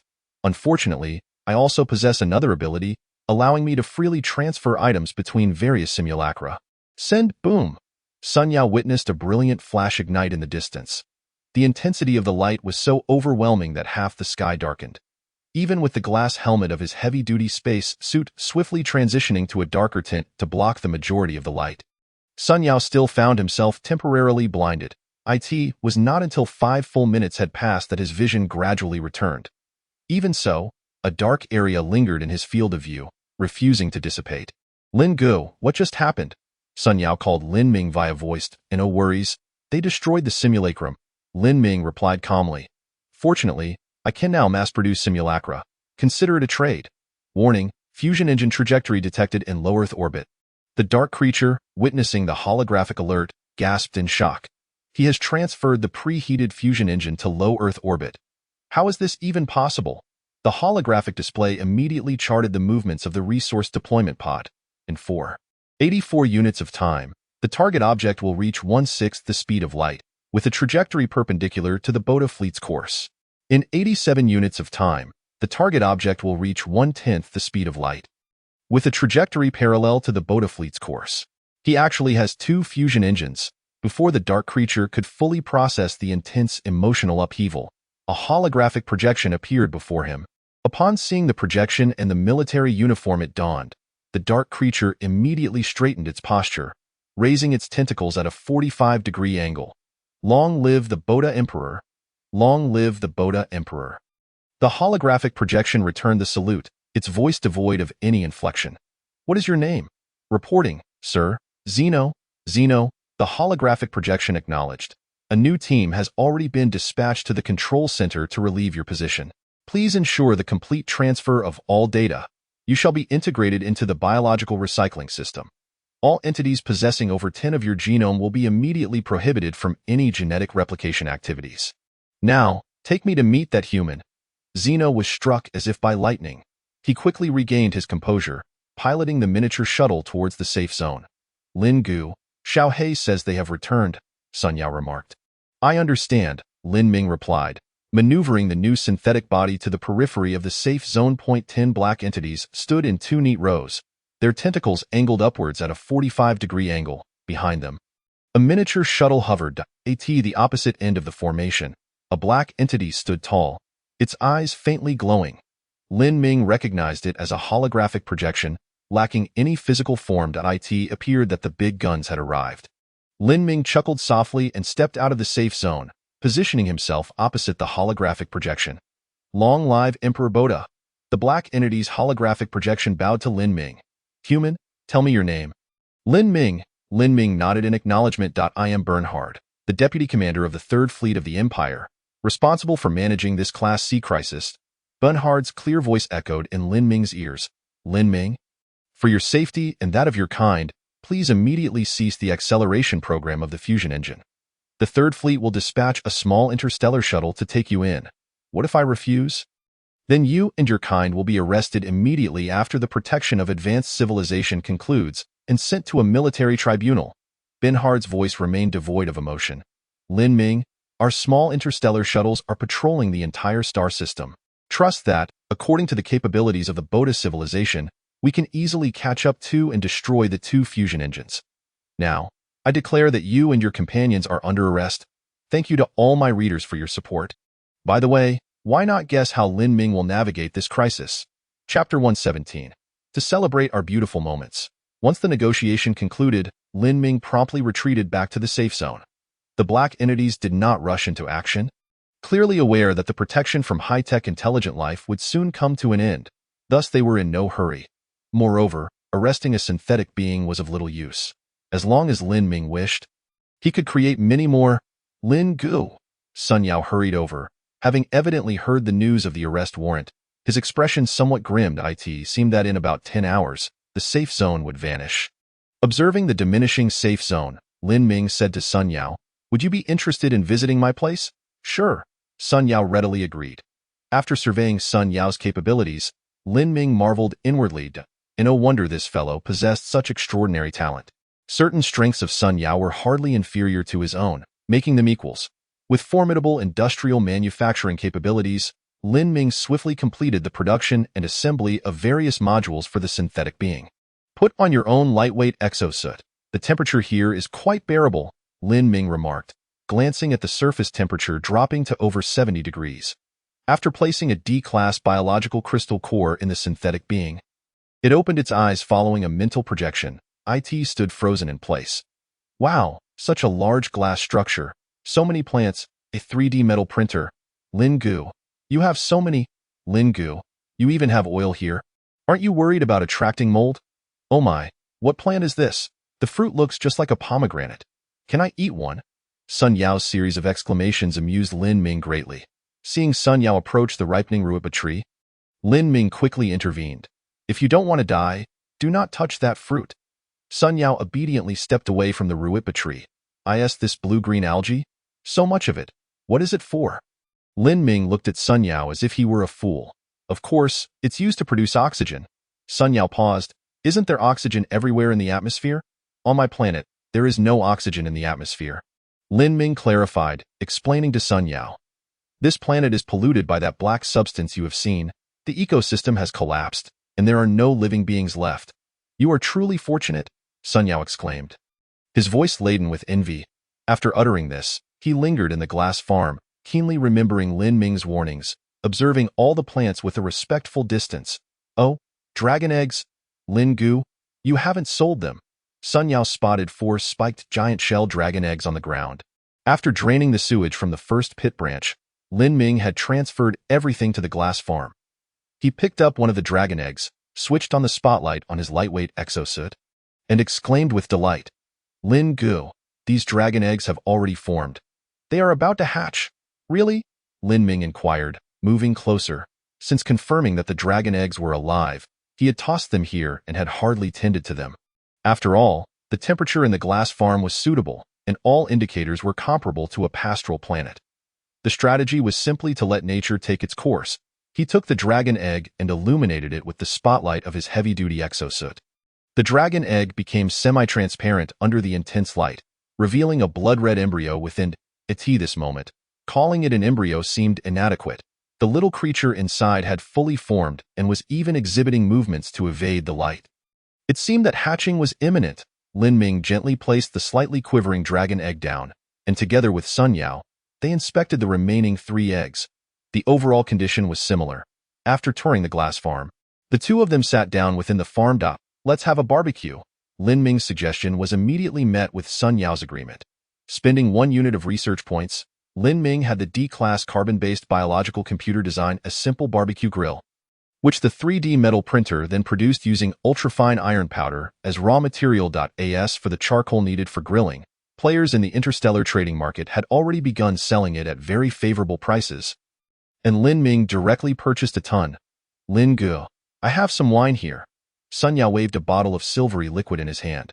What kind of wine is this? It looks like mercury. Friendly reminder. Mercury is highly toxic and underage individuals are prohibited from drinking.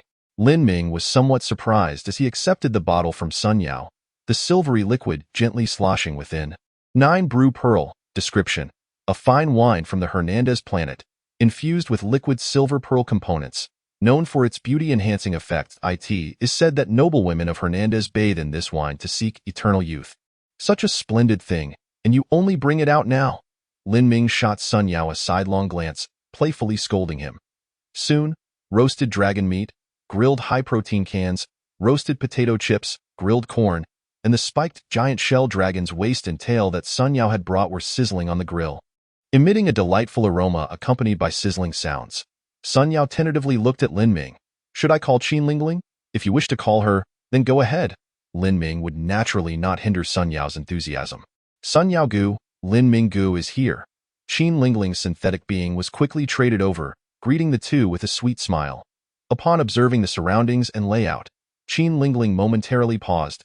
However, she soon composed herself, lowering her head and ceasing to look around. Then, she naturally settled next to Sun Yao, leaning against him. Come, let's toast. Lin Ming raised his glass. To celebrate our beautiful moments. Sun Yao and Qin Lingling echoed in unison. To celebrate our beautiful moments. They drank in unison.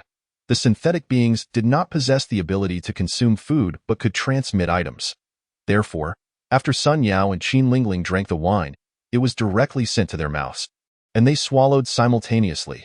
This wine is truly delightful. After sipping a glass, Lin Ming gazed in astonishment at the bottle beside him. He had enjoyed many fine wines before, and 9 Brew Pearl ranked at least above average. That was, after all, exchanged for 50 kilograms of dragon meat. Sun Yao boasted, taking a skewer of spiked giant shell dragon meat and indulging heartily. Initially, Qin Lingling feigned modesty, taking small bites of the dragon meat. But after a few mouthfuls, she abandoned her ladle-like demeanor and bit off a large chunk of dragon meat.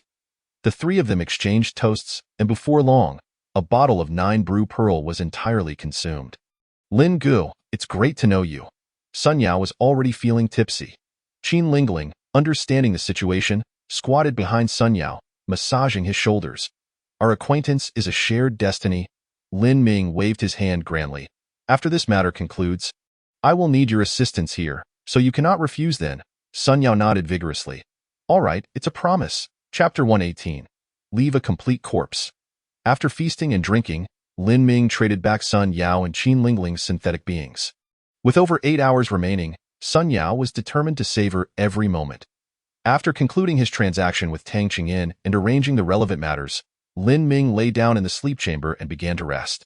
8 hours later, Lin Ming was awakened by the ether crystal. He donned the lightweight extravehicular suit and ascended from the depths of the pit to the surface. What was once a bed of gravel and stones had vanished, replaced instead by an expanse of inky blackness. These dark substances, weathered by eons of wind and sun, had cracked and fissured, resembling parched black earth. Only in the distance could a few remnants of gravel still be seen. Marking the location of the original survival pod, Lin Ming activated the regional chat channel and discovered that players were engaged in fervent discussion about the situation. "It seems our spawn point is about to vanish. The beasts surrounding me are about to charge. What are you afraid of? Don't you have a reinforced extravehicular suit? Deal with them. If it were just one or two, that would be manageable, but there are hundreds of them, each larger than a rhinoceros." Image. "There are electromagnetic guns for sale at the Interstellar trading post. Hurry and buy one."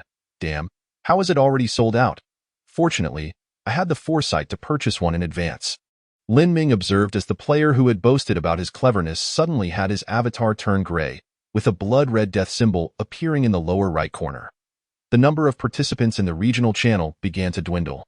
Within half an hour, it had decreased from over 7,500 to fewer than 7,200. Lin Ming initiated a private chat with Sun Yao. Trade. Sun Yao quickly agreed. The safe zone would completely dissipate in about 10 minutes. Lin Ming stood outside Sun Yao's survival pod, where the area now covered in gravel had shrunk to a mere few hundred meters in diameter. "Let us go." Sun Yao traded Qin Lingling's virtual being to her. Glancing at Lin Ming, "It doesn't matter about these last few minutes," agreed. Lin Ming nodded and stepped towards the perimeter of the safe zone, with Sun Yao closely following. Outside the safe zone, 10 black creatures stood as before, arranged in 2 lines, their tendrils angled upward. Bernhard greeted the two. "From your self-translation system, I understand that you belong to a civilization known as Huaxia. This civilization has existed for a relatively short time and has undergone several rises and falls. However, whether in glory or in decline, your people have never lost their original spirit. Even if your home planet no longer exists, please accept this tribute from the Bada civilization, light years away. Thank you." Lin Ming and Sun Yao simultaneously halted and nodded in return to Bernhard. He then realized why Bernhard possessed such profound knowledge of Blue Star civilization. It was due to the self-translation system. It seemed the ether crystal had directly packaged all data from Blue Star to create the self-translation system. Lin Ming reflected, "Technology must be in our own hands. Being a mere intermediary leads to a grim fate." Subsequently, Bernhard stepped aside and gestured towards the miniature shuttle behind him. "I have dispatched a small interstellar shuttle, which will arrive in 3 days at the earliest. During this time, please wait inside the shuttle, where your daily needs will be adequately met." Understood. Watching the shuttle descend slowly and open its hatch, Lin Ming and Sun Yao entered in succession. "Adjust the air composition and temperature to the conditions of Blue Star." Bernhard's holographic projection accompanied them. "Now, you may remove your glass helmets and move freely." Sun Yao boldly removed his helmet. After all, his life was already in another's hands. The Bada should be too dignified to employ underhanded tactics to eliminate him. As Lin Ming also took off his helmet, Bernhard nodded, his tendrils lightly tapping. A holographic screen materialized before them. Lin Ming beheld the trajectories of 2 resource drop pods. That moment, the resource drop pods had reached a maximum speed of 1/6 the speed of light, hurtling through interstellar space.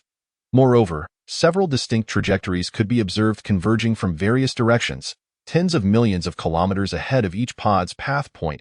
One had to concede that the Bada civilization could not produce vehicles capable of such rapid speeds. Or rather, any that they could produce would be utterly useless, as they could not carry any effective payload. Bernhard pointed to those trajectories.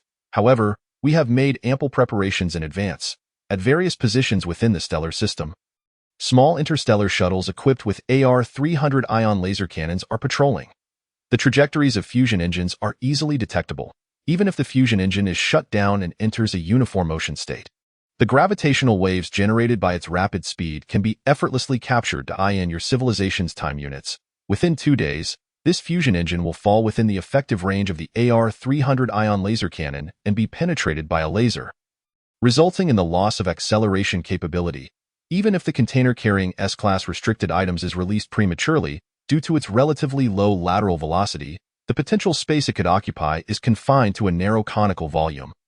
Easily detectable, Bernhard gestured. The height of this narrow cone represents the trajectory direction. From a probabilistic standpoint, releasing the container when the fusion engine begins to accelerate will allow it to reach the furthest space. As time progresses, the potential space the container can reach will gradually shrink, ultimately confining all probability clouds within a slender cone. Bernhard extended his tendril and waved it before Lin Ming, showcasing his sense of humor. Even more slender than my tendrils. The task force of the Third Fleet will take about a year to traverse the entire conical space, ensuring no S-class restricted items are leaked. And you? Bernhard lowered his tendril, his tone growing grave. Due to suspicion of the crime of exterminating the Bada civilization, you will face judgment from the Council of Elders. Believe me, that is not a pleasant outcome.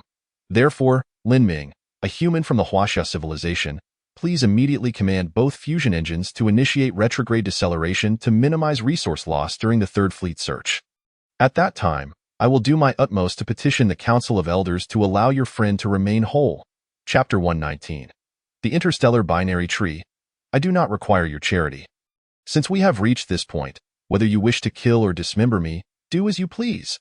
Sun Yao lashed out in anger. If you're going to leave me whole, just chop me up and feed my remains to your mother for dumplings. Creatures like you, all soft and spineless, could use a bit of calcium to strengthen your bones. In the face of Sun Yao's tirade, Bernhard remained unfazed. He replied nonchalantly, "Humans, we do not require a specific maternal body to reproduce." He activated a holographic display showcasing the Bada's reproductive method. Numerous Bada surrounded a colossal glass container, raising one of their tendrils. Each Bada's tendril then severed a segment, which fell into the glass container. Interestingly, some tendrils were longer than others, with the longest even reaching the point of complete severance. At the start of each Bada year, we hold a grand new life festival, based on the quality of Bada genes and their social status. We remove a portion of our own bodies and drop it into the sacred pool. Of course, if there is too great a genetic disparity, they will not be placed in the same sacred pool. Then, these body parts automatically combine to form the next generation of Bada. Due to the varying genes and quantities combined, the tiers of these newborns differ naturally. Thus, Bada do not possess conventional parents as you understand them. Each Bada may originate from multiple maternal sources. This is the most magnificent mode of reproduction in the universe. Observing Bernhard's rapturous expression, Sun Yao scoffed. Isn't that just the process of plant grafting? When my family grafted peaches and apples, I even urinated on them for nourishment. But in the end, the fruits that grew were neither peach nor apple, looking mediocre and tasting even worse. Just a mishmash of rubbish. Human, if you seek to provoke me for a swift end, I can only say your ploy is quite futile. Bernhard's tendrils shifted, shutting off the holographic display of Bada reproduction, leaving only the two projections showing the trajectories of the resource drop pods. The three fell into silence. Suddenly, Sun Yao noticed something amiss. Wait, why has this trajectory branched? He observed that one holographic projection, which had been a straight line, now diverged with a slanted branch, slowly extending. Bernhard immediately recognized the anomaly. Third Fleet's advance team.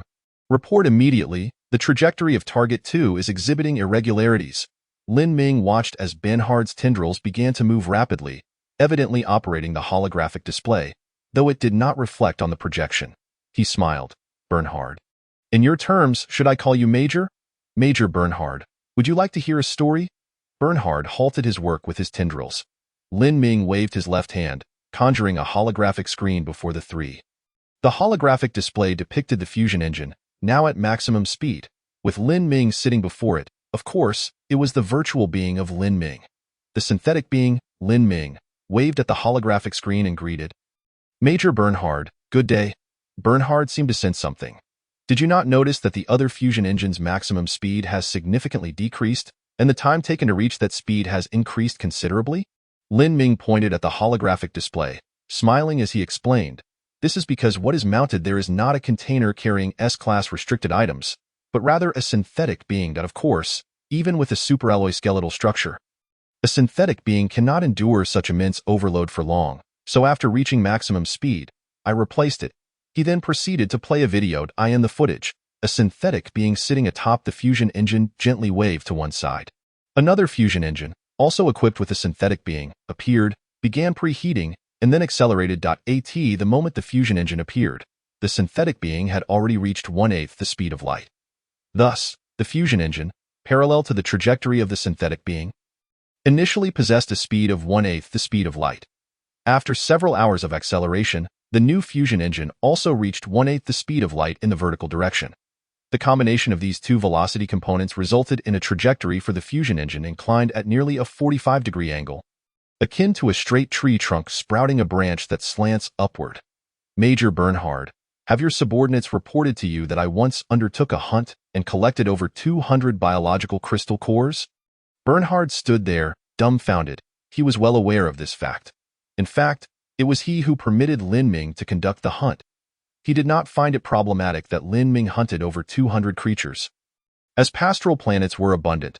Moreover, if Lin Ming had deployed S-class restricted items, necessitating the use of a planet-destroying cannon to erase that land, the resulting losses would have been far greater. He previously thought that losing over 200 creatures was quite an economical choice. The holographic screen displayed a straight trajectory that branched out into dozens of distinct forks. Lin Ming continued to play a video in it, a synthetic being gently waved, and next to him appeared not a fusion engine, but a synthetic being clad in a heavy-duty extravehicular suit. Behind him, he carried a flight backpack, which had been modified to replace its propulsion system with a hydrogen-oxygen fuel engine, currently emitting a faint blue flame. Ultimately, all propellant engines encounter a barrier, a wall stemming from thrust-to-weight ratio. After carrying sufficient fuel, the engine becomes incapable of driving the immense mass caused by the increase in fuel, thereby impacting its maximum range. However, Major, I have stated that I can freely transfer materials among synthetic beings, including fuel. Thus, this wall-limiting propellant engines has been dismantled. Lin Ming pointed to the holographic screen. Major, with the technological level of the Boater civilization, is it possible to discover a synthetic being capable of continuous acceleration, reaching a maximum speed of 1/10 the speed of light, in the vast expanse of space? Bernhard was rendered speechless. With a wave of his right hand, a colossal electromagnetic railgun materialized beside him, and in the next moment, the railgun appeared next to the synthetic being on the holographic screen. Subsequently, the railgun fired, launching a superalloy bullet imbued with black tide into the boundless cosmos. This is an infinitely growing interstellar binary tree, Lin Ming pointed at the holographic screen, where the trajectory of the fusion engine was slowly growing, with branches multiplying, and declared, you can only detect the trajectory of the main trunk of the fusion engine. However, beneath the trunk, hundreds of synthetic beings propelled by hydrogen-oxygen fuel engines are flying in every conceivable direction, randomly launching S-class restricted items in any direction, and they have concealed themselves in the boundless depths of space. Only I, Lin Ming, gazed at Bernhard, enunciating each word meticulously. Only I know the trajectories of all S-class restricted items, as well as their exact quantities. Now, Major, tell me, is this still a slender conical space? Bernhard struggled to force a dry voice from his throat. No, therefore, it is not the Council of Elders that seeks to judge my friend. Lin Ming clasped his hands behind his back, looking at the stupefied Sun Yao, and spoke lightly, but rather, I wish to meet the Emperor of Boater. This plot twist has left me perplexed. I only managed to sleep at 4:30 yesterday, and now it is already 2:30 today. My mind feels dull. Consequently, tomorrow's update, Sunday, will be slightly delayed, likely in the evening. I intend to have a good rest, so rest assured, the quantity of updates will not diminish. Lastly, the current reward value is 29,100. Chapter 120. Only a little understanding. A series of messages left Bernhard somewhat overwhelmed. Gazing at the holographic screen displaying the ever-growing binary tree trajectory, he bowed to Lin Ming. Regarding your request to meet the Emperor, I need to report to the fleet commander. Go ahead. Lin Ming nodded at Bernhard, adding, by the way, it is not a meeting but rather an audience. Bernhard chose not to respond, and the holographic projection vanished. Lin Ming then looked around nearby and discovered that the seats inside the micro-shuttle were mushroom-shaped, designed according to the habits of the black biological beings, so he simply sat down on the floor. Sun Yao quickly approached and sat beside him. Lin Ming's series of actions left him utterly astonished, his face still bearing a look of bewilderment. Lin Gu, you are amazing. You left that guy dumbfounded. Lin Ming felt somewhat helpless. What do you mean by dumbfounded? I call it deterrence. Do you understand strategic deterrence? I understand, but only a little. Gazing at the binary tree trajectory on the holographic screen, Sun Yao continued. Lin Gu, what is a binary tree? You really are a simpleton. Lin Ming patiently explained the concept of a binary tree to Sun Yao. After hearing it, Sun Yao slapped his thigh, the real tactile sensation from the lightweight extravehicular suit causing him to exclaim. Does that mean they cannot detect all the superalloy shells carrying black tide? Not at all, buddy. Lin Ming scrutinized Sun Yao from head to toe. You just grasped that. Lin Gu, you are truly incredible, Sun Yao said with sincere admiration. The two did not wait long before Bernhard's holographic projection reappeared. Lin Ming, human, the Council of Elders has agreed to your request. Upon your arrival at Boulder Planet, the Emperor will summon, no, will meet you. Lin Ming nodded. Sun Yao stood up and shouted at Bernhard, I am Sun Yao, not a human. No, I am also a human, but my name is Sun Yao. Bernhard nodded at Sun Yao. All right, human, in your time unit. 3 days from now, the small interstellar shuttle will arrive, and in a week, both of you will reach Boulder Planet. The remaining matters have already been arranged by the Council. Thank you. Lin Ming stood up and expressed his gratitude to Bernhard. It is my duty. Noticing that Lin Ming had simply sat down on the floor, Bernhard spoke apologetically. I apologize for not having prepared a resting area. As he spoke, Bernhard's tendrils subtly moved. Almost simultaneously, the originally mushroom-shaped seat transformed into an ergonomically designed concave shape, and 2 small sleeping compartments for rest appeared on either side of the micro-shuttle. Thank you. Lin Ming once again expressed his gratitude to Bernhard. Then said, since the small interstellar shuttle will only arrive in 3 days, might my friend and I take leave of this cramped space for the time being? Of course. Bernhard immediately agreed. Not only that, but the control of this micro-shuttle will also temporarily belong to you. Within 3 days, you may freely explore any location, except for the carbon-based biological computer protection zone. Thank you. Lin Ming directly ignored the word temporarily that Bernhard had mentioned. Upon gaining control of the micro-shuttle, Lin Ming discovered that the ether crystal automatically matched the operating interface. Due to its low-level intelligence system, the micro-shuttle did not require advanced piloting skills.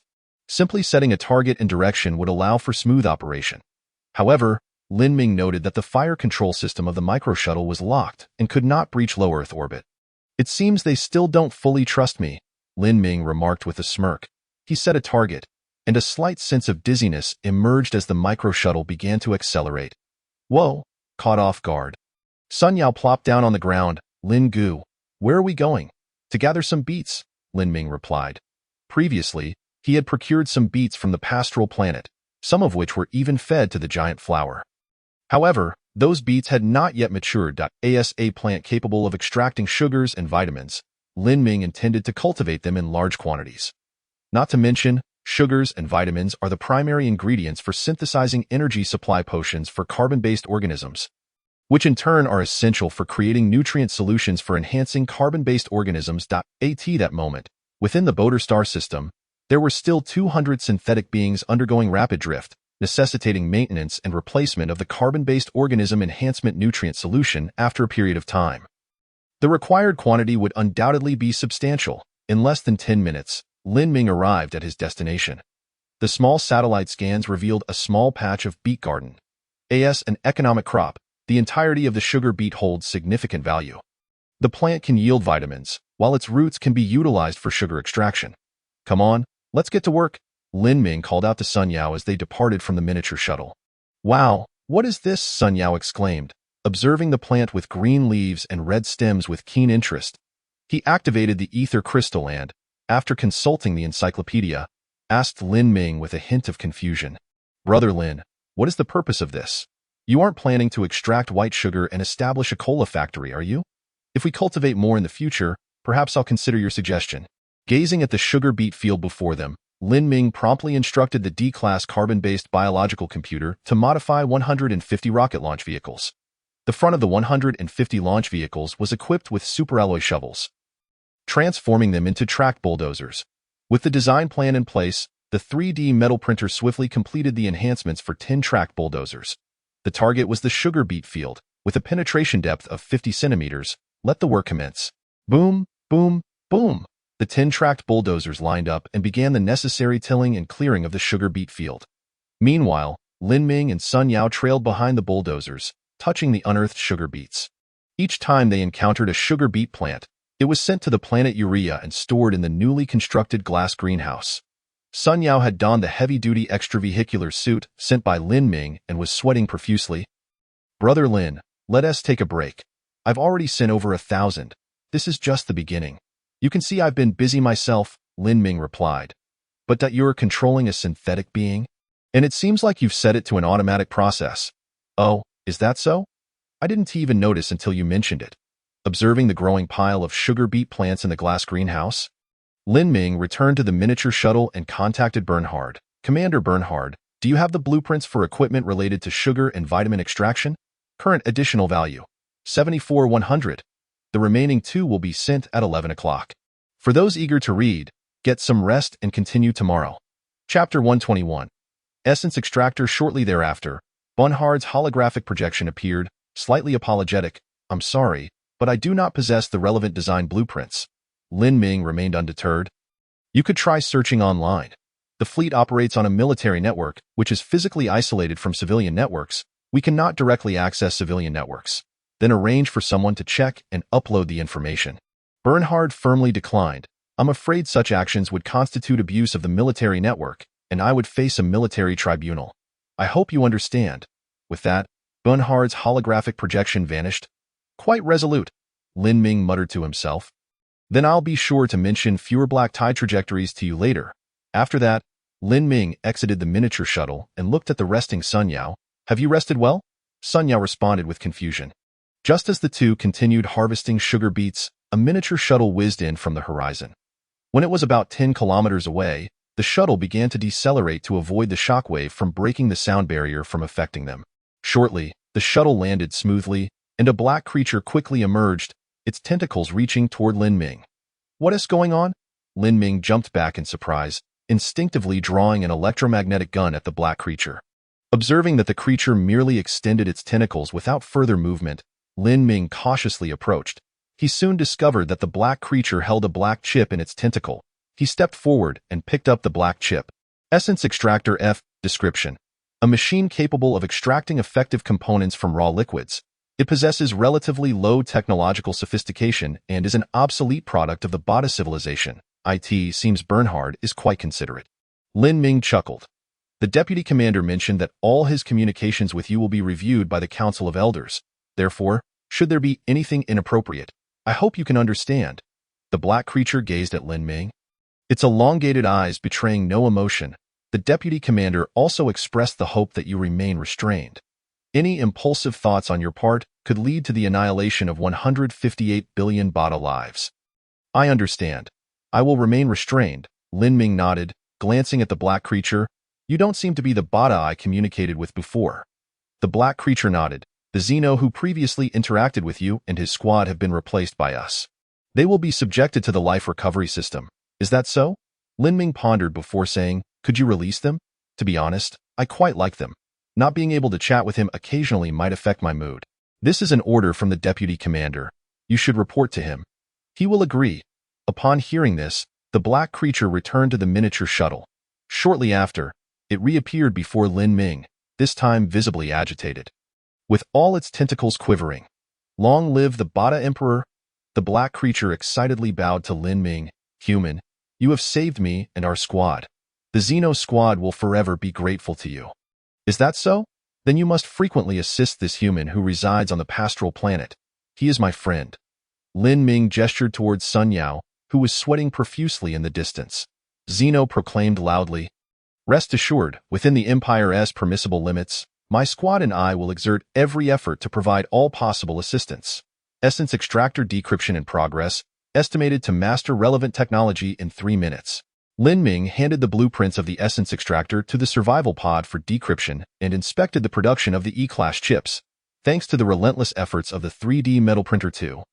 Over 100 E-Class chips had already been manufactured. It was time to commence the decryption of the D-Class Universal Password. Lin Ming rubbed his hands together, combining 100 E-Class Universal chips into a computational array to crack the D-Class Universal Password. Once the command was issued, the ether crystal projected a notification. D-Class Universal Password decryption in progress, estimated completion in 5 minutes. You have decrypted the D-Class Universal Password. You now hold complete mastery of it. Noticing the notification from the ether crystal, Lin Ming inquired with confusion, "Wait a minute. The universal password was only at D class. How have I already mastered it fully? What about C class and higher? Civilizations above C class do not require external assistance even if they drift into the cosmos. All right, that's reasonable. Lin Ming nodded. He opened a private chat with Tang Qingyin and sent a message. Brother Tang? The D-class universal password is... This was part of the agreement he had with Tang Qingyin. Previously, when seeking Tang Qingyin's assistance in capturing the fusion engine, Lin Ming had made two promises. First, upon cracking the D-class universal password, he would promptly share it with Tang Qingyin, who guaranteed not to disclose it to anyone. Second, the captured fusion engine would allow Tang Province to retain one unit. At this moment, Lin Ming had fulfilled both promises. Received, Tang Qingyin replied immediately, Haha, Brother Lin's efficiency is truly remarkable. Since I promised, I will fulfill my end wholeheartedly, Lin Ming responded. Although he and Tang Qingyin had only made verbal agreements, that did not imply Lin Ming would be insincere. Some promises, even if merely spoken and not formalized in a contract, still demand adherence. This reflects Lin Ming's professional integrity and his expectations of himself.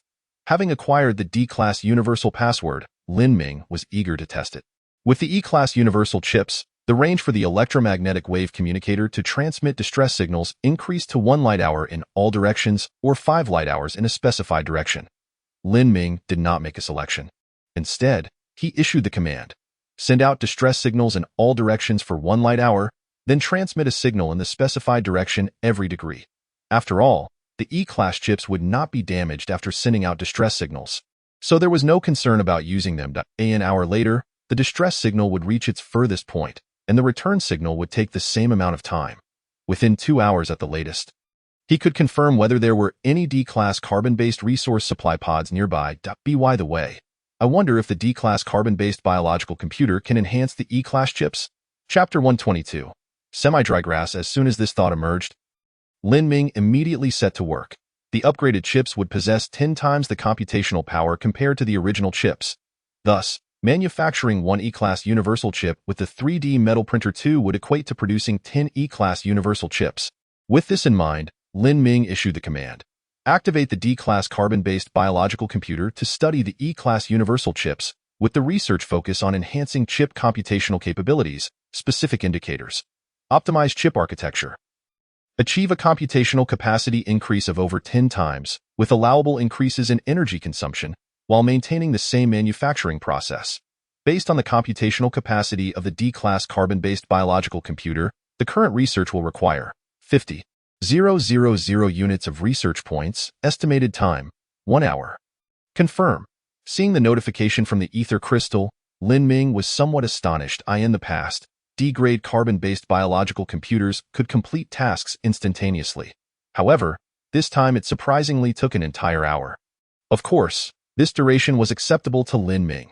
After resolving the matter concerning the upgrade of the E-grade chip, Lin Ming began to project his thoughts into the ecosystem of the crater. Focusing on the dormant synthetic beings. Since the little creatures within the spiked giant shell dragon were already taking shape and were soon to hatch, it was imperative to prepare their habitat in advance.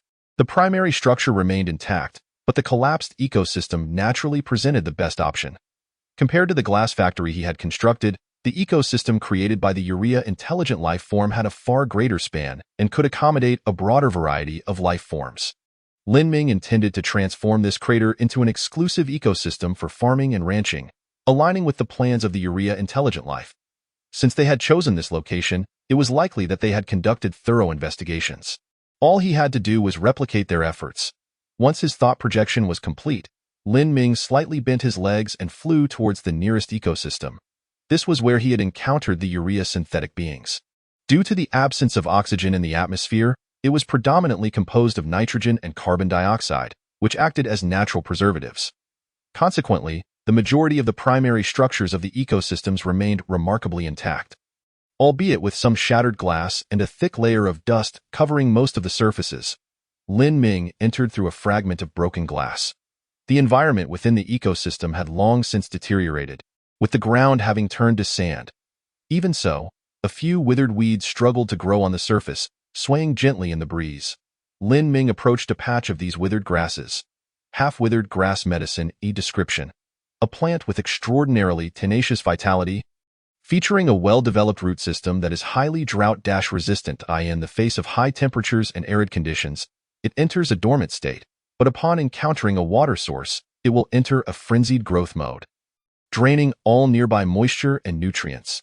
Due to its resilient life force, consuming its roots after soaking in water can have certain rejuvenating effects. E-grade medicine. The roots can prolong life. Lin Ming's eyes brightened at this revelation. Given the current circumstances, time had gradually become a pressing concern for him.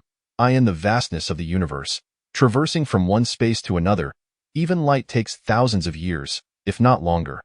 Even the formidable Bada civilization, capable of constructing warships that can reach 1/10 the speed of light and even faster small interstellar shuttles, requires over a week to travel from one nearby planet to another. Now, at only 20 years of age, he could still bear this time.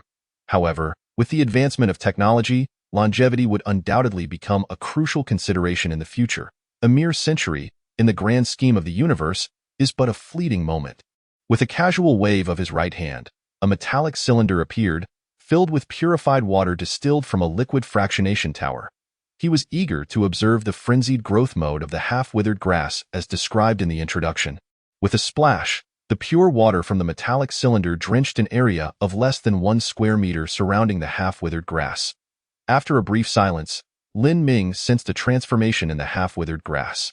Upon absorbing the moist air, white roots seemed to sprout upwards from the ground in less than 5 minutes. Writhing white tendrils emerged from the soil like small serpents, thrashing in the damp earth.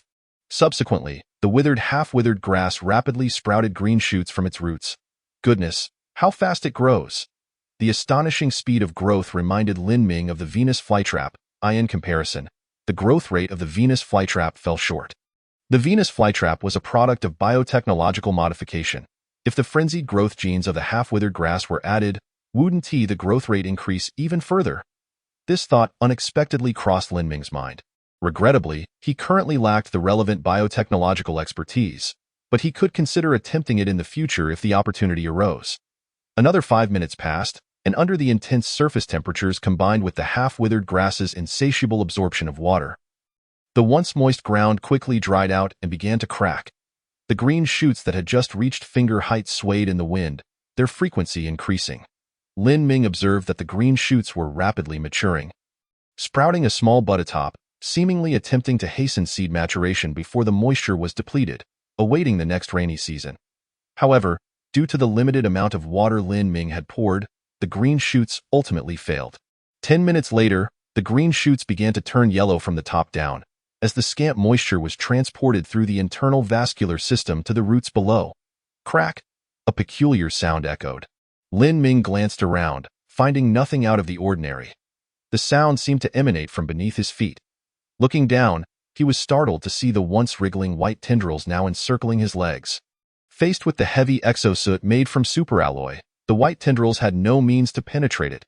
However, the exosoot was not entirely composed of superalloy. Soft materials were used at the joints to ensure flexibility of movement. The white roots appeared to have detected the suit's vulnerability, writhing madly as they attempted to burrow into the soft material.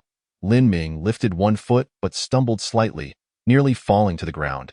The remarkable resilience of the white tendrils exceeded the maximum output capability of the exosoot. Goodness, this is terrifying. Meanwhile, the jetpack on his back ramped up to maximum power, unleashing a powerful gust that scattered dust in all directions. Despite the jetpack's maximum payload capacity of 300 kilograms, coupled with the 1-ton force output of the exosoot, he found himself unable to escape the white tendrils' grip. Crash! The sound of shattering glass resonated, abruptly interrupting Lin Ming's thought projection. The synthetic being had perished. Chapter 123. The transformation of half-withered grass. The sudden demise of the synthetic being left Lin Ming momentarily stunned, soon followed by a wave of dread. After all, he had personally explored the crater with industrial ruins. He had assumed that after 100,000 years, there would be no significant threats remaining on the Urea planet. However, the emergence of the half-withered grass served as a stark reminder. In the boundless universe, anything was possible. Lin Ming silently admonished himself not to let his guard down. The presence of half-withered grass had rendered the ecosystem no longer safe. If he were to place the spiked giant shell dragon here, It could very well become ensnared and perish at the hands of the half-withered grass. Given the current situation, it seemed that the half-withered grass had no interest in superalloy and could not penetrate it.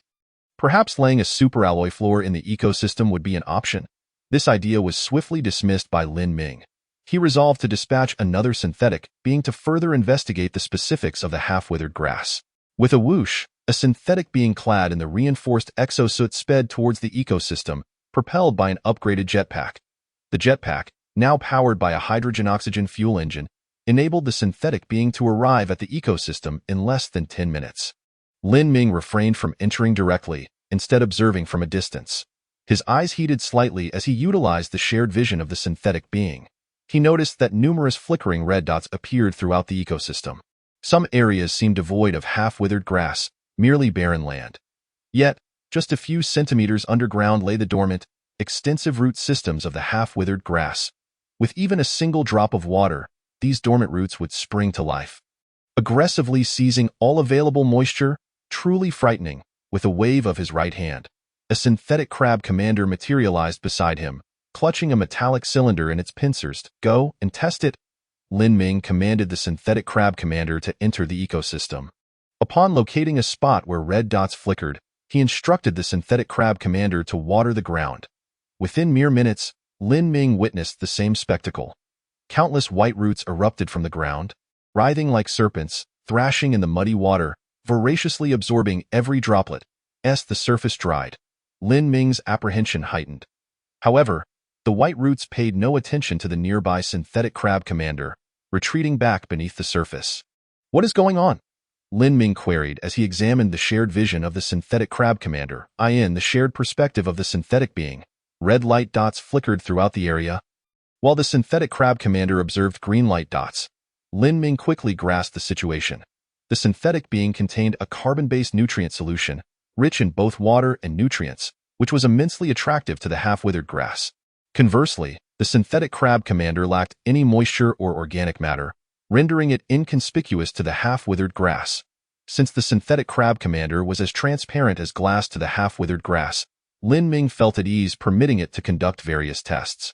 Following detailed examinations, he acquired specific data on the half-withered grass. Firstly, when the surface temperature exceeded 80 degrees, the roots would not emerge to absorb moisture, regardless of how much was stored in the ground. Secondly, when temperatures surpassed 90 degrees, the half-withered grass would begin to lose its vitality. Exposure to such conditions for even a brief time would swiftly deactivate the entire root system. Lastly, even deactivated half-withered grass retained medicinal value. With this knowledge, Lin Ming developed a plan to address the half-withered grass. He first instructed the synthetic crab commander to collect some seeds from the half-withered grass and then commenced the cleanup of the entire ecosystem. With a slight warmth in his eyes, Lin Ming located a spot where red light dots flickered incessantly, guiding the simulated crab leader to that very place. Water was poured into a metallic cylinder, and an abundance of white tendrils surged forth. Subsequently, the simulated crab poured a bucket of boiling water directly onto them. A cloud of steam rose as the sudden onslaught of hot water inflicted immediate damage upon the white tendrils, which rapidly retreated underground. However, the contraction left numerous holes on the surface, allowing the boiling water to flow down through them. One bucket after another. The scalding water flowed continuously, and at last, Lin Ming witnessed through the simulated being's perspective that the flickering red dots had vanished. The lifeless root systems were to be excavated before proceeding to the next location. Observing the effectiveness of this method, Lin Ming instructed Workshop 1 to produce 10 simulated crab leaders, who promptly began to clear the underground roots of the half-dry grass. Soon, the simulated crab leaders arrived at the very spot where the half-dry grass had ensnared the simulated beings to their demise. Through the shared perspective, Lin Ming observed that the heavy exosuit was now reduced to its superalloy framework. The glass helmet lay shattered, with several stout light red tendrils penetrating within, extracting the carbon-based bodily enhancement nutrient solution from the simulated being. Why had the tendrils turned red? Lin Ming recalled that the roots of the half-dry grass were originally white. His eyes glimmered with intensity as he began to examine the specific details of the red tendrils. Half-dry grass medicine description. A plant with remarkable vitality, possessing a well-developed underground root system. Highly drought-resistant. It enters a dormant state during high temperatures and arid conditions, only to enter a frenzy of growth upon encountering a water source, ultimately draining all nearby moisture and nutrients. Due to its tenacious life force, the roots, when consumed after soaking, possessed notable longevity-enhancing properties. The evaluation level of the half-dry grass had transformed into Lin Ming swiftly noticed the difference in the half-dry grass. The description had also changed. The originally aerated half-dry grass roots, which had a certain longevity-enhancing effect, had now been upgraded to possessing notable longevity-enhancing properties. Simulated crab leader, please check the status of the biological crystal core. The simulated crab leader rummaged through the damaged heavy exosuit. Finding no trace of the biological crystal core, it remained uncertain whether the elevation in the half-dry grass's evaluation level was due to the absorption of the biological crystal core or the carbon-based bodily enhancement nutrient solution. This was easily resolved. Lin Ming employed a controlled variable method, watering the roots of the two half-dry grasses with both pure water and carbon-based bodily enhancement nutrient solution. The results indicated that the roots of the half-dry grass absorbing the carbon-based nutrient solution grew sturdier. Yet without any change in coloration, it appeared that the biological crystal core was indeed a remarkable substance. Lin Ming's eyes narrowed slightly. The Xeno team owed him a significant favor. Chapter 124. Xeno's warning, switching his thought projection to the simulated beings on the pastoral planet. Lin Ming observed Sun Yao diligently distributing beets. Take a break. Lin Ming waved to Sun Yao. Brother Lin, I'm fine. I'm not tired, Sun Yao replied, catching his breath. I have something good for you, Lin Ming announced. Instantly, Sun Yao halted his work and hurried over. Brother Lin, what good thing? Lin Ming raised his hand, revealing a glass vial containing crystal-clear pure water, within which floated a slender white tendril. This, ginseng, Sun Yao exclaimed in surprise. Better than ginseng. It promotes longevity and may even enhance your talent. Wow! Upon hearing that it could enhance his talent, Sun Yao eagerly accepted the vial and positioned the opening against the intake of his glass helmet. After sipping the water infused with the half-dry grass root, Sun Yao blinked, then lowered his gaze. He took a step forward with his right leg, his body leaning slightly, adopting a rather peculiar posture. Brother Lin, I need to rest in the micro-shuttle. Go ahead. Watching Sun Yao hobble toward the micro-shuttle, Lin Ming clicked his tongue, astonished at how quickly it had taken effect. While Sun Yao rested, Lin Ming busied himself. He dispatched 10 tracked bulldozers back into the ecological zone to begin leveling the land. Workshop 1 commenced the production of 10 simulated crab leaders integrated with flight modules to clean and replace the glass of the ecological zone. Workshop 2 began fabricating life support systems. Given the vast internal space of the ecological zone, Lin Ming calculated that at least 100 life support systems would be necessary to adequately regulate the entire ecological environment. As for oxygen, a soilless cultivation framework system was installed atop the ecological zone's dome, wherein blue algae would be cultivated for provision. With these plans in place, Lin Ming left simulated beings to supervise and manage the transport of necessary water and other supplies. Redirecting his thoughts back to the simulated beings on the pastoral planet, Sun Yao's rest extended over an hour. He emerged from the micro-shuttle, his face flushed and breathing heavily, walking much more normally. Though still slightly hunched, appearing as though he had been drained of energy, much better. Upon seeing Lin Ming waiting for him, Sun Yao offered an embarrassed smile. Observing Sun Yao's condition, Lin Ming inwardly mused. Thankfully, it was the white roots of the aerated half-dry grass that had been utilized. Had it been the light red aerated roots, Sun Yao might have been in for 2 hours of turmoil. Thousands of light years away, Qin Lingling, stumbling toward the cryo chamber for rest, remained blissfully unaware that Lin Ming's seemingly trivial decision had spared her from a calamity. Approaching the micro-shuttle, Lin Ming began calling for Xeno. Before long, Xeno arrived at high speed, sporting a jetpack. Wow, you can call the Botans at any time? Noticing how Lin Ming merely stepped to the side of the micro-shuttle and called out a few times. Sun Yao seemed to recall something. Indeed, the micro-shuttle is equipped with communication tools. Any sound cannot escape their notice. Lin Ming replied candidly. Sun Yao, damn. Lin Ming, the enduring human? Xeno greeted the two. Lin Ming turned to Xeno and inquired. Are there any manageable, small-sized, preferably herbivorous D-level creatures on the pastoral planet?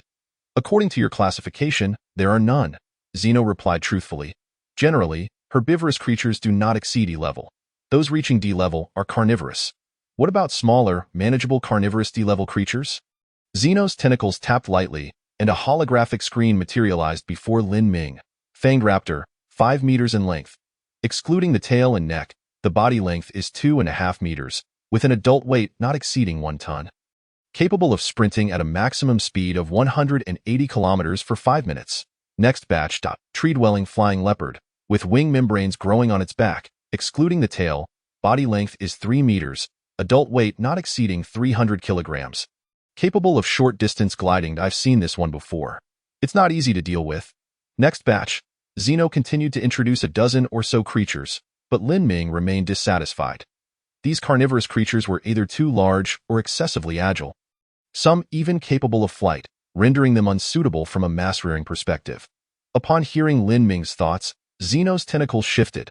All animals on the pastoral planet are the private property of Emperor Botan. No one is permitted to take them away. Although you saved the entire Zeno team, I still cannot contravene Emperor Botan's will. Lin Ming, I warn you, please do not approach the 4th Canyon branch, and stay far away from the pack of biocrystal hyenas. Their adult size is only 1.5 meters, weighing no more than 100 kilograms, individually weak at E-level, but the leader possesses D-level strength. Moreover, please do not entertain any thoughts of attacking the biocrystal hyena pack. Should they become enraged, even in superalloy armor, you would be overwhelmed by wave after wave of hyenas.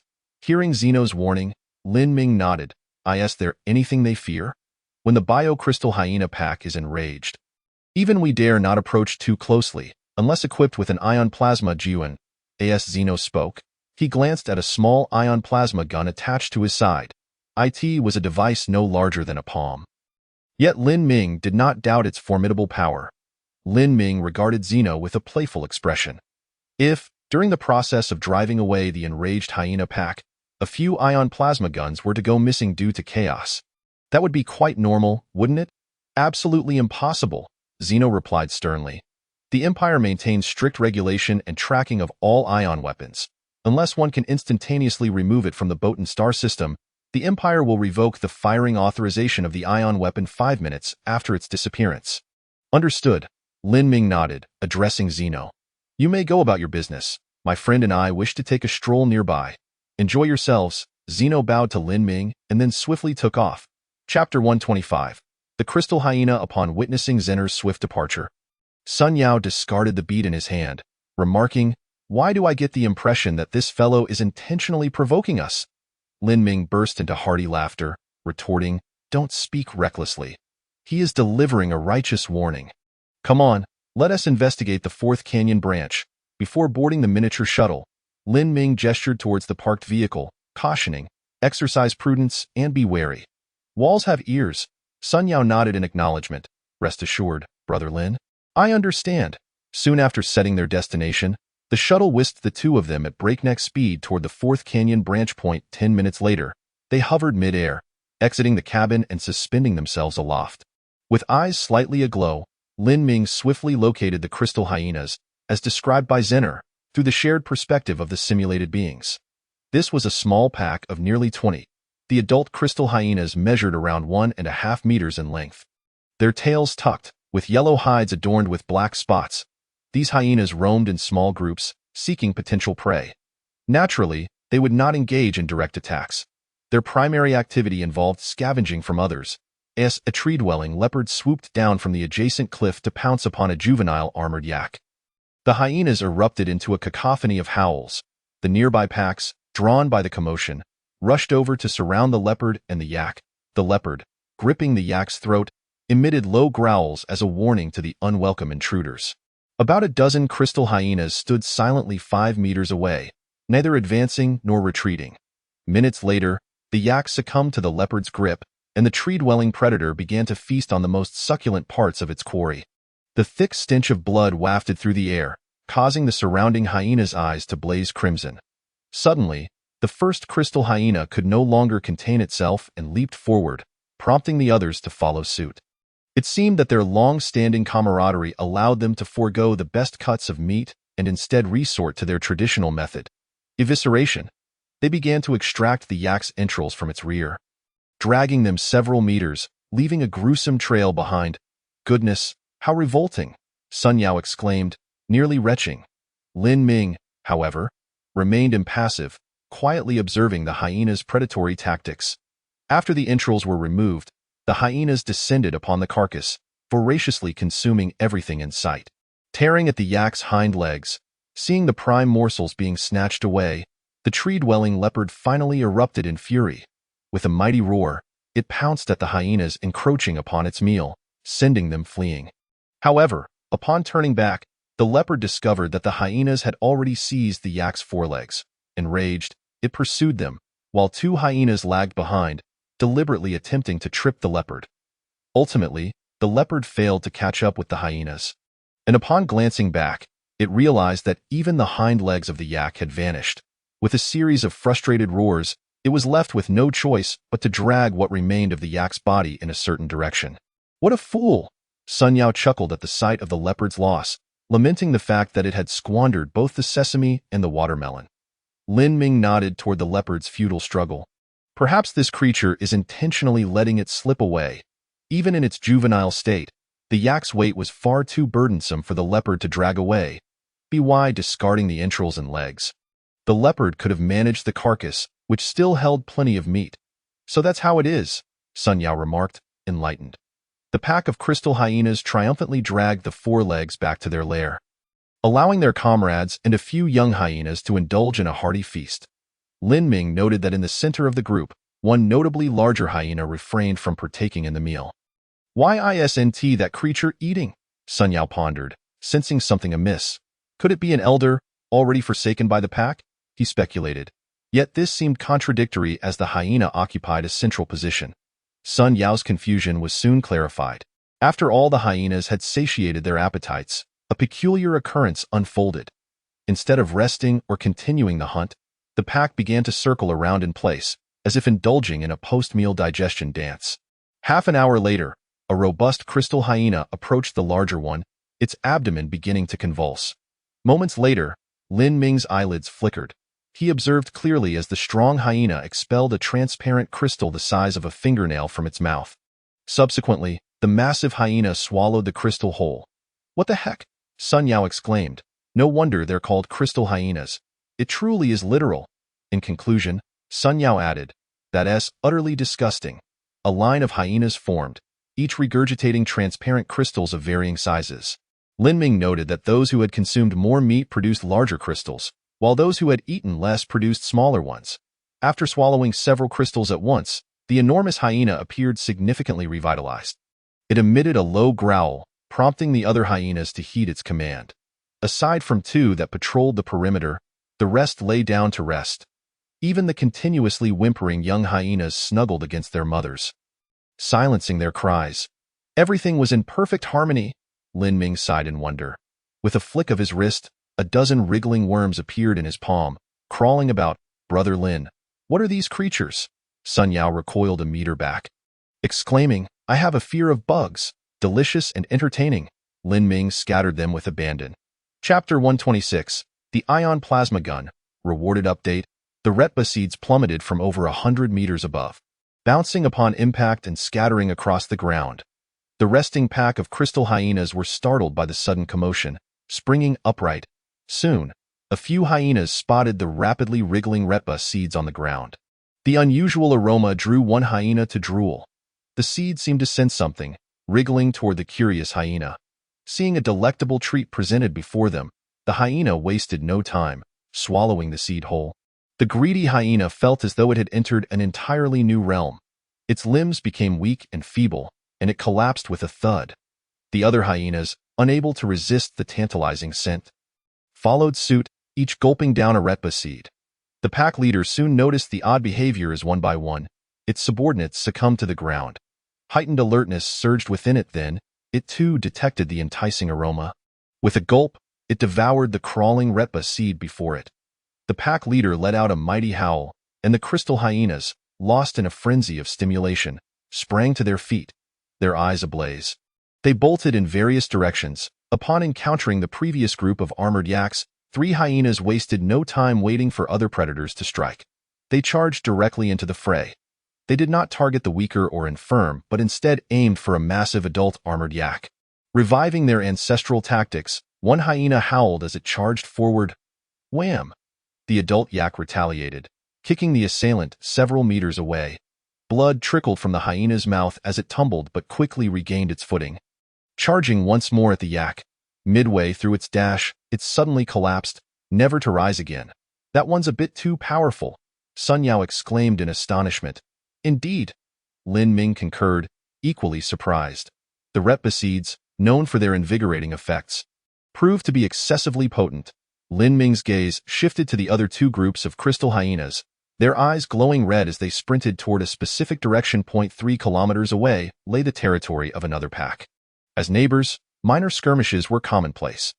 With the intervention of the two pack leaders, their relationship had remained relatively amicable. Yet now, the lead hyena was charging forth, howling as it led its subordinates into the territory of their old rivals. The opposing pack leader had already learned of the impending conflict and stood at the edge of its territory. With a low growl of warning, it issued a threat to its old adversary. Then, it caught a whiff of the strange aroma. Gulp! It swallowed the source of the scent and let out a thunderous howl. The two groups of crystal hyenas swiftly clashed in a chaotic melee. With Lin Ming fanning the flames of chaos, the entire fourth canyon branch descended into utter disarray. The suspended miniature shuttle detected the anomaly and began issuing warnings to Zener's team. Shortly thereafter, 5 miniature shuttles rushed to the scene. Ignoring Lin Ming and Sun Yao suspended in midair, Zener commanded, "Separate them." Yes. 4 dark figures swiftly descended, drawing ion plasma guns from their waists. One of the black entities was the first to open fire. Lin Ming observed as the muzzle of the ion plasma gun ignited with a brilliant burst of light, which almost instantaneously descended to the ground, creating a crater over 30 meters in diameter. Lin Ming felt a fleeting blur in his vision, as if his cognitive connection with the biosimulators had momentarily severed. Yet, the black entity appeared unaffected, truly deserving of its D-class designation as a biosimulator. If only, gazing at the black entities flitting about below, Lin Ming felt an itch of excitement. Number 3, Number 5, be cautious of your positioning. There are several tree-dwelling flying leopards in that vicinity, Zhe cautioned as he noticed his subordinates edging closer to the canyon's edge. However, it was too late. Several tree-dwelling flying leopards leapt from the cliff's caverns. Number 3 and Number 5 raised their weapons to aim, but before they could pull the triggers, they were pounced upon by the leopards. "Be careful," Lin Ming and Sun Yao warned, activating their hydrogen-oxygen propulsion backpacks to maximum power as they swiftly rushed towards the two black entities. With a swift motion, they sent the tree-dwelling leopards flying off the black entities, securely catching Number 3 and Number 5, suspending them several meters in the air. "Thank you." Number 3 and Number 5 sighed in relief, only to exclaim in dismay, "Captain, our sidearms are missing." "What?" Zhe swiftly approached, reprimanding the two. "How could you be so careless? Immediately begin the tracking process." Number 3 and Number 5 searched frantically, but found nothing. "What communication frequency was your sidearm set to?" They exchanged glances. "Electromagnetic wave frequency." "We thought the quantum communication frequency was too energy-consuming." "You two fools. Electromagnetic waves are easily obstructed, and in such a deep canyon, it will be exceedingly difficult to locate." Zhe scolded furiously, "Your rations for this year will be halved." "I will report this to our superiors immediately," Lin Ming interjected to soothe the situation. "Oh, don't be so angry. Let us search a bit longer. Perhaps it will turn up." "Yes, such a large weapon. It can't be lost." After a prolonged search in the canyon with Zhe's team, Lin Ming sighed. "It appears to be truly lost." What could have happened? The higher-ups had revoked the firing authorization, and without the quantum frequency communication being activated, they had no choice but to broadcast commands via electromagnetic waves. Zhe looked at Lin Ming. "The command will continue to broadcast. As long as the ion plasma gun enters the electromagnetic wave coverage area, it will immediately receive the order to cease fire." "I see." Lin Ming nodded. "That certainly makes things safer." Returning his thoughts to his physical body, Lin Ming gazed at the 2 palm-sized ion plasma guns before him. The earlier assault by Zhe's team had demonstrated the immense power of these firearms, potentially several times greater than that of a 150 caliber rocket. Moreover, the speed of the ion plasma projectiles was astonishing, reaching at least 50 Mach. Finally, a formidable weapon at his disposal. Chapter 127. E-Class Universal Chip, Ion Plasma Gun. D description: a miniature firearm utilizing ion plasma projectiles as explosive output. Lightweight and portable. It possesses decent firepower, suitable for self-defense, decent firepower, Lin Ming marveled upon reading the introduction of the ion plasma gun. He had already witnessed its devastating potency, far exceeding that of a 150 caliber rocket. Yet, it was still deemed only decent. The individual responsible for the description seemed rather overly critical. Lin Ming looked at the two ion plasma guns. Such remarkable items, and there were still two more. He certainly intended to conduct reverse engineering on them. Reverse engineer the ion plasma gun. Please select the chip for reverse engineering. E-class universal chip. Based on the computational power provided by the current chip, the estimated duration for reverse engineering is 10 years, consuming 1 unit of electrical energy per hour. Shall we begin reverse engineering? No. 10 years. Upon seeing the required duration for the research, Lin Ming was not surprised. After all, the technological rating of the E-class universal chip was significantly lower than that of the ion plasma gun, making such a lengthy time frame reasonable. The research on the D-class carbon-based biological computer should be complete by now. Right? Lin Ming opened the research queue. Sure enough, after an hour of study, the D-class carbon-based biological computer had yielded preliminary results. E-class universal chip, description, optimized computational architecture, enhanced with a general-purpose core chip. Compared to the E-class universal chip, the transistor scale has doubled, energy consumption has increased twofold, and additional cooling system requirements are necessary. The transistor scale has increased? Lin Ming observed the schematic of the E-class universal chip. Compared to the E-class universal chip, the core area of the E-class universal chip had expanded significantly. An obvious principle emerges. If the process and architecture remain unchanged, an increase in the number of transistors will undoubtedly enhance computational capability. However, in the original Blue Star, few manufacturers would undertake such a design. After all, the previous chips were mass-produced on a single wafer, and with a larger core area, the likelihood of defects would rise. Consequently, the yield of the chips would decrease, leading to significantly higher manufacturing costs. Manufacturers devised various strategies to mitigate losses, such as shielding defective cores and categorizing them into Series 3, 5, 7, and 9 for graded sales. Rather than increasing the core area, naturally, when manufacturing processes and architectures reached their limits, expanding core area became a necessary measure. The E-class universal chip was a prime example of this. Fortunately, Lin Ming utilized a 3D metal printer to produce the universal chips, thereby eliminating concerns about yield. 3D metal printer 2. Switch production plan. Commence full-scale production of E-class universal chips. Lin Ming issued the manufacturing command. 10 minutes later, an E-class universal chip was produced. Upon testing, Lin Ming discovered that the computational capability of the E-class universal chip had increased tenfold, with energy consumption per hour rising to 2 units. Due to significant heat generation, the E-class universal chip required continuous cooling during operation to avoid the risk of damage. Air cooling was inadequate. Water cooling was necessary. Lin Ming instructed the D-class carbon-based biological computer to design a water cooling system. Given the surface temperatures in the meteorite crater often reaching 70 or 80 degrees Celsius, simply adding a water cooling system would not suffice. Lin Ming also had the mobile microfactory construct a glass chamber specifically to house the E-class universal chips, transforming it into a computational hub. Within this facility, the life support system would regulate the temperature, striving to maintain it around 0 degrees. In this manner, the water cooling system could operate at peak efficiency, preventing the E-class universal chips from overheating. Goodness, 20 units of electricity consumed per hour. Upon seeing the energy requirements for maintaining the temperature in the computational hub, Lin Ming couldn't help but click his tongue. This was before the E-class universal chips even began operating. Once the number of E-class universal chips increased and they began working simultaneously, the waste heat generated could potentially escalate the cooling energy consumption by several multiples. Thankfully, the first workshop was currently mass-producing solar panels, so this level of energy consumption was manageable. Now that the E-class universal chips were in production, Lin Ming issued the command. Utilize the E-class universal chips to reverse engineer the ion plasma gun. The ether crystal informed him that the time required for reverse engineering had now decreased to 1 year. As long as the 3D metal printer continued to manufacture E-class universal chips for the reverse engineering queue, the process should conclude within 2 days. Lin Ming made a rough calculation. After addressing the reverse engineering of the ion plasma gun, he projected his thoughts onto the biosimulators to observe the situation within the 4th branch of the canyon. Zay's team displayed exceptional crisis management skills. Several ion plasma guns fired in succession, quickly blasting deep craters that effectively separated the frenzied beast horde. Naturally, collateral damage to a number of the rampaging biocrystal hyenas was unavoidable. But such losses were regrettably inevitable. Observing that the situation was under control, Zay's team ceased firing, and Lin Ming exchanged glances with Sun Yao.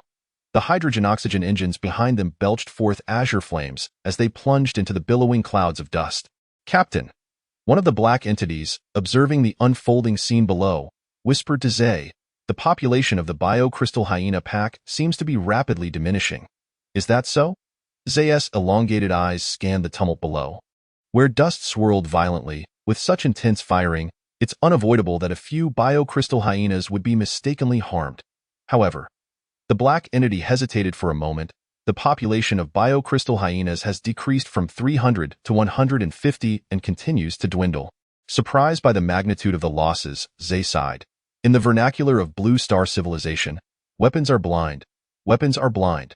Shortly, you should apply for access to the embryo cryostasis facility and release 200 biocrystal hyena embryos from cryostasis. Understood.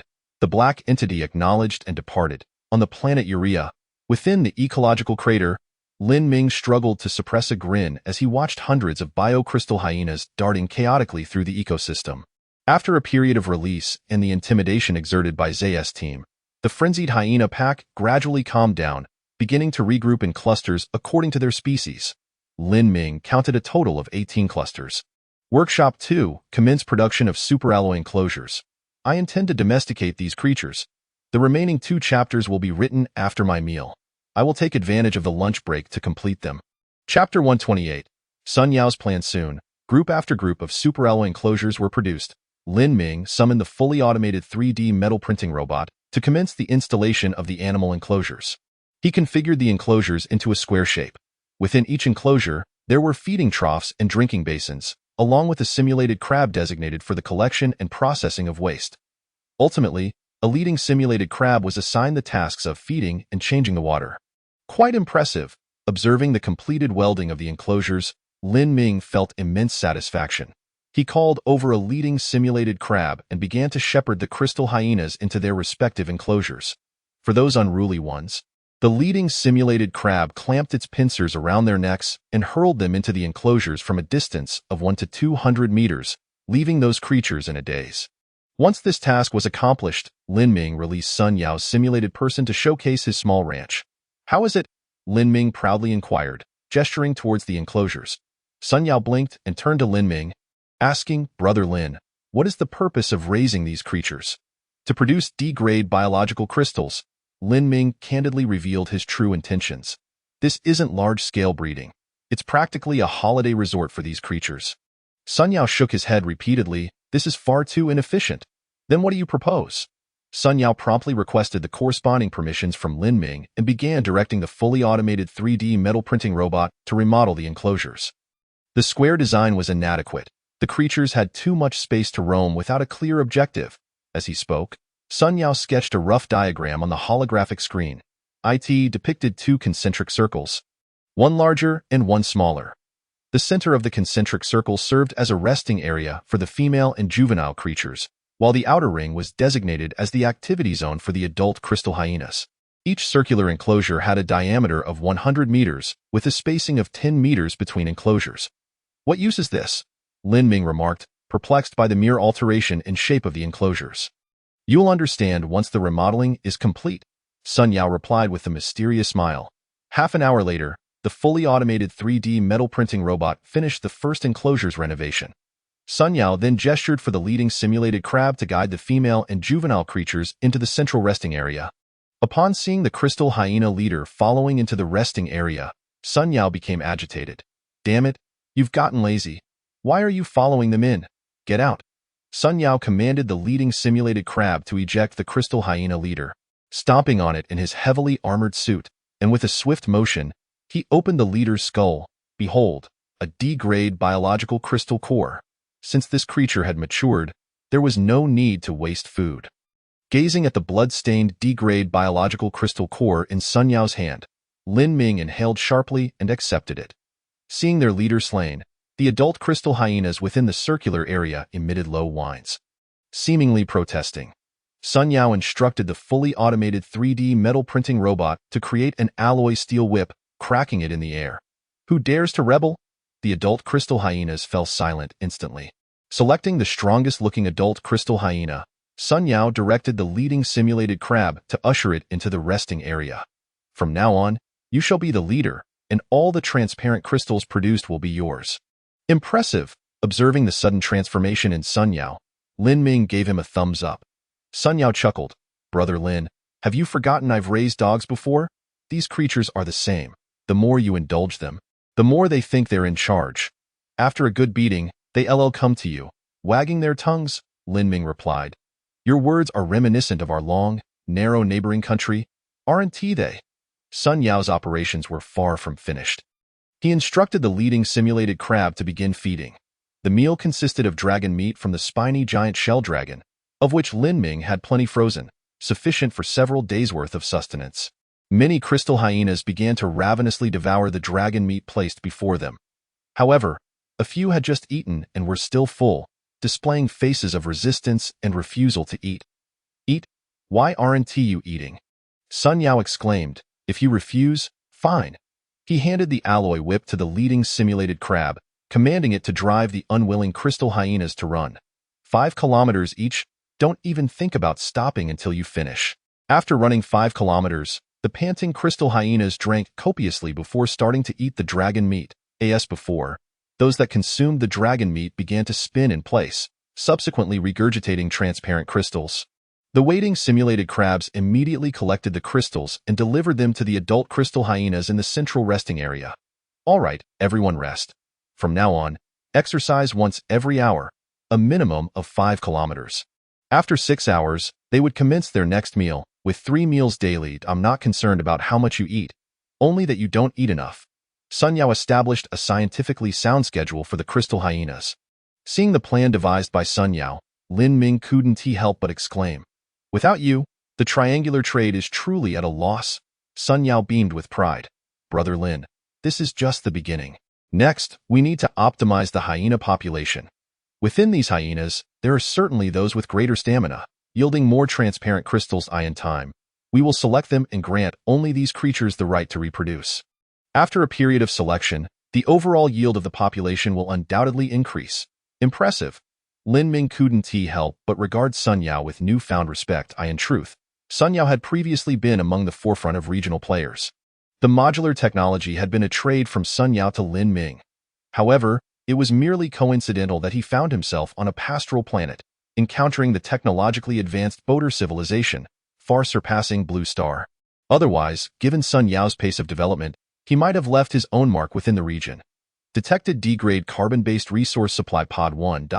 Based on the current trajectory and speed of the supply pod, it is estimated to arrive in 5 hours. Suddenly, a prompt screen emerged from the ether crystal. Glancing at the notification, Lin Ming smiled broadly. All right, let us proceed to improve the remaining enclosures according to your plan. Let's have a meal first and then rest for a bit. Chapter 129 Invitation. After enjoying a lavish meal with Sun Yao, Lin Ming left the simulated person to oversee the enclosure renovations while he himself reclined in the sleep chamber. Due to the projection of his consciousness, he found himself tiring much more quickly than before, particularly since he had to project his thoughts across the vast expanse of space to monitor the hundreds of simulated individuals. Checking for any anomalies, Brother Lin.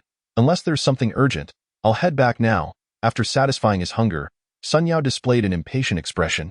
You rascal, Lin Ming replied with a teasing smile. Aren't you getting tired of it? Sun Yao sheepishly scratched his head. Watching a live stream and doing it in person are vastly different. It's quite addictive. After Sun Yao departed, Lin Ming set an alarm for 5 hours later and began to rest. Reluctantly awakening to the alarm's insistence, Lin Ming checked the time. After the alarm rang, he had inadvertently slept an additional 2 hours. After all, with no one watching, and no penalties for attendance, a little laziness here and there was understandable. The D-grade supply pod has arrived. Let us see what good things await. After a quick freshening up, Lin Ming donned his lightweight extravehicular suit and swiftly exited the pit. A superalloy supply box lay quietly before him. As before, the D-grade resource supply pod, carrying the superalloy supply box, had swiftly skimmed past the Uriah planet without lingering. Lin Ming opened the supply box, and upon seeing its contents, he was momentarily taken aback. Inside the supply box, there were 4 items. 3 of them were chips, presumably containing some form of advanced technology. The 4th item was a thick glass vial, protected by a net-like high-strength lightweight material. Peering through the mesh, Lin Ming noticed a droplet of black liquid within the vial.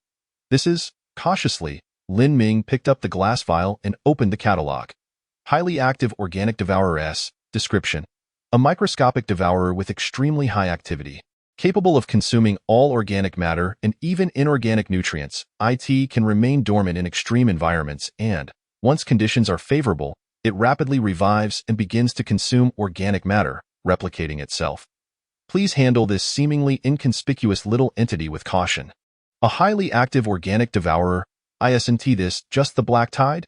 Lin Ming's mind struggled to process this information. He recalled the words of a survivor from Uriah. An unmanned aircraft had swiftly traversed the Uriah planet, deploying a small pod containing shattered containers and remnants of the black tide. Subsequently, the leaked black tide had devastated the entire ecosystem of Uriah over thousands of years, leading to the extinction of all life on the planet. At that moment, the similarity between then and now was striking. Was it possible that the unmanned aircraft was, in fact, the degrade carbon-based resource supply pod? Had the intelligent beings of Uriah deciphered the degrade universal code and summoned it themselves? Perhaps an accident during the pod's landing caused the premature release of the black tide, resulting in Uriah's disastrous fate.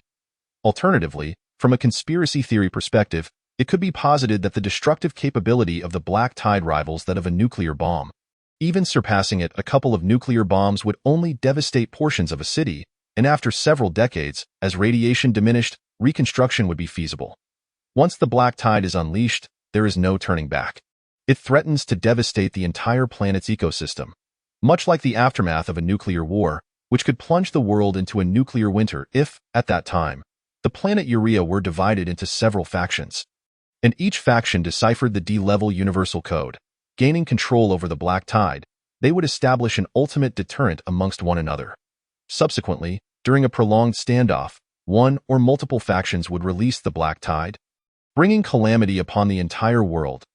As for the information available to the populace, it would undoubtedly be dictated by the authorities of those factions, who would spin the narrative as they pleased.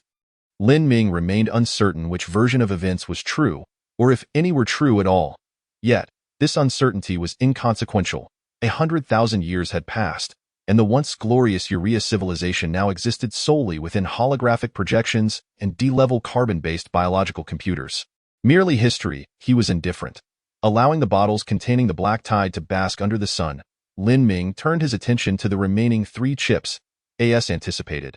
The 3 chips contained records of self-translation systems and advanced technologies. Construction blueprint for fractionation tower synopsis. Capable of fractionating various liquids to obtain different components, this technological creation can be specialized into high-activity liquid fractionation towers and heavy hydrogen fractionation towers. Lin Ming had previously acquired knowledge of fractionation towers from the relics of Uriah's intelligent life. It seemed they, too, had derived relevant technology from D-level carbon-based resource supply pods. However, the technology provided by the D-level carbon-based resource supply pods was pre-specialization. He was familiar with liquid fractionation towers, but heavy hydrogen fractionation towers. This technology for producing fuel required for fusion engines? Lin Ming raised an eyebrow, hastily opening the diagrams for the remaining 2 chips. Construction blueprint for biological computer synopsis. A colossal computer constructed from biological crystalline cores, consuming intelligent beings as fuel, supporting biomimetic algorithms, capable of complex multi-directional calculations and designs, with computational power based on the biological crystalline cores grade.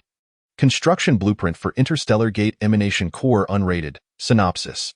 From this point onward, traverse the boundless star sea at will. The interstellar gate. Upon witnessing the technology inscribed on the last chip, Lin Ming was astounded. Such technology truly exists. This meant that instantaneously traveling from one point in the universe to another is feasible. He promptly commanded the survival pod to begin deciphering the technology required for the interstellar gate. Particle catalyzer modules. Matter-antimatter annihilation modules. What on earth are these? Goodness, each activation of the interstellar gate requires a minimum of 100 million units of electrical energy. A series of unprecedented and unimaginable technologies appeared before him on the holographic display. The only detail Lin Ming could comprehend was the minimum consumption of 100 million units of electrical energy. He mentally organized the information at hand. Based on the current circumstances, the black tide was not intended for the destruction of a planet, but rather to assist the civilizations upon it in their development. With the black tide and the fractionation tower, civilizations could begin to refine high-strength lightweight materials, thereby constructing space elevators. This would pave the way for the preliminary establishment of a Dyson ring or Dyson sphere to accommodate substantial energy consumption. As for the particle catalyzer modules and matter-antimatter annihilation modules, technologies he had yet to grasp, they would necessitate research utilizing the biological computer. Ultimately, civilizations could unlock the interstellar gate, traversing the vast cosmos. This was an invitation to join the cosmic civilization, yet due to the blunders of Uria's intelligent life, it had turned into a death notice that led to their civilization's extinction. Chapter 130. The limitations of transmission after submitting the other two chips for deciphering by the survival pod. Lin Ming ventured into the glass farm. He sought to check the hatching progress of the spiked giant shell dragon. The population of over 200 biocrystal hyenas had a significant demand for meat. Currently, his stockpile could sustain them for no more than 2 to 3 days before depletion. Upon entering the glass farm, Lin Ming observed that the seeds undergoing germination had all been transplanted by the biocrystal crab leader. The majority of the plants had sprouted, and the entire glass farm was awash with vibrant greenery, a scene of flourishing life. Soon, the glass farm would reach capacity, necessitating the establishment of a second glass farm. Lin Ming glanced at the mobile microfactory construct. This behemoth was currently idle. However, Lin Ming was not entirely satisfied with its manufacturing efficiency. After all, the mobile microfactory construct had merely been hastily assembled, resulting in average efficiency with numerous areas for improvement. Previously, Lin Ming had lacked the relevant technology, but now that he possessed the D-level carbon-based biological computer, the situation was different. He activated the D-level carbon-based biological computer to enhance the mobile microfactory construct. Specific objectives: optimize output efficiency, enhance mobility speed, remove mining and smelting functions, and enable automatic installation of produced modules without regard for energy consumption. According to the computational capacity of the D-level carbon-based biological computer, the current research requires 12,000 units of research points. Confirm. Research completed.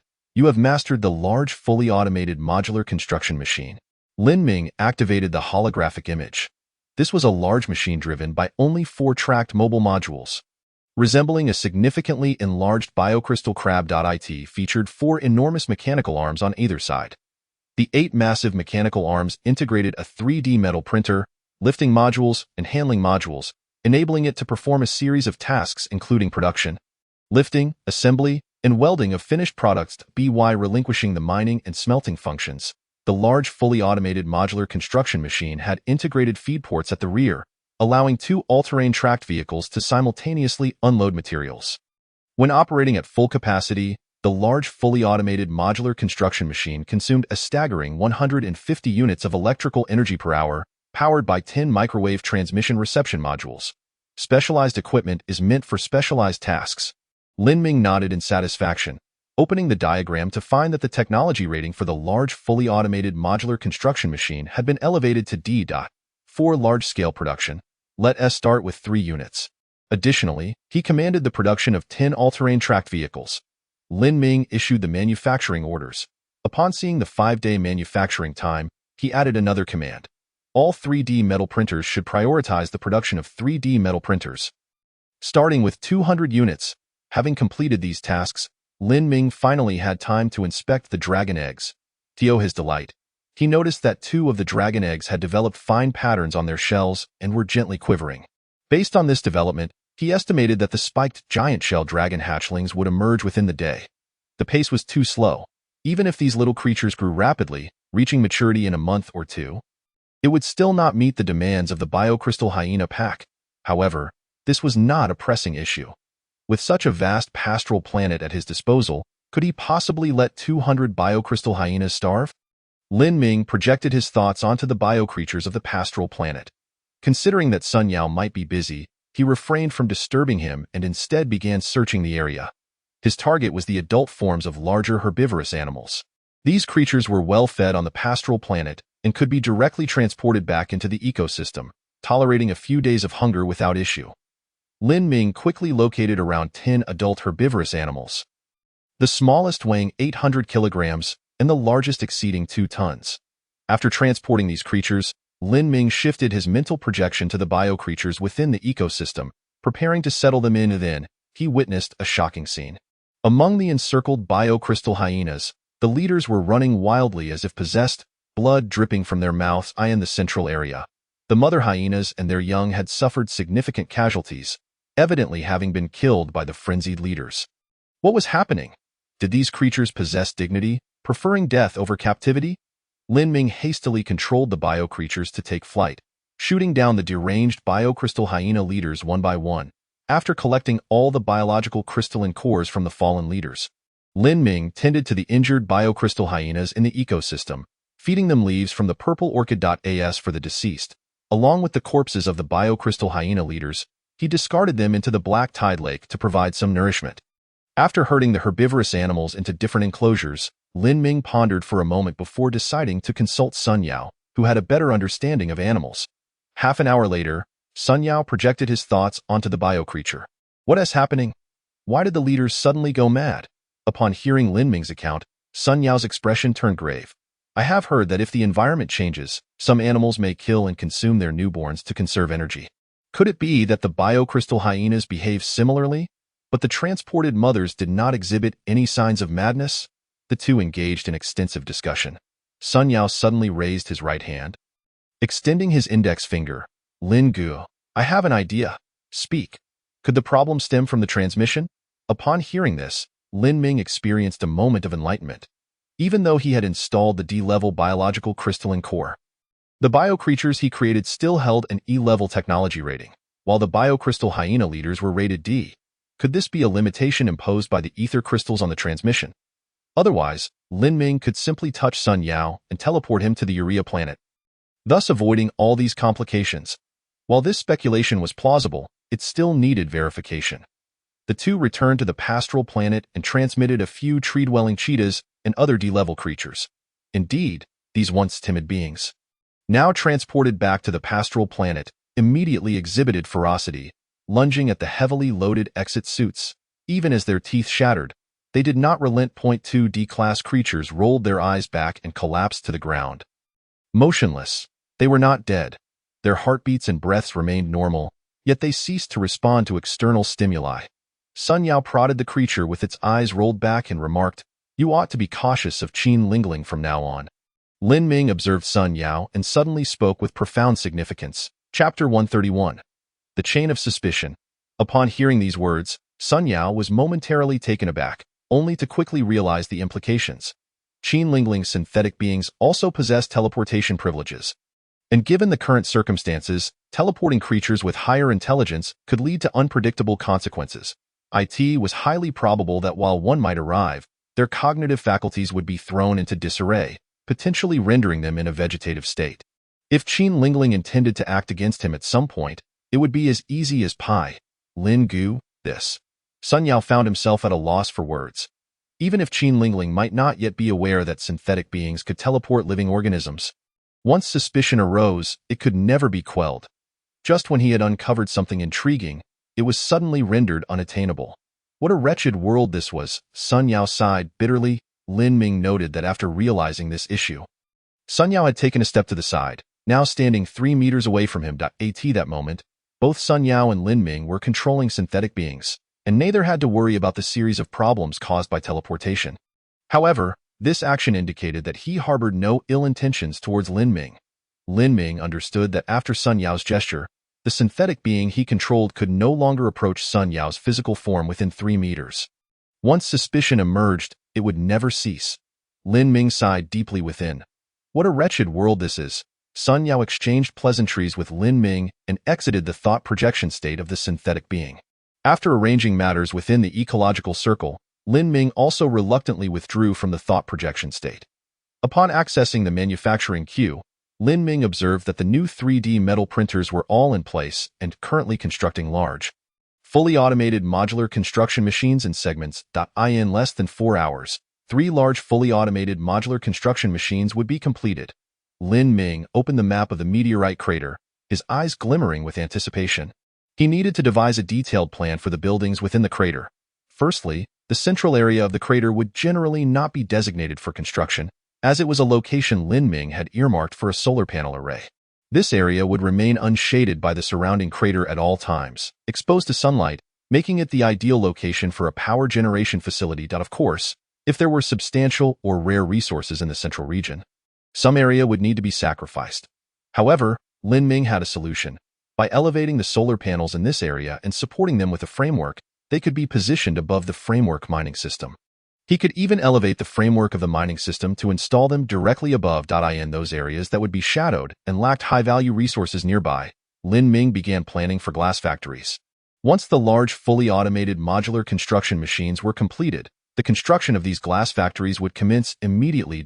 As for the glass farms, they were all planned to be situated within the crater of the ecological circle, thus not occupying any of the current area of the crater. While Lin Ming was contemplating the future development of the crater, he suddenly received a message from Tang Qingyan. Lin brother. Tang Qingyan sent a reference of high-activity organic devourers, asking, "Do you know what this is?" Holy moly! Upon seeing the reference, Lin Ming recalled that he had shared the D-class universal password with Tang Qingyan. This was an extremely dangerous entity. Tengu, please do not act recklessly. Lin Ming briefly explained the situation regarding the black tide to Tang Qingyan, but did not disclose how he had come by this information. If you wish to avoid collapsing the ecosystem of your planet, it would be best to treat this entity with caution. Is it really that terrifying? After learning about the terrifying consequences of the black tide, Tang Qingyan was utterly shocked. Yet, he soon realized, does that mean if we encounter a highly advanced civilization, we would possess bargaining chips? Impressive, Lin Ming silently praised.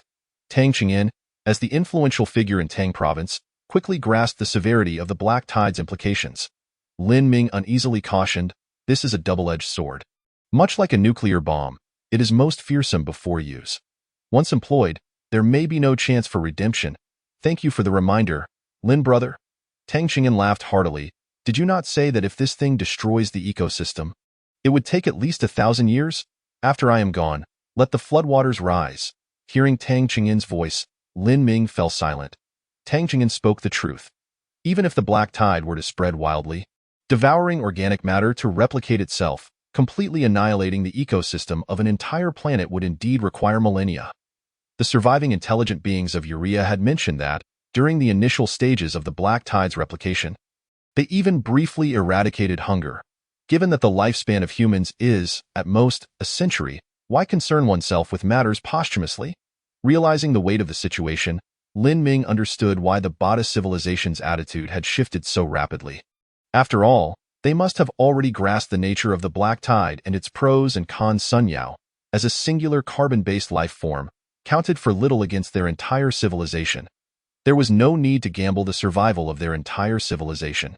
Tengu, now that the safety zone provided by that advanced intelligent life has vanished, are you facing threats from the indigenous civilizations of your planet? Not yet. The civilization of my planet is still in the Stone Age. When I fly overhead, they regard me as a deity, Tang Qingyan chuckled. However, some members are on planets with varying degrees of advancement. Some are in the Industrial Revolution, others in the Information Age, and some planets' technological levels far exceed that of Blue Star. Those civilizations with exceedingly advanced technology are not particularly surprised by the sudden appearance of biological entities. Rather, they are conducting research and testing. One of my subordinates is set to be dissected in a couple of days. This entity may just save his life, Lin Ming grimaced at the thought. Indeed, even with the exosuit providing protection and an electromagnetic gun as a weapon, an isolated individual could not withstand the entirety of a planet's civilization. Even an industrial civilization, or one from the steam era, could eventually overpower them after a period of attrition. The death of Chu Wei served as a cautionary tale. By the way, after discussing various matters, Tang Qingyan sent several references. Have you deciphered the technologies embedded in these chips? Almost done. Lin Ming glanced at the decryption queue. These technologies had already been deciphered. Today, I discussed it with several core executives and consulted a few experts in this field, Tang Qingyan stated. Based on the information we currently possess, They mentioned that we need to create something called a Dyson sphere to theoretically obtain nearly limitless energy. Of course, controllable nuclear fusion is also feasible, as we already have a fusion engine prototype for practical research. However, regardless of the approach, it is an enormous systemic project that cannot be accomplished by the efforts of a mere handful of individuals. Lin Ming grasped Tang Qingyin's implication. So, you mean to rally the strength of the entire region, or even humanity, to complete this monumental endeavor? No, not just that, Tang Qingyin replied. Due to the inability to meet for on-site collaboration, our current cooperation alone is too inefficient. We may not complete this grand project within our lifetimes. Lin Ming, if it remains this way, humanity could face extinction in 30 years. Lin Ming nodded, well aware of what Tang Qingyin was alluding to. The previously mentioned advanced intelligent life had stated that individuals under 18 years of age would not be dispatched to various planets. This meant that all humans sent to different planets would be at least 18 years old. In 30 years, the youngest humans would be nearing 40-8. At that age, women would have nearly lost their reproductive capabilities. Without the ability to bear offspring, humanity could declare extinction. Tango, are you suggesting? Tang Qingyin declared. Collaboration with intelligent life forms on planets that have reached the technological level of Blue Star. Planets with excessively high technological levels may have already mastered the D-class universal password and have no interest in collaborating with us. Conversely, planets with excessively low technological levels render collaboration meaningless. Only by finding civilizations with technological levels comparable to Blue Star, neither too low nor too high, can collaboration be meaningful. Lin Ming nodded vigorously. Indeed, humanity was currently scattered across various planets, and meeting in the short term was impossible, unless Lin Ming assisted them in creating synthetic beings. However, considering the potential consequences of the proliferation of synthetic being technology, Lin Ming decided to observe for the time being. In such circumstances, collaborating with the indigenous inhabitants of the planets seemed to be the best choice. With this in mind, Lin Ming inquired, Tengu, have you already identified a target? Not yet. I've been preoccupied with concerns regarding the safety of our members and have had little time to contemplate other matters. With this dark object, I have just conceived a plan, which undoubtedly has many areas that require refinement and further discussion. Lin Ming discerned that Tang Qingyin's demeanor seemed unusually different from his usual self. Typically, Tang Qingyin remained inscrutable, exhibiting little emotion beyond joy, which was more a habit than genuine elation, often laced with an undertone of appreciation, akin to saying, well done, I am quite satisfied. Keep up the good work. Yet, at this moment, Tang Qingyin's tone conveyed an intense eagerness, as if he were anticipating something. Brother Tang, why do you seem so different today? It feels as though you are eager to open the interstellar gate. Lin Ming inquired directly. To be frank, I have a daughter. Tang Qingyin sighed heavily. My wife passed away early, leaving me with a sweet and lovely daughter who will turn 18 in 3 days. I never expected. Alas! The revelation dawned on Lin Ming. Who would have thought that this robust fellow, with his prominent brow and expressive eyes, was also a doting father? Thus, my reason for seeking you out is both professional and personal, Tang Qingyin continued. Lin Ming, I believe that if anyone can open the interstellar gate, it must be you. If you agree to bring my daughter back when the opportunity arises, I am willing to offer everything I possess. All right, I promise you, Lin Ming solemnly affirmed. Upon receiving Lin Ming's commitment, Tang Qingyin's spirits lifted immensely. To demonstrate my sincerity, you need not return the technological improvement machine. I will gift it to you. Lin Ming almost forgot he possessed such an item until Tang Qingyin mentioned it. After acquiring the D-class carbon-based biological computer, many of the improvement tasks had been delegated to it, leaving the technological improvement machine gathering dust at the bottom of a pit and used for quite some time. Thank you, Brother Tang. Lin Ming managed to smile, compelled to express gratitude for Tang Qingyin's generosity. It's but a trifling matter. In high spirits, Tang Qingyin sent Lin Ming a collection of 20 to 30 illustrations of technological creations. Feel free to take whatever catches your eye. And should you require assistance in the future, do not hesitate to ask. Wow!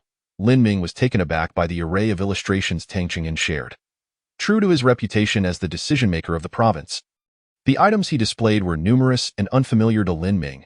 He saved the illustrations for future reference, knowing he would not hesitate to seek Tang Qingyin's help if needed.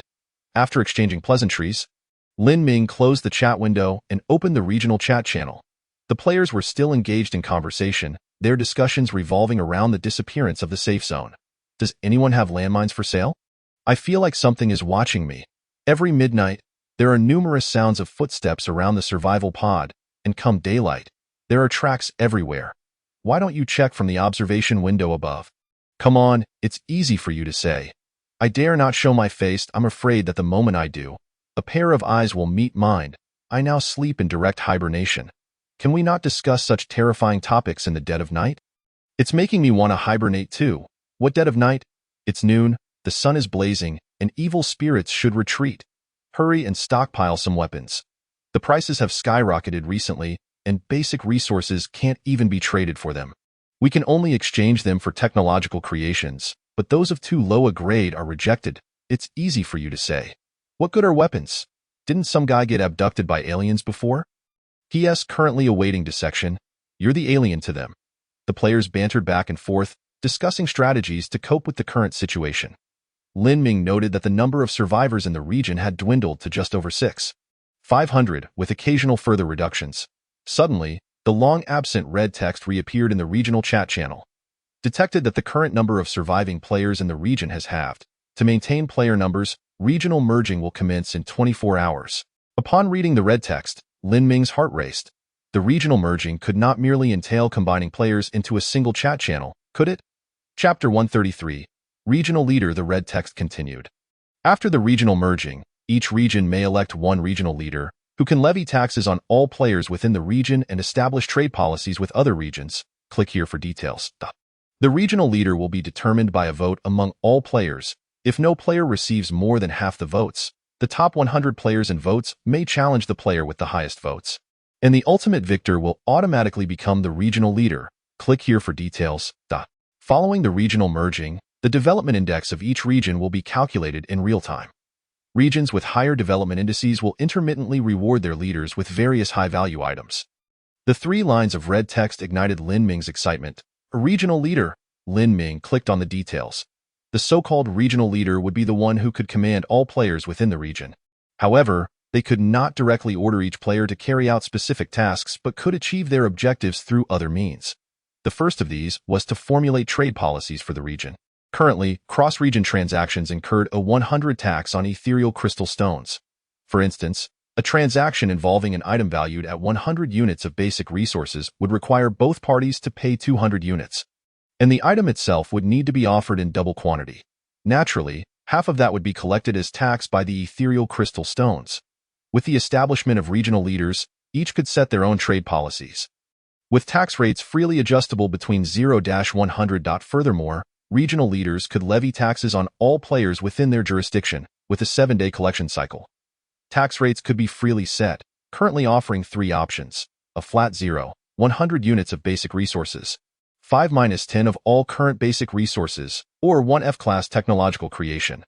Players unable to pay their taxes would face lethal sanctions from the ethereal crystal stones. Finally, regional leaders held rights pertaining to their region without any corresponding obligations. Who wouldn't envy such a position? Lin Ming inhaled deeply. As time progressed, the rules established by that advanced life form were intentionally or unintentionally propelling them forward with relentless momentum. Those players who chose to remain passive, if fortunate enough to land on a planet with low technological advancement and no intelligent life, might have lived idyllic, pastoral lives. However, with the imposition of taxes, they would now need to worry about fulfilling tax obligations. If the taxation method shifted to requiring a weekly contribution of an F-class technological creation, failure to comply would mean certain death. A mere 3 taels of silver. Lin Ming couldn't help but recall the historical tales surrounding the 3-tael silver policy. It was said that the ruling class in ancient times would meticulously calculate the income of the lower laboring populace, ensuring that if they earned 3 taels of silver in a year, their families would be well fed. Through taxation and other means of adjustment, they could ensure that most people earned around 2.5 taels of silver. In such a scenario, they would never accumulate enough silver for a comfortable life, forced to toil tirelessly merely to survive. Lin Ming's gaze shifted to the next line of red text. These are the necessary conditions to become a regional leader. To become a regional leader, one must secure the support of over half the players in the region. Given the current circumstances, this seemed nearly impossible. The alternative was that the top 100 players in votes could challenge the leading player, and if victorious, they would take their place, with stakes determined by the challenged player. Seeing this stipulation made Lin Ming smile. Any player with even a slight influence in the region could likely meet this criterion. The so-called challenge would place both parties on a virtual planet, where they would use all their technological creations and means to attempt to eliminate one another or force a surrender. It is worth noting that death in this battle would be final. The victor would claim all the spoils of the defeated.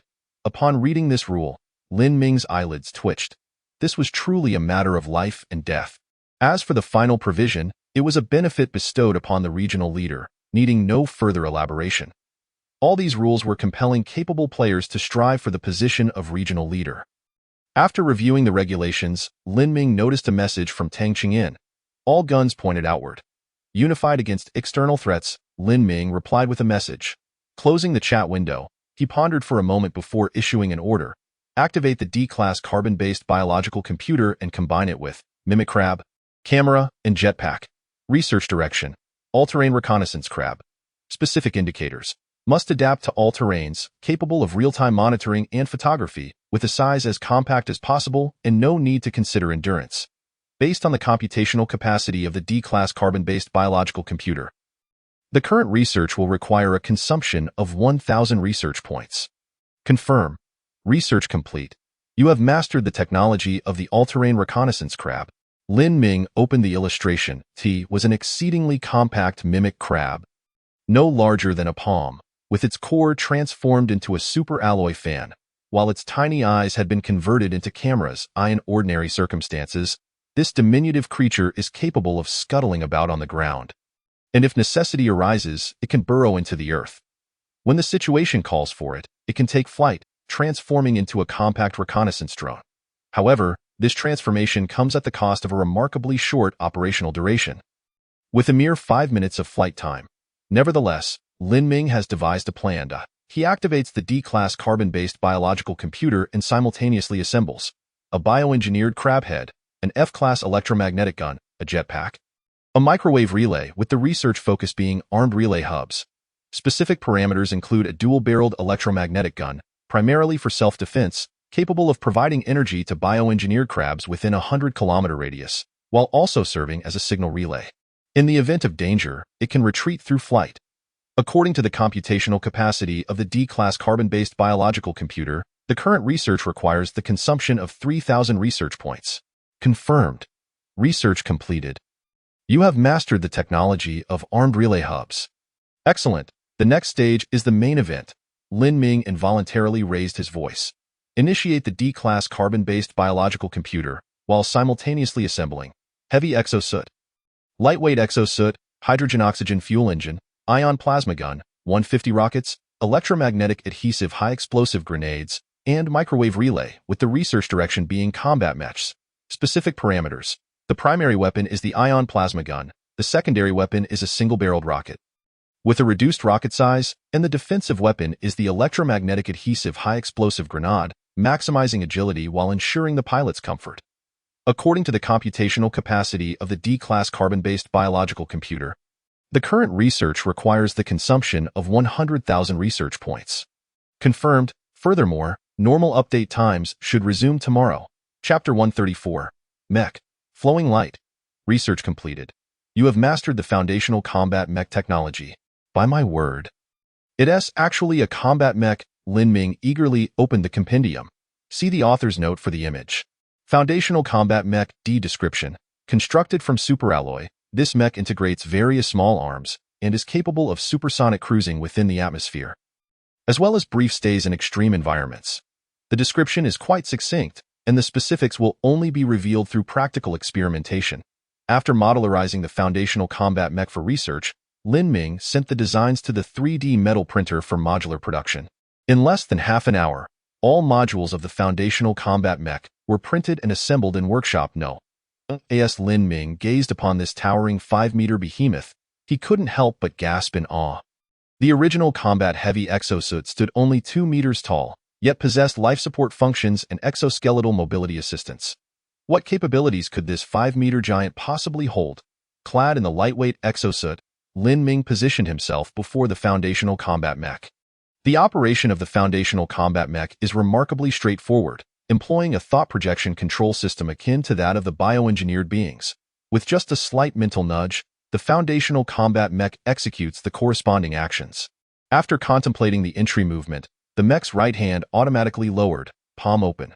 Simultaneously, the hatch to the cockpit in the mech's center opened. Lin Ming tentatively stepped onto the palm of the mech.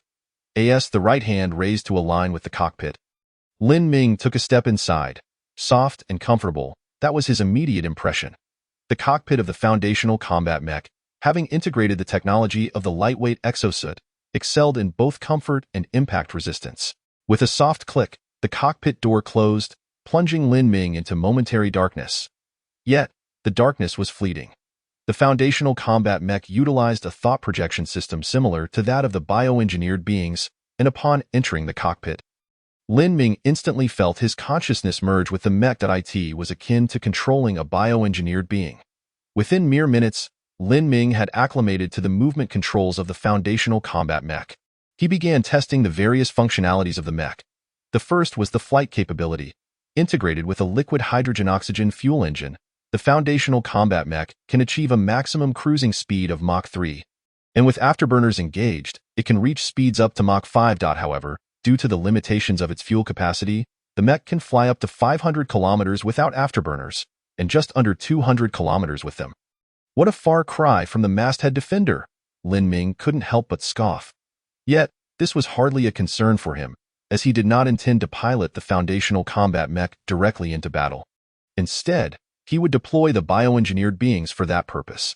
Moreover, the bioengineered beings possessed the capability to provide real-time fuel replenishment to the foundational combat mech. With a fleeting thought of the flight maneuver, 4 hydrogen-oxygen engine nozzles deployed from the mech's back. A soft blue flame ignited, propelling the foundational combat mech skyward. The sensation was entirely different from the previous flight experience with the jetpack-equipped heavy exosuit. Lin Ming felt a slight dizziness creeping in. The maximum flight speed was astonishingly high, with a maximum overload reaching 18 G. Even trained pilots typically endure maximum overloads of only 8 to 10 G. At 18 G, Lin Ming surmised that he would likely lose consciousness, if not his life. He maintained a relatively gradual acceleration, steadily reaching the maximum cruising speed. Whoa! After soaring through the skies for a considerable while, Lin Ming gently descended. He continued to explore the foundational combat mech's other features. He discovered that, in addition to basic movement, the foundational combat mech was equipped with tiny nozzles on its arms, legs, and joints. These nozzles function as micro-hydrogen-oxygen engine outlets, enhancing agility during movement in dire straits. The foundational combat mech could even launch its fists as a last-ditch effort for survival, and of course, with the bioengineered beings at his disposal. Lin Ming had no intention of placing himself in danger. This feature seemed somewhat superfluous to him. Having examined the mobility and flight functions, the highlight was undoubtedly the foundational combat mech's weapon system. The primary weapon of the foundational combat mech was the ion plasma gun obtained from the Boater civilization. This unassuming device was concealed beneath the right arm's armor, remaining hidden until needed for firing. In addition to the ion plasma gun, the foundational combat mech was equipped with a dual-barreled 50mm rocket launcher. This was a scaled-down version of the Type 150 rockets. Due to size constraints, the launcher could only be mounted on the back, with a maximum ammunition capacity of 4 rounds. Lastly, there were 50 electromagnetic adhesive high-explosive grenades stored in the waist compartment, whether released during flight or thrown in close combat. A few of these grenades could yield impressive results. All set, after spending half an hour familiarizing himself with all the functionalities of the foundational heavy combat mech, Lin Ming was exceedingly satisfied. He instructed the D-class carbon-based biological computer to implement minor modifications. First, he equipped the left arm of the mech with an F-class electromagnetic cannon as a standard weapon. He then crafted a massive superalloy shield for additional protection, to be summoned by the bioengineered beings in critical moments. Regrettably, mass production of the ion plasma gun was not yet feasible. Otherwise, there would have been no need for the 50 rockets or the electromagnetic adhesive high-explosive grenades. Lin Ming murmured with a hint of regret. After finalizing the design of the foundational combat mech, he directed the 3D metal printer to produce 10 units. During this time, he procured several sets of heavy and lightweight exosuits from the Interstellar marketplace as base materials. Gazing at the imposing silver mech standing on the ground, Lin Ming pondered. Let us give you a name, mech. Flowing light. Chapter 135.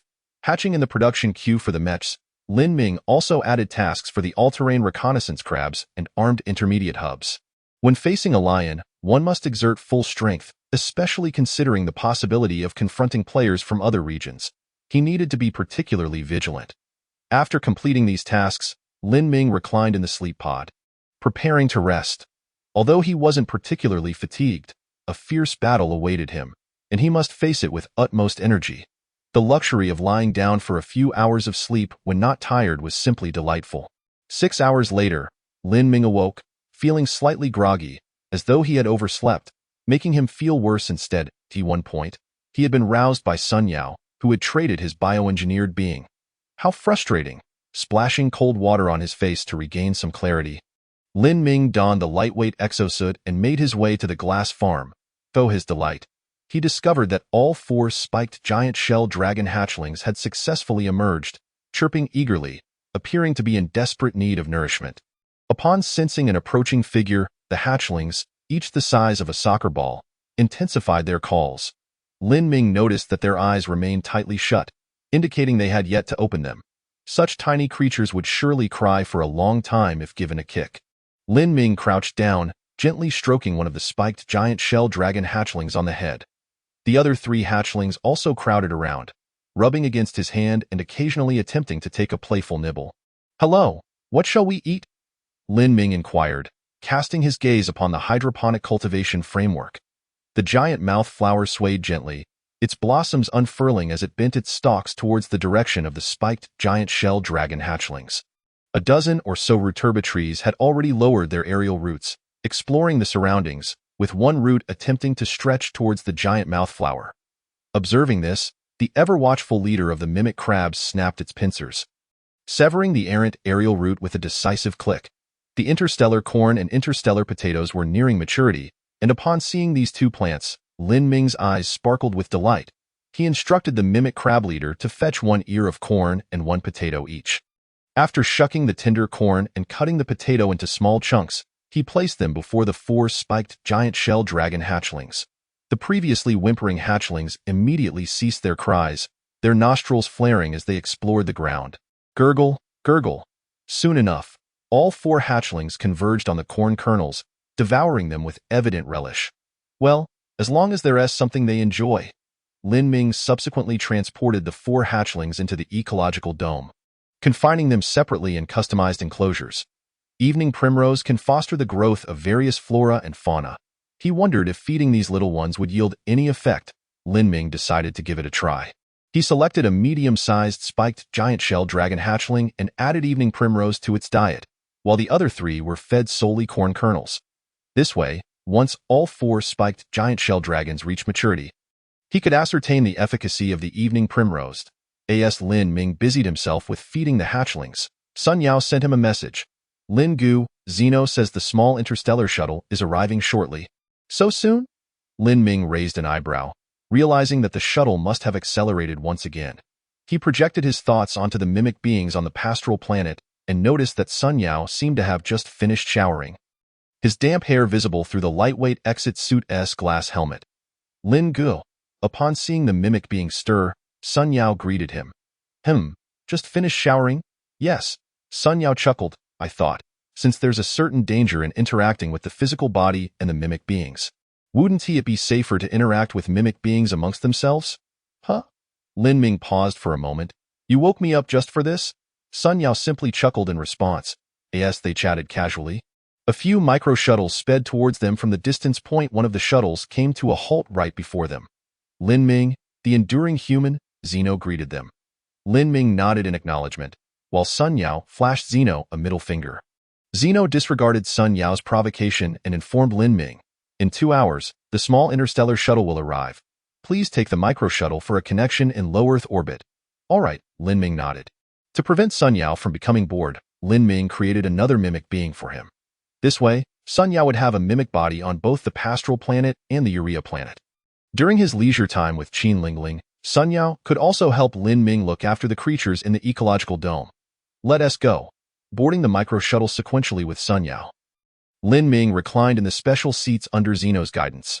Before entering space, you will experience significant overload. However, there's no need to worry. The special seats will help alleviate the strain. Since Zeno was controlling a D-grade mimic being, he did not recline in the seat.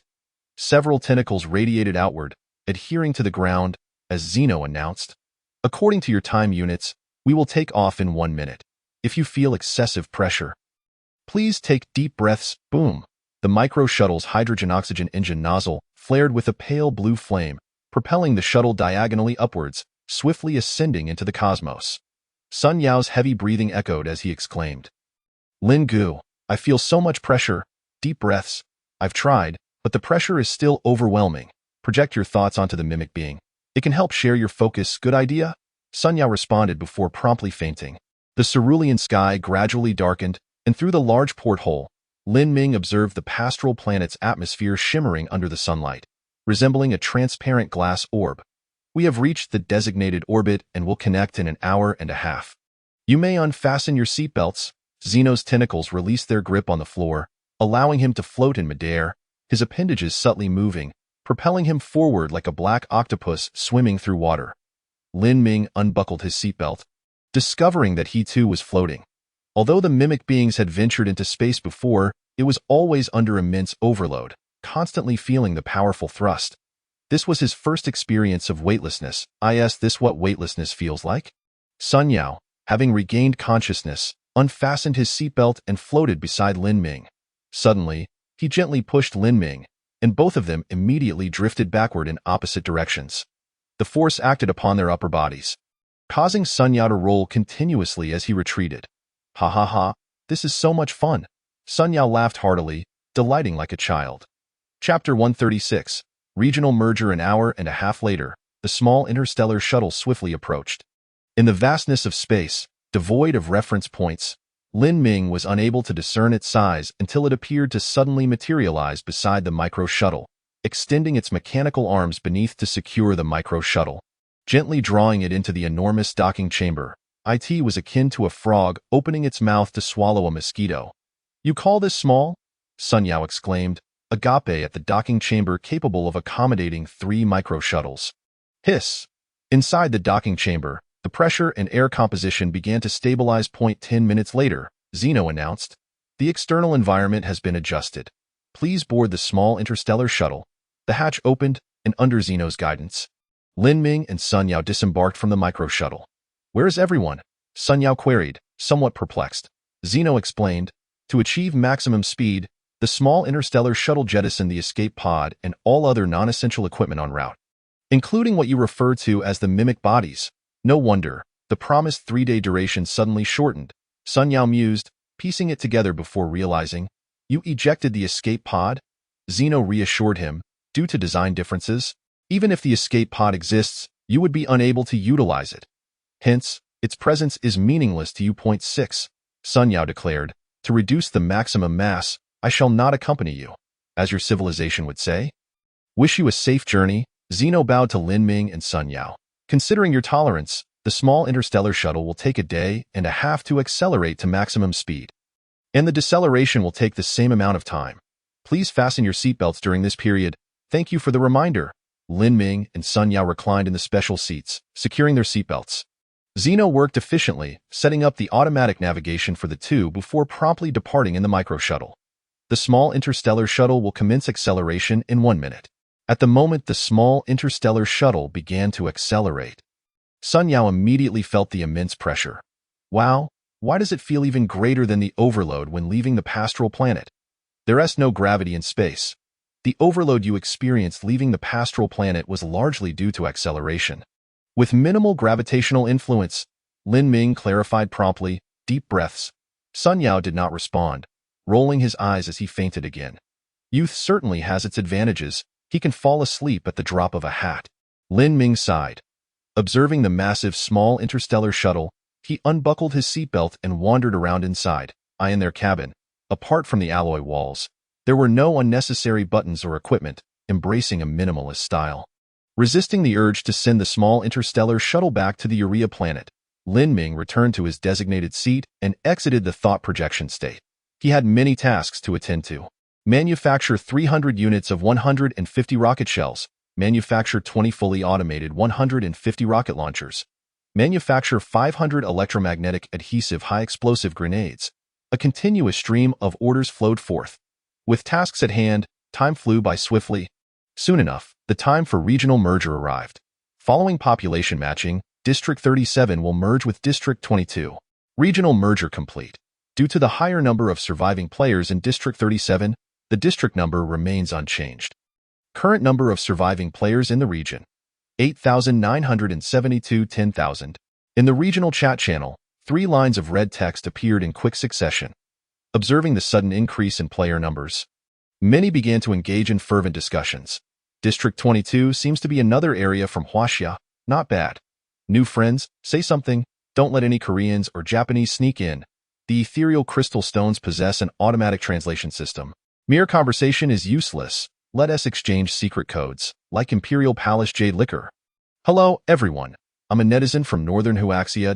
In an instant, the bustling regional chat channel became even more lively.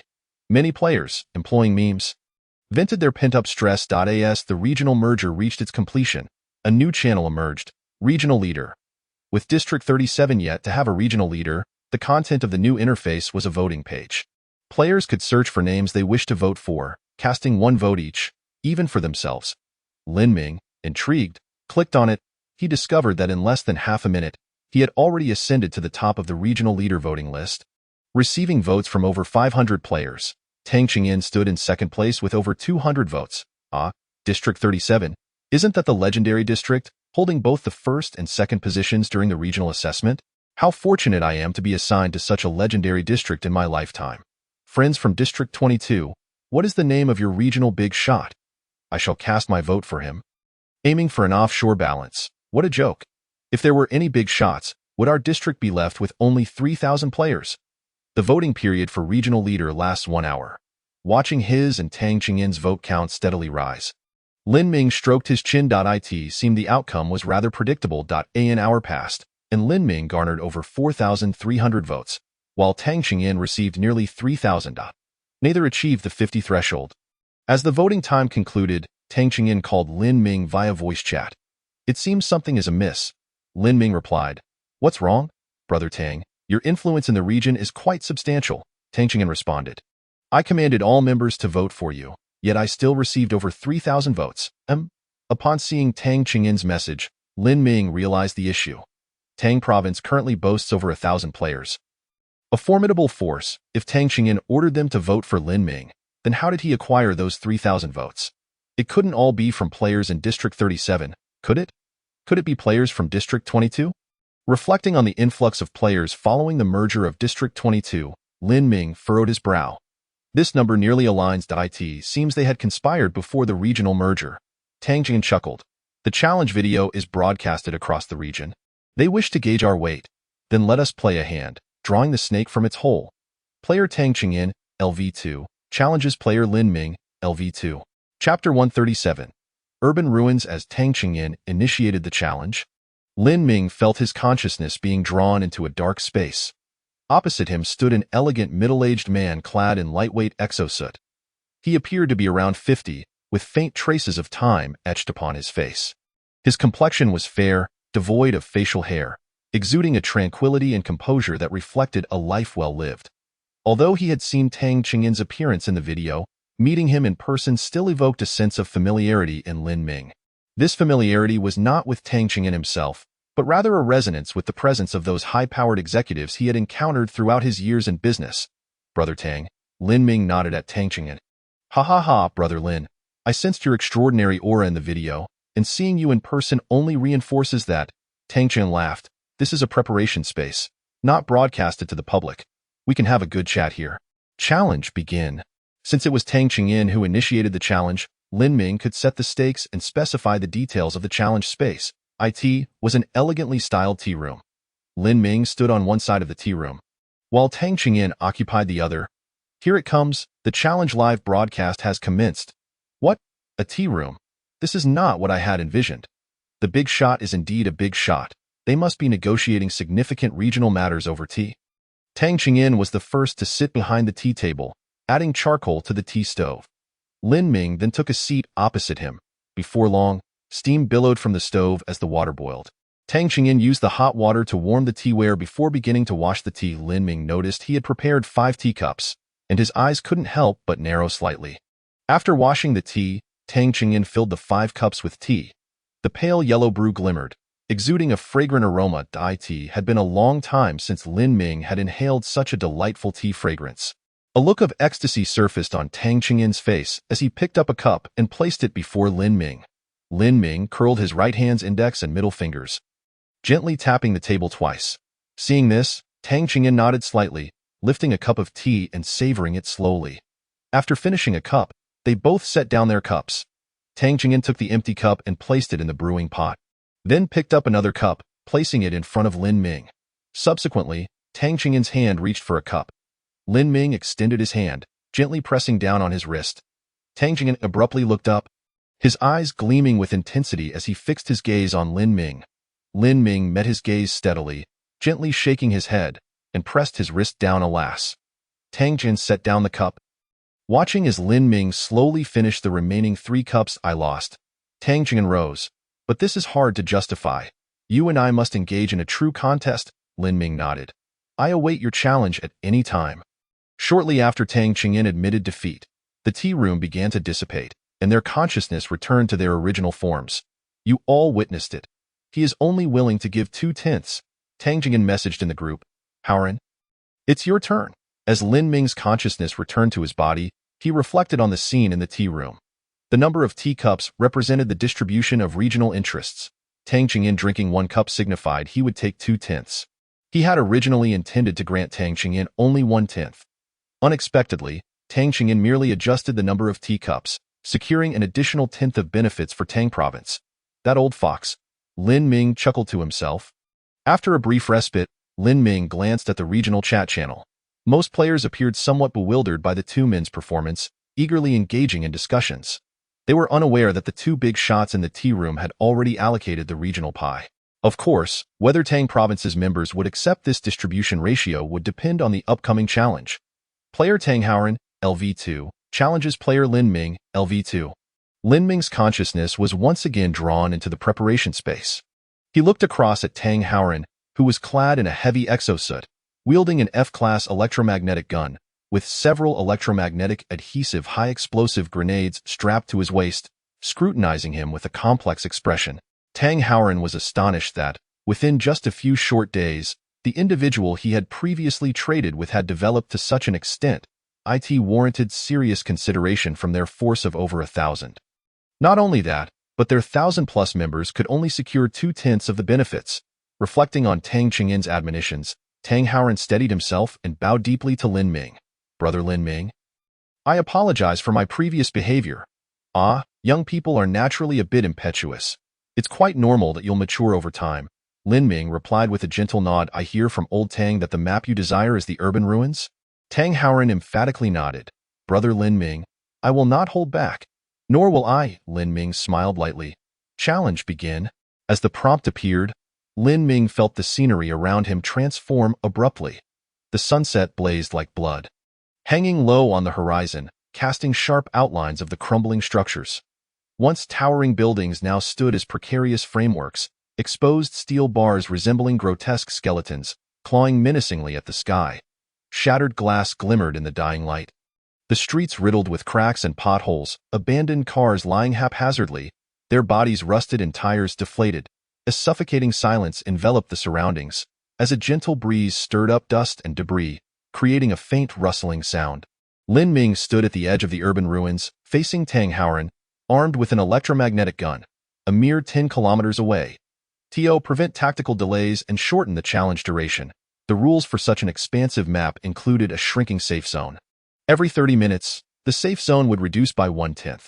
Remaining outside the safe zone for 1 minute would result in an automatic loss. Since the challenge showcased all technological creations possessed by both parties, each could bring their items into the challenge space at any time. Items would incur real damage during the challenge. With a wave of his right hand, a massive, gleaming silver object materialized beside him. 2 enormous electromagnetic cannons were mounted on it, with a tall antenna rising in between. The armed relay hub.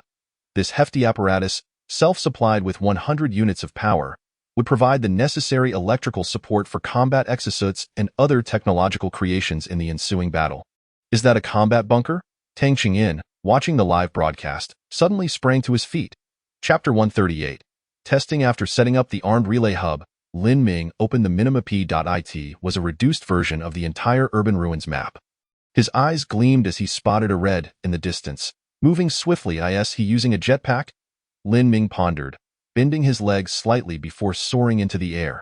He flew into a nearby ruin, concealing himself within a room. From this angle, players could not see his livestream. Only the external situation. Oh no, big shot Lin Ming has hidden away. Is he planning to play the survival strategy? In the grand realm of virtual battle, the notion of merely hiding and evading is far from satisfactory. You must comprehend the perilous situation. Both sides wield electromagnetic guns. At such heights, the swifter one flies, the quicker one meets their demise. Only by concealing oneself can one survive to the end. This reminds me of my escapades in the game, where I would gamble on the deadly circle of fate, only to obliterate my foes with a well-placed grenade. Lin Ming continued to scrutinize the minimap. He observed that Tang Haoran did not soar directly to the center of the map, but rather, he navigated along the periphery, pausing occasionally. Each time Tang Haoran lingered, a smaller red dot would materialize at his location. Lin Ming gazed at the floating window beside the red dot. Laser rangefinder F. Description: a miniature rangefinder capable of emitting lasers in all directions. No larger than a soda can, it instantly detects the corresponding distance and direction once an object enters its detection zone. How intriguing! Lin Ming clicked his tongue. The sheer number of laser rangefinders Tang Haoran had deployed was staggering. Almost every few hundred meters, he placed one atop a building. Like a spider weaving its web, Tang Haoran inched closer to the central area, creating an intricate network of laser rangefinders around him. Lin Ming did not linger amidst the ruins for long. He swiftly ascended through a window, tossing out a series of small black devices. What are those black objects? Drones? They resembled crabs, with lift fans at the center. Seemingly designed for reconnaissance. This is getting exciting. Both sides can now survey the terrain. Buzzing filled the air as dozens of all-terrain reconnaissance crabs took flight, continuously ascending to compile a 3D map of the surroundings. Lin Ming projected a holographic screen from his left hand, which perpetually updated the three-dimensional imagery of the area. However, due to the vastness of the urban ruins, neither player caught sight of the other until the first circle began to shrink. But this was merely temporary. Soon, the all-terrain reconnaissance crabs would be the first to detect Tang Haoran's presence. Whoosh! Behind Lin Ming, a Type 50 rocket surged forth, rocketing towards Tang Haoran's location. At that moment, Lin Ming was still over 3 kilometers away, with countless crumbling buildings obstructing his view of Tang Haoran. Incredible, unmanned guidance. To clarify, Lin Ming had not actually spotted Tang Haoran. He merely launched the missile, which was directed by the flying crab in the middle. Seeing a streak of flame approaching from the horizon, Tang Haoran realized his position was compromised and swiftly maneuvered into the nearby ruins. Darting through the wreckage, boom! The Type 50 rocket plunged into the debris, sending shrapnel flying. As the dust settled, Tang Haoran emerged from a nearby structure, firing his electromagnetic gun repeatedly.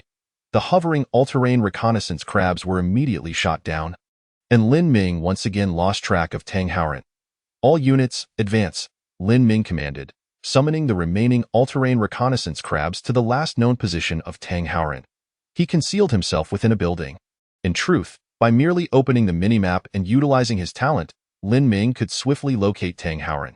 However, he was reluctant to reveal his abilities. Moreover, with all players currently watching the live stream, exposing more technological marvels would make subsequent challenges increasingly susceptible to countermeasures. Leveraging the terrain to his advantage, Tang Haoran systematically shot down the reconnaissance crabs. Seizing an opportunity, Lin Ming fired another Type 50 rocket. Yet again, Tang Haoran evaded it. After 4 unsuccessful rocket launches, Lin Ming appeared somewhat agitated and directly flew toward Tang Haoran's hiding spot.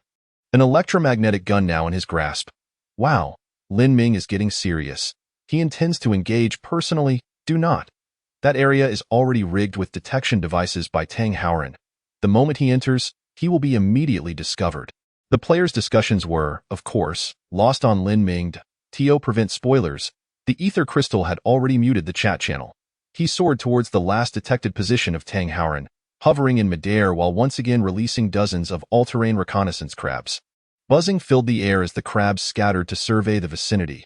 Whoosh! A silver flash whizzed by, and to the shock of all players, Lin Ming's right leg exploded at the knee. Lin Ming, you've lost! From the ruins behind Lin Ming emerged Tang Howren, covered in dust, shaking his electromagnetic gun. Had I elevated my aim by just an inch, it would have been your head that exploded. Quite impressive, young man. Hovering in midair, Lin Ming smiled, swiftly bandaging his injured leg. How about I check behind you? Tang Howren's expression shifted as he felt something protruding from behind. Grasping it, he yanked it free, revealing a pulsating electromagnetic adhesive high-explosive grenade that had mysteriously attached itself to his back. Tang Howren's face turned ashen. If Lin Ming were to detonate the grenade, he would undoubtedly be dead.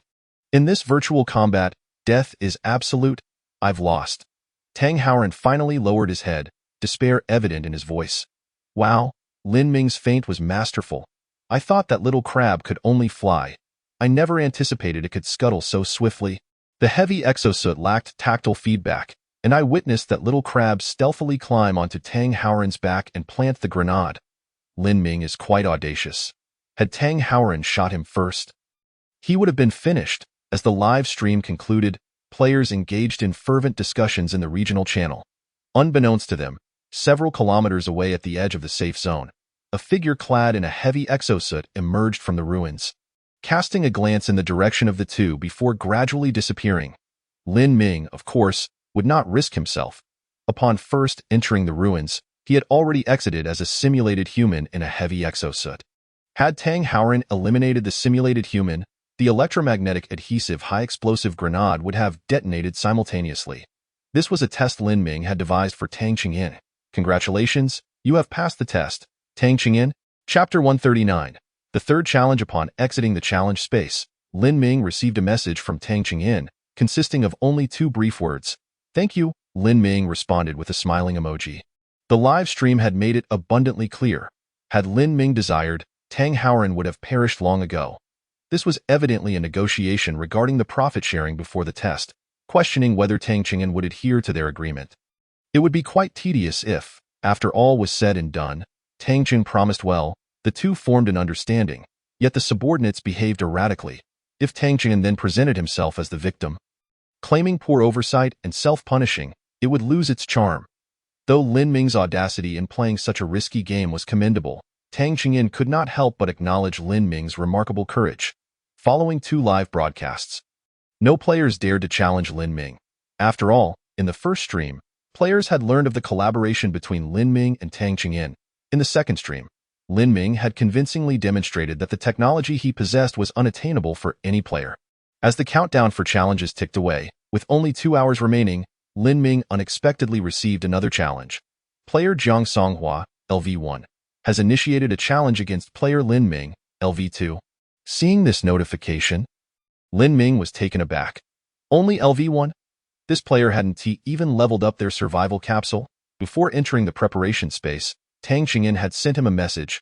Be cautious. This individual is not from our previous region. In the preparation space, Lin Ming regarded Jiang Songhua.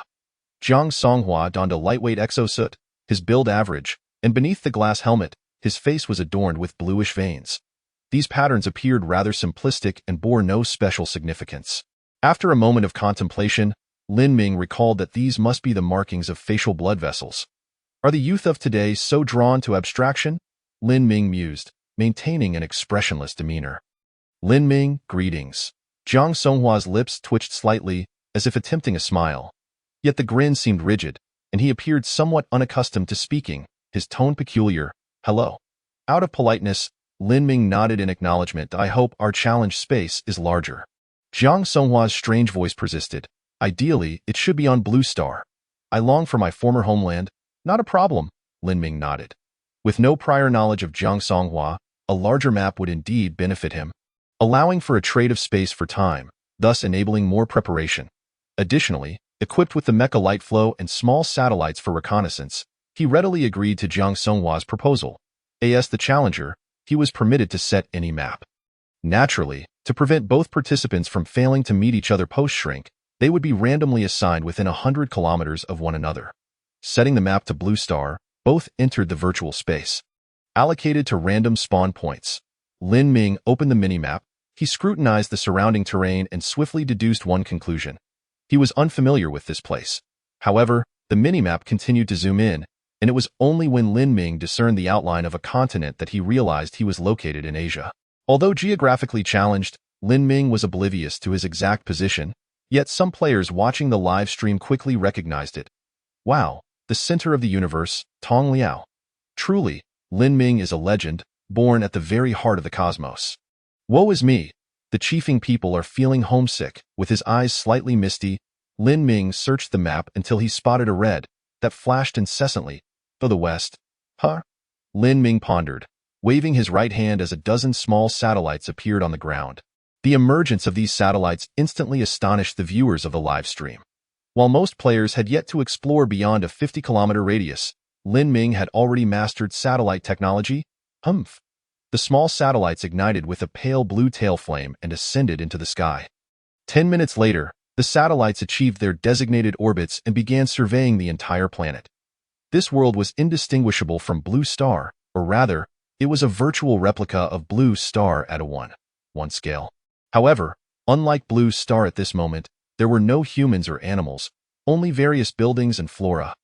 With the two of them within 100 kilometers of each other, Lin Ming set the satellites to hover above, continuously capturing high-definition photographs of the terrain below.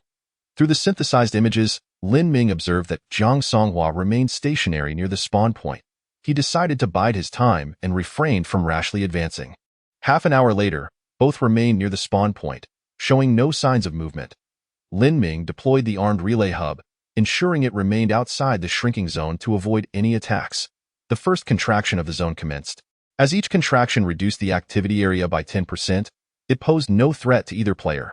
Lin Ming continuously scrutinized the high-definition images transmitted by the satellites, gradually sensing something amiss. Zhang Songhua appeared to be growing taller. By analyzing the shadow Zhang Songhua cast against the nearby buildings, Lin Ming utilized the ether crystal to perform calculations. The ether crystal swiftly concluded, Zhang Songhua's height was currently between 50 and 100 meters, and it was still gradually increasing. What? Upon seeing this conclusion, Lin Ming felt a sense of urgency. He could no longer delay. Lin Ming was astonished, while the viewers of the live stream were left in shock. They witnessed Zhang Songhua open his glass helmet the moment he arrived at the spawn point. At first, this seemed like a perfectly normal action. After all, the map was Blue Star, and the environmental data was naturally consistent with Blue Star.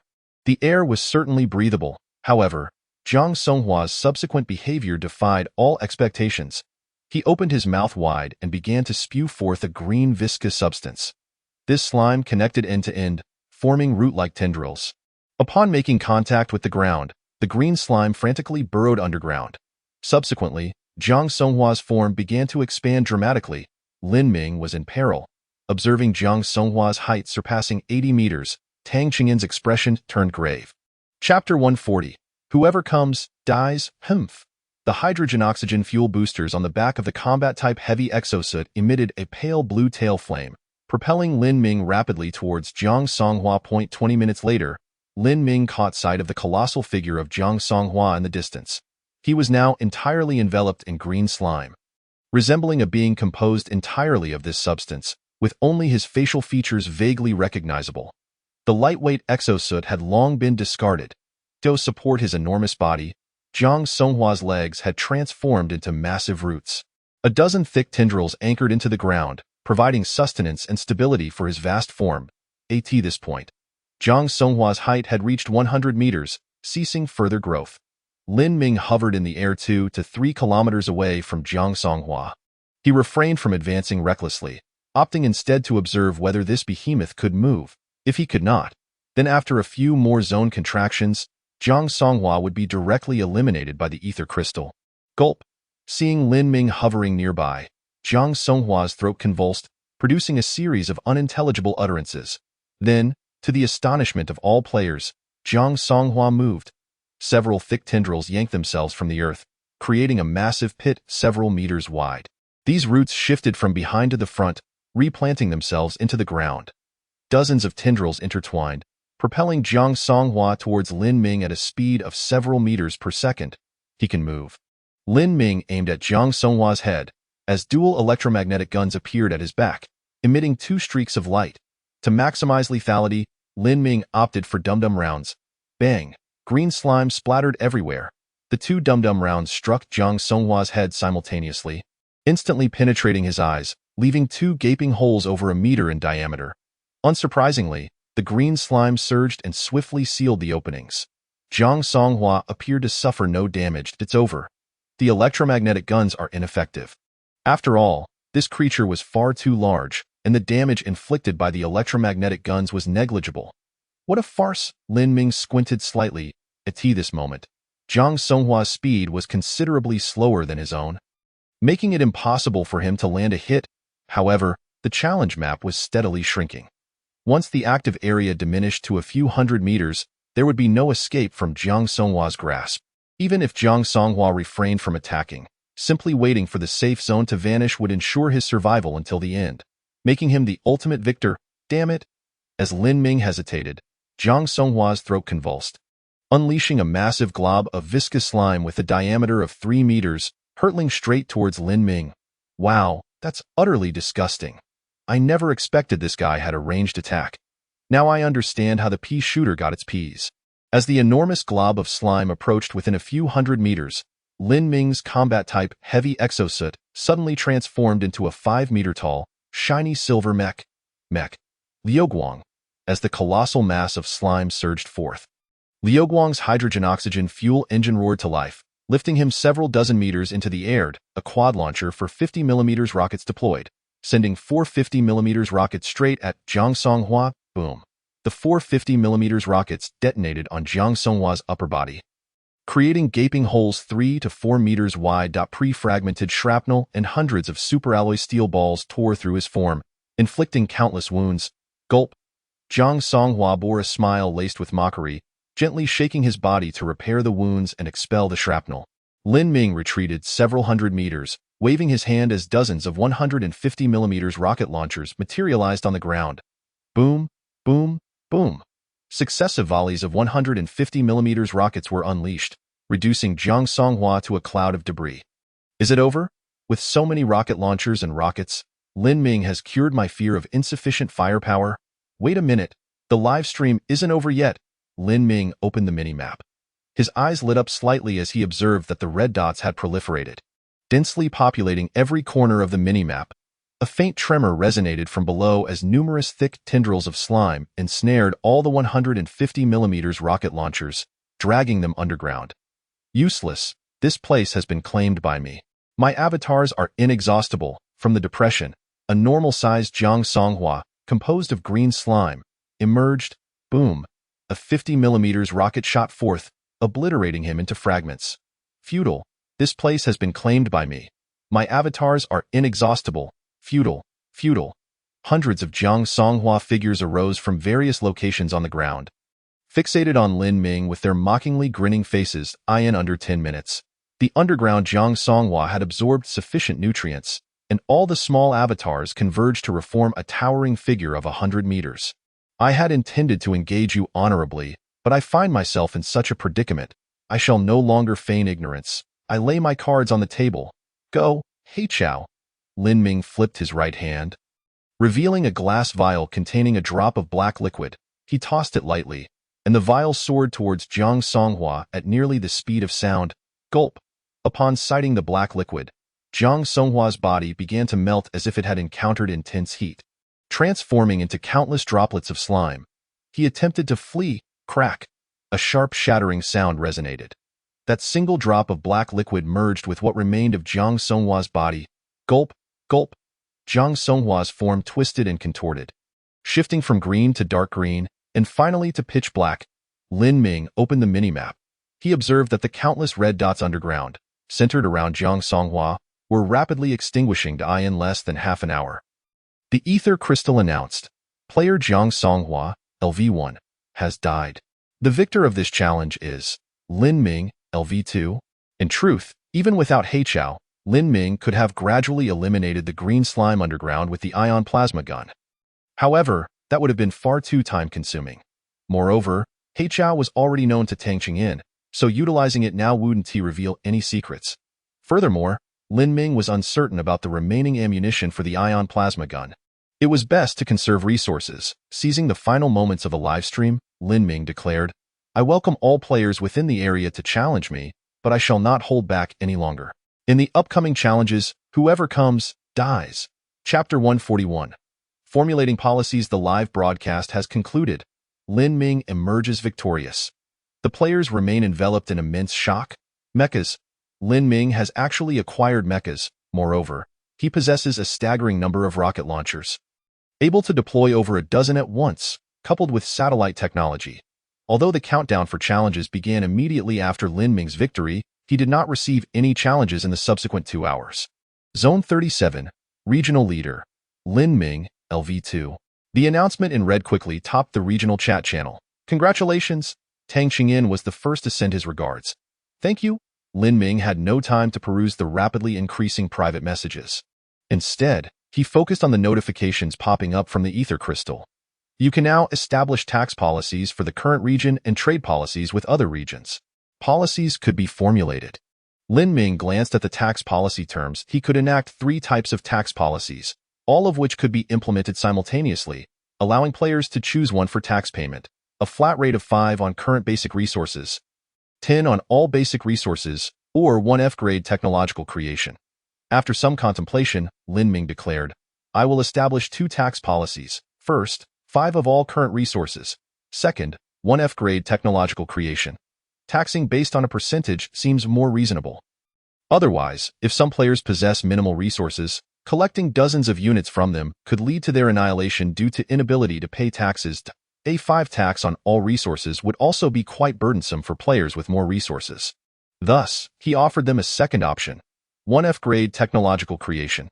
Armed with reverse engineering technology and modular technology, alongside a D-grade carbon-based biological computer, he might just concoct something remarkable from the odd trinkets he receives. Recalling the reverse engineering technology, Lin Ming checked the queue.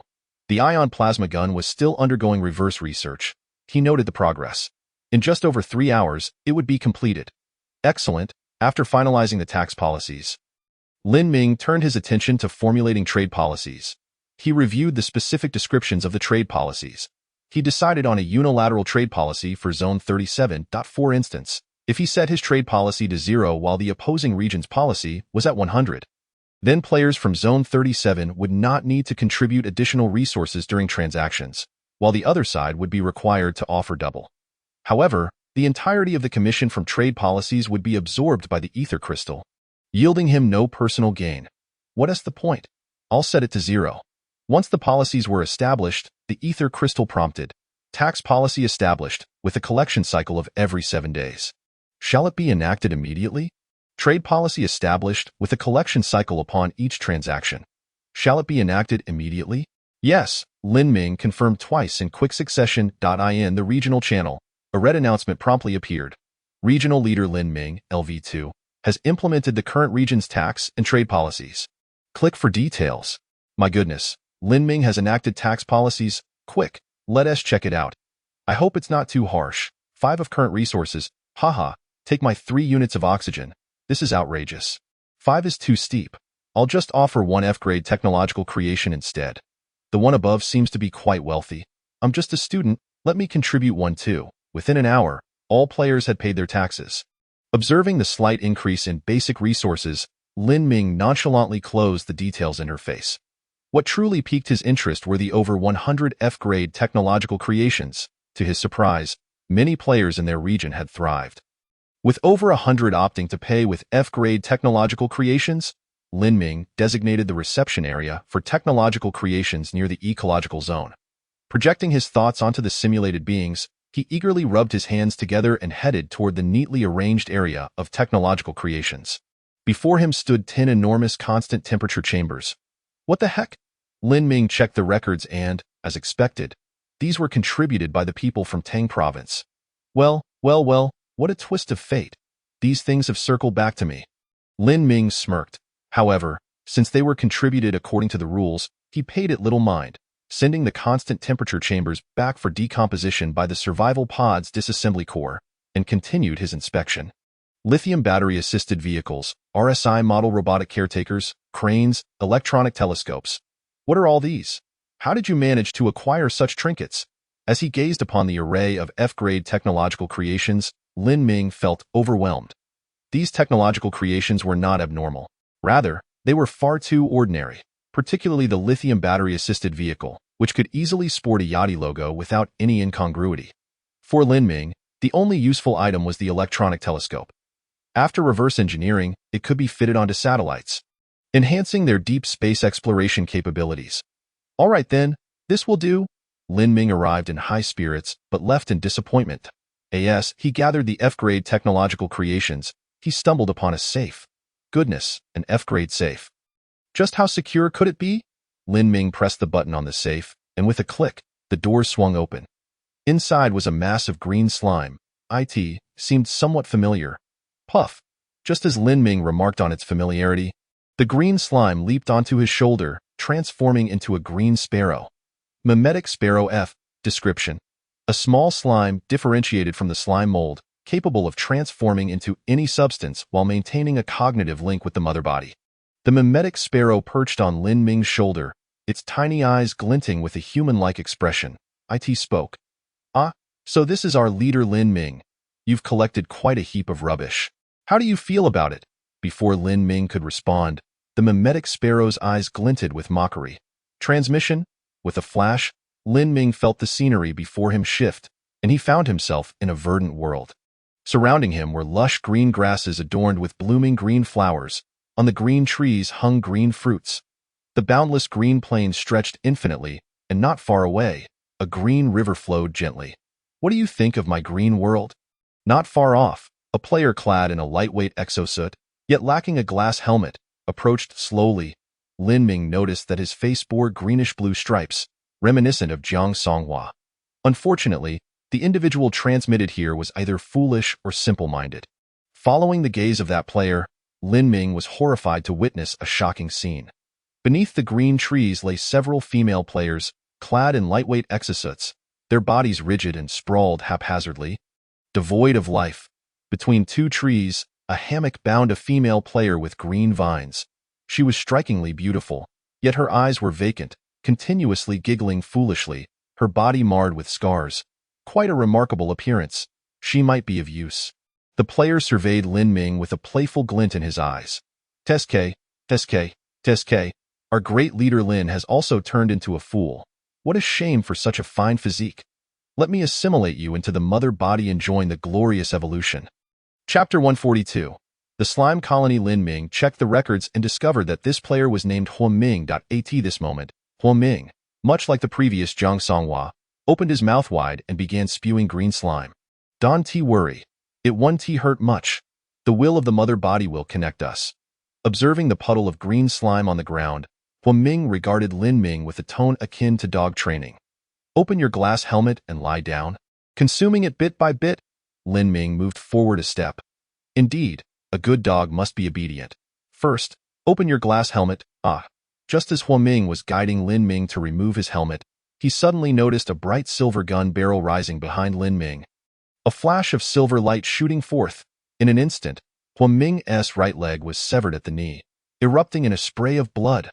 Lin Ming observed that Huaming's blood was red, markedly different from Jiang Songhua's. Gurgle, gurgle. Soon, green slime surged forth from the severed stump of Huaming's right leg, sealing the wound. Then, the green slime continued downward, forming a green leg. How could you die? Huaming was struck with horror.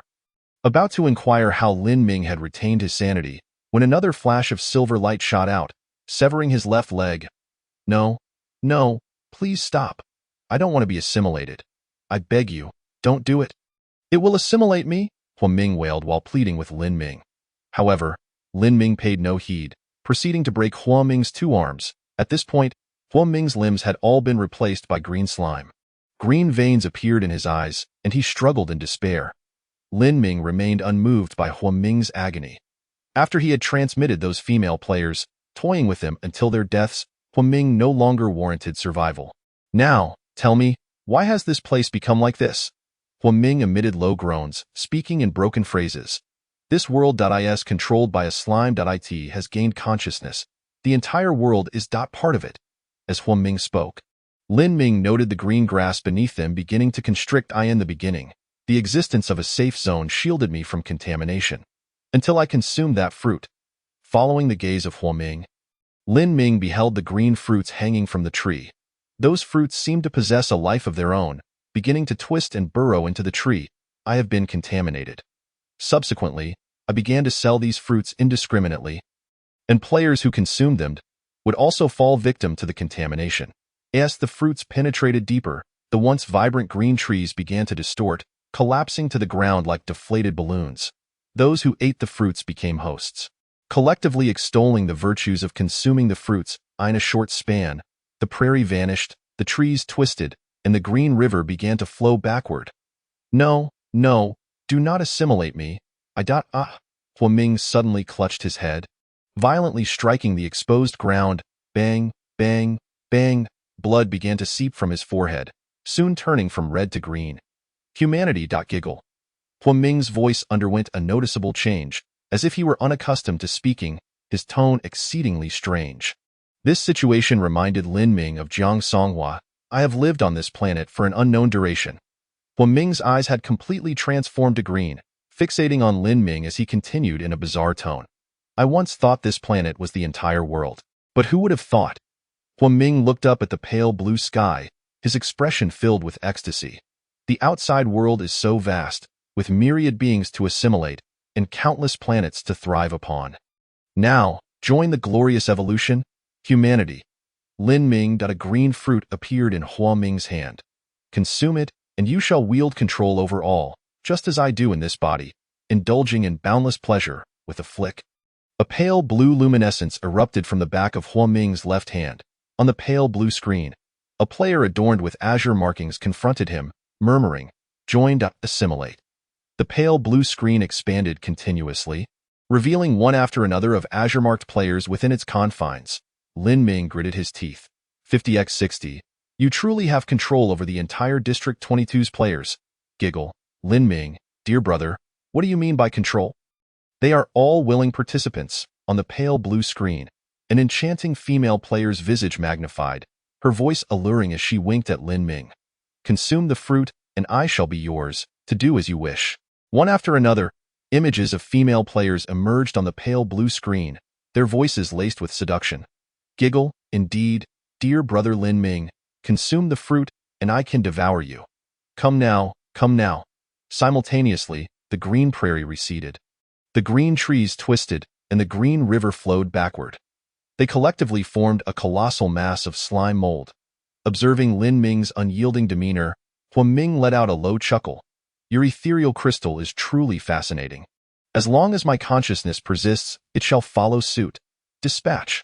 A dozen female players were sent atop the slime mold mound. Their eyes vacant, green threads formed from slime trailed behind them, rigidly striking various alluring poses under the control of the massive slime mold. Lin Ming's eyes slightly glowed as he gazed at the slime mound. Slime mold colony. Description. Slime life that has evolved for billions of years on the slime planet, coalescing into a settlement that has attained consciousness. An intelligent slime colony. With a flick of his right hand, a multitude of small satellites soared into the sky. 10 minutes later, the satellites began transmitting high-definition images back to the ethereal crystal. Lin Ming observed that the entire planet was ensconced in green, countless slime colonies writhing upon its surface, voraciously seeking anything to consume.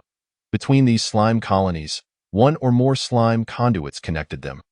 His eyes glowed slightly as he noticed a red light pulsating where all the conduits converged. Slime mold colony. Description.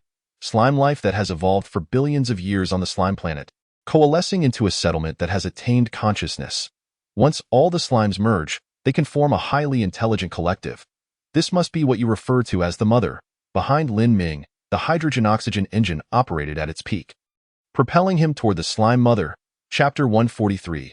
Conscience. Seeing Lin Ming's flight direction, Huang Ming immediately roared, "Damn human, not a chance." Instantly, the ground erupted with hundreds of massive forms, each towering hundreds of meters high. They all resembled Hua Ming, their arms flailing, launching slime appendages extending hundreds of meters. Mech, Streamlight. The battle-type heavy exosuit on Lin Ming instantaneously transformed into Streamlight. The hydrogen-oxygen engine roared to its maximum, thrusting Lin Ming thousands of meters into the sky.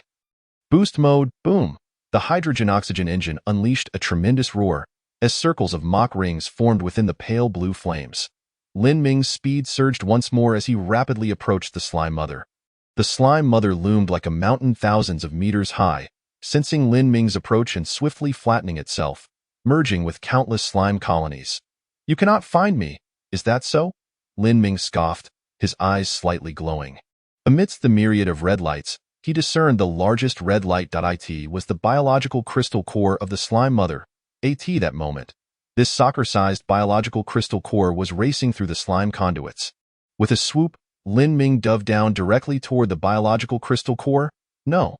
Sensing its core had been discovered, the Slime Mother's mountain-like form re-emerged. "I will never allow you to approach." Lin Ming extended his right arm. Snap! The alloy top opened, revealing a palm-sized ion plasma gun. A burst of ion plasma shot forth, detonating a cavity hundreds of meters wide within the Slime Mother. "How could you possess such a thing?"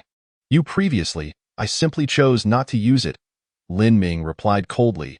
He plunged through the rapidly shrinking cavity, firing the ion plasma gun repeatedly. It was as if he traversed through a green underground cavern. His eyes ablaze as he fixated on the biological crystal core. Dispatch. At the moment of contact with the D-level biological crystal core, Lin Ming spoke softly. Huzzah! The mountain-like Slime Mother cascaded like a tide. Lin Ming utilized the ion plasma gun to carve out a massive opening. Swiftly emerging from within, he observed that after he transmitted the D-level biological crystal core, the connections of countless nearby slime colonies began to sever. The Slime Mother was no exception, fracturing into hundreds of slime colonies. These slime colonies, ranging from F to E level, had no individual surpassing D level. Countless slime colonies seemed to have instantaneously lost their brains, aimlessly wandering about. Occasionally, upon encountering another colony, they would erupt into conflict, attempting to devour one another. The next emergence of an intelligent mother would likely take billions of years. Gazing down at the colonies, Lin Ming couldn't help but think of ants. These little creatures, possessing only a few neurons, each individual's intelligence is exceedingly limited. Yet through communication via their antennae, they can possess a semblance of collective intelligence. Neurons in the brain operate similarly. Interlinked, countless electrical signals transmit among one another, birthing intelligence and thought. You sought to consume other forms of life, and fortuitously, I possess something akin to that. With a flick of his right hand, 3 small seeds materialized in his palm. These were the half-dry grass seeds he had obtained from the ecosystem. Initially, the half-dry grass had consumed the biological crystal core of the simulated beings, evolving from E level to E level. If they were to engage in mutual consumption with the slime on the slime planet, what kind of life could emerge? Lin Ming mused, casually casting the 3 half-dry grass seeds adrift into the wind, sending them toward the unknown. Having completed this, Lin Ming returned to Hua Ming's location. At this moment, Hua Ming was violently retching.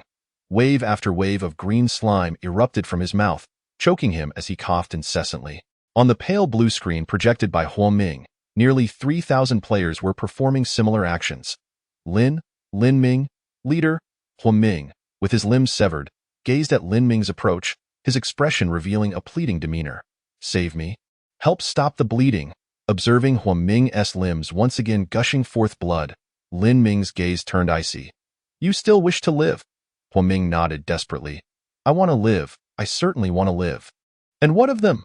Lin Ming coldly inquired, gesturing toward the already lifeless bodies and the female players, battered and on the brink of death.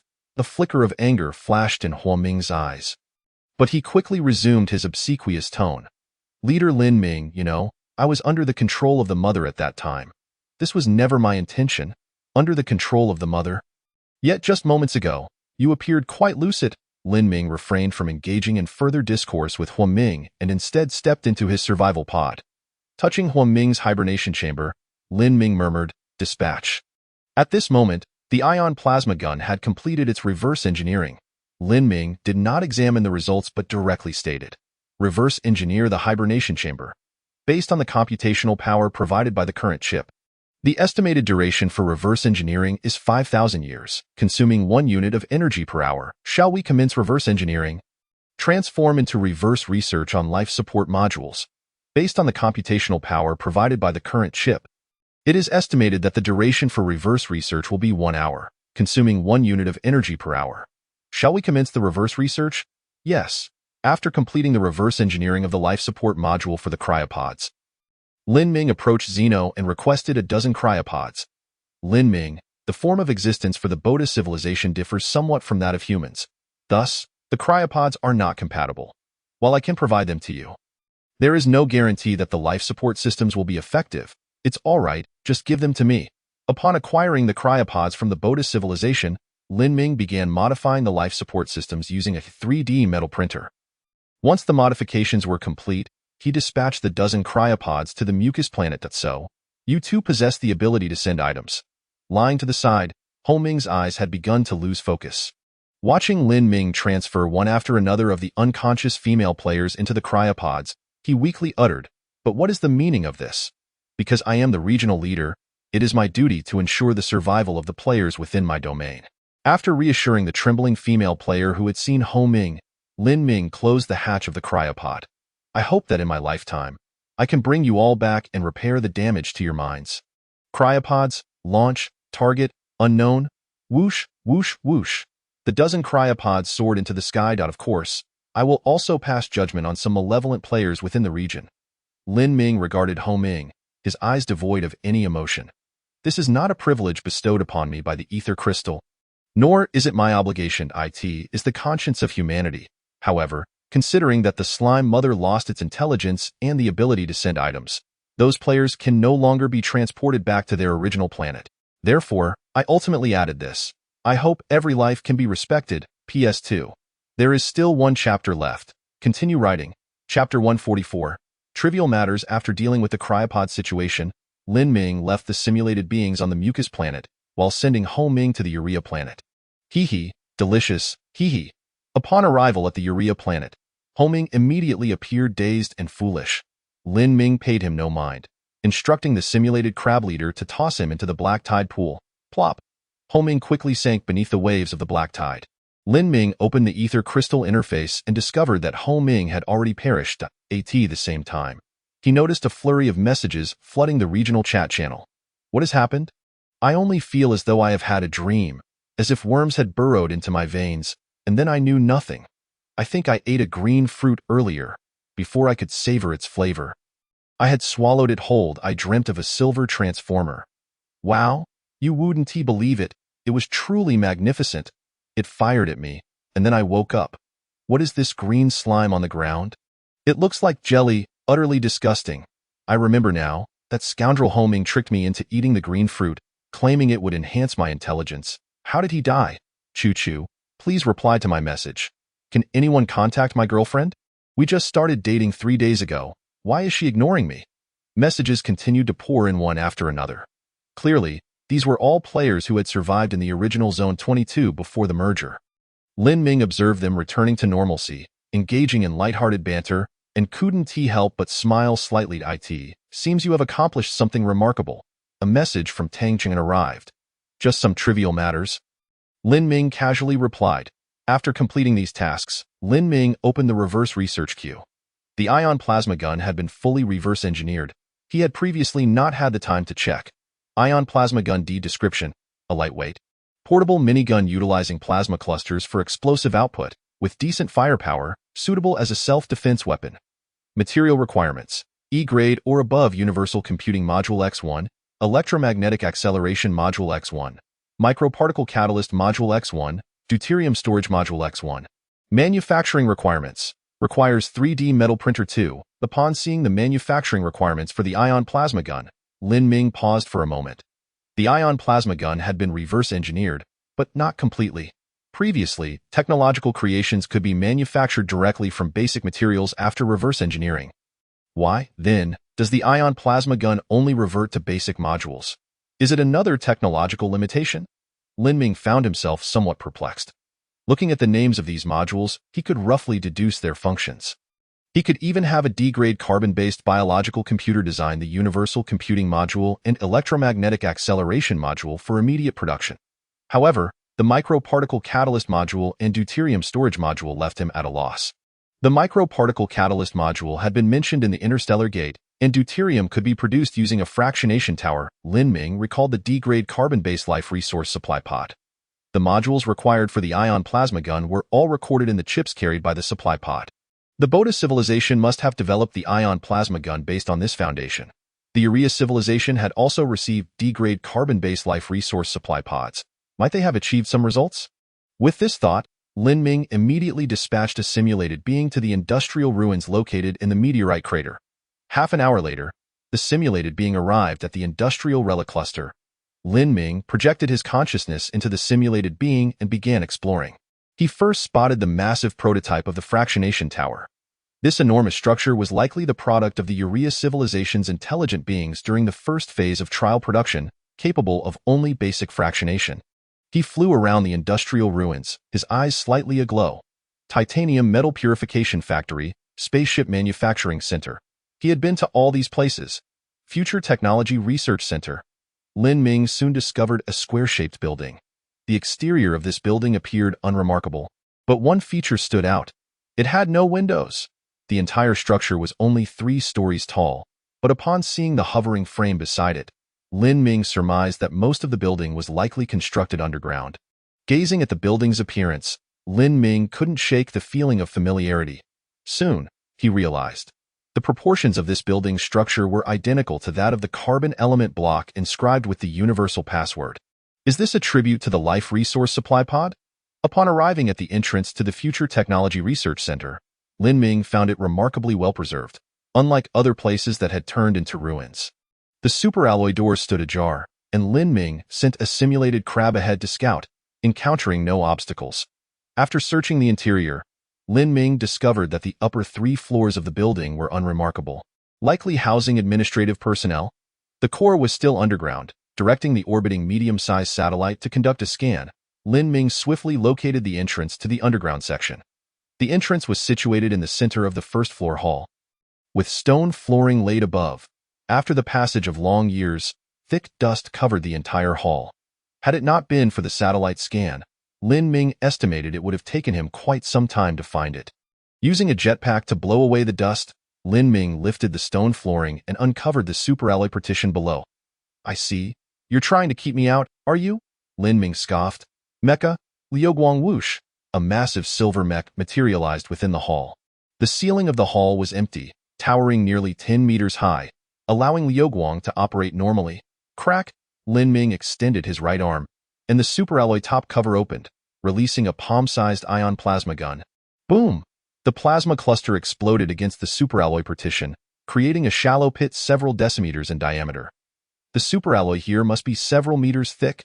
Lin Ming continued to fire.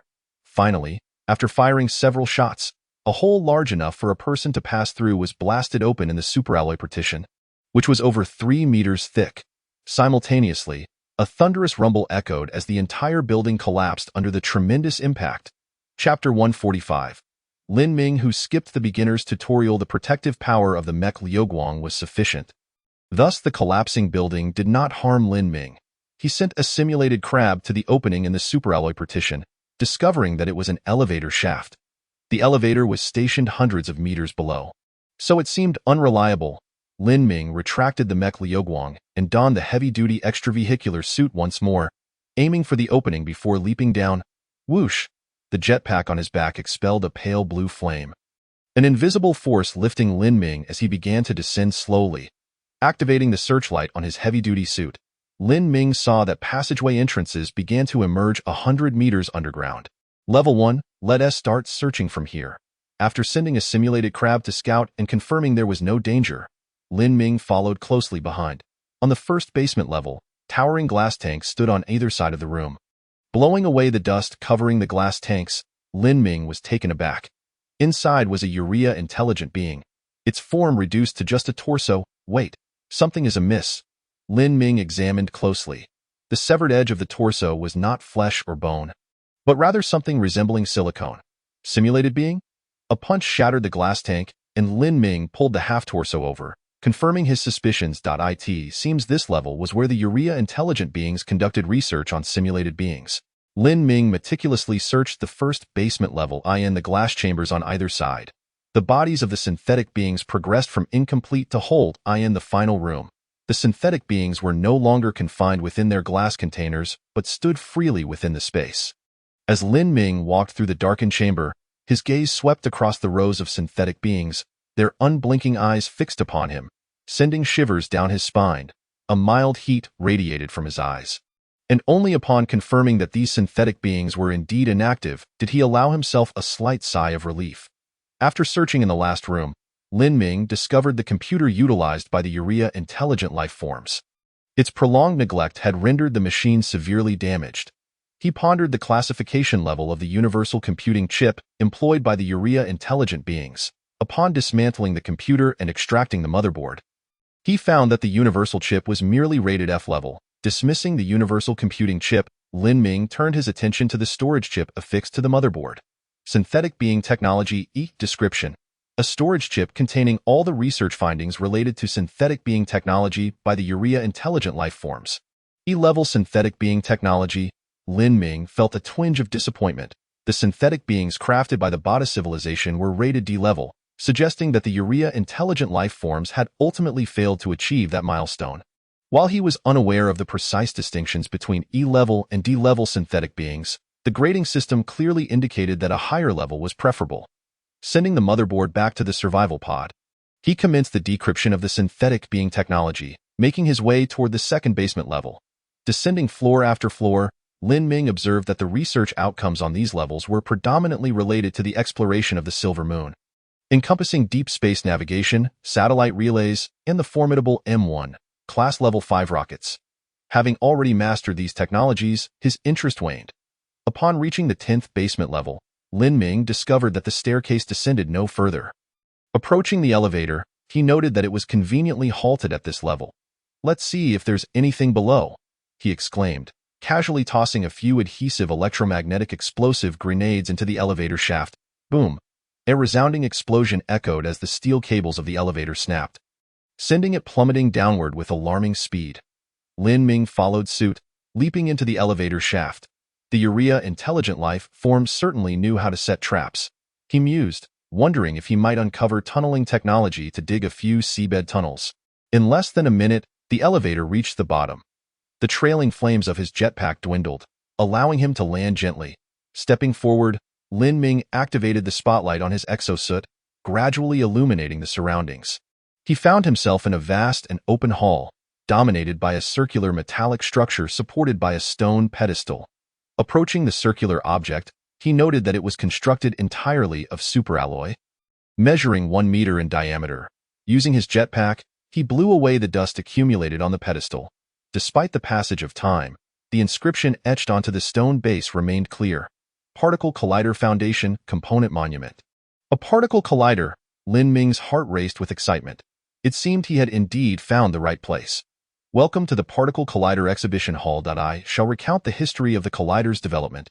A holographic projection suddenly appeared, startling Lin Ming. He turned to face the projection, which depicted a diminutive Urea intelligent life form, identified by her feminine voice. The hologram continued, after the tireless efforts of thousands of scientists, they finally succeeded in creating the foundational components of the particle collider. This monument stands as a testament to that achievement. The monument's diameter was scaled at a ratio of 1/10 to the actual component. Crafted entirely from superalloy, the hologram elaborated on the monument and its historical significance. Lin Ming's impatience surged. He rushed toward a nearby room. How absurd! The foundational components of the particle collider could be in proximity, and he had no time to indulge in the tale of a monument. After a thorough search, he finally located what he had been seeking. Particle Collider Foundation Component Description: the foundational component for a large particle collider, capable of peak consumption of 100 units of electrical energy per second. When linked in series, it can propel fundamental particles at speeds approaching that of light. Particle Collider Manufacturing Blueprint Description: the technical blueprint for constructing a large particle collider. To achieve optimal results, a minimum of 1,000 foundational components must be interconnected. It is the key to unraveling the mysteries of the universe. The manufacturing blueprint was stored on a separate chip, which, once decrypted by the survival pod, unveiled notes left by the urea intelligent life form scientists.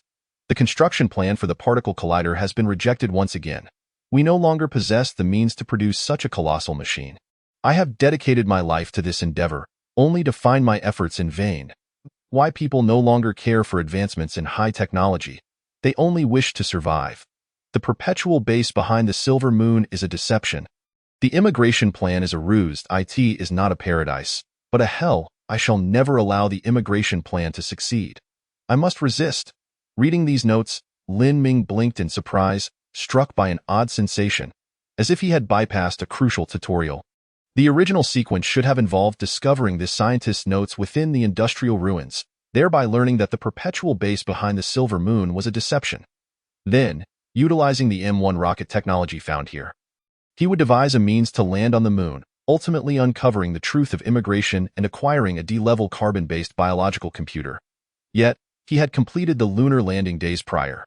Chapter 146, Solar Sail. After mentally lamenting this turn of events, Lin Ming resumed his search within the room. He stumbled upon another chip, which did not contain technological data but rather insights and speculations from the urea intelligent life form scientists regarding large particle colliders. They postulated the potential to produce miniature black holes, gamma particles, or even antimatter. The yield of antimatter was exceedingly minute, and it was likely that sufficient quantities to activate an interstellar gate could not be gathered using the particle collider for centuries. Research indicated that to amass enough antimatter, one must turn their gaze to the vastness of outer space, for only there could sufficient quantities of antimatter potentially exist. As he perused the notes, Lin Ming exhaled deeply. At last, he had identified a source for gamma particles. The problem was that, setting aside the time required to manufacture 1,000 foundational components for the particle collider, even if he succeeded, he lacked sufficient electrical energy to operate them. Feeling overwhelmed, Lin Ming realized he could not even fabricate a single firearm from the Bada civilization in a short span of time, let alone a miniature shuttle or any other contraption. You stay here and continue searching for anything of value. I will head out first, he instructed the synthetic crab, making his way upward, exiting the subterranean space. Standing at the entrance of the Future Technology Research Center, Lin Ming contemplated deeply. Gamma particles and antimatter were potential products of high-energy particle collisions. If the urea intelligent life form scientists claimed that antimatter existed abundantly throughout the cosmos, then gamma particles, being produced in greater quantities, should also be present. Therefore, his current objective transcended merely constructing a particle collider. It extended to exploring the surrounding space. Hence, the solution became clear. He needed to manufacture a solar sail. A solar sail utilizes solar radiation pressure as its primary thrust. The force exerted by a single photon on the sail is minuscule, necessitating a sufficiently large surface area to harness enough photons for propulsion. Conversely, the sail must also be lightweight to prevent excessive mass from prolonging the acceleration phase. While this seemed impossible within the realm of material science, Lin Ming possessed high-strength, lightweight materials, which could resolve a dilemma that had plagued material scientists for decades. He commenced the design process using a D-level carbon-based biological computer, tentatively opting for a regular hexagonal shape, with a surface area exceeding 1 square kilometer, where 6 vertices would connect to form a line. Resembling a parachute, tethered to a payload behind it, as Lin Ming meticulously plotted the solar sail's design, he recognized that he currently lacked detectors for gamma particles or antimatter. Theoretically, even if he deployed the solar sail, he would remain oblivious to the cosmic conditions nearby. However, he could still identify resource points. By equipping the solar sail with an electronic survey telescope powered by solar panels, he could ascertain the surrounding environment. The remaining tasks were straightforward. By merely glancing at a star chart, he could discern the regions where gamma particles and antimatter might exist. Before long, the D-level carbon-based biological computer finalized the solar sail's design. Perfect. Let's produce them in bulk. Start with 100 units. Once completed, he would also manufacture 100 electronic survey telescopes. With a wave of his hand, Lin Ming set the 3D metal printer to work, initiating the production of the solar sails. Subsequently, he began formulating a launch plan for the solar sails. Given the high gravitational pull of the urea planet, each launch required a substantial amount of fuel. This large-scale launch initiative necessitated a significant supply of hydrogen-oxygen fuel. Lin Ming gazed upward at the enormous silver moon hanging in the sky. I recall there being a plethora of M1 rockets up there. In a swift turn of events, Lin Ming successfully modified a fusion engine, preparing to dispatch an artificial being to Silver Moon, alongside retrieving an upgraded version of a dormant artificial crab. The incessant hum of the 3D printer was a testament to the relentless work schedule, particularly as Lin Ming occasionally interjected new plans. Soon enough, a lunar module powered by the fusion engine was completed. Thanks to its formidable thrust and rapid velocity, the new module could reach Silver Moon in under 5 hours. The proximity between Urea Planet and Silver Moon was such that the fusion engine could not even reach its maximum speed before initiating a deceleration phase. Fuel replenishment is unnecessary. Self-check complete. The fusion engine will ignite in 10 seconds. 10, 9, 3, 2, 1. Ignition. With a whoosh, the fusion engine propelled the artificial being skyward, heading straight for Silver Moon. Having accomplished this, Lin Ming decided to take a brief respite. He shifted his mental projection to the artificial being aboard the small interstellar shuttle, discovering that Sun Yao had awakened and was currently bathing. 5 minutes later, once Sun Yao had finished, Lin Ming had prepared a sumptuous meal. "Oh, Lin Gu, what is the occasion? This feast is quite lavish." Surprised by the array of dishes before him, Sun Yao exclaimed, "Lin Gu, your culinary skills are impressive." "Impressive? Not at all. I purchased all of this from the Interstellar trading post." Lin Ming deftly picked up a creature resembling a loach with his superalloy chopsticks. Squeak! As the chopsticks made contact with the loach-like creature, it emitted a cry and writhed incessantly. "Lin Gu, is this truly edible?" Sun Yao hesitated at the sight of the squirming creature. Lin Ming was equally hesitant. It should be safe. The illustrated guide claimed it's beneficial for the body. Beneficial for health? Sun Yao paused for a moment before rushing to the meal, picking up a loach creature with his chopsticks and stuffing it into his mouth. Chapter 147. The Awards Ceremony. After a hearty meal, Sun Yao projected his thoughts onto the artificial being located in the ecological zone, tending to the recently hatched spiny giant shell dragon offspring. "You are not searching for Qin Lingling anymore?" Lin Ming queried, surprised. "She is asleep," Sun Yao replied. Lin Ming remained silent, shifting his focus back to the industrial relics.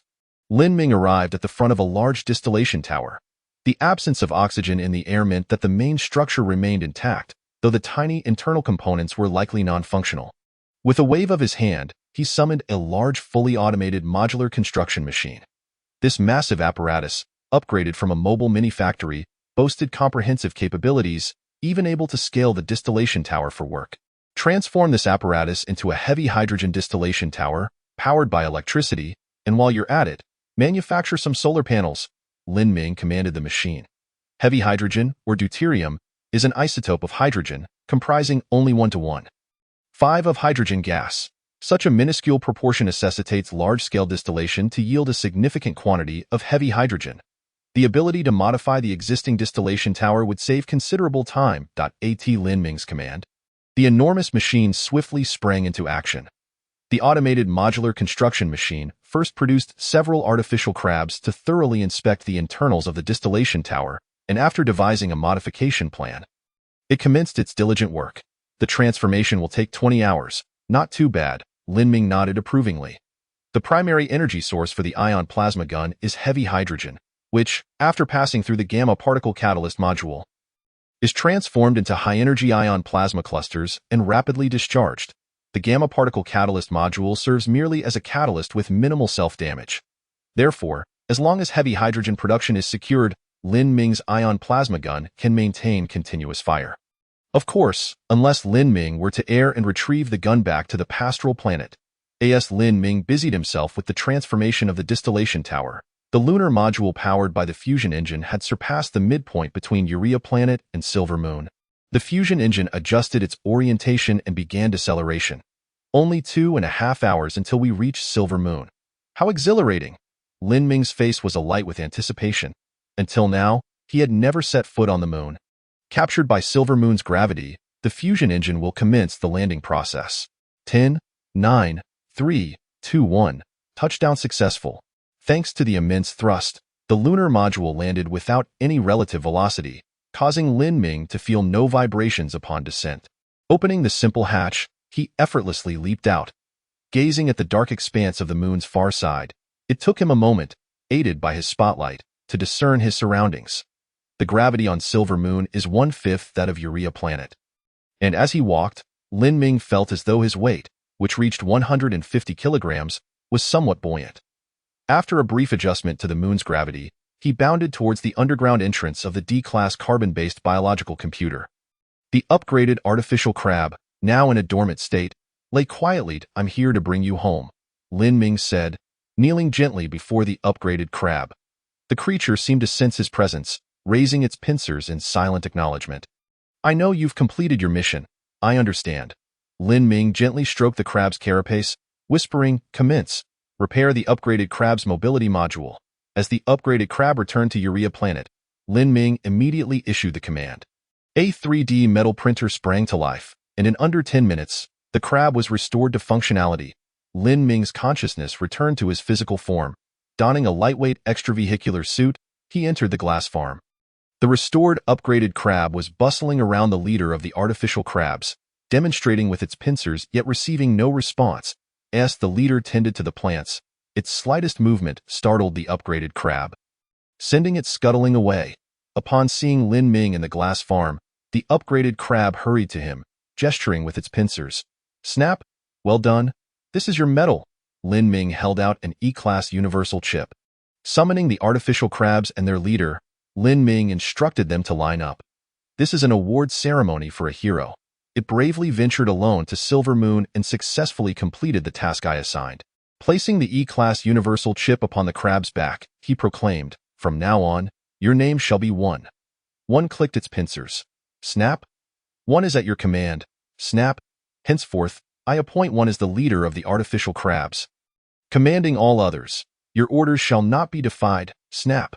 In the glass farm, One, the leader, and the other artificial crabs all clicked their pincers in agreement. "Now, proceed to the 3D metal printer and install your medal." Lin Ming instructed. One dashed away in a blur.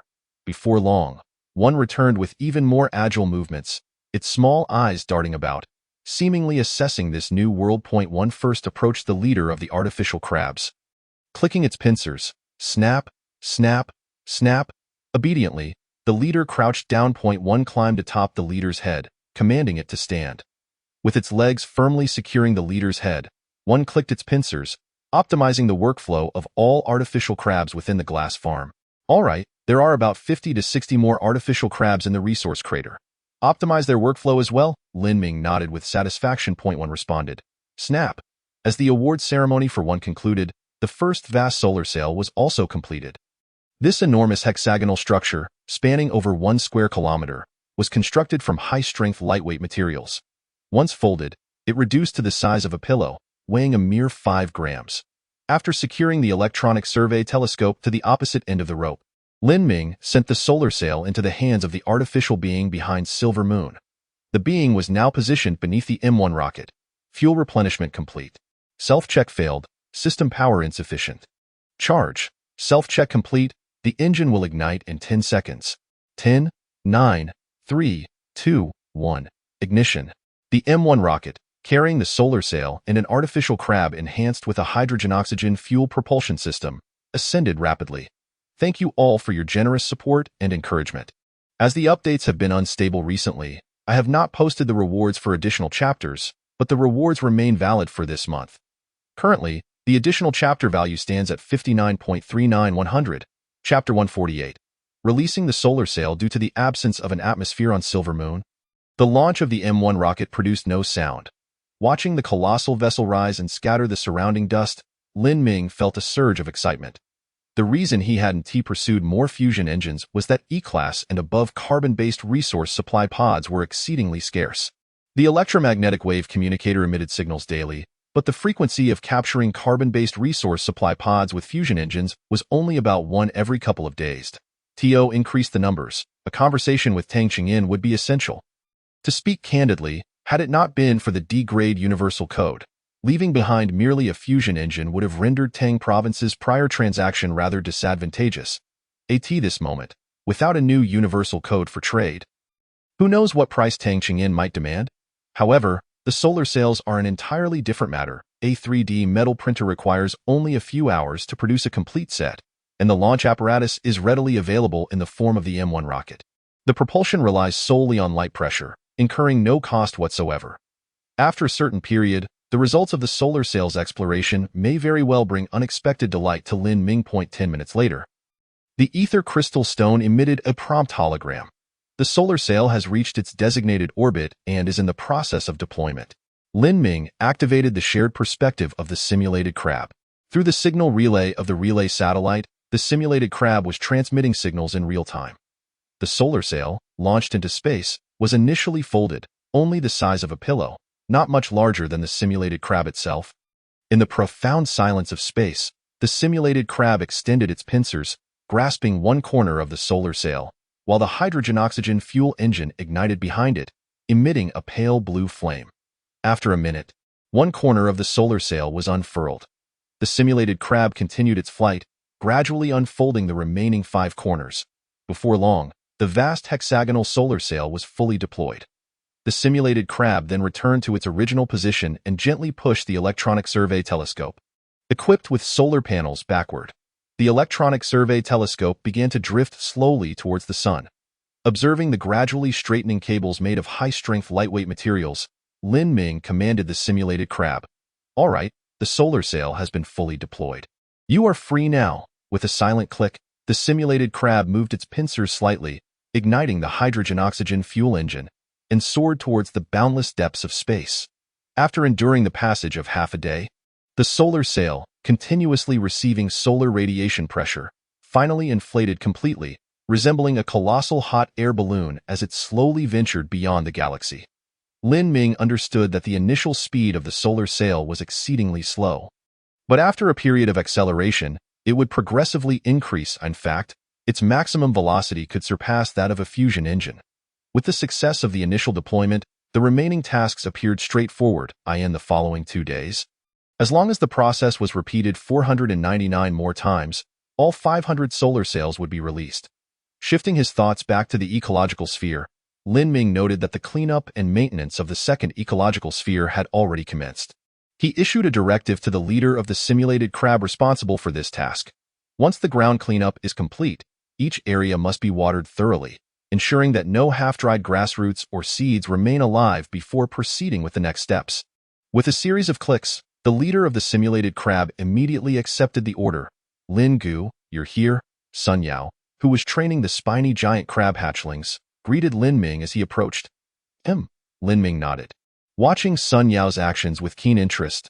"Sit," Sun Yao commanded, holding a handful of corn kernels, addressing the 4 spiny giant crab hatchlings. One relatively larger hatchling promptly sat down, while the other 3 continued to circle around Sun Yao, making soft sounds of begging for food. Sun Yao tossed a kernel of corn to the seated hatchling.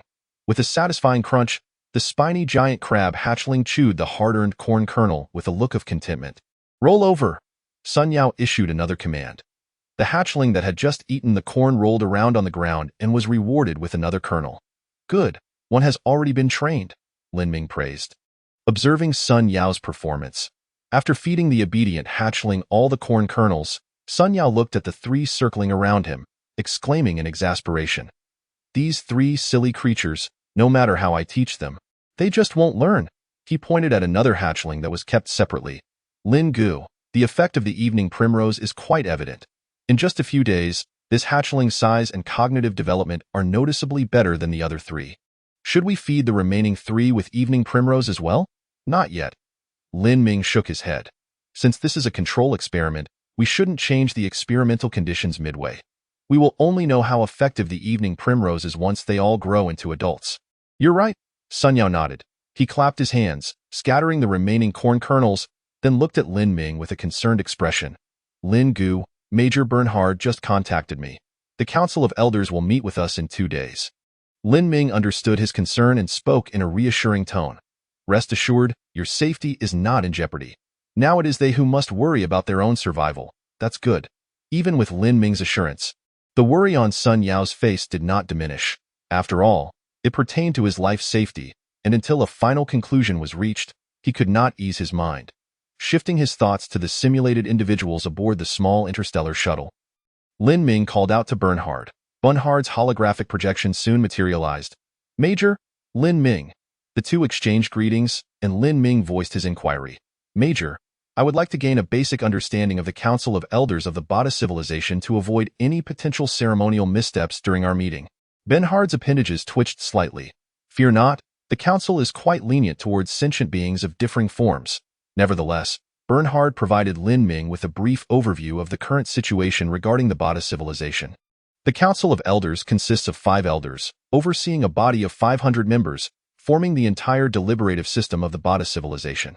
Routine matters are resolved by the Assembly, while only issues of core interest prompt the Council to cast votes and express opinions. As for the Bada Emperor, he remains in a prolonged state of dormancy, maximizing the conservation of life energy. Each Bada individual enjoys a lifespan ranging from 100 to 200 Bada years, and the elders are similarly bound, being prohibited from entering dormancy. Every 50 Bada years, the Bada Emperor awakens from his slumber to preside over the reorganization of the Council. Upon hearing Bernhard's description, Lin Ming gleaned a general understanding of the power structure within the Bada civilization. The prolonged dormancy has afforded the Bada Emperor an extended lifespan on the scale of time. Through successive reorganizations of the Council, he continually solidifies his authority. No wonder the Bada civilization possesses such advanced technology, yet remains an imperial state. Lin Ming reflected. Chapter 149. Deuterium fractionation. Returning his thoughts to his corporeal form, Lin Ming surveyed the situation within the glass farm. Following the transformation by the big-mouthed flower, all the plants were thriving rapidly. It was estimated that within half a day, they would be ripe for harvest. The quantity of beets was nearly sufficient, just in time to produce some sugar and vitamins tomorrow. Lin Ming casually selected a 3D metal printer. Manufacture the essence extraction machine. With a sizzling sound, the 3D metal printer, having just completed the production of the previous module, immediately commenced the manufacture of the essence extraction machine. The essence extraction machine was merely an F-grade technological creation, of relatively low technological complexity. Thus, Lin Ming did not opt for modular production. A single 3D metal printer sufficed. After a light snack, Lin Ming reclined into the sleep chamber. Time for rest. After a solid 10 hours of sleep, Lin Ming stretched and sat up. He activated the ether crystal stone to check the manufacturing progress queue. The repair of ecological sphere number 2 is complete. The essence extraction machine has been manufactured. The deuterium fractionation tower is also finished, and over 100 solar sails have been produced, gradually being released. He commanded 3 large fully automated modular construction machines. Proceed at full speed to repair all ecological spheres.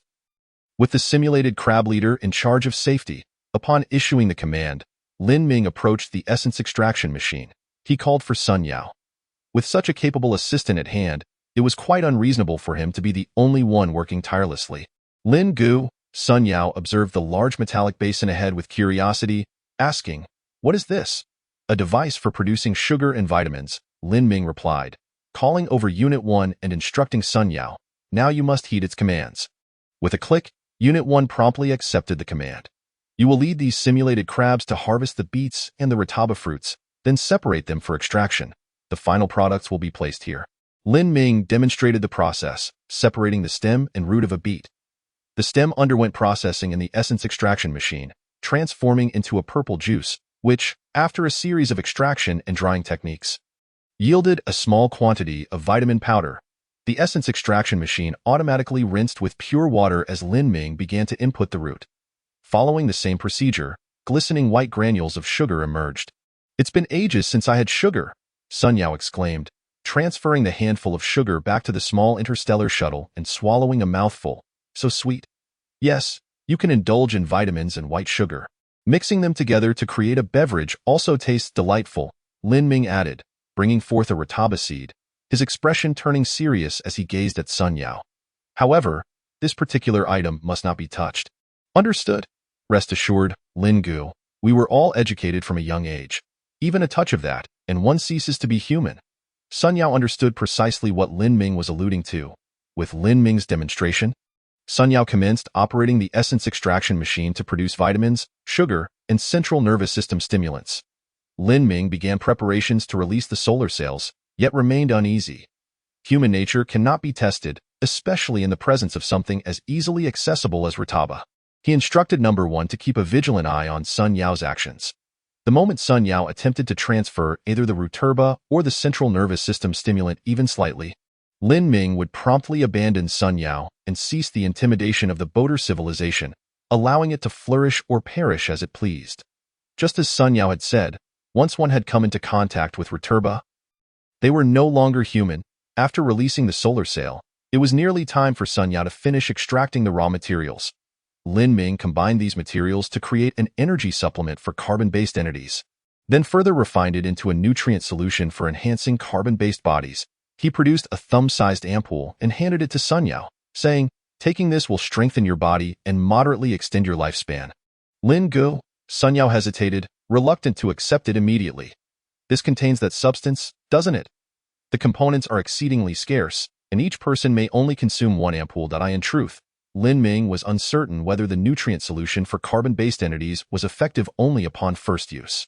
Previously, he had refrained from using it again after learning the recipe, wishing to avoid dependency on it. Sun Yao accepted the nutrient solution for carbon-based entities, examined the catalog, and then swallowed it in one go. "I feel an abundance of strength coursing through my body," Sun Yao bellowed. He donned a glass helmet and charged out of the glass farm with a roar. Lin Ming continued to prepare the nutrient solution for carbon-based entities. Once completed, he began substituting the nutrient solution for the humanoids still in flight within the Boater civilization stellar system. It took over 2 hours for Lin Ming to replace the nutrient solution for approximately 200 humanoids. He divided the surplus nutrient solution into dozens of portions, sealing them in ampoules before storing them in an underground pit. Having discovered that commanding the humanoids to run was futile, Sun Yao redirected his thoughts back to his own body, restlessly moving within the small interstellar shuttle. Eventually, he lay down on the bed, seemingly drifting off to sleep. Lin Ming understood that he was, in fact, engaging in daily routines, shifting his awareness to the humanoids in the industrial relic meteorite crater. Lin Ming observed the newly revitalized heavy hydrogen distillation tower and prepared to transport a canister of liquid hydrogen for a preliminary trial. A massive storage tank materialized beside the heavy hydrogen distillation tower. Instantly, 2 humanoid crab leaders approached to connect the pipes and verify the seal. The heavy hydrogen distillation tower commenced the introduction of liquid hydrogen from the storage tank. Due to its immense size, the entire canister of liquid hydrogen filled only 1/10 of the design capacity of the heavy hydrogen distillation tower. Distillation, commence. With Lin Ming's command, the heavy hydrogen distillation tower began its operation.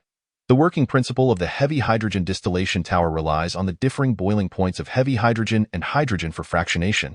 Since the boiling point of heavy hydrogen, approximately 23.5 K, is higher than that of hydrogen, approximately 20.4 K, heavy hydrogen is distilled first. Before long, the heavy hydrogen distillation tower completed its operation, yielding a superalloy high-pressure cylinder the size of a calf. This contained the entirety of the heavy hydrogen obtained from the distillation. TSK, the yield is rather meager. Lin Ming expressed his dissatisfaction. He summoned the Mecha Liuguang and began to prepare to charge the ion plasma gun with heavy hydrogen. High-end technological creations often require the simplest forms of energy replenishment, akin to filling a lighter with butane. Lin Ming connected the heavy hydrogen inlet of the ion plasma gun to the superalloy high-pressure cylinder. And soon, the heavy hydrogen was fully charged. Is that it? Lin Ming fired a shot into the distance. A basketball-sized ion plasma orb shot forth, creating a massive crater with a diameter of 50 meters upon impact. Chapter 150. Ecosystem Circle 2. What incredible power! Lin Ming was astonished. On the pastoral planet, he had witnessed the destructive capability of the ion plasma gun, which could create a 30-meter-wide crater on the ground. Given that Urea planet, where Lin Ming resided, had been struck by meteorites, the ground was even more resilient. The ability to create a 50-meter-wide crater indicated that the ion plasma gun, after being charged with hydrogen, had increased its power by at least tenfold. It seemed the Xenon team had been holding back all along. Gazing at the ion plasma gun mounted on the right arm of the Mecha Liuguang, Lin Ming could not help but indulge in fantasies. If he could perfect the gamma particle catalyzer module, enabling the production of a larger caliber ion plasma cannon, it would be. Lin Ming chuckled to himself. After his moment of amusement, Lin Ming shifted his thoughts to the humanoids in the ecosystem crater. The second ecosystem had now been completed, and it was time to commence planning. The large, fully automated modular construction machine had already begun constructing the life support system, which greatly satisfied Lin Ming. Observing the ecosystem, which was over 10 times larger in diameter than the glass farm he had built, Lin Ming summoned a humanoid crab leader. Fly around the entire ecosystem and survey all the structural buildings. I will need this information for future use, the humanoid crab leader complied. Since the ecosystem was hemispherical, the soilless framework cultivation system must also be designed in a circular shape, ensuring that when the height of the structure was sufficiently elevated, the overhead space would not be wasted. Lin Ming contemplated this as he opened a virtual light screen, sketching irregular circles upon it. Given the large radius of the ecosystem, even if each soilless cultivation framework was perfectly horizontal and vertical, a slight angle during installation would result in an overall form resembling a near-complete ring. Although he had dozed off during calculus class, he had grasped the essence of Sear's theories. Viewing the series of circular sketches depicting the soilless cultivation framework system, Lin Ming felt a surge of satisfaction. Activate the D-level carbon-based biological computer. Based on this concept, optimize the construction of the soilless cultivation framework system while considering factors such as lighting and maximizing space utilization to find the most optimal design. According to the computational capacity of the D-level carbon-based biological computer, the current required research points, 50,000 units. Such a considerable amount? He confirmed. Observing the resource points needed for this calculation, Lin Ming clicked his tongue. It seemed that this optimization and design would demand a significant mental effort. Even the D-level carbon-based biological computer required 50,000 resource points. Before long, the optimized schematic for the soilless cultivation framework system was produced. Rather than the circular design Lin Ming had envisioned, it was spiral in nature. All the soilless cultivation frameworks were interconnected, with one end located near an entrance of the ecosystem, where the height was only 5 meters, while the other end reached the top of the ecosystem, standing precisely 100 meters tall. In this way, even as Urea planet continued its rotation, causing the optimal lighting zones of the 3 meteorite craters to constantly shift. The soilless cultivation framework system within the ecosystem would ensure that most plants remained under favorable lighting conditions. The ecosystem was not a complete hemisphere but rather a segment of a sphere, with a height of 100 meters and a diameter ranging from 1 to 2 kilometers. This design allowed the ecosystem to maintain adequate span while preventing excessive waste of top space. The design plan is complete. You two get to work, Lin Ming commanded, casting a glance at the two large, fully automated modular construction machines idling nearby. Gritting his teeth, he swiftly assigned tasks to them. He then addressed the machine responsible for constructing the life support system. After finishing your current task, take a 1-minute break, and then join them in building the soilless cultivation framework system. Suddenly, for reasons unknown, the large fully automated modular construction machine, which was in the process of printing a critical module, made an error, resulting in a defect. It promptly discarded the semi-finished module into the arc furnace and began reprinting it. Lin Ming's voice echoed through the air. Do not attempt to slack off. All tasks are divided into 3 zones. Whoever completes their work first gets to rest. Opening the map prepared by the small satellite, Lin Ming began to examine the situation of the surrounding ring mountains of the ecosystem. Although the surrounding ring mountains had been eroded by the black tide for tens of thousands of years, their main structures remained intact, with less than a third of the mountain body having been eroded. This posed a challenge for maintaining moisture and nutrients within the ecosystem. Lin Ming felt a headache coming on. The current solution could only involve humanoids periodically transporting moisture and nutrients to sustain the ecosystem's normal operation. If only there were a shield tunneling machine to excavate underground passages, perhaps some black tide could be directly drawn from the sea of black tide. Lin Ming absent-mindedly touched his glass helmet, his thoughts drifting far away. After a busy period of work, he carved out some leisure time to brew himself a cup of sweetened vitamin hot drink. You know, adding sugar really makes it taste better than the unsweetened version, Lin Ming remarked, gently sipping from his cup and smacking his lips. Leisure time is always fleeting. After a brief moment of relaxation, Lin Ming opened the Ether Crystal interface and began browsing the regional chat channel and private message list. Soon enough, he noticed a private message. It was from Zhao Hongzhong, sent over an hour ago. Lin Ming, can I buy some more superalloy bullets from you? Lin Ming opened the message and replied, do you need more? 1F level technological creation and 20 superalloy bullets, either dum-dum or armor-piercing rounds. Will do. This price is exceptionally reasonable. Given that Zhao Hongzhong had proactively contributed the electromagnetic gun manufacturing blueprint to Lin Ming, he held a favorable impression of him. "I'll take 20 rounds, 10 dum-dum and 10 armor-piercing," Zhao Hongzhong quickly responded. After Lin Ming manufactured the superalloy bullets, the two swiftly reached a transaction agreement. Upon completion of the transaction, Lin Ming could not help but inquire, "What do you need so many bullets for?" "Lin Ming, you can see for yourself." Zhao Hongzhong let out a bitter laugh and sent an image. "I am surrounded by them. My heartfelt gratitude for everyone's likes, as love fuels this endeavor. Along with your comments and following, current increase value. 75-100, Chapter 151. The Honest's Clan." Lin Ming opened the image and immediately exclaimed. Within the picture, two colossal beings, resembling a mix of human and avian features, were gliding nearby. For the image of the creatures, refer to the author's notes. These beings possessed human-like bodies, towering above 5 meters tall. On their backs were a pair of membranous wings, which shimmered in the sunlight with a translucent orange hue. They had hands akin to those of humans, yet their feet were sharp and bird-like. "How long have these creatures been aware of your presence?" Lin Ming inquired. After pondering for a moment, Zhao Hongzhong replied, "I spotted them a few days ago. Since the safety zone vanished, their numbers have increased, and occasionally, while I sleep, some bird-like individuals peer through the observation window, silently watching me." Reflecting on Zhao Hongzhong's description, Lin Ming couldn't help but shudder. That scenario was rather frightening. "Have you attempted to communicate with them?" At Lin Ming's question, Zhao Hongzhong paused. "The sounds made by these avian beings are peculiar and incomprehensible to me. How could I communicate?" Lin Ming understood. It appeared Zhao Hongzhong was unaware that once a certain technological level is attained, biological entities could converse through a self-translation system. However, gazing at these massive bird-like beings, Lin Ming felt that sending the self-translation system might be futile. Nevertheless, with nothing pressing to do, he found the opportunity to observe these uniquely shaped creatures, which only existed in legends, to be quite a welcome distraction.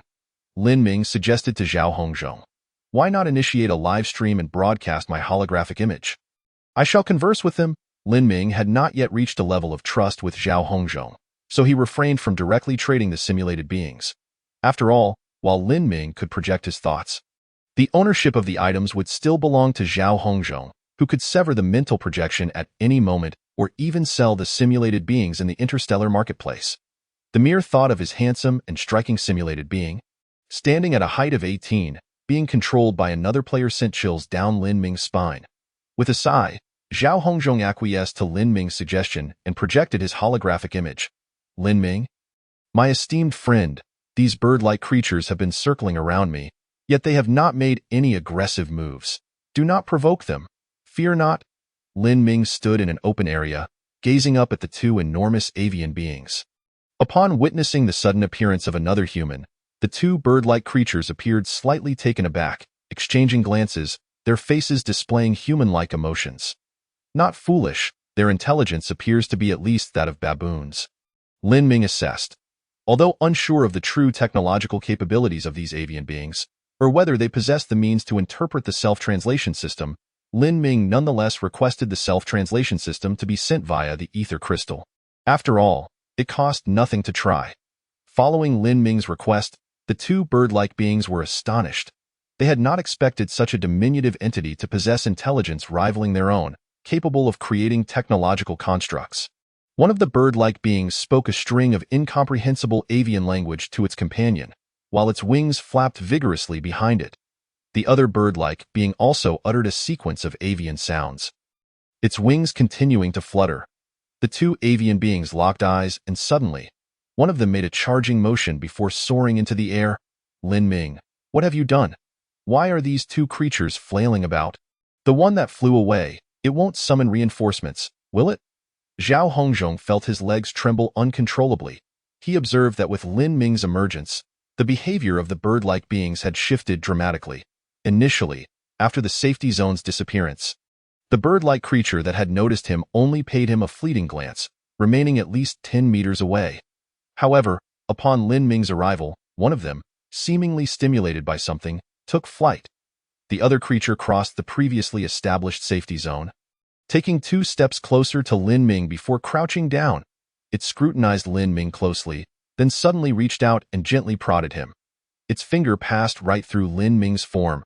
The bird-like being spoke another series of avian sounds, its wings flapping incessantly. Even Zhao Hongzhong could see the astonishment etched on its face. Subsequently, the avian being approached Zhao Hongzhong, extending its hand to poke him. With a thud, Zhao Hongzhong collapsed onto the ground. The bird-like being emitted a curious sound, then surprisingly smiled at Zhao Hongzhong, using its claw to help him up. Lin Ming, what is happening? Zhao Hongzhong felt an overwhelming urge to dash into the survival pod and retrieve the already prepared electromagnetic gun. Do not act rashly. I sense they bear no malice. Lin Ming closely observed the avian being's every movement. Once assured of Zhao Hongzhong's physical presence, the massive bird-like creature stood up and took several steps back, occasionally glancing skyward, as if awaiting something.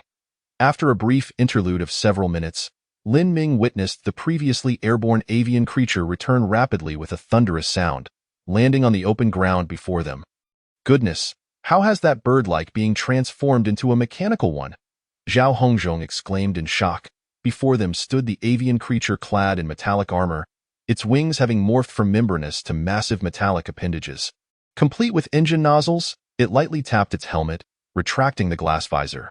They have consented to my request for the self-translation system and have sent their own version, Lin Ming informed Zhao Hongzhong. Soon after, the ether crystal had deciphered the avian being's self-translation system. Don't just focus on translating. Relay the introduction they sent as well. Lin Ming, having learned his lesson, directly instructed the ether crystal. The ether crystal projected a light screen and began elucidating the introduction from the avian beings. In short order, Lin Ming discovered that they referred to themselves as the Onassis clan, their ancient ancestors resembling gigantic pterosaurs. Over the ages, they gradually developed intelligence, capable of crafting various tools, ultimately dominating the Onassis planet. Greetings, human. One of the avian beings greeted Lin Ming, flapping its wings. I am Guido. Hello, Guido. Lin Ming nodded. I am Lin Ming. In an instant, Lin Ming noticed Guido's expression shift to one of displeasure. What is happening? Seeing Guido's mood change as swiftly as turning a page, Lin Ming hurriedly asked the ether crystal, "Did you make a translation error?" The ether crystal promptly provided a warning. The Onassis clan evolved from pterosaurs, and when greeting, they accompany it with specific gestures. When you greeted them, your arms naturally hung down, which in their body language signifies a fall or death. Ah? Lin Ming was taken aback. Fortunately, the ether crystal quickly offered Lin Ming a suggestion. Although you lack wings, the Onassis clan is known for their generosity. You may simulate wings with your arms to communicate with them. After displaying the textual prompt, the ether crystal kindly provided Lin Ming with reference gestures. Lin Ming swallowed hard, observing the movements on the holographic screen. He spread his arms wide and flapped them vigorously. Hello? Guido! Oh ho ho ho! Upon witnessing this, Guido's expression transformed from stormy to sunny in an instant, as he smacked a wing against the other bird-like being. I knew that even this wing-deficient little creature possesses a modicum of intelligence. You have lost. Chapter 152. The King's Flight Competition. Lin Ming. Zhao Hongzhong. After an arduous and time-consuming exchange, Lin Ming learned that the other bird-like being was named Hade. Guido, are you and your companion stationed here because of my friend? Lin Ming inquired. Guido shook his head. No, we are here due to the need for vigilance during the King's Flight Competition. Beings of your kind, lacking even wings, pose no offense and do not significantly impact the King's Flight Competition. We are merely observing to prevent any unforeseen incidents. The King's Flight Competition? Noticing the fervor in Guido's wing flapping as he spoke those words, Zhao Hongzhong inquired with curiosity. What is that? An ancient tradition. Hade, who had been standing quietly beside them, patiently explained. In the era before our ancestors had developed sufficient intelligence, they relied solely on instinct to secure their hunting grounds, ensuring enough food for the next generation. Indeed, Guido said with a reverent expression. Although we have evolved to possess adequate intelligence, this ancient tradition and reverence for flight continue to flow in our veins. The King's Flight Competition was born from this foundation. Ancient kingdoms had kings who agreed to fly around their territories once a year. Should a king be unable to complete this due to fatigue, he would be deemed too old and weak to protect his subjects, and his territory would be encroached upon by other kingdoms until it was reduced to a size manageable for the king to encircle in flight. Lin Ming and Zhao Hongzhong exchanged glances. The Onassis Clan's King-S flight competition bears a striking resemblance to certain cultures on Blue Star that engage in horseback riding or archery to mark territorial boundaries. Certainly, with the advancement of technology and society, kingdoms have transformed into nations, and kings have evolved into leaders or heads of state, yet the names and traditions have endured. Guido shook his head and remarked, however, as the territories of nations expand, it is evident that heads of state cannot circumnavigate their realms by flight. Therefore, the criterion has shifted to which head of state can sustain flight the longest. Hyde interjected, moreover, the victor's reward is no longer land, but rather preferential tariffs from other nations or a certain quantity of grain and technological creations. Lin Ming listened with keen interest. So, the participants in the royal flight competition must surely be the heads of various nations? Indeed, that is an immutable tradition. Guido's expression turned serious. However, many heads of small nations have lost their eligibility to participate in the royal flight competition. They merely perform aerial displays during the opening ceremony. Only the heads of our nation and 2 others truly compete. Through dialogues with the 2 Onasusians, Lin Ming began to comprehend the situation. On the planet Onassis, there exist hundreds of nations, both large and small. Yet, the only nations qualified to partake in the royal flight competition are Anamaya, Byron, and the nation of Rosen where Guido resides. The citizens of Anamaya boast robust physiques, while Byron possesses unique expertise in genetic enhancement. Our nation excels in technology, yet, paradoxically, the use of any technological creations is strictly prohibited in the royal flight competition. Guido wore a troubled expression. Our nation has suffered defeat in the royal flight competition for 10 consecutive years. And each year we are obliged to provide the other 2 nations with numerous technological creations free of charge. Alas, Lin Ming's brows furrowed slightly. Have you considered alternative methods to determine tariffs and tributes? Perhaps war? Guido shook his head vehemently. The royal flight competition is a tradition bequeathed by our ancestors and must not be desecrated in any manner. The other 2 nations may be slightly less advanced technologically, but they are not devoid of technological capabilities. Hyde spoke the truth, and Lin Ming nodded in agreement. Noticing that Zhao Hongzhong and Lin Ming could communicate, Guido requested that they refrain from disrupting the royal flight competition and prepared to return the technological creations he possessed. During the competition, no technological creations are allowed, and even we, the guards, are no exception. As Guido took to the skies, Lin Ming turned to Hyde. Why does it seem that your reaction to our presence is rather unperturbed? It's merely an incidental visitation by extraterrestrial beings, Hyde replied, delivering a revelation that astonished both men. Onassis experiences periodic visits from other races. We have grown accustomed to the existence of extraterrestrial life. Lin Ming, observing the astonishment on Zhao Hongzhong's face, gestured a sign of surprise. Half an hour later, Guido returned. Flapping his wings, he held a peculiar device that resembled an infrared detector, a necessary inspection, to ensure you carry no pathogenic bacteria or viruses, or any strange parasites. Guido utilized the device to examine Zhao Hongzhong and nodded, safe. Subsequently, Guido tossed the instrument into the air, and Lin Ming watched as a large bird swooped down, snatching the device and soaring away. Today marks the opening ceremony of the royal flight competition. The actual contest will commence tomorrow. Guido, seemingly a chatterbox, enthusiastically explained to the 2. In a moment, the aerial honor guard from the 3 nations will commence their performance. Just as Guido spoke, Lin Ming heard a resounding noise emanating from the heavens. It has begun. Guido and Hyde exchanged glances, both standing firm with arms outstretched and wings fully spread. This appeared to be a ritual. Zhao Hongzhong hesitated, glancing at Lin Ming. Should we conform to local customs? Zhao Hongzhong quickly mimicked the pose, standing straight with arms extended, remaining motionless.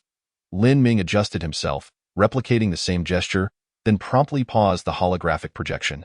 Why take the risk of maintaining this position for an indeterminate period? How exhausting. Isn't lying down more comfortable? Chapter 153. Betting the 4 of them assumed their positions, and soon an aerial honor guard composed of Onasusians approached. Leading the formation were 3 Onasusians of varying sizes.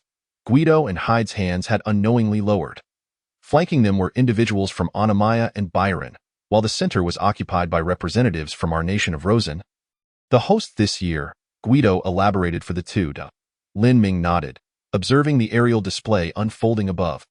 Some of the smaller Onasusians, presumably female, were performing aerial maneuvers, adorned in vibrant attire, each holding a twig in their mouths. This symbolizes the process of ancestors building their nests, Guido continued. Noticing Zhao Hongzhong gazing upward, Lin Ming felt assured there was nothing amiss and informed him he could end the holographic projection. Thank you, Lin Ming, Zhao Hongzhong expressed his gratitude. Relieved that Lin Ming had alleviated his immediate predicament, and no problem, you can also live stream in the chat area. Perhaps someone will enjoy watching the performances and reward you. Lin Ming casually suggested. Upon hearing this, Zhao Hongzhong's eyes lit up. He promptly began live streaming in the group chat. Following Zhao Hongzhong's broadcast, some players expressed interest in the Onasusions and joined his chat group. The ticket fee Zhao Hongzhong set was exceedingly modest, 10 units of basic resources per ticket. As a token of appreciation, Lin Ming was also added to the group chat. Observing the chat group swell to around 50 members, Lin Ming nodded.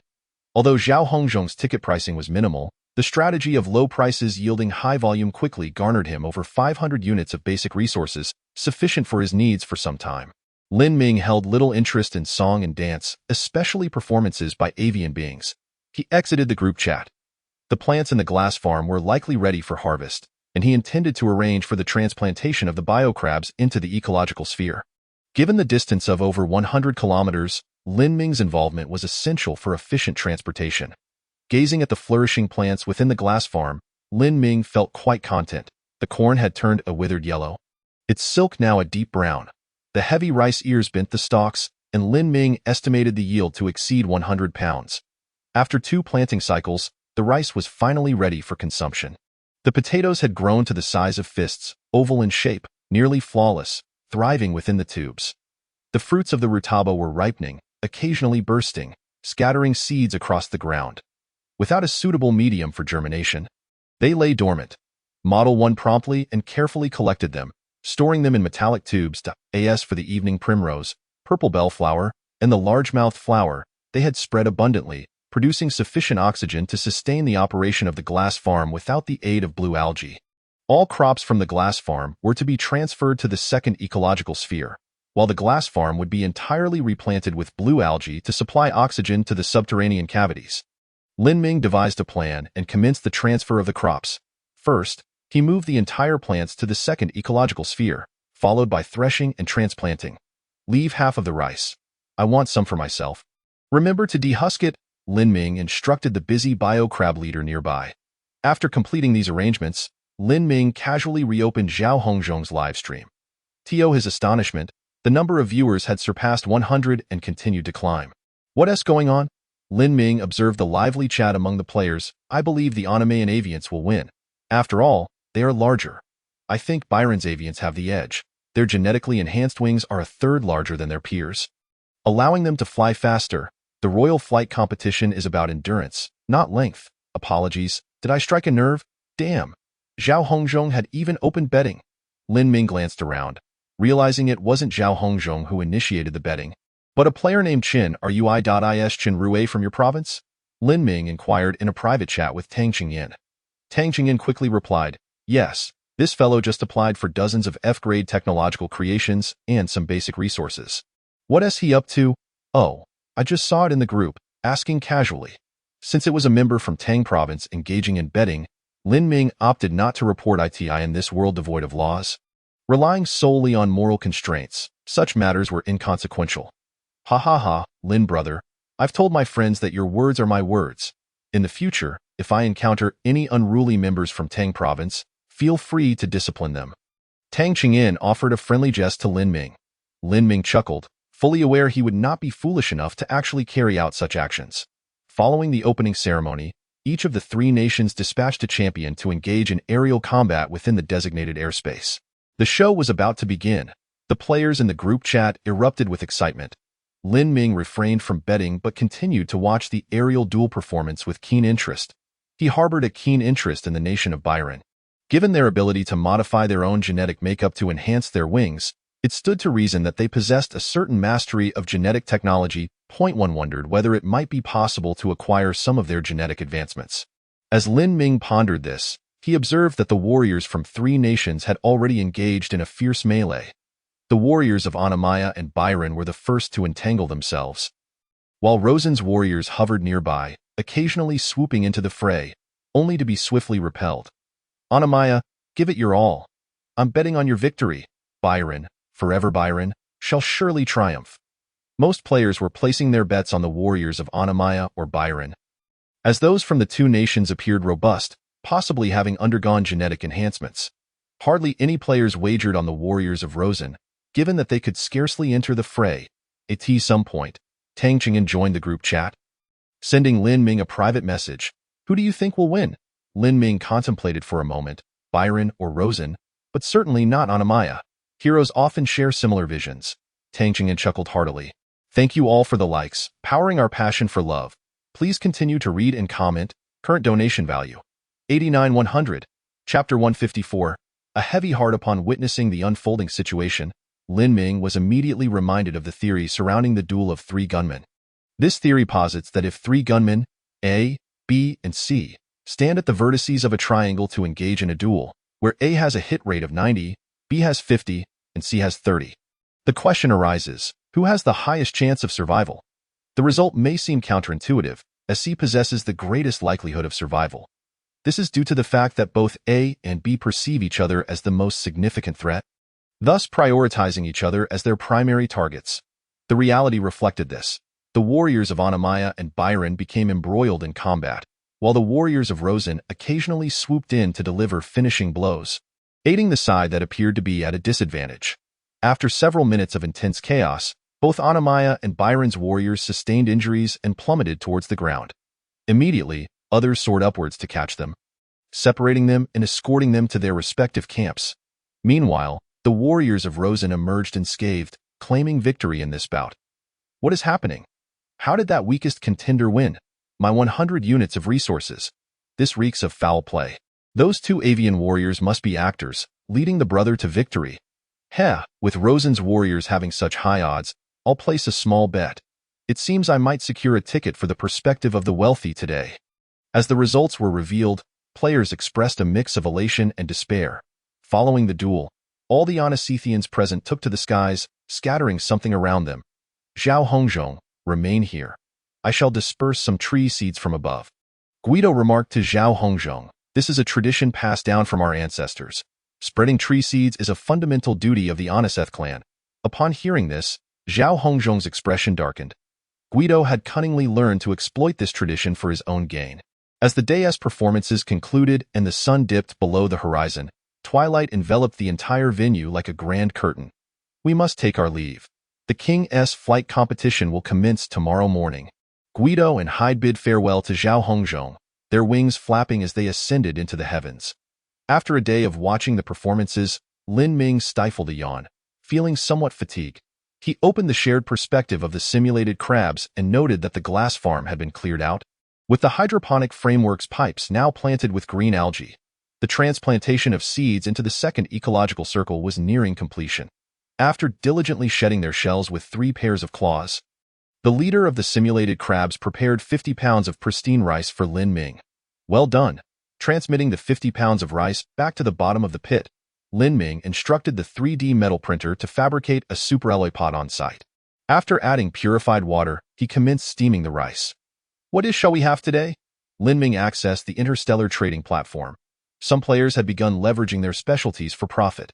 For instance, certain players skilled in culinary arts offered cooking services. For a modest amount of resources, they could transform raw ingredients into a sumptuous feast. Boss, I have 2 pounds of spike-shell dragon meat. Please prepare several dishes, and let us have that delightful double-cheeked dish again. Not a problem. Once the dishes were ordered, Lin Ming called for Sun Yao and lifted the lid of the steamed rice. Wow! As the white steam billowed forth, a rich aroma of rice wafted into the air, prompting Lin Ming to inhale deeply. Gazing into the pot, he marveled at the plump grains, each distinct and glistening like pearls, their gentle luster irresistible. Lin Gu, Sun Yao, who had been busy at the essence extractor, entered the pit's bottom. I've finished processing the beets today. I've only managed to handle a third of the rutabaga seeds, as those little creatures scurry about, and I have a bit of a phobia regarding insects. Thank you for your hard work, Lin Ming nodded. Number 1 had reported that throughout the day, Sun Yao had not slacked off and had not transported away anything. However, upon seeing the rutabaga seeds crawling onto him, he had fainted for a few minutes. Of course, It was likely not a faint, but rather a cessation of the simulated human's thought projection, retreating momentarily to regroup. Another grand feast awaits. As Lin Ming surveyed the lavish spread before them, Sun Yao couldn't help but rub his hands together in anticipation. Then he noticed something he hadn't savored in a long time. Rice, wow, Lin Gu, you're amazing, as a person of Huaxia. Having grown weary of lavish meats, he felt something was lacking without staple foods. Though corn and potatoes could serve as staples, they still didn't quite satisfy his palate. After a day of labor, Sun Yao eagerly devoured the rice with fervor. Don't just eat rice. Have some vegetables too, Lin Ming admonished, also taking a mouthful of rice. Delicious, Lin Ming couldn't help but exclaim, after finishing their meal. The two prepared to rest. By the way, Lin Gu, Sun Yao said while cleaning up the dishes, glancing at Lin Ming, who was half reclined. I noticed the chat channel was quite lively today. Did you join Zhao Hongzhong's live stream group? Yes, did you see? Well, I noticed there was a fee to join the group. I thought it might be an exciting program, but upon entering, it wasn't quite what I expected. Sun Yao expressed some disappointment, but since I already paid for the ticket, I watched for a bit. Lin Ming became curious. Did you place any bets? Did you win? No, Sun Yao shook his head, his expression serious. I, son, have no association with gambling. Lin Ming pondered. Something felt amiss. Lin Gu, when I was watching Zhao Hongzhong's stream, he mentioned that the King's flight competition genuinely involves national leaders participating. Rosen, with its advanced technology but weaker individuals, has been at the bottom year after year. Sun Yao regarded Lin Ming and shared his thoughts. I've been considering all day. We are developing carbon-based organism enhancement nutrient solutions, right? If we were to provide a few to the leader of Rosen, wouldn't it yield great benefits if he were to secure first place? I've contemplated that idea, Lin Ming replied. Among the three major nations on the Oniseth planet, Onamaya boasts formidable individual strength. Byron excels in genetic technology, while Rosen leads in technological advancements. If Rosen were to fail, it would necessitate providing substantial technological inventions to the other two nations for free. Don't you think that if we assist them with production, we could garner even greater profits? The realization struck Sun Yao as he set down his dishes, looking at Lin Ming in astonishment. Lin Gu, are you suggesting that I have so many 3D metal printers? Seeing them occasionally pause their work without adequate rest pains my heart. Chapter 155. May the gambler meet a grievous end awakening from slumber. Lin Ming stretched lazily. It was the 16th day since his arrival on the planet Uria. In the brief span of half a month, he had experienced more than he had in the previous 6 months.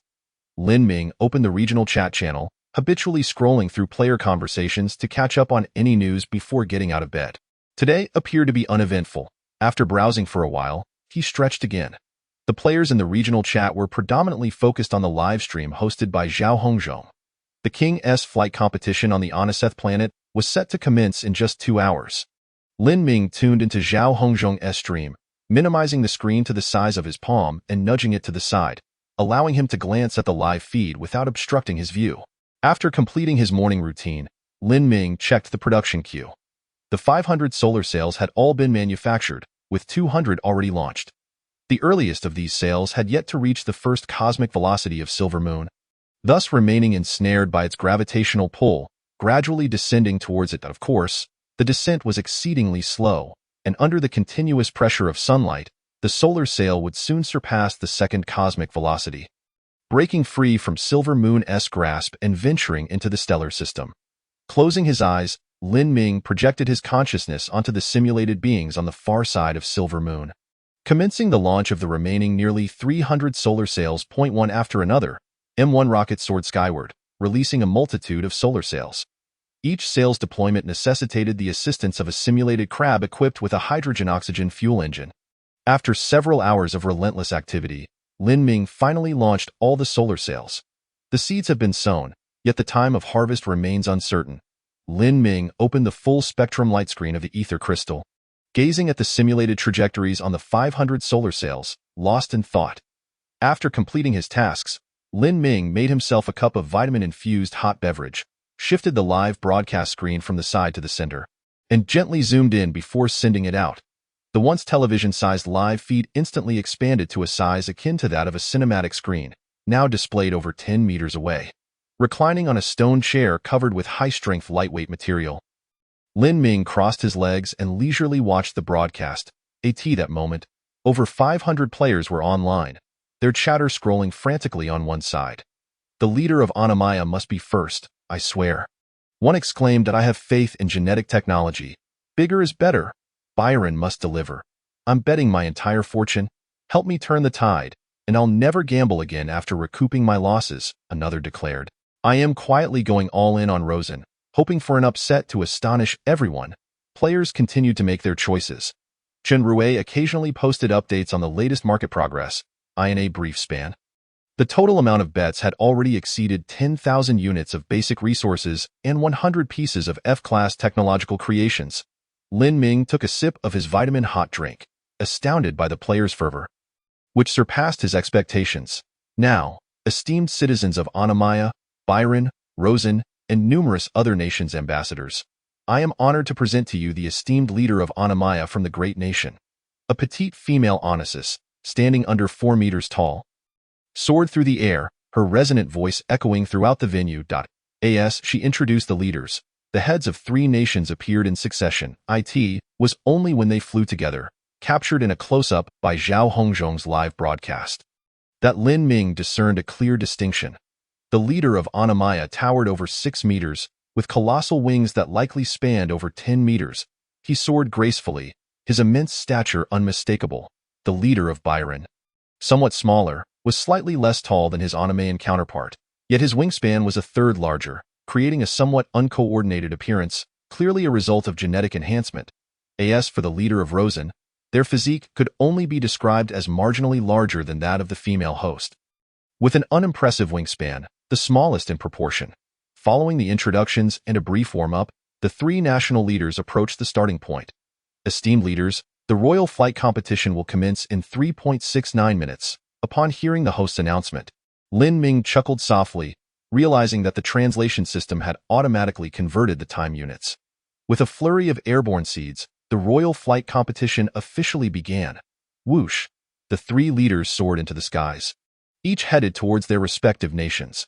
Since the competition emphasized endurance rather than speed, the leaders did not fly swiftly. From what I gathered, to prevent loopholes, the competition mandated a minimum flight speed of 10 meters per second and a minimum altitude of 50 meters. Falling below these values for over 3.69 seconds, or 1 basic timing unit, would result in disqualification. Zhao Hongzhong enthusiastically explained the rules to all players in the live broadcast. Lin Ming surmised that as Chen Rue opened the betting, Zhao Hongzhong would also take a portion of the flow as a benefit. The competition would award first, second, and third places, with the third-place finisher providing certain benefits to the first place, while the second place received no rewards, making the competition for each rank exceedingly fierce. Listening to Zhao Hongzhong's commentary, Lin Ming observed the performance of the 3 national leaders. The leader of Anamaya exhibited boundless stamina, flapping her wings with a remarkably steady rhythm, appearing entirely unstrained. The leader of Byron capitalized on his advantages, first ascending to several hundred meters before gliding down, making full use of his expansive wing surface. The leader of Rosen flapped her wings rapidly to maintain her speed and altitude. Witnessing this scenario, Lin Ming realized who would likely finish third. The current intrigue lay in the battle for first and second place.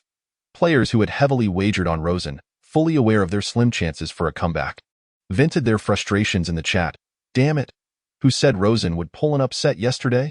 Today, they'll do it again, leading me to heavily bet on them. You owe me 500 points of basic resources. Exactly. And what about the claim that Rosen's citizens remain true to their roots? The true birdfolk may perish, but they will never change, my F-class tech creation. With Rosen done for, I'm done for too. I am out. Just as the third player sent their message, Lin Ming noticed their avatar turn gray. However, he felt no sympathy and muttered, "May the gambler find no peace." Chapter 156.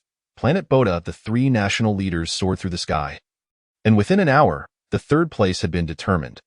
The leader of Rosen could no longer sustain herself and gently glided to the ground. Guido, who had remained near Zhao Hongzhong, let out a soft sigh. Zhao Hongzhong, adept at capturing the broadcast S effect, approached Guido to offer comfort. Don't lose heart. Next year will surely be your year. Thank you for your concern.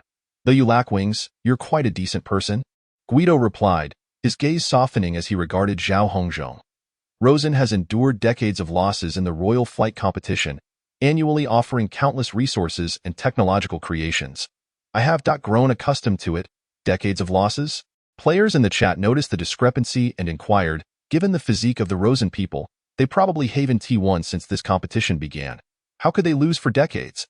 Zhao Hongzhong, noticing the players' confusion, promptly directed the question to Guido. Originally, Rosen had claimed the championship for 50 consecutive years in the royal flight competition. Guido's face beamed with pride. I read in history books that although the Rosen people are not adept at flying, we know how to arm ourselves with technology, utilizing powerful mechanical wings as assistants. Our leaders' flight duration even exceeds the combined flying time of the leaders of the other two nations. But didn't TU say that the royal flight competition prohibits the use of any technological creations? Guido's wings drooped, and he spoke dejectedly. That's because Anamaya and Byron united to coerce us into altering the rules through force. And since then, we have never won again. Zhao Hongzhong felt a surge of indignation. Yet you accepted this in silence, never considering developing military might to compel them to revert the rules? We had no choice but to accept. Guido paused, gazing at Zhao Hongzhong. This is the will of our higher civilization. Higher civilization? Upon hearing this term, Zhao Hongzhong was taken aback, and all players watching the broadcast were likewise stunned. Connecting it to Guido's previous statement about their familiarity with the emergence of other intelligent life forms on the planet, Zhao Hongzhong tentatively asked, "Do you mean to say that you belong to a civilization far more powerful than your own?" Indeed. The Onassis planet is part of a formidable higher civilization, capable of traversing the starry sea at will. The technological prowess possessed by Rosen is also bestowed by them. Guido looked up at the sky, his expression wistful. As a child, I attempted countless times to fly beyond this planet into the boundless deep space, but ultimately failed. Reflecting on it now, what a naive aspiration it was. While the two conversed, the sky gradually darkened, and the wind began to pick up. Guido glanced at the heavens, where the figures of the two national leaders had vanished from sight, and remarked, "The leader of Byron is likely to win. They excel at gliding in the wind." Indeed, an hour later, the petite host soared into the air, her resonant voice ringing out, "I now declare that in the royal flight competition, Byron has emerged victorious. Henceforth, Rosen shall provide Byron with 27,310 tons of grain, 731 sets of mechanical flight suits, and simultaneously manufacture 27,310 civilian technological creations for them at no cost using the raw materials provided by Byron." Upon hearing the host announce the victory, Guido and the surrounding onlookers fell silent. After all, Rosen was the host nation. Although they had long anticipated this outcome, their spirits remained dampened. With the conclusion of the royal flight competition, the live chat led by Zhao Hongzhong erupted with excitement. "Haha, I told you, genetic technology is unbeatable. Going all in is a sign of wisdom. I've struck it rich. You there? You'll soon find yourself in dire straits." Mistaken. A little gambling is a thrill, but a big gamble is perilous. Today, I'm going to enjoy myself thoroughly, while you all can only witness from the perspective of the wealthy, but I can stand up and kick back. He. Chun Rue sent a link in the group chat. Thanks to today's fortunate players, please join the group. I will live stream the rewards for you. Others can join as well. We'll periodically initiate various interesting minigames with generous rewards. Countless players instantly flooded into Chen Rue's group chat via the link, and in the blink of an eye, over 300 players had joined. Lin Ming, however, held no interest in such matters. He closed the group chat and opened the management interface of the electromagnetic wave communicator. The communicator had been continuously broadcasting E-level and D-level universal codes, summoning supply pods of carbon-based resources of those two levels. Lin Ming still hoped to acquire new technologies from within. Certainly, even in the absence of new technology, the energy storage units inherent within the carbon-based resource supply pod, along with its fusion propulsion engine, are commendable assets. At this moment, the electromagnetic communication device has only established contact with a single E-class carbon-based resource supply pod, while there has been no connection with the D-class ones, indicating that the deployment density of the D-class carbon-based resource supply pods is considerably lower. Lin Ming stroked his chin, contemplating in silence. "By the way, how is Sun Yao faring?" Lin Ming projected his thoughts onto the humanoid form aboard the small interstellar shuttle and discovered Sun Yao sitting motionless in his seat. "What's the matter?" Lin Ming approached and inquired. Lin Gu. Upon hearing Lin Ming's voice, Sun Yao turned to greet him. Lin Ming noted that Sun Yao's expression was exceedingly serious. Sun Yao pointed towards the large viewport, indicating a planet that was a striking blend of blue and dark brown, saying, "I see Bada planet. In just a few hours, we shall arrive." Lin Ming followed the direction of Sun Yao's finger.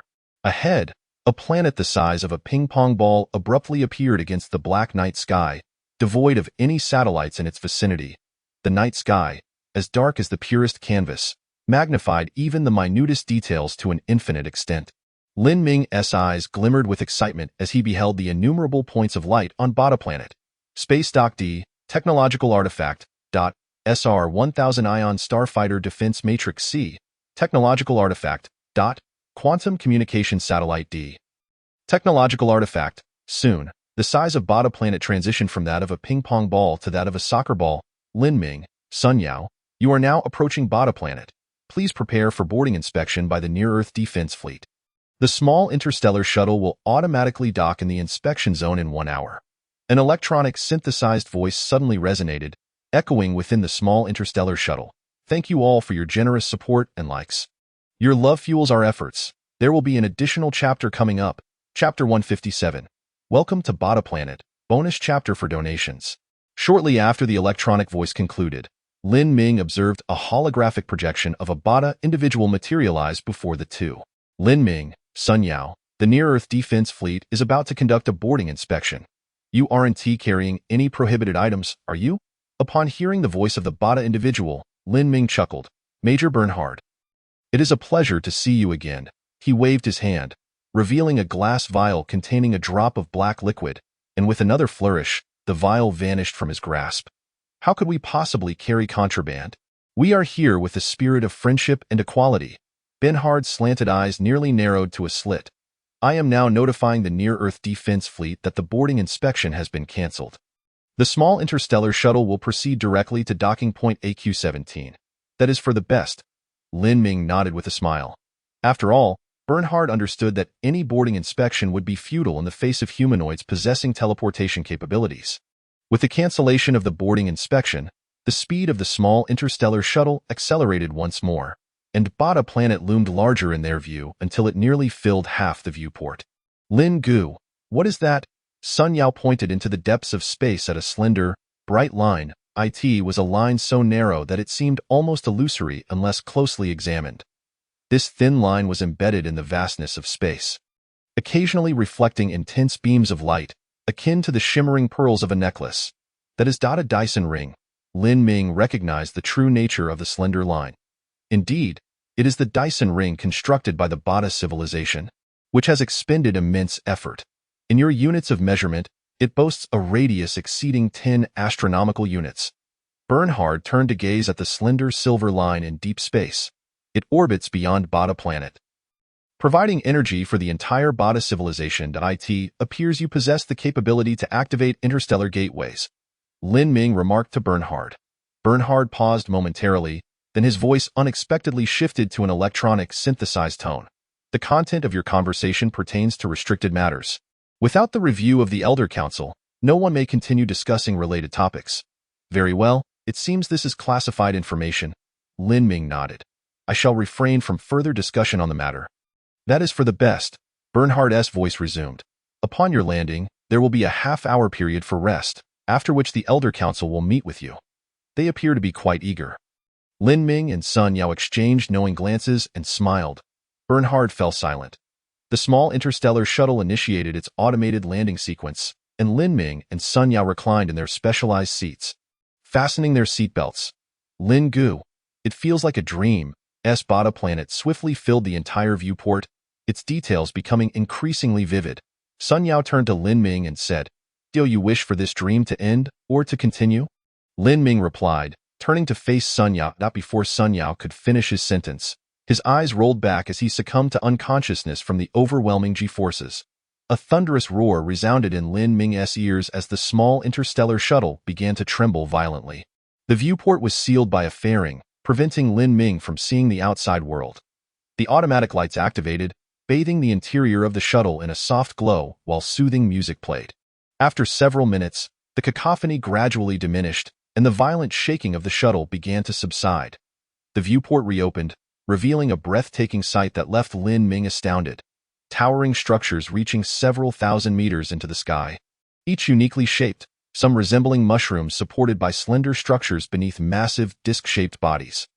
Others employed glass or similar transparent materials, reflecting vibrant hues. In the distance, a space elevator soared skyward, its core composed of high-strength lightweight materials with a diameter of several meters.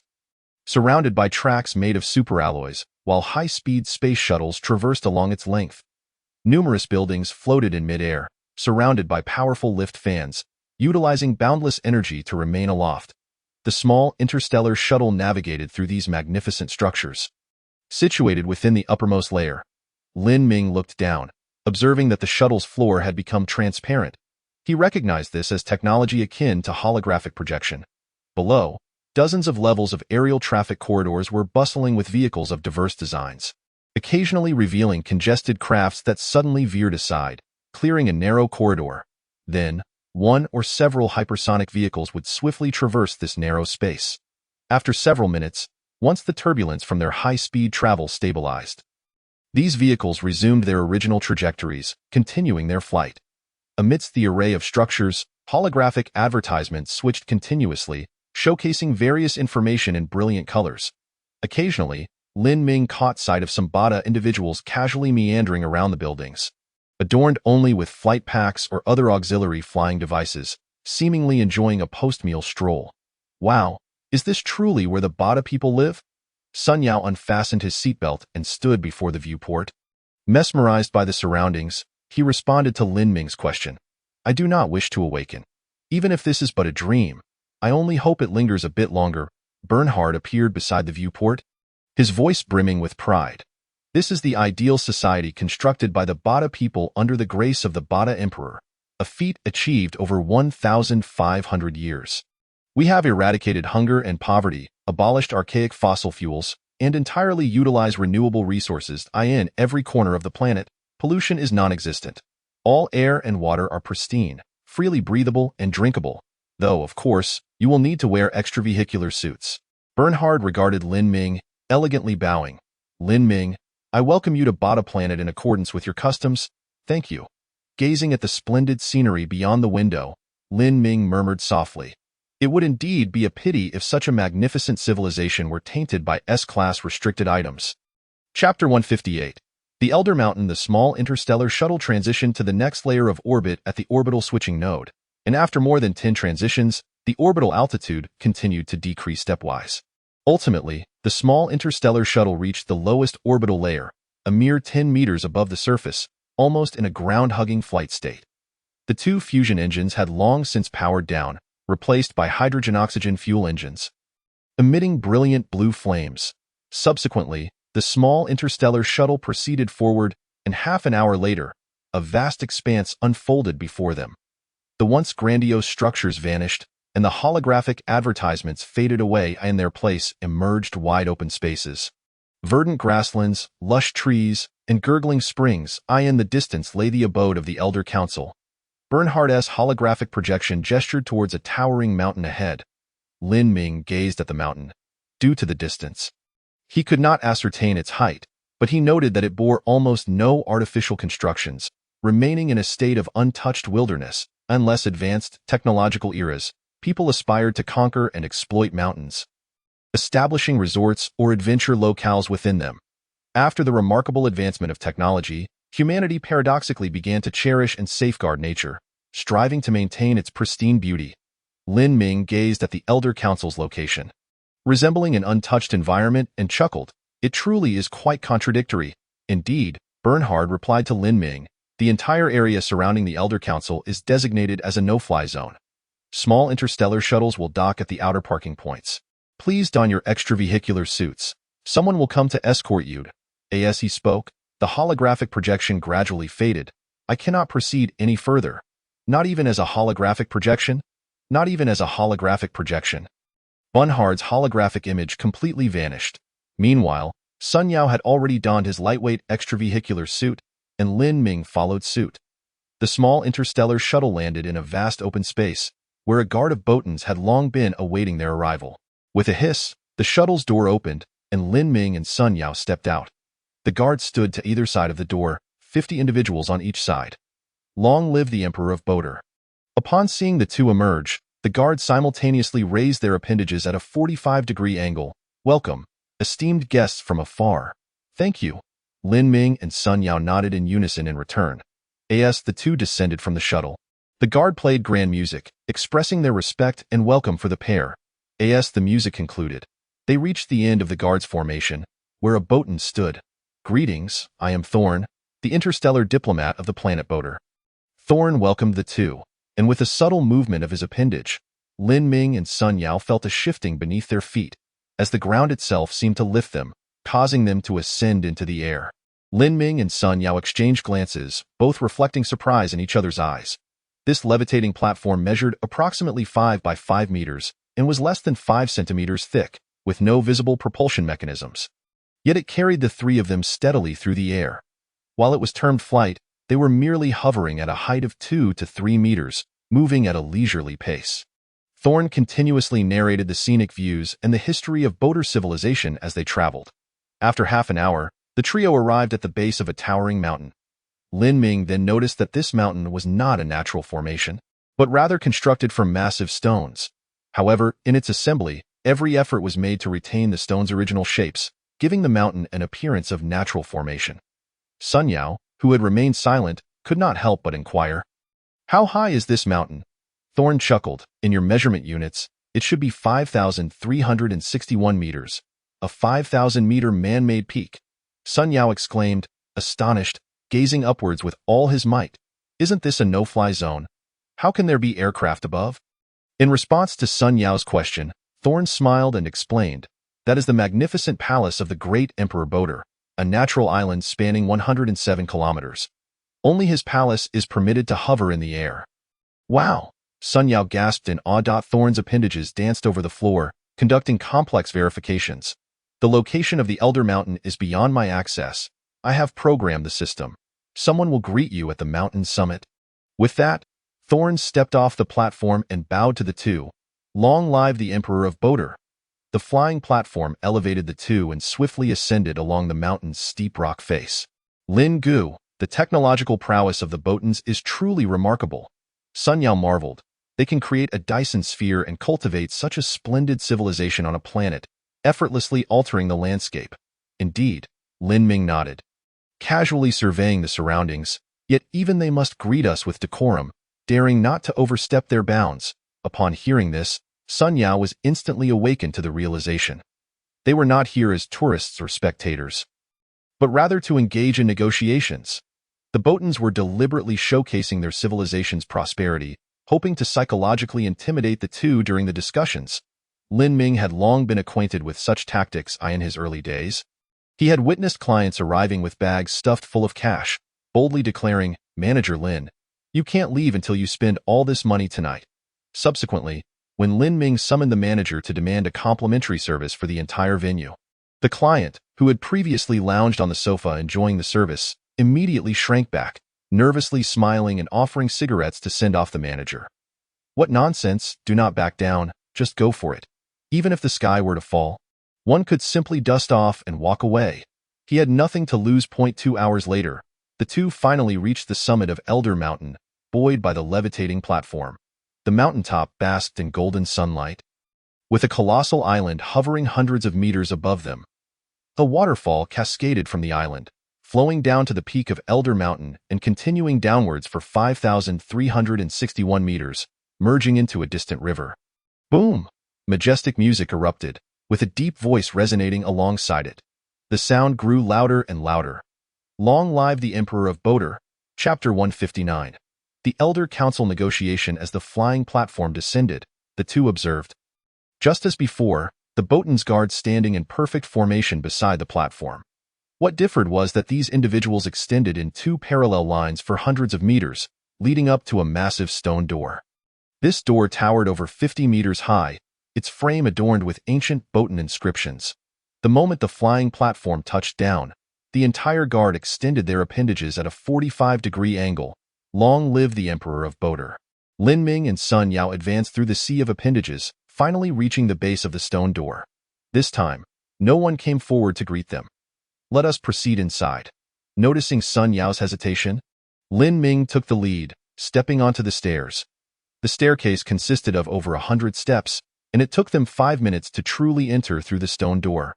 Within, there were no overtly remarkable technological artifacts. Instead, it was a vast arched space.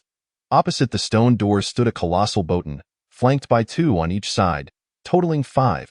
These botans were so immense that each towered over 30 meters tall. Lin Ming estimated that even their elongated pupils could accommodate his passage. They must be the 5 members of the Elder Council. Humans! The botan facing the stone door suddenly spoke, his voice booming and echoing throughout the space. State the purpose of your visit. Sun Yao began to speak, but was silenced by Lin Ming's stern gaze. Lin Ming remained silent, locking eyes with the gigantic botan. An unusual stillness enveloped the vast space. Suddenly, Lin Ming turned and began to walk away. Stop, human! The botan elder facing the stone door could not contain himself. I know the purpose of your visit. You seek permission for the protection of your friend. Lin Ming halted, turning to regard the enormous botan elder, and replied slowly, I do not appreciate being addressed from a position of superiority. He gestured towards the 5 towering botan elders. Either you come down, or I shall ascend.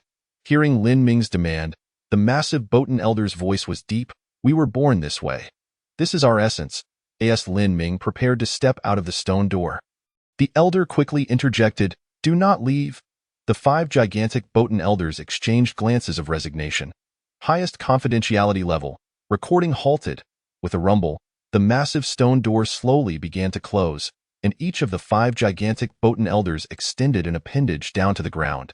Subsequently, 5 botan elders, each just over a meter tall, began to climb down along the appendages. Now, this is what a negotiation should be, Lin Ming remarked with a smile, looking down at the diminutive figures. Upon entering the stone door, he too was momentarily taken aback by the 5 towering botan elders. However, he quickly discerned through the floating frames beside them that these massive botan elders were merely controlled constructs. Lin Ming, Sun Yao. Once on the ground, the 5 botan elders elevated the platform beneath their feet, and the central elder gazed levelly at the 2. I am aware of the purpose of your visit. Sun Yao shall receive the protection of boater civilization. Drawing from prior experience, Sun Yao refrained from speaking and instead looked to Lin Ming. All right, since this promise comes from the Elder Council of Boater Civilization, I shall rest easy. Lin Ming nodded and turned to Sun Yao. Let us depart. Wait. Observing Lin Ming's intent to leave, the central botan elder felt a wave of frustration. They had previously looked down upon their subjects, issuing commands with utmost authority, and here they were, negotiating with Lin Ming as if haggling in a marketplace, ready to walk away at the slightest disagreement. Lin Ming, please provide the flight trajectories of all S-Class restricted items. We will dispatch our entire fleet to expeditiously eliminate these S-Class restricted items. That is unacceptable. Lin Ming shook his head repeatedly, stating, Since you have given me your promise, I too make a pledge. For the duration that follows, I shall refrain from launching any new S-Class restricted items into interstellar space. Upon uttering these words, he cast a glance at the 5 silent elders of the boater, and with a cold smile, remarked, You do not trust me. The elder in the center twitched its tentacles slightly and replied, It is difficult for us to place our trust in you. This matter concerns the survival of 158 billion boater lives. The same applies to me, Lin Ming said, patting Sun Yao on the shoulder. I in my eyes, the lives of 158 billion boater do not compare to that of my brother. Sun Yao looked at Lin Ming, his emotions a complex tapestry. Oh, what do you mean? Upon hearing the elder's inquiry, Lin Ming chuckled, See, it is a reciprocal exchange.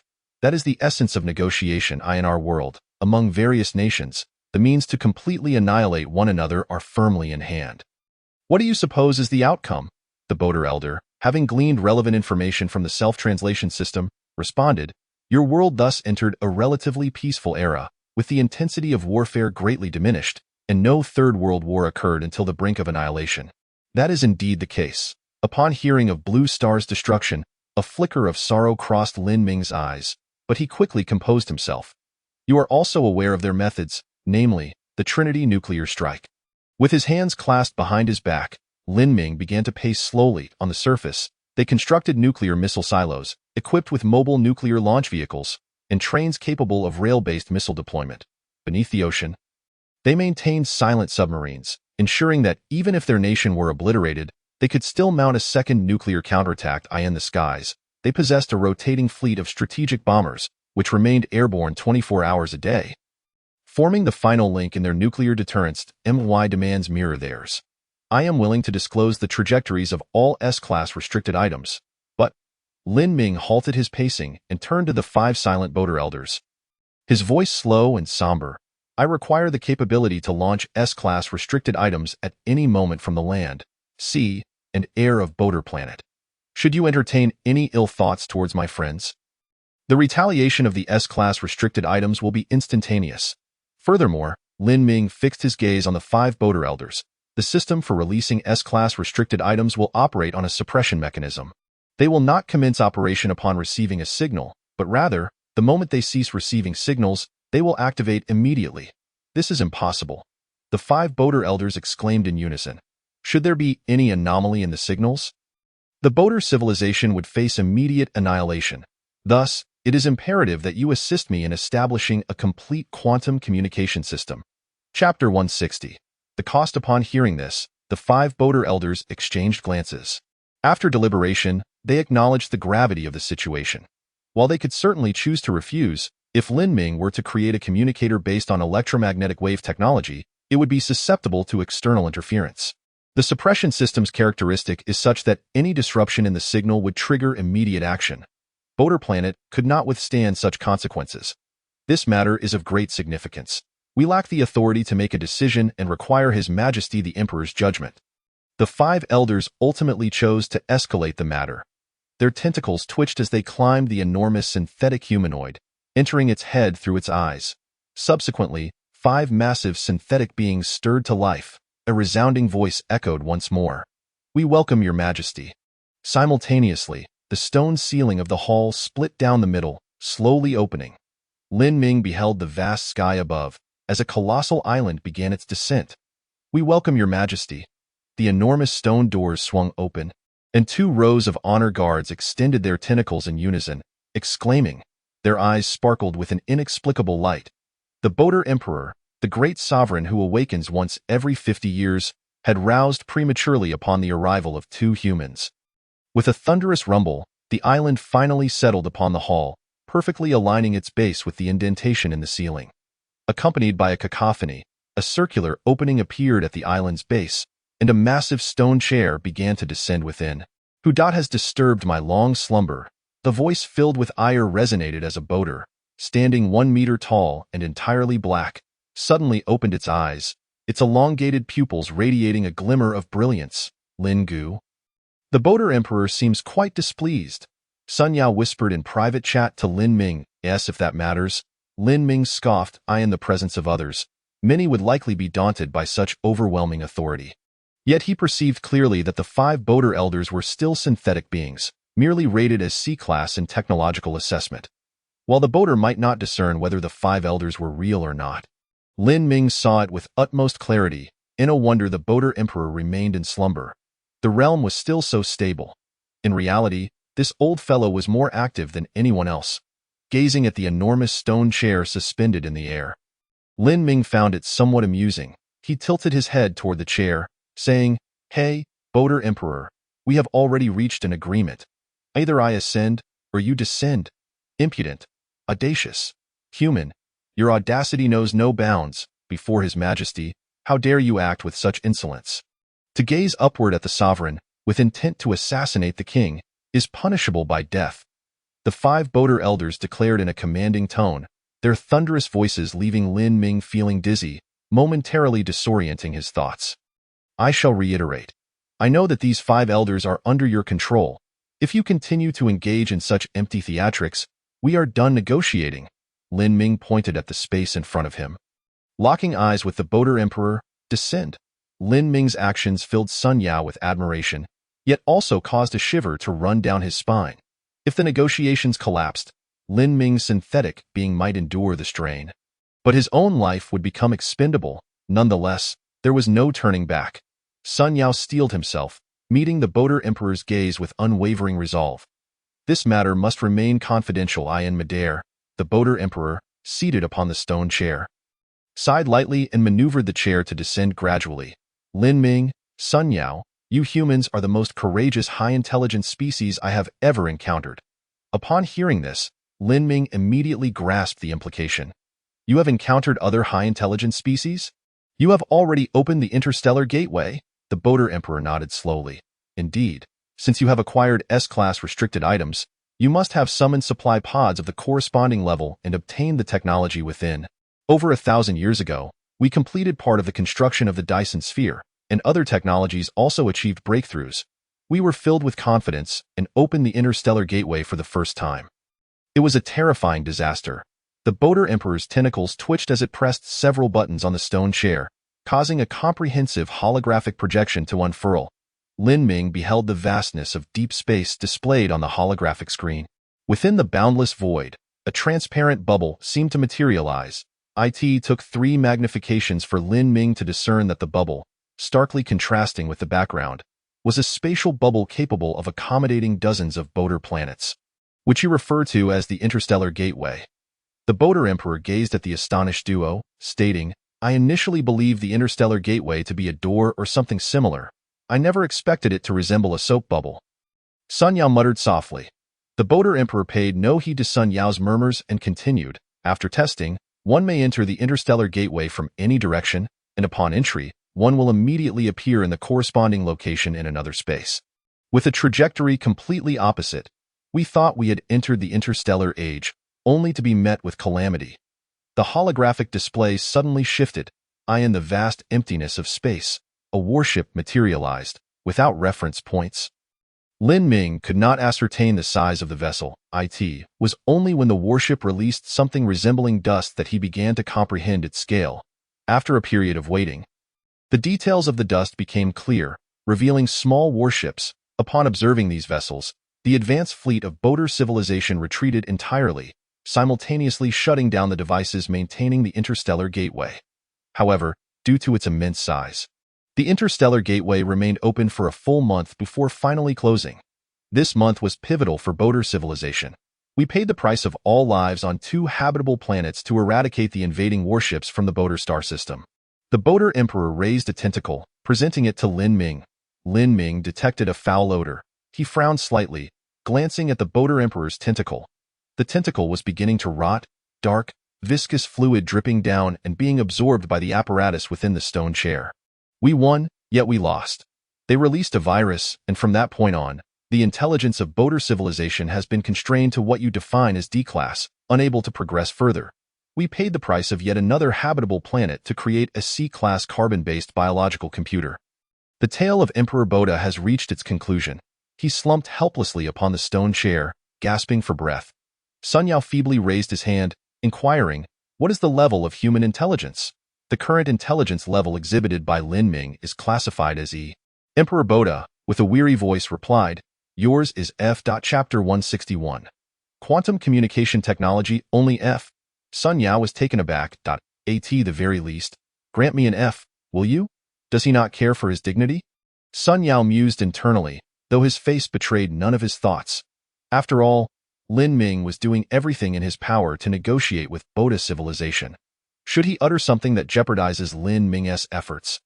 It would be regrettable. I shall issue a command, and you will receive the technology you desire.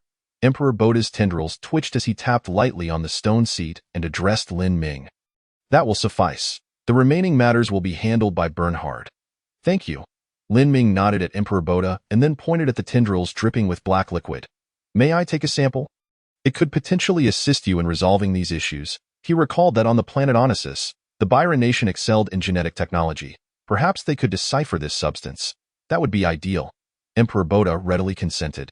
After sealing the black liquid dripped by Emperor Boda in a glass vial, Lin Ming transmitted it to the planet Urea, encasing it again in a metallic sphere, a gesture of reciprocity. Since Emperor Boda had spoken, alleviating Sun Yao's survival dilemma, Lin Ming felt compelled to contribute his capabilities in return. Thus, both parties were, on the surface, considered equal. even though Emperor Boda understood that the likelihood of Lin Ming solving this viral issue was exceedingly slim.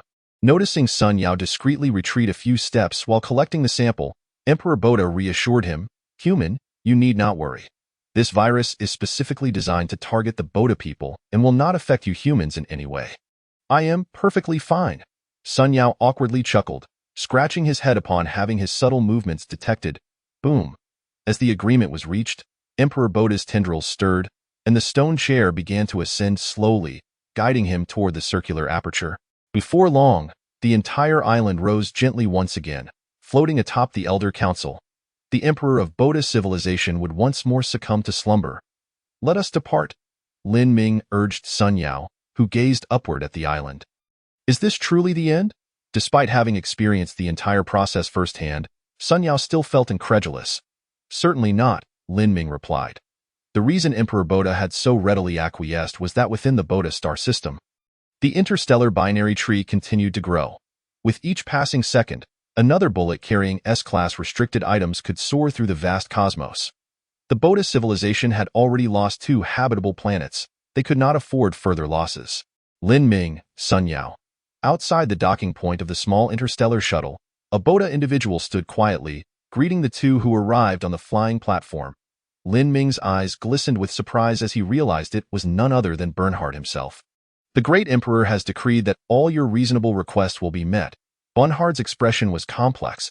He had not anticipated that this order came directly from Emperor Boda rather than the Elder Council. Naturally, he had also not considered that both sources bore the same weight. "I require technology related to quantum communication," Lin Ming addressed Bernhard. "The related technology is currently being summarized and will be stored on a chip and delivered within the hour." Bernhard replied, "For now, you may rest. I have prepared the finest accommodations for you."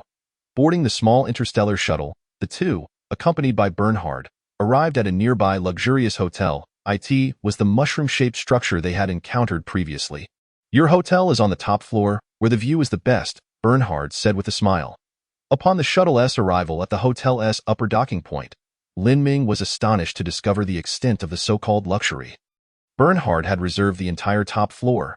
This level contained only 3 suites, each sprawling over an area equivalent to 2 football fields. Bernhard guided them through the hotel.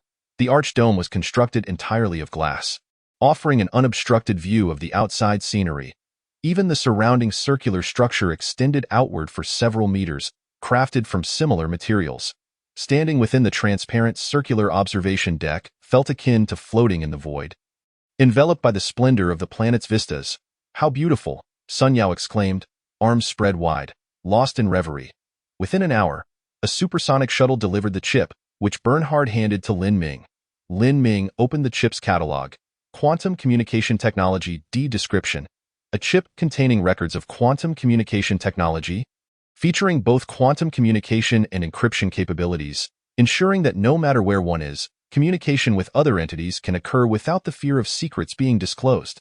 Material requirements: E-level or higher computing core module, quantum generator module, ultra-high frequency quantum RF module, information quantum encryption and decryption module, energy storage module.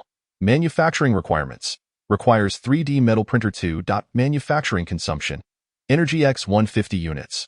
Gazing at the catalog technology, Lin Ming frowned slightly.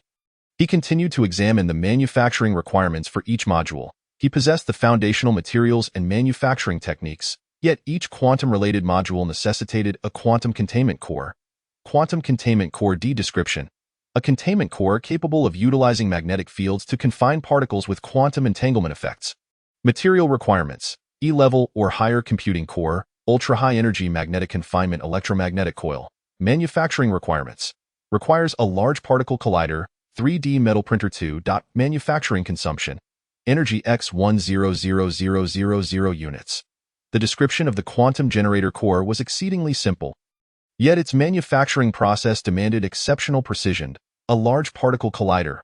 Lin Ming turned to Bernhard standing beside him. "Major, may I visit your large particle collider?" "Certainly," Bernhard quickly consented. The Large Particle Collider is not constructed on the Boda planet but exists in space. As Bernhard's tendrils moved, a holographic projection materialized.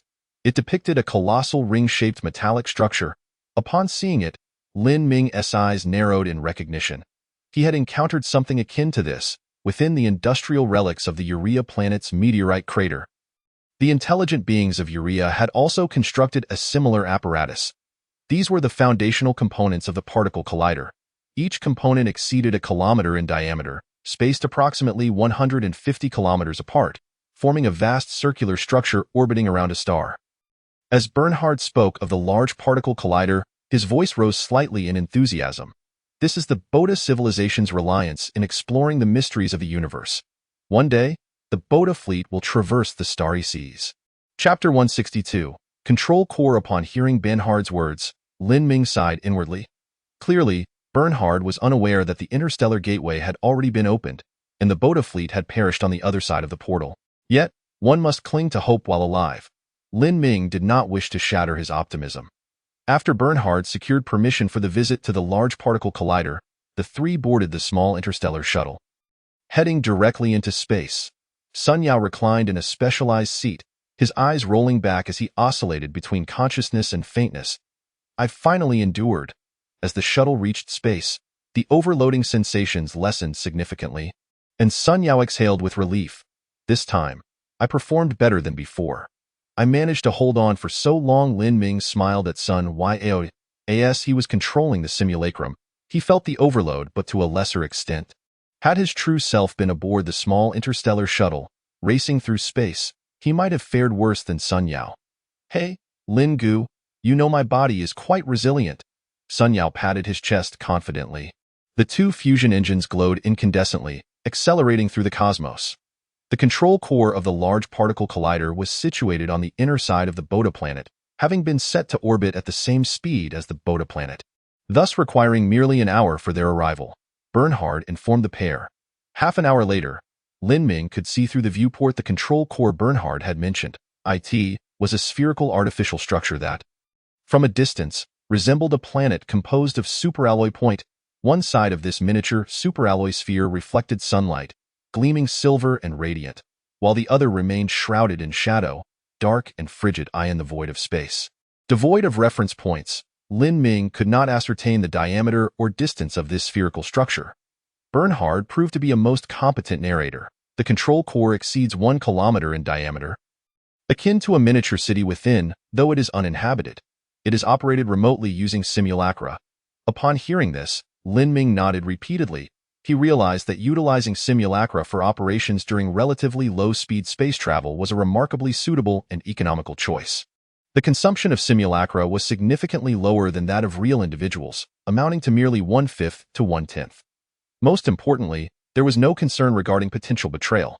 Much like Zeno's team, should any unforeseen circumstances arise, one merely needs to replace the local planetary controller, and the synthetic beings will accept new directives without a second thought. Lin Ming pondered this as the small interstellar shuttle began its broadcast. We have entered the docking procedure. The flight trajectory may change. Please return to your safety seats and fasten your seatbelts immediately. The three complied wholeheartedly, commencing their actions in synchrony with the announcement. As they drew nearer to the control core, Lin Ming observed that the shadow above the control core was filled with rectangular objects towering several dozen meters high. These objects, approximately 10 meters wide and with a height of several dozen meters, had an almost negligible thickness. Upon closer inspection, the half-visible control core in the shadows resembled a black sea urchin. Major Bernhard, Sun Yao exclaimed, pointing at the control core with a hearty laugh. Your solar panels are installed incorrectly. Allow me to explain. Bernhard extended a tentacle, gesturing toward the solar panels. Those are not solar panels. They are heat exchangers. Heat exchangers? A large question mark appeared on Sun Yao's small face. Lin Ming understood. Heat cannot be created or destroyed. It can only be transferred.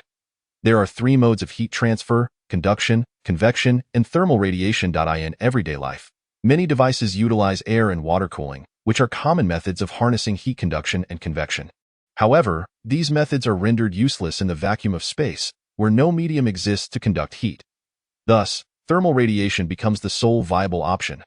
Bernhard elucidated, these massive metal grates contain liquid convection systems, akin to the heat sinks found in your mobile phones. The heat generated by solar exposure and the computational core is channeled through internal pipelines and liquids to the exterior metal layers. radiating heat into space through thermal radiation. Sun Yao nodded vigorously. You are correct. As for whether Sun Yao truly comprehended, Lin Ming could not ascertain. After the small interstellar shuttle approached the control core, a substantial metal sphere extended a docking conduit from its rear, while the shuttle's front also extended a docking pipe. Through the collaborative efforts of both control cores, the trajectory of the shuttle aligned with that of the control core, and their relative velocity gradually decreased. With a crisp click, Lin Ming heard a clear sound accompanied by a slight vibration. The docking was successful, an electronic synthesized voice promptly announced. Then, Lin Ming observed both docking conduits retract simultaneously until the small interstellar shuttle was merely a few dozen meters from the control core before halting. We can proceed. Bernhard's tentacle twitched as the storage compartment of the small interstellar shuttle opened. He retrieved 2 pairs of shoes and handed them to the others. These are magnetic shoes. The control core's mass is too low to generate gravity, and these shoes will facilitate your movement inside. Watching Sun Yao struggle to don the magnetic shoes over his lightweight extravehicular suit, Bernhard nodded. The shoe size can be adjusted. After you take a few steps, the magnetic force will automatically adapt to the most suitable size, just as you walk normally. After putting on the magnetic shoes, Sun Yao attempted a few steps. Initially, he moved awkwardly, as the magnetic force was a bit too strong. However, after a few strides, his gait became normal, and he even jumped slightly, bang, as Sun Yao collided with the ceiling. Bernhard sighed. Of course, it isn't always so convenient. Let us proceed. The trio moved to the front of the small interstellar shuttle, passing through the transfer pod and entering the docking corridor. Chapter 163. Measurement Units. Hiroshima nuclear explosion. Upon traversing the docking corridor into the control core's transfer pod and achieving pressure equilibrium, the 3 officially entered the control core. The first thing that caught their eye was a slanted glass elevator. Without gravity in the control core, the concepts of up and down, left and right, were rendered irrelevant. Bernhard entered the glass elevator first. The control core is divided into 3 levels: the equipment area, control area, and safety area, interconnected by glass elevators. In emergencies, there are escape routes available. The equipment area is located on the middle level of the control core, providing maximum protection against micrometeorite impacts, space radiation, and the heat generated by light exposure. Upon reaching the control area, Lin Ming observed dozens of BOTUS working diligently within. Even upon seeing the 3, they merely nodded lightly, offering no further greetings. The 3rd particle collision of the month is about to commence. Energy supply system fully charged. System self-check completed. Observation system self-check completed. High-energy particles have entered the magnetic confinement zone. Collision commencing. As the console issued the command, Lin Ming watched as the foundational components of the particle collider closest to the control core began to illuminate. High-energy particles have been released. With this announcement, luminous points representing the collider's foundational components began to light up gradually from both ends. Minutes later, the final point illuminated at the farthest end from the control core. Collision completed. Analyzing observation results. Observation results analyzed. This collision yielded 15 units of particles, 3 units of particles, and antimatter. To seemingly prevent any leakage of sensitive information, the remaining observational report was muted. The 3rd particle collision task has concluded. As the final statement resonated, all the BOTUS within the control core erupted in cheers, extending their tentacles in unison. Long live the BOTUS Emperor, Major Bernhard. After the mission's conclusion, the head of the control core approached. I apologize for my earlier negligence. Following mutual bows, Bernhard introduced Lin Ming and Sun Yao. This is Dr. Piero, responsible for the management and research tasks of the entire control core. These 2 are Lin Ming and Sun Yao.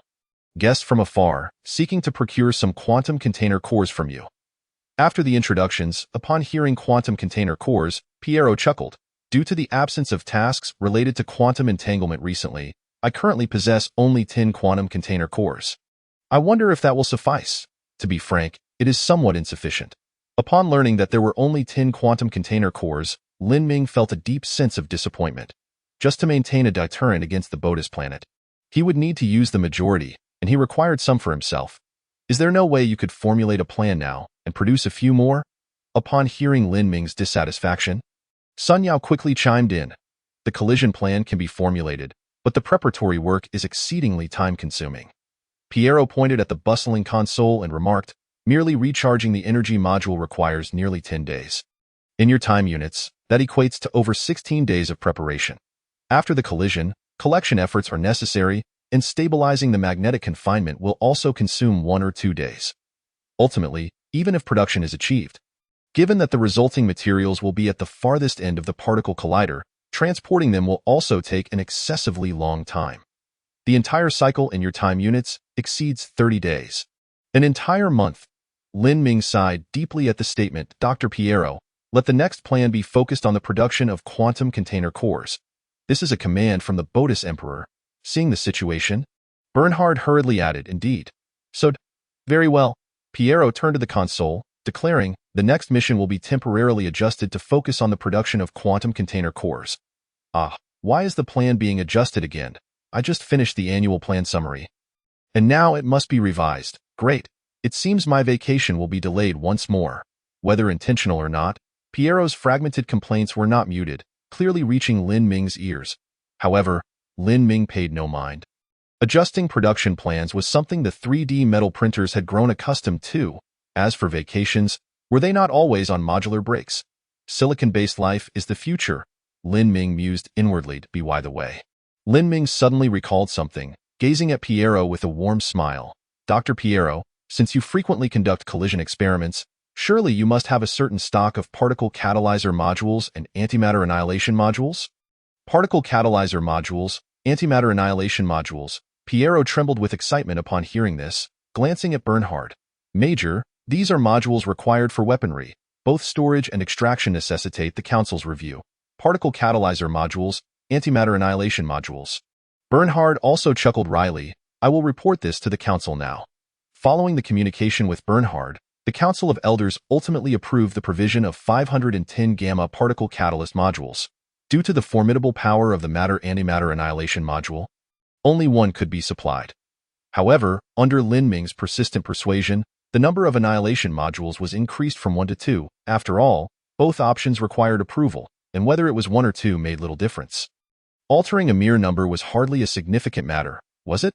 Noticing Bernhard's lingering hesitation, Lin Ming added, I assure you that I will never use these against the Boder planet. After all, I have no need to. Bernhard's tendrils quivered. No need? What does that imply? Piero's elongated pupils fixated on Bernhard, inquiring. This is classified information. You need not concern yourself with it. You only need to know that, in accordance with the Council's directives, you are to provide the relevant modules. Bernhard's voice bore a serious tone. Piero immediately realized he had broached a forbidden topic and turned to arrange the necessary tasks. Several hours later, Lin Ming successfully acquired the required items. Holding the 2 matter-antimatter annihilation modules, each the size of a ping-pong ball, he rubbed them together and asked, Dr. Piero, how much effective material is contained within these little gadgets, and what might their potential power be? Watching the modules rotate in Lin Ming's hands, Piero's tendrils twitched. Each contains 1 gram of matter and its corresponding antimatter.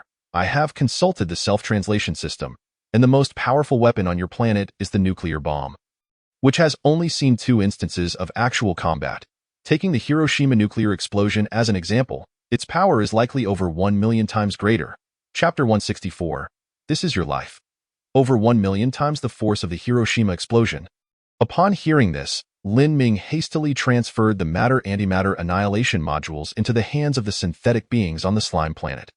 Nuclear explosions were best observed on mobile devices or televisions. Experiencing one firsthand was a different matter altogether. He had no desire to transform alongside the people of Hiroshima. After obtaining what he sought, Lin Ming did not linger but instead set about executing the next phase of his plan. He needed to swiftly complete the deterrence against the Boder civilization's trinity. First, he utilized the quantum containment core to manufacture a quantum communication module. Subsequently, Lin Ming issued the command, activate the D-class carbon-based biological computer, and simultaneously combine synthetic beings, quantum communication modules, heavy-duty outer space suits, and highly active organic absorbers with the research focus, fully automated high-activity organic absorption terminal. Specific indicators. The system will utilize a suppression mechanism, immediately deploying the highly active organic absorbers upon detecting signal decryption or termination.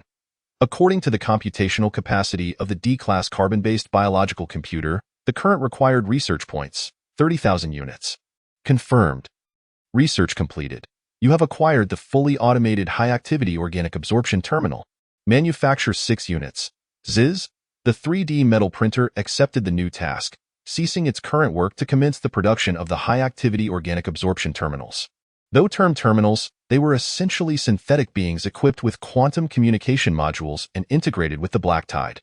They would immediately release the black tide upon signal termination or detection of decryption.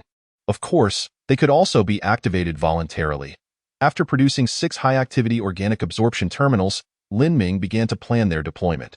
Deterrence through the Trinity naturally required simultaneous operations across sea, land, and air.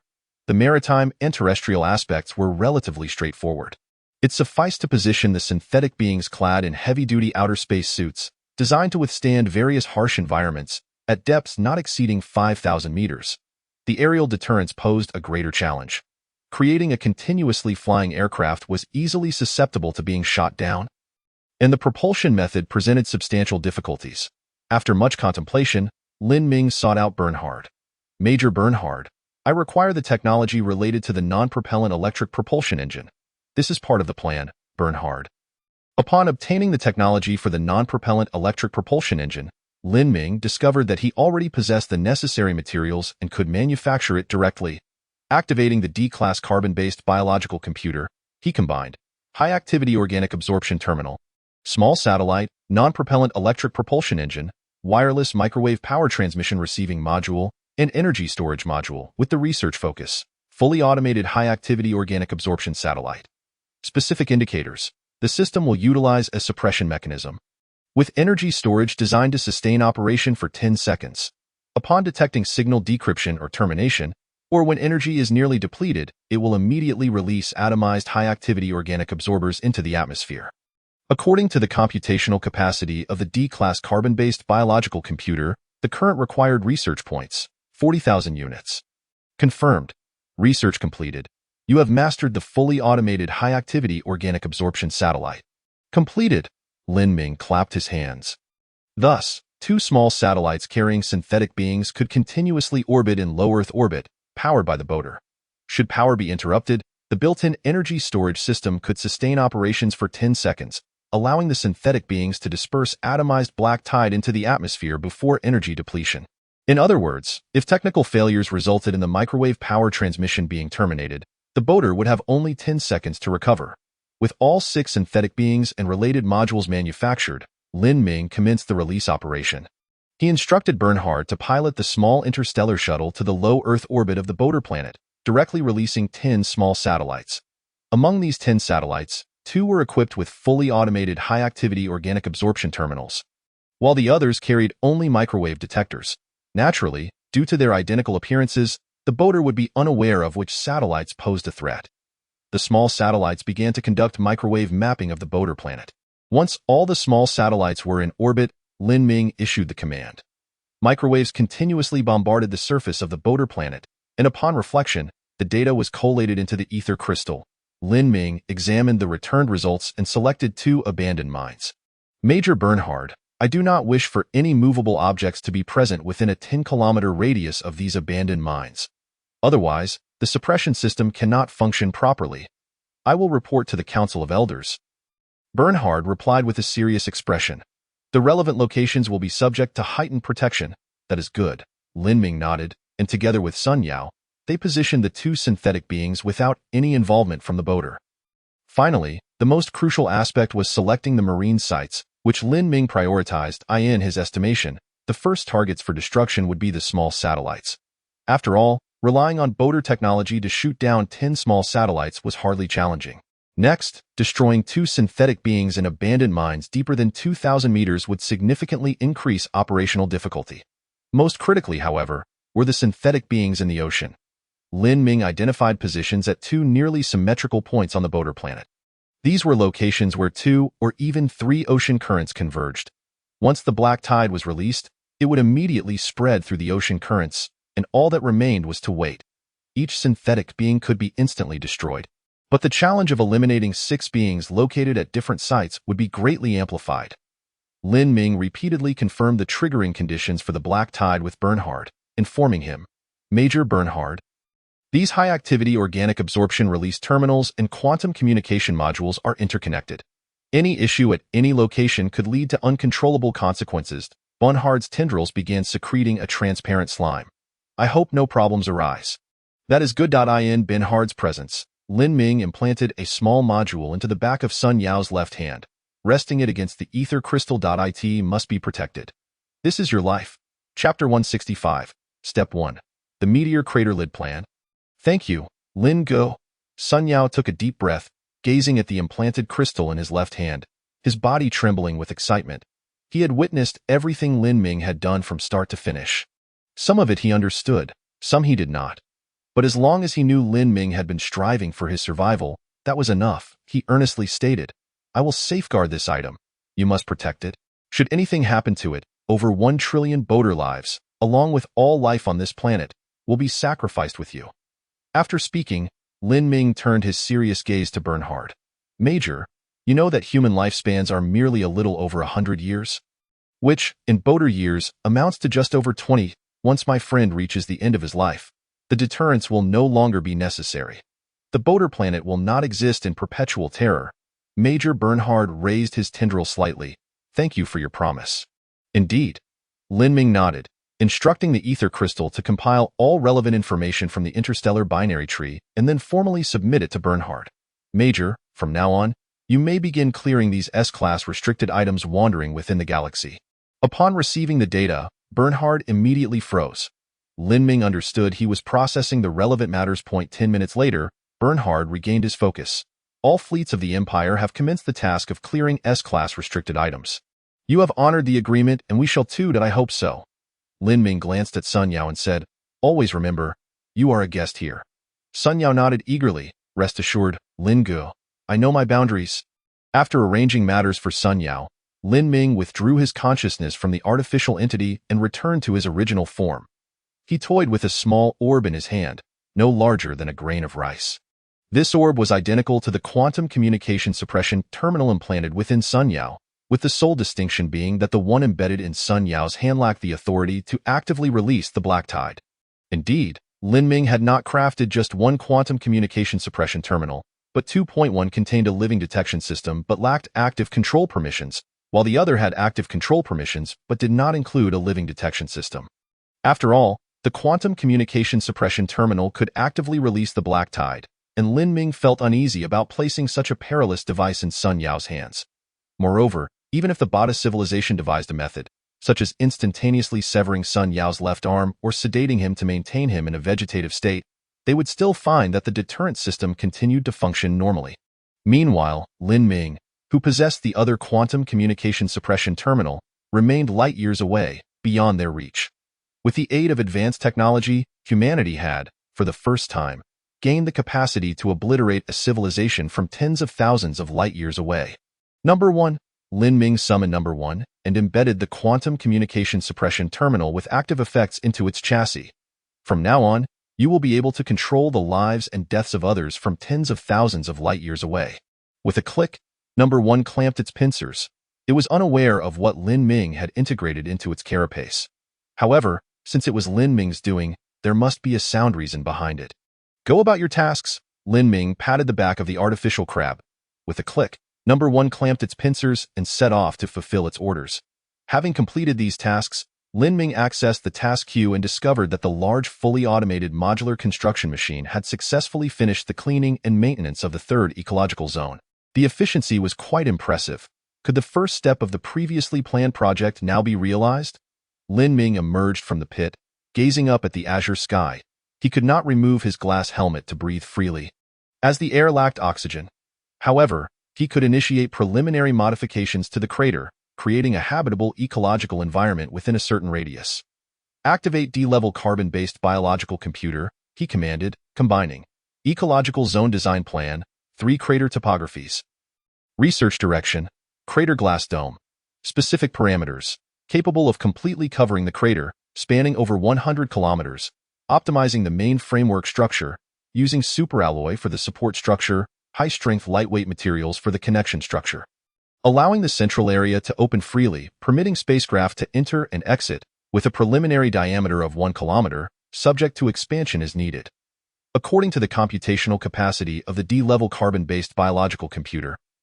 Current research point consumption, 500,000 units. Upon seeing the staggering consumption of 500,000 units, Lin Ming raised an eyebrow. Confirm.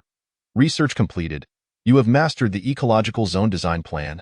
Opening the ecological zone design plan, Lin Ming found that it was a design concept referencing the ecological zone design ideas of the urea intelligent life, yet wholly distinct. The powerful superalloy support framework was predominantly located at the crater's edge, embedded within the ringed mountain, with some extending even into the sea of black tide. Each superalloy framework was interconnected by high-strength lightweight materials, forming a dense, spiderweb-like cable structure, at each intersection of these cables. A massive glass panel was connected, allowing for a complete covering of the crater's interior when combined with a few internal support points. Not bad, let's give it a try. After much contemplation, Lin Ming decided to fully cover the crater designated for the ecological zone. This way, the ecological zone crater would not require further repairs, and the materials above could even be dismantled for reuse. The crater he inhabited was resource-rich, while the crater containing industrial relics was intended to serve as the ground starting point for a future space elevator. The urgency for a dome over both craters was not particularly high. Having devised a plan, Lin Ming activated the ether crystal, calculate the total resources required, and estimate the construction timeline. The ether crystal quickly provided the corresponding progress. Based on the currently explored mineral total, your current area meets the relevant planning, estimated completion time, 200 days. Over 6 months, Lin Ming stroked his chin. This timeline was not unacceptable to him, but if it could be expedited, that would be ideal. Optimize the plan, including but not limited to increasing 3D metal printers, adding large fully automated modular construction machines, establishing more mining points, and increasing glass factories. After a brief calculation, the ether crystal provided a revised response. After corresponding plan optimization, estimated completion time, 20 days. Let's get started. Lin Ming immediately approved the plan. Chapter 166. She is my creation with a single command. The technological creations under Lin Ming's command sprang into action. The 3D metal printers operated at full speed, commencing their new task of self-manufacturing. Over 100 large fully automated modular construction machines were also in the process of construction. Several new mineral extraction points and glass factories had been planned. The scale of the black tide drying ground expanded more than tenfold, as the demand for high-strength lightweight materials was set to reach an enormous scale. Fortunately, the black tide was plentiful on the Urea planet. Under Number 1's command, all artificial crabs and their leaders were distributed throughout the crater, serving as cameras to allow Lin Ming to monitor the operations of all technological creations in real-time. As for Number 1, its workload was even more demanding. The little fellow, guided by the flying backpack-wearing leaders of the artificial crabs, constantly patrolled various locations, optimizing production efficiency in relevant areas. Lin Ming casually snacked on something, brewed a cup of vitamin hot drink, and sipped it slowly. How delightful that as he savored the sweet flavor. Lin Ming shook his head and began to hum unconsciously. However, leisure time is always fleeting. Before Lin Ming could even relax for an hour, messages from Tang Qingyin began to flash incessantly. Upon opening Tang Qingyin's profile, Lin Ming discovered that Tang Qingyin had directly initiated a video call. Brother Tang. Lin Ming answered the video call and greeted Tang Qingyin on the other end. Ha ha ha, Lin Ming, my little brother. Upon seeing Lin Ming seated comfortably in a stone chair sipping hot tea, without wearing a spacesuit, Tang Qingyin's tone brimmed with envy.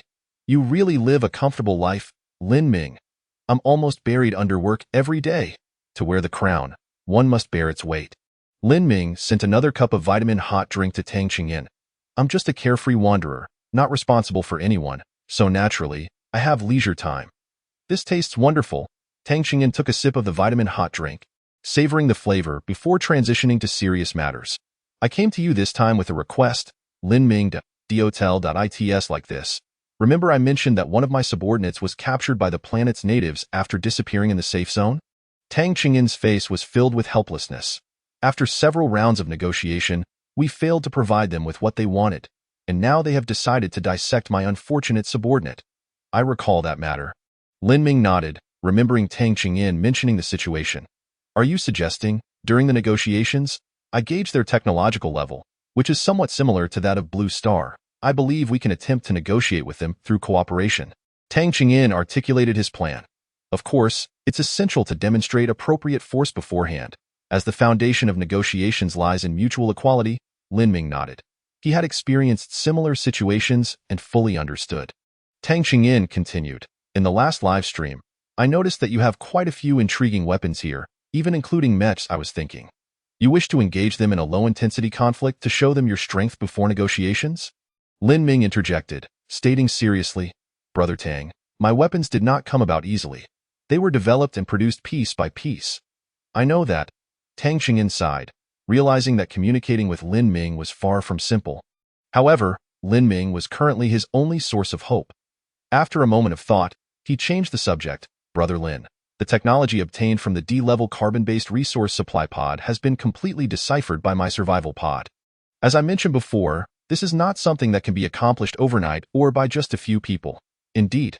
Lin Ming responded non-committally. Therefore, I have made a decision. Tang Qingyin looked at Lin Ming. From now on, the entire Tang province will operate under your command. The upcoming space elevator, particle collider, and all necessary high-tech creations will be sent to the planet where you are located. We have decided to let you take the lead in opening the interstellar gate in your stellar system. Hearing Tang Qingyin's resolution, Lin Ming fell silent, surprised by the extent of Tang Qingyin's determination. They previously discussed the distribution of interests, yet they tacitly avoided mentioning the location where the Stargate would be constructed. After all, whoever opens the Stargate will possess absolute control. Indeed, it is quite challenging for an individual player to activate the Stargate within the current stellar system, given the constraints of time and resources. Life passes swiftly, a mere blink of a century.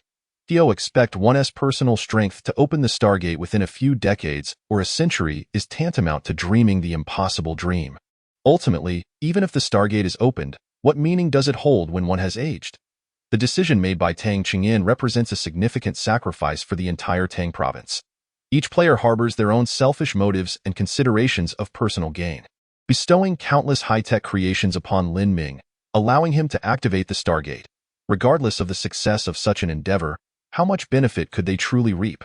It cannot be that Tang Qingyin would simply state, "We paid a small price to open the Stargate." Such a statement sounds deceptively simple. However, if that price is their very selves, then each individual must weigh their options carefully. Lin Ming consumed the vitamin-rich hot beverage in his hand. Brother Tang?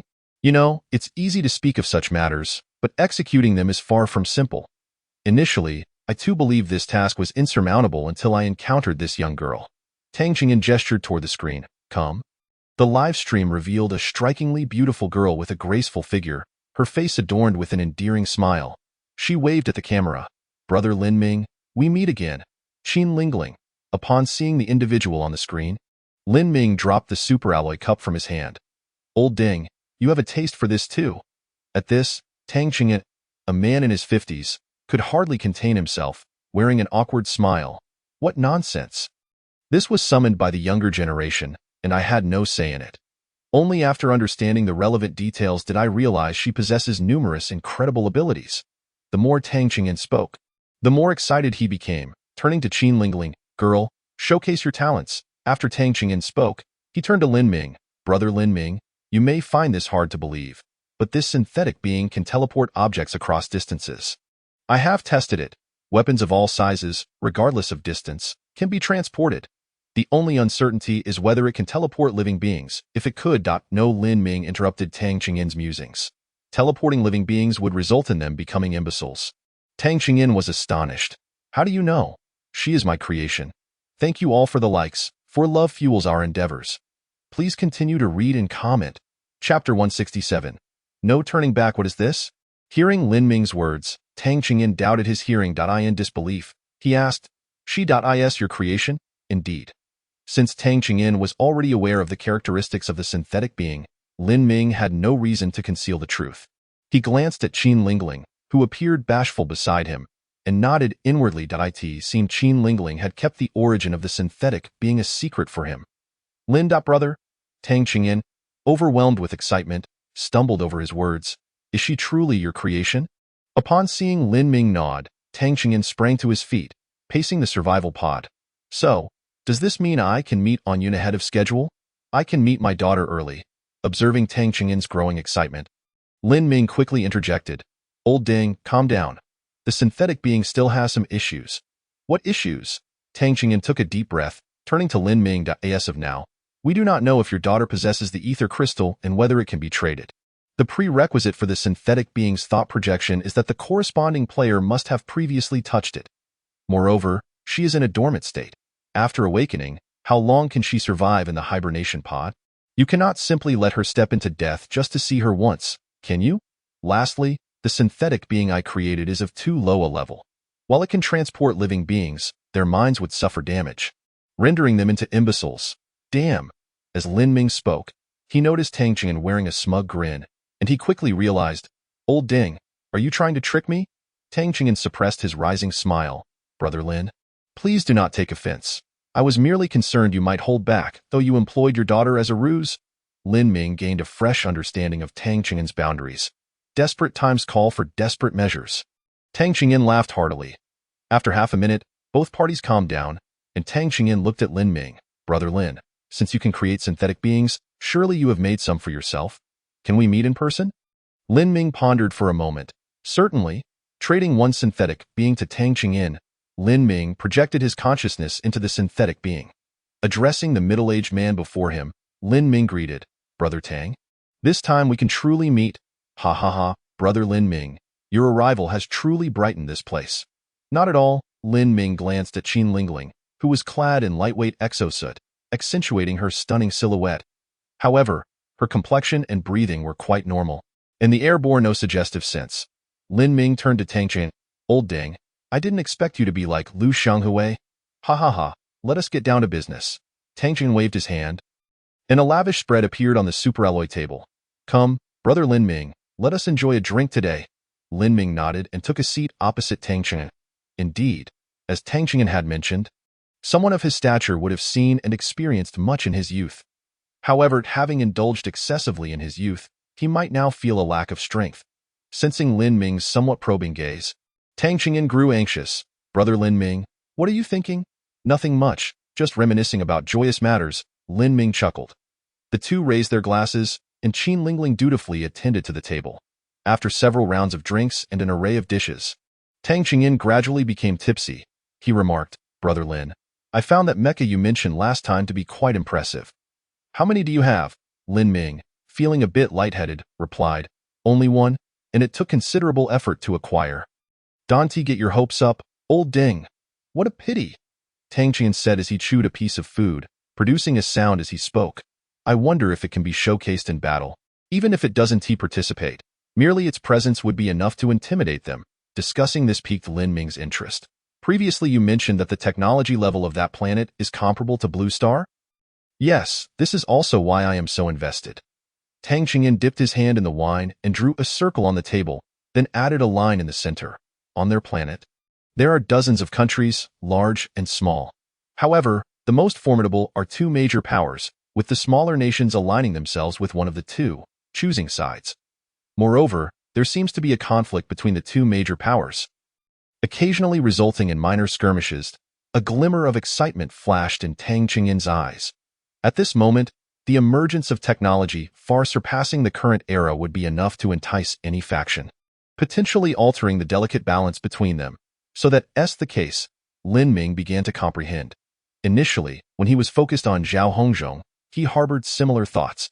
The situation on Onassis was somewhat akin.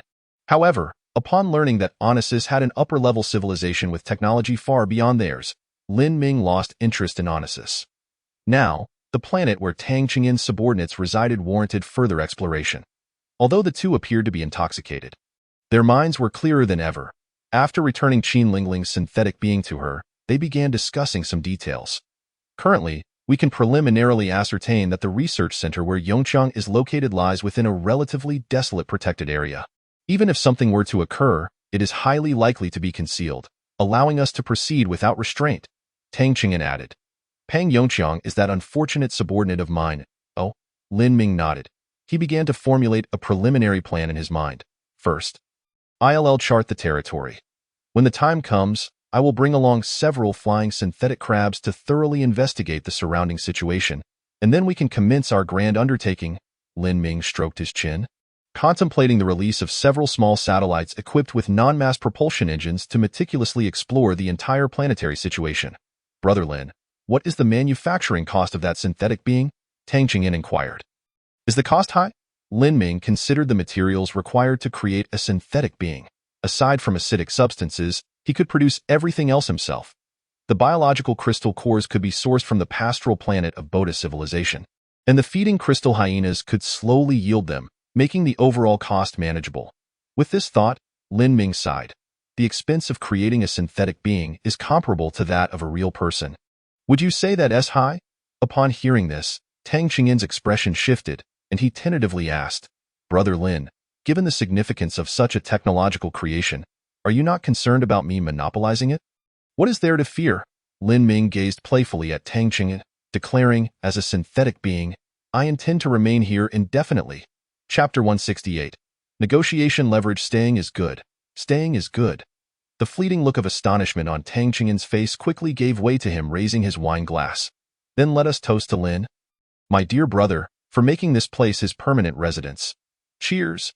Cheers! As he drank, a sharp sensation surged from his throat, causing him to cough repeatedly. Gazing at Lin Ming, who smiled across from him, an unusual emotion welled up within his heart. After navigating the turbulent seas of commerce for decades, he found himself firmly in the grip of a young man. How formidable the youth can be. According to a private message from Yongqiang, there were only a few short hours left until the dissection, and we must prepare promptly. Tang Qingyan set down his wine glass and looked at Lin Ming. Brother Lin, I believe this synthetic being lives up to its name. Could you perhaps create one for me? How could I refuse when Brother Tang has asked? Lin Ming also set down his glass and, with a bleary gaze, remarked, Then I shall commence the creation immediately.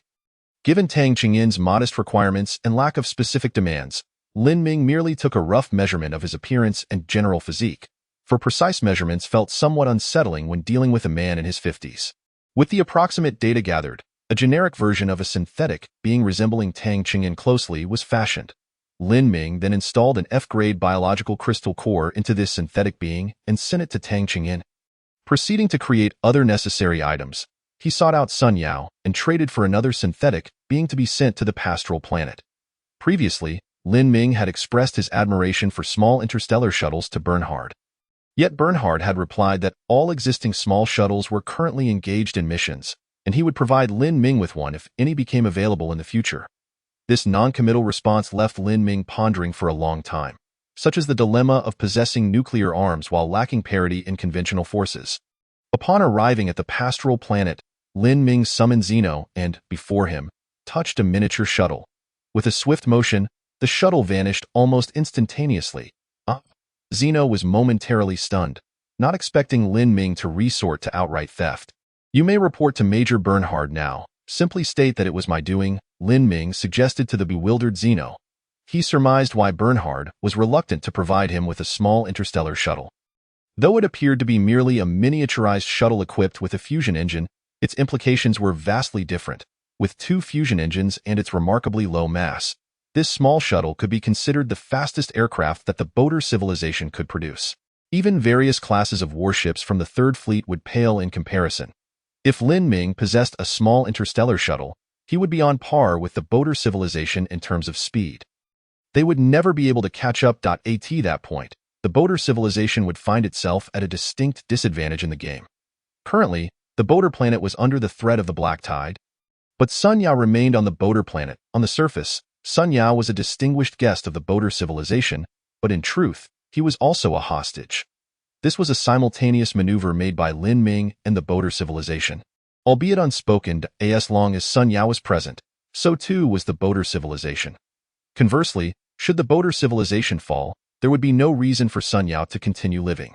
This logic was likely lost on Sun Yao. Currently ensconced in luxury, success. Upon acquiring the miniature shuttle, Lin Ming immediately began modifications. He activated the D-grade carbon-based biological computer and combined miniature shuttle, fusion engines X2, research direction, small interstellar shuttle, specific parameters, powered by 2 fusion engines, capable of reaching speeds exceeding 1/10 of light speed, suitable for interplanetary travel tasks. According to the computational capacity of the D-grade carbon-based biological computer, the current research requires 1 million units. 1 million research units. Lin Ming gulped upon seeing the prompt from the ether crystal. Why did it seem that the research points consumed by the degrade carbon-based biological computer were increasing? Confirm. Research completed. You have mastered the technology of the small interstellar shuttle. Upon completion of the research, Lin Ming immediately summoned 2 large fully automated modular construction machines to commence the modification of the miniature shuttle. The 2 machines operated in unison, first removing the original 2 hydrogen-oxygen fuel engines and their storage tanks, replacing them with fusion engine modules salvaged from the E-grade carbon-based resource supply POD. To ensure safety, Lin Ming conducted the modifications within the ecological crater, as the items here held the least value, and any loss would not be mourned. With the ether crystal indicating progress, it would take approximately 10 hours to complete the modifications on the small interstellar shuttle. Good. Let us work diligently.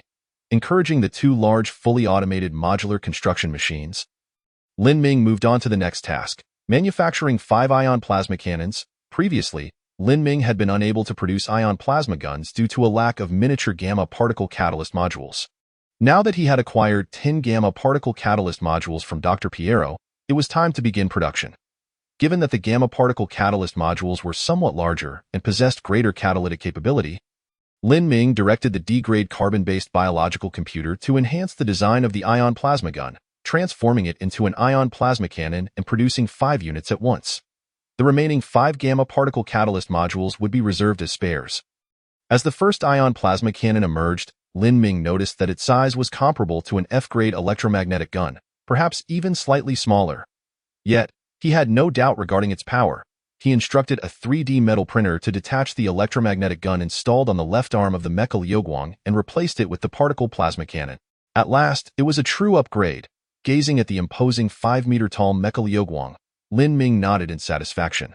This negotiation leverage should suffice. Chapter 169. We all can while the 3D metal printer toiled industriously. Lin Ming stifled a yawn. The previous negotiations with the Boater Council and the Boater Emperor had been mentally taxing. Coupled with a bit of wine during dinner with Tang Qingyin, he felt utterly fatigued. After inputting the data of the other individuals sent by Tang Qingyin into the 3D metal printer for the production of synthetic beings, Lin Ming climbed into the sleep pod, intending to rest for a while. Once inside, he promptly fell asleep. 9 hours later, Lin Ming awoke with a yawn. Messages from Tang Qingyin had been arriving for some time, but due to his habitual silencing of the ether crystal, he had not heard any. The world is vast, but sleep is paramount, Brother Tang. Lin Ming sent a message to Tang Qingyin. You've finally awakened, my esteemed Lin. Tang Qingyin's voice was filled with urgency. Yongxiang has already been placed on the operating table, and they are now preparing the skin. What? Why the skin preparation? Upon viewing the live stream shared by Tang Qingyin, Lin Ming glanced briefly before turning it off, showing little interest in such trivial matters. If you don't respond soon, I plan to charge in myself. Upon receiving Lin Ming's confirmation, Tang Qingyin quickly added the other 8 individuals to the group chat. Noticing the group name, Lin Ming couldn't help but chuckle. Operation Save Yongqiang Task Force. As for the group leader, it was naturally Tang Qingyin. However, Tang Qingyin soon ceded the title of group leader to Lin Ming. This operation is under the full command of Lin Ming. Very well, I shall not hold back, Lin Ming replied. Observing Tang Qingyin distributing electromagnetic guns and spare ammunition in the group chat, he said, First, let us have Pang Yongqiang send our synthetic being over. Yongqiang. Tang Qingyin added Pang Yongqiang to the conversation. Agree to my trade request? Agreed. I agree, but if I don't, I'll be left without a single hair on my body. At least leave me the curly ones. Having been pushed onto the operating table by a group of alien beings, Pang Yongqiang appeared on the verge of collapse as he watched them methodically shave his body hair. Seeing his synthetic being appear on the live stream, Lin Ming then reclined back into the sleep pod, projecting his consciousness into the synthetic being. Suddenly confronted by 10 aliens clad in heavy exosuits, these extraterrestrial beings were taken aback, chattering in their foreign tongue. One of them reaching for the emergency button. Whoosh! Tang Qingyin, quick on the draw, fired his electromagnetic gun, instantly exploding the head of that alien. That moment, Lin Ming finally had the opportunity to scrutinize the appearance of these extraterrestrial beings. He had to admit, they looked remarkably standard, just as one would envision aliens in a movie. Blue skin, large heads and eyes, and long, dexterous limbs. It appears that there is a fear of Pang Yongqiang possibly carrying a virus. The extraterrestrial being responsible for dissecting Peng Yongqiang is adorned with a glass helmet and clad in protective gear reminiscent of a lightweight space suit, thoroughly enveloping its entire being. Outside the dissection table, a cylindrical glass enclosure contains dozens of alien entities, some equipped with recording devices, seemingly observing the research conducted on Peng Yongqiang. Upon hearing yet another alien creature vociferously exclaiming, Lin Ming felt a discomfort in his eardrums and called out to Tang Chingyin. Did you not negotiate with them previously? Is there no shared translation system? A translation system? Tang Chingyin pondered for a moment. I believe such a thing exists. Share it with me? How do I share it?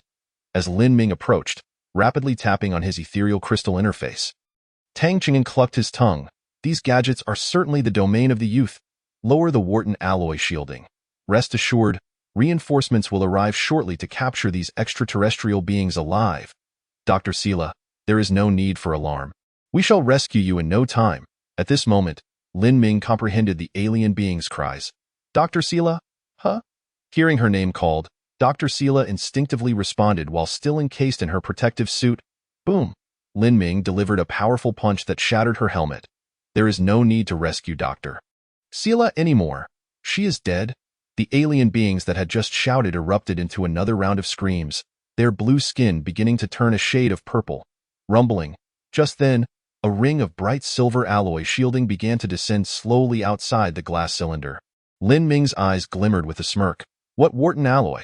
This is nothing but superalloy whoosh. A player from Tang province displayed remarkable reflexes, shattering the cylindrical glass barrier with a single shot before rolling out.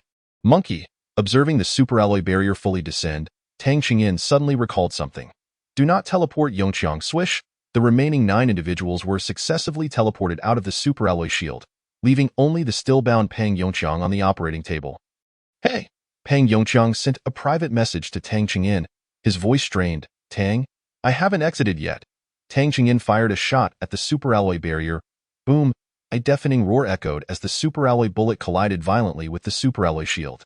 Lin Ming witnessed a fist-sized ablation circle appear on the superalloy barrier, with a depth of around 10 centimeters. The tremendous noise caused Peng Yongqiang to lose consciousness. Stop shooting? Seeing Tang Chingyin prepare to fire again, Lin Ming hurriedly intervened. Generally speaking, such shields are quite thick. Even if you manage to penetrate it, Yongqiang would likely be killed by the shockwave. Lin, you are correct. Tang Chingyin regarded Lin Ming. Do you have a good solution? Considering the immense power of the ion plasma gun, Lin Ming decided against it. He surmised that a single shot from the ion plasma gun would not only breach the superalloy barrier but also vaporize all entities inside. Why not just capture a researcher? Lin Ming directed a few individuals to apprehend dozens of alien staff members and inquired. Which of you can activate the superalloy barrier? None of the alien staff members spoke. Quite defiant. Line up. Tang Chingyin aimed his electromagnetic gun at one alien staff member. Can you activate the superalloy barrier? No whoosh, a flash of silver light passed as Tang Chingyin wiped the blue blood off his glass helmet and then asked the next alien staff member, Can you activate the superalloy barrier? After executing 10 or so alien staff members, amidst the trembling crowd, one individual timidly raised a hand. What is the superalloy barrier? Is it made of Wharton alloy? Yes, in that case, we can all activate it. Thanks to the generous donation of bubble milk tea from the esteemed book friend who enjoys braised fish skin. Gratitude to everyone for the likes. Let love fuel the energy. Chase reads and comments. Quickly wash up and sleep. For tomorrow at 7:30, military training awaits. Who on earth schedules meetings alongside military training? Turns out it's me, TAT. Chapter 170. More in Elite Special Forces. Lin Ming. Tang Chingyin? He then realized a slight misunderstanding had occurred with these extraterrestrial beings. My apologies. Tang Chingyin's eyes filled with sincerity. Can you assist us in activating this barrier composed of Wharton alloy? To avoid further misinterpretation, Tang Chingyin pointed at the nearby superalloy barrier.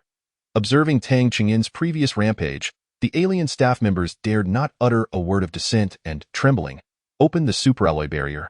Very well. You are free. Seeing the superalloy barrier gradually open, revealing Peng Yongqiang inside, Tang Chingyin was greatly satisfied and gestured for the remaining alien staff members to leave. You truly are kind-hearted. Observing Tang Chingyin allowing the staff members to depart, Lin Ming remarked with a hint of implication. Indeed. Tang Chingyin laughed heartily. I am simply a benevolent person. While the two conversed, Monkey chimed in the group chat. Boss, Reinforcements have arrived on the opposite side. Hold the line, Tang Qingyin instructed, transferring the heavy load of Pang Yongqiang's space suit to him, and tossed him an electromagnetic gun. Keep going, damn. It's finally my turn, Pang Yongqiang exclaimed, seizing the electromagnetic gun and charging forward. Boom! Amidst the cacophony of explosions, Pang Yongqiang rushed back. Boss, the firepower ahead is quite fierce, Lin. Tang Qingyin glanced at Lin Ming. It's time for your flying mimic crabs to get to work. All right. Lin Ming had been prepared. With a flick of his wrist, a miniature mimic crab soared forth. Compared to the initial challenge against the regional leader, these reconnaissance crabs were evidently more specialized in exploration. Their size had significantly reduced, now merely the size of a palm, with a buzzing turbine fan spinning at their core. Equipped with turbine fans and agile crab legs, these reconnaissance crabs could navigate through tight spaces. Moreover, Lin Ming had added a feature. Signal sharing. In complex environments, reconnaissance crabs relying on electromagnetic wave communication might encounter various obstructions from buildings. With the signal sharing function, these mimic crabs could form communication nodes amidst intricate electromagnetic conditions. As long as one node could connect with Lin Ming, all reconnaissance crabs would establish a successful link with him. Go! Lin Ming continuously launched the reconnaissance crabs, which buzzed into the air, flying into the passage ahead. Soon, the reconnaissance crabs appeared in every accessible passageway, even the ventilation ducts in the ceiling.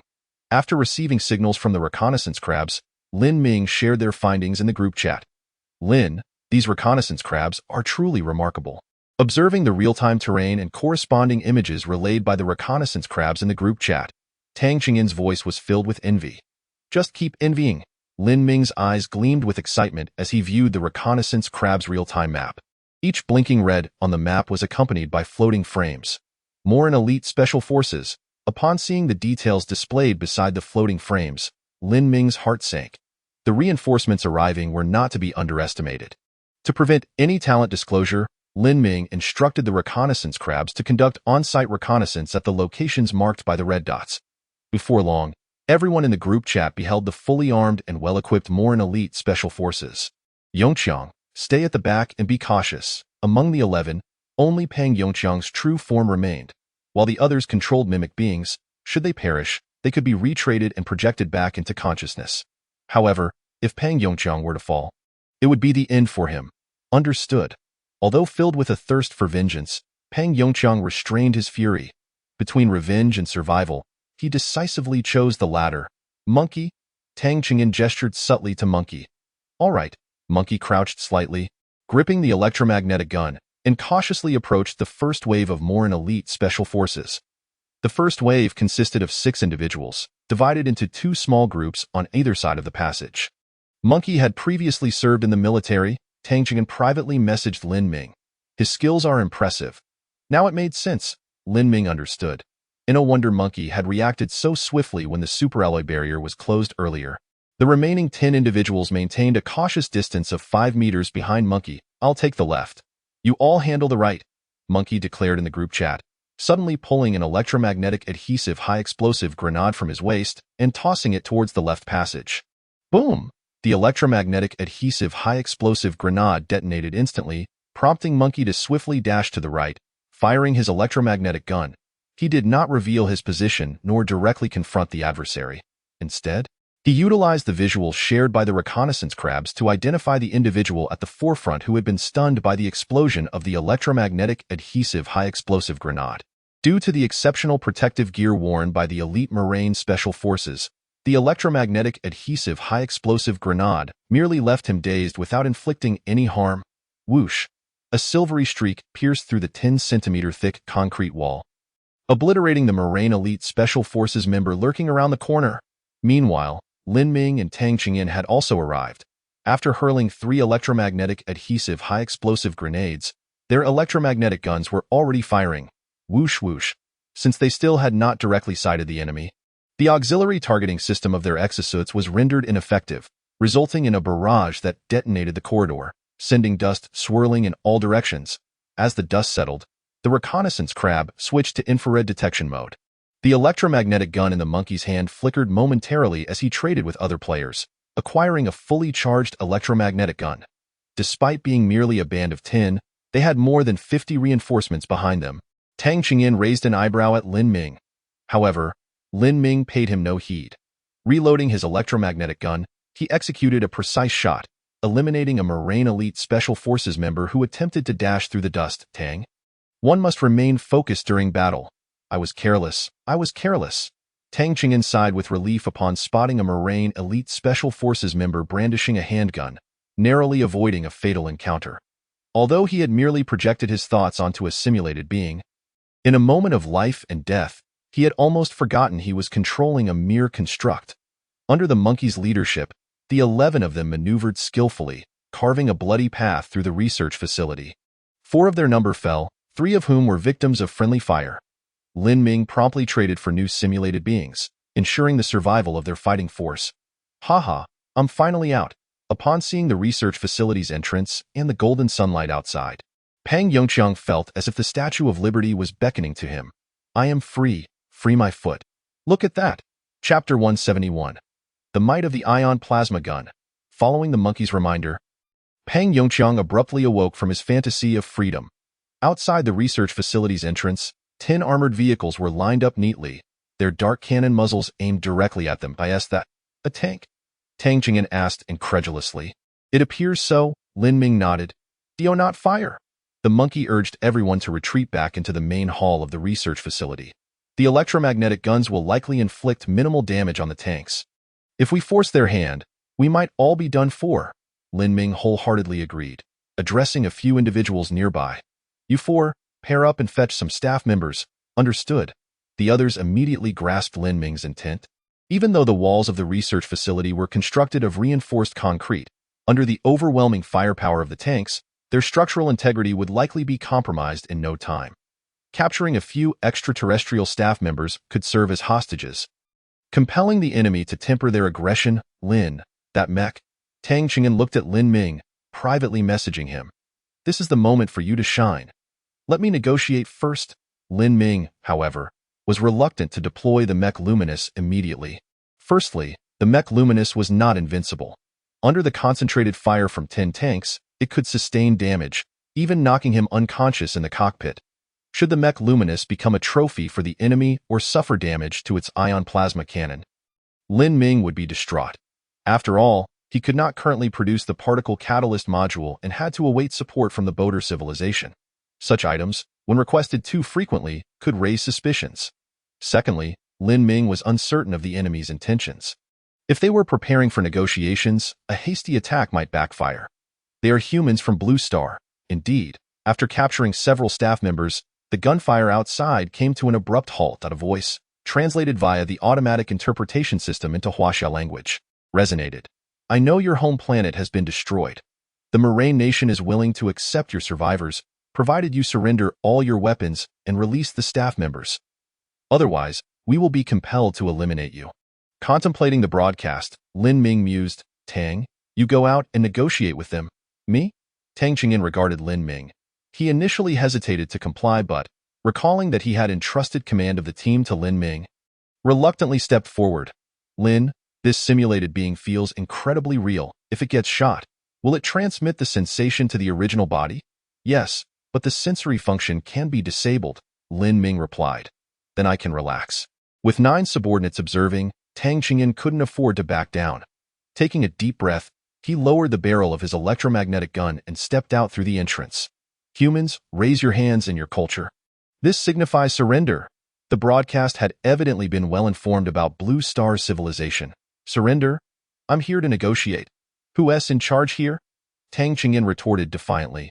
Lower your weapon, raise your hands, and slowly kneel. The broadcast continued. Otherwise.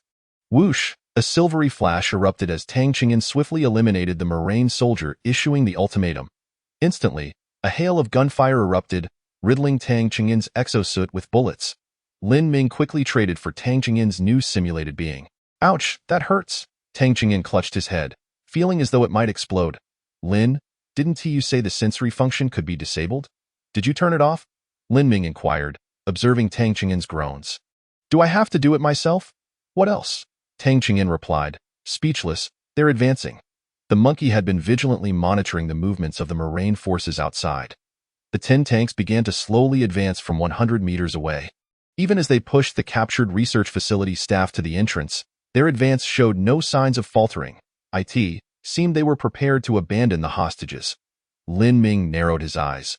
Then I have no choice. Mech, luminous. In an instant, a towering 5-meter-tall mech, entirely silver-white, materialized in the hall. Lin Ming leapt lightly into the palm of the mech luminous, which gently lifted him into the cockpit. So cool, the monkey exclaimed enviously, while the others nodded in agreement. Halt your advance, or I will open fire. Lin Ming's voice echoed through the mech's loudspeakers, carrying far beyond. Yet, the opposing forces showed no intention of stopping. Fine, if you won't accept my courtesy, you'll face the consequences. Lin Ming targeted the central tank, extending his right arm as the ion plasma gun launched forth. Wait, Lin, what kind of weapon is that? Tang Jing'an remarked, eyeing the palm-sized ion plasma gun skeptically. It's so small. Its power must be, whoosh, a sphere of ion plasma, the size of a soccer ball, shot forth, obliterating the central tank into countless shards of superalloy. The fragments of superalloy flew at high speed, penetrating the adjacent 2 tanks and disabling their power packs. The Moraine Elite Special Forces outside fared even worse, as a dozen fully armed squad members were reduced to a sieve, blue blood gushing from their bodies. With a single shot, the ion plasma gun incapacitated 3 tanks. Outside, the wails of the wounded filled the air, while silence reigned within the research facility. That must pack quite a punch.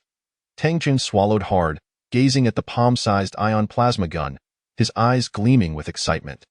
To the surviving humans of Blue Star, you have violated Moraine's laws. Please immediately surrender your weapons and raise your hands in capitulation, or the Moraine Elite Special Forces will show no mercy and eradicate you completely. The broadcast continued to blare outside. Show no mercy? If you dare, keep pushing forward. Observing the remaining 7 tanks retreating and the other Moraine Elite Special Forces members, the monkey scoffed. They retreat at the slightest hint of losses. What a pathetic army! Or perhaps their threats are not mere bluster, Lin Ming said, his expression grave. Through the shared vision of the reconnaissance crab that had flown out, he spotted a line of red dots rapidly approaching from the distance. It wasn't until the red dots passed overhead that the sound of thunderous engines reached their ears. Supersonic fighters. Tang Qingyan's expression darkened in an instant. Chapter 172. My speed surpasses yours. Supersonic fighters. Upon hearing Tang Qingyan's words, the expressions of the others shifted dramatically. They must think highly of us. They haven't even engaged in combat, and the fighter jets are already here? The monkey grumbled. The appearance of the luminous mech had injected a surge of confidence into them, especially seeing that seemingly small yet incredibly effective weapon, which further bolstered their morale. Yet, within less than a minute, their exhilaration was doused with cold water. Supersonic fighters. The weapon systems mounted on them extinguished any thoughts of resistance. A few air-to-ground missiles would suffice to wipe them out. Particularly, they had no means of counterattack. After all, those fighters were hundreds or thousands of meters above, capable of breaking the sound barrier at will. What could they do in response? Otherwise, Peng Yongqiang glanced at the others, a wry smile gracing his face. What they desire is me. I shall trade you away, leaving them with nothing. Peng Yongqiang's proposal met with no agreement. Yet, in that moment, silence spoke volumes. I am leaving now, Peng Yongqiang declared, preparing to exit the Institute's grand doors. Stay here and be safe. Lin Ming peered through the observation window of the mech, casting a glance at the ashen-faced Peng Yongqiang. Assessing the imposing entrance of the research facility, the door was exceptionally tall, designed with the passage of large equipment in mind. Consequently, the mech, Liuguang, could glide through unobstructed. Crack, crack. Controlling the mech, Lin Ming stepped out of the Research Institute's entrance. Humans from Blue Star, dismount your war machines, and we shall consider sparing you.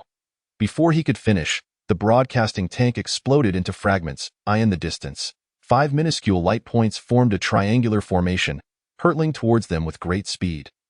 Lin Ming raised his left arm, aiming the ion plasma cannon, then fired. A colossal ion plasma mass surged forth, racing towards the supersonic fighter squadron. At the instant the cannon was aimed, the triangular fleet began evasive maneuvers.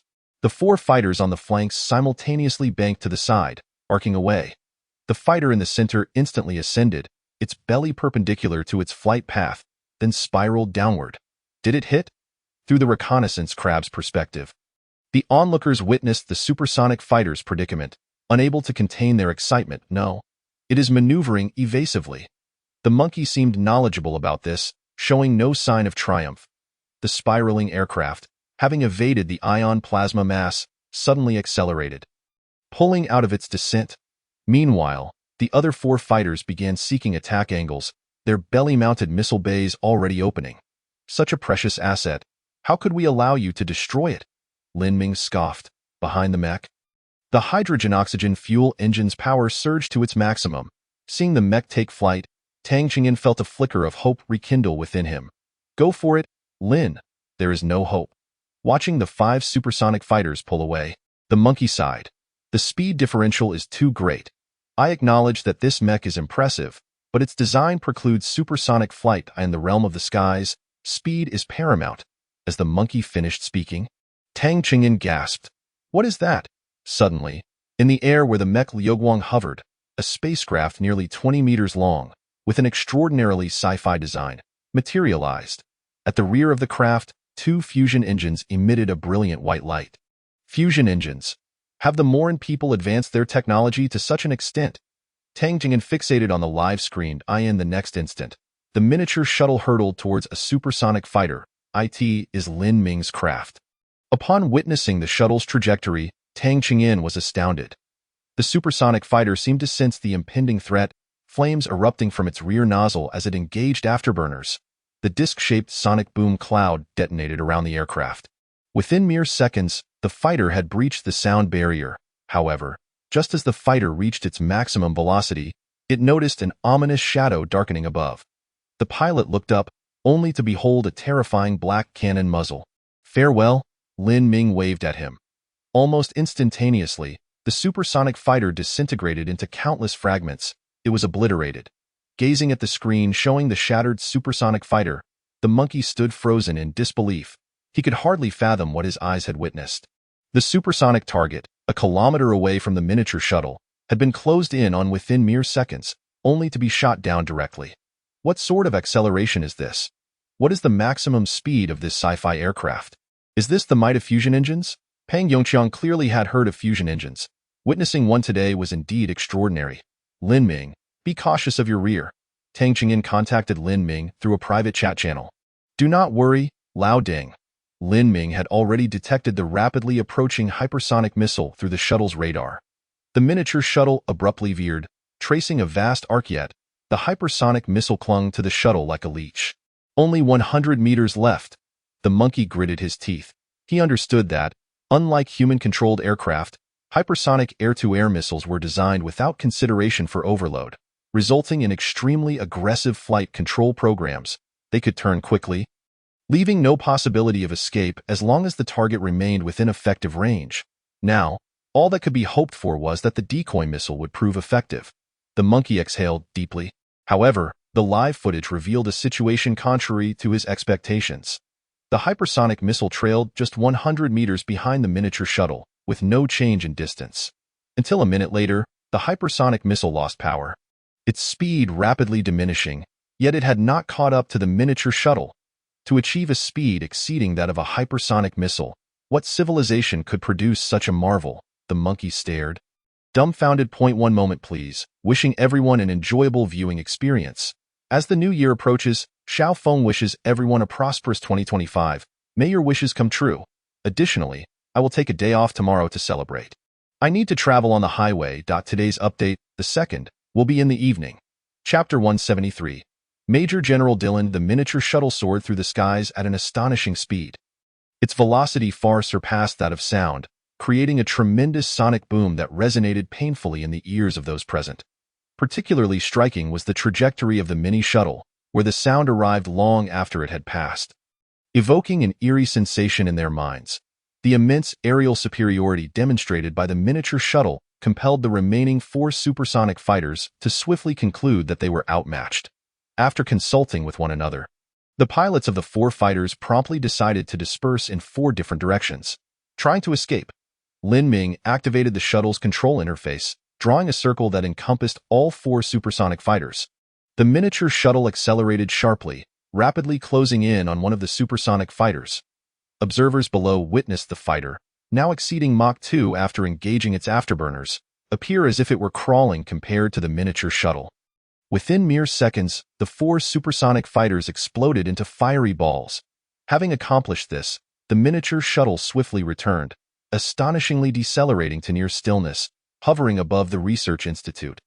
The rear hatch of the miniature shuttle opened, and the mech Liuguang emerged from within. Bathed in sunlight, the silver-hued miniature shuttle and mech sparkled brilliantly, resembling celestial beings descending from the heavens.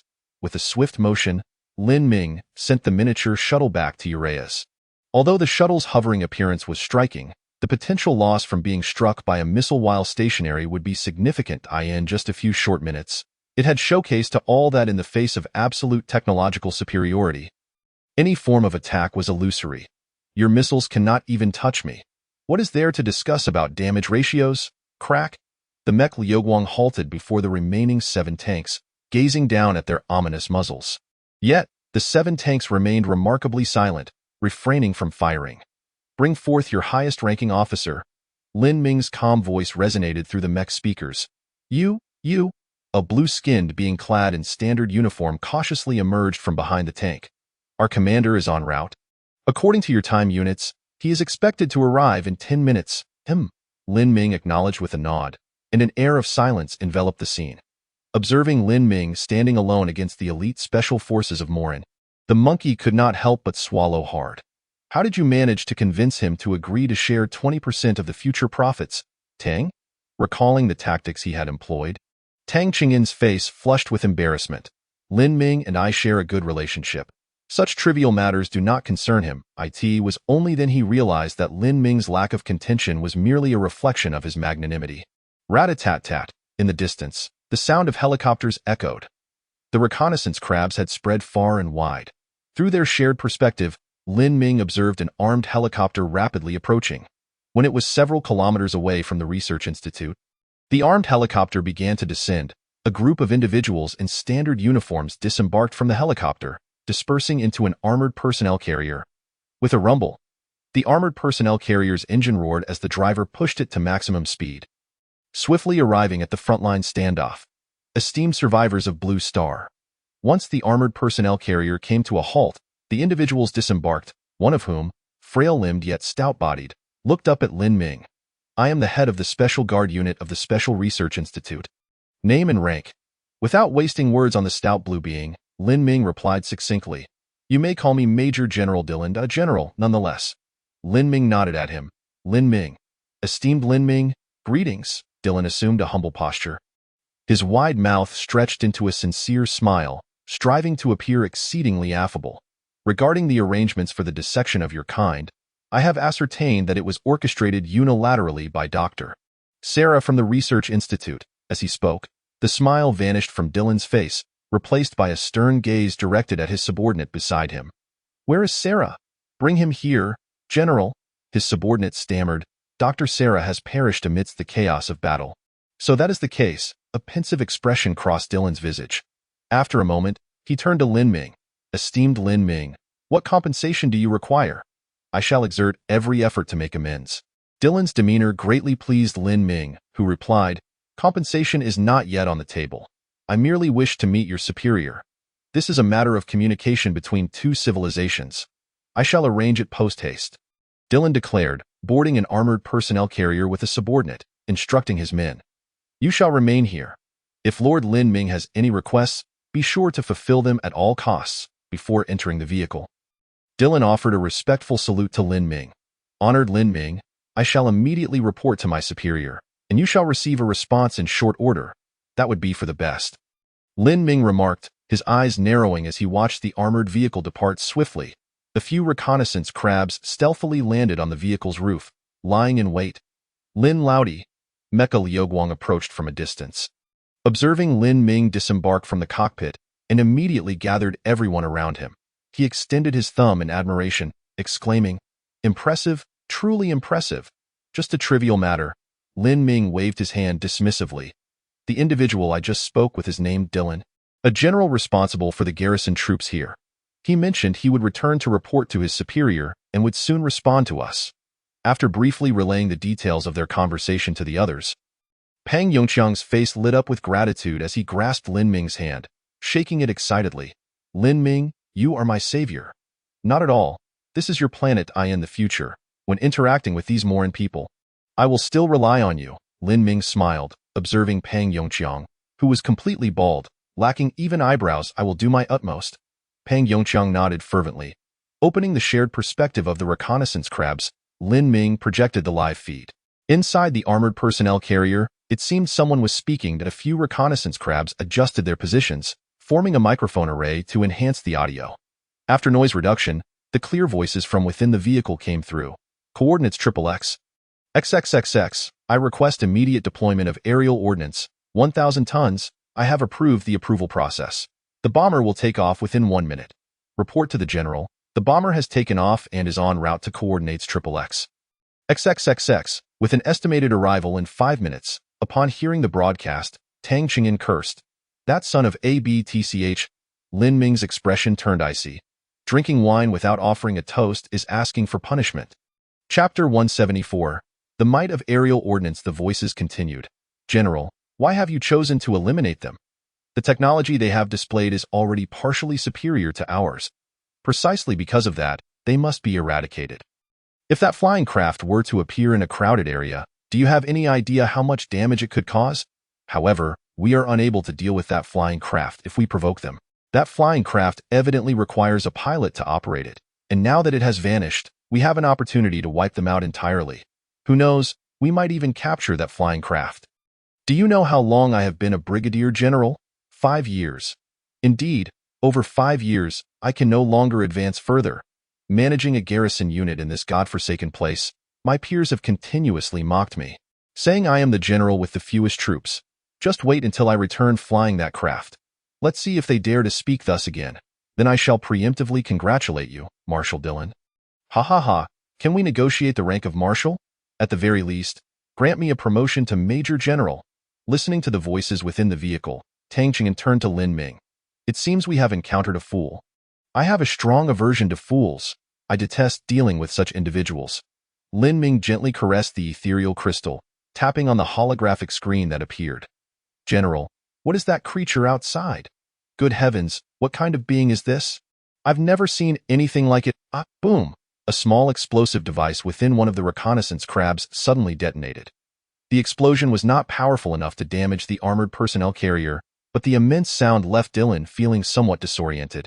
This is not a creature. It is some form of alien technology. They are coming. Heath, accelerate, faster. Yes, General. In the live feed, Dillon appeared visibly flustered. He saw a dark cloud rapidly approaching from the distant horizon. Through military binoculars, he discerned that it was not a cloud but rather a swarm of 1 to 200 black reconnaissance crabs. The combined sound of turbine fans created a deafening hum. Heath, hurry. How far are we from the armed helicopter? We will reach it soon. We can board the armed helicopter before they catch up. General, through the front window, he spotted the armed helicopter parked not far away and exhaled a sigh of relief. He, along with the driver and his confidant, swiftly boarded the helicopter, shouting, "Ascend, quickly ascend." The helicopter pilot had already received the message, starting the engines in advance, and the rotors began to spin slowly, fly higher. We've already reached the maximum altitude of 5,000 meters, General. We have distanced ourselves significantly from those alien technological creations.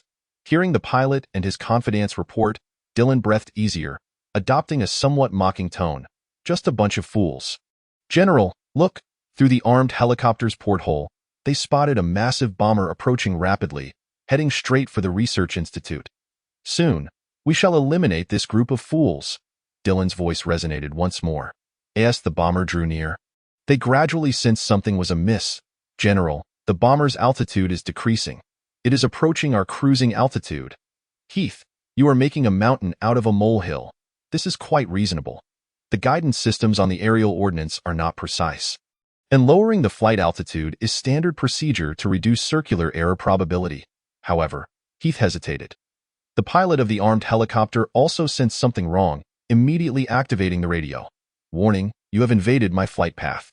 Please turn back immediately. The bomber's response came swiftly. I cannot turn. The controls have failed. The bomber continued its rapid approach. Even without military binoculars, Dylan could see a 5-meter-tall silver combat weapon standing on the bomber's back. He had seen it with his own eyes before. The alien creature had caught up. Dylan widened his eyes in disbelief, the size of goose eggs. The bomber continued to approach. At this moment, Dylan finally understood why the bomber's controls had failed. He observed two massive black creatures standing on the wings of the bomber, each gripping claw-like appendages, manipulating the flaps on the tail of the bomber. Another black creature was controlling the tail wing. 3 enormous black monsters had taken over the control of the bomber from the outside, directing it straight towards the armed helicopter. Fire rockets to shoot them down, Dylan commanded the pilot of the armed helicopter without hesitation. Whoosh! Small rockets launched from both sides of the armed helicopter. Simultaneously, the helicopter began to descend to avoid a collision trajectory. Boom! The target chosen by the pilot of the armed helicopter was exceptionally clever. Directly shattering one of the bomber's wings in an instant, the bomber's flight path began to tilt uncontrollably to one side. Well done. Seeing that the bomber had begun to veer, Dylan quickly asked, "How long until we reach the airport?" "Just 8 minutes, General. We will be safe soon." Before the pilot of the armed helicopter could finish speaking, a massive black suddenly rushed towards them from the front.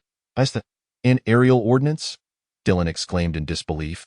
On the enormous aerial ordnance, a black crab-like leader was visible, its hydrogen-oxygen fuel engine emitting a brilliant blue flame, helping to make slight adjustments to its trajectory. "Quickly shoot that thing down, General. We have reached the blast radius." Boom! Several kilometers away, Tang Qingyin and the other 9 individuals, along with all members of the garrison unit, witnessed a colossal point of light ignite in the sky. This light grew larger, surpassing the brightness of the sun within mere seconds. "Quickly close your eyes. Do not look." Tang Qingyin promptly covered Peng Yongqiang's eyes. "Get down." The monkey reacted swiftly. Moments later, a tremendous shockwave swept through, uprooting nearby trees and shattering the windows of the research center. Brigadier General Dylan was dead. Thank you all for your likes, your support fueled by love, and for your continued reading and comments. This month, we shall resume our 2 updates. Chapter 175, The Capital of Morin. After confirming the death of Major General Dylan, Lin Ming decided to retract the few simulated crab leaders controlling the combat bombers.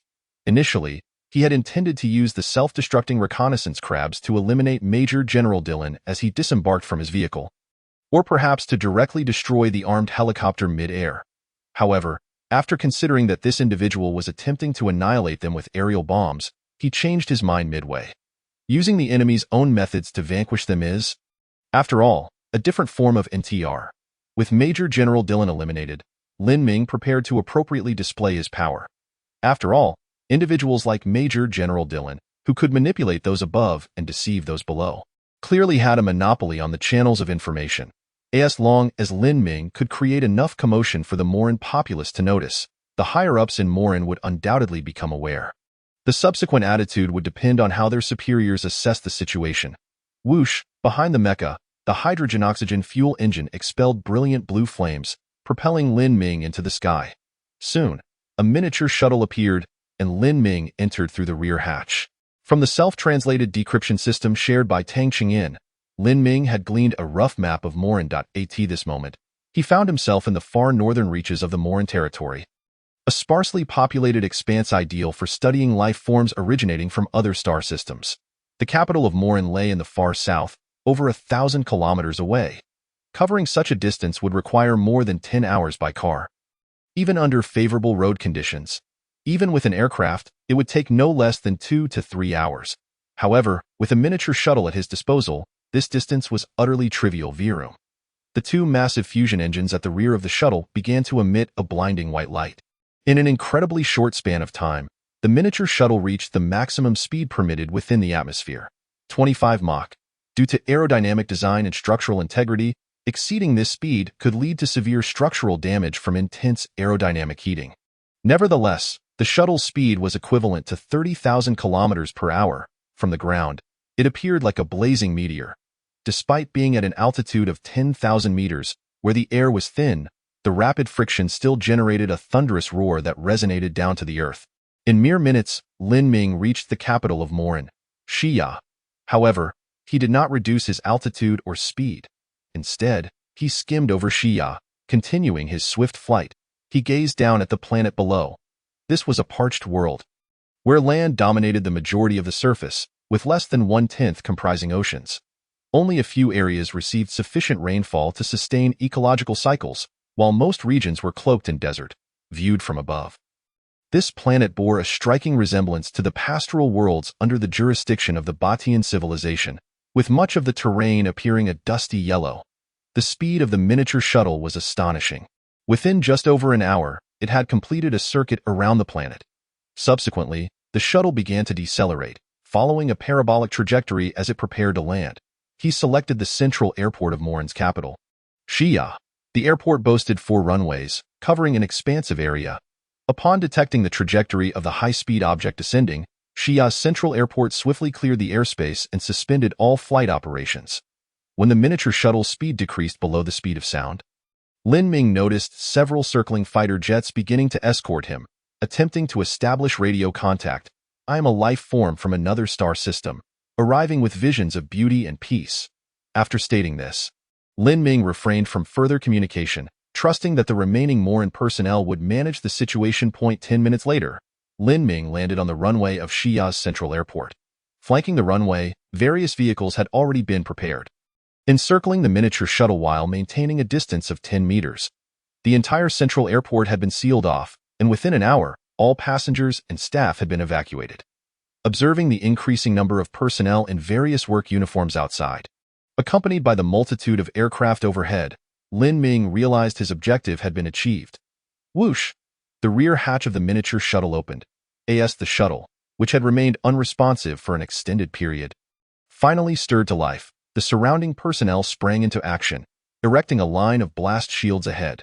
Clad in the mecha's luminescence, Lin Ming stepped out of the rear hatch, his voice booming through the loudspeakers, reiterating his message. "I am a life form from another star system, arriving with visions of beauty and peace. I wish to speak with your highest authority." After a brief silence, a notably taller Morin individual with distinctly well-developed limbs stepped forward. "Greetings. I am the highest authority here. You have misunderstood my intent. I wish to meet your nation's supreme leader. I was deceived by an individual named Dylan, who sought to eliminate me and my kind." Lin Ming's tone was icy.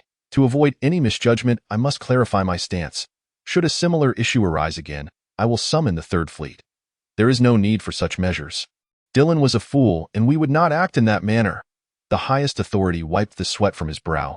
"Please hold for a moment. I will report to my superiors." "Very well." Lin Ming allowed the mecha's luminescence to reveal his face before returning to the miniature shuttle. Times. Maintaining an air of mystery proves more effective than direct communication. Just a few minutes later, the Morin individual, introducing himself as Colonel Gerard, informed Lin Ming via radio that he would promptly arrange a special aircraft to retrieve the other members of Lin Ming's kind located at the research center, after which the nation's supreme leader would meet with them. "I hope you do not contrive any schemes," Lin Ming replied through the radio. "Rest assured, aside from that fool Dylan, the soldiers of Morin possess lofty principles." Colonel Gerard, while elevating his own stature, did not hesitate to disparage his deceased colleague. "Lin, my brother." Tang Ching'an initiated a video call with Lin Ming. During the call, Lin Ming realized that Tang Ching'an was not aboard a passenger aircraft but rather in the rear seat of a 2-seater supersonic fighter jet. Tang Ching'an appeared astonished. "Lin, it seems you have orchestrated quite the impressive affair. These individuals intend to whisk us away to the capital in a supersonic fighter. We're about to take off. And I've never been on a fighter jet before." Excitement and wonder lit up Tang Ching'an's face. "Brother Tang, be mindful. The overload in a supersonic fighter is significant. Do not faint during takeoff." "You rascal," Tang Ching'an laughed heartily. "You underestimate me. Although I am over 50. Chapter 176, Prosperity and Progress. Observing Tang Ching'an, who lay back in his seat with rolled eyes during takeoff, Lin Ming chuckled and closed the video call interface. An hour later, 10 supersonic fighter jets, escorted by other aircraft, began landing one after another on the central airport's runway. As the supersonic fighters descended, 2 fire trucks each sprayed a graceful arc of white water, forming a ceremonial arch according to the records of the self-translation system. "This represented a welcome and respect for you." Colonel Gerard communicated with Lin Ming via radio. "The nation's supreme leader is prepared to meet with you." "Excellent." Lin Ming nodded in response. He disembarked from the miniature shuttle and saw that Tang Ching'an, the monkey, and others had already gathered near the shuttle. The lad who piloted the plane earlier mentioned that a special vehicle would soon arrive to fetch us. Tang Qingyin's eyes sparkled with envy as he gazed at the miniature shuttle behind Lin Ming. "Did you construct this, Lin?" "No," Lin Ming replied honestly. "This was built by a civilization from another planet. I have yet to master the related technology." "What a pity!" A fleeting shadow of disappointment crossed Tang Qingyin's eyes. Before long, a fleet of dedicated vehicles arrived, each assigned to an individual, a testament to the Moran people's capabilities. Observing the neatly organized convoy of 11 vehicles, Tang Qingyin's face radiated satisfaction. At his age, such matters of appearance held great significance. "Let us proceed." Lin Ming, at Tang Qingyin's insistence, took a seat in the lead vehicle. While the remaining individuals followed suit in the designated cars, a small maneuver had effectively clarified our hierarchy. Seated in the special vehicle, Lin Ming shook his head with a smile. After the convoy departed the airport, the scene that unfolded before Lin Ming was astonishing. The road ahead had been cordoned off, with no other vehicles in sight. The citizens of Moran were kept at bay, 100 meters away from the barriers, where a Moran soldier was stationed every 5 meters, armed and vigilant. Armored personnel carriers flanked the convoy, and as they passed, all the Moran soldiers saluted. A specialized bulletproof glass shield separated the driver from the rear, obscuring any view of the passengers. The entire convoy traversed what should have been a bustling urban area at a leisurely pace, encountering no obstacles along the way. Half an hour later, the convoy entered a military base. Proceeding without any stops, within the small group of 11, the others had already begun to chatter excitedly. "General Tang, what a grand occasion this is. I never anticipated that I would receive such treatment in my lifetime." "Haha, indeed. I suspect that even when welcoming other foreign dignitaries on this planet, the Moreland people would not go to such lengths. All thanks to General Tang and the esteemed Lin Ming." Observing the chat in the group, Lin Ming smiled silently.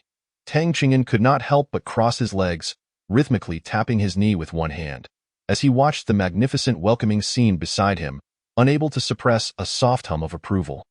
From the very entrance of the military base, a red carpet was laid out, extending several hundred meters beyond the gates. There, a group of individuals stood, seemingly having waited for quite some time. Lin Ming noticed a tall Moreland standing there, surrounded by others who kept a distance of over a meter, facing him, as if he were the sun and they the stars orbiting around him. That must be the highest authority of Moreland. Lin Ming mused to himself while observing the imposing figure. As the convoy began to decelerate, the armored personnel carriers skillfully dispersed, forming a loose circular perimeter. Teams of elite Moreland special forces swiftly descended from the armored vehicles, taking their positions with weapons drawn, facing inward in front of the awaiting Moreland. Lin Ming's dedicated vehicle came to a halt. The highest authority of Moreland gestured to those beside him, then personally approached to open the door for Lin Ming. "Greetings, I am Gonzalez, the highest authority of Moreland. Welcome to our land from afar. Hello, I am Lin Ming." Upon seeing Gonzalez extend his hand, Lin Ming did not hesitate to grasp it firmly and give it a shake. Click, click. The prepared staff nearby had already found the optimal angles, capturing the moment continuously. Tang Qingyin and several others were also welcomed out of their vehicles. "We have prepared a sumptuous feast, specially crafted to suit the tastes of Blue Star. We hope you will enjoy it." Gonzalez organized everything with great care, "and I have also set aside some fine wines that I have cherished for decades. Your command shall be my pleasure." Surrounded by others, the group entered a highly secured building within the military base. Indeed, as Gonzalez had mentioned, a lavish spread awaited them upon a grand round table, with dozens of attendants standing by to serve the meal.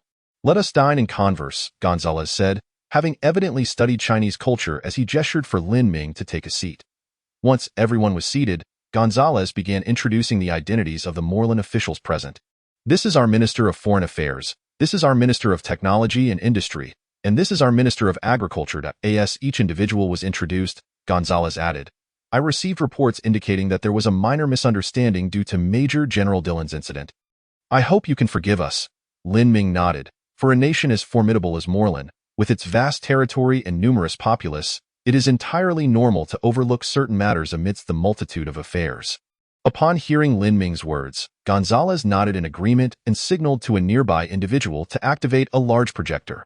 "According to your measurement units, Moreland's territory spans 34 million square kilometers.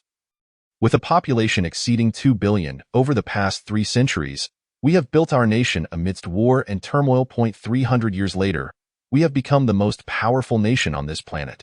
Goodness, the strength of this nation is quite impressive, a member of the chat group remarked. Indeed, its land area nearly surpasses the combined total of the top 5 nations on Blue Star, and its population does too. This is a fusion of the top 5. Pang Yongqiang swallowed hard.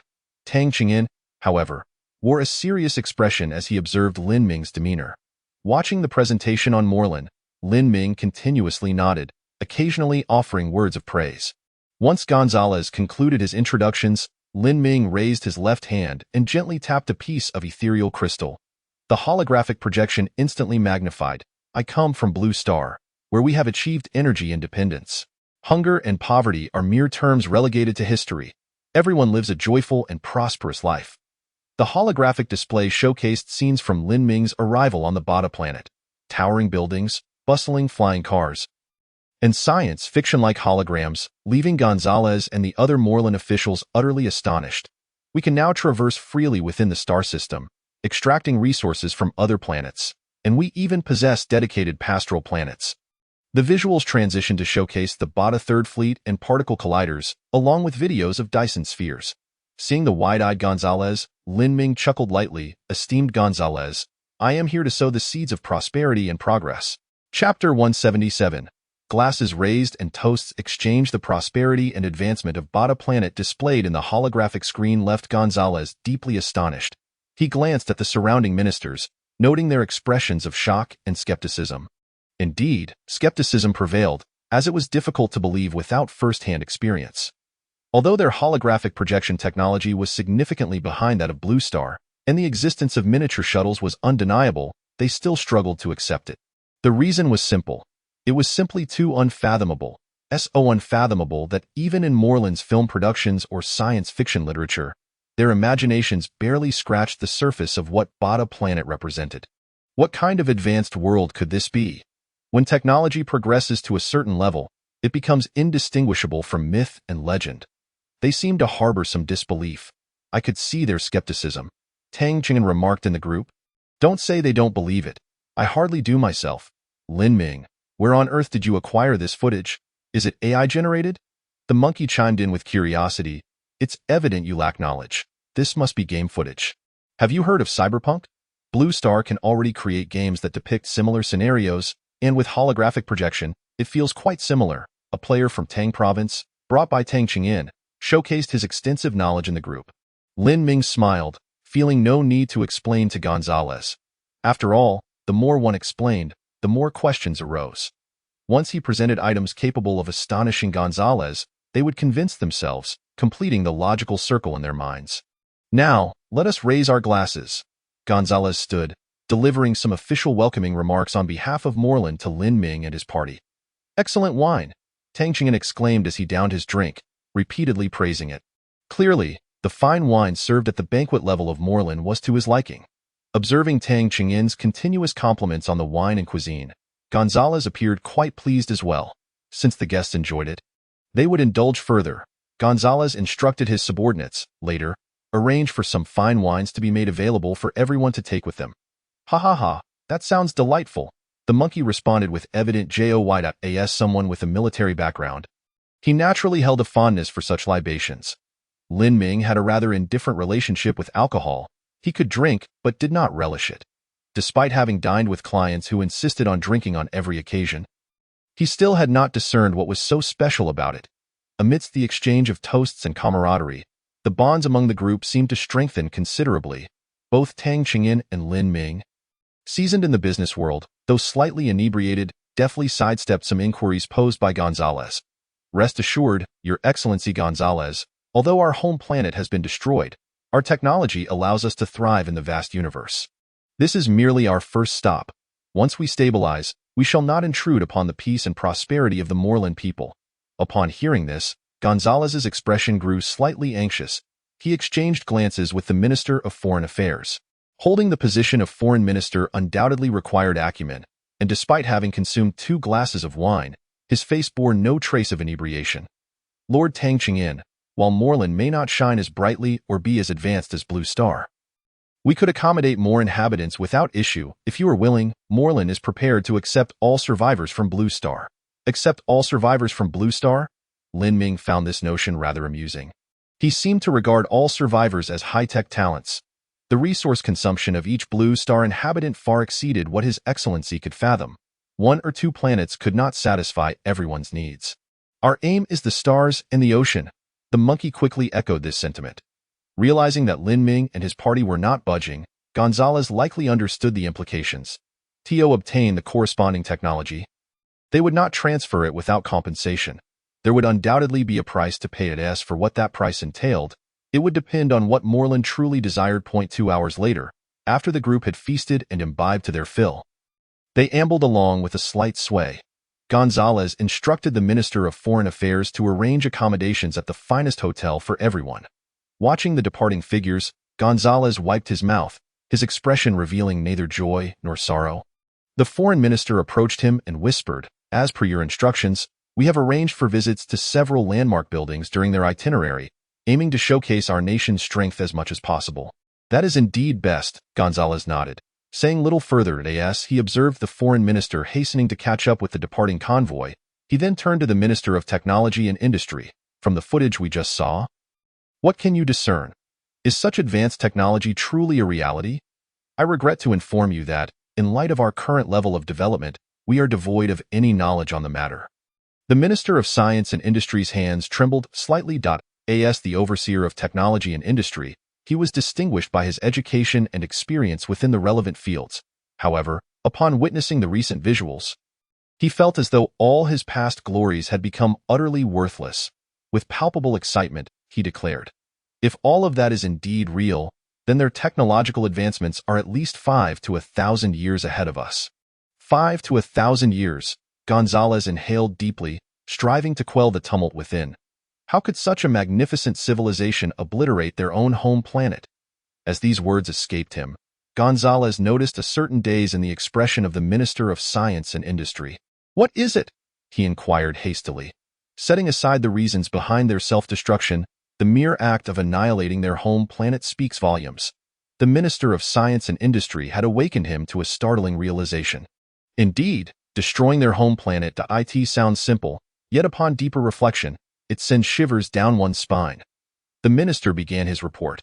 "We have also conducted geological explorations, including deep-sea investigations and borehole assessments. Currently, the deepest part of our planet's oceans reaches 5,382 meters. And our mini-submarine completed its exploration of the seabed several years ago. In terms of borehole assessments, we have drilled down to a depth of 18,000 meters, yet this distance is but a mere scratch on the surface of the entire planet. Presently, our nation has the capability to manufacture nuclear weapons. Within Blue Star's self-translation system, they have also regarded nuclear weapons as ultimate armaments.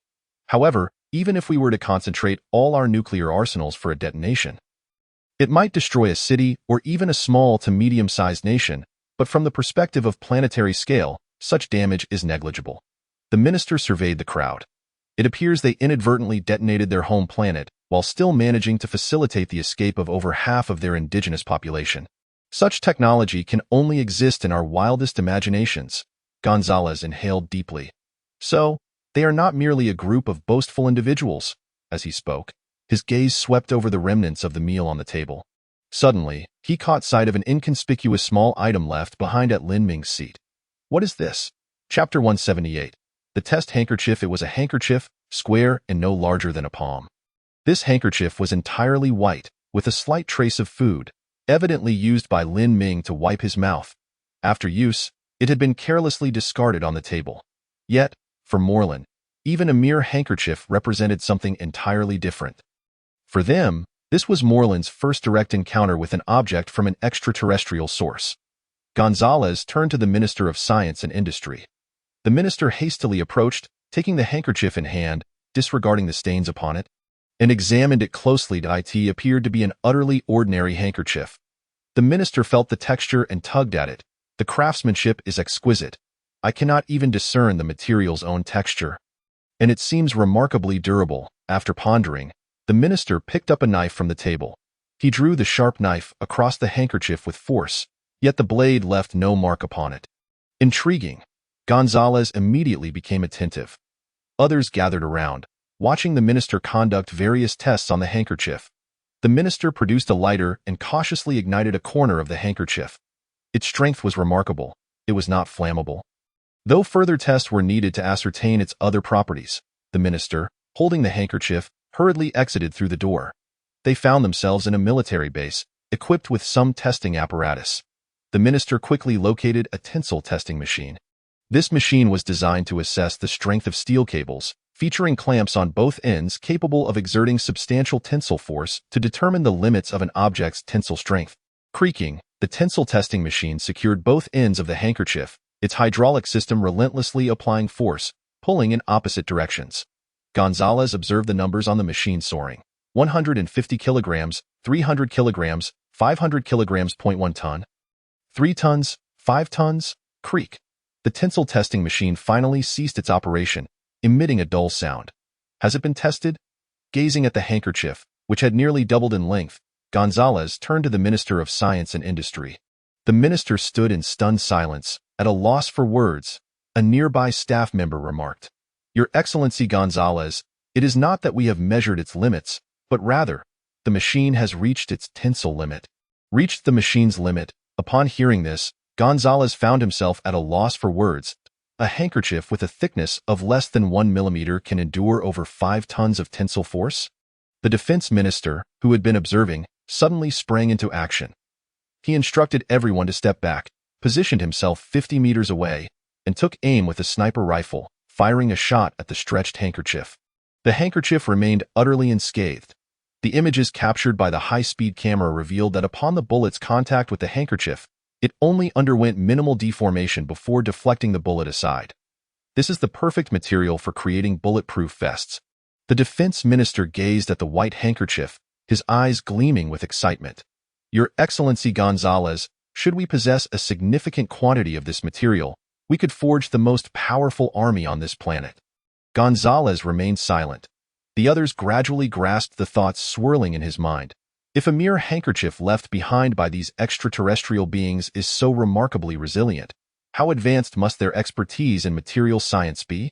As a technocrat who had ultimately risen to national leadership, he understood that often, the bottleneck in technological advancement lies within the realm of material science, a space elevator. Upon hearing Gonzalez's words, the Minister of Science and Industry could no longer contain his excitement. Indeed, in the visuals presented by those extraterrestrial beings, there were structures reminiscent of a space elevator. If we possessed such material, with our current technological capabilities, we could even construct a space elevator. Gazing at the white handkerchief still clamped in the tensile testing machine, Gonzalez commanded, "Remove this handkerchief and deliver it to the most prestigious national laboratory.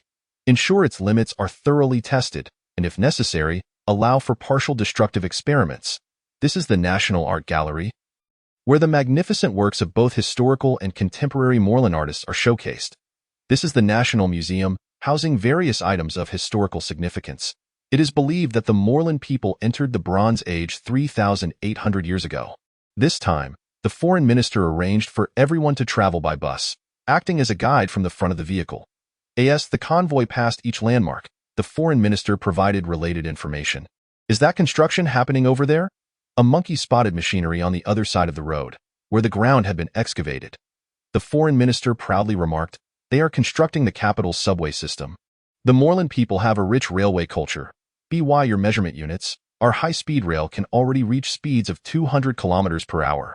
Within 5 years, the capital subway system will encompass 50 lines, with a total operational length exceeding 1,100 kilometers. Quite impressive." Tang Chingin nodded. "This operational length, even when compared to Blue Star, ranks among the top. Can we stop for a moment?" Lin Ming turned to the foreign minister. "I wish to observe the subway excavation equipment firsthand." Certainly. The foreign minister commanded the convoy to halt. Upon hearing Lin Ming's request to inspect the subway work across the road, soldiers from the armored personnel carriers swiftly dismantled the protective barriers in the middle of the road, then promptly laid down a red carpet leading directly to the subway excavation entrance, all within a mere 5 minutes. "Now that's efficiency." Tang Chingin nodded in satisfaction. Accompanied by the foreign minister, Lin Ming approached the subway excavation system, where he beheld an array of equipment, gantry cranes, pumps, concrete pouring machines, and most intriguingly, a shield tunneling machine. Dio, you have the blueprints for this device? I would like to take a look, Lin Ming inquired, pointing at the shield tunneling machine, which had temporarily halted due to their arrival. Chapter 179. Fully automatic shield tunneling machine. I need to look into this. The foreign minister was quick to respond. Within 10 minutes, the blueprints for the shield tunneling machine were delivered to Lin Ming. After sending the blueprints to the Urea planet, Lin Ming instructed the survival pod to commence decoding. Shield tunneling machine technology decoding in progress. Estimated completion in 5 minutes. Observing the prompt from the survival pod, Lin Ming nodded. The technology of the shield tunneling machine was not overly complex, and the survival pod swiftly decoded the relevant information. Lin Ming examined the specifics. The design was largely consistent with his understanding of shield tunneling machines. The shield tunneling machine primarily consists of a tunneling system and a stabilization system. The alloy gears at the front burrow through the earth, while a dedicated crew compartment at the rear is responsible for covering the freshly excavated tunnel with lining and related stabilization structures. However, due to technological constraints, the stabilization system requires human operation. At this moment, Lin Ming found himself lacking manpower. Nevertheless, with the presence of a Class D carbon-based biological computer, these challenges posed no significant issue. Activate the D-class carbon-based biological computer while integrating the following components: a shield tunneling machine, a large fully automated modular construction machine, an artificial crab leader, and a microwave power transmission module receiver. The research focus is the fully automated shield tunneling machine. Specific metrics: the shield tunneling machine will be powered by microwave energy, with the excavation system's core materials upgraded to superalloy, capable of performing excavation and stabilization tasks autonomously. Based on the computational capacity of the D-class carbon-based biological computer, the current research will consume 45,000 units of research points. Confirmed. Research complete. You have mastered the technology of the fully automated shield tunneling machine. Done. Observing the prompt screen displayed by the ether crystal, Lin Ming promptly sent the instructions to the large fully automated modular construction machine, initiating the manufacturing process by modules.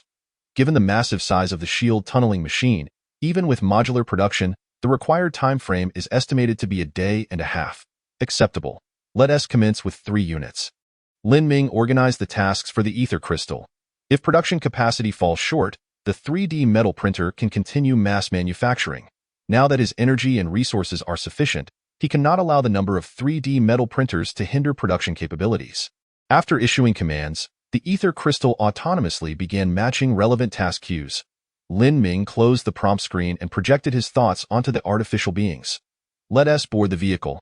After gathering the necessary items, Lin Ming and Tang Qingyan, accompanied by the construction project manager, reviewed the engineering introduction before returning to the bus. What prompted the sudden decision to inspect this project? Tang Qingyan inquired privately via message. To understand their specific development progress, Lin Ming casually provided a reason. Tang Qingyan nodded in acknowledgement. Judging by the construction site, the mechanical engineering technology of Morin Nation is progressing well, though their advancements in automation and electronics remain average. Ladies and gentlemen, this will be your accommodation. Shortly, the Minister of Foreign Affairs escorted them to a hotel designated for receiving foreign dignitaries. Lin Ming and Tang Qingyan maintained neutral expressions. After all, due to work commitments, they frequently stay in hotels and have seen many. The others, however, were unable to contain their excitement upon seeing the opulent hotel and began chatting animatedly in the group. Yet, having indulged in a hearty meal, they found themselves in a pleasantly tipsy state, causing the discussions to dissipate quickly as one by one, they retired to their rooms for rest. Controlling the artificial beings, Lin Ming dispatched 2 artificial crab leaders to patrol before retracting his thoughts. He intended to check on the progress at the meteorite pit where the ecological zone is located.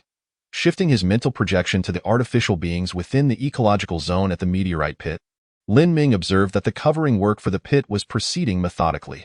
Currently, the project is still in its early stages, with the large fully automated modular construction machine and the 3D metal printer engaging in large-scale self-replication. Within the resource meteorite pit, numerous solar panel arrays have begun installation and framework mining systems have started operations near key resource points. After reviewing the progress estimates from the ether crystal, Lin Ming noted that the initial preparation phase would require at least 5 to 7 days, followed by the official commencement of the project. However, there was an exciting piece of news.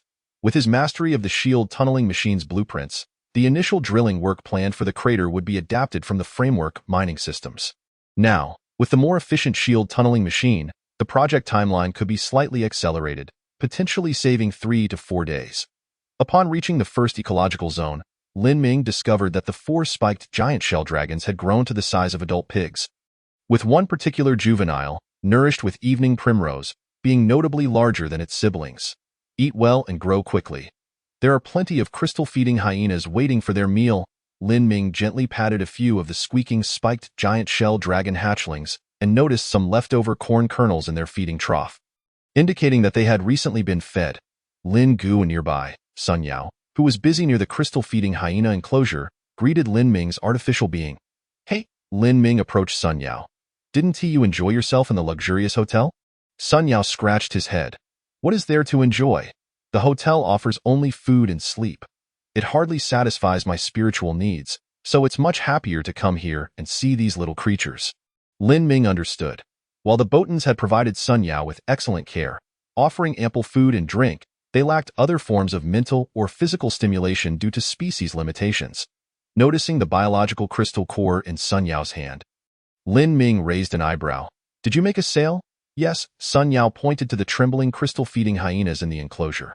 I observed that an adult crystal-feeding hyena, after being continuously fed for 3 days, will produce a biological crystal core.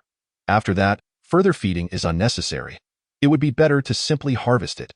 Observing the artificial crab leader standing beside the enclosure, along with a pool of blood, Lin Ming clicked his tongue. Clearly, assigning Sun Yao to manage the ecological zone was a perfect allocation of resources. However, I also conducted an experiment. Sun Yao indicated a distant enclosure. I haven't touched the crystal-feeding hyenas over there. I'll check back later to see if the biological crystal cores they produce improve in quality. Good, Lin Ming nodded. Speaking of quality improvement, he recalled the slime planet. The half-dry grass seeds had been sown there for a while. He wondered how they were faring now. Mental projection, slime planet. Chapter 180. Testing the shield tunneling machine. Switching his thoughts to the artificial being on the slime planet, Lin Ming found that, having not been used for an extended period, the artificial being had entered low-power mode. Upon projecting his thoughts, Lin Ming felt a bit disoriented, only regaining clarity after about 10 minutes. Let's see how the half-dry grass has grown. Lin Ming stood up, summoning the mech flowing light.0. Before leaving the survival pod, Lin Ming glanced back. The survival pod remained intact. The decomposition core inside is quite valuable. I wonder how long the reverse engineering will take. Reverse engineering the core module, utilizing an E-class chip. Based on the computational power provided by the current chip, the estimated duration for reverse research is 1,000 days, consuming 1 unit of energy per hour. Shall we commence reverse research? Increase the quantity of E-class general-purpose chips and utilize the computational array. Upon seeing the 1,000-day estimate, Lin Ming nodded. Now equipped with a computational array, he could compress the reverse engineering time to less than a day. Once the decomposition core module is produced, he would be able to decompose technological creations anytime and anywhere without needing to bring them next to the survival pod. After all, some technological artifacts, like fusion engines, are exceedingly dangerous. Should anything go awry, his survival pod would be at risk. Lin Ming had already acquired most of the functions of the survival pod, but he still couldn't produce the decomposition core or the core computational module for deciphering technology. Therefore, it was wise to treat the survival pod with care. Adding the reverse engineering of the survival pod's technology deciphering computational module to the queue, Lin Ming entered the cockpit of the mech flowing light and soared into the sky. The slime planet greeted him with a sea of green. Yet amidst this verdant expanse, Lin Ming spotted a hint of purple. His eyes sparkled with excitement as he registered the information about the purple hue. Half-dry grass medicine, D. Has it reached D-class? Lin Ming slightly lowered his flight altitude. Below him, the lush green ground was interspersed with robust purple roots growing voraciously. The once white roots had thickened to the girth of an adult's waist, their color deepening to a rich purple, gradually approaching black. Occasionally, when green slime colonies encountered the purple roots, numerous tiny roots would sprout from the thick purple tendrils, absorbing the green slime entirely within minutes. Subsequently, The color of the deep purple roots would intensify further. Previously, the highest-tier biological crystal cores on the slime planet were merely classified as D. He wondered if the half-dry grass could surpass this limitation. Watching the half-dry grass continue its relentless consumption of surrounding nutrients, Lin Ming nodded in encouragement. Keep it up. Whether I can obtain a C-class carbon-based biological computer akin to that of the Botans will depend on your success. After motivating the half-dry grass, Lin Ming returned the artificial being to the vicinity of the survival pod, replenished the carbon-based body with enhancement nutrients, and then re-entered a state of dormancy. His consciousness returned to his physical form. Lin Ming and Sun Yao shared a light meal while also producing a fully automated shield tunneling machine. He was eager to test this new creation. Are you suggesting that you have implemented some minor optimizations to our shield tunneling machine system? The Minister of Foreign Affairs expressed mild astonishment at Lin Ming's request. Lin Ming had indeed improved their shield tunneling machine design and was prepared to conduct tests. I cannot make any promises. I will need to present this to the highest authority. The Minister of Foreign Affairs quickly reported Lin Ming's request to Gonzalez. Gonzalez responded with a single directive. Let him proceed as he wishes. There is no need to obstruct him. I apologize to everyone. This account was opened using a friend's identification, and as a result, I faced unforeseen repercussions. I have not received my manuscript fees. The payment for December remains unpaid, which has severely affected my morale. Moving forward, I will treat this as a labor of love, providing daily updates in brief segments to conclude the novel and avoid leaving it unfinished. I sincerely apologize once again to everyone. Chapter 181. The test commences with the directive from Gonzalez in hand. The subsequent proceedings became exceedingly straightforward. Before long, the subway station previously visited by Lin Ming was cleared out. The chief engineer overseeing the entire project stood before the station, elucidating the current progress to Lin Ming. This subway node, measured in your units, is approximately 2.5 kilometers from the next station. We have completed 1/3 of the excavation, and we estimate that the remaining work will be finished in 2 weeks. Observing the proud chief engineer, Lin Ming nodded. Has the shield machine inside been cleared out? Not yet. The chief engineer shook his head. The shield machine is too large. It was assembled underground, and we do not possess the heavy lifting equipment necessary. However, he gestured toward another direction. We have arranged for another shield machine, which commenced excavation from the opposite end, ensuring that it will not interfere with the related experiments. Acknowledging this, Lin Ming nodded. The capital city's subway serves as the nation's FAAD, classified as a national project. The fact that a subway node has been allocated for Lin Ming's experimentation indicates Gonzalez's substantial regard for him. Perhaps the high-strength, lightweight material that formed the handkerchief left behind had begun to yield results. Accompanied by a group, he descended into the subway node. Upon witnessing the vast, pre-cleared cavern ahead, Lin Ming requested relevant data and discovered that the fully automated shield machine could indeed fit within it, with ample room to spare. Next to the Minister of Foreign Affairs stood numerous individuals who, to Lin Ming, appeared indistinguishable apart from their varying heights and builds. After the Minister of Foreign Affairs introduced them, Lin Ming realized that among the crowd was the Minister of Science and Industry, whom he had only met once before. However, he had little impression of this minister, as he found him no different from the others surrounding him. Esteemed Lin Ming, greetings. The Minister of Science and Industry shook hands with Lin Ming, pointing to the crowd wielding camera equipment. Rest assured, they are not journalists but personnel for documenting scientific experiments. This experiment is entirely confidential, and there will be no leaks. Very well, Lin Ming replied with a nod. With a light wave of his hand, a colossal fully automated shield machine materialized in the expanse before them. Ah, this. The Minister of Science and Industry's eyes widened in astonishment. In his understanding, there existed no knowledge capable of explaining the phenomenon before him. After a brief moment of shock, the minister redirected his focus to the immense automated shield machine. From a mere visual standpoint, this enormous machine bore little distinction from those they produced, save for its silvery hue. Due to the requirement for external functionalities, Lin Ming also brought in a relay hub for power supply. Subsequently, the fully automated shield machine began its rumbling excavation. As it commenced digging, the Minister of Science and Industry immediately noted a difference. Esteemed Lin Ming, does this shield machine not require personnel for reinforcement inside? Not at all, Lin Ming replied with a smile.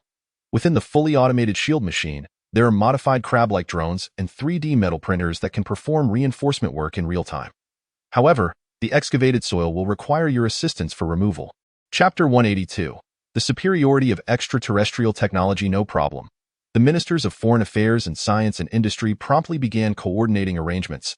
Soon, they realized something was amiss. The reason was simple. The speed at which the excavated soil was accumulating was astonishingly rapid. Within a mere half-hour, the volume of soil requiring removal had reached the operational limit of the removal fleet for the day. The fully automated shield machine had no choice but to temporarily halt its work.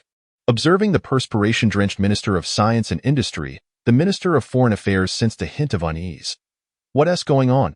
Upon hearing the inquiry, the Minister of Science and Industry replied, "The excavation efficiency is extraordinarily high."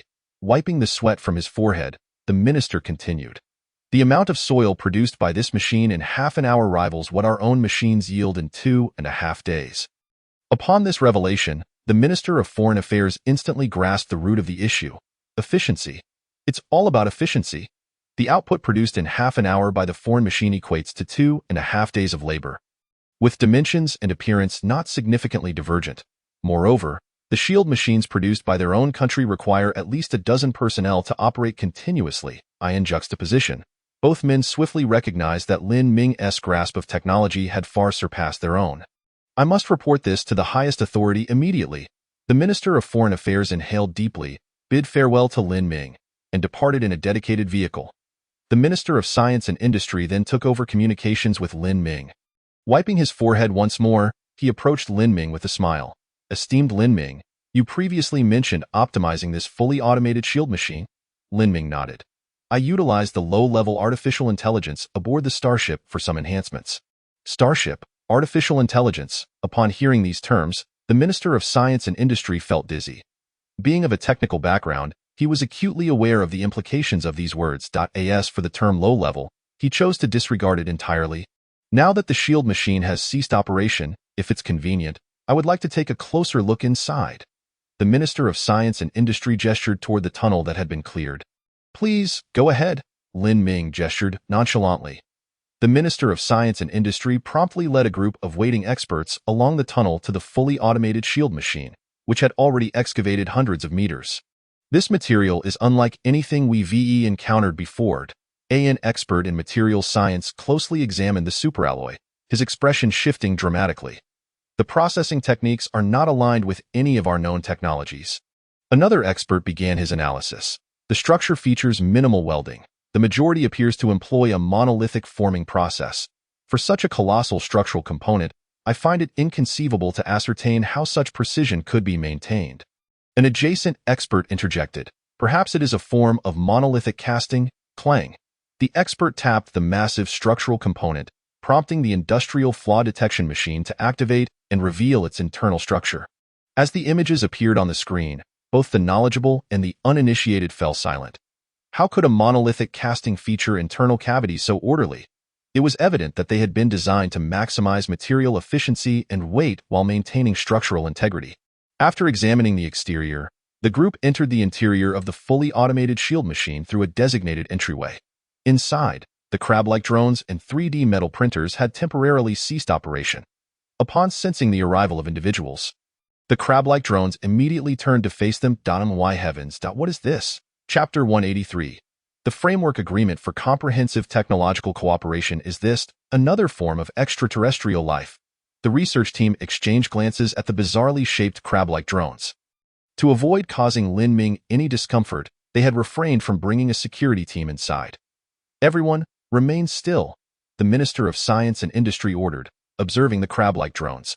Several minutes later, confirming that the drones exhibited no signs of aggression, he instructed one of his subordinates to cautiously approach. The crab-like drones remained unresponsive. "Stop." Upon witnessing the audacious subordinate attempting to touch one of the drones, the Minister of Science and Industry immediately intervened. "Are you trying to lead us all to our doom?" With an irritated expression, he ushered the subordinate aside, and the exploration team carefully passed by the crab-like drones. After circumventing several of them, the team arrived at the excavation chamber of the fully automated shield machine. Between the excavation chamber and the stabilization module lay a layer of superalloy serving as a barrier, with a large superalloy door securely locked. "It won't budge." Someone immediately attempted to open it, but despite their efforts, the superalloy door remained immovable. "Minister, it moved!" A voice from behind exclaimed in panic. The Minister of Science and Industry turned sharply to find that the previously motionless crab-like drone had inexplicably approached them and now stood silently behind them. Without hesitation, the Minister of Science and Industry commanded, "Move to the sides." The group swiftly dispersed. Creak. The crab-like drone approached the superalloy door, extending its pincers to manipulate it. To everyone's astonishment, the previously unyielding superalloy door swung open. Seeing the crab-like drone retreat to its original position, the Minister of Science and Industry wasted no time, stepping boldly through the superalloy door. "Minister, we are uncertain of the safety inside." No time for idle chatter. "To hear the truth today is worth dying tomorrow," the Minister of Science and Industry proclaimed, after which silence ensued. "Minister." Upon realizing something was amiss, someone followed him inside, only to discover that the Minister of Science and Industry was unharmed. Intently gazing at a small machine ahead, it was not a particularly large machine. It had a modest base, with a curved mechanical arm gracefully in motion. The pinnacle of the mechanical arm. A series of crackling electrical sparks emerged incessantly. With each flicker of these sparks, a superalloy structural module designed for support was gradually printed into existence. "This is the miracle," the Minister of Science and Industry murmured to himself. Under the auspices of the Minister of Science and Industry, the Comprehensive Cooperation Framework Agreement between Morin and Lin Ming was fully set in motion. The agreement stipulated that Lin Ming would unreservedly provide all the technological knowledge at his disposal. In return, following the activation of the interstellar gate, Morin would furnish Lin Ming with a starship capable of prolonged interstellar travel. The framework agreement has been signed, esteemed Lord Gonzalez, and now, let us commence our ambitious plan. Within a decade, we shall open the interstellar gate. I have seen fellow readers express a desire for similar books. I too find myself in contemplation. This book's data is, in truth, rather ordinary, perhaps due to the erratic writing in the earlier sections. Those who wish to see a new book that revisits the original plot may leave a comment here. Naturally, previously written content will not be revisited. Finally, I extend my heartfelt gratitude for everyone's support. Chapter 184.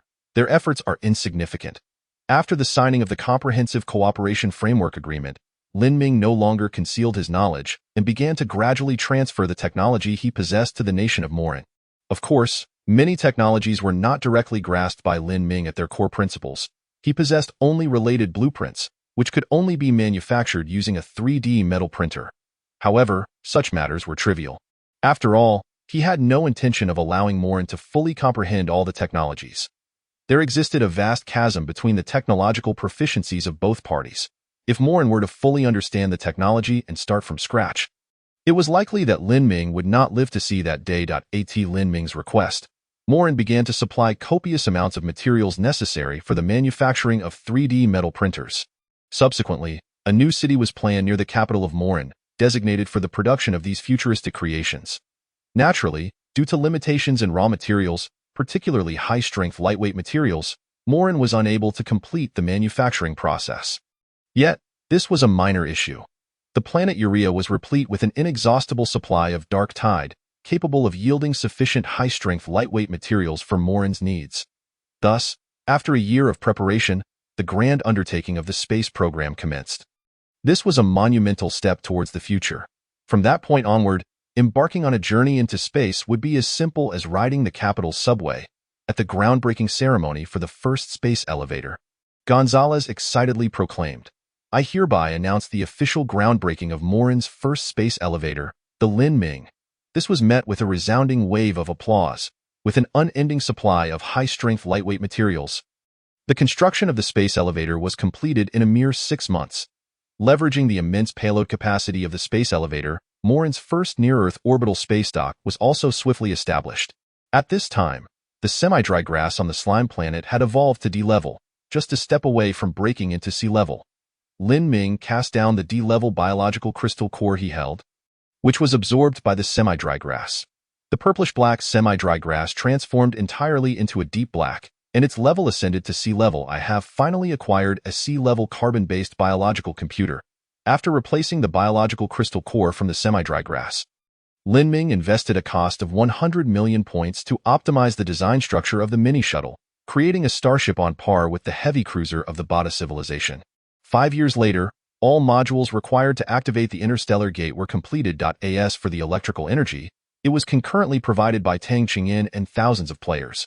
Over nearly a decade, although they had not completed the construction of the Dyson sphere, they had successfully finished portions of the modules. The energy required to activate the interstellar gate was more than sufficient. A decade later, accompanied by a powerful wave of energy, a translucent bubble rapidly expanded in the space ahead. Farewell.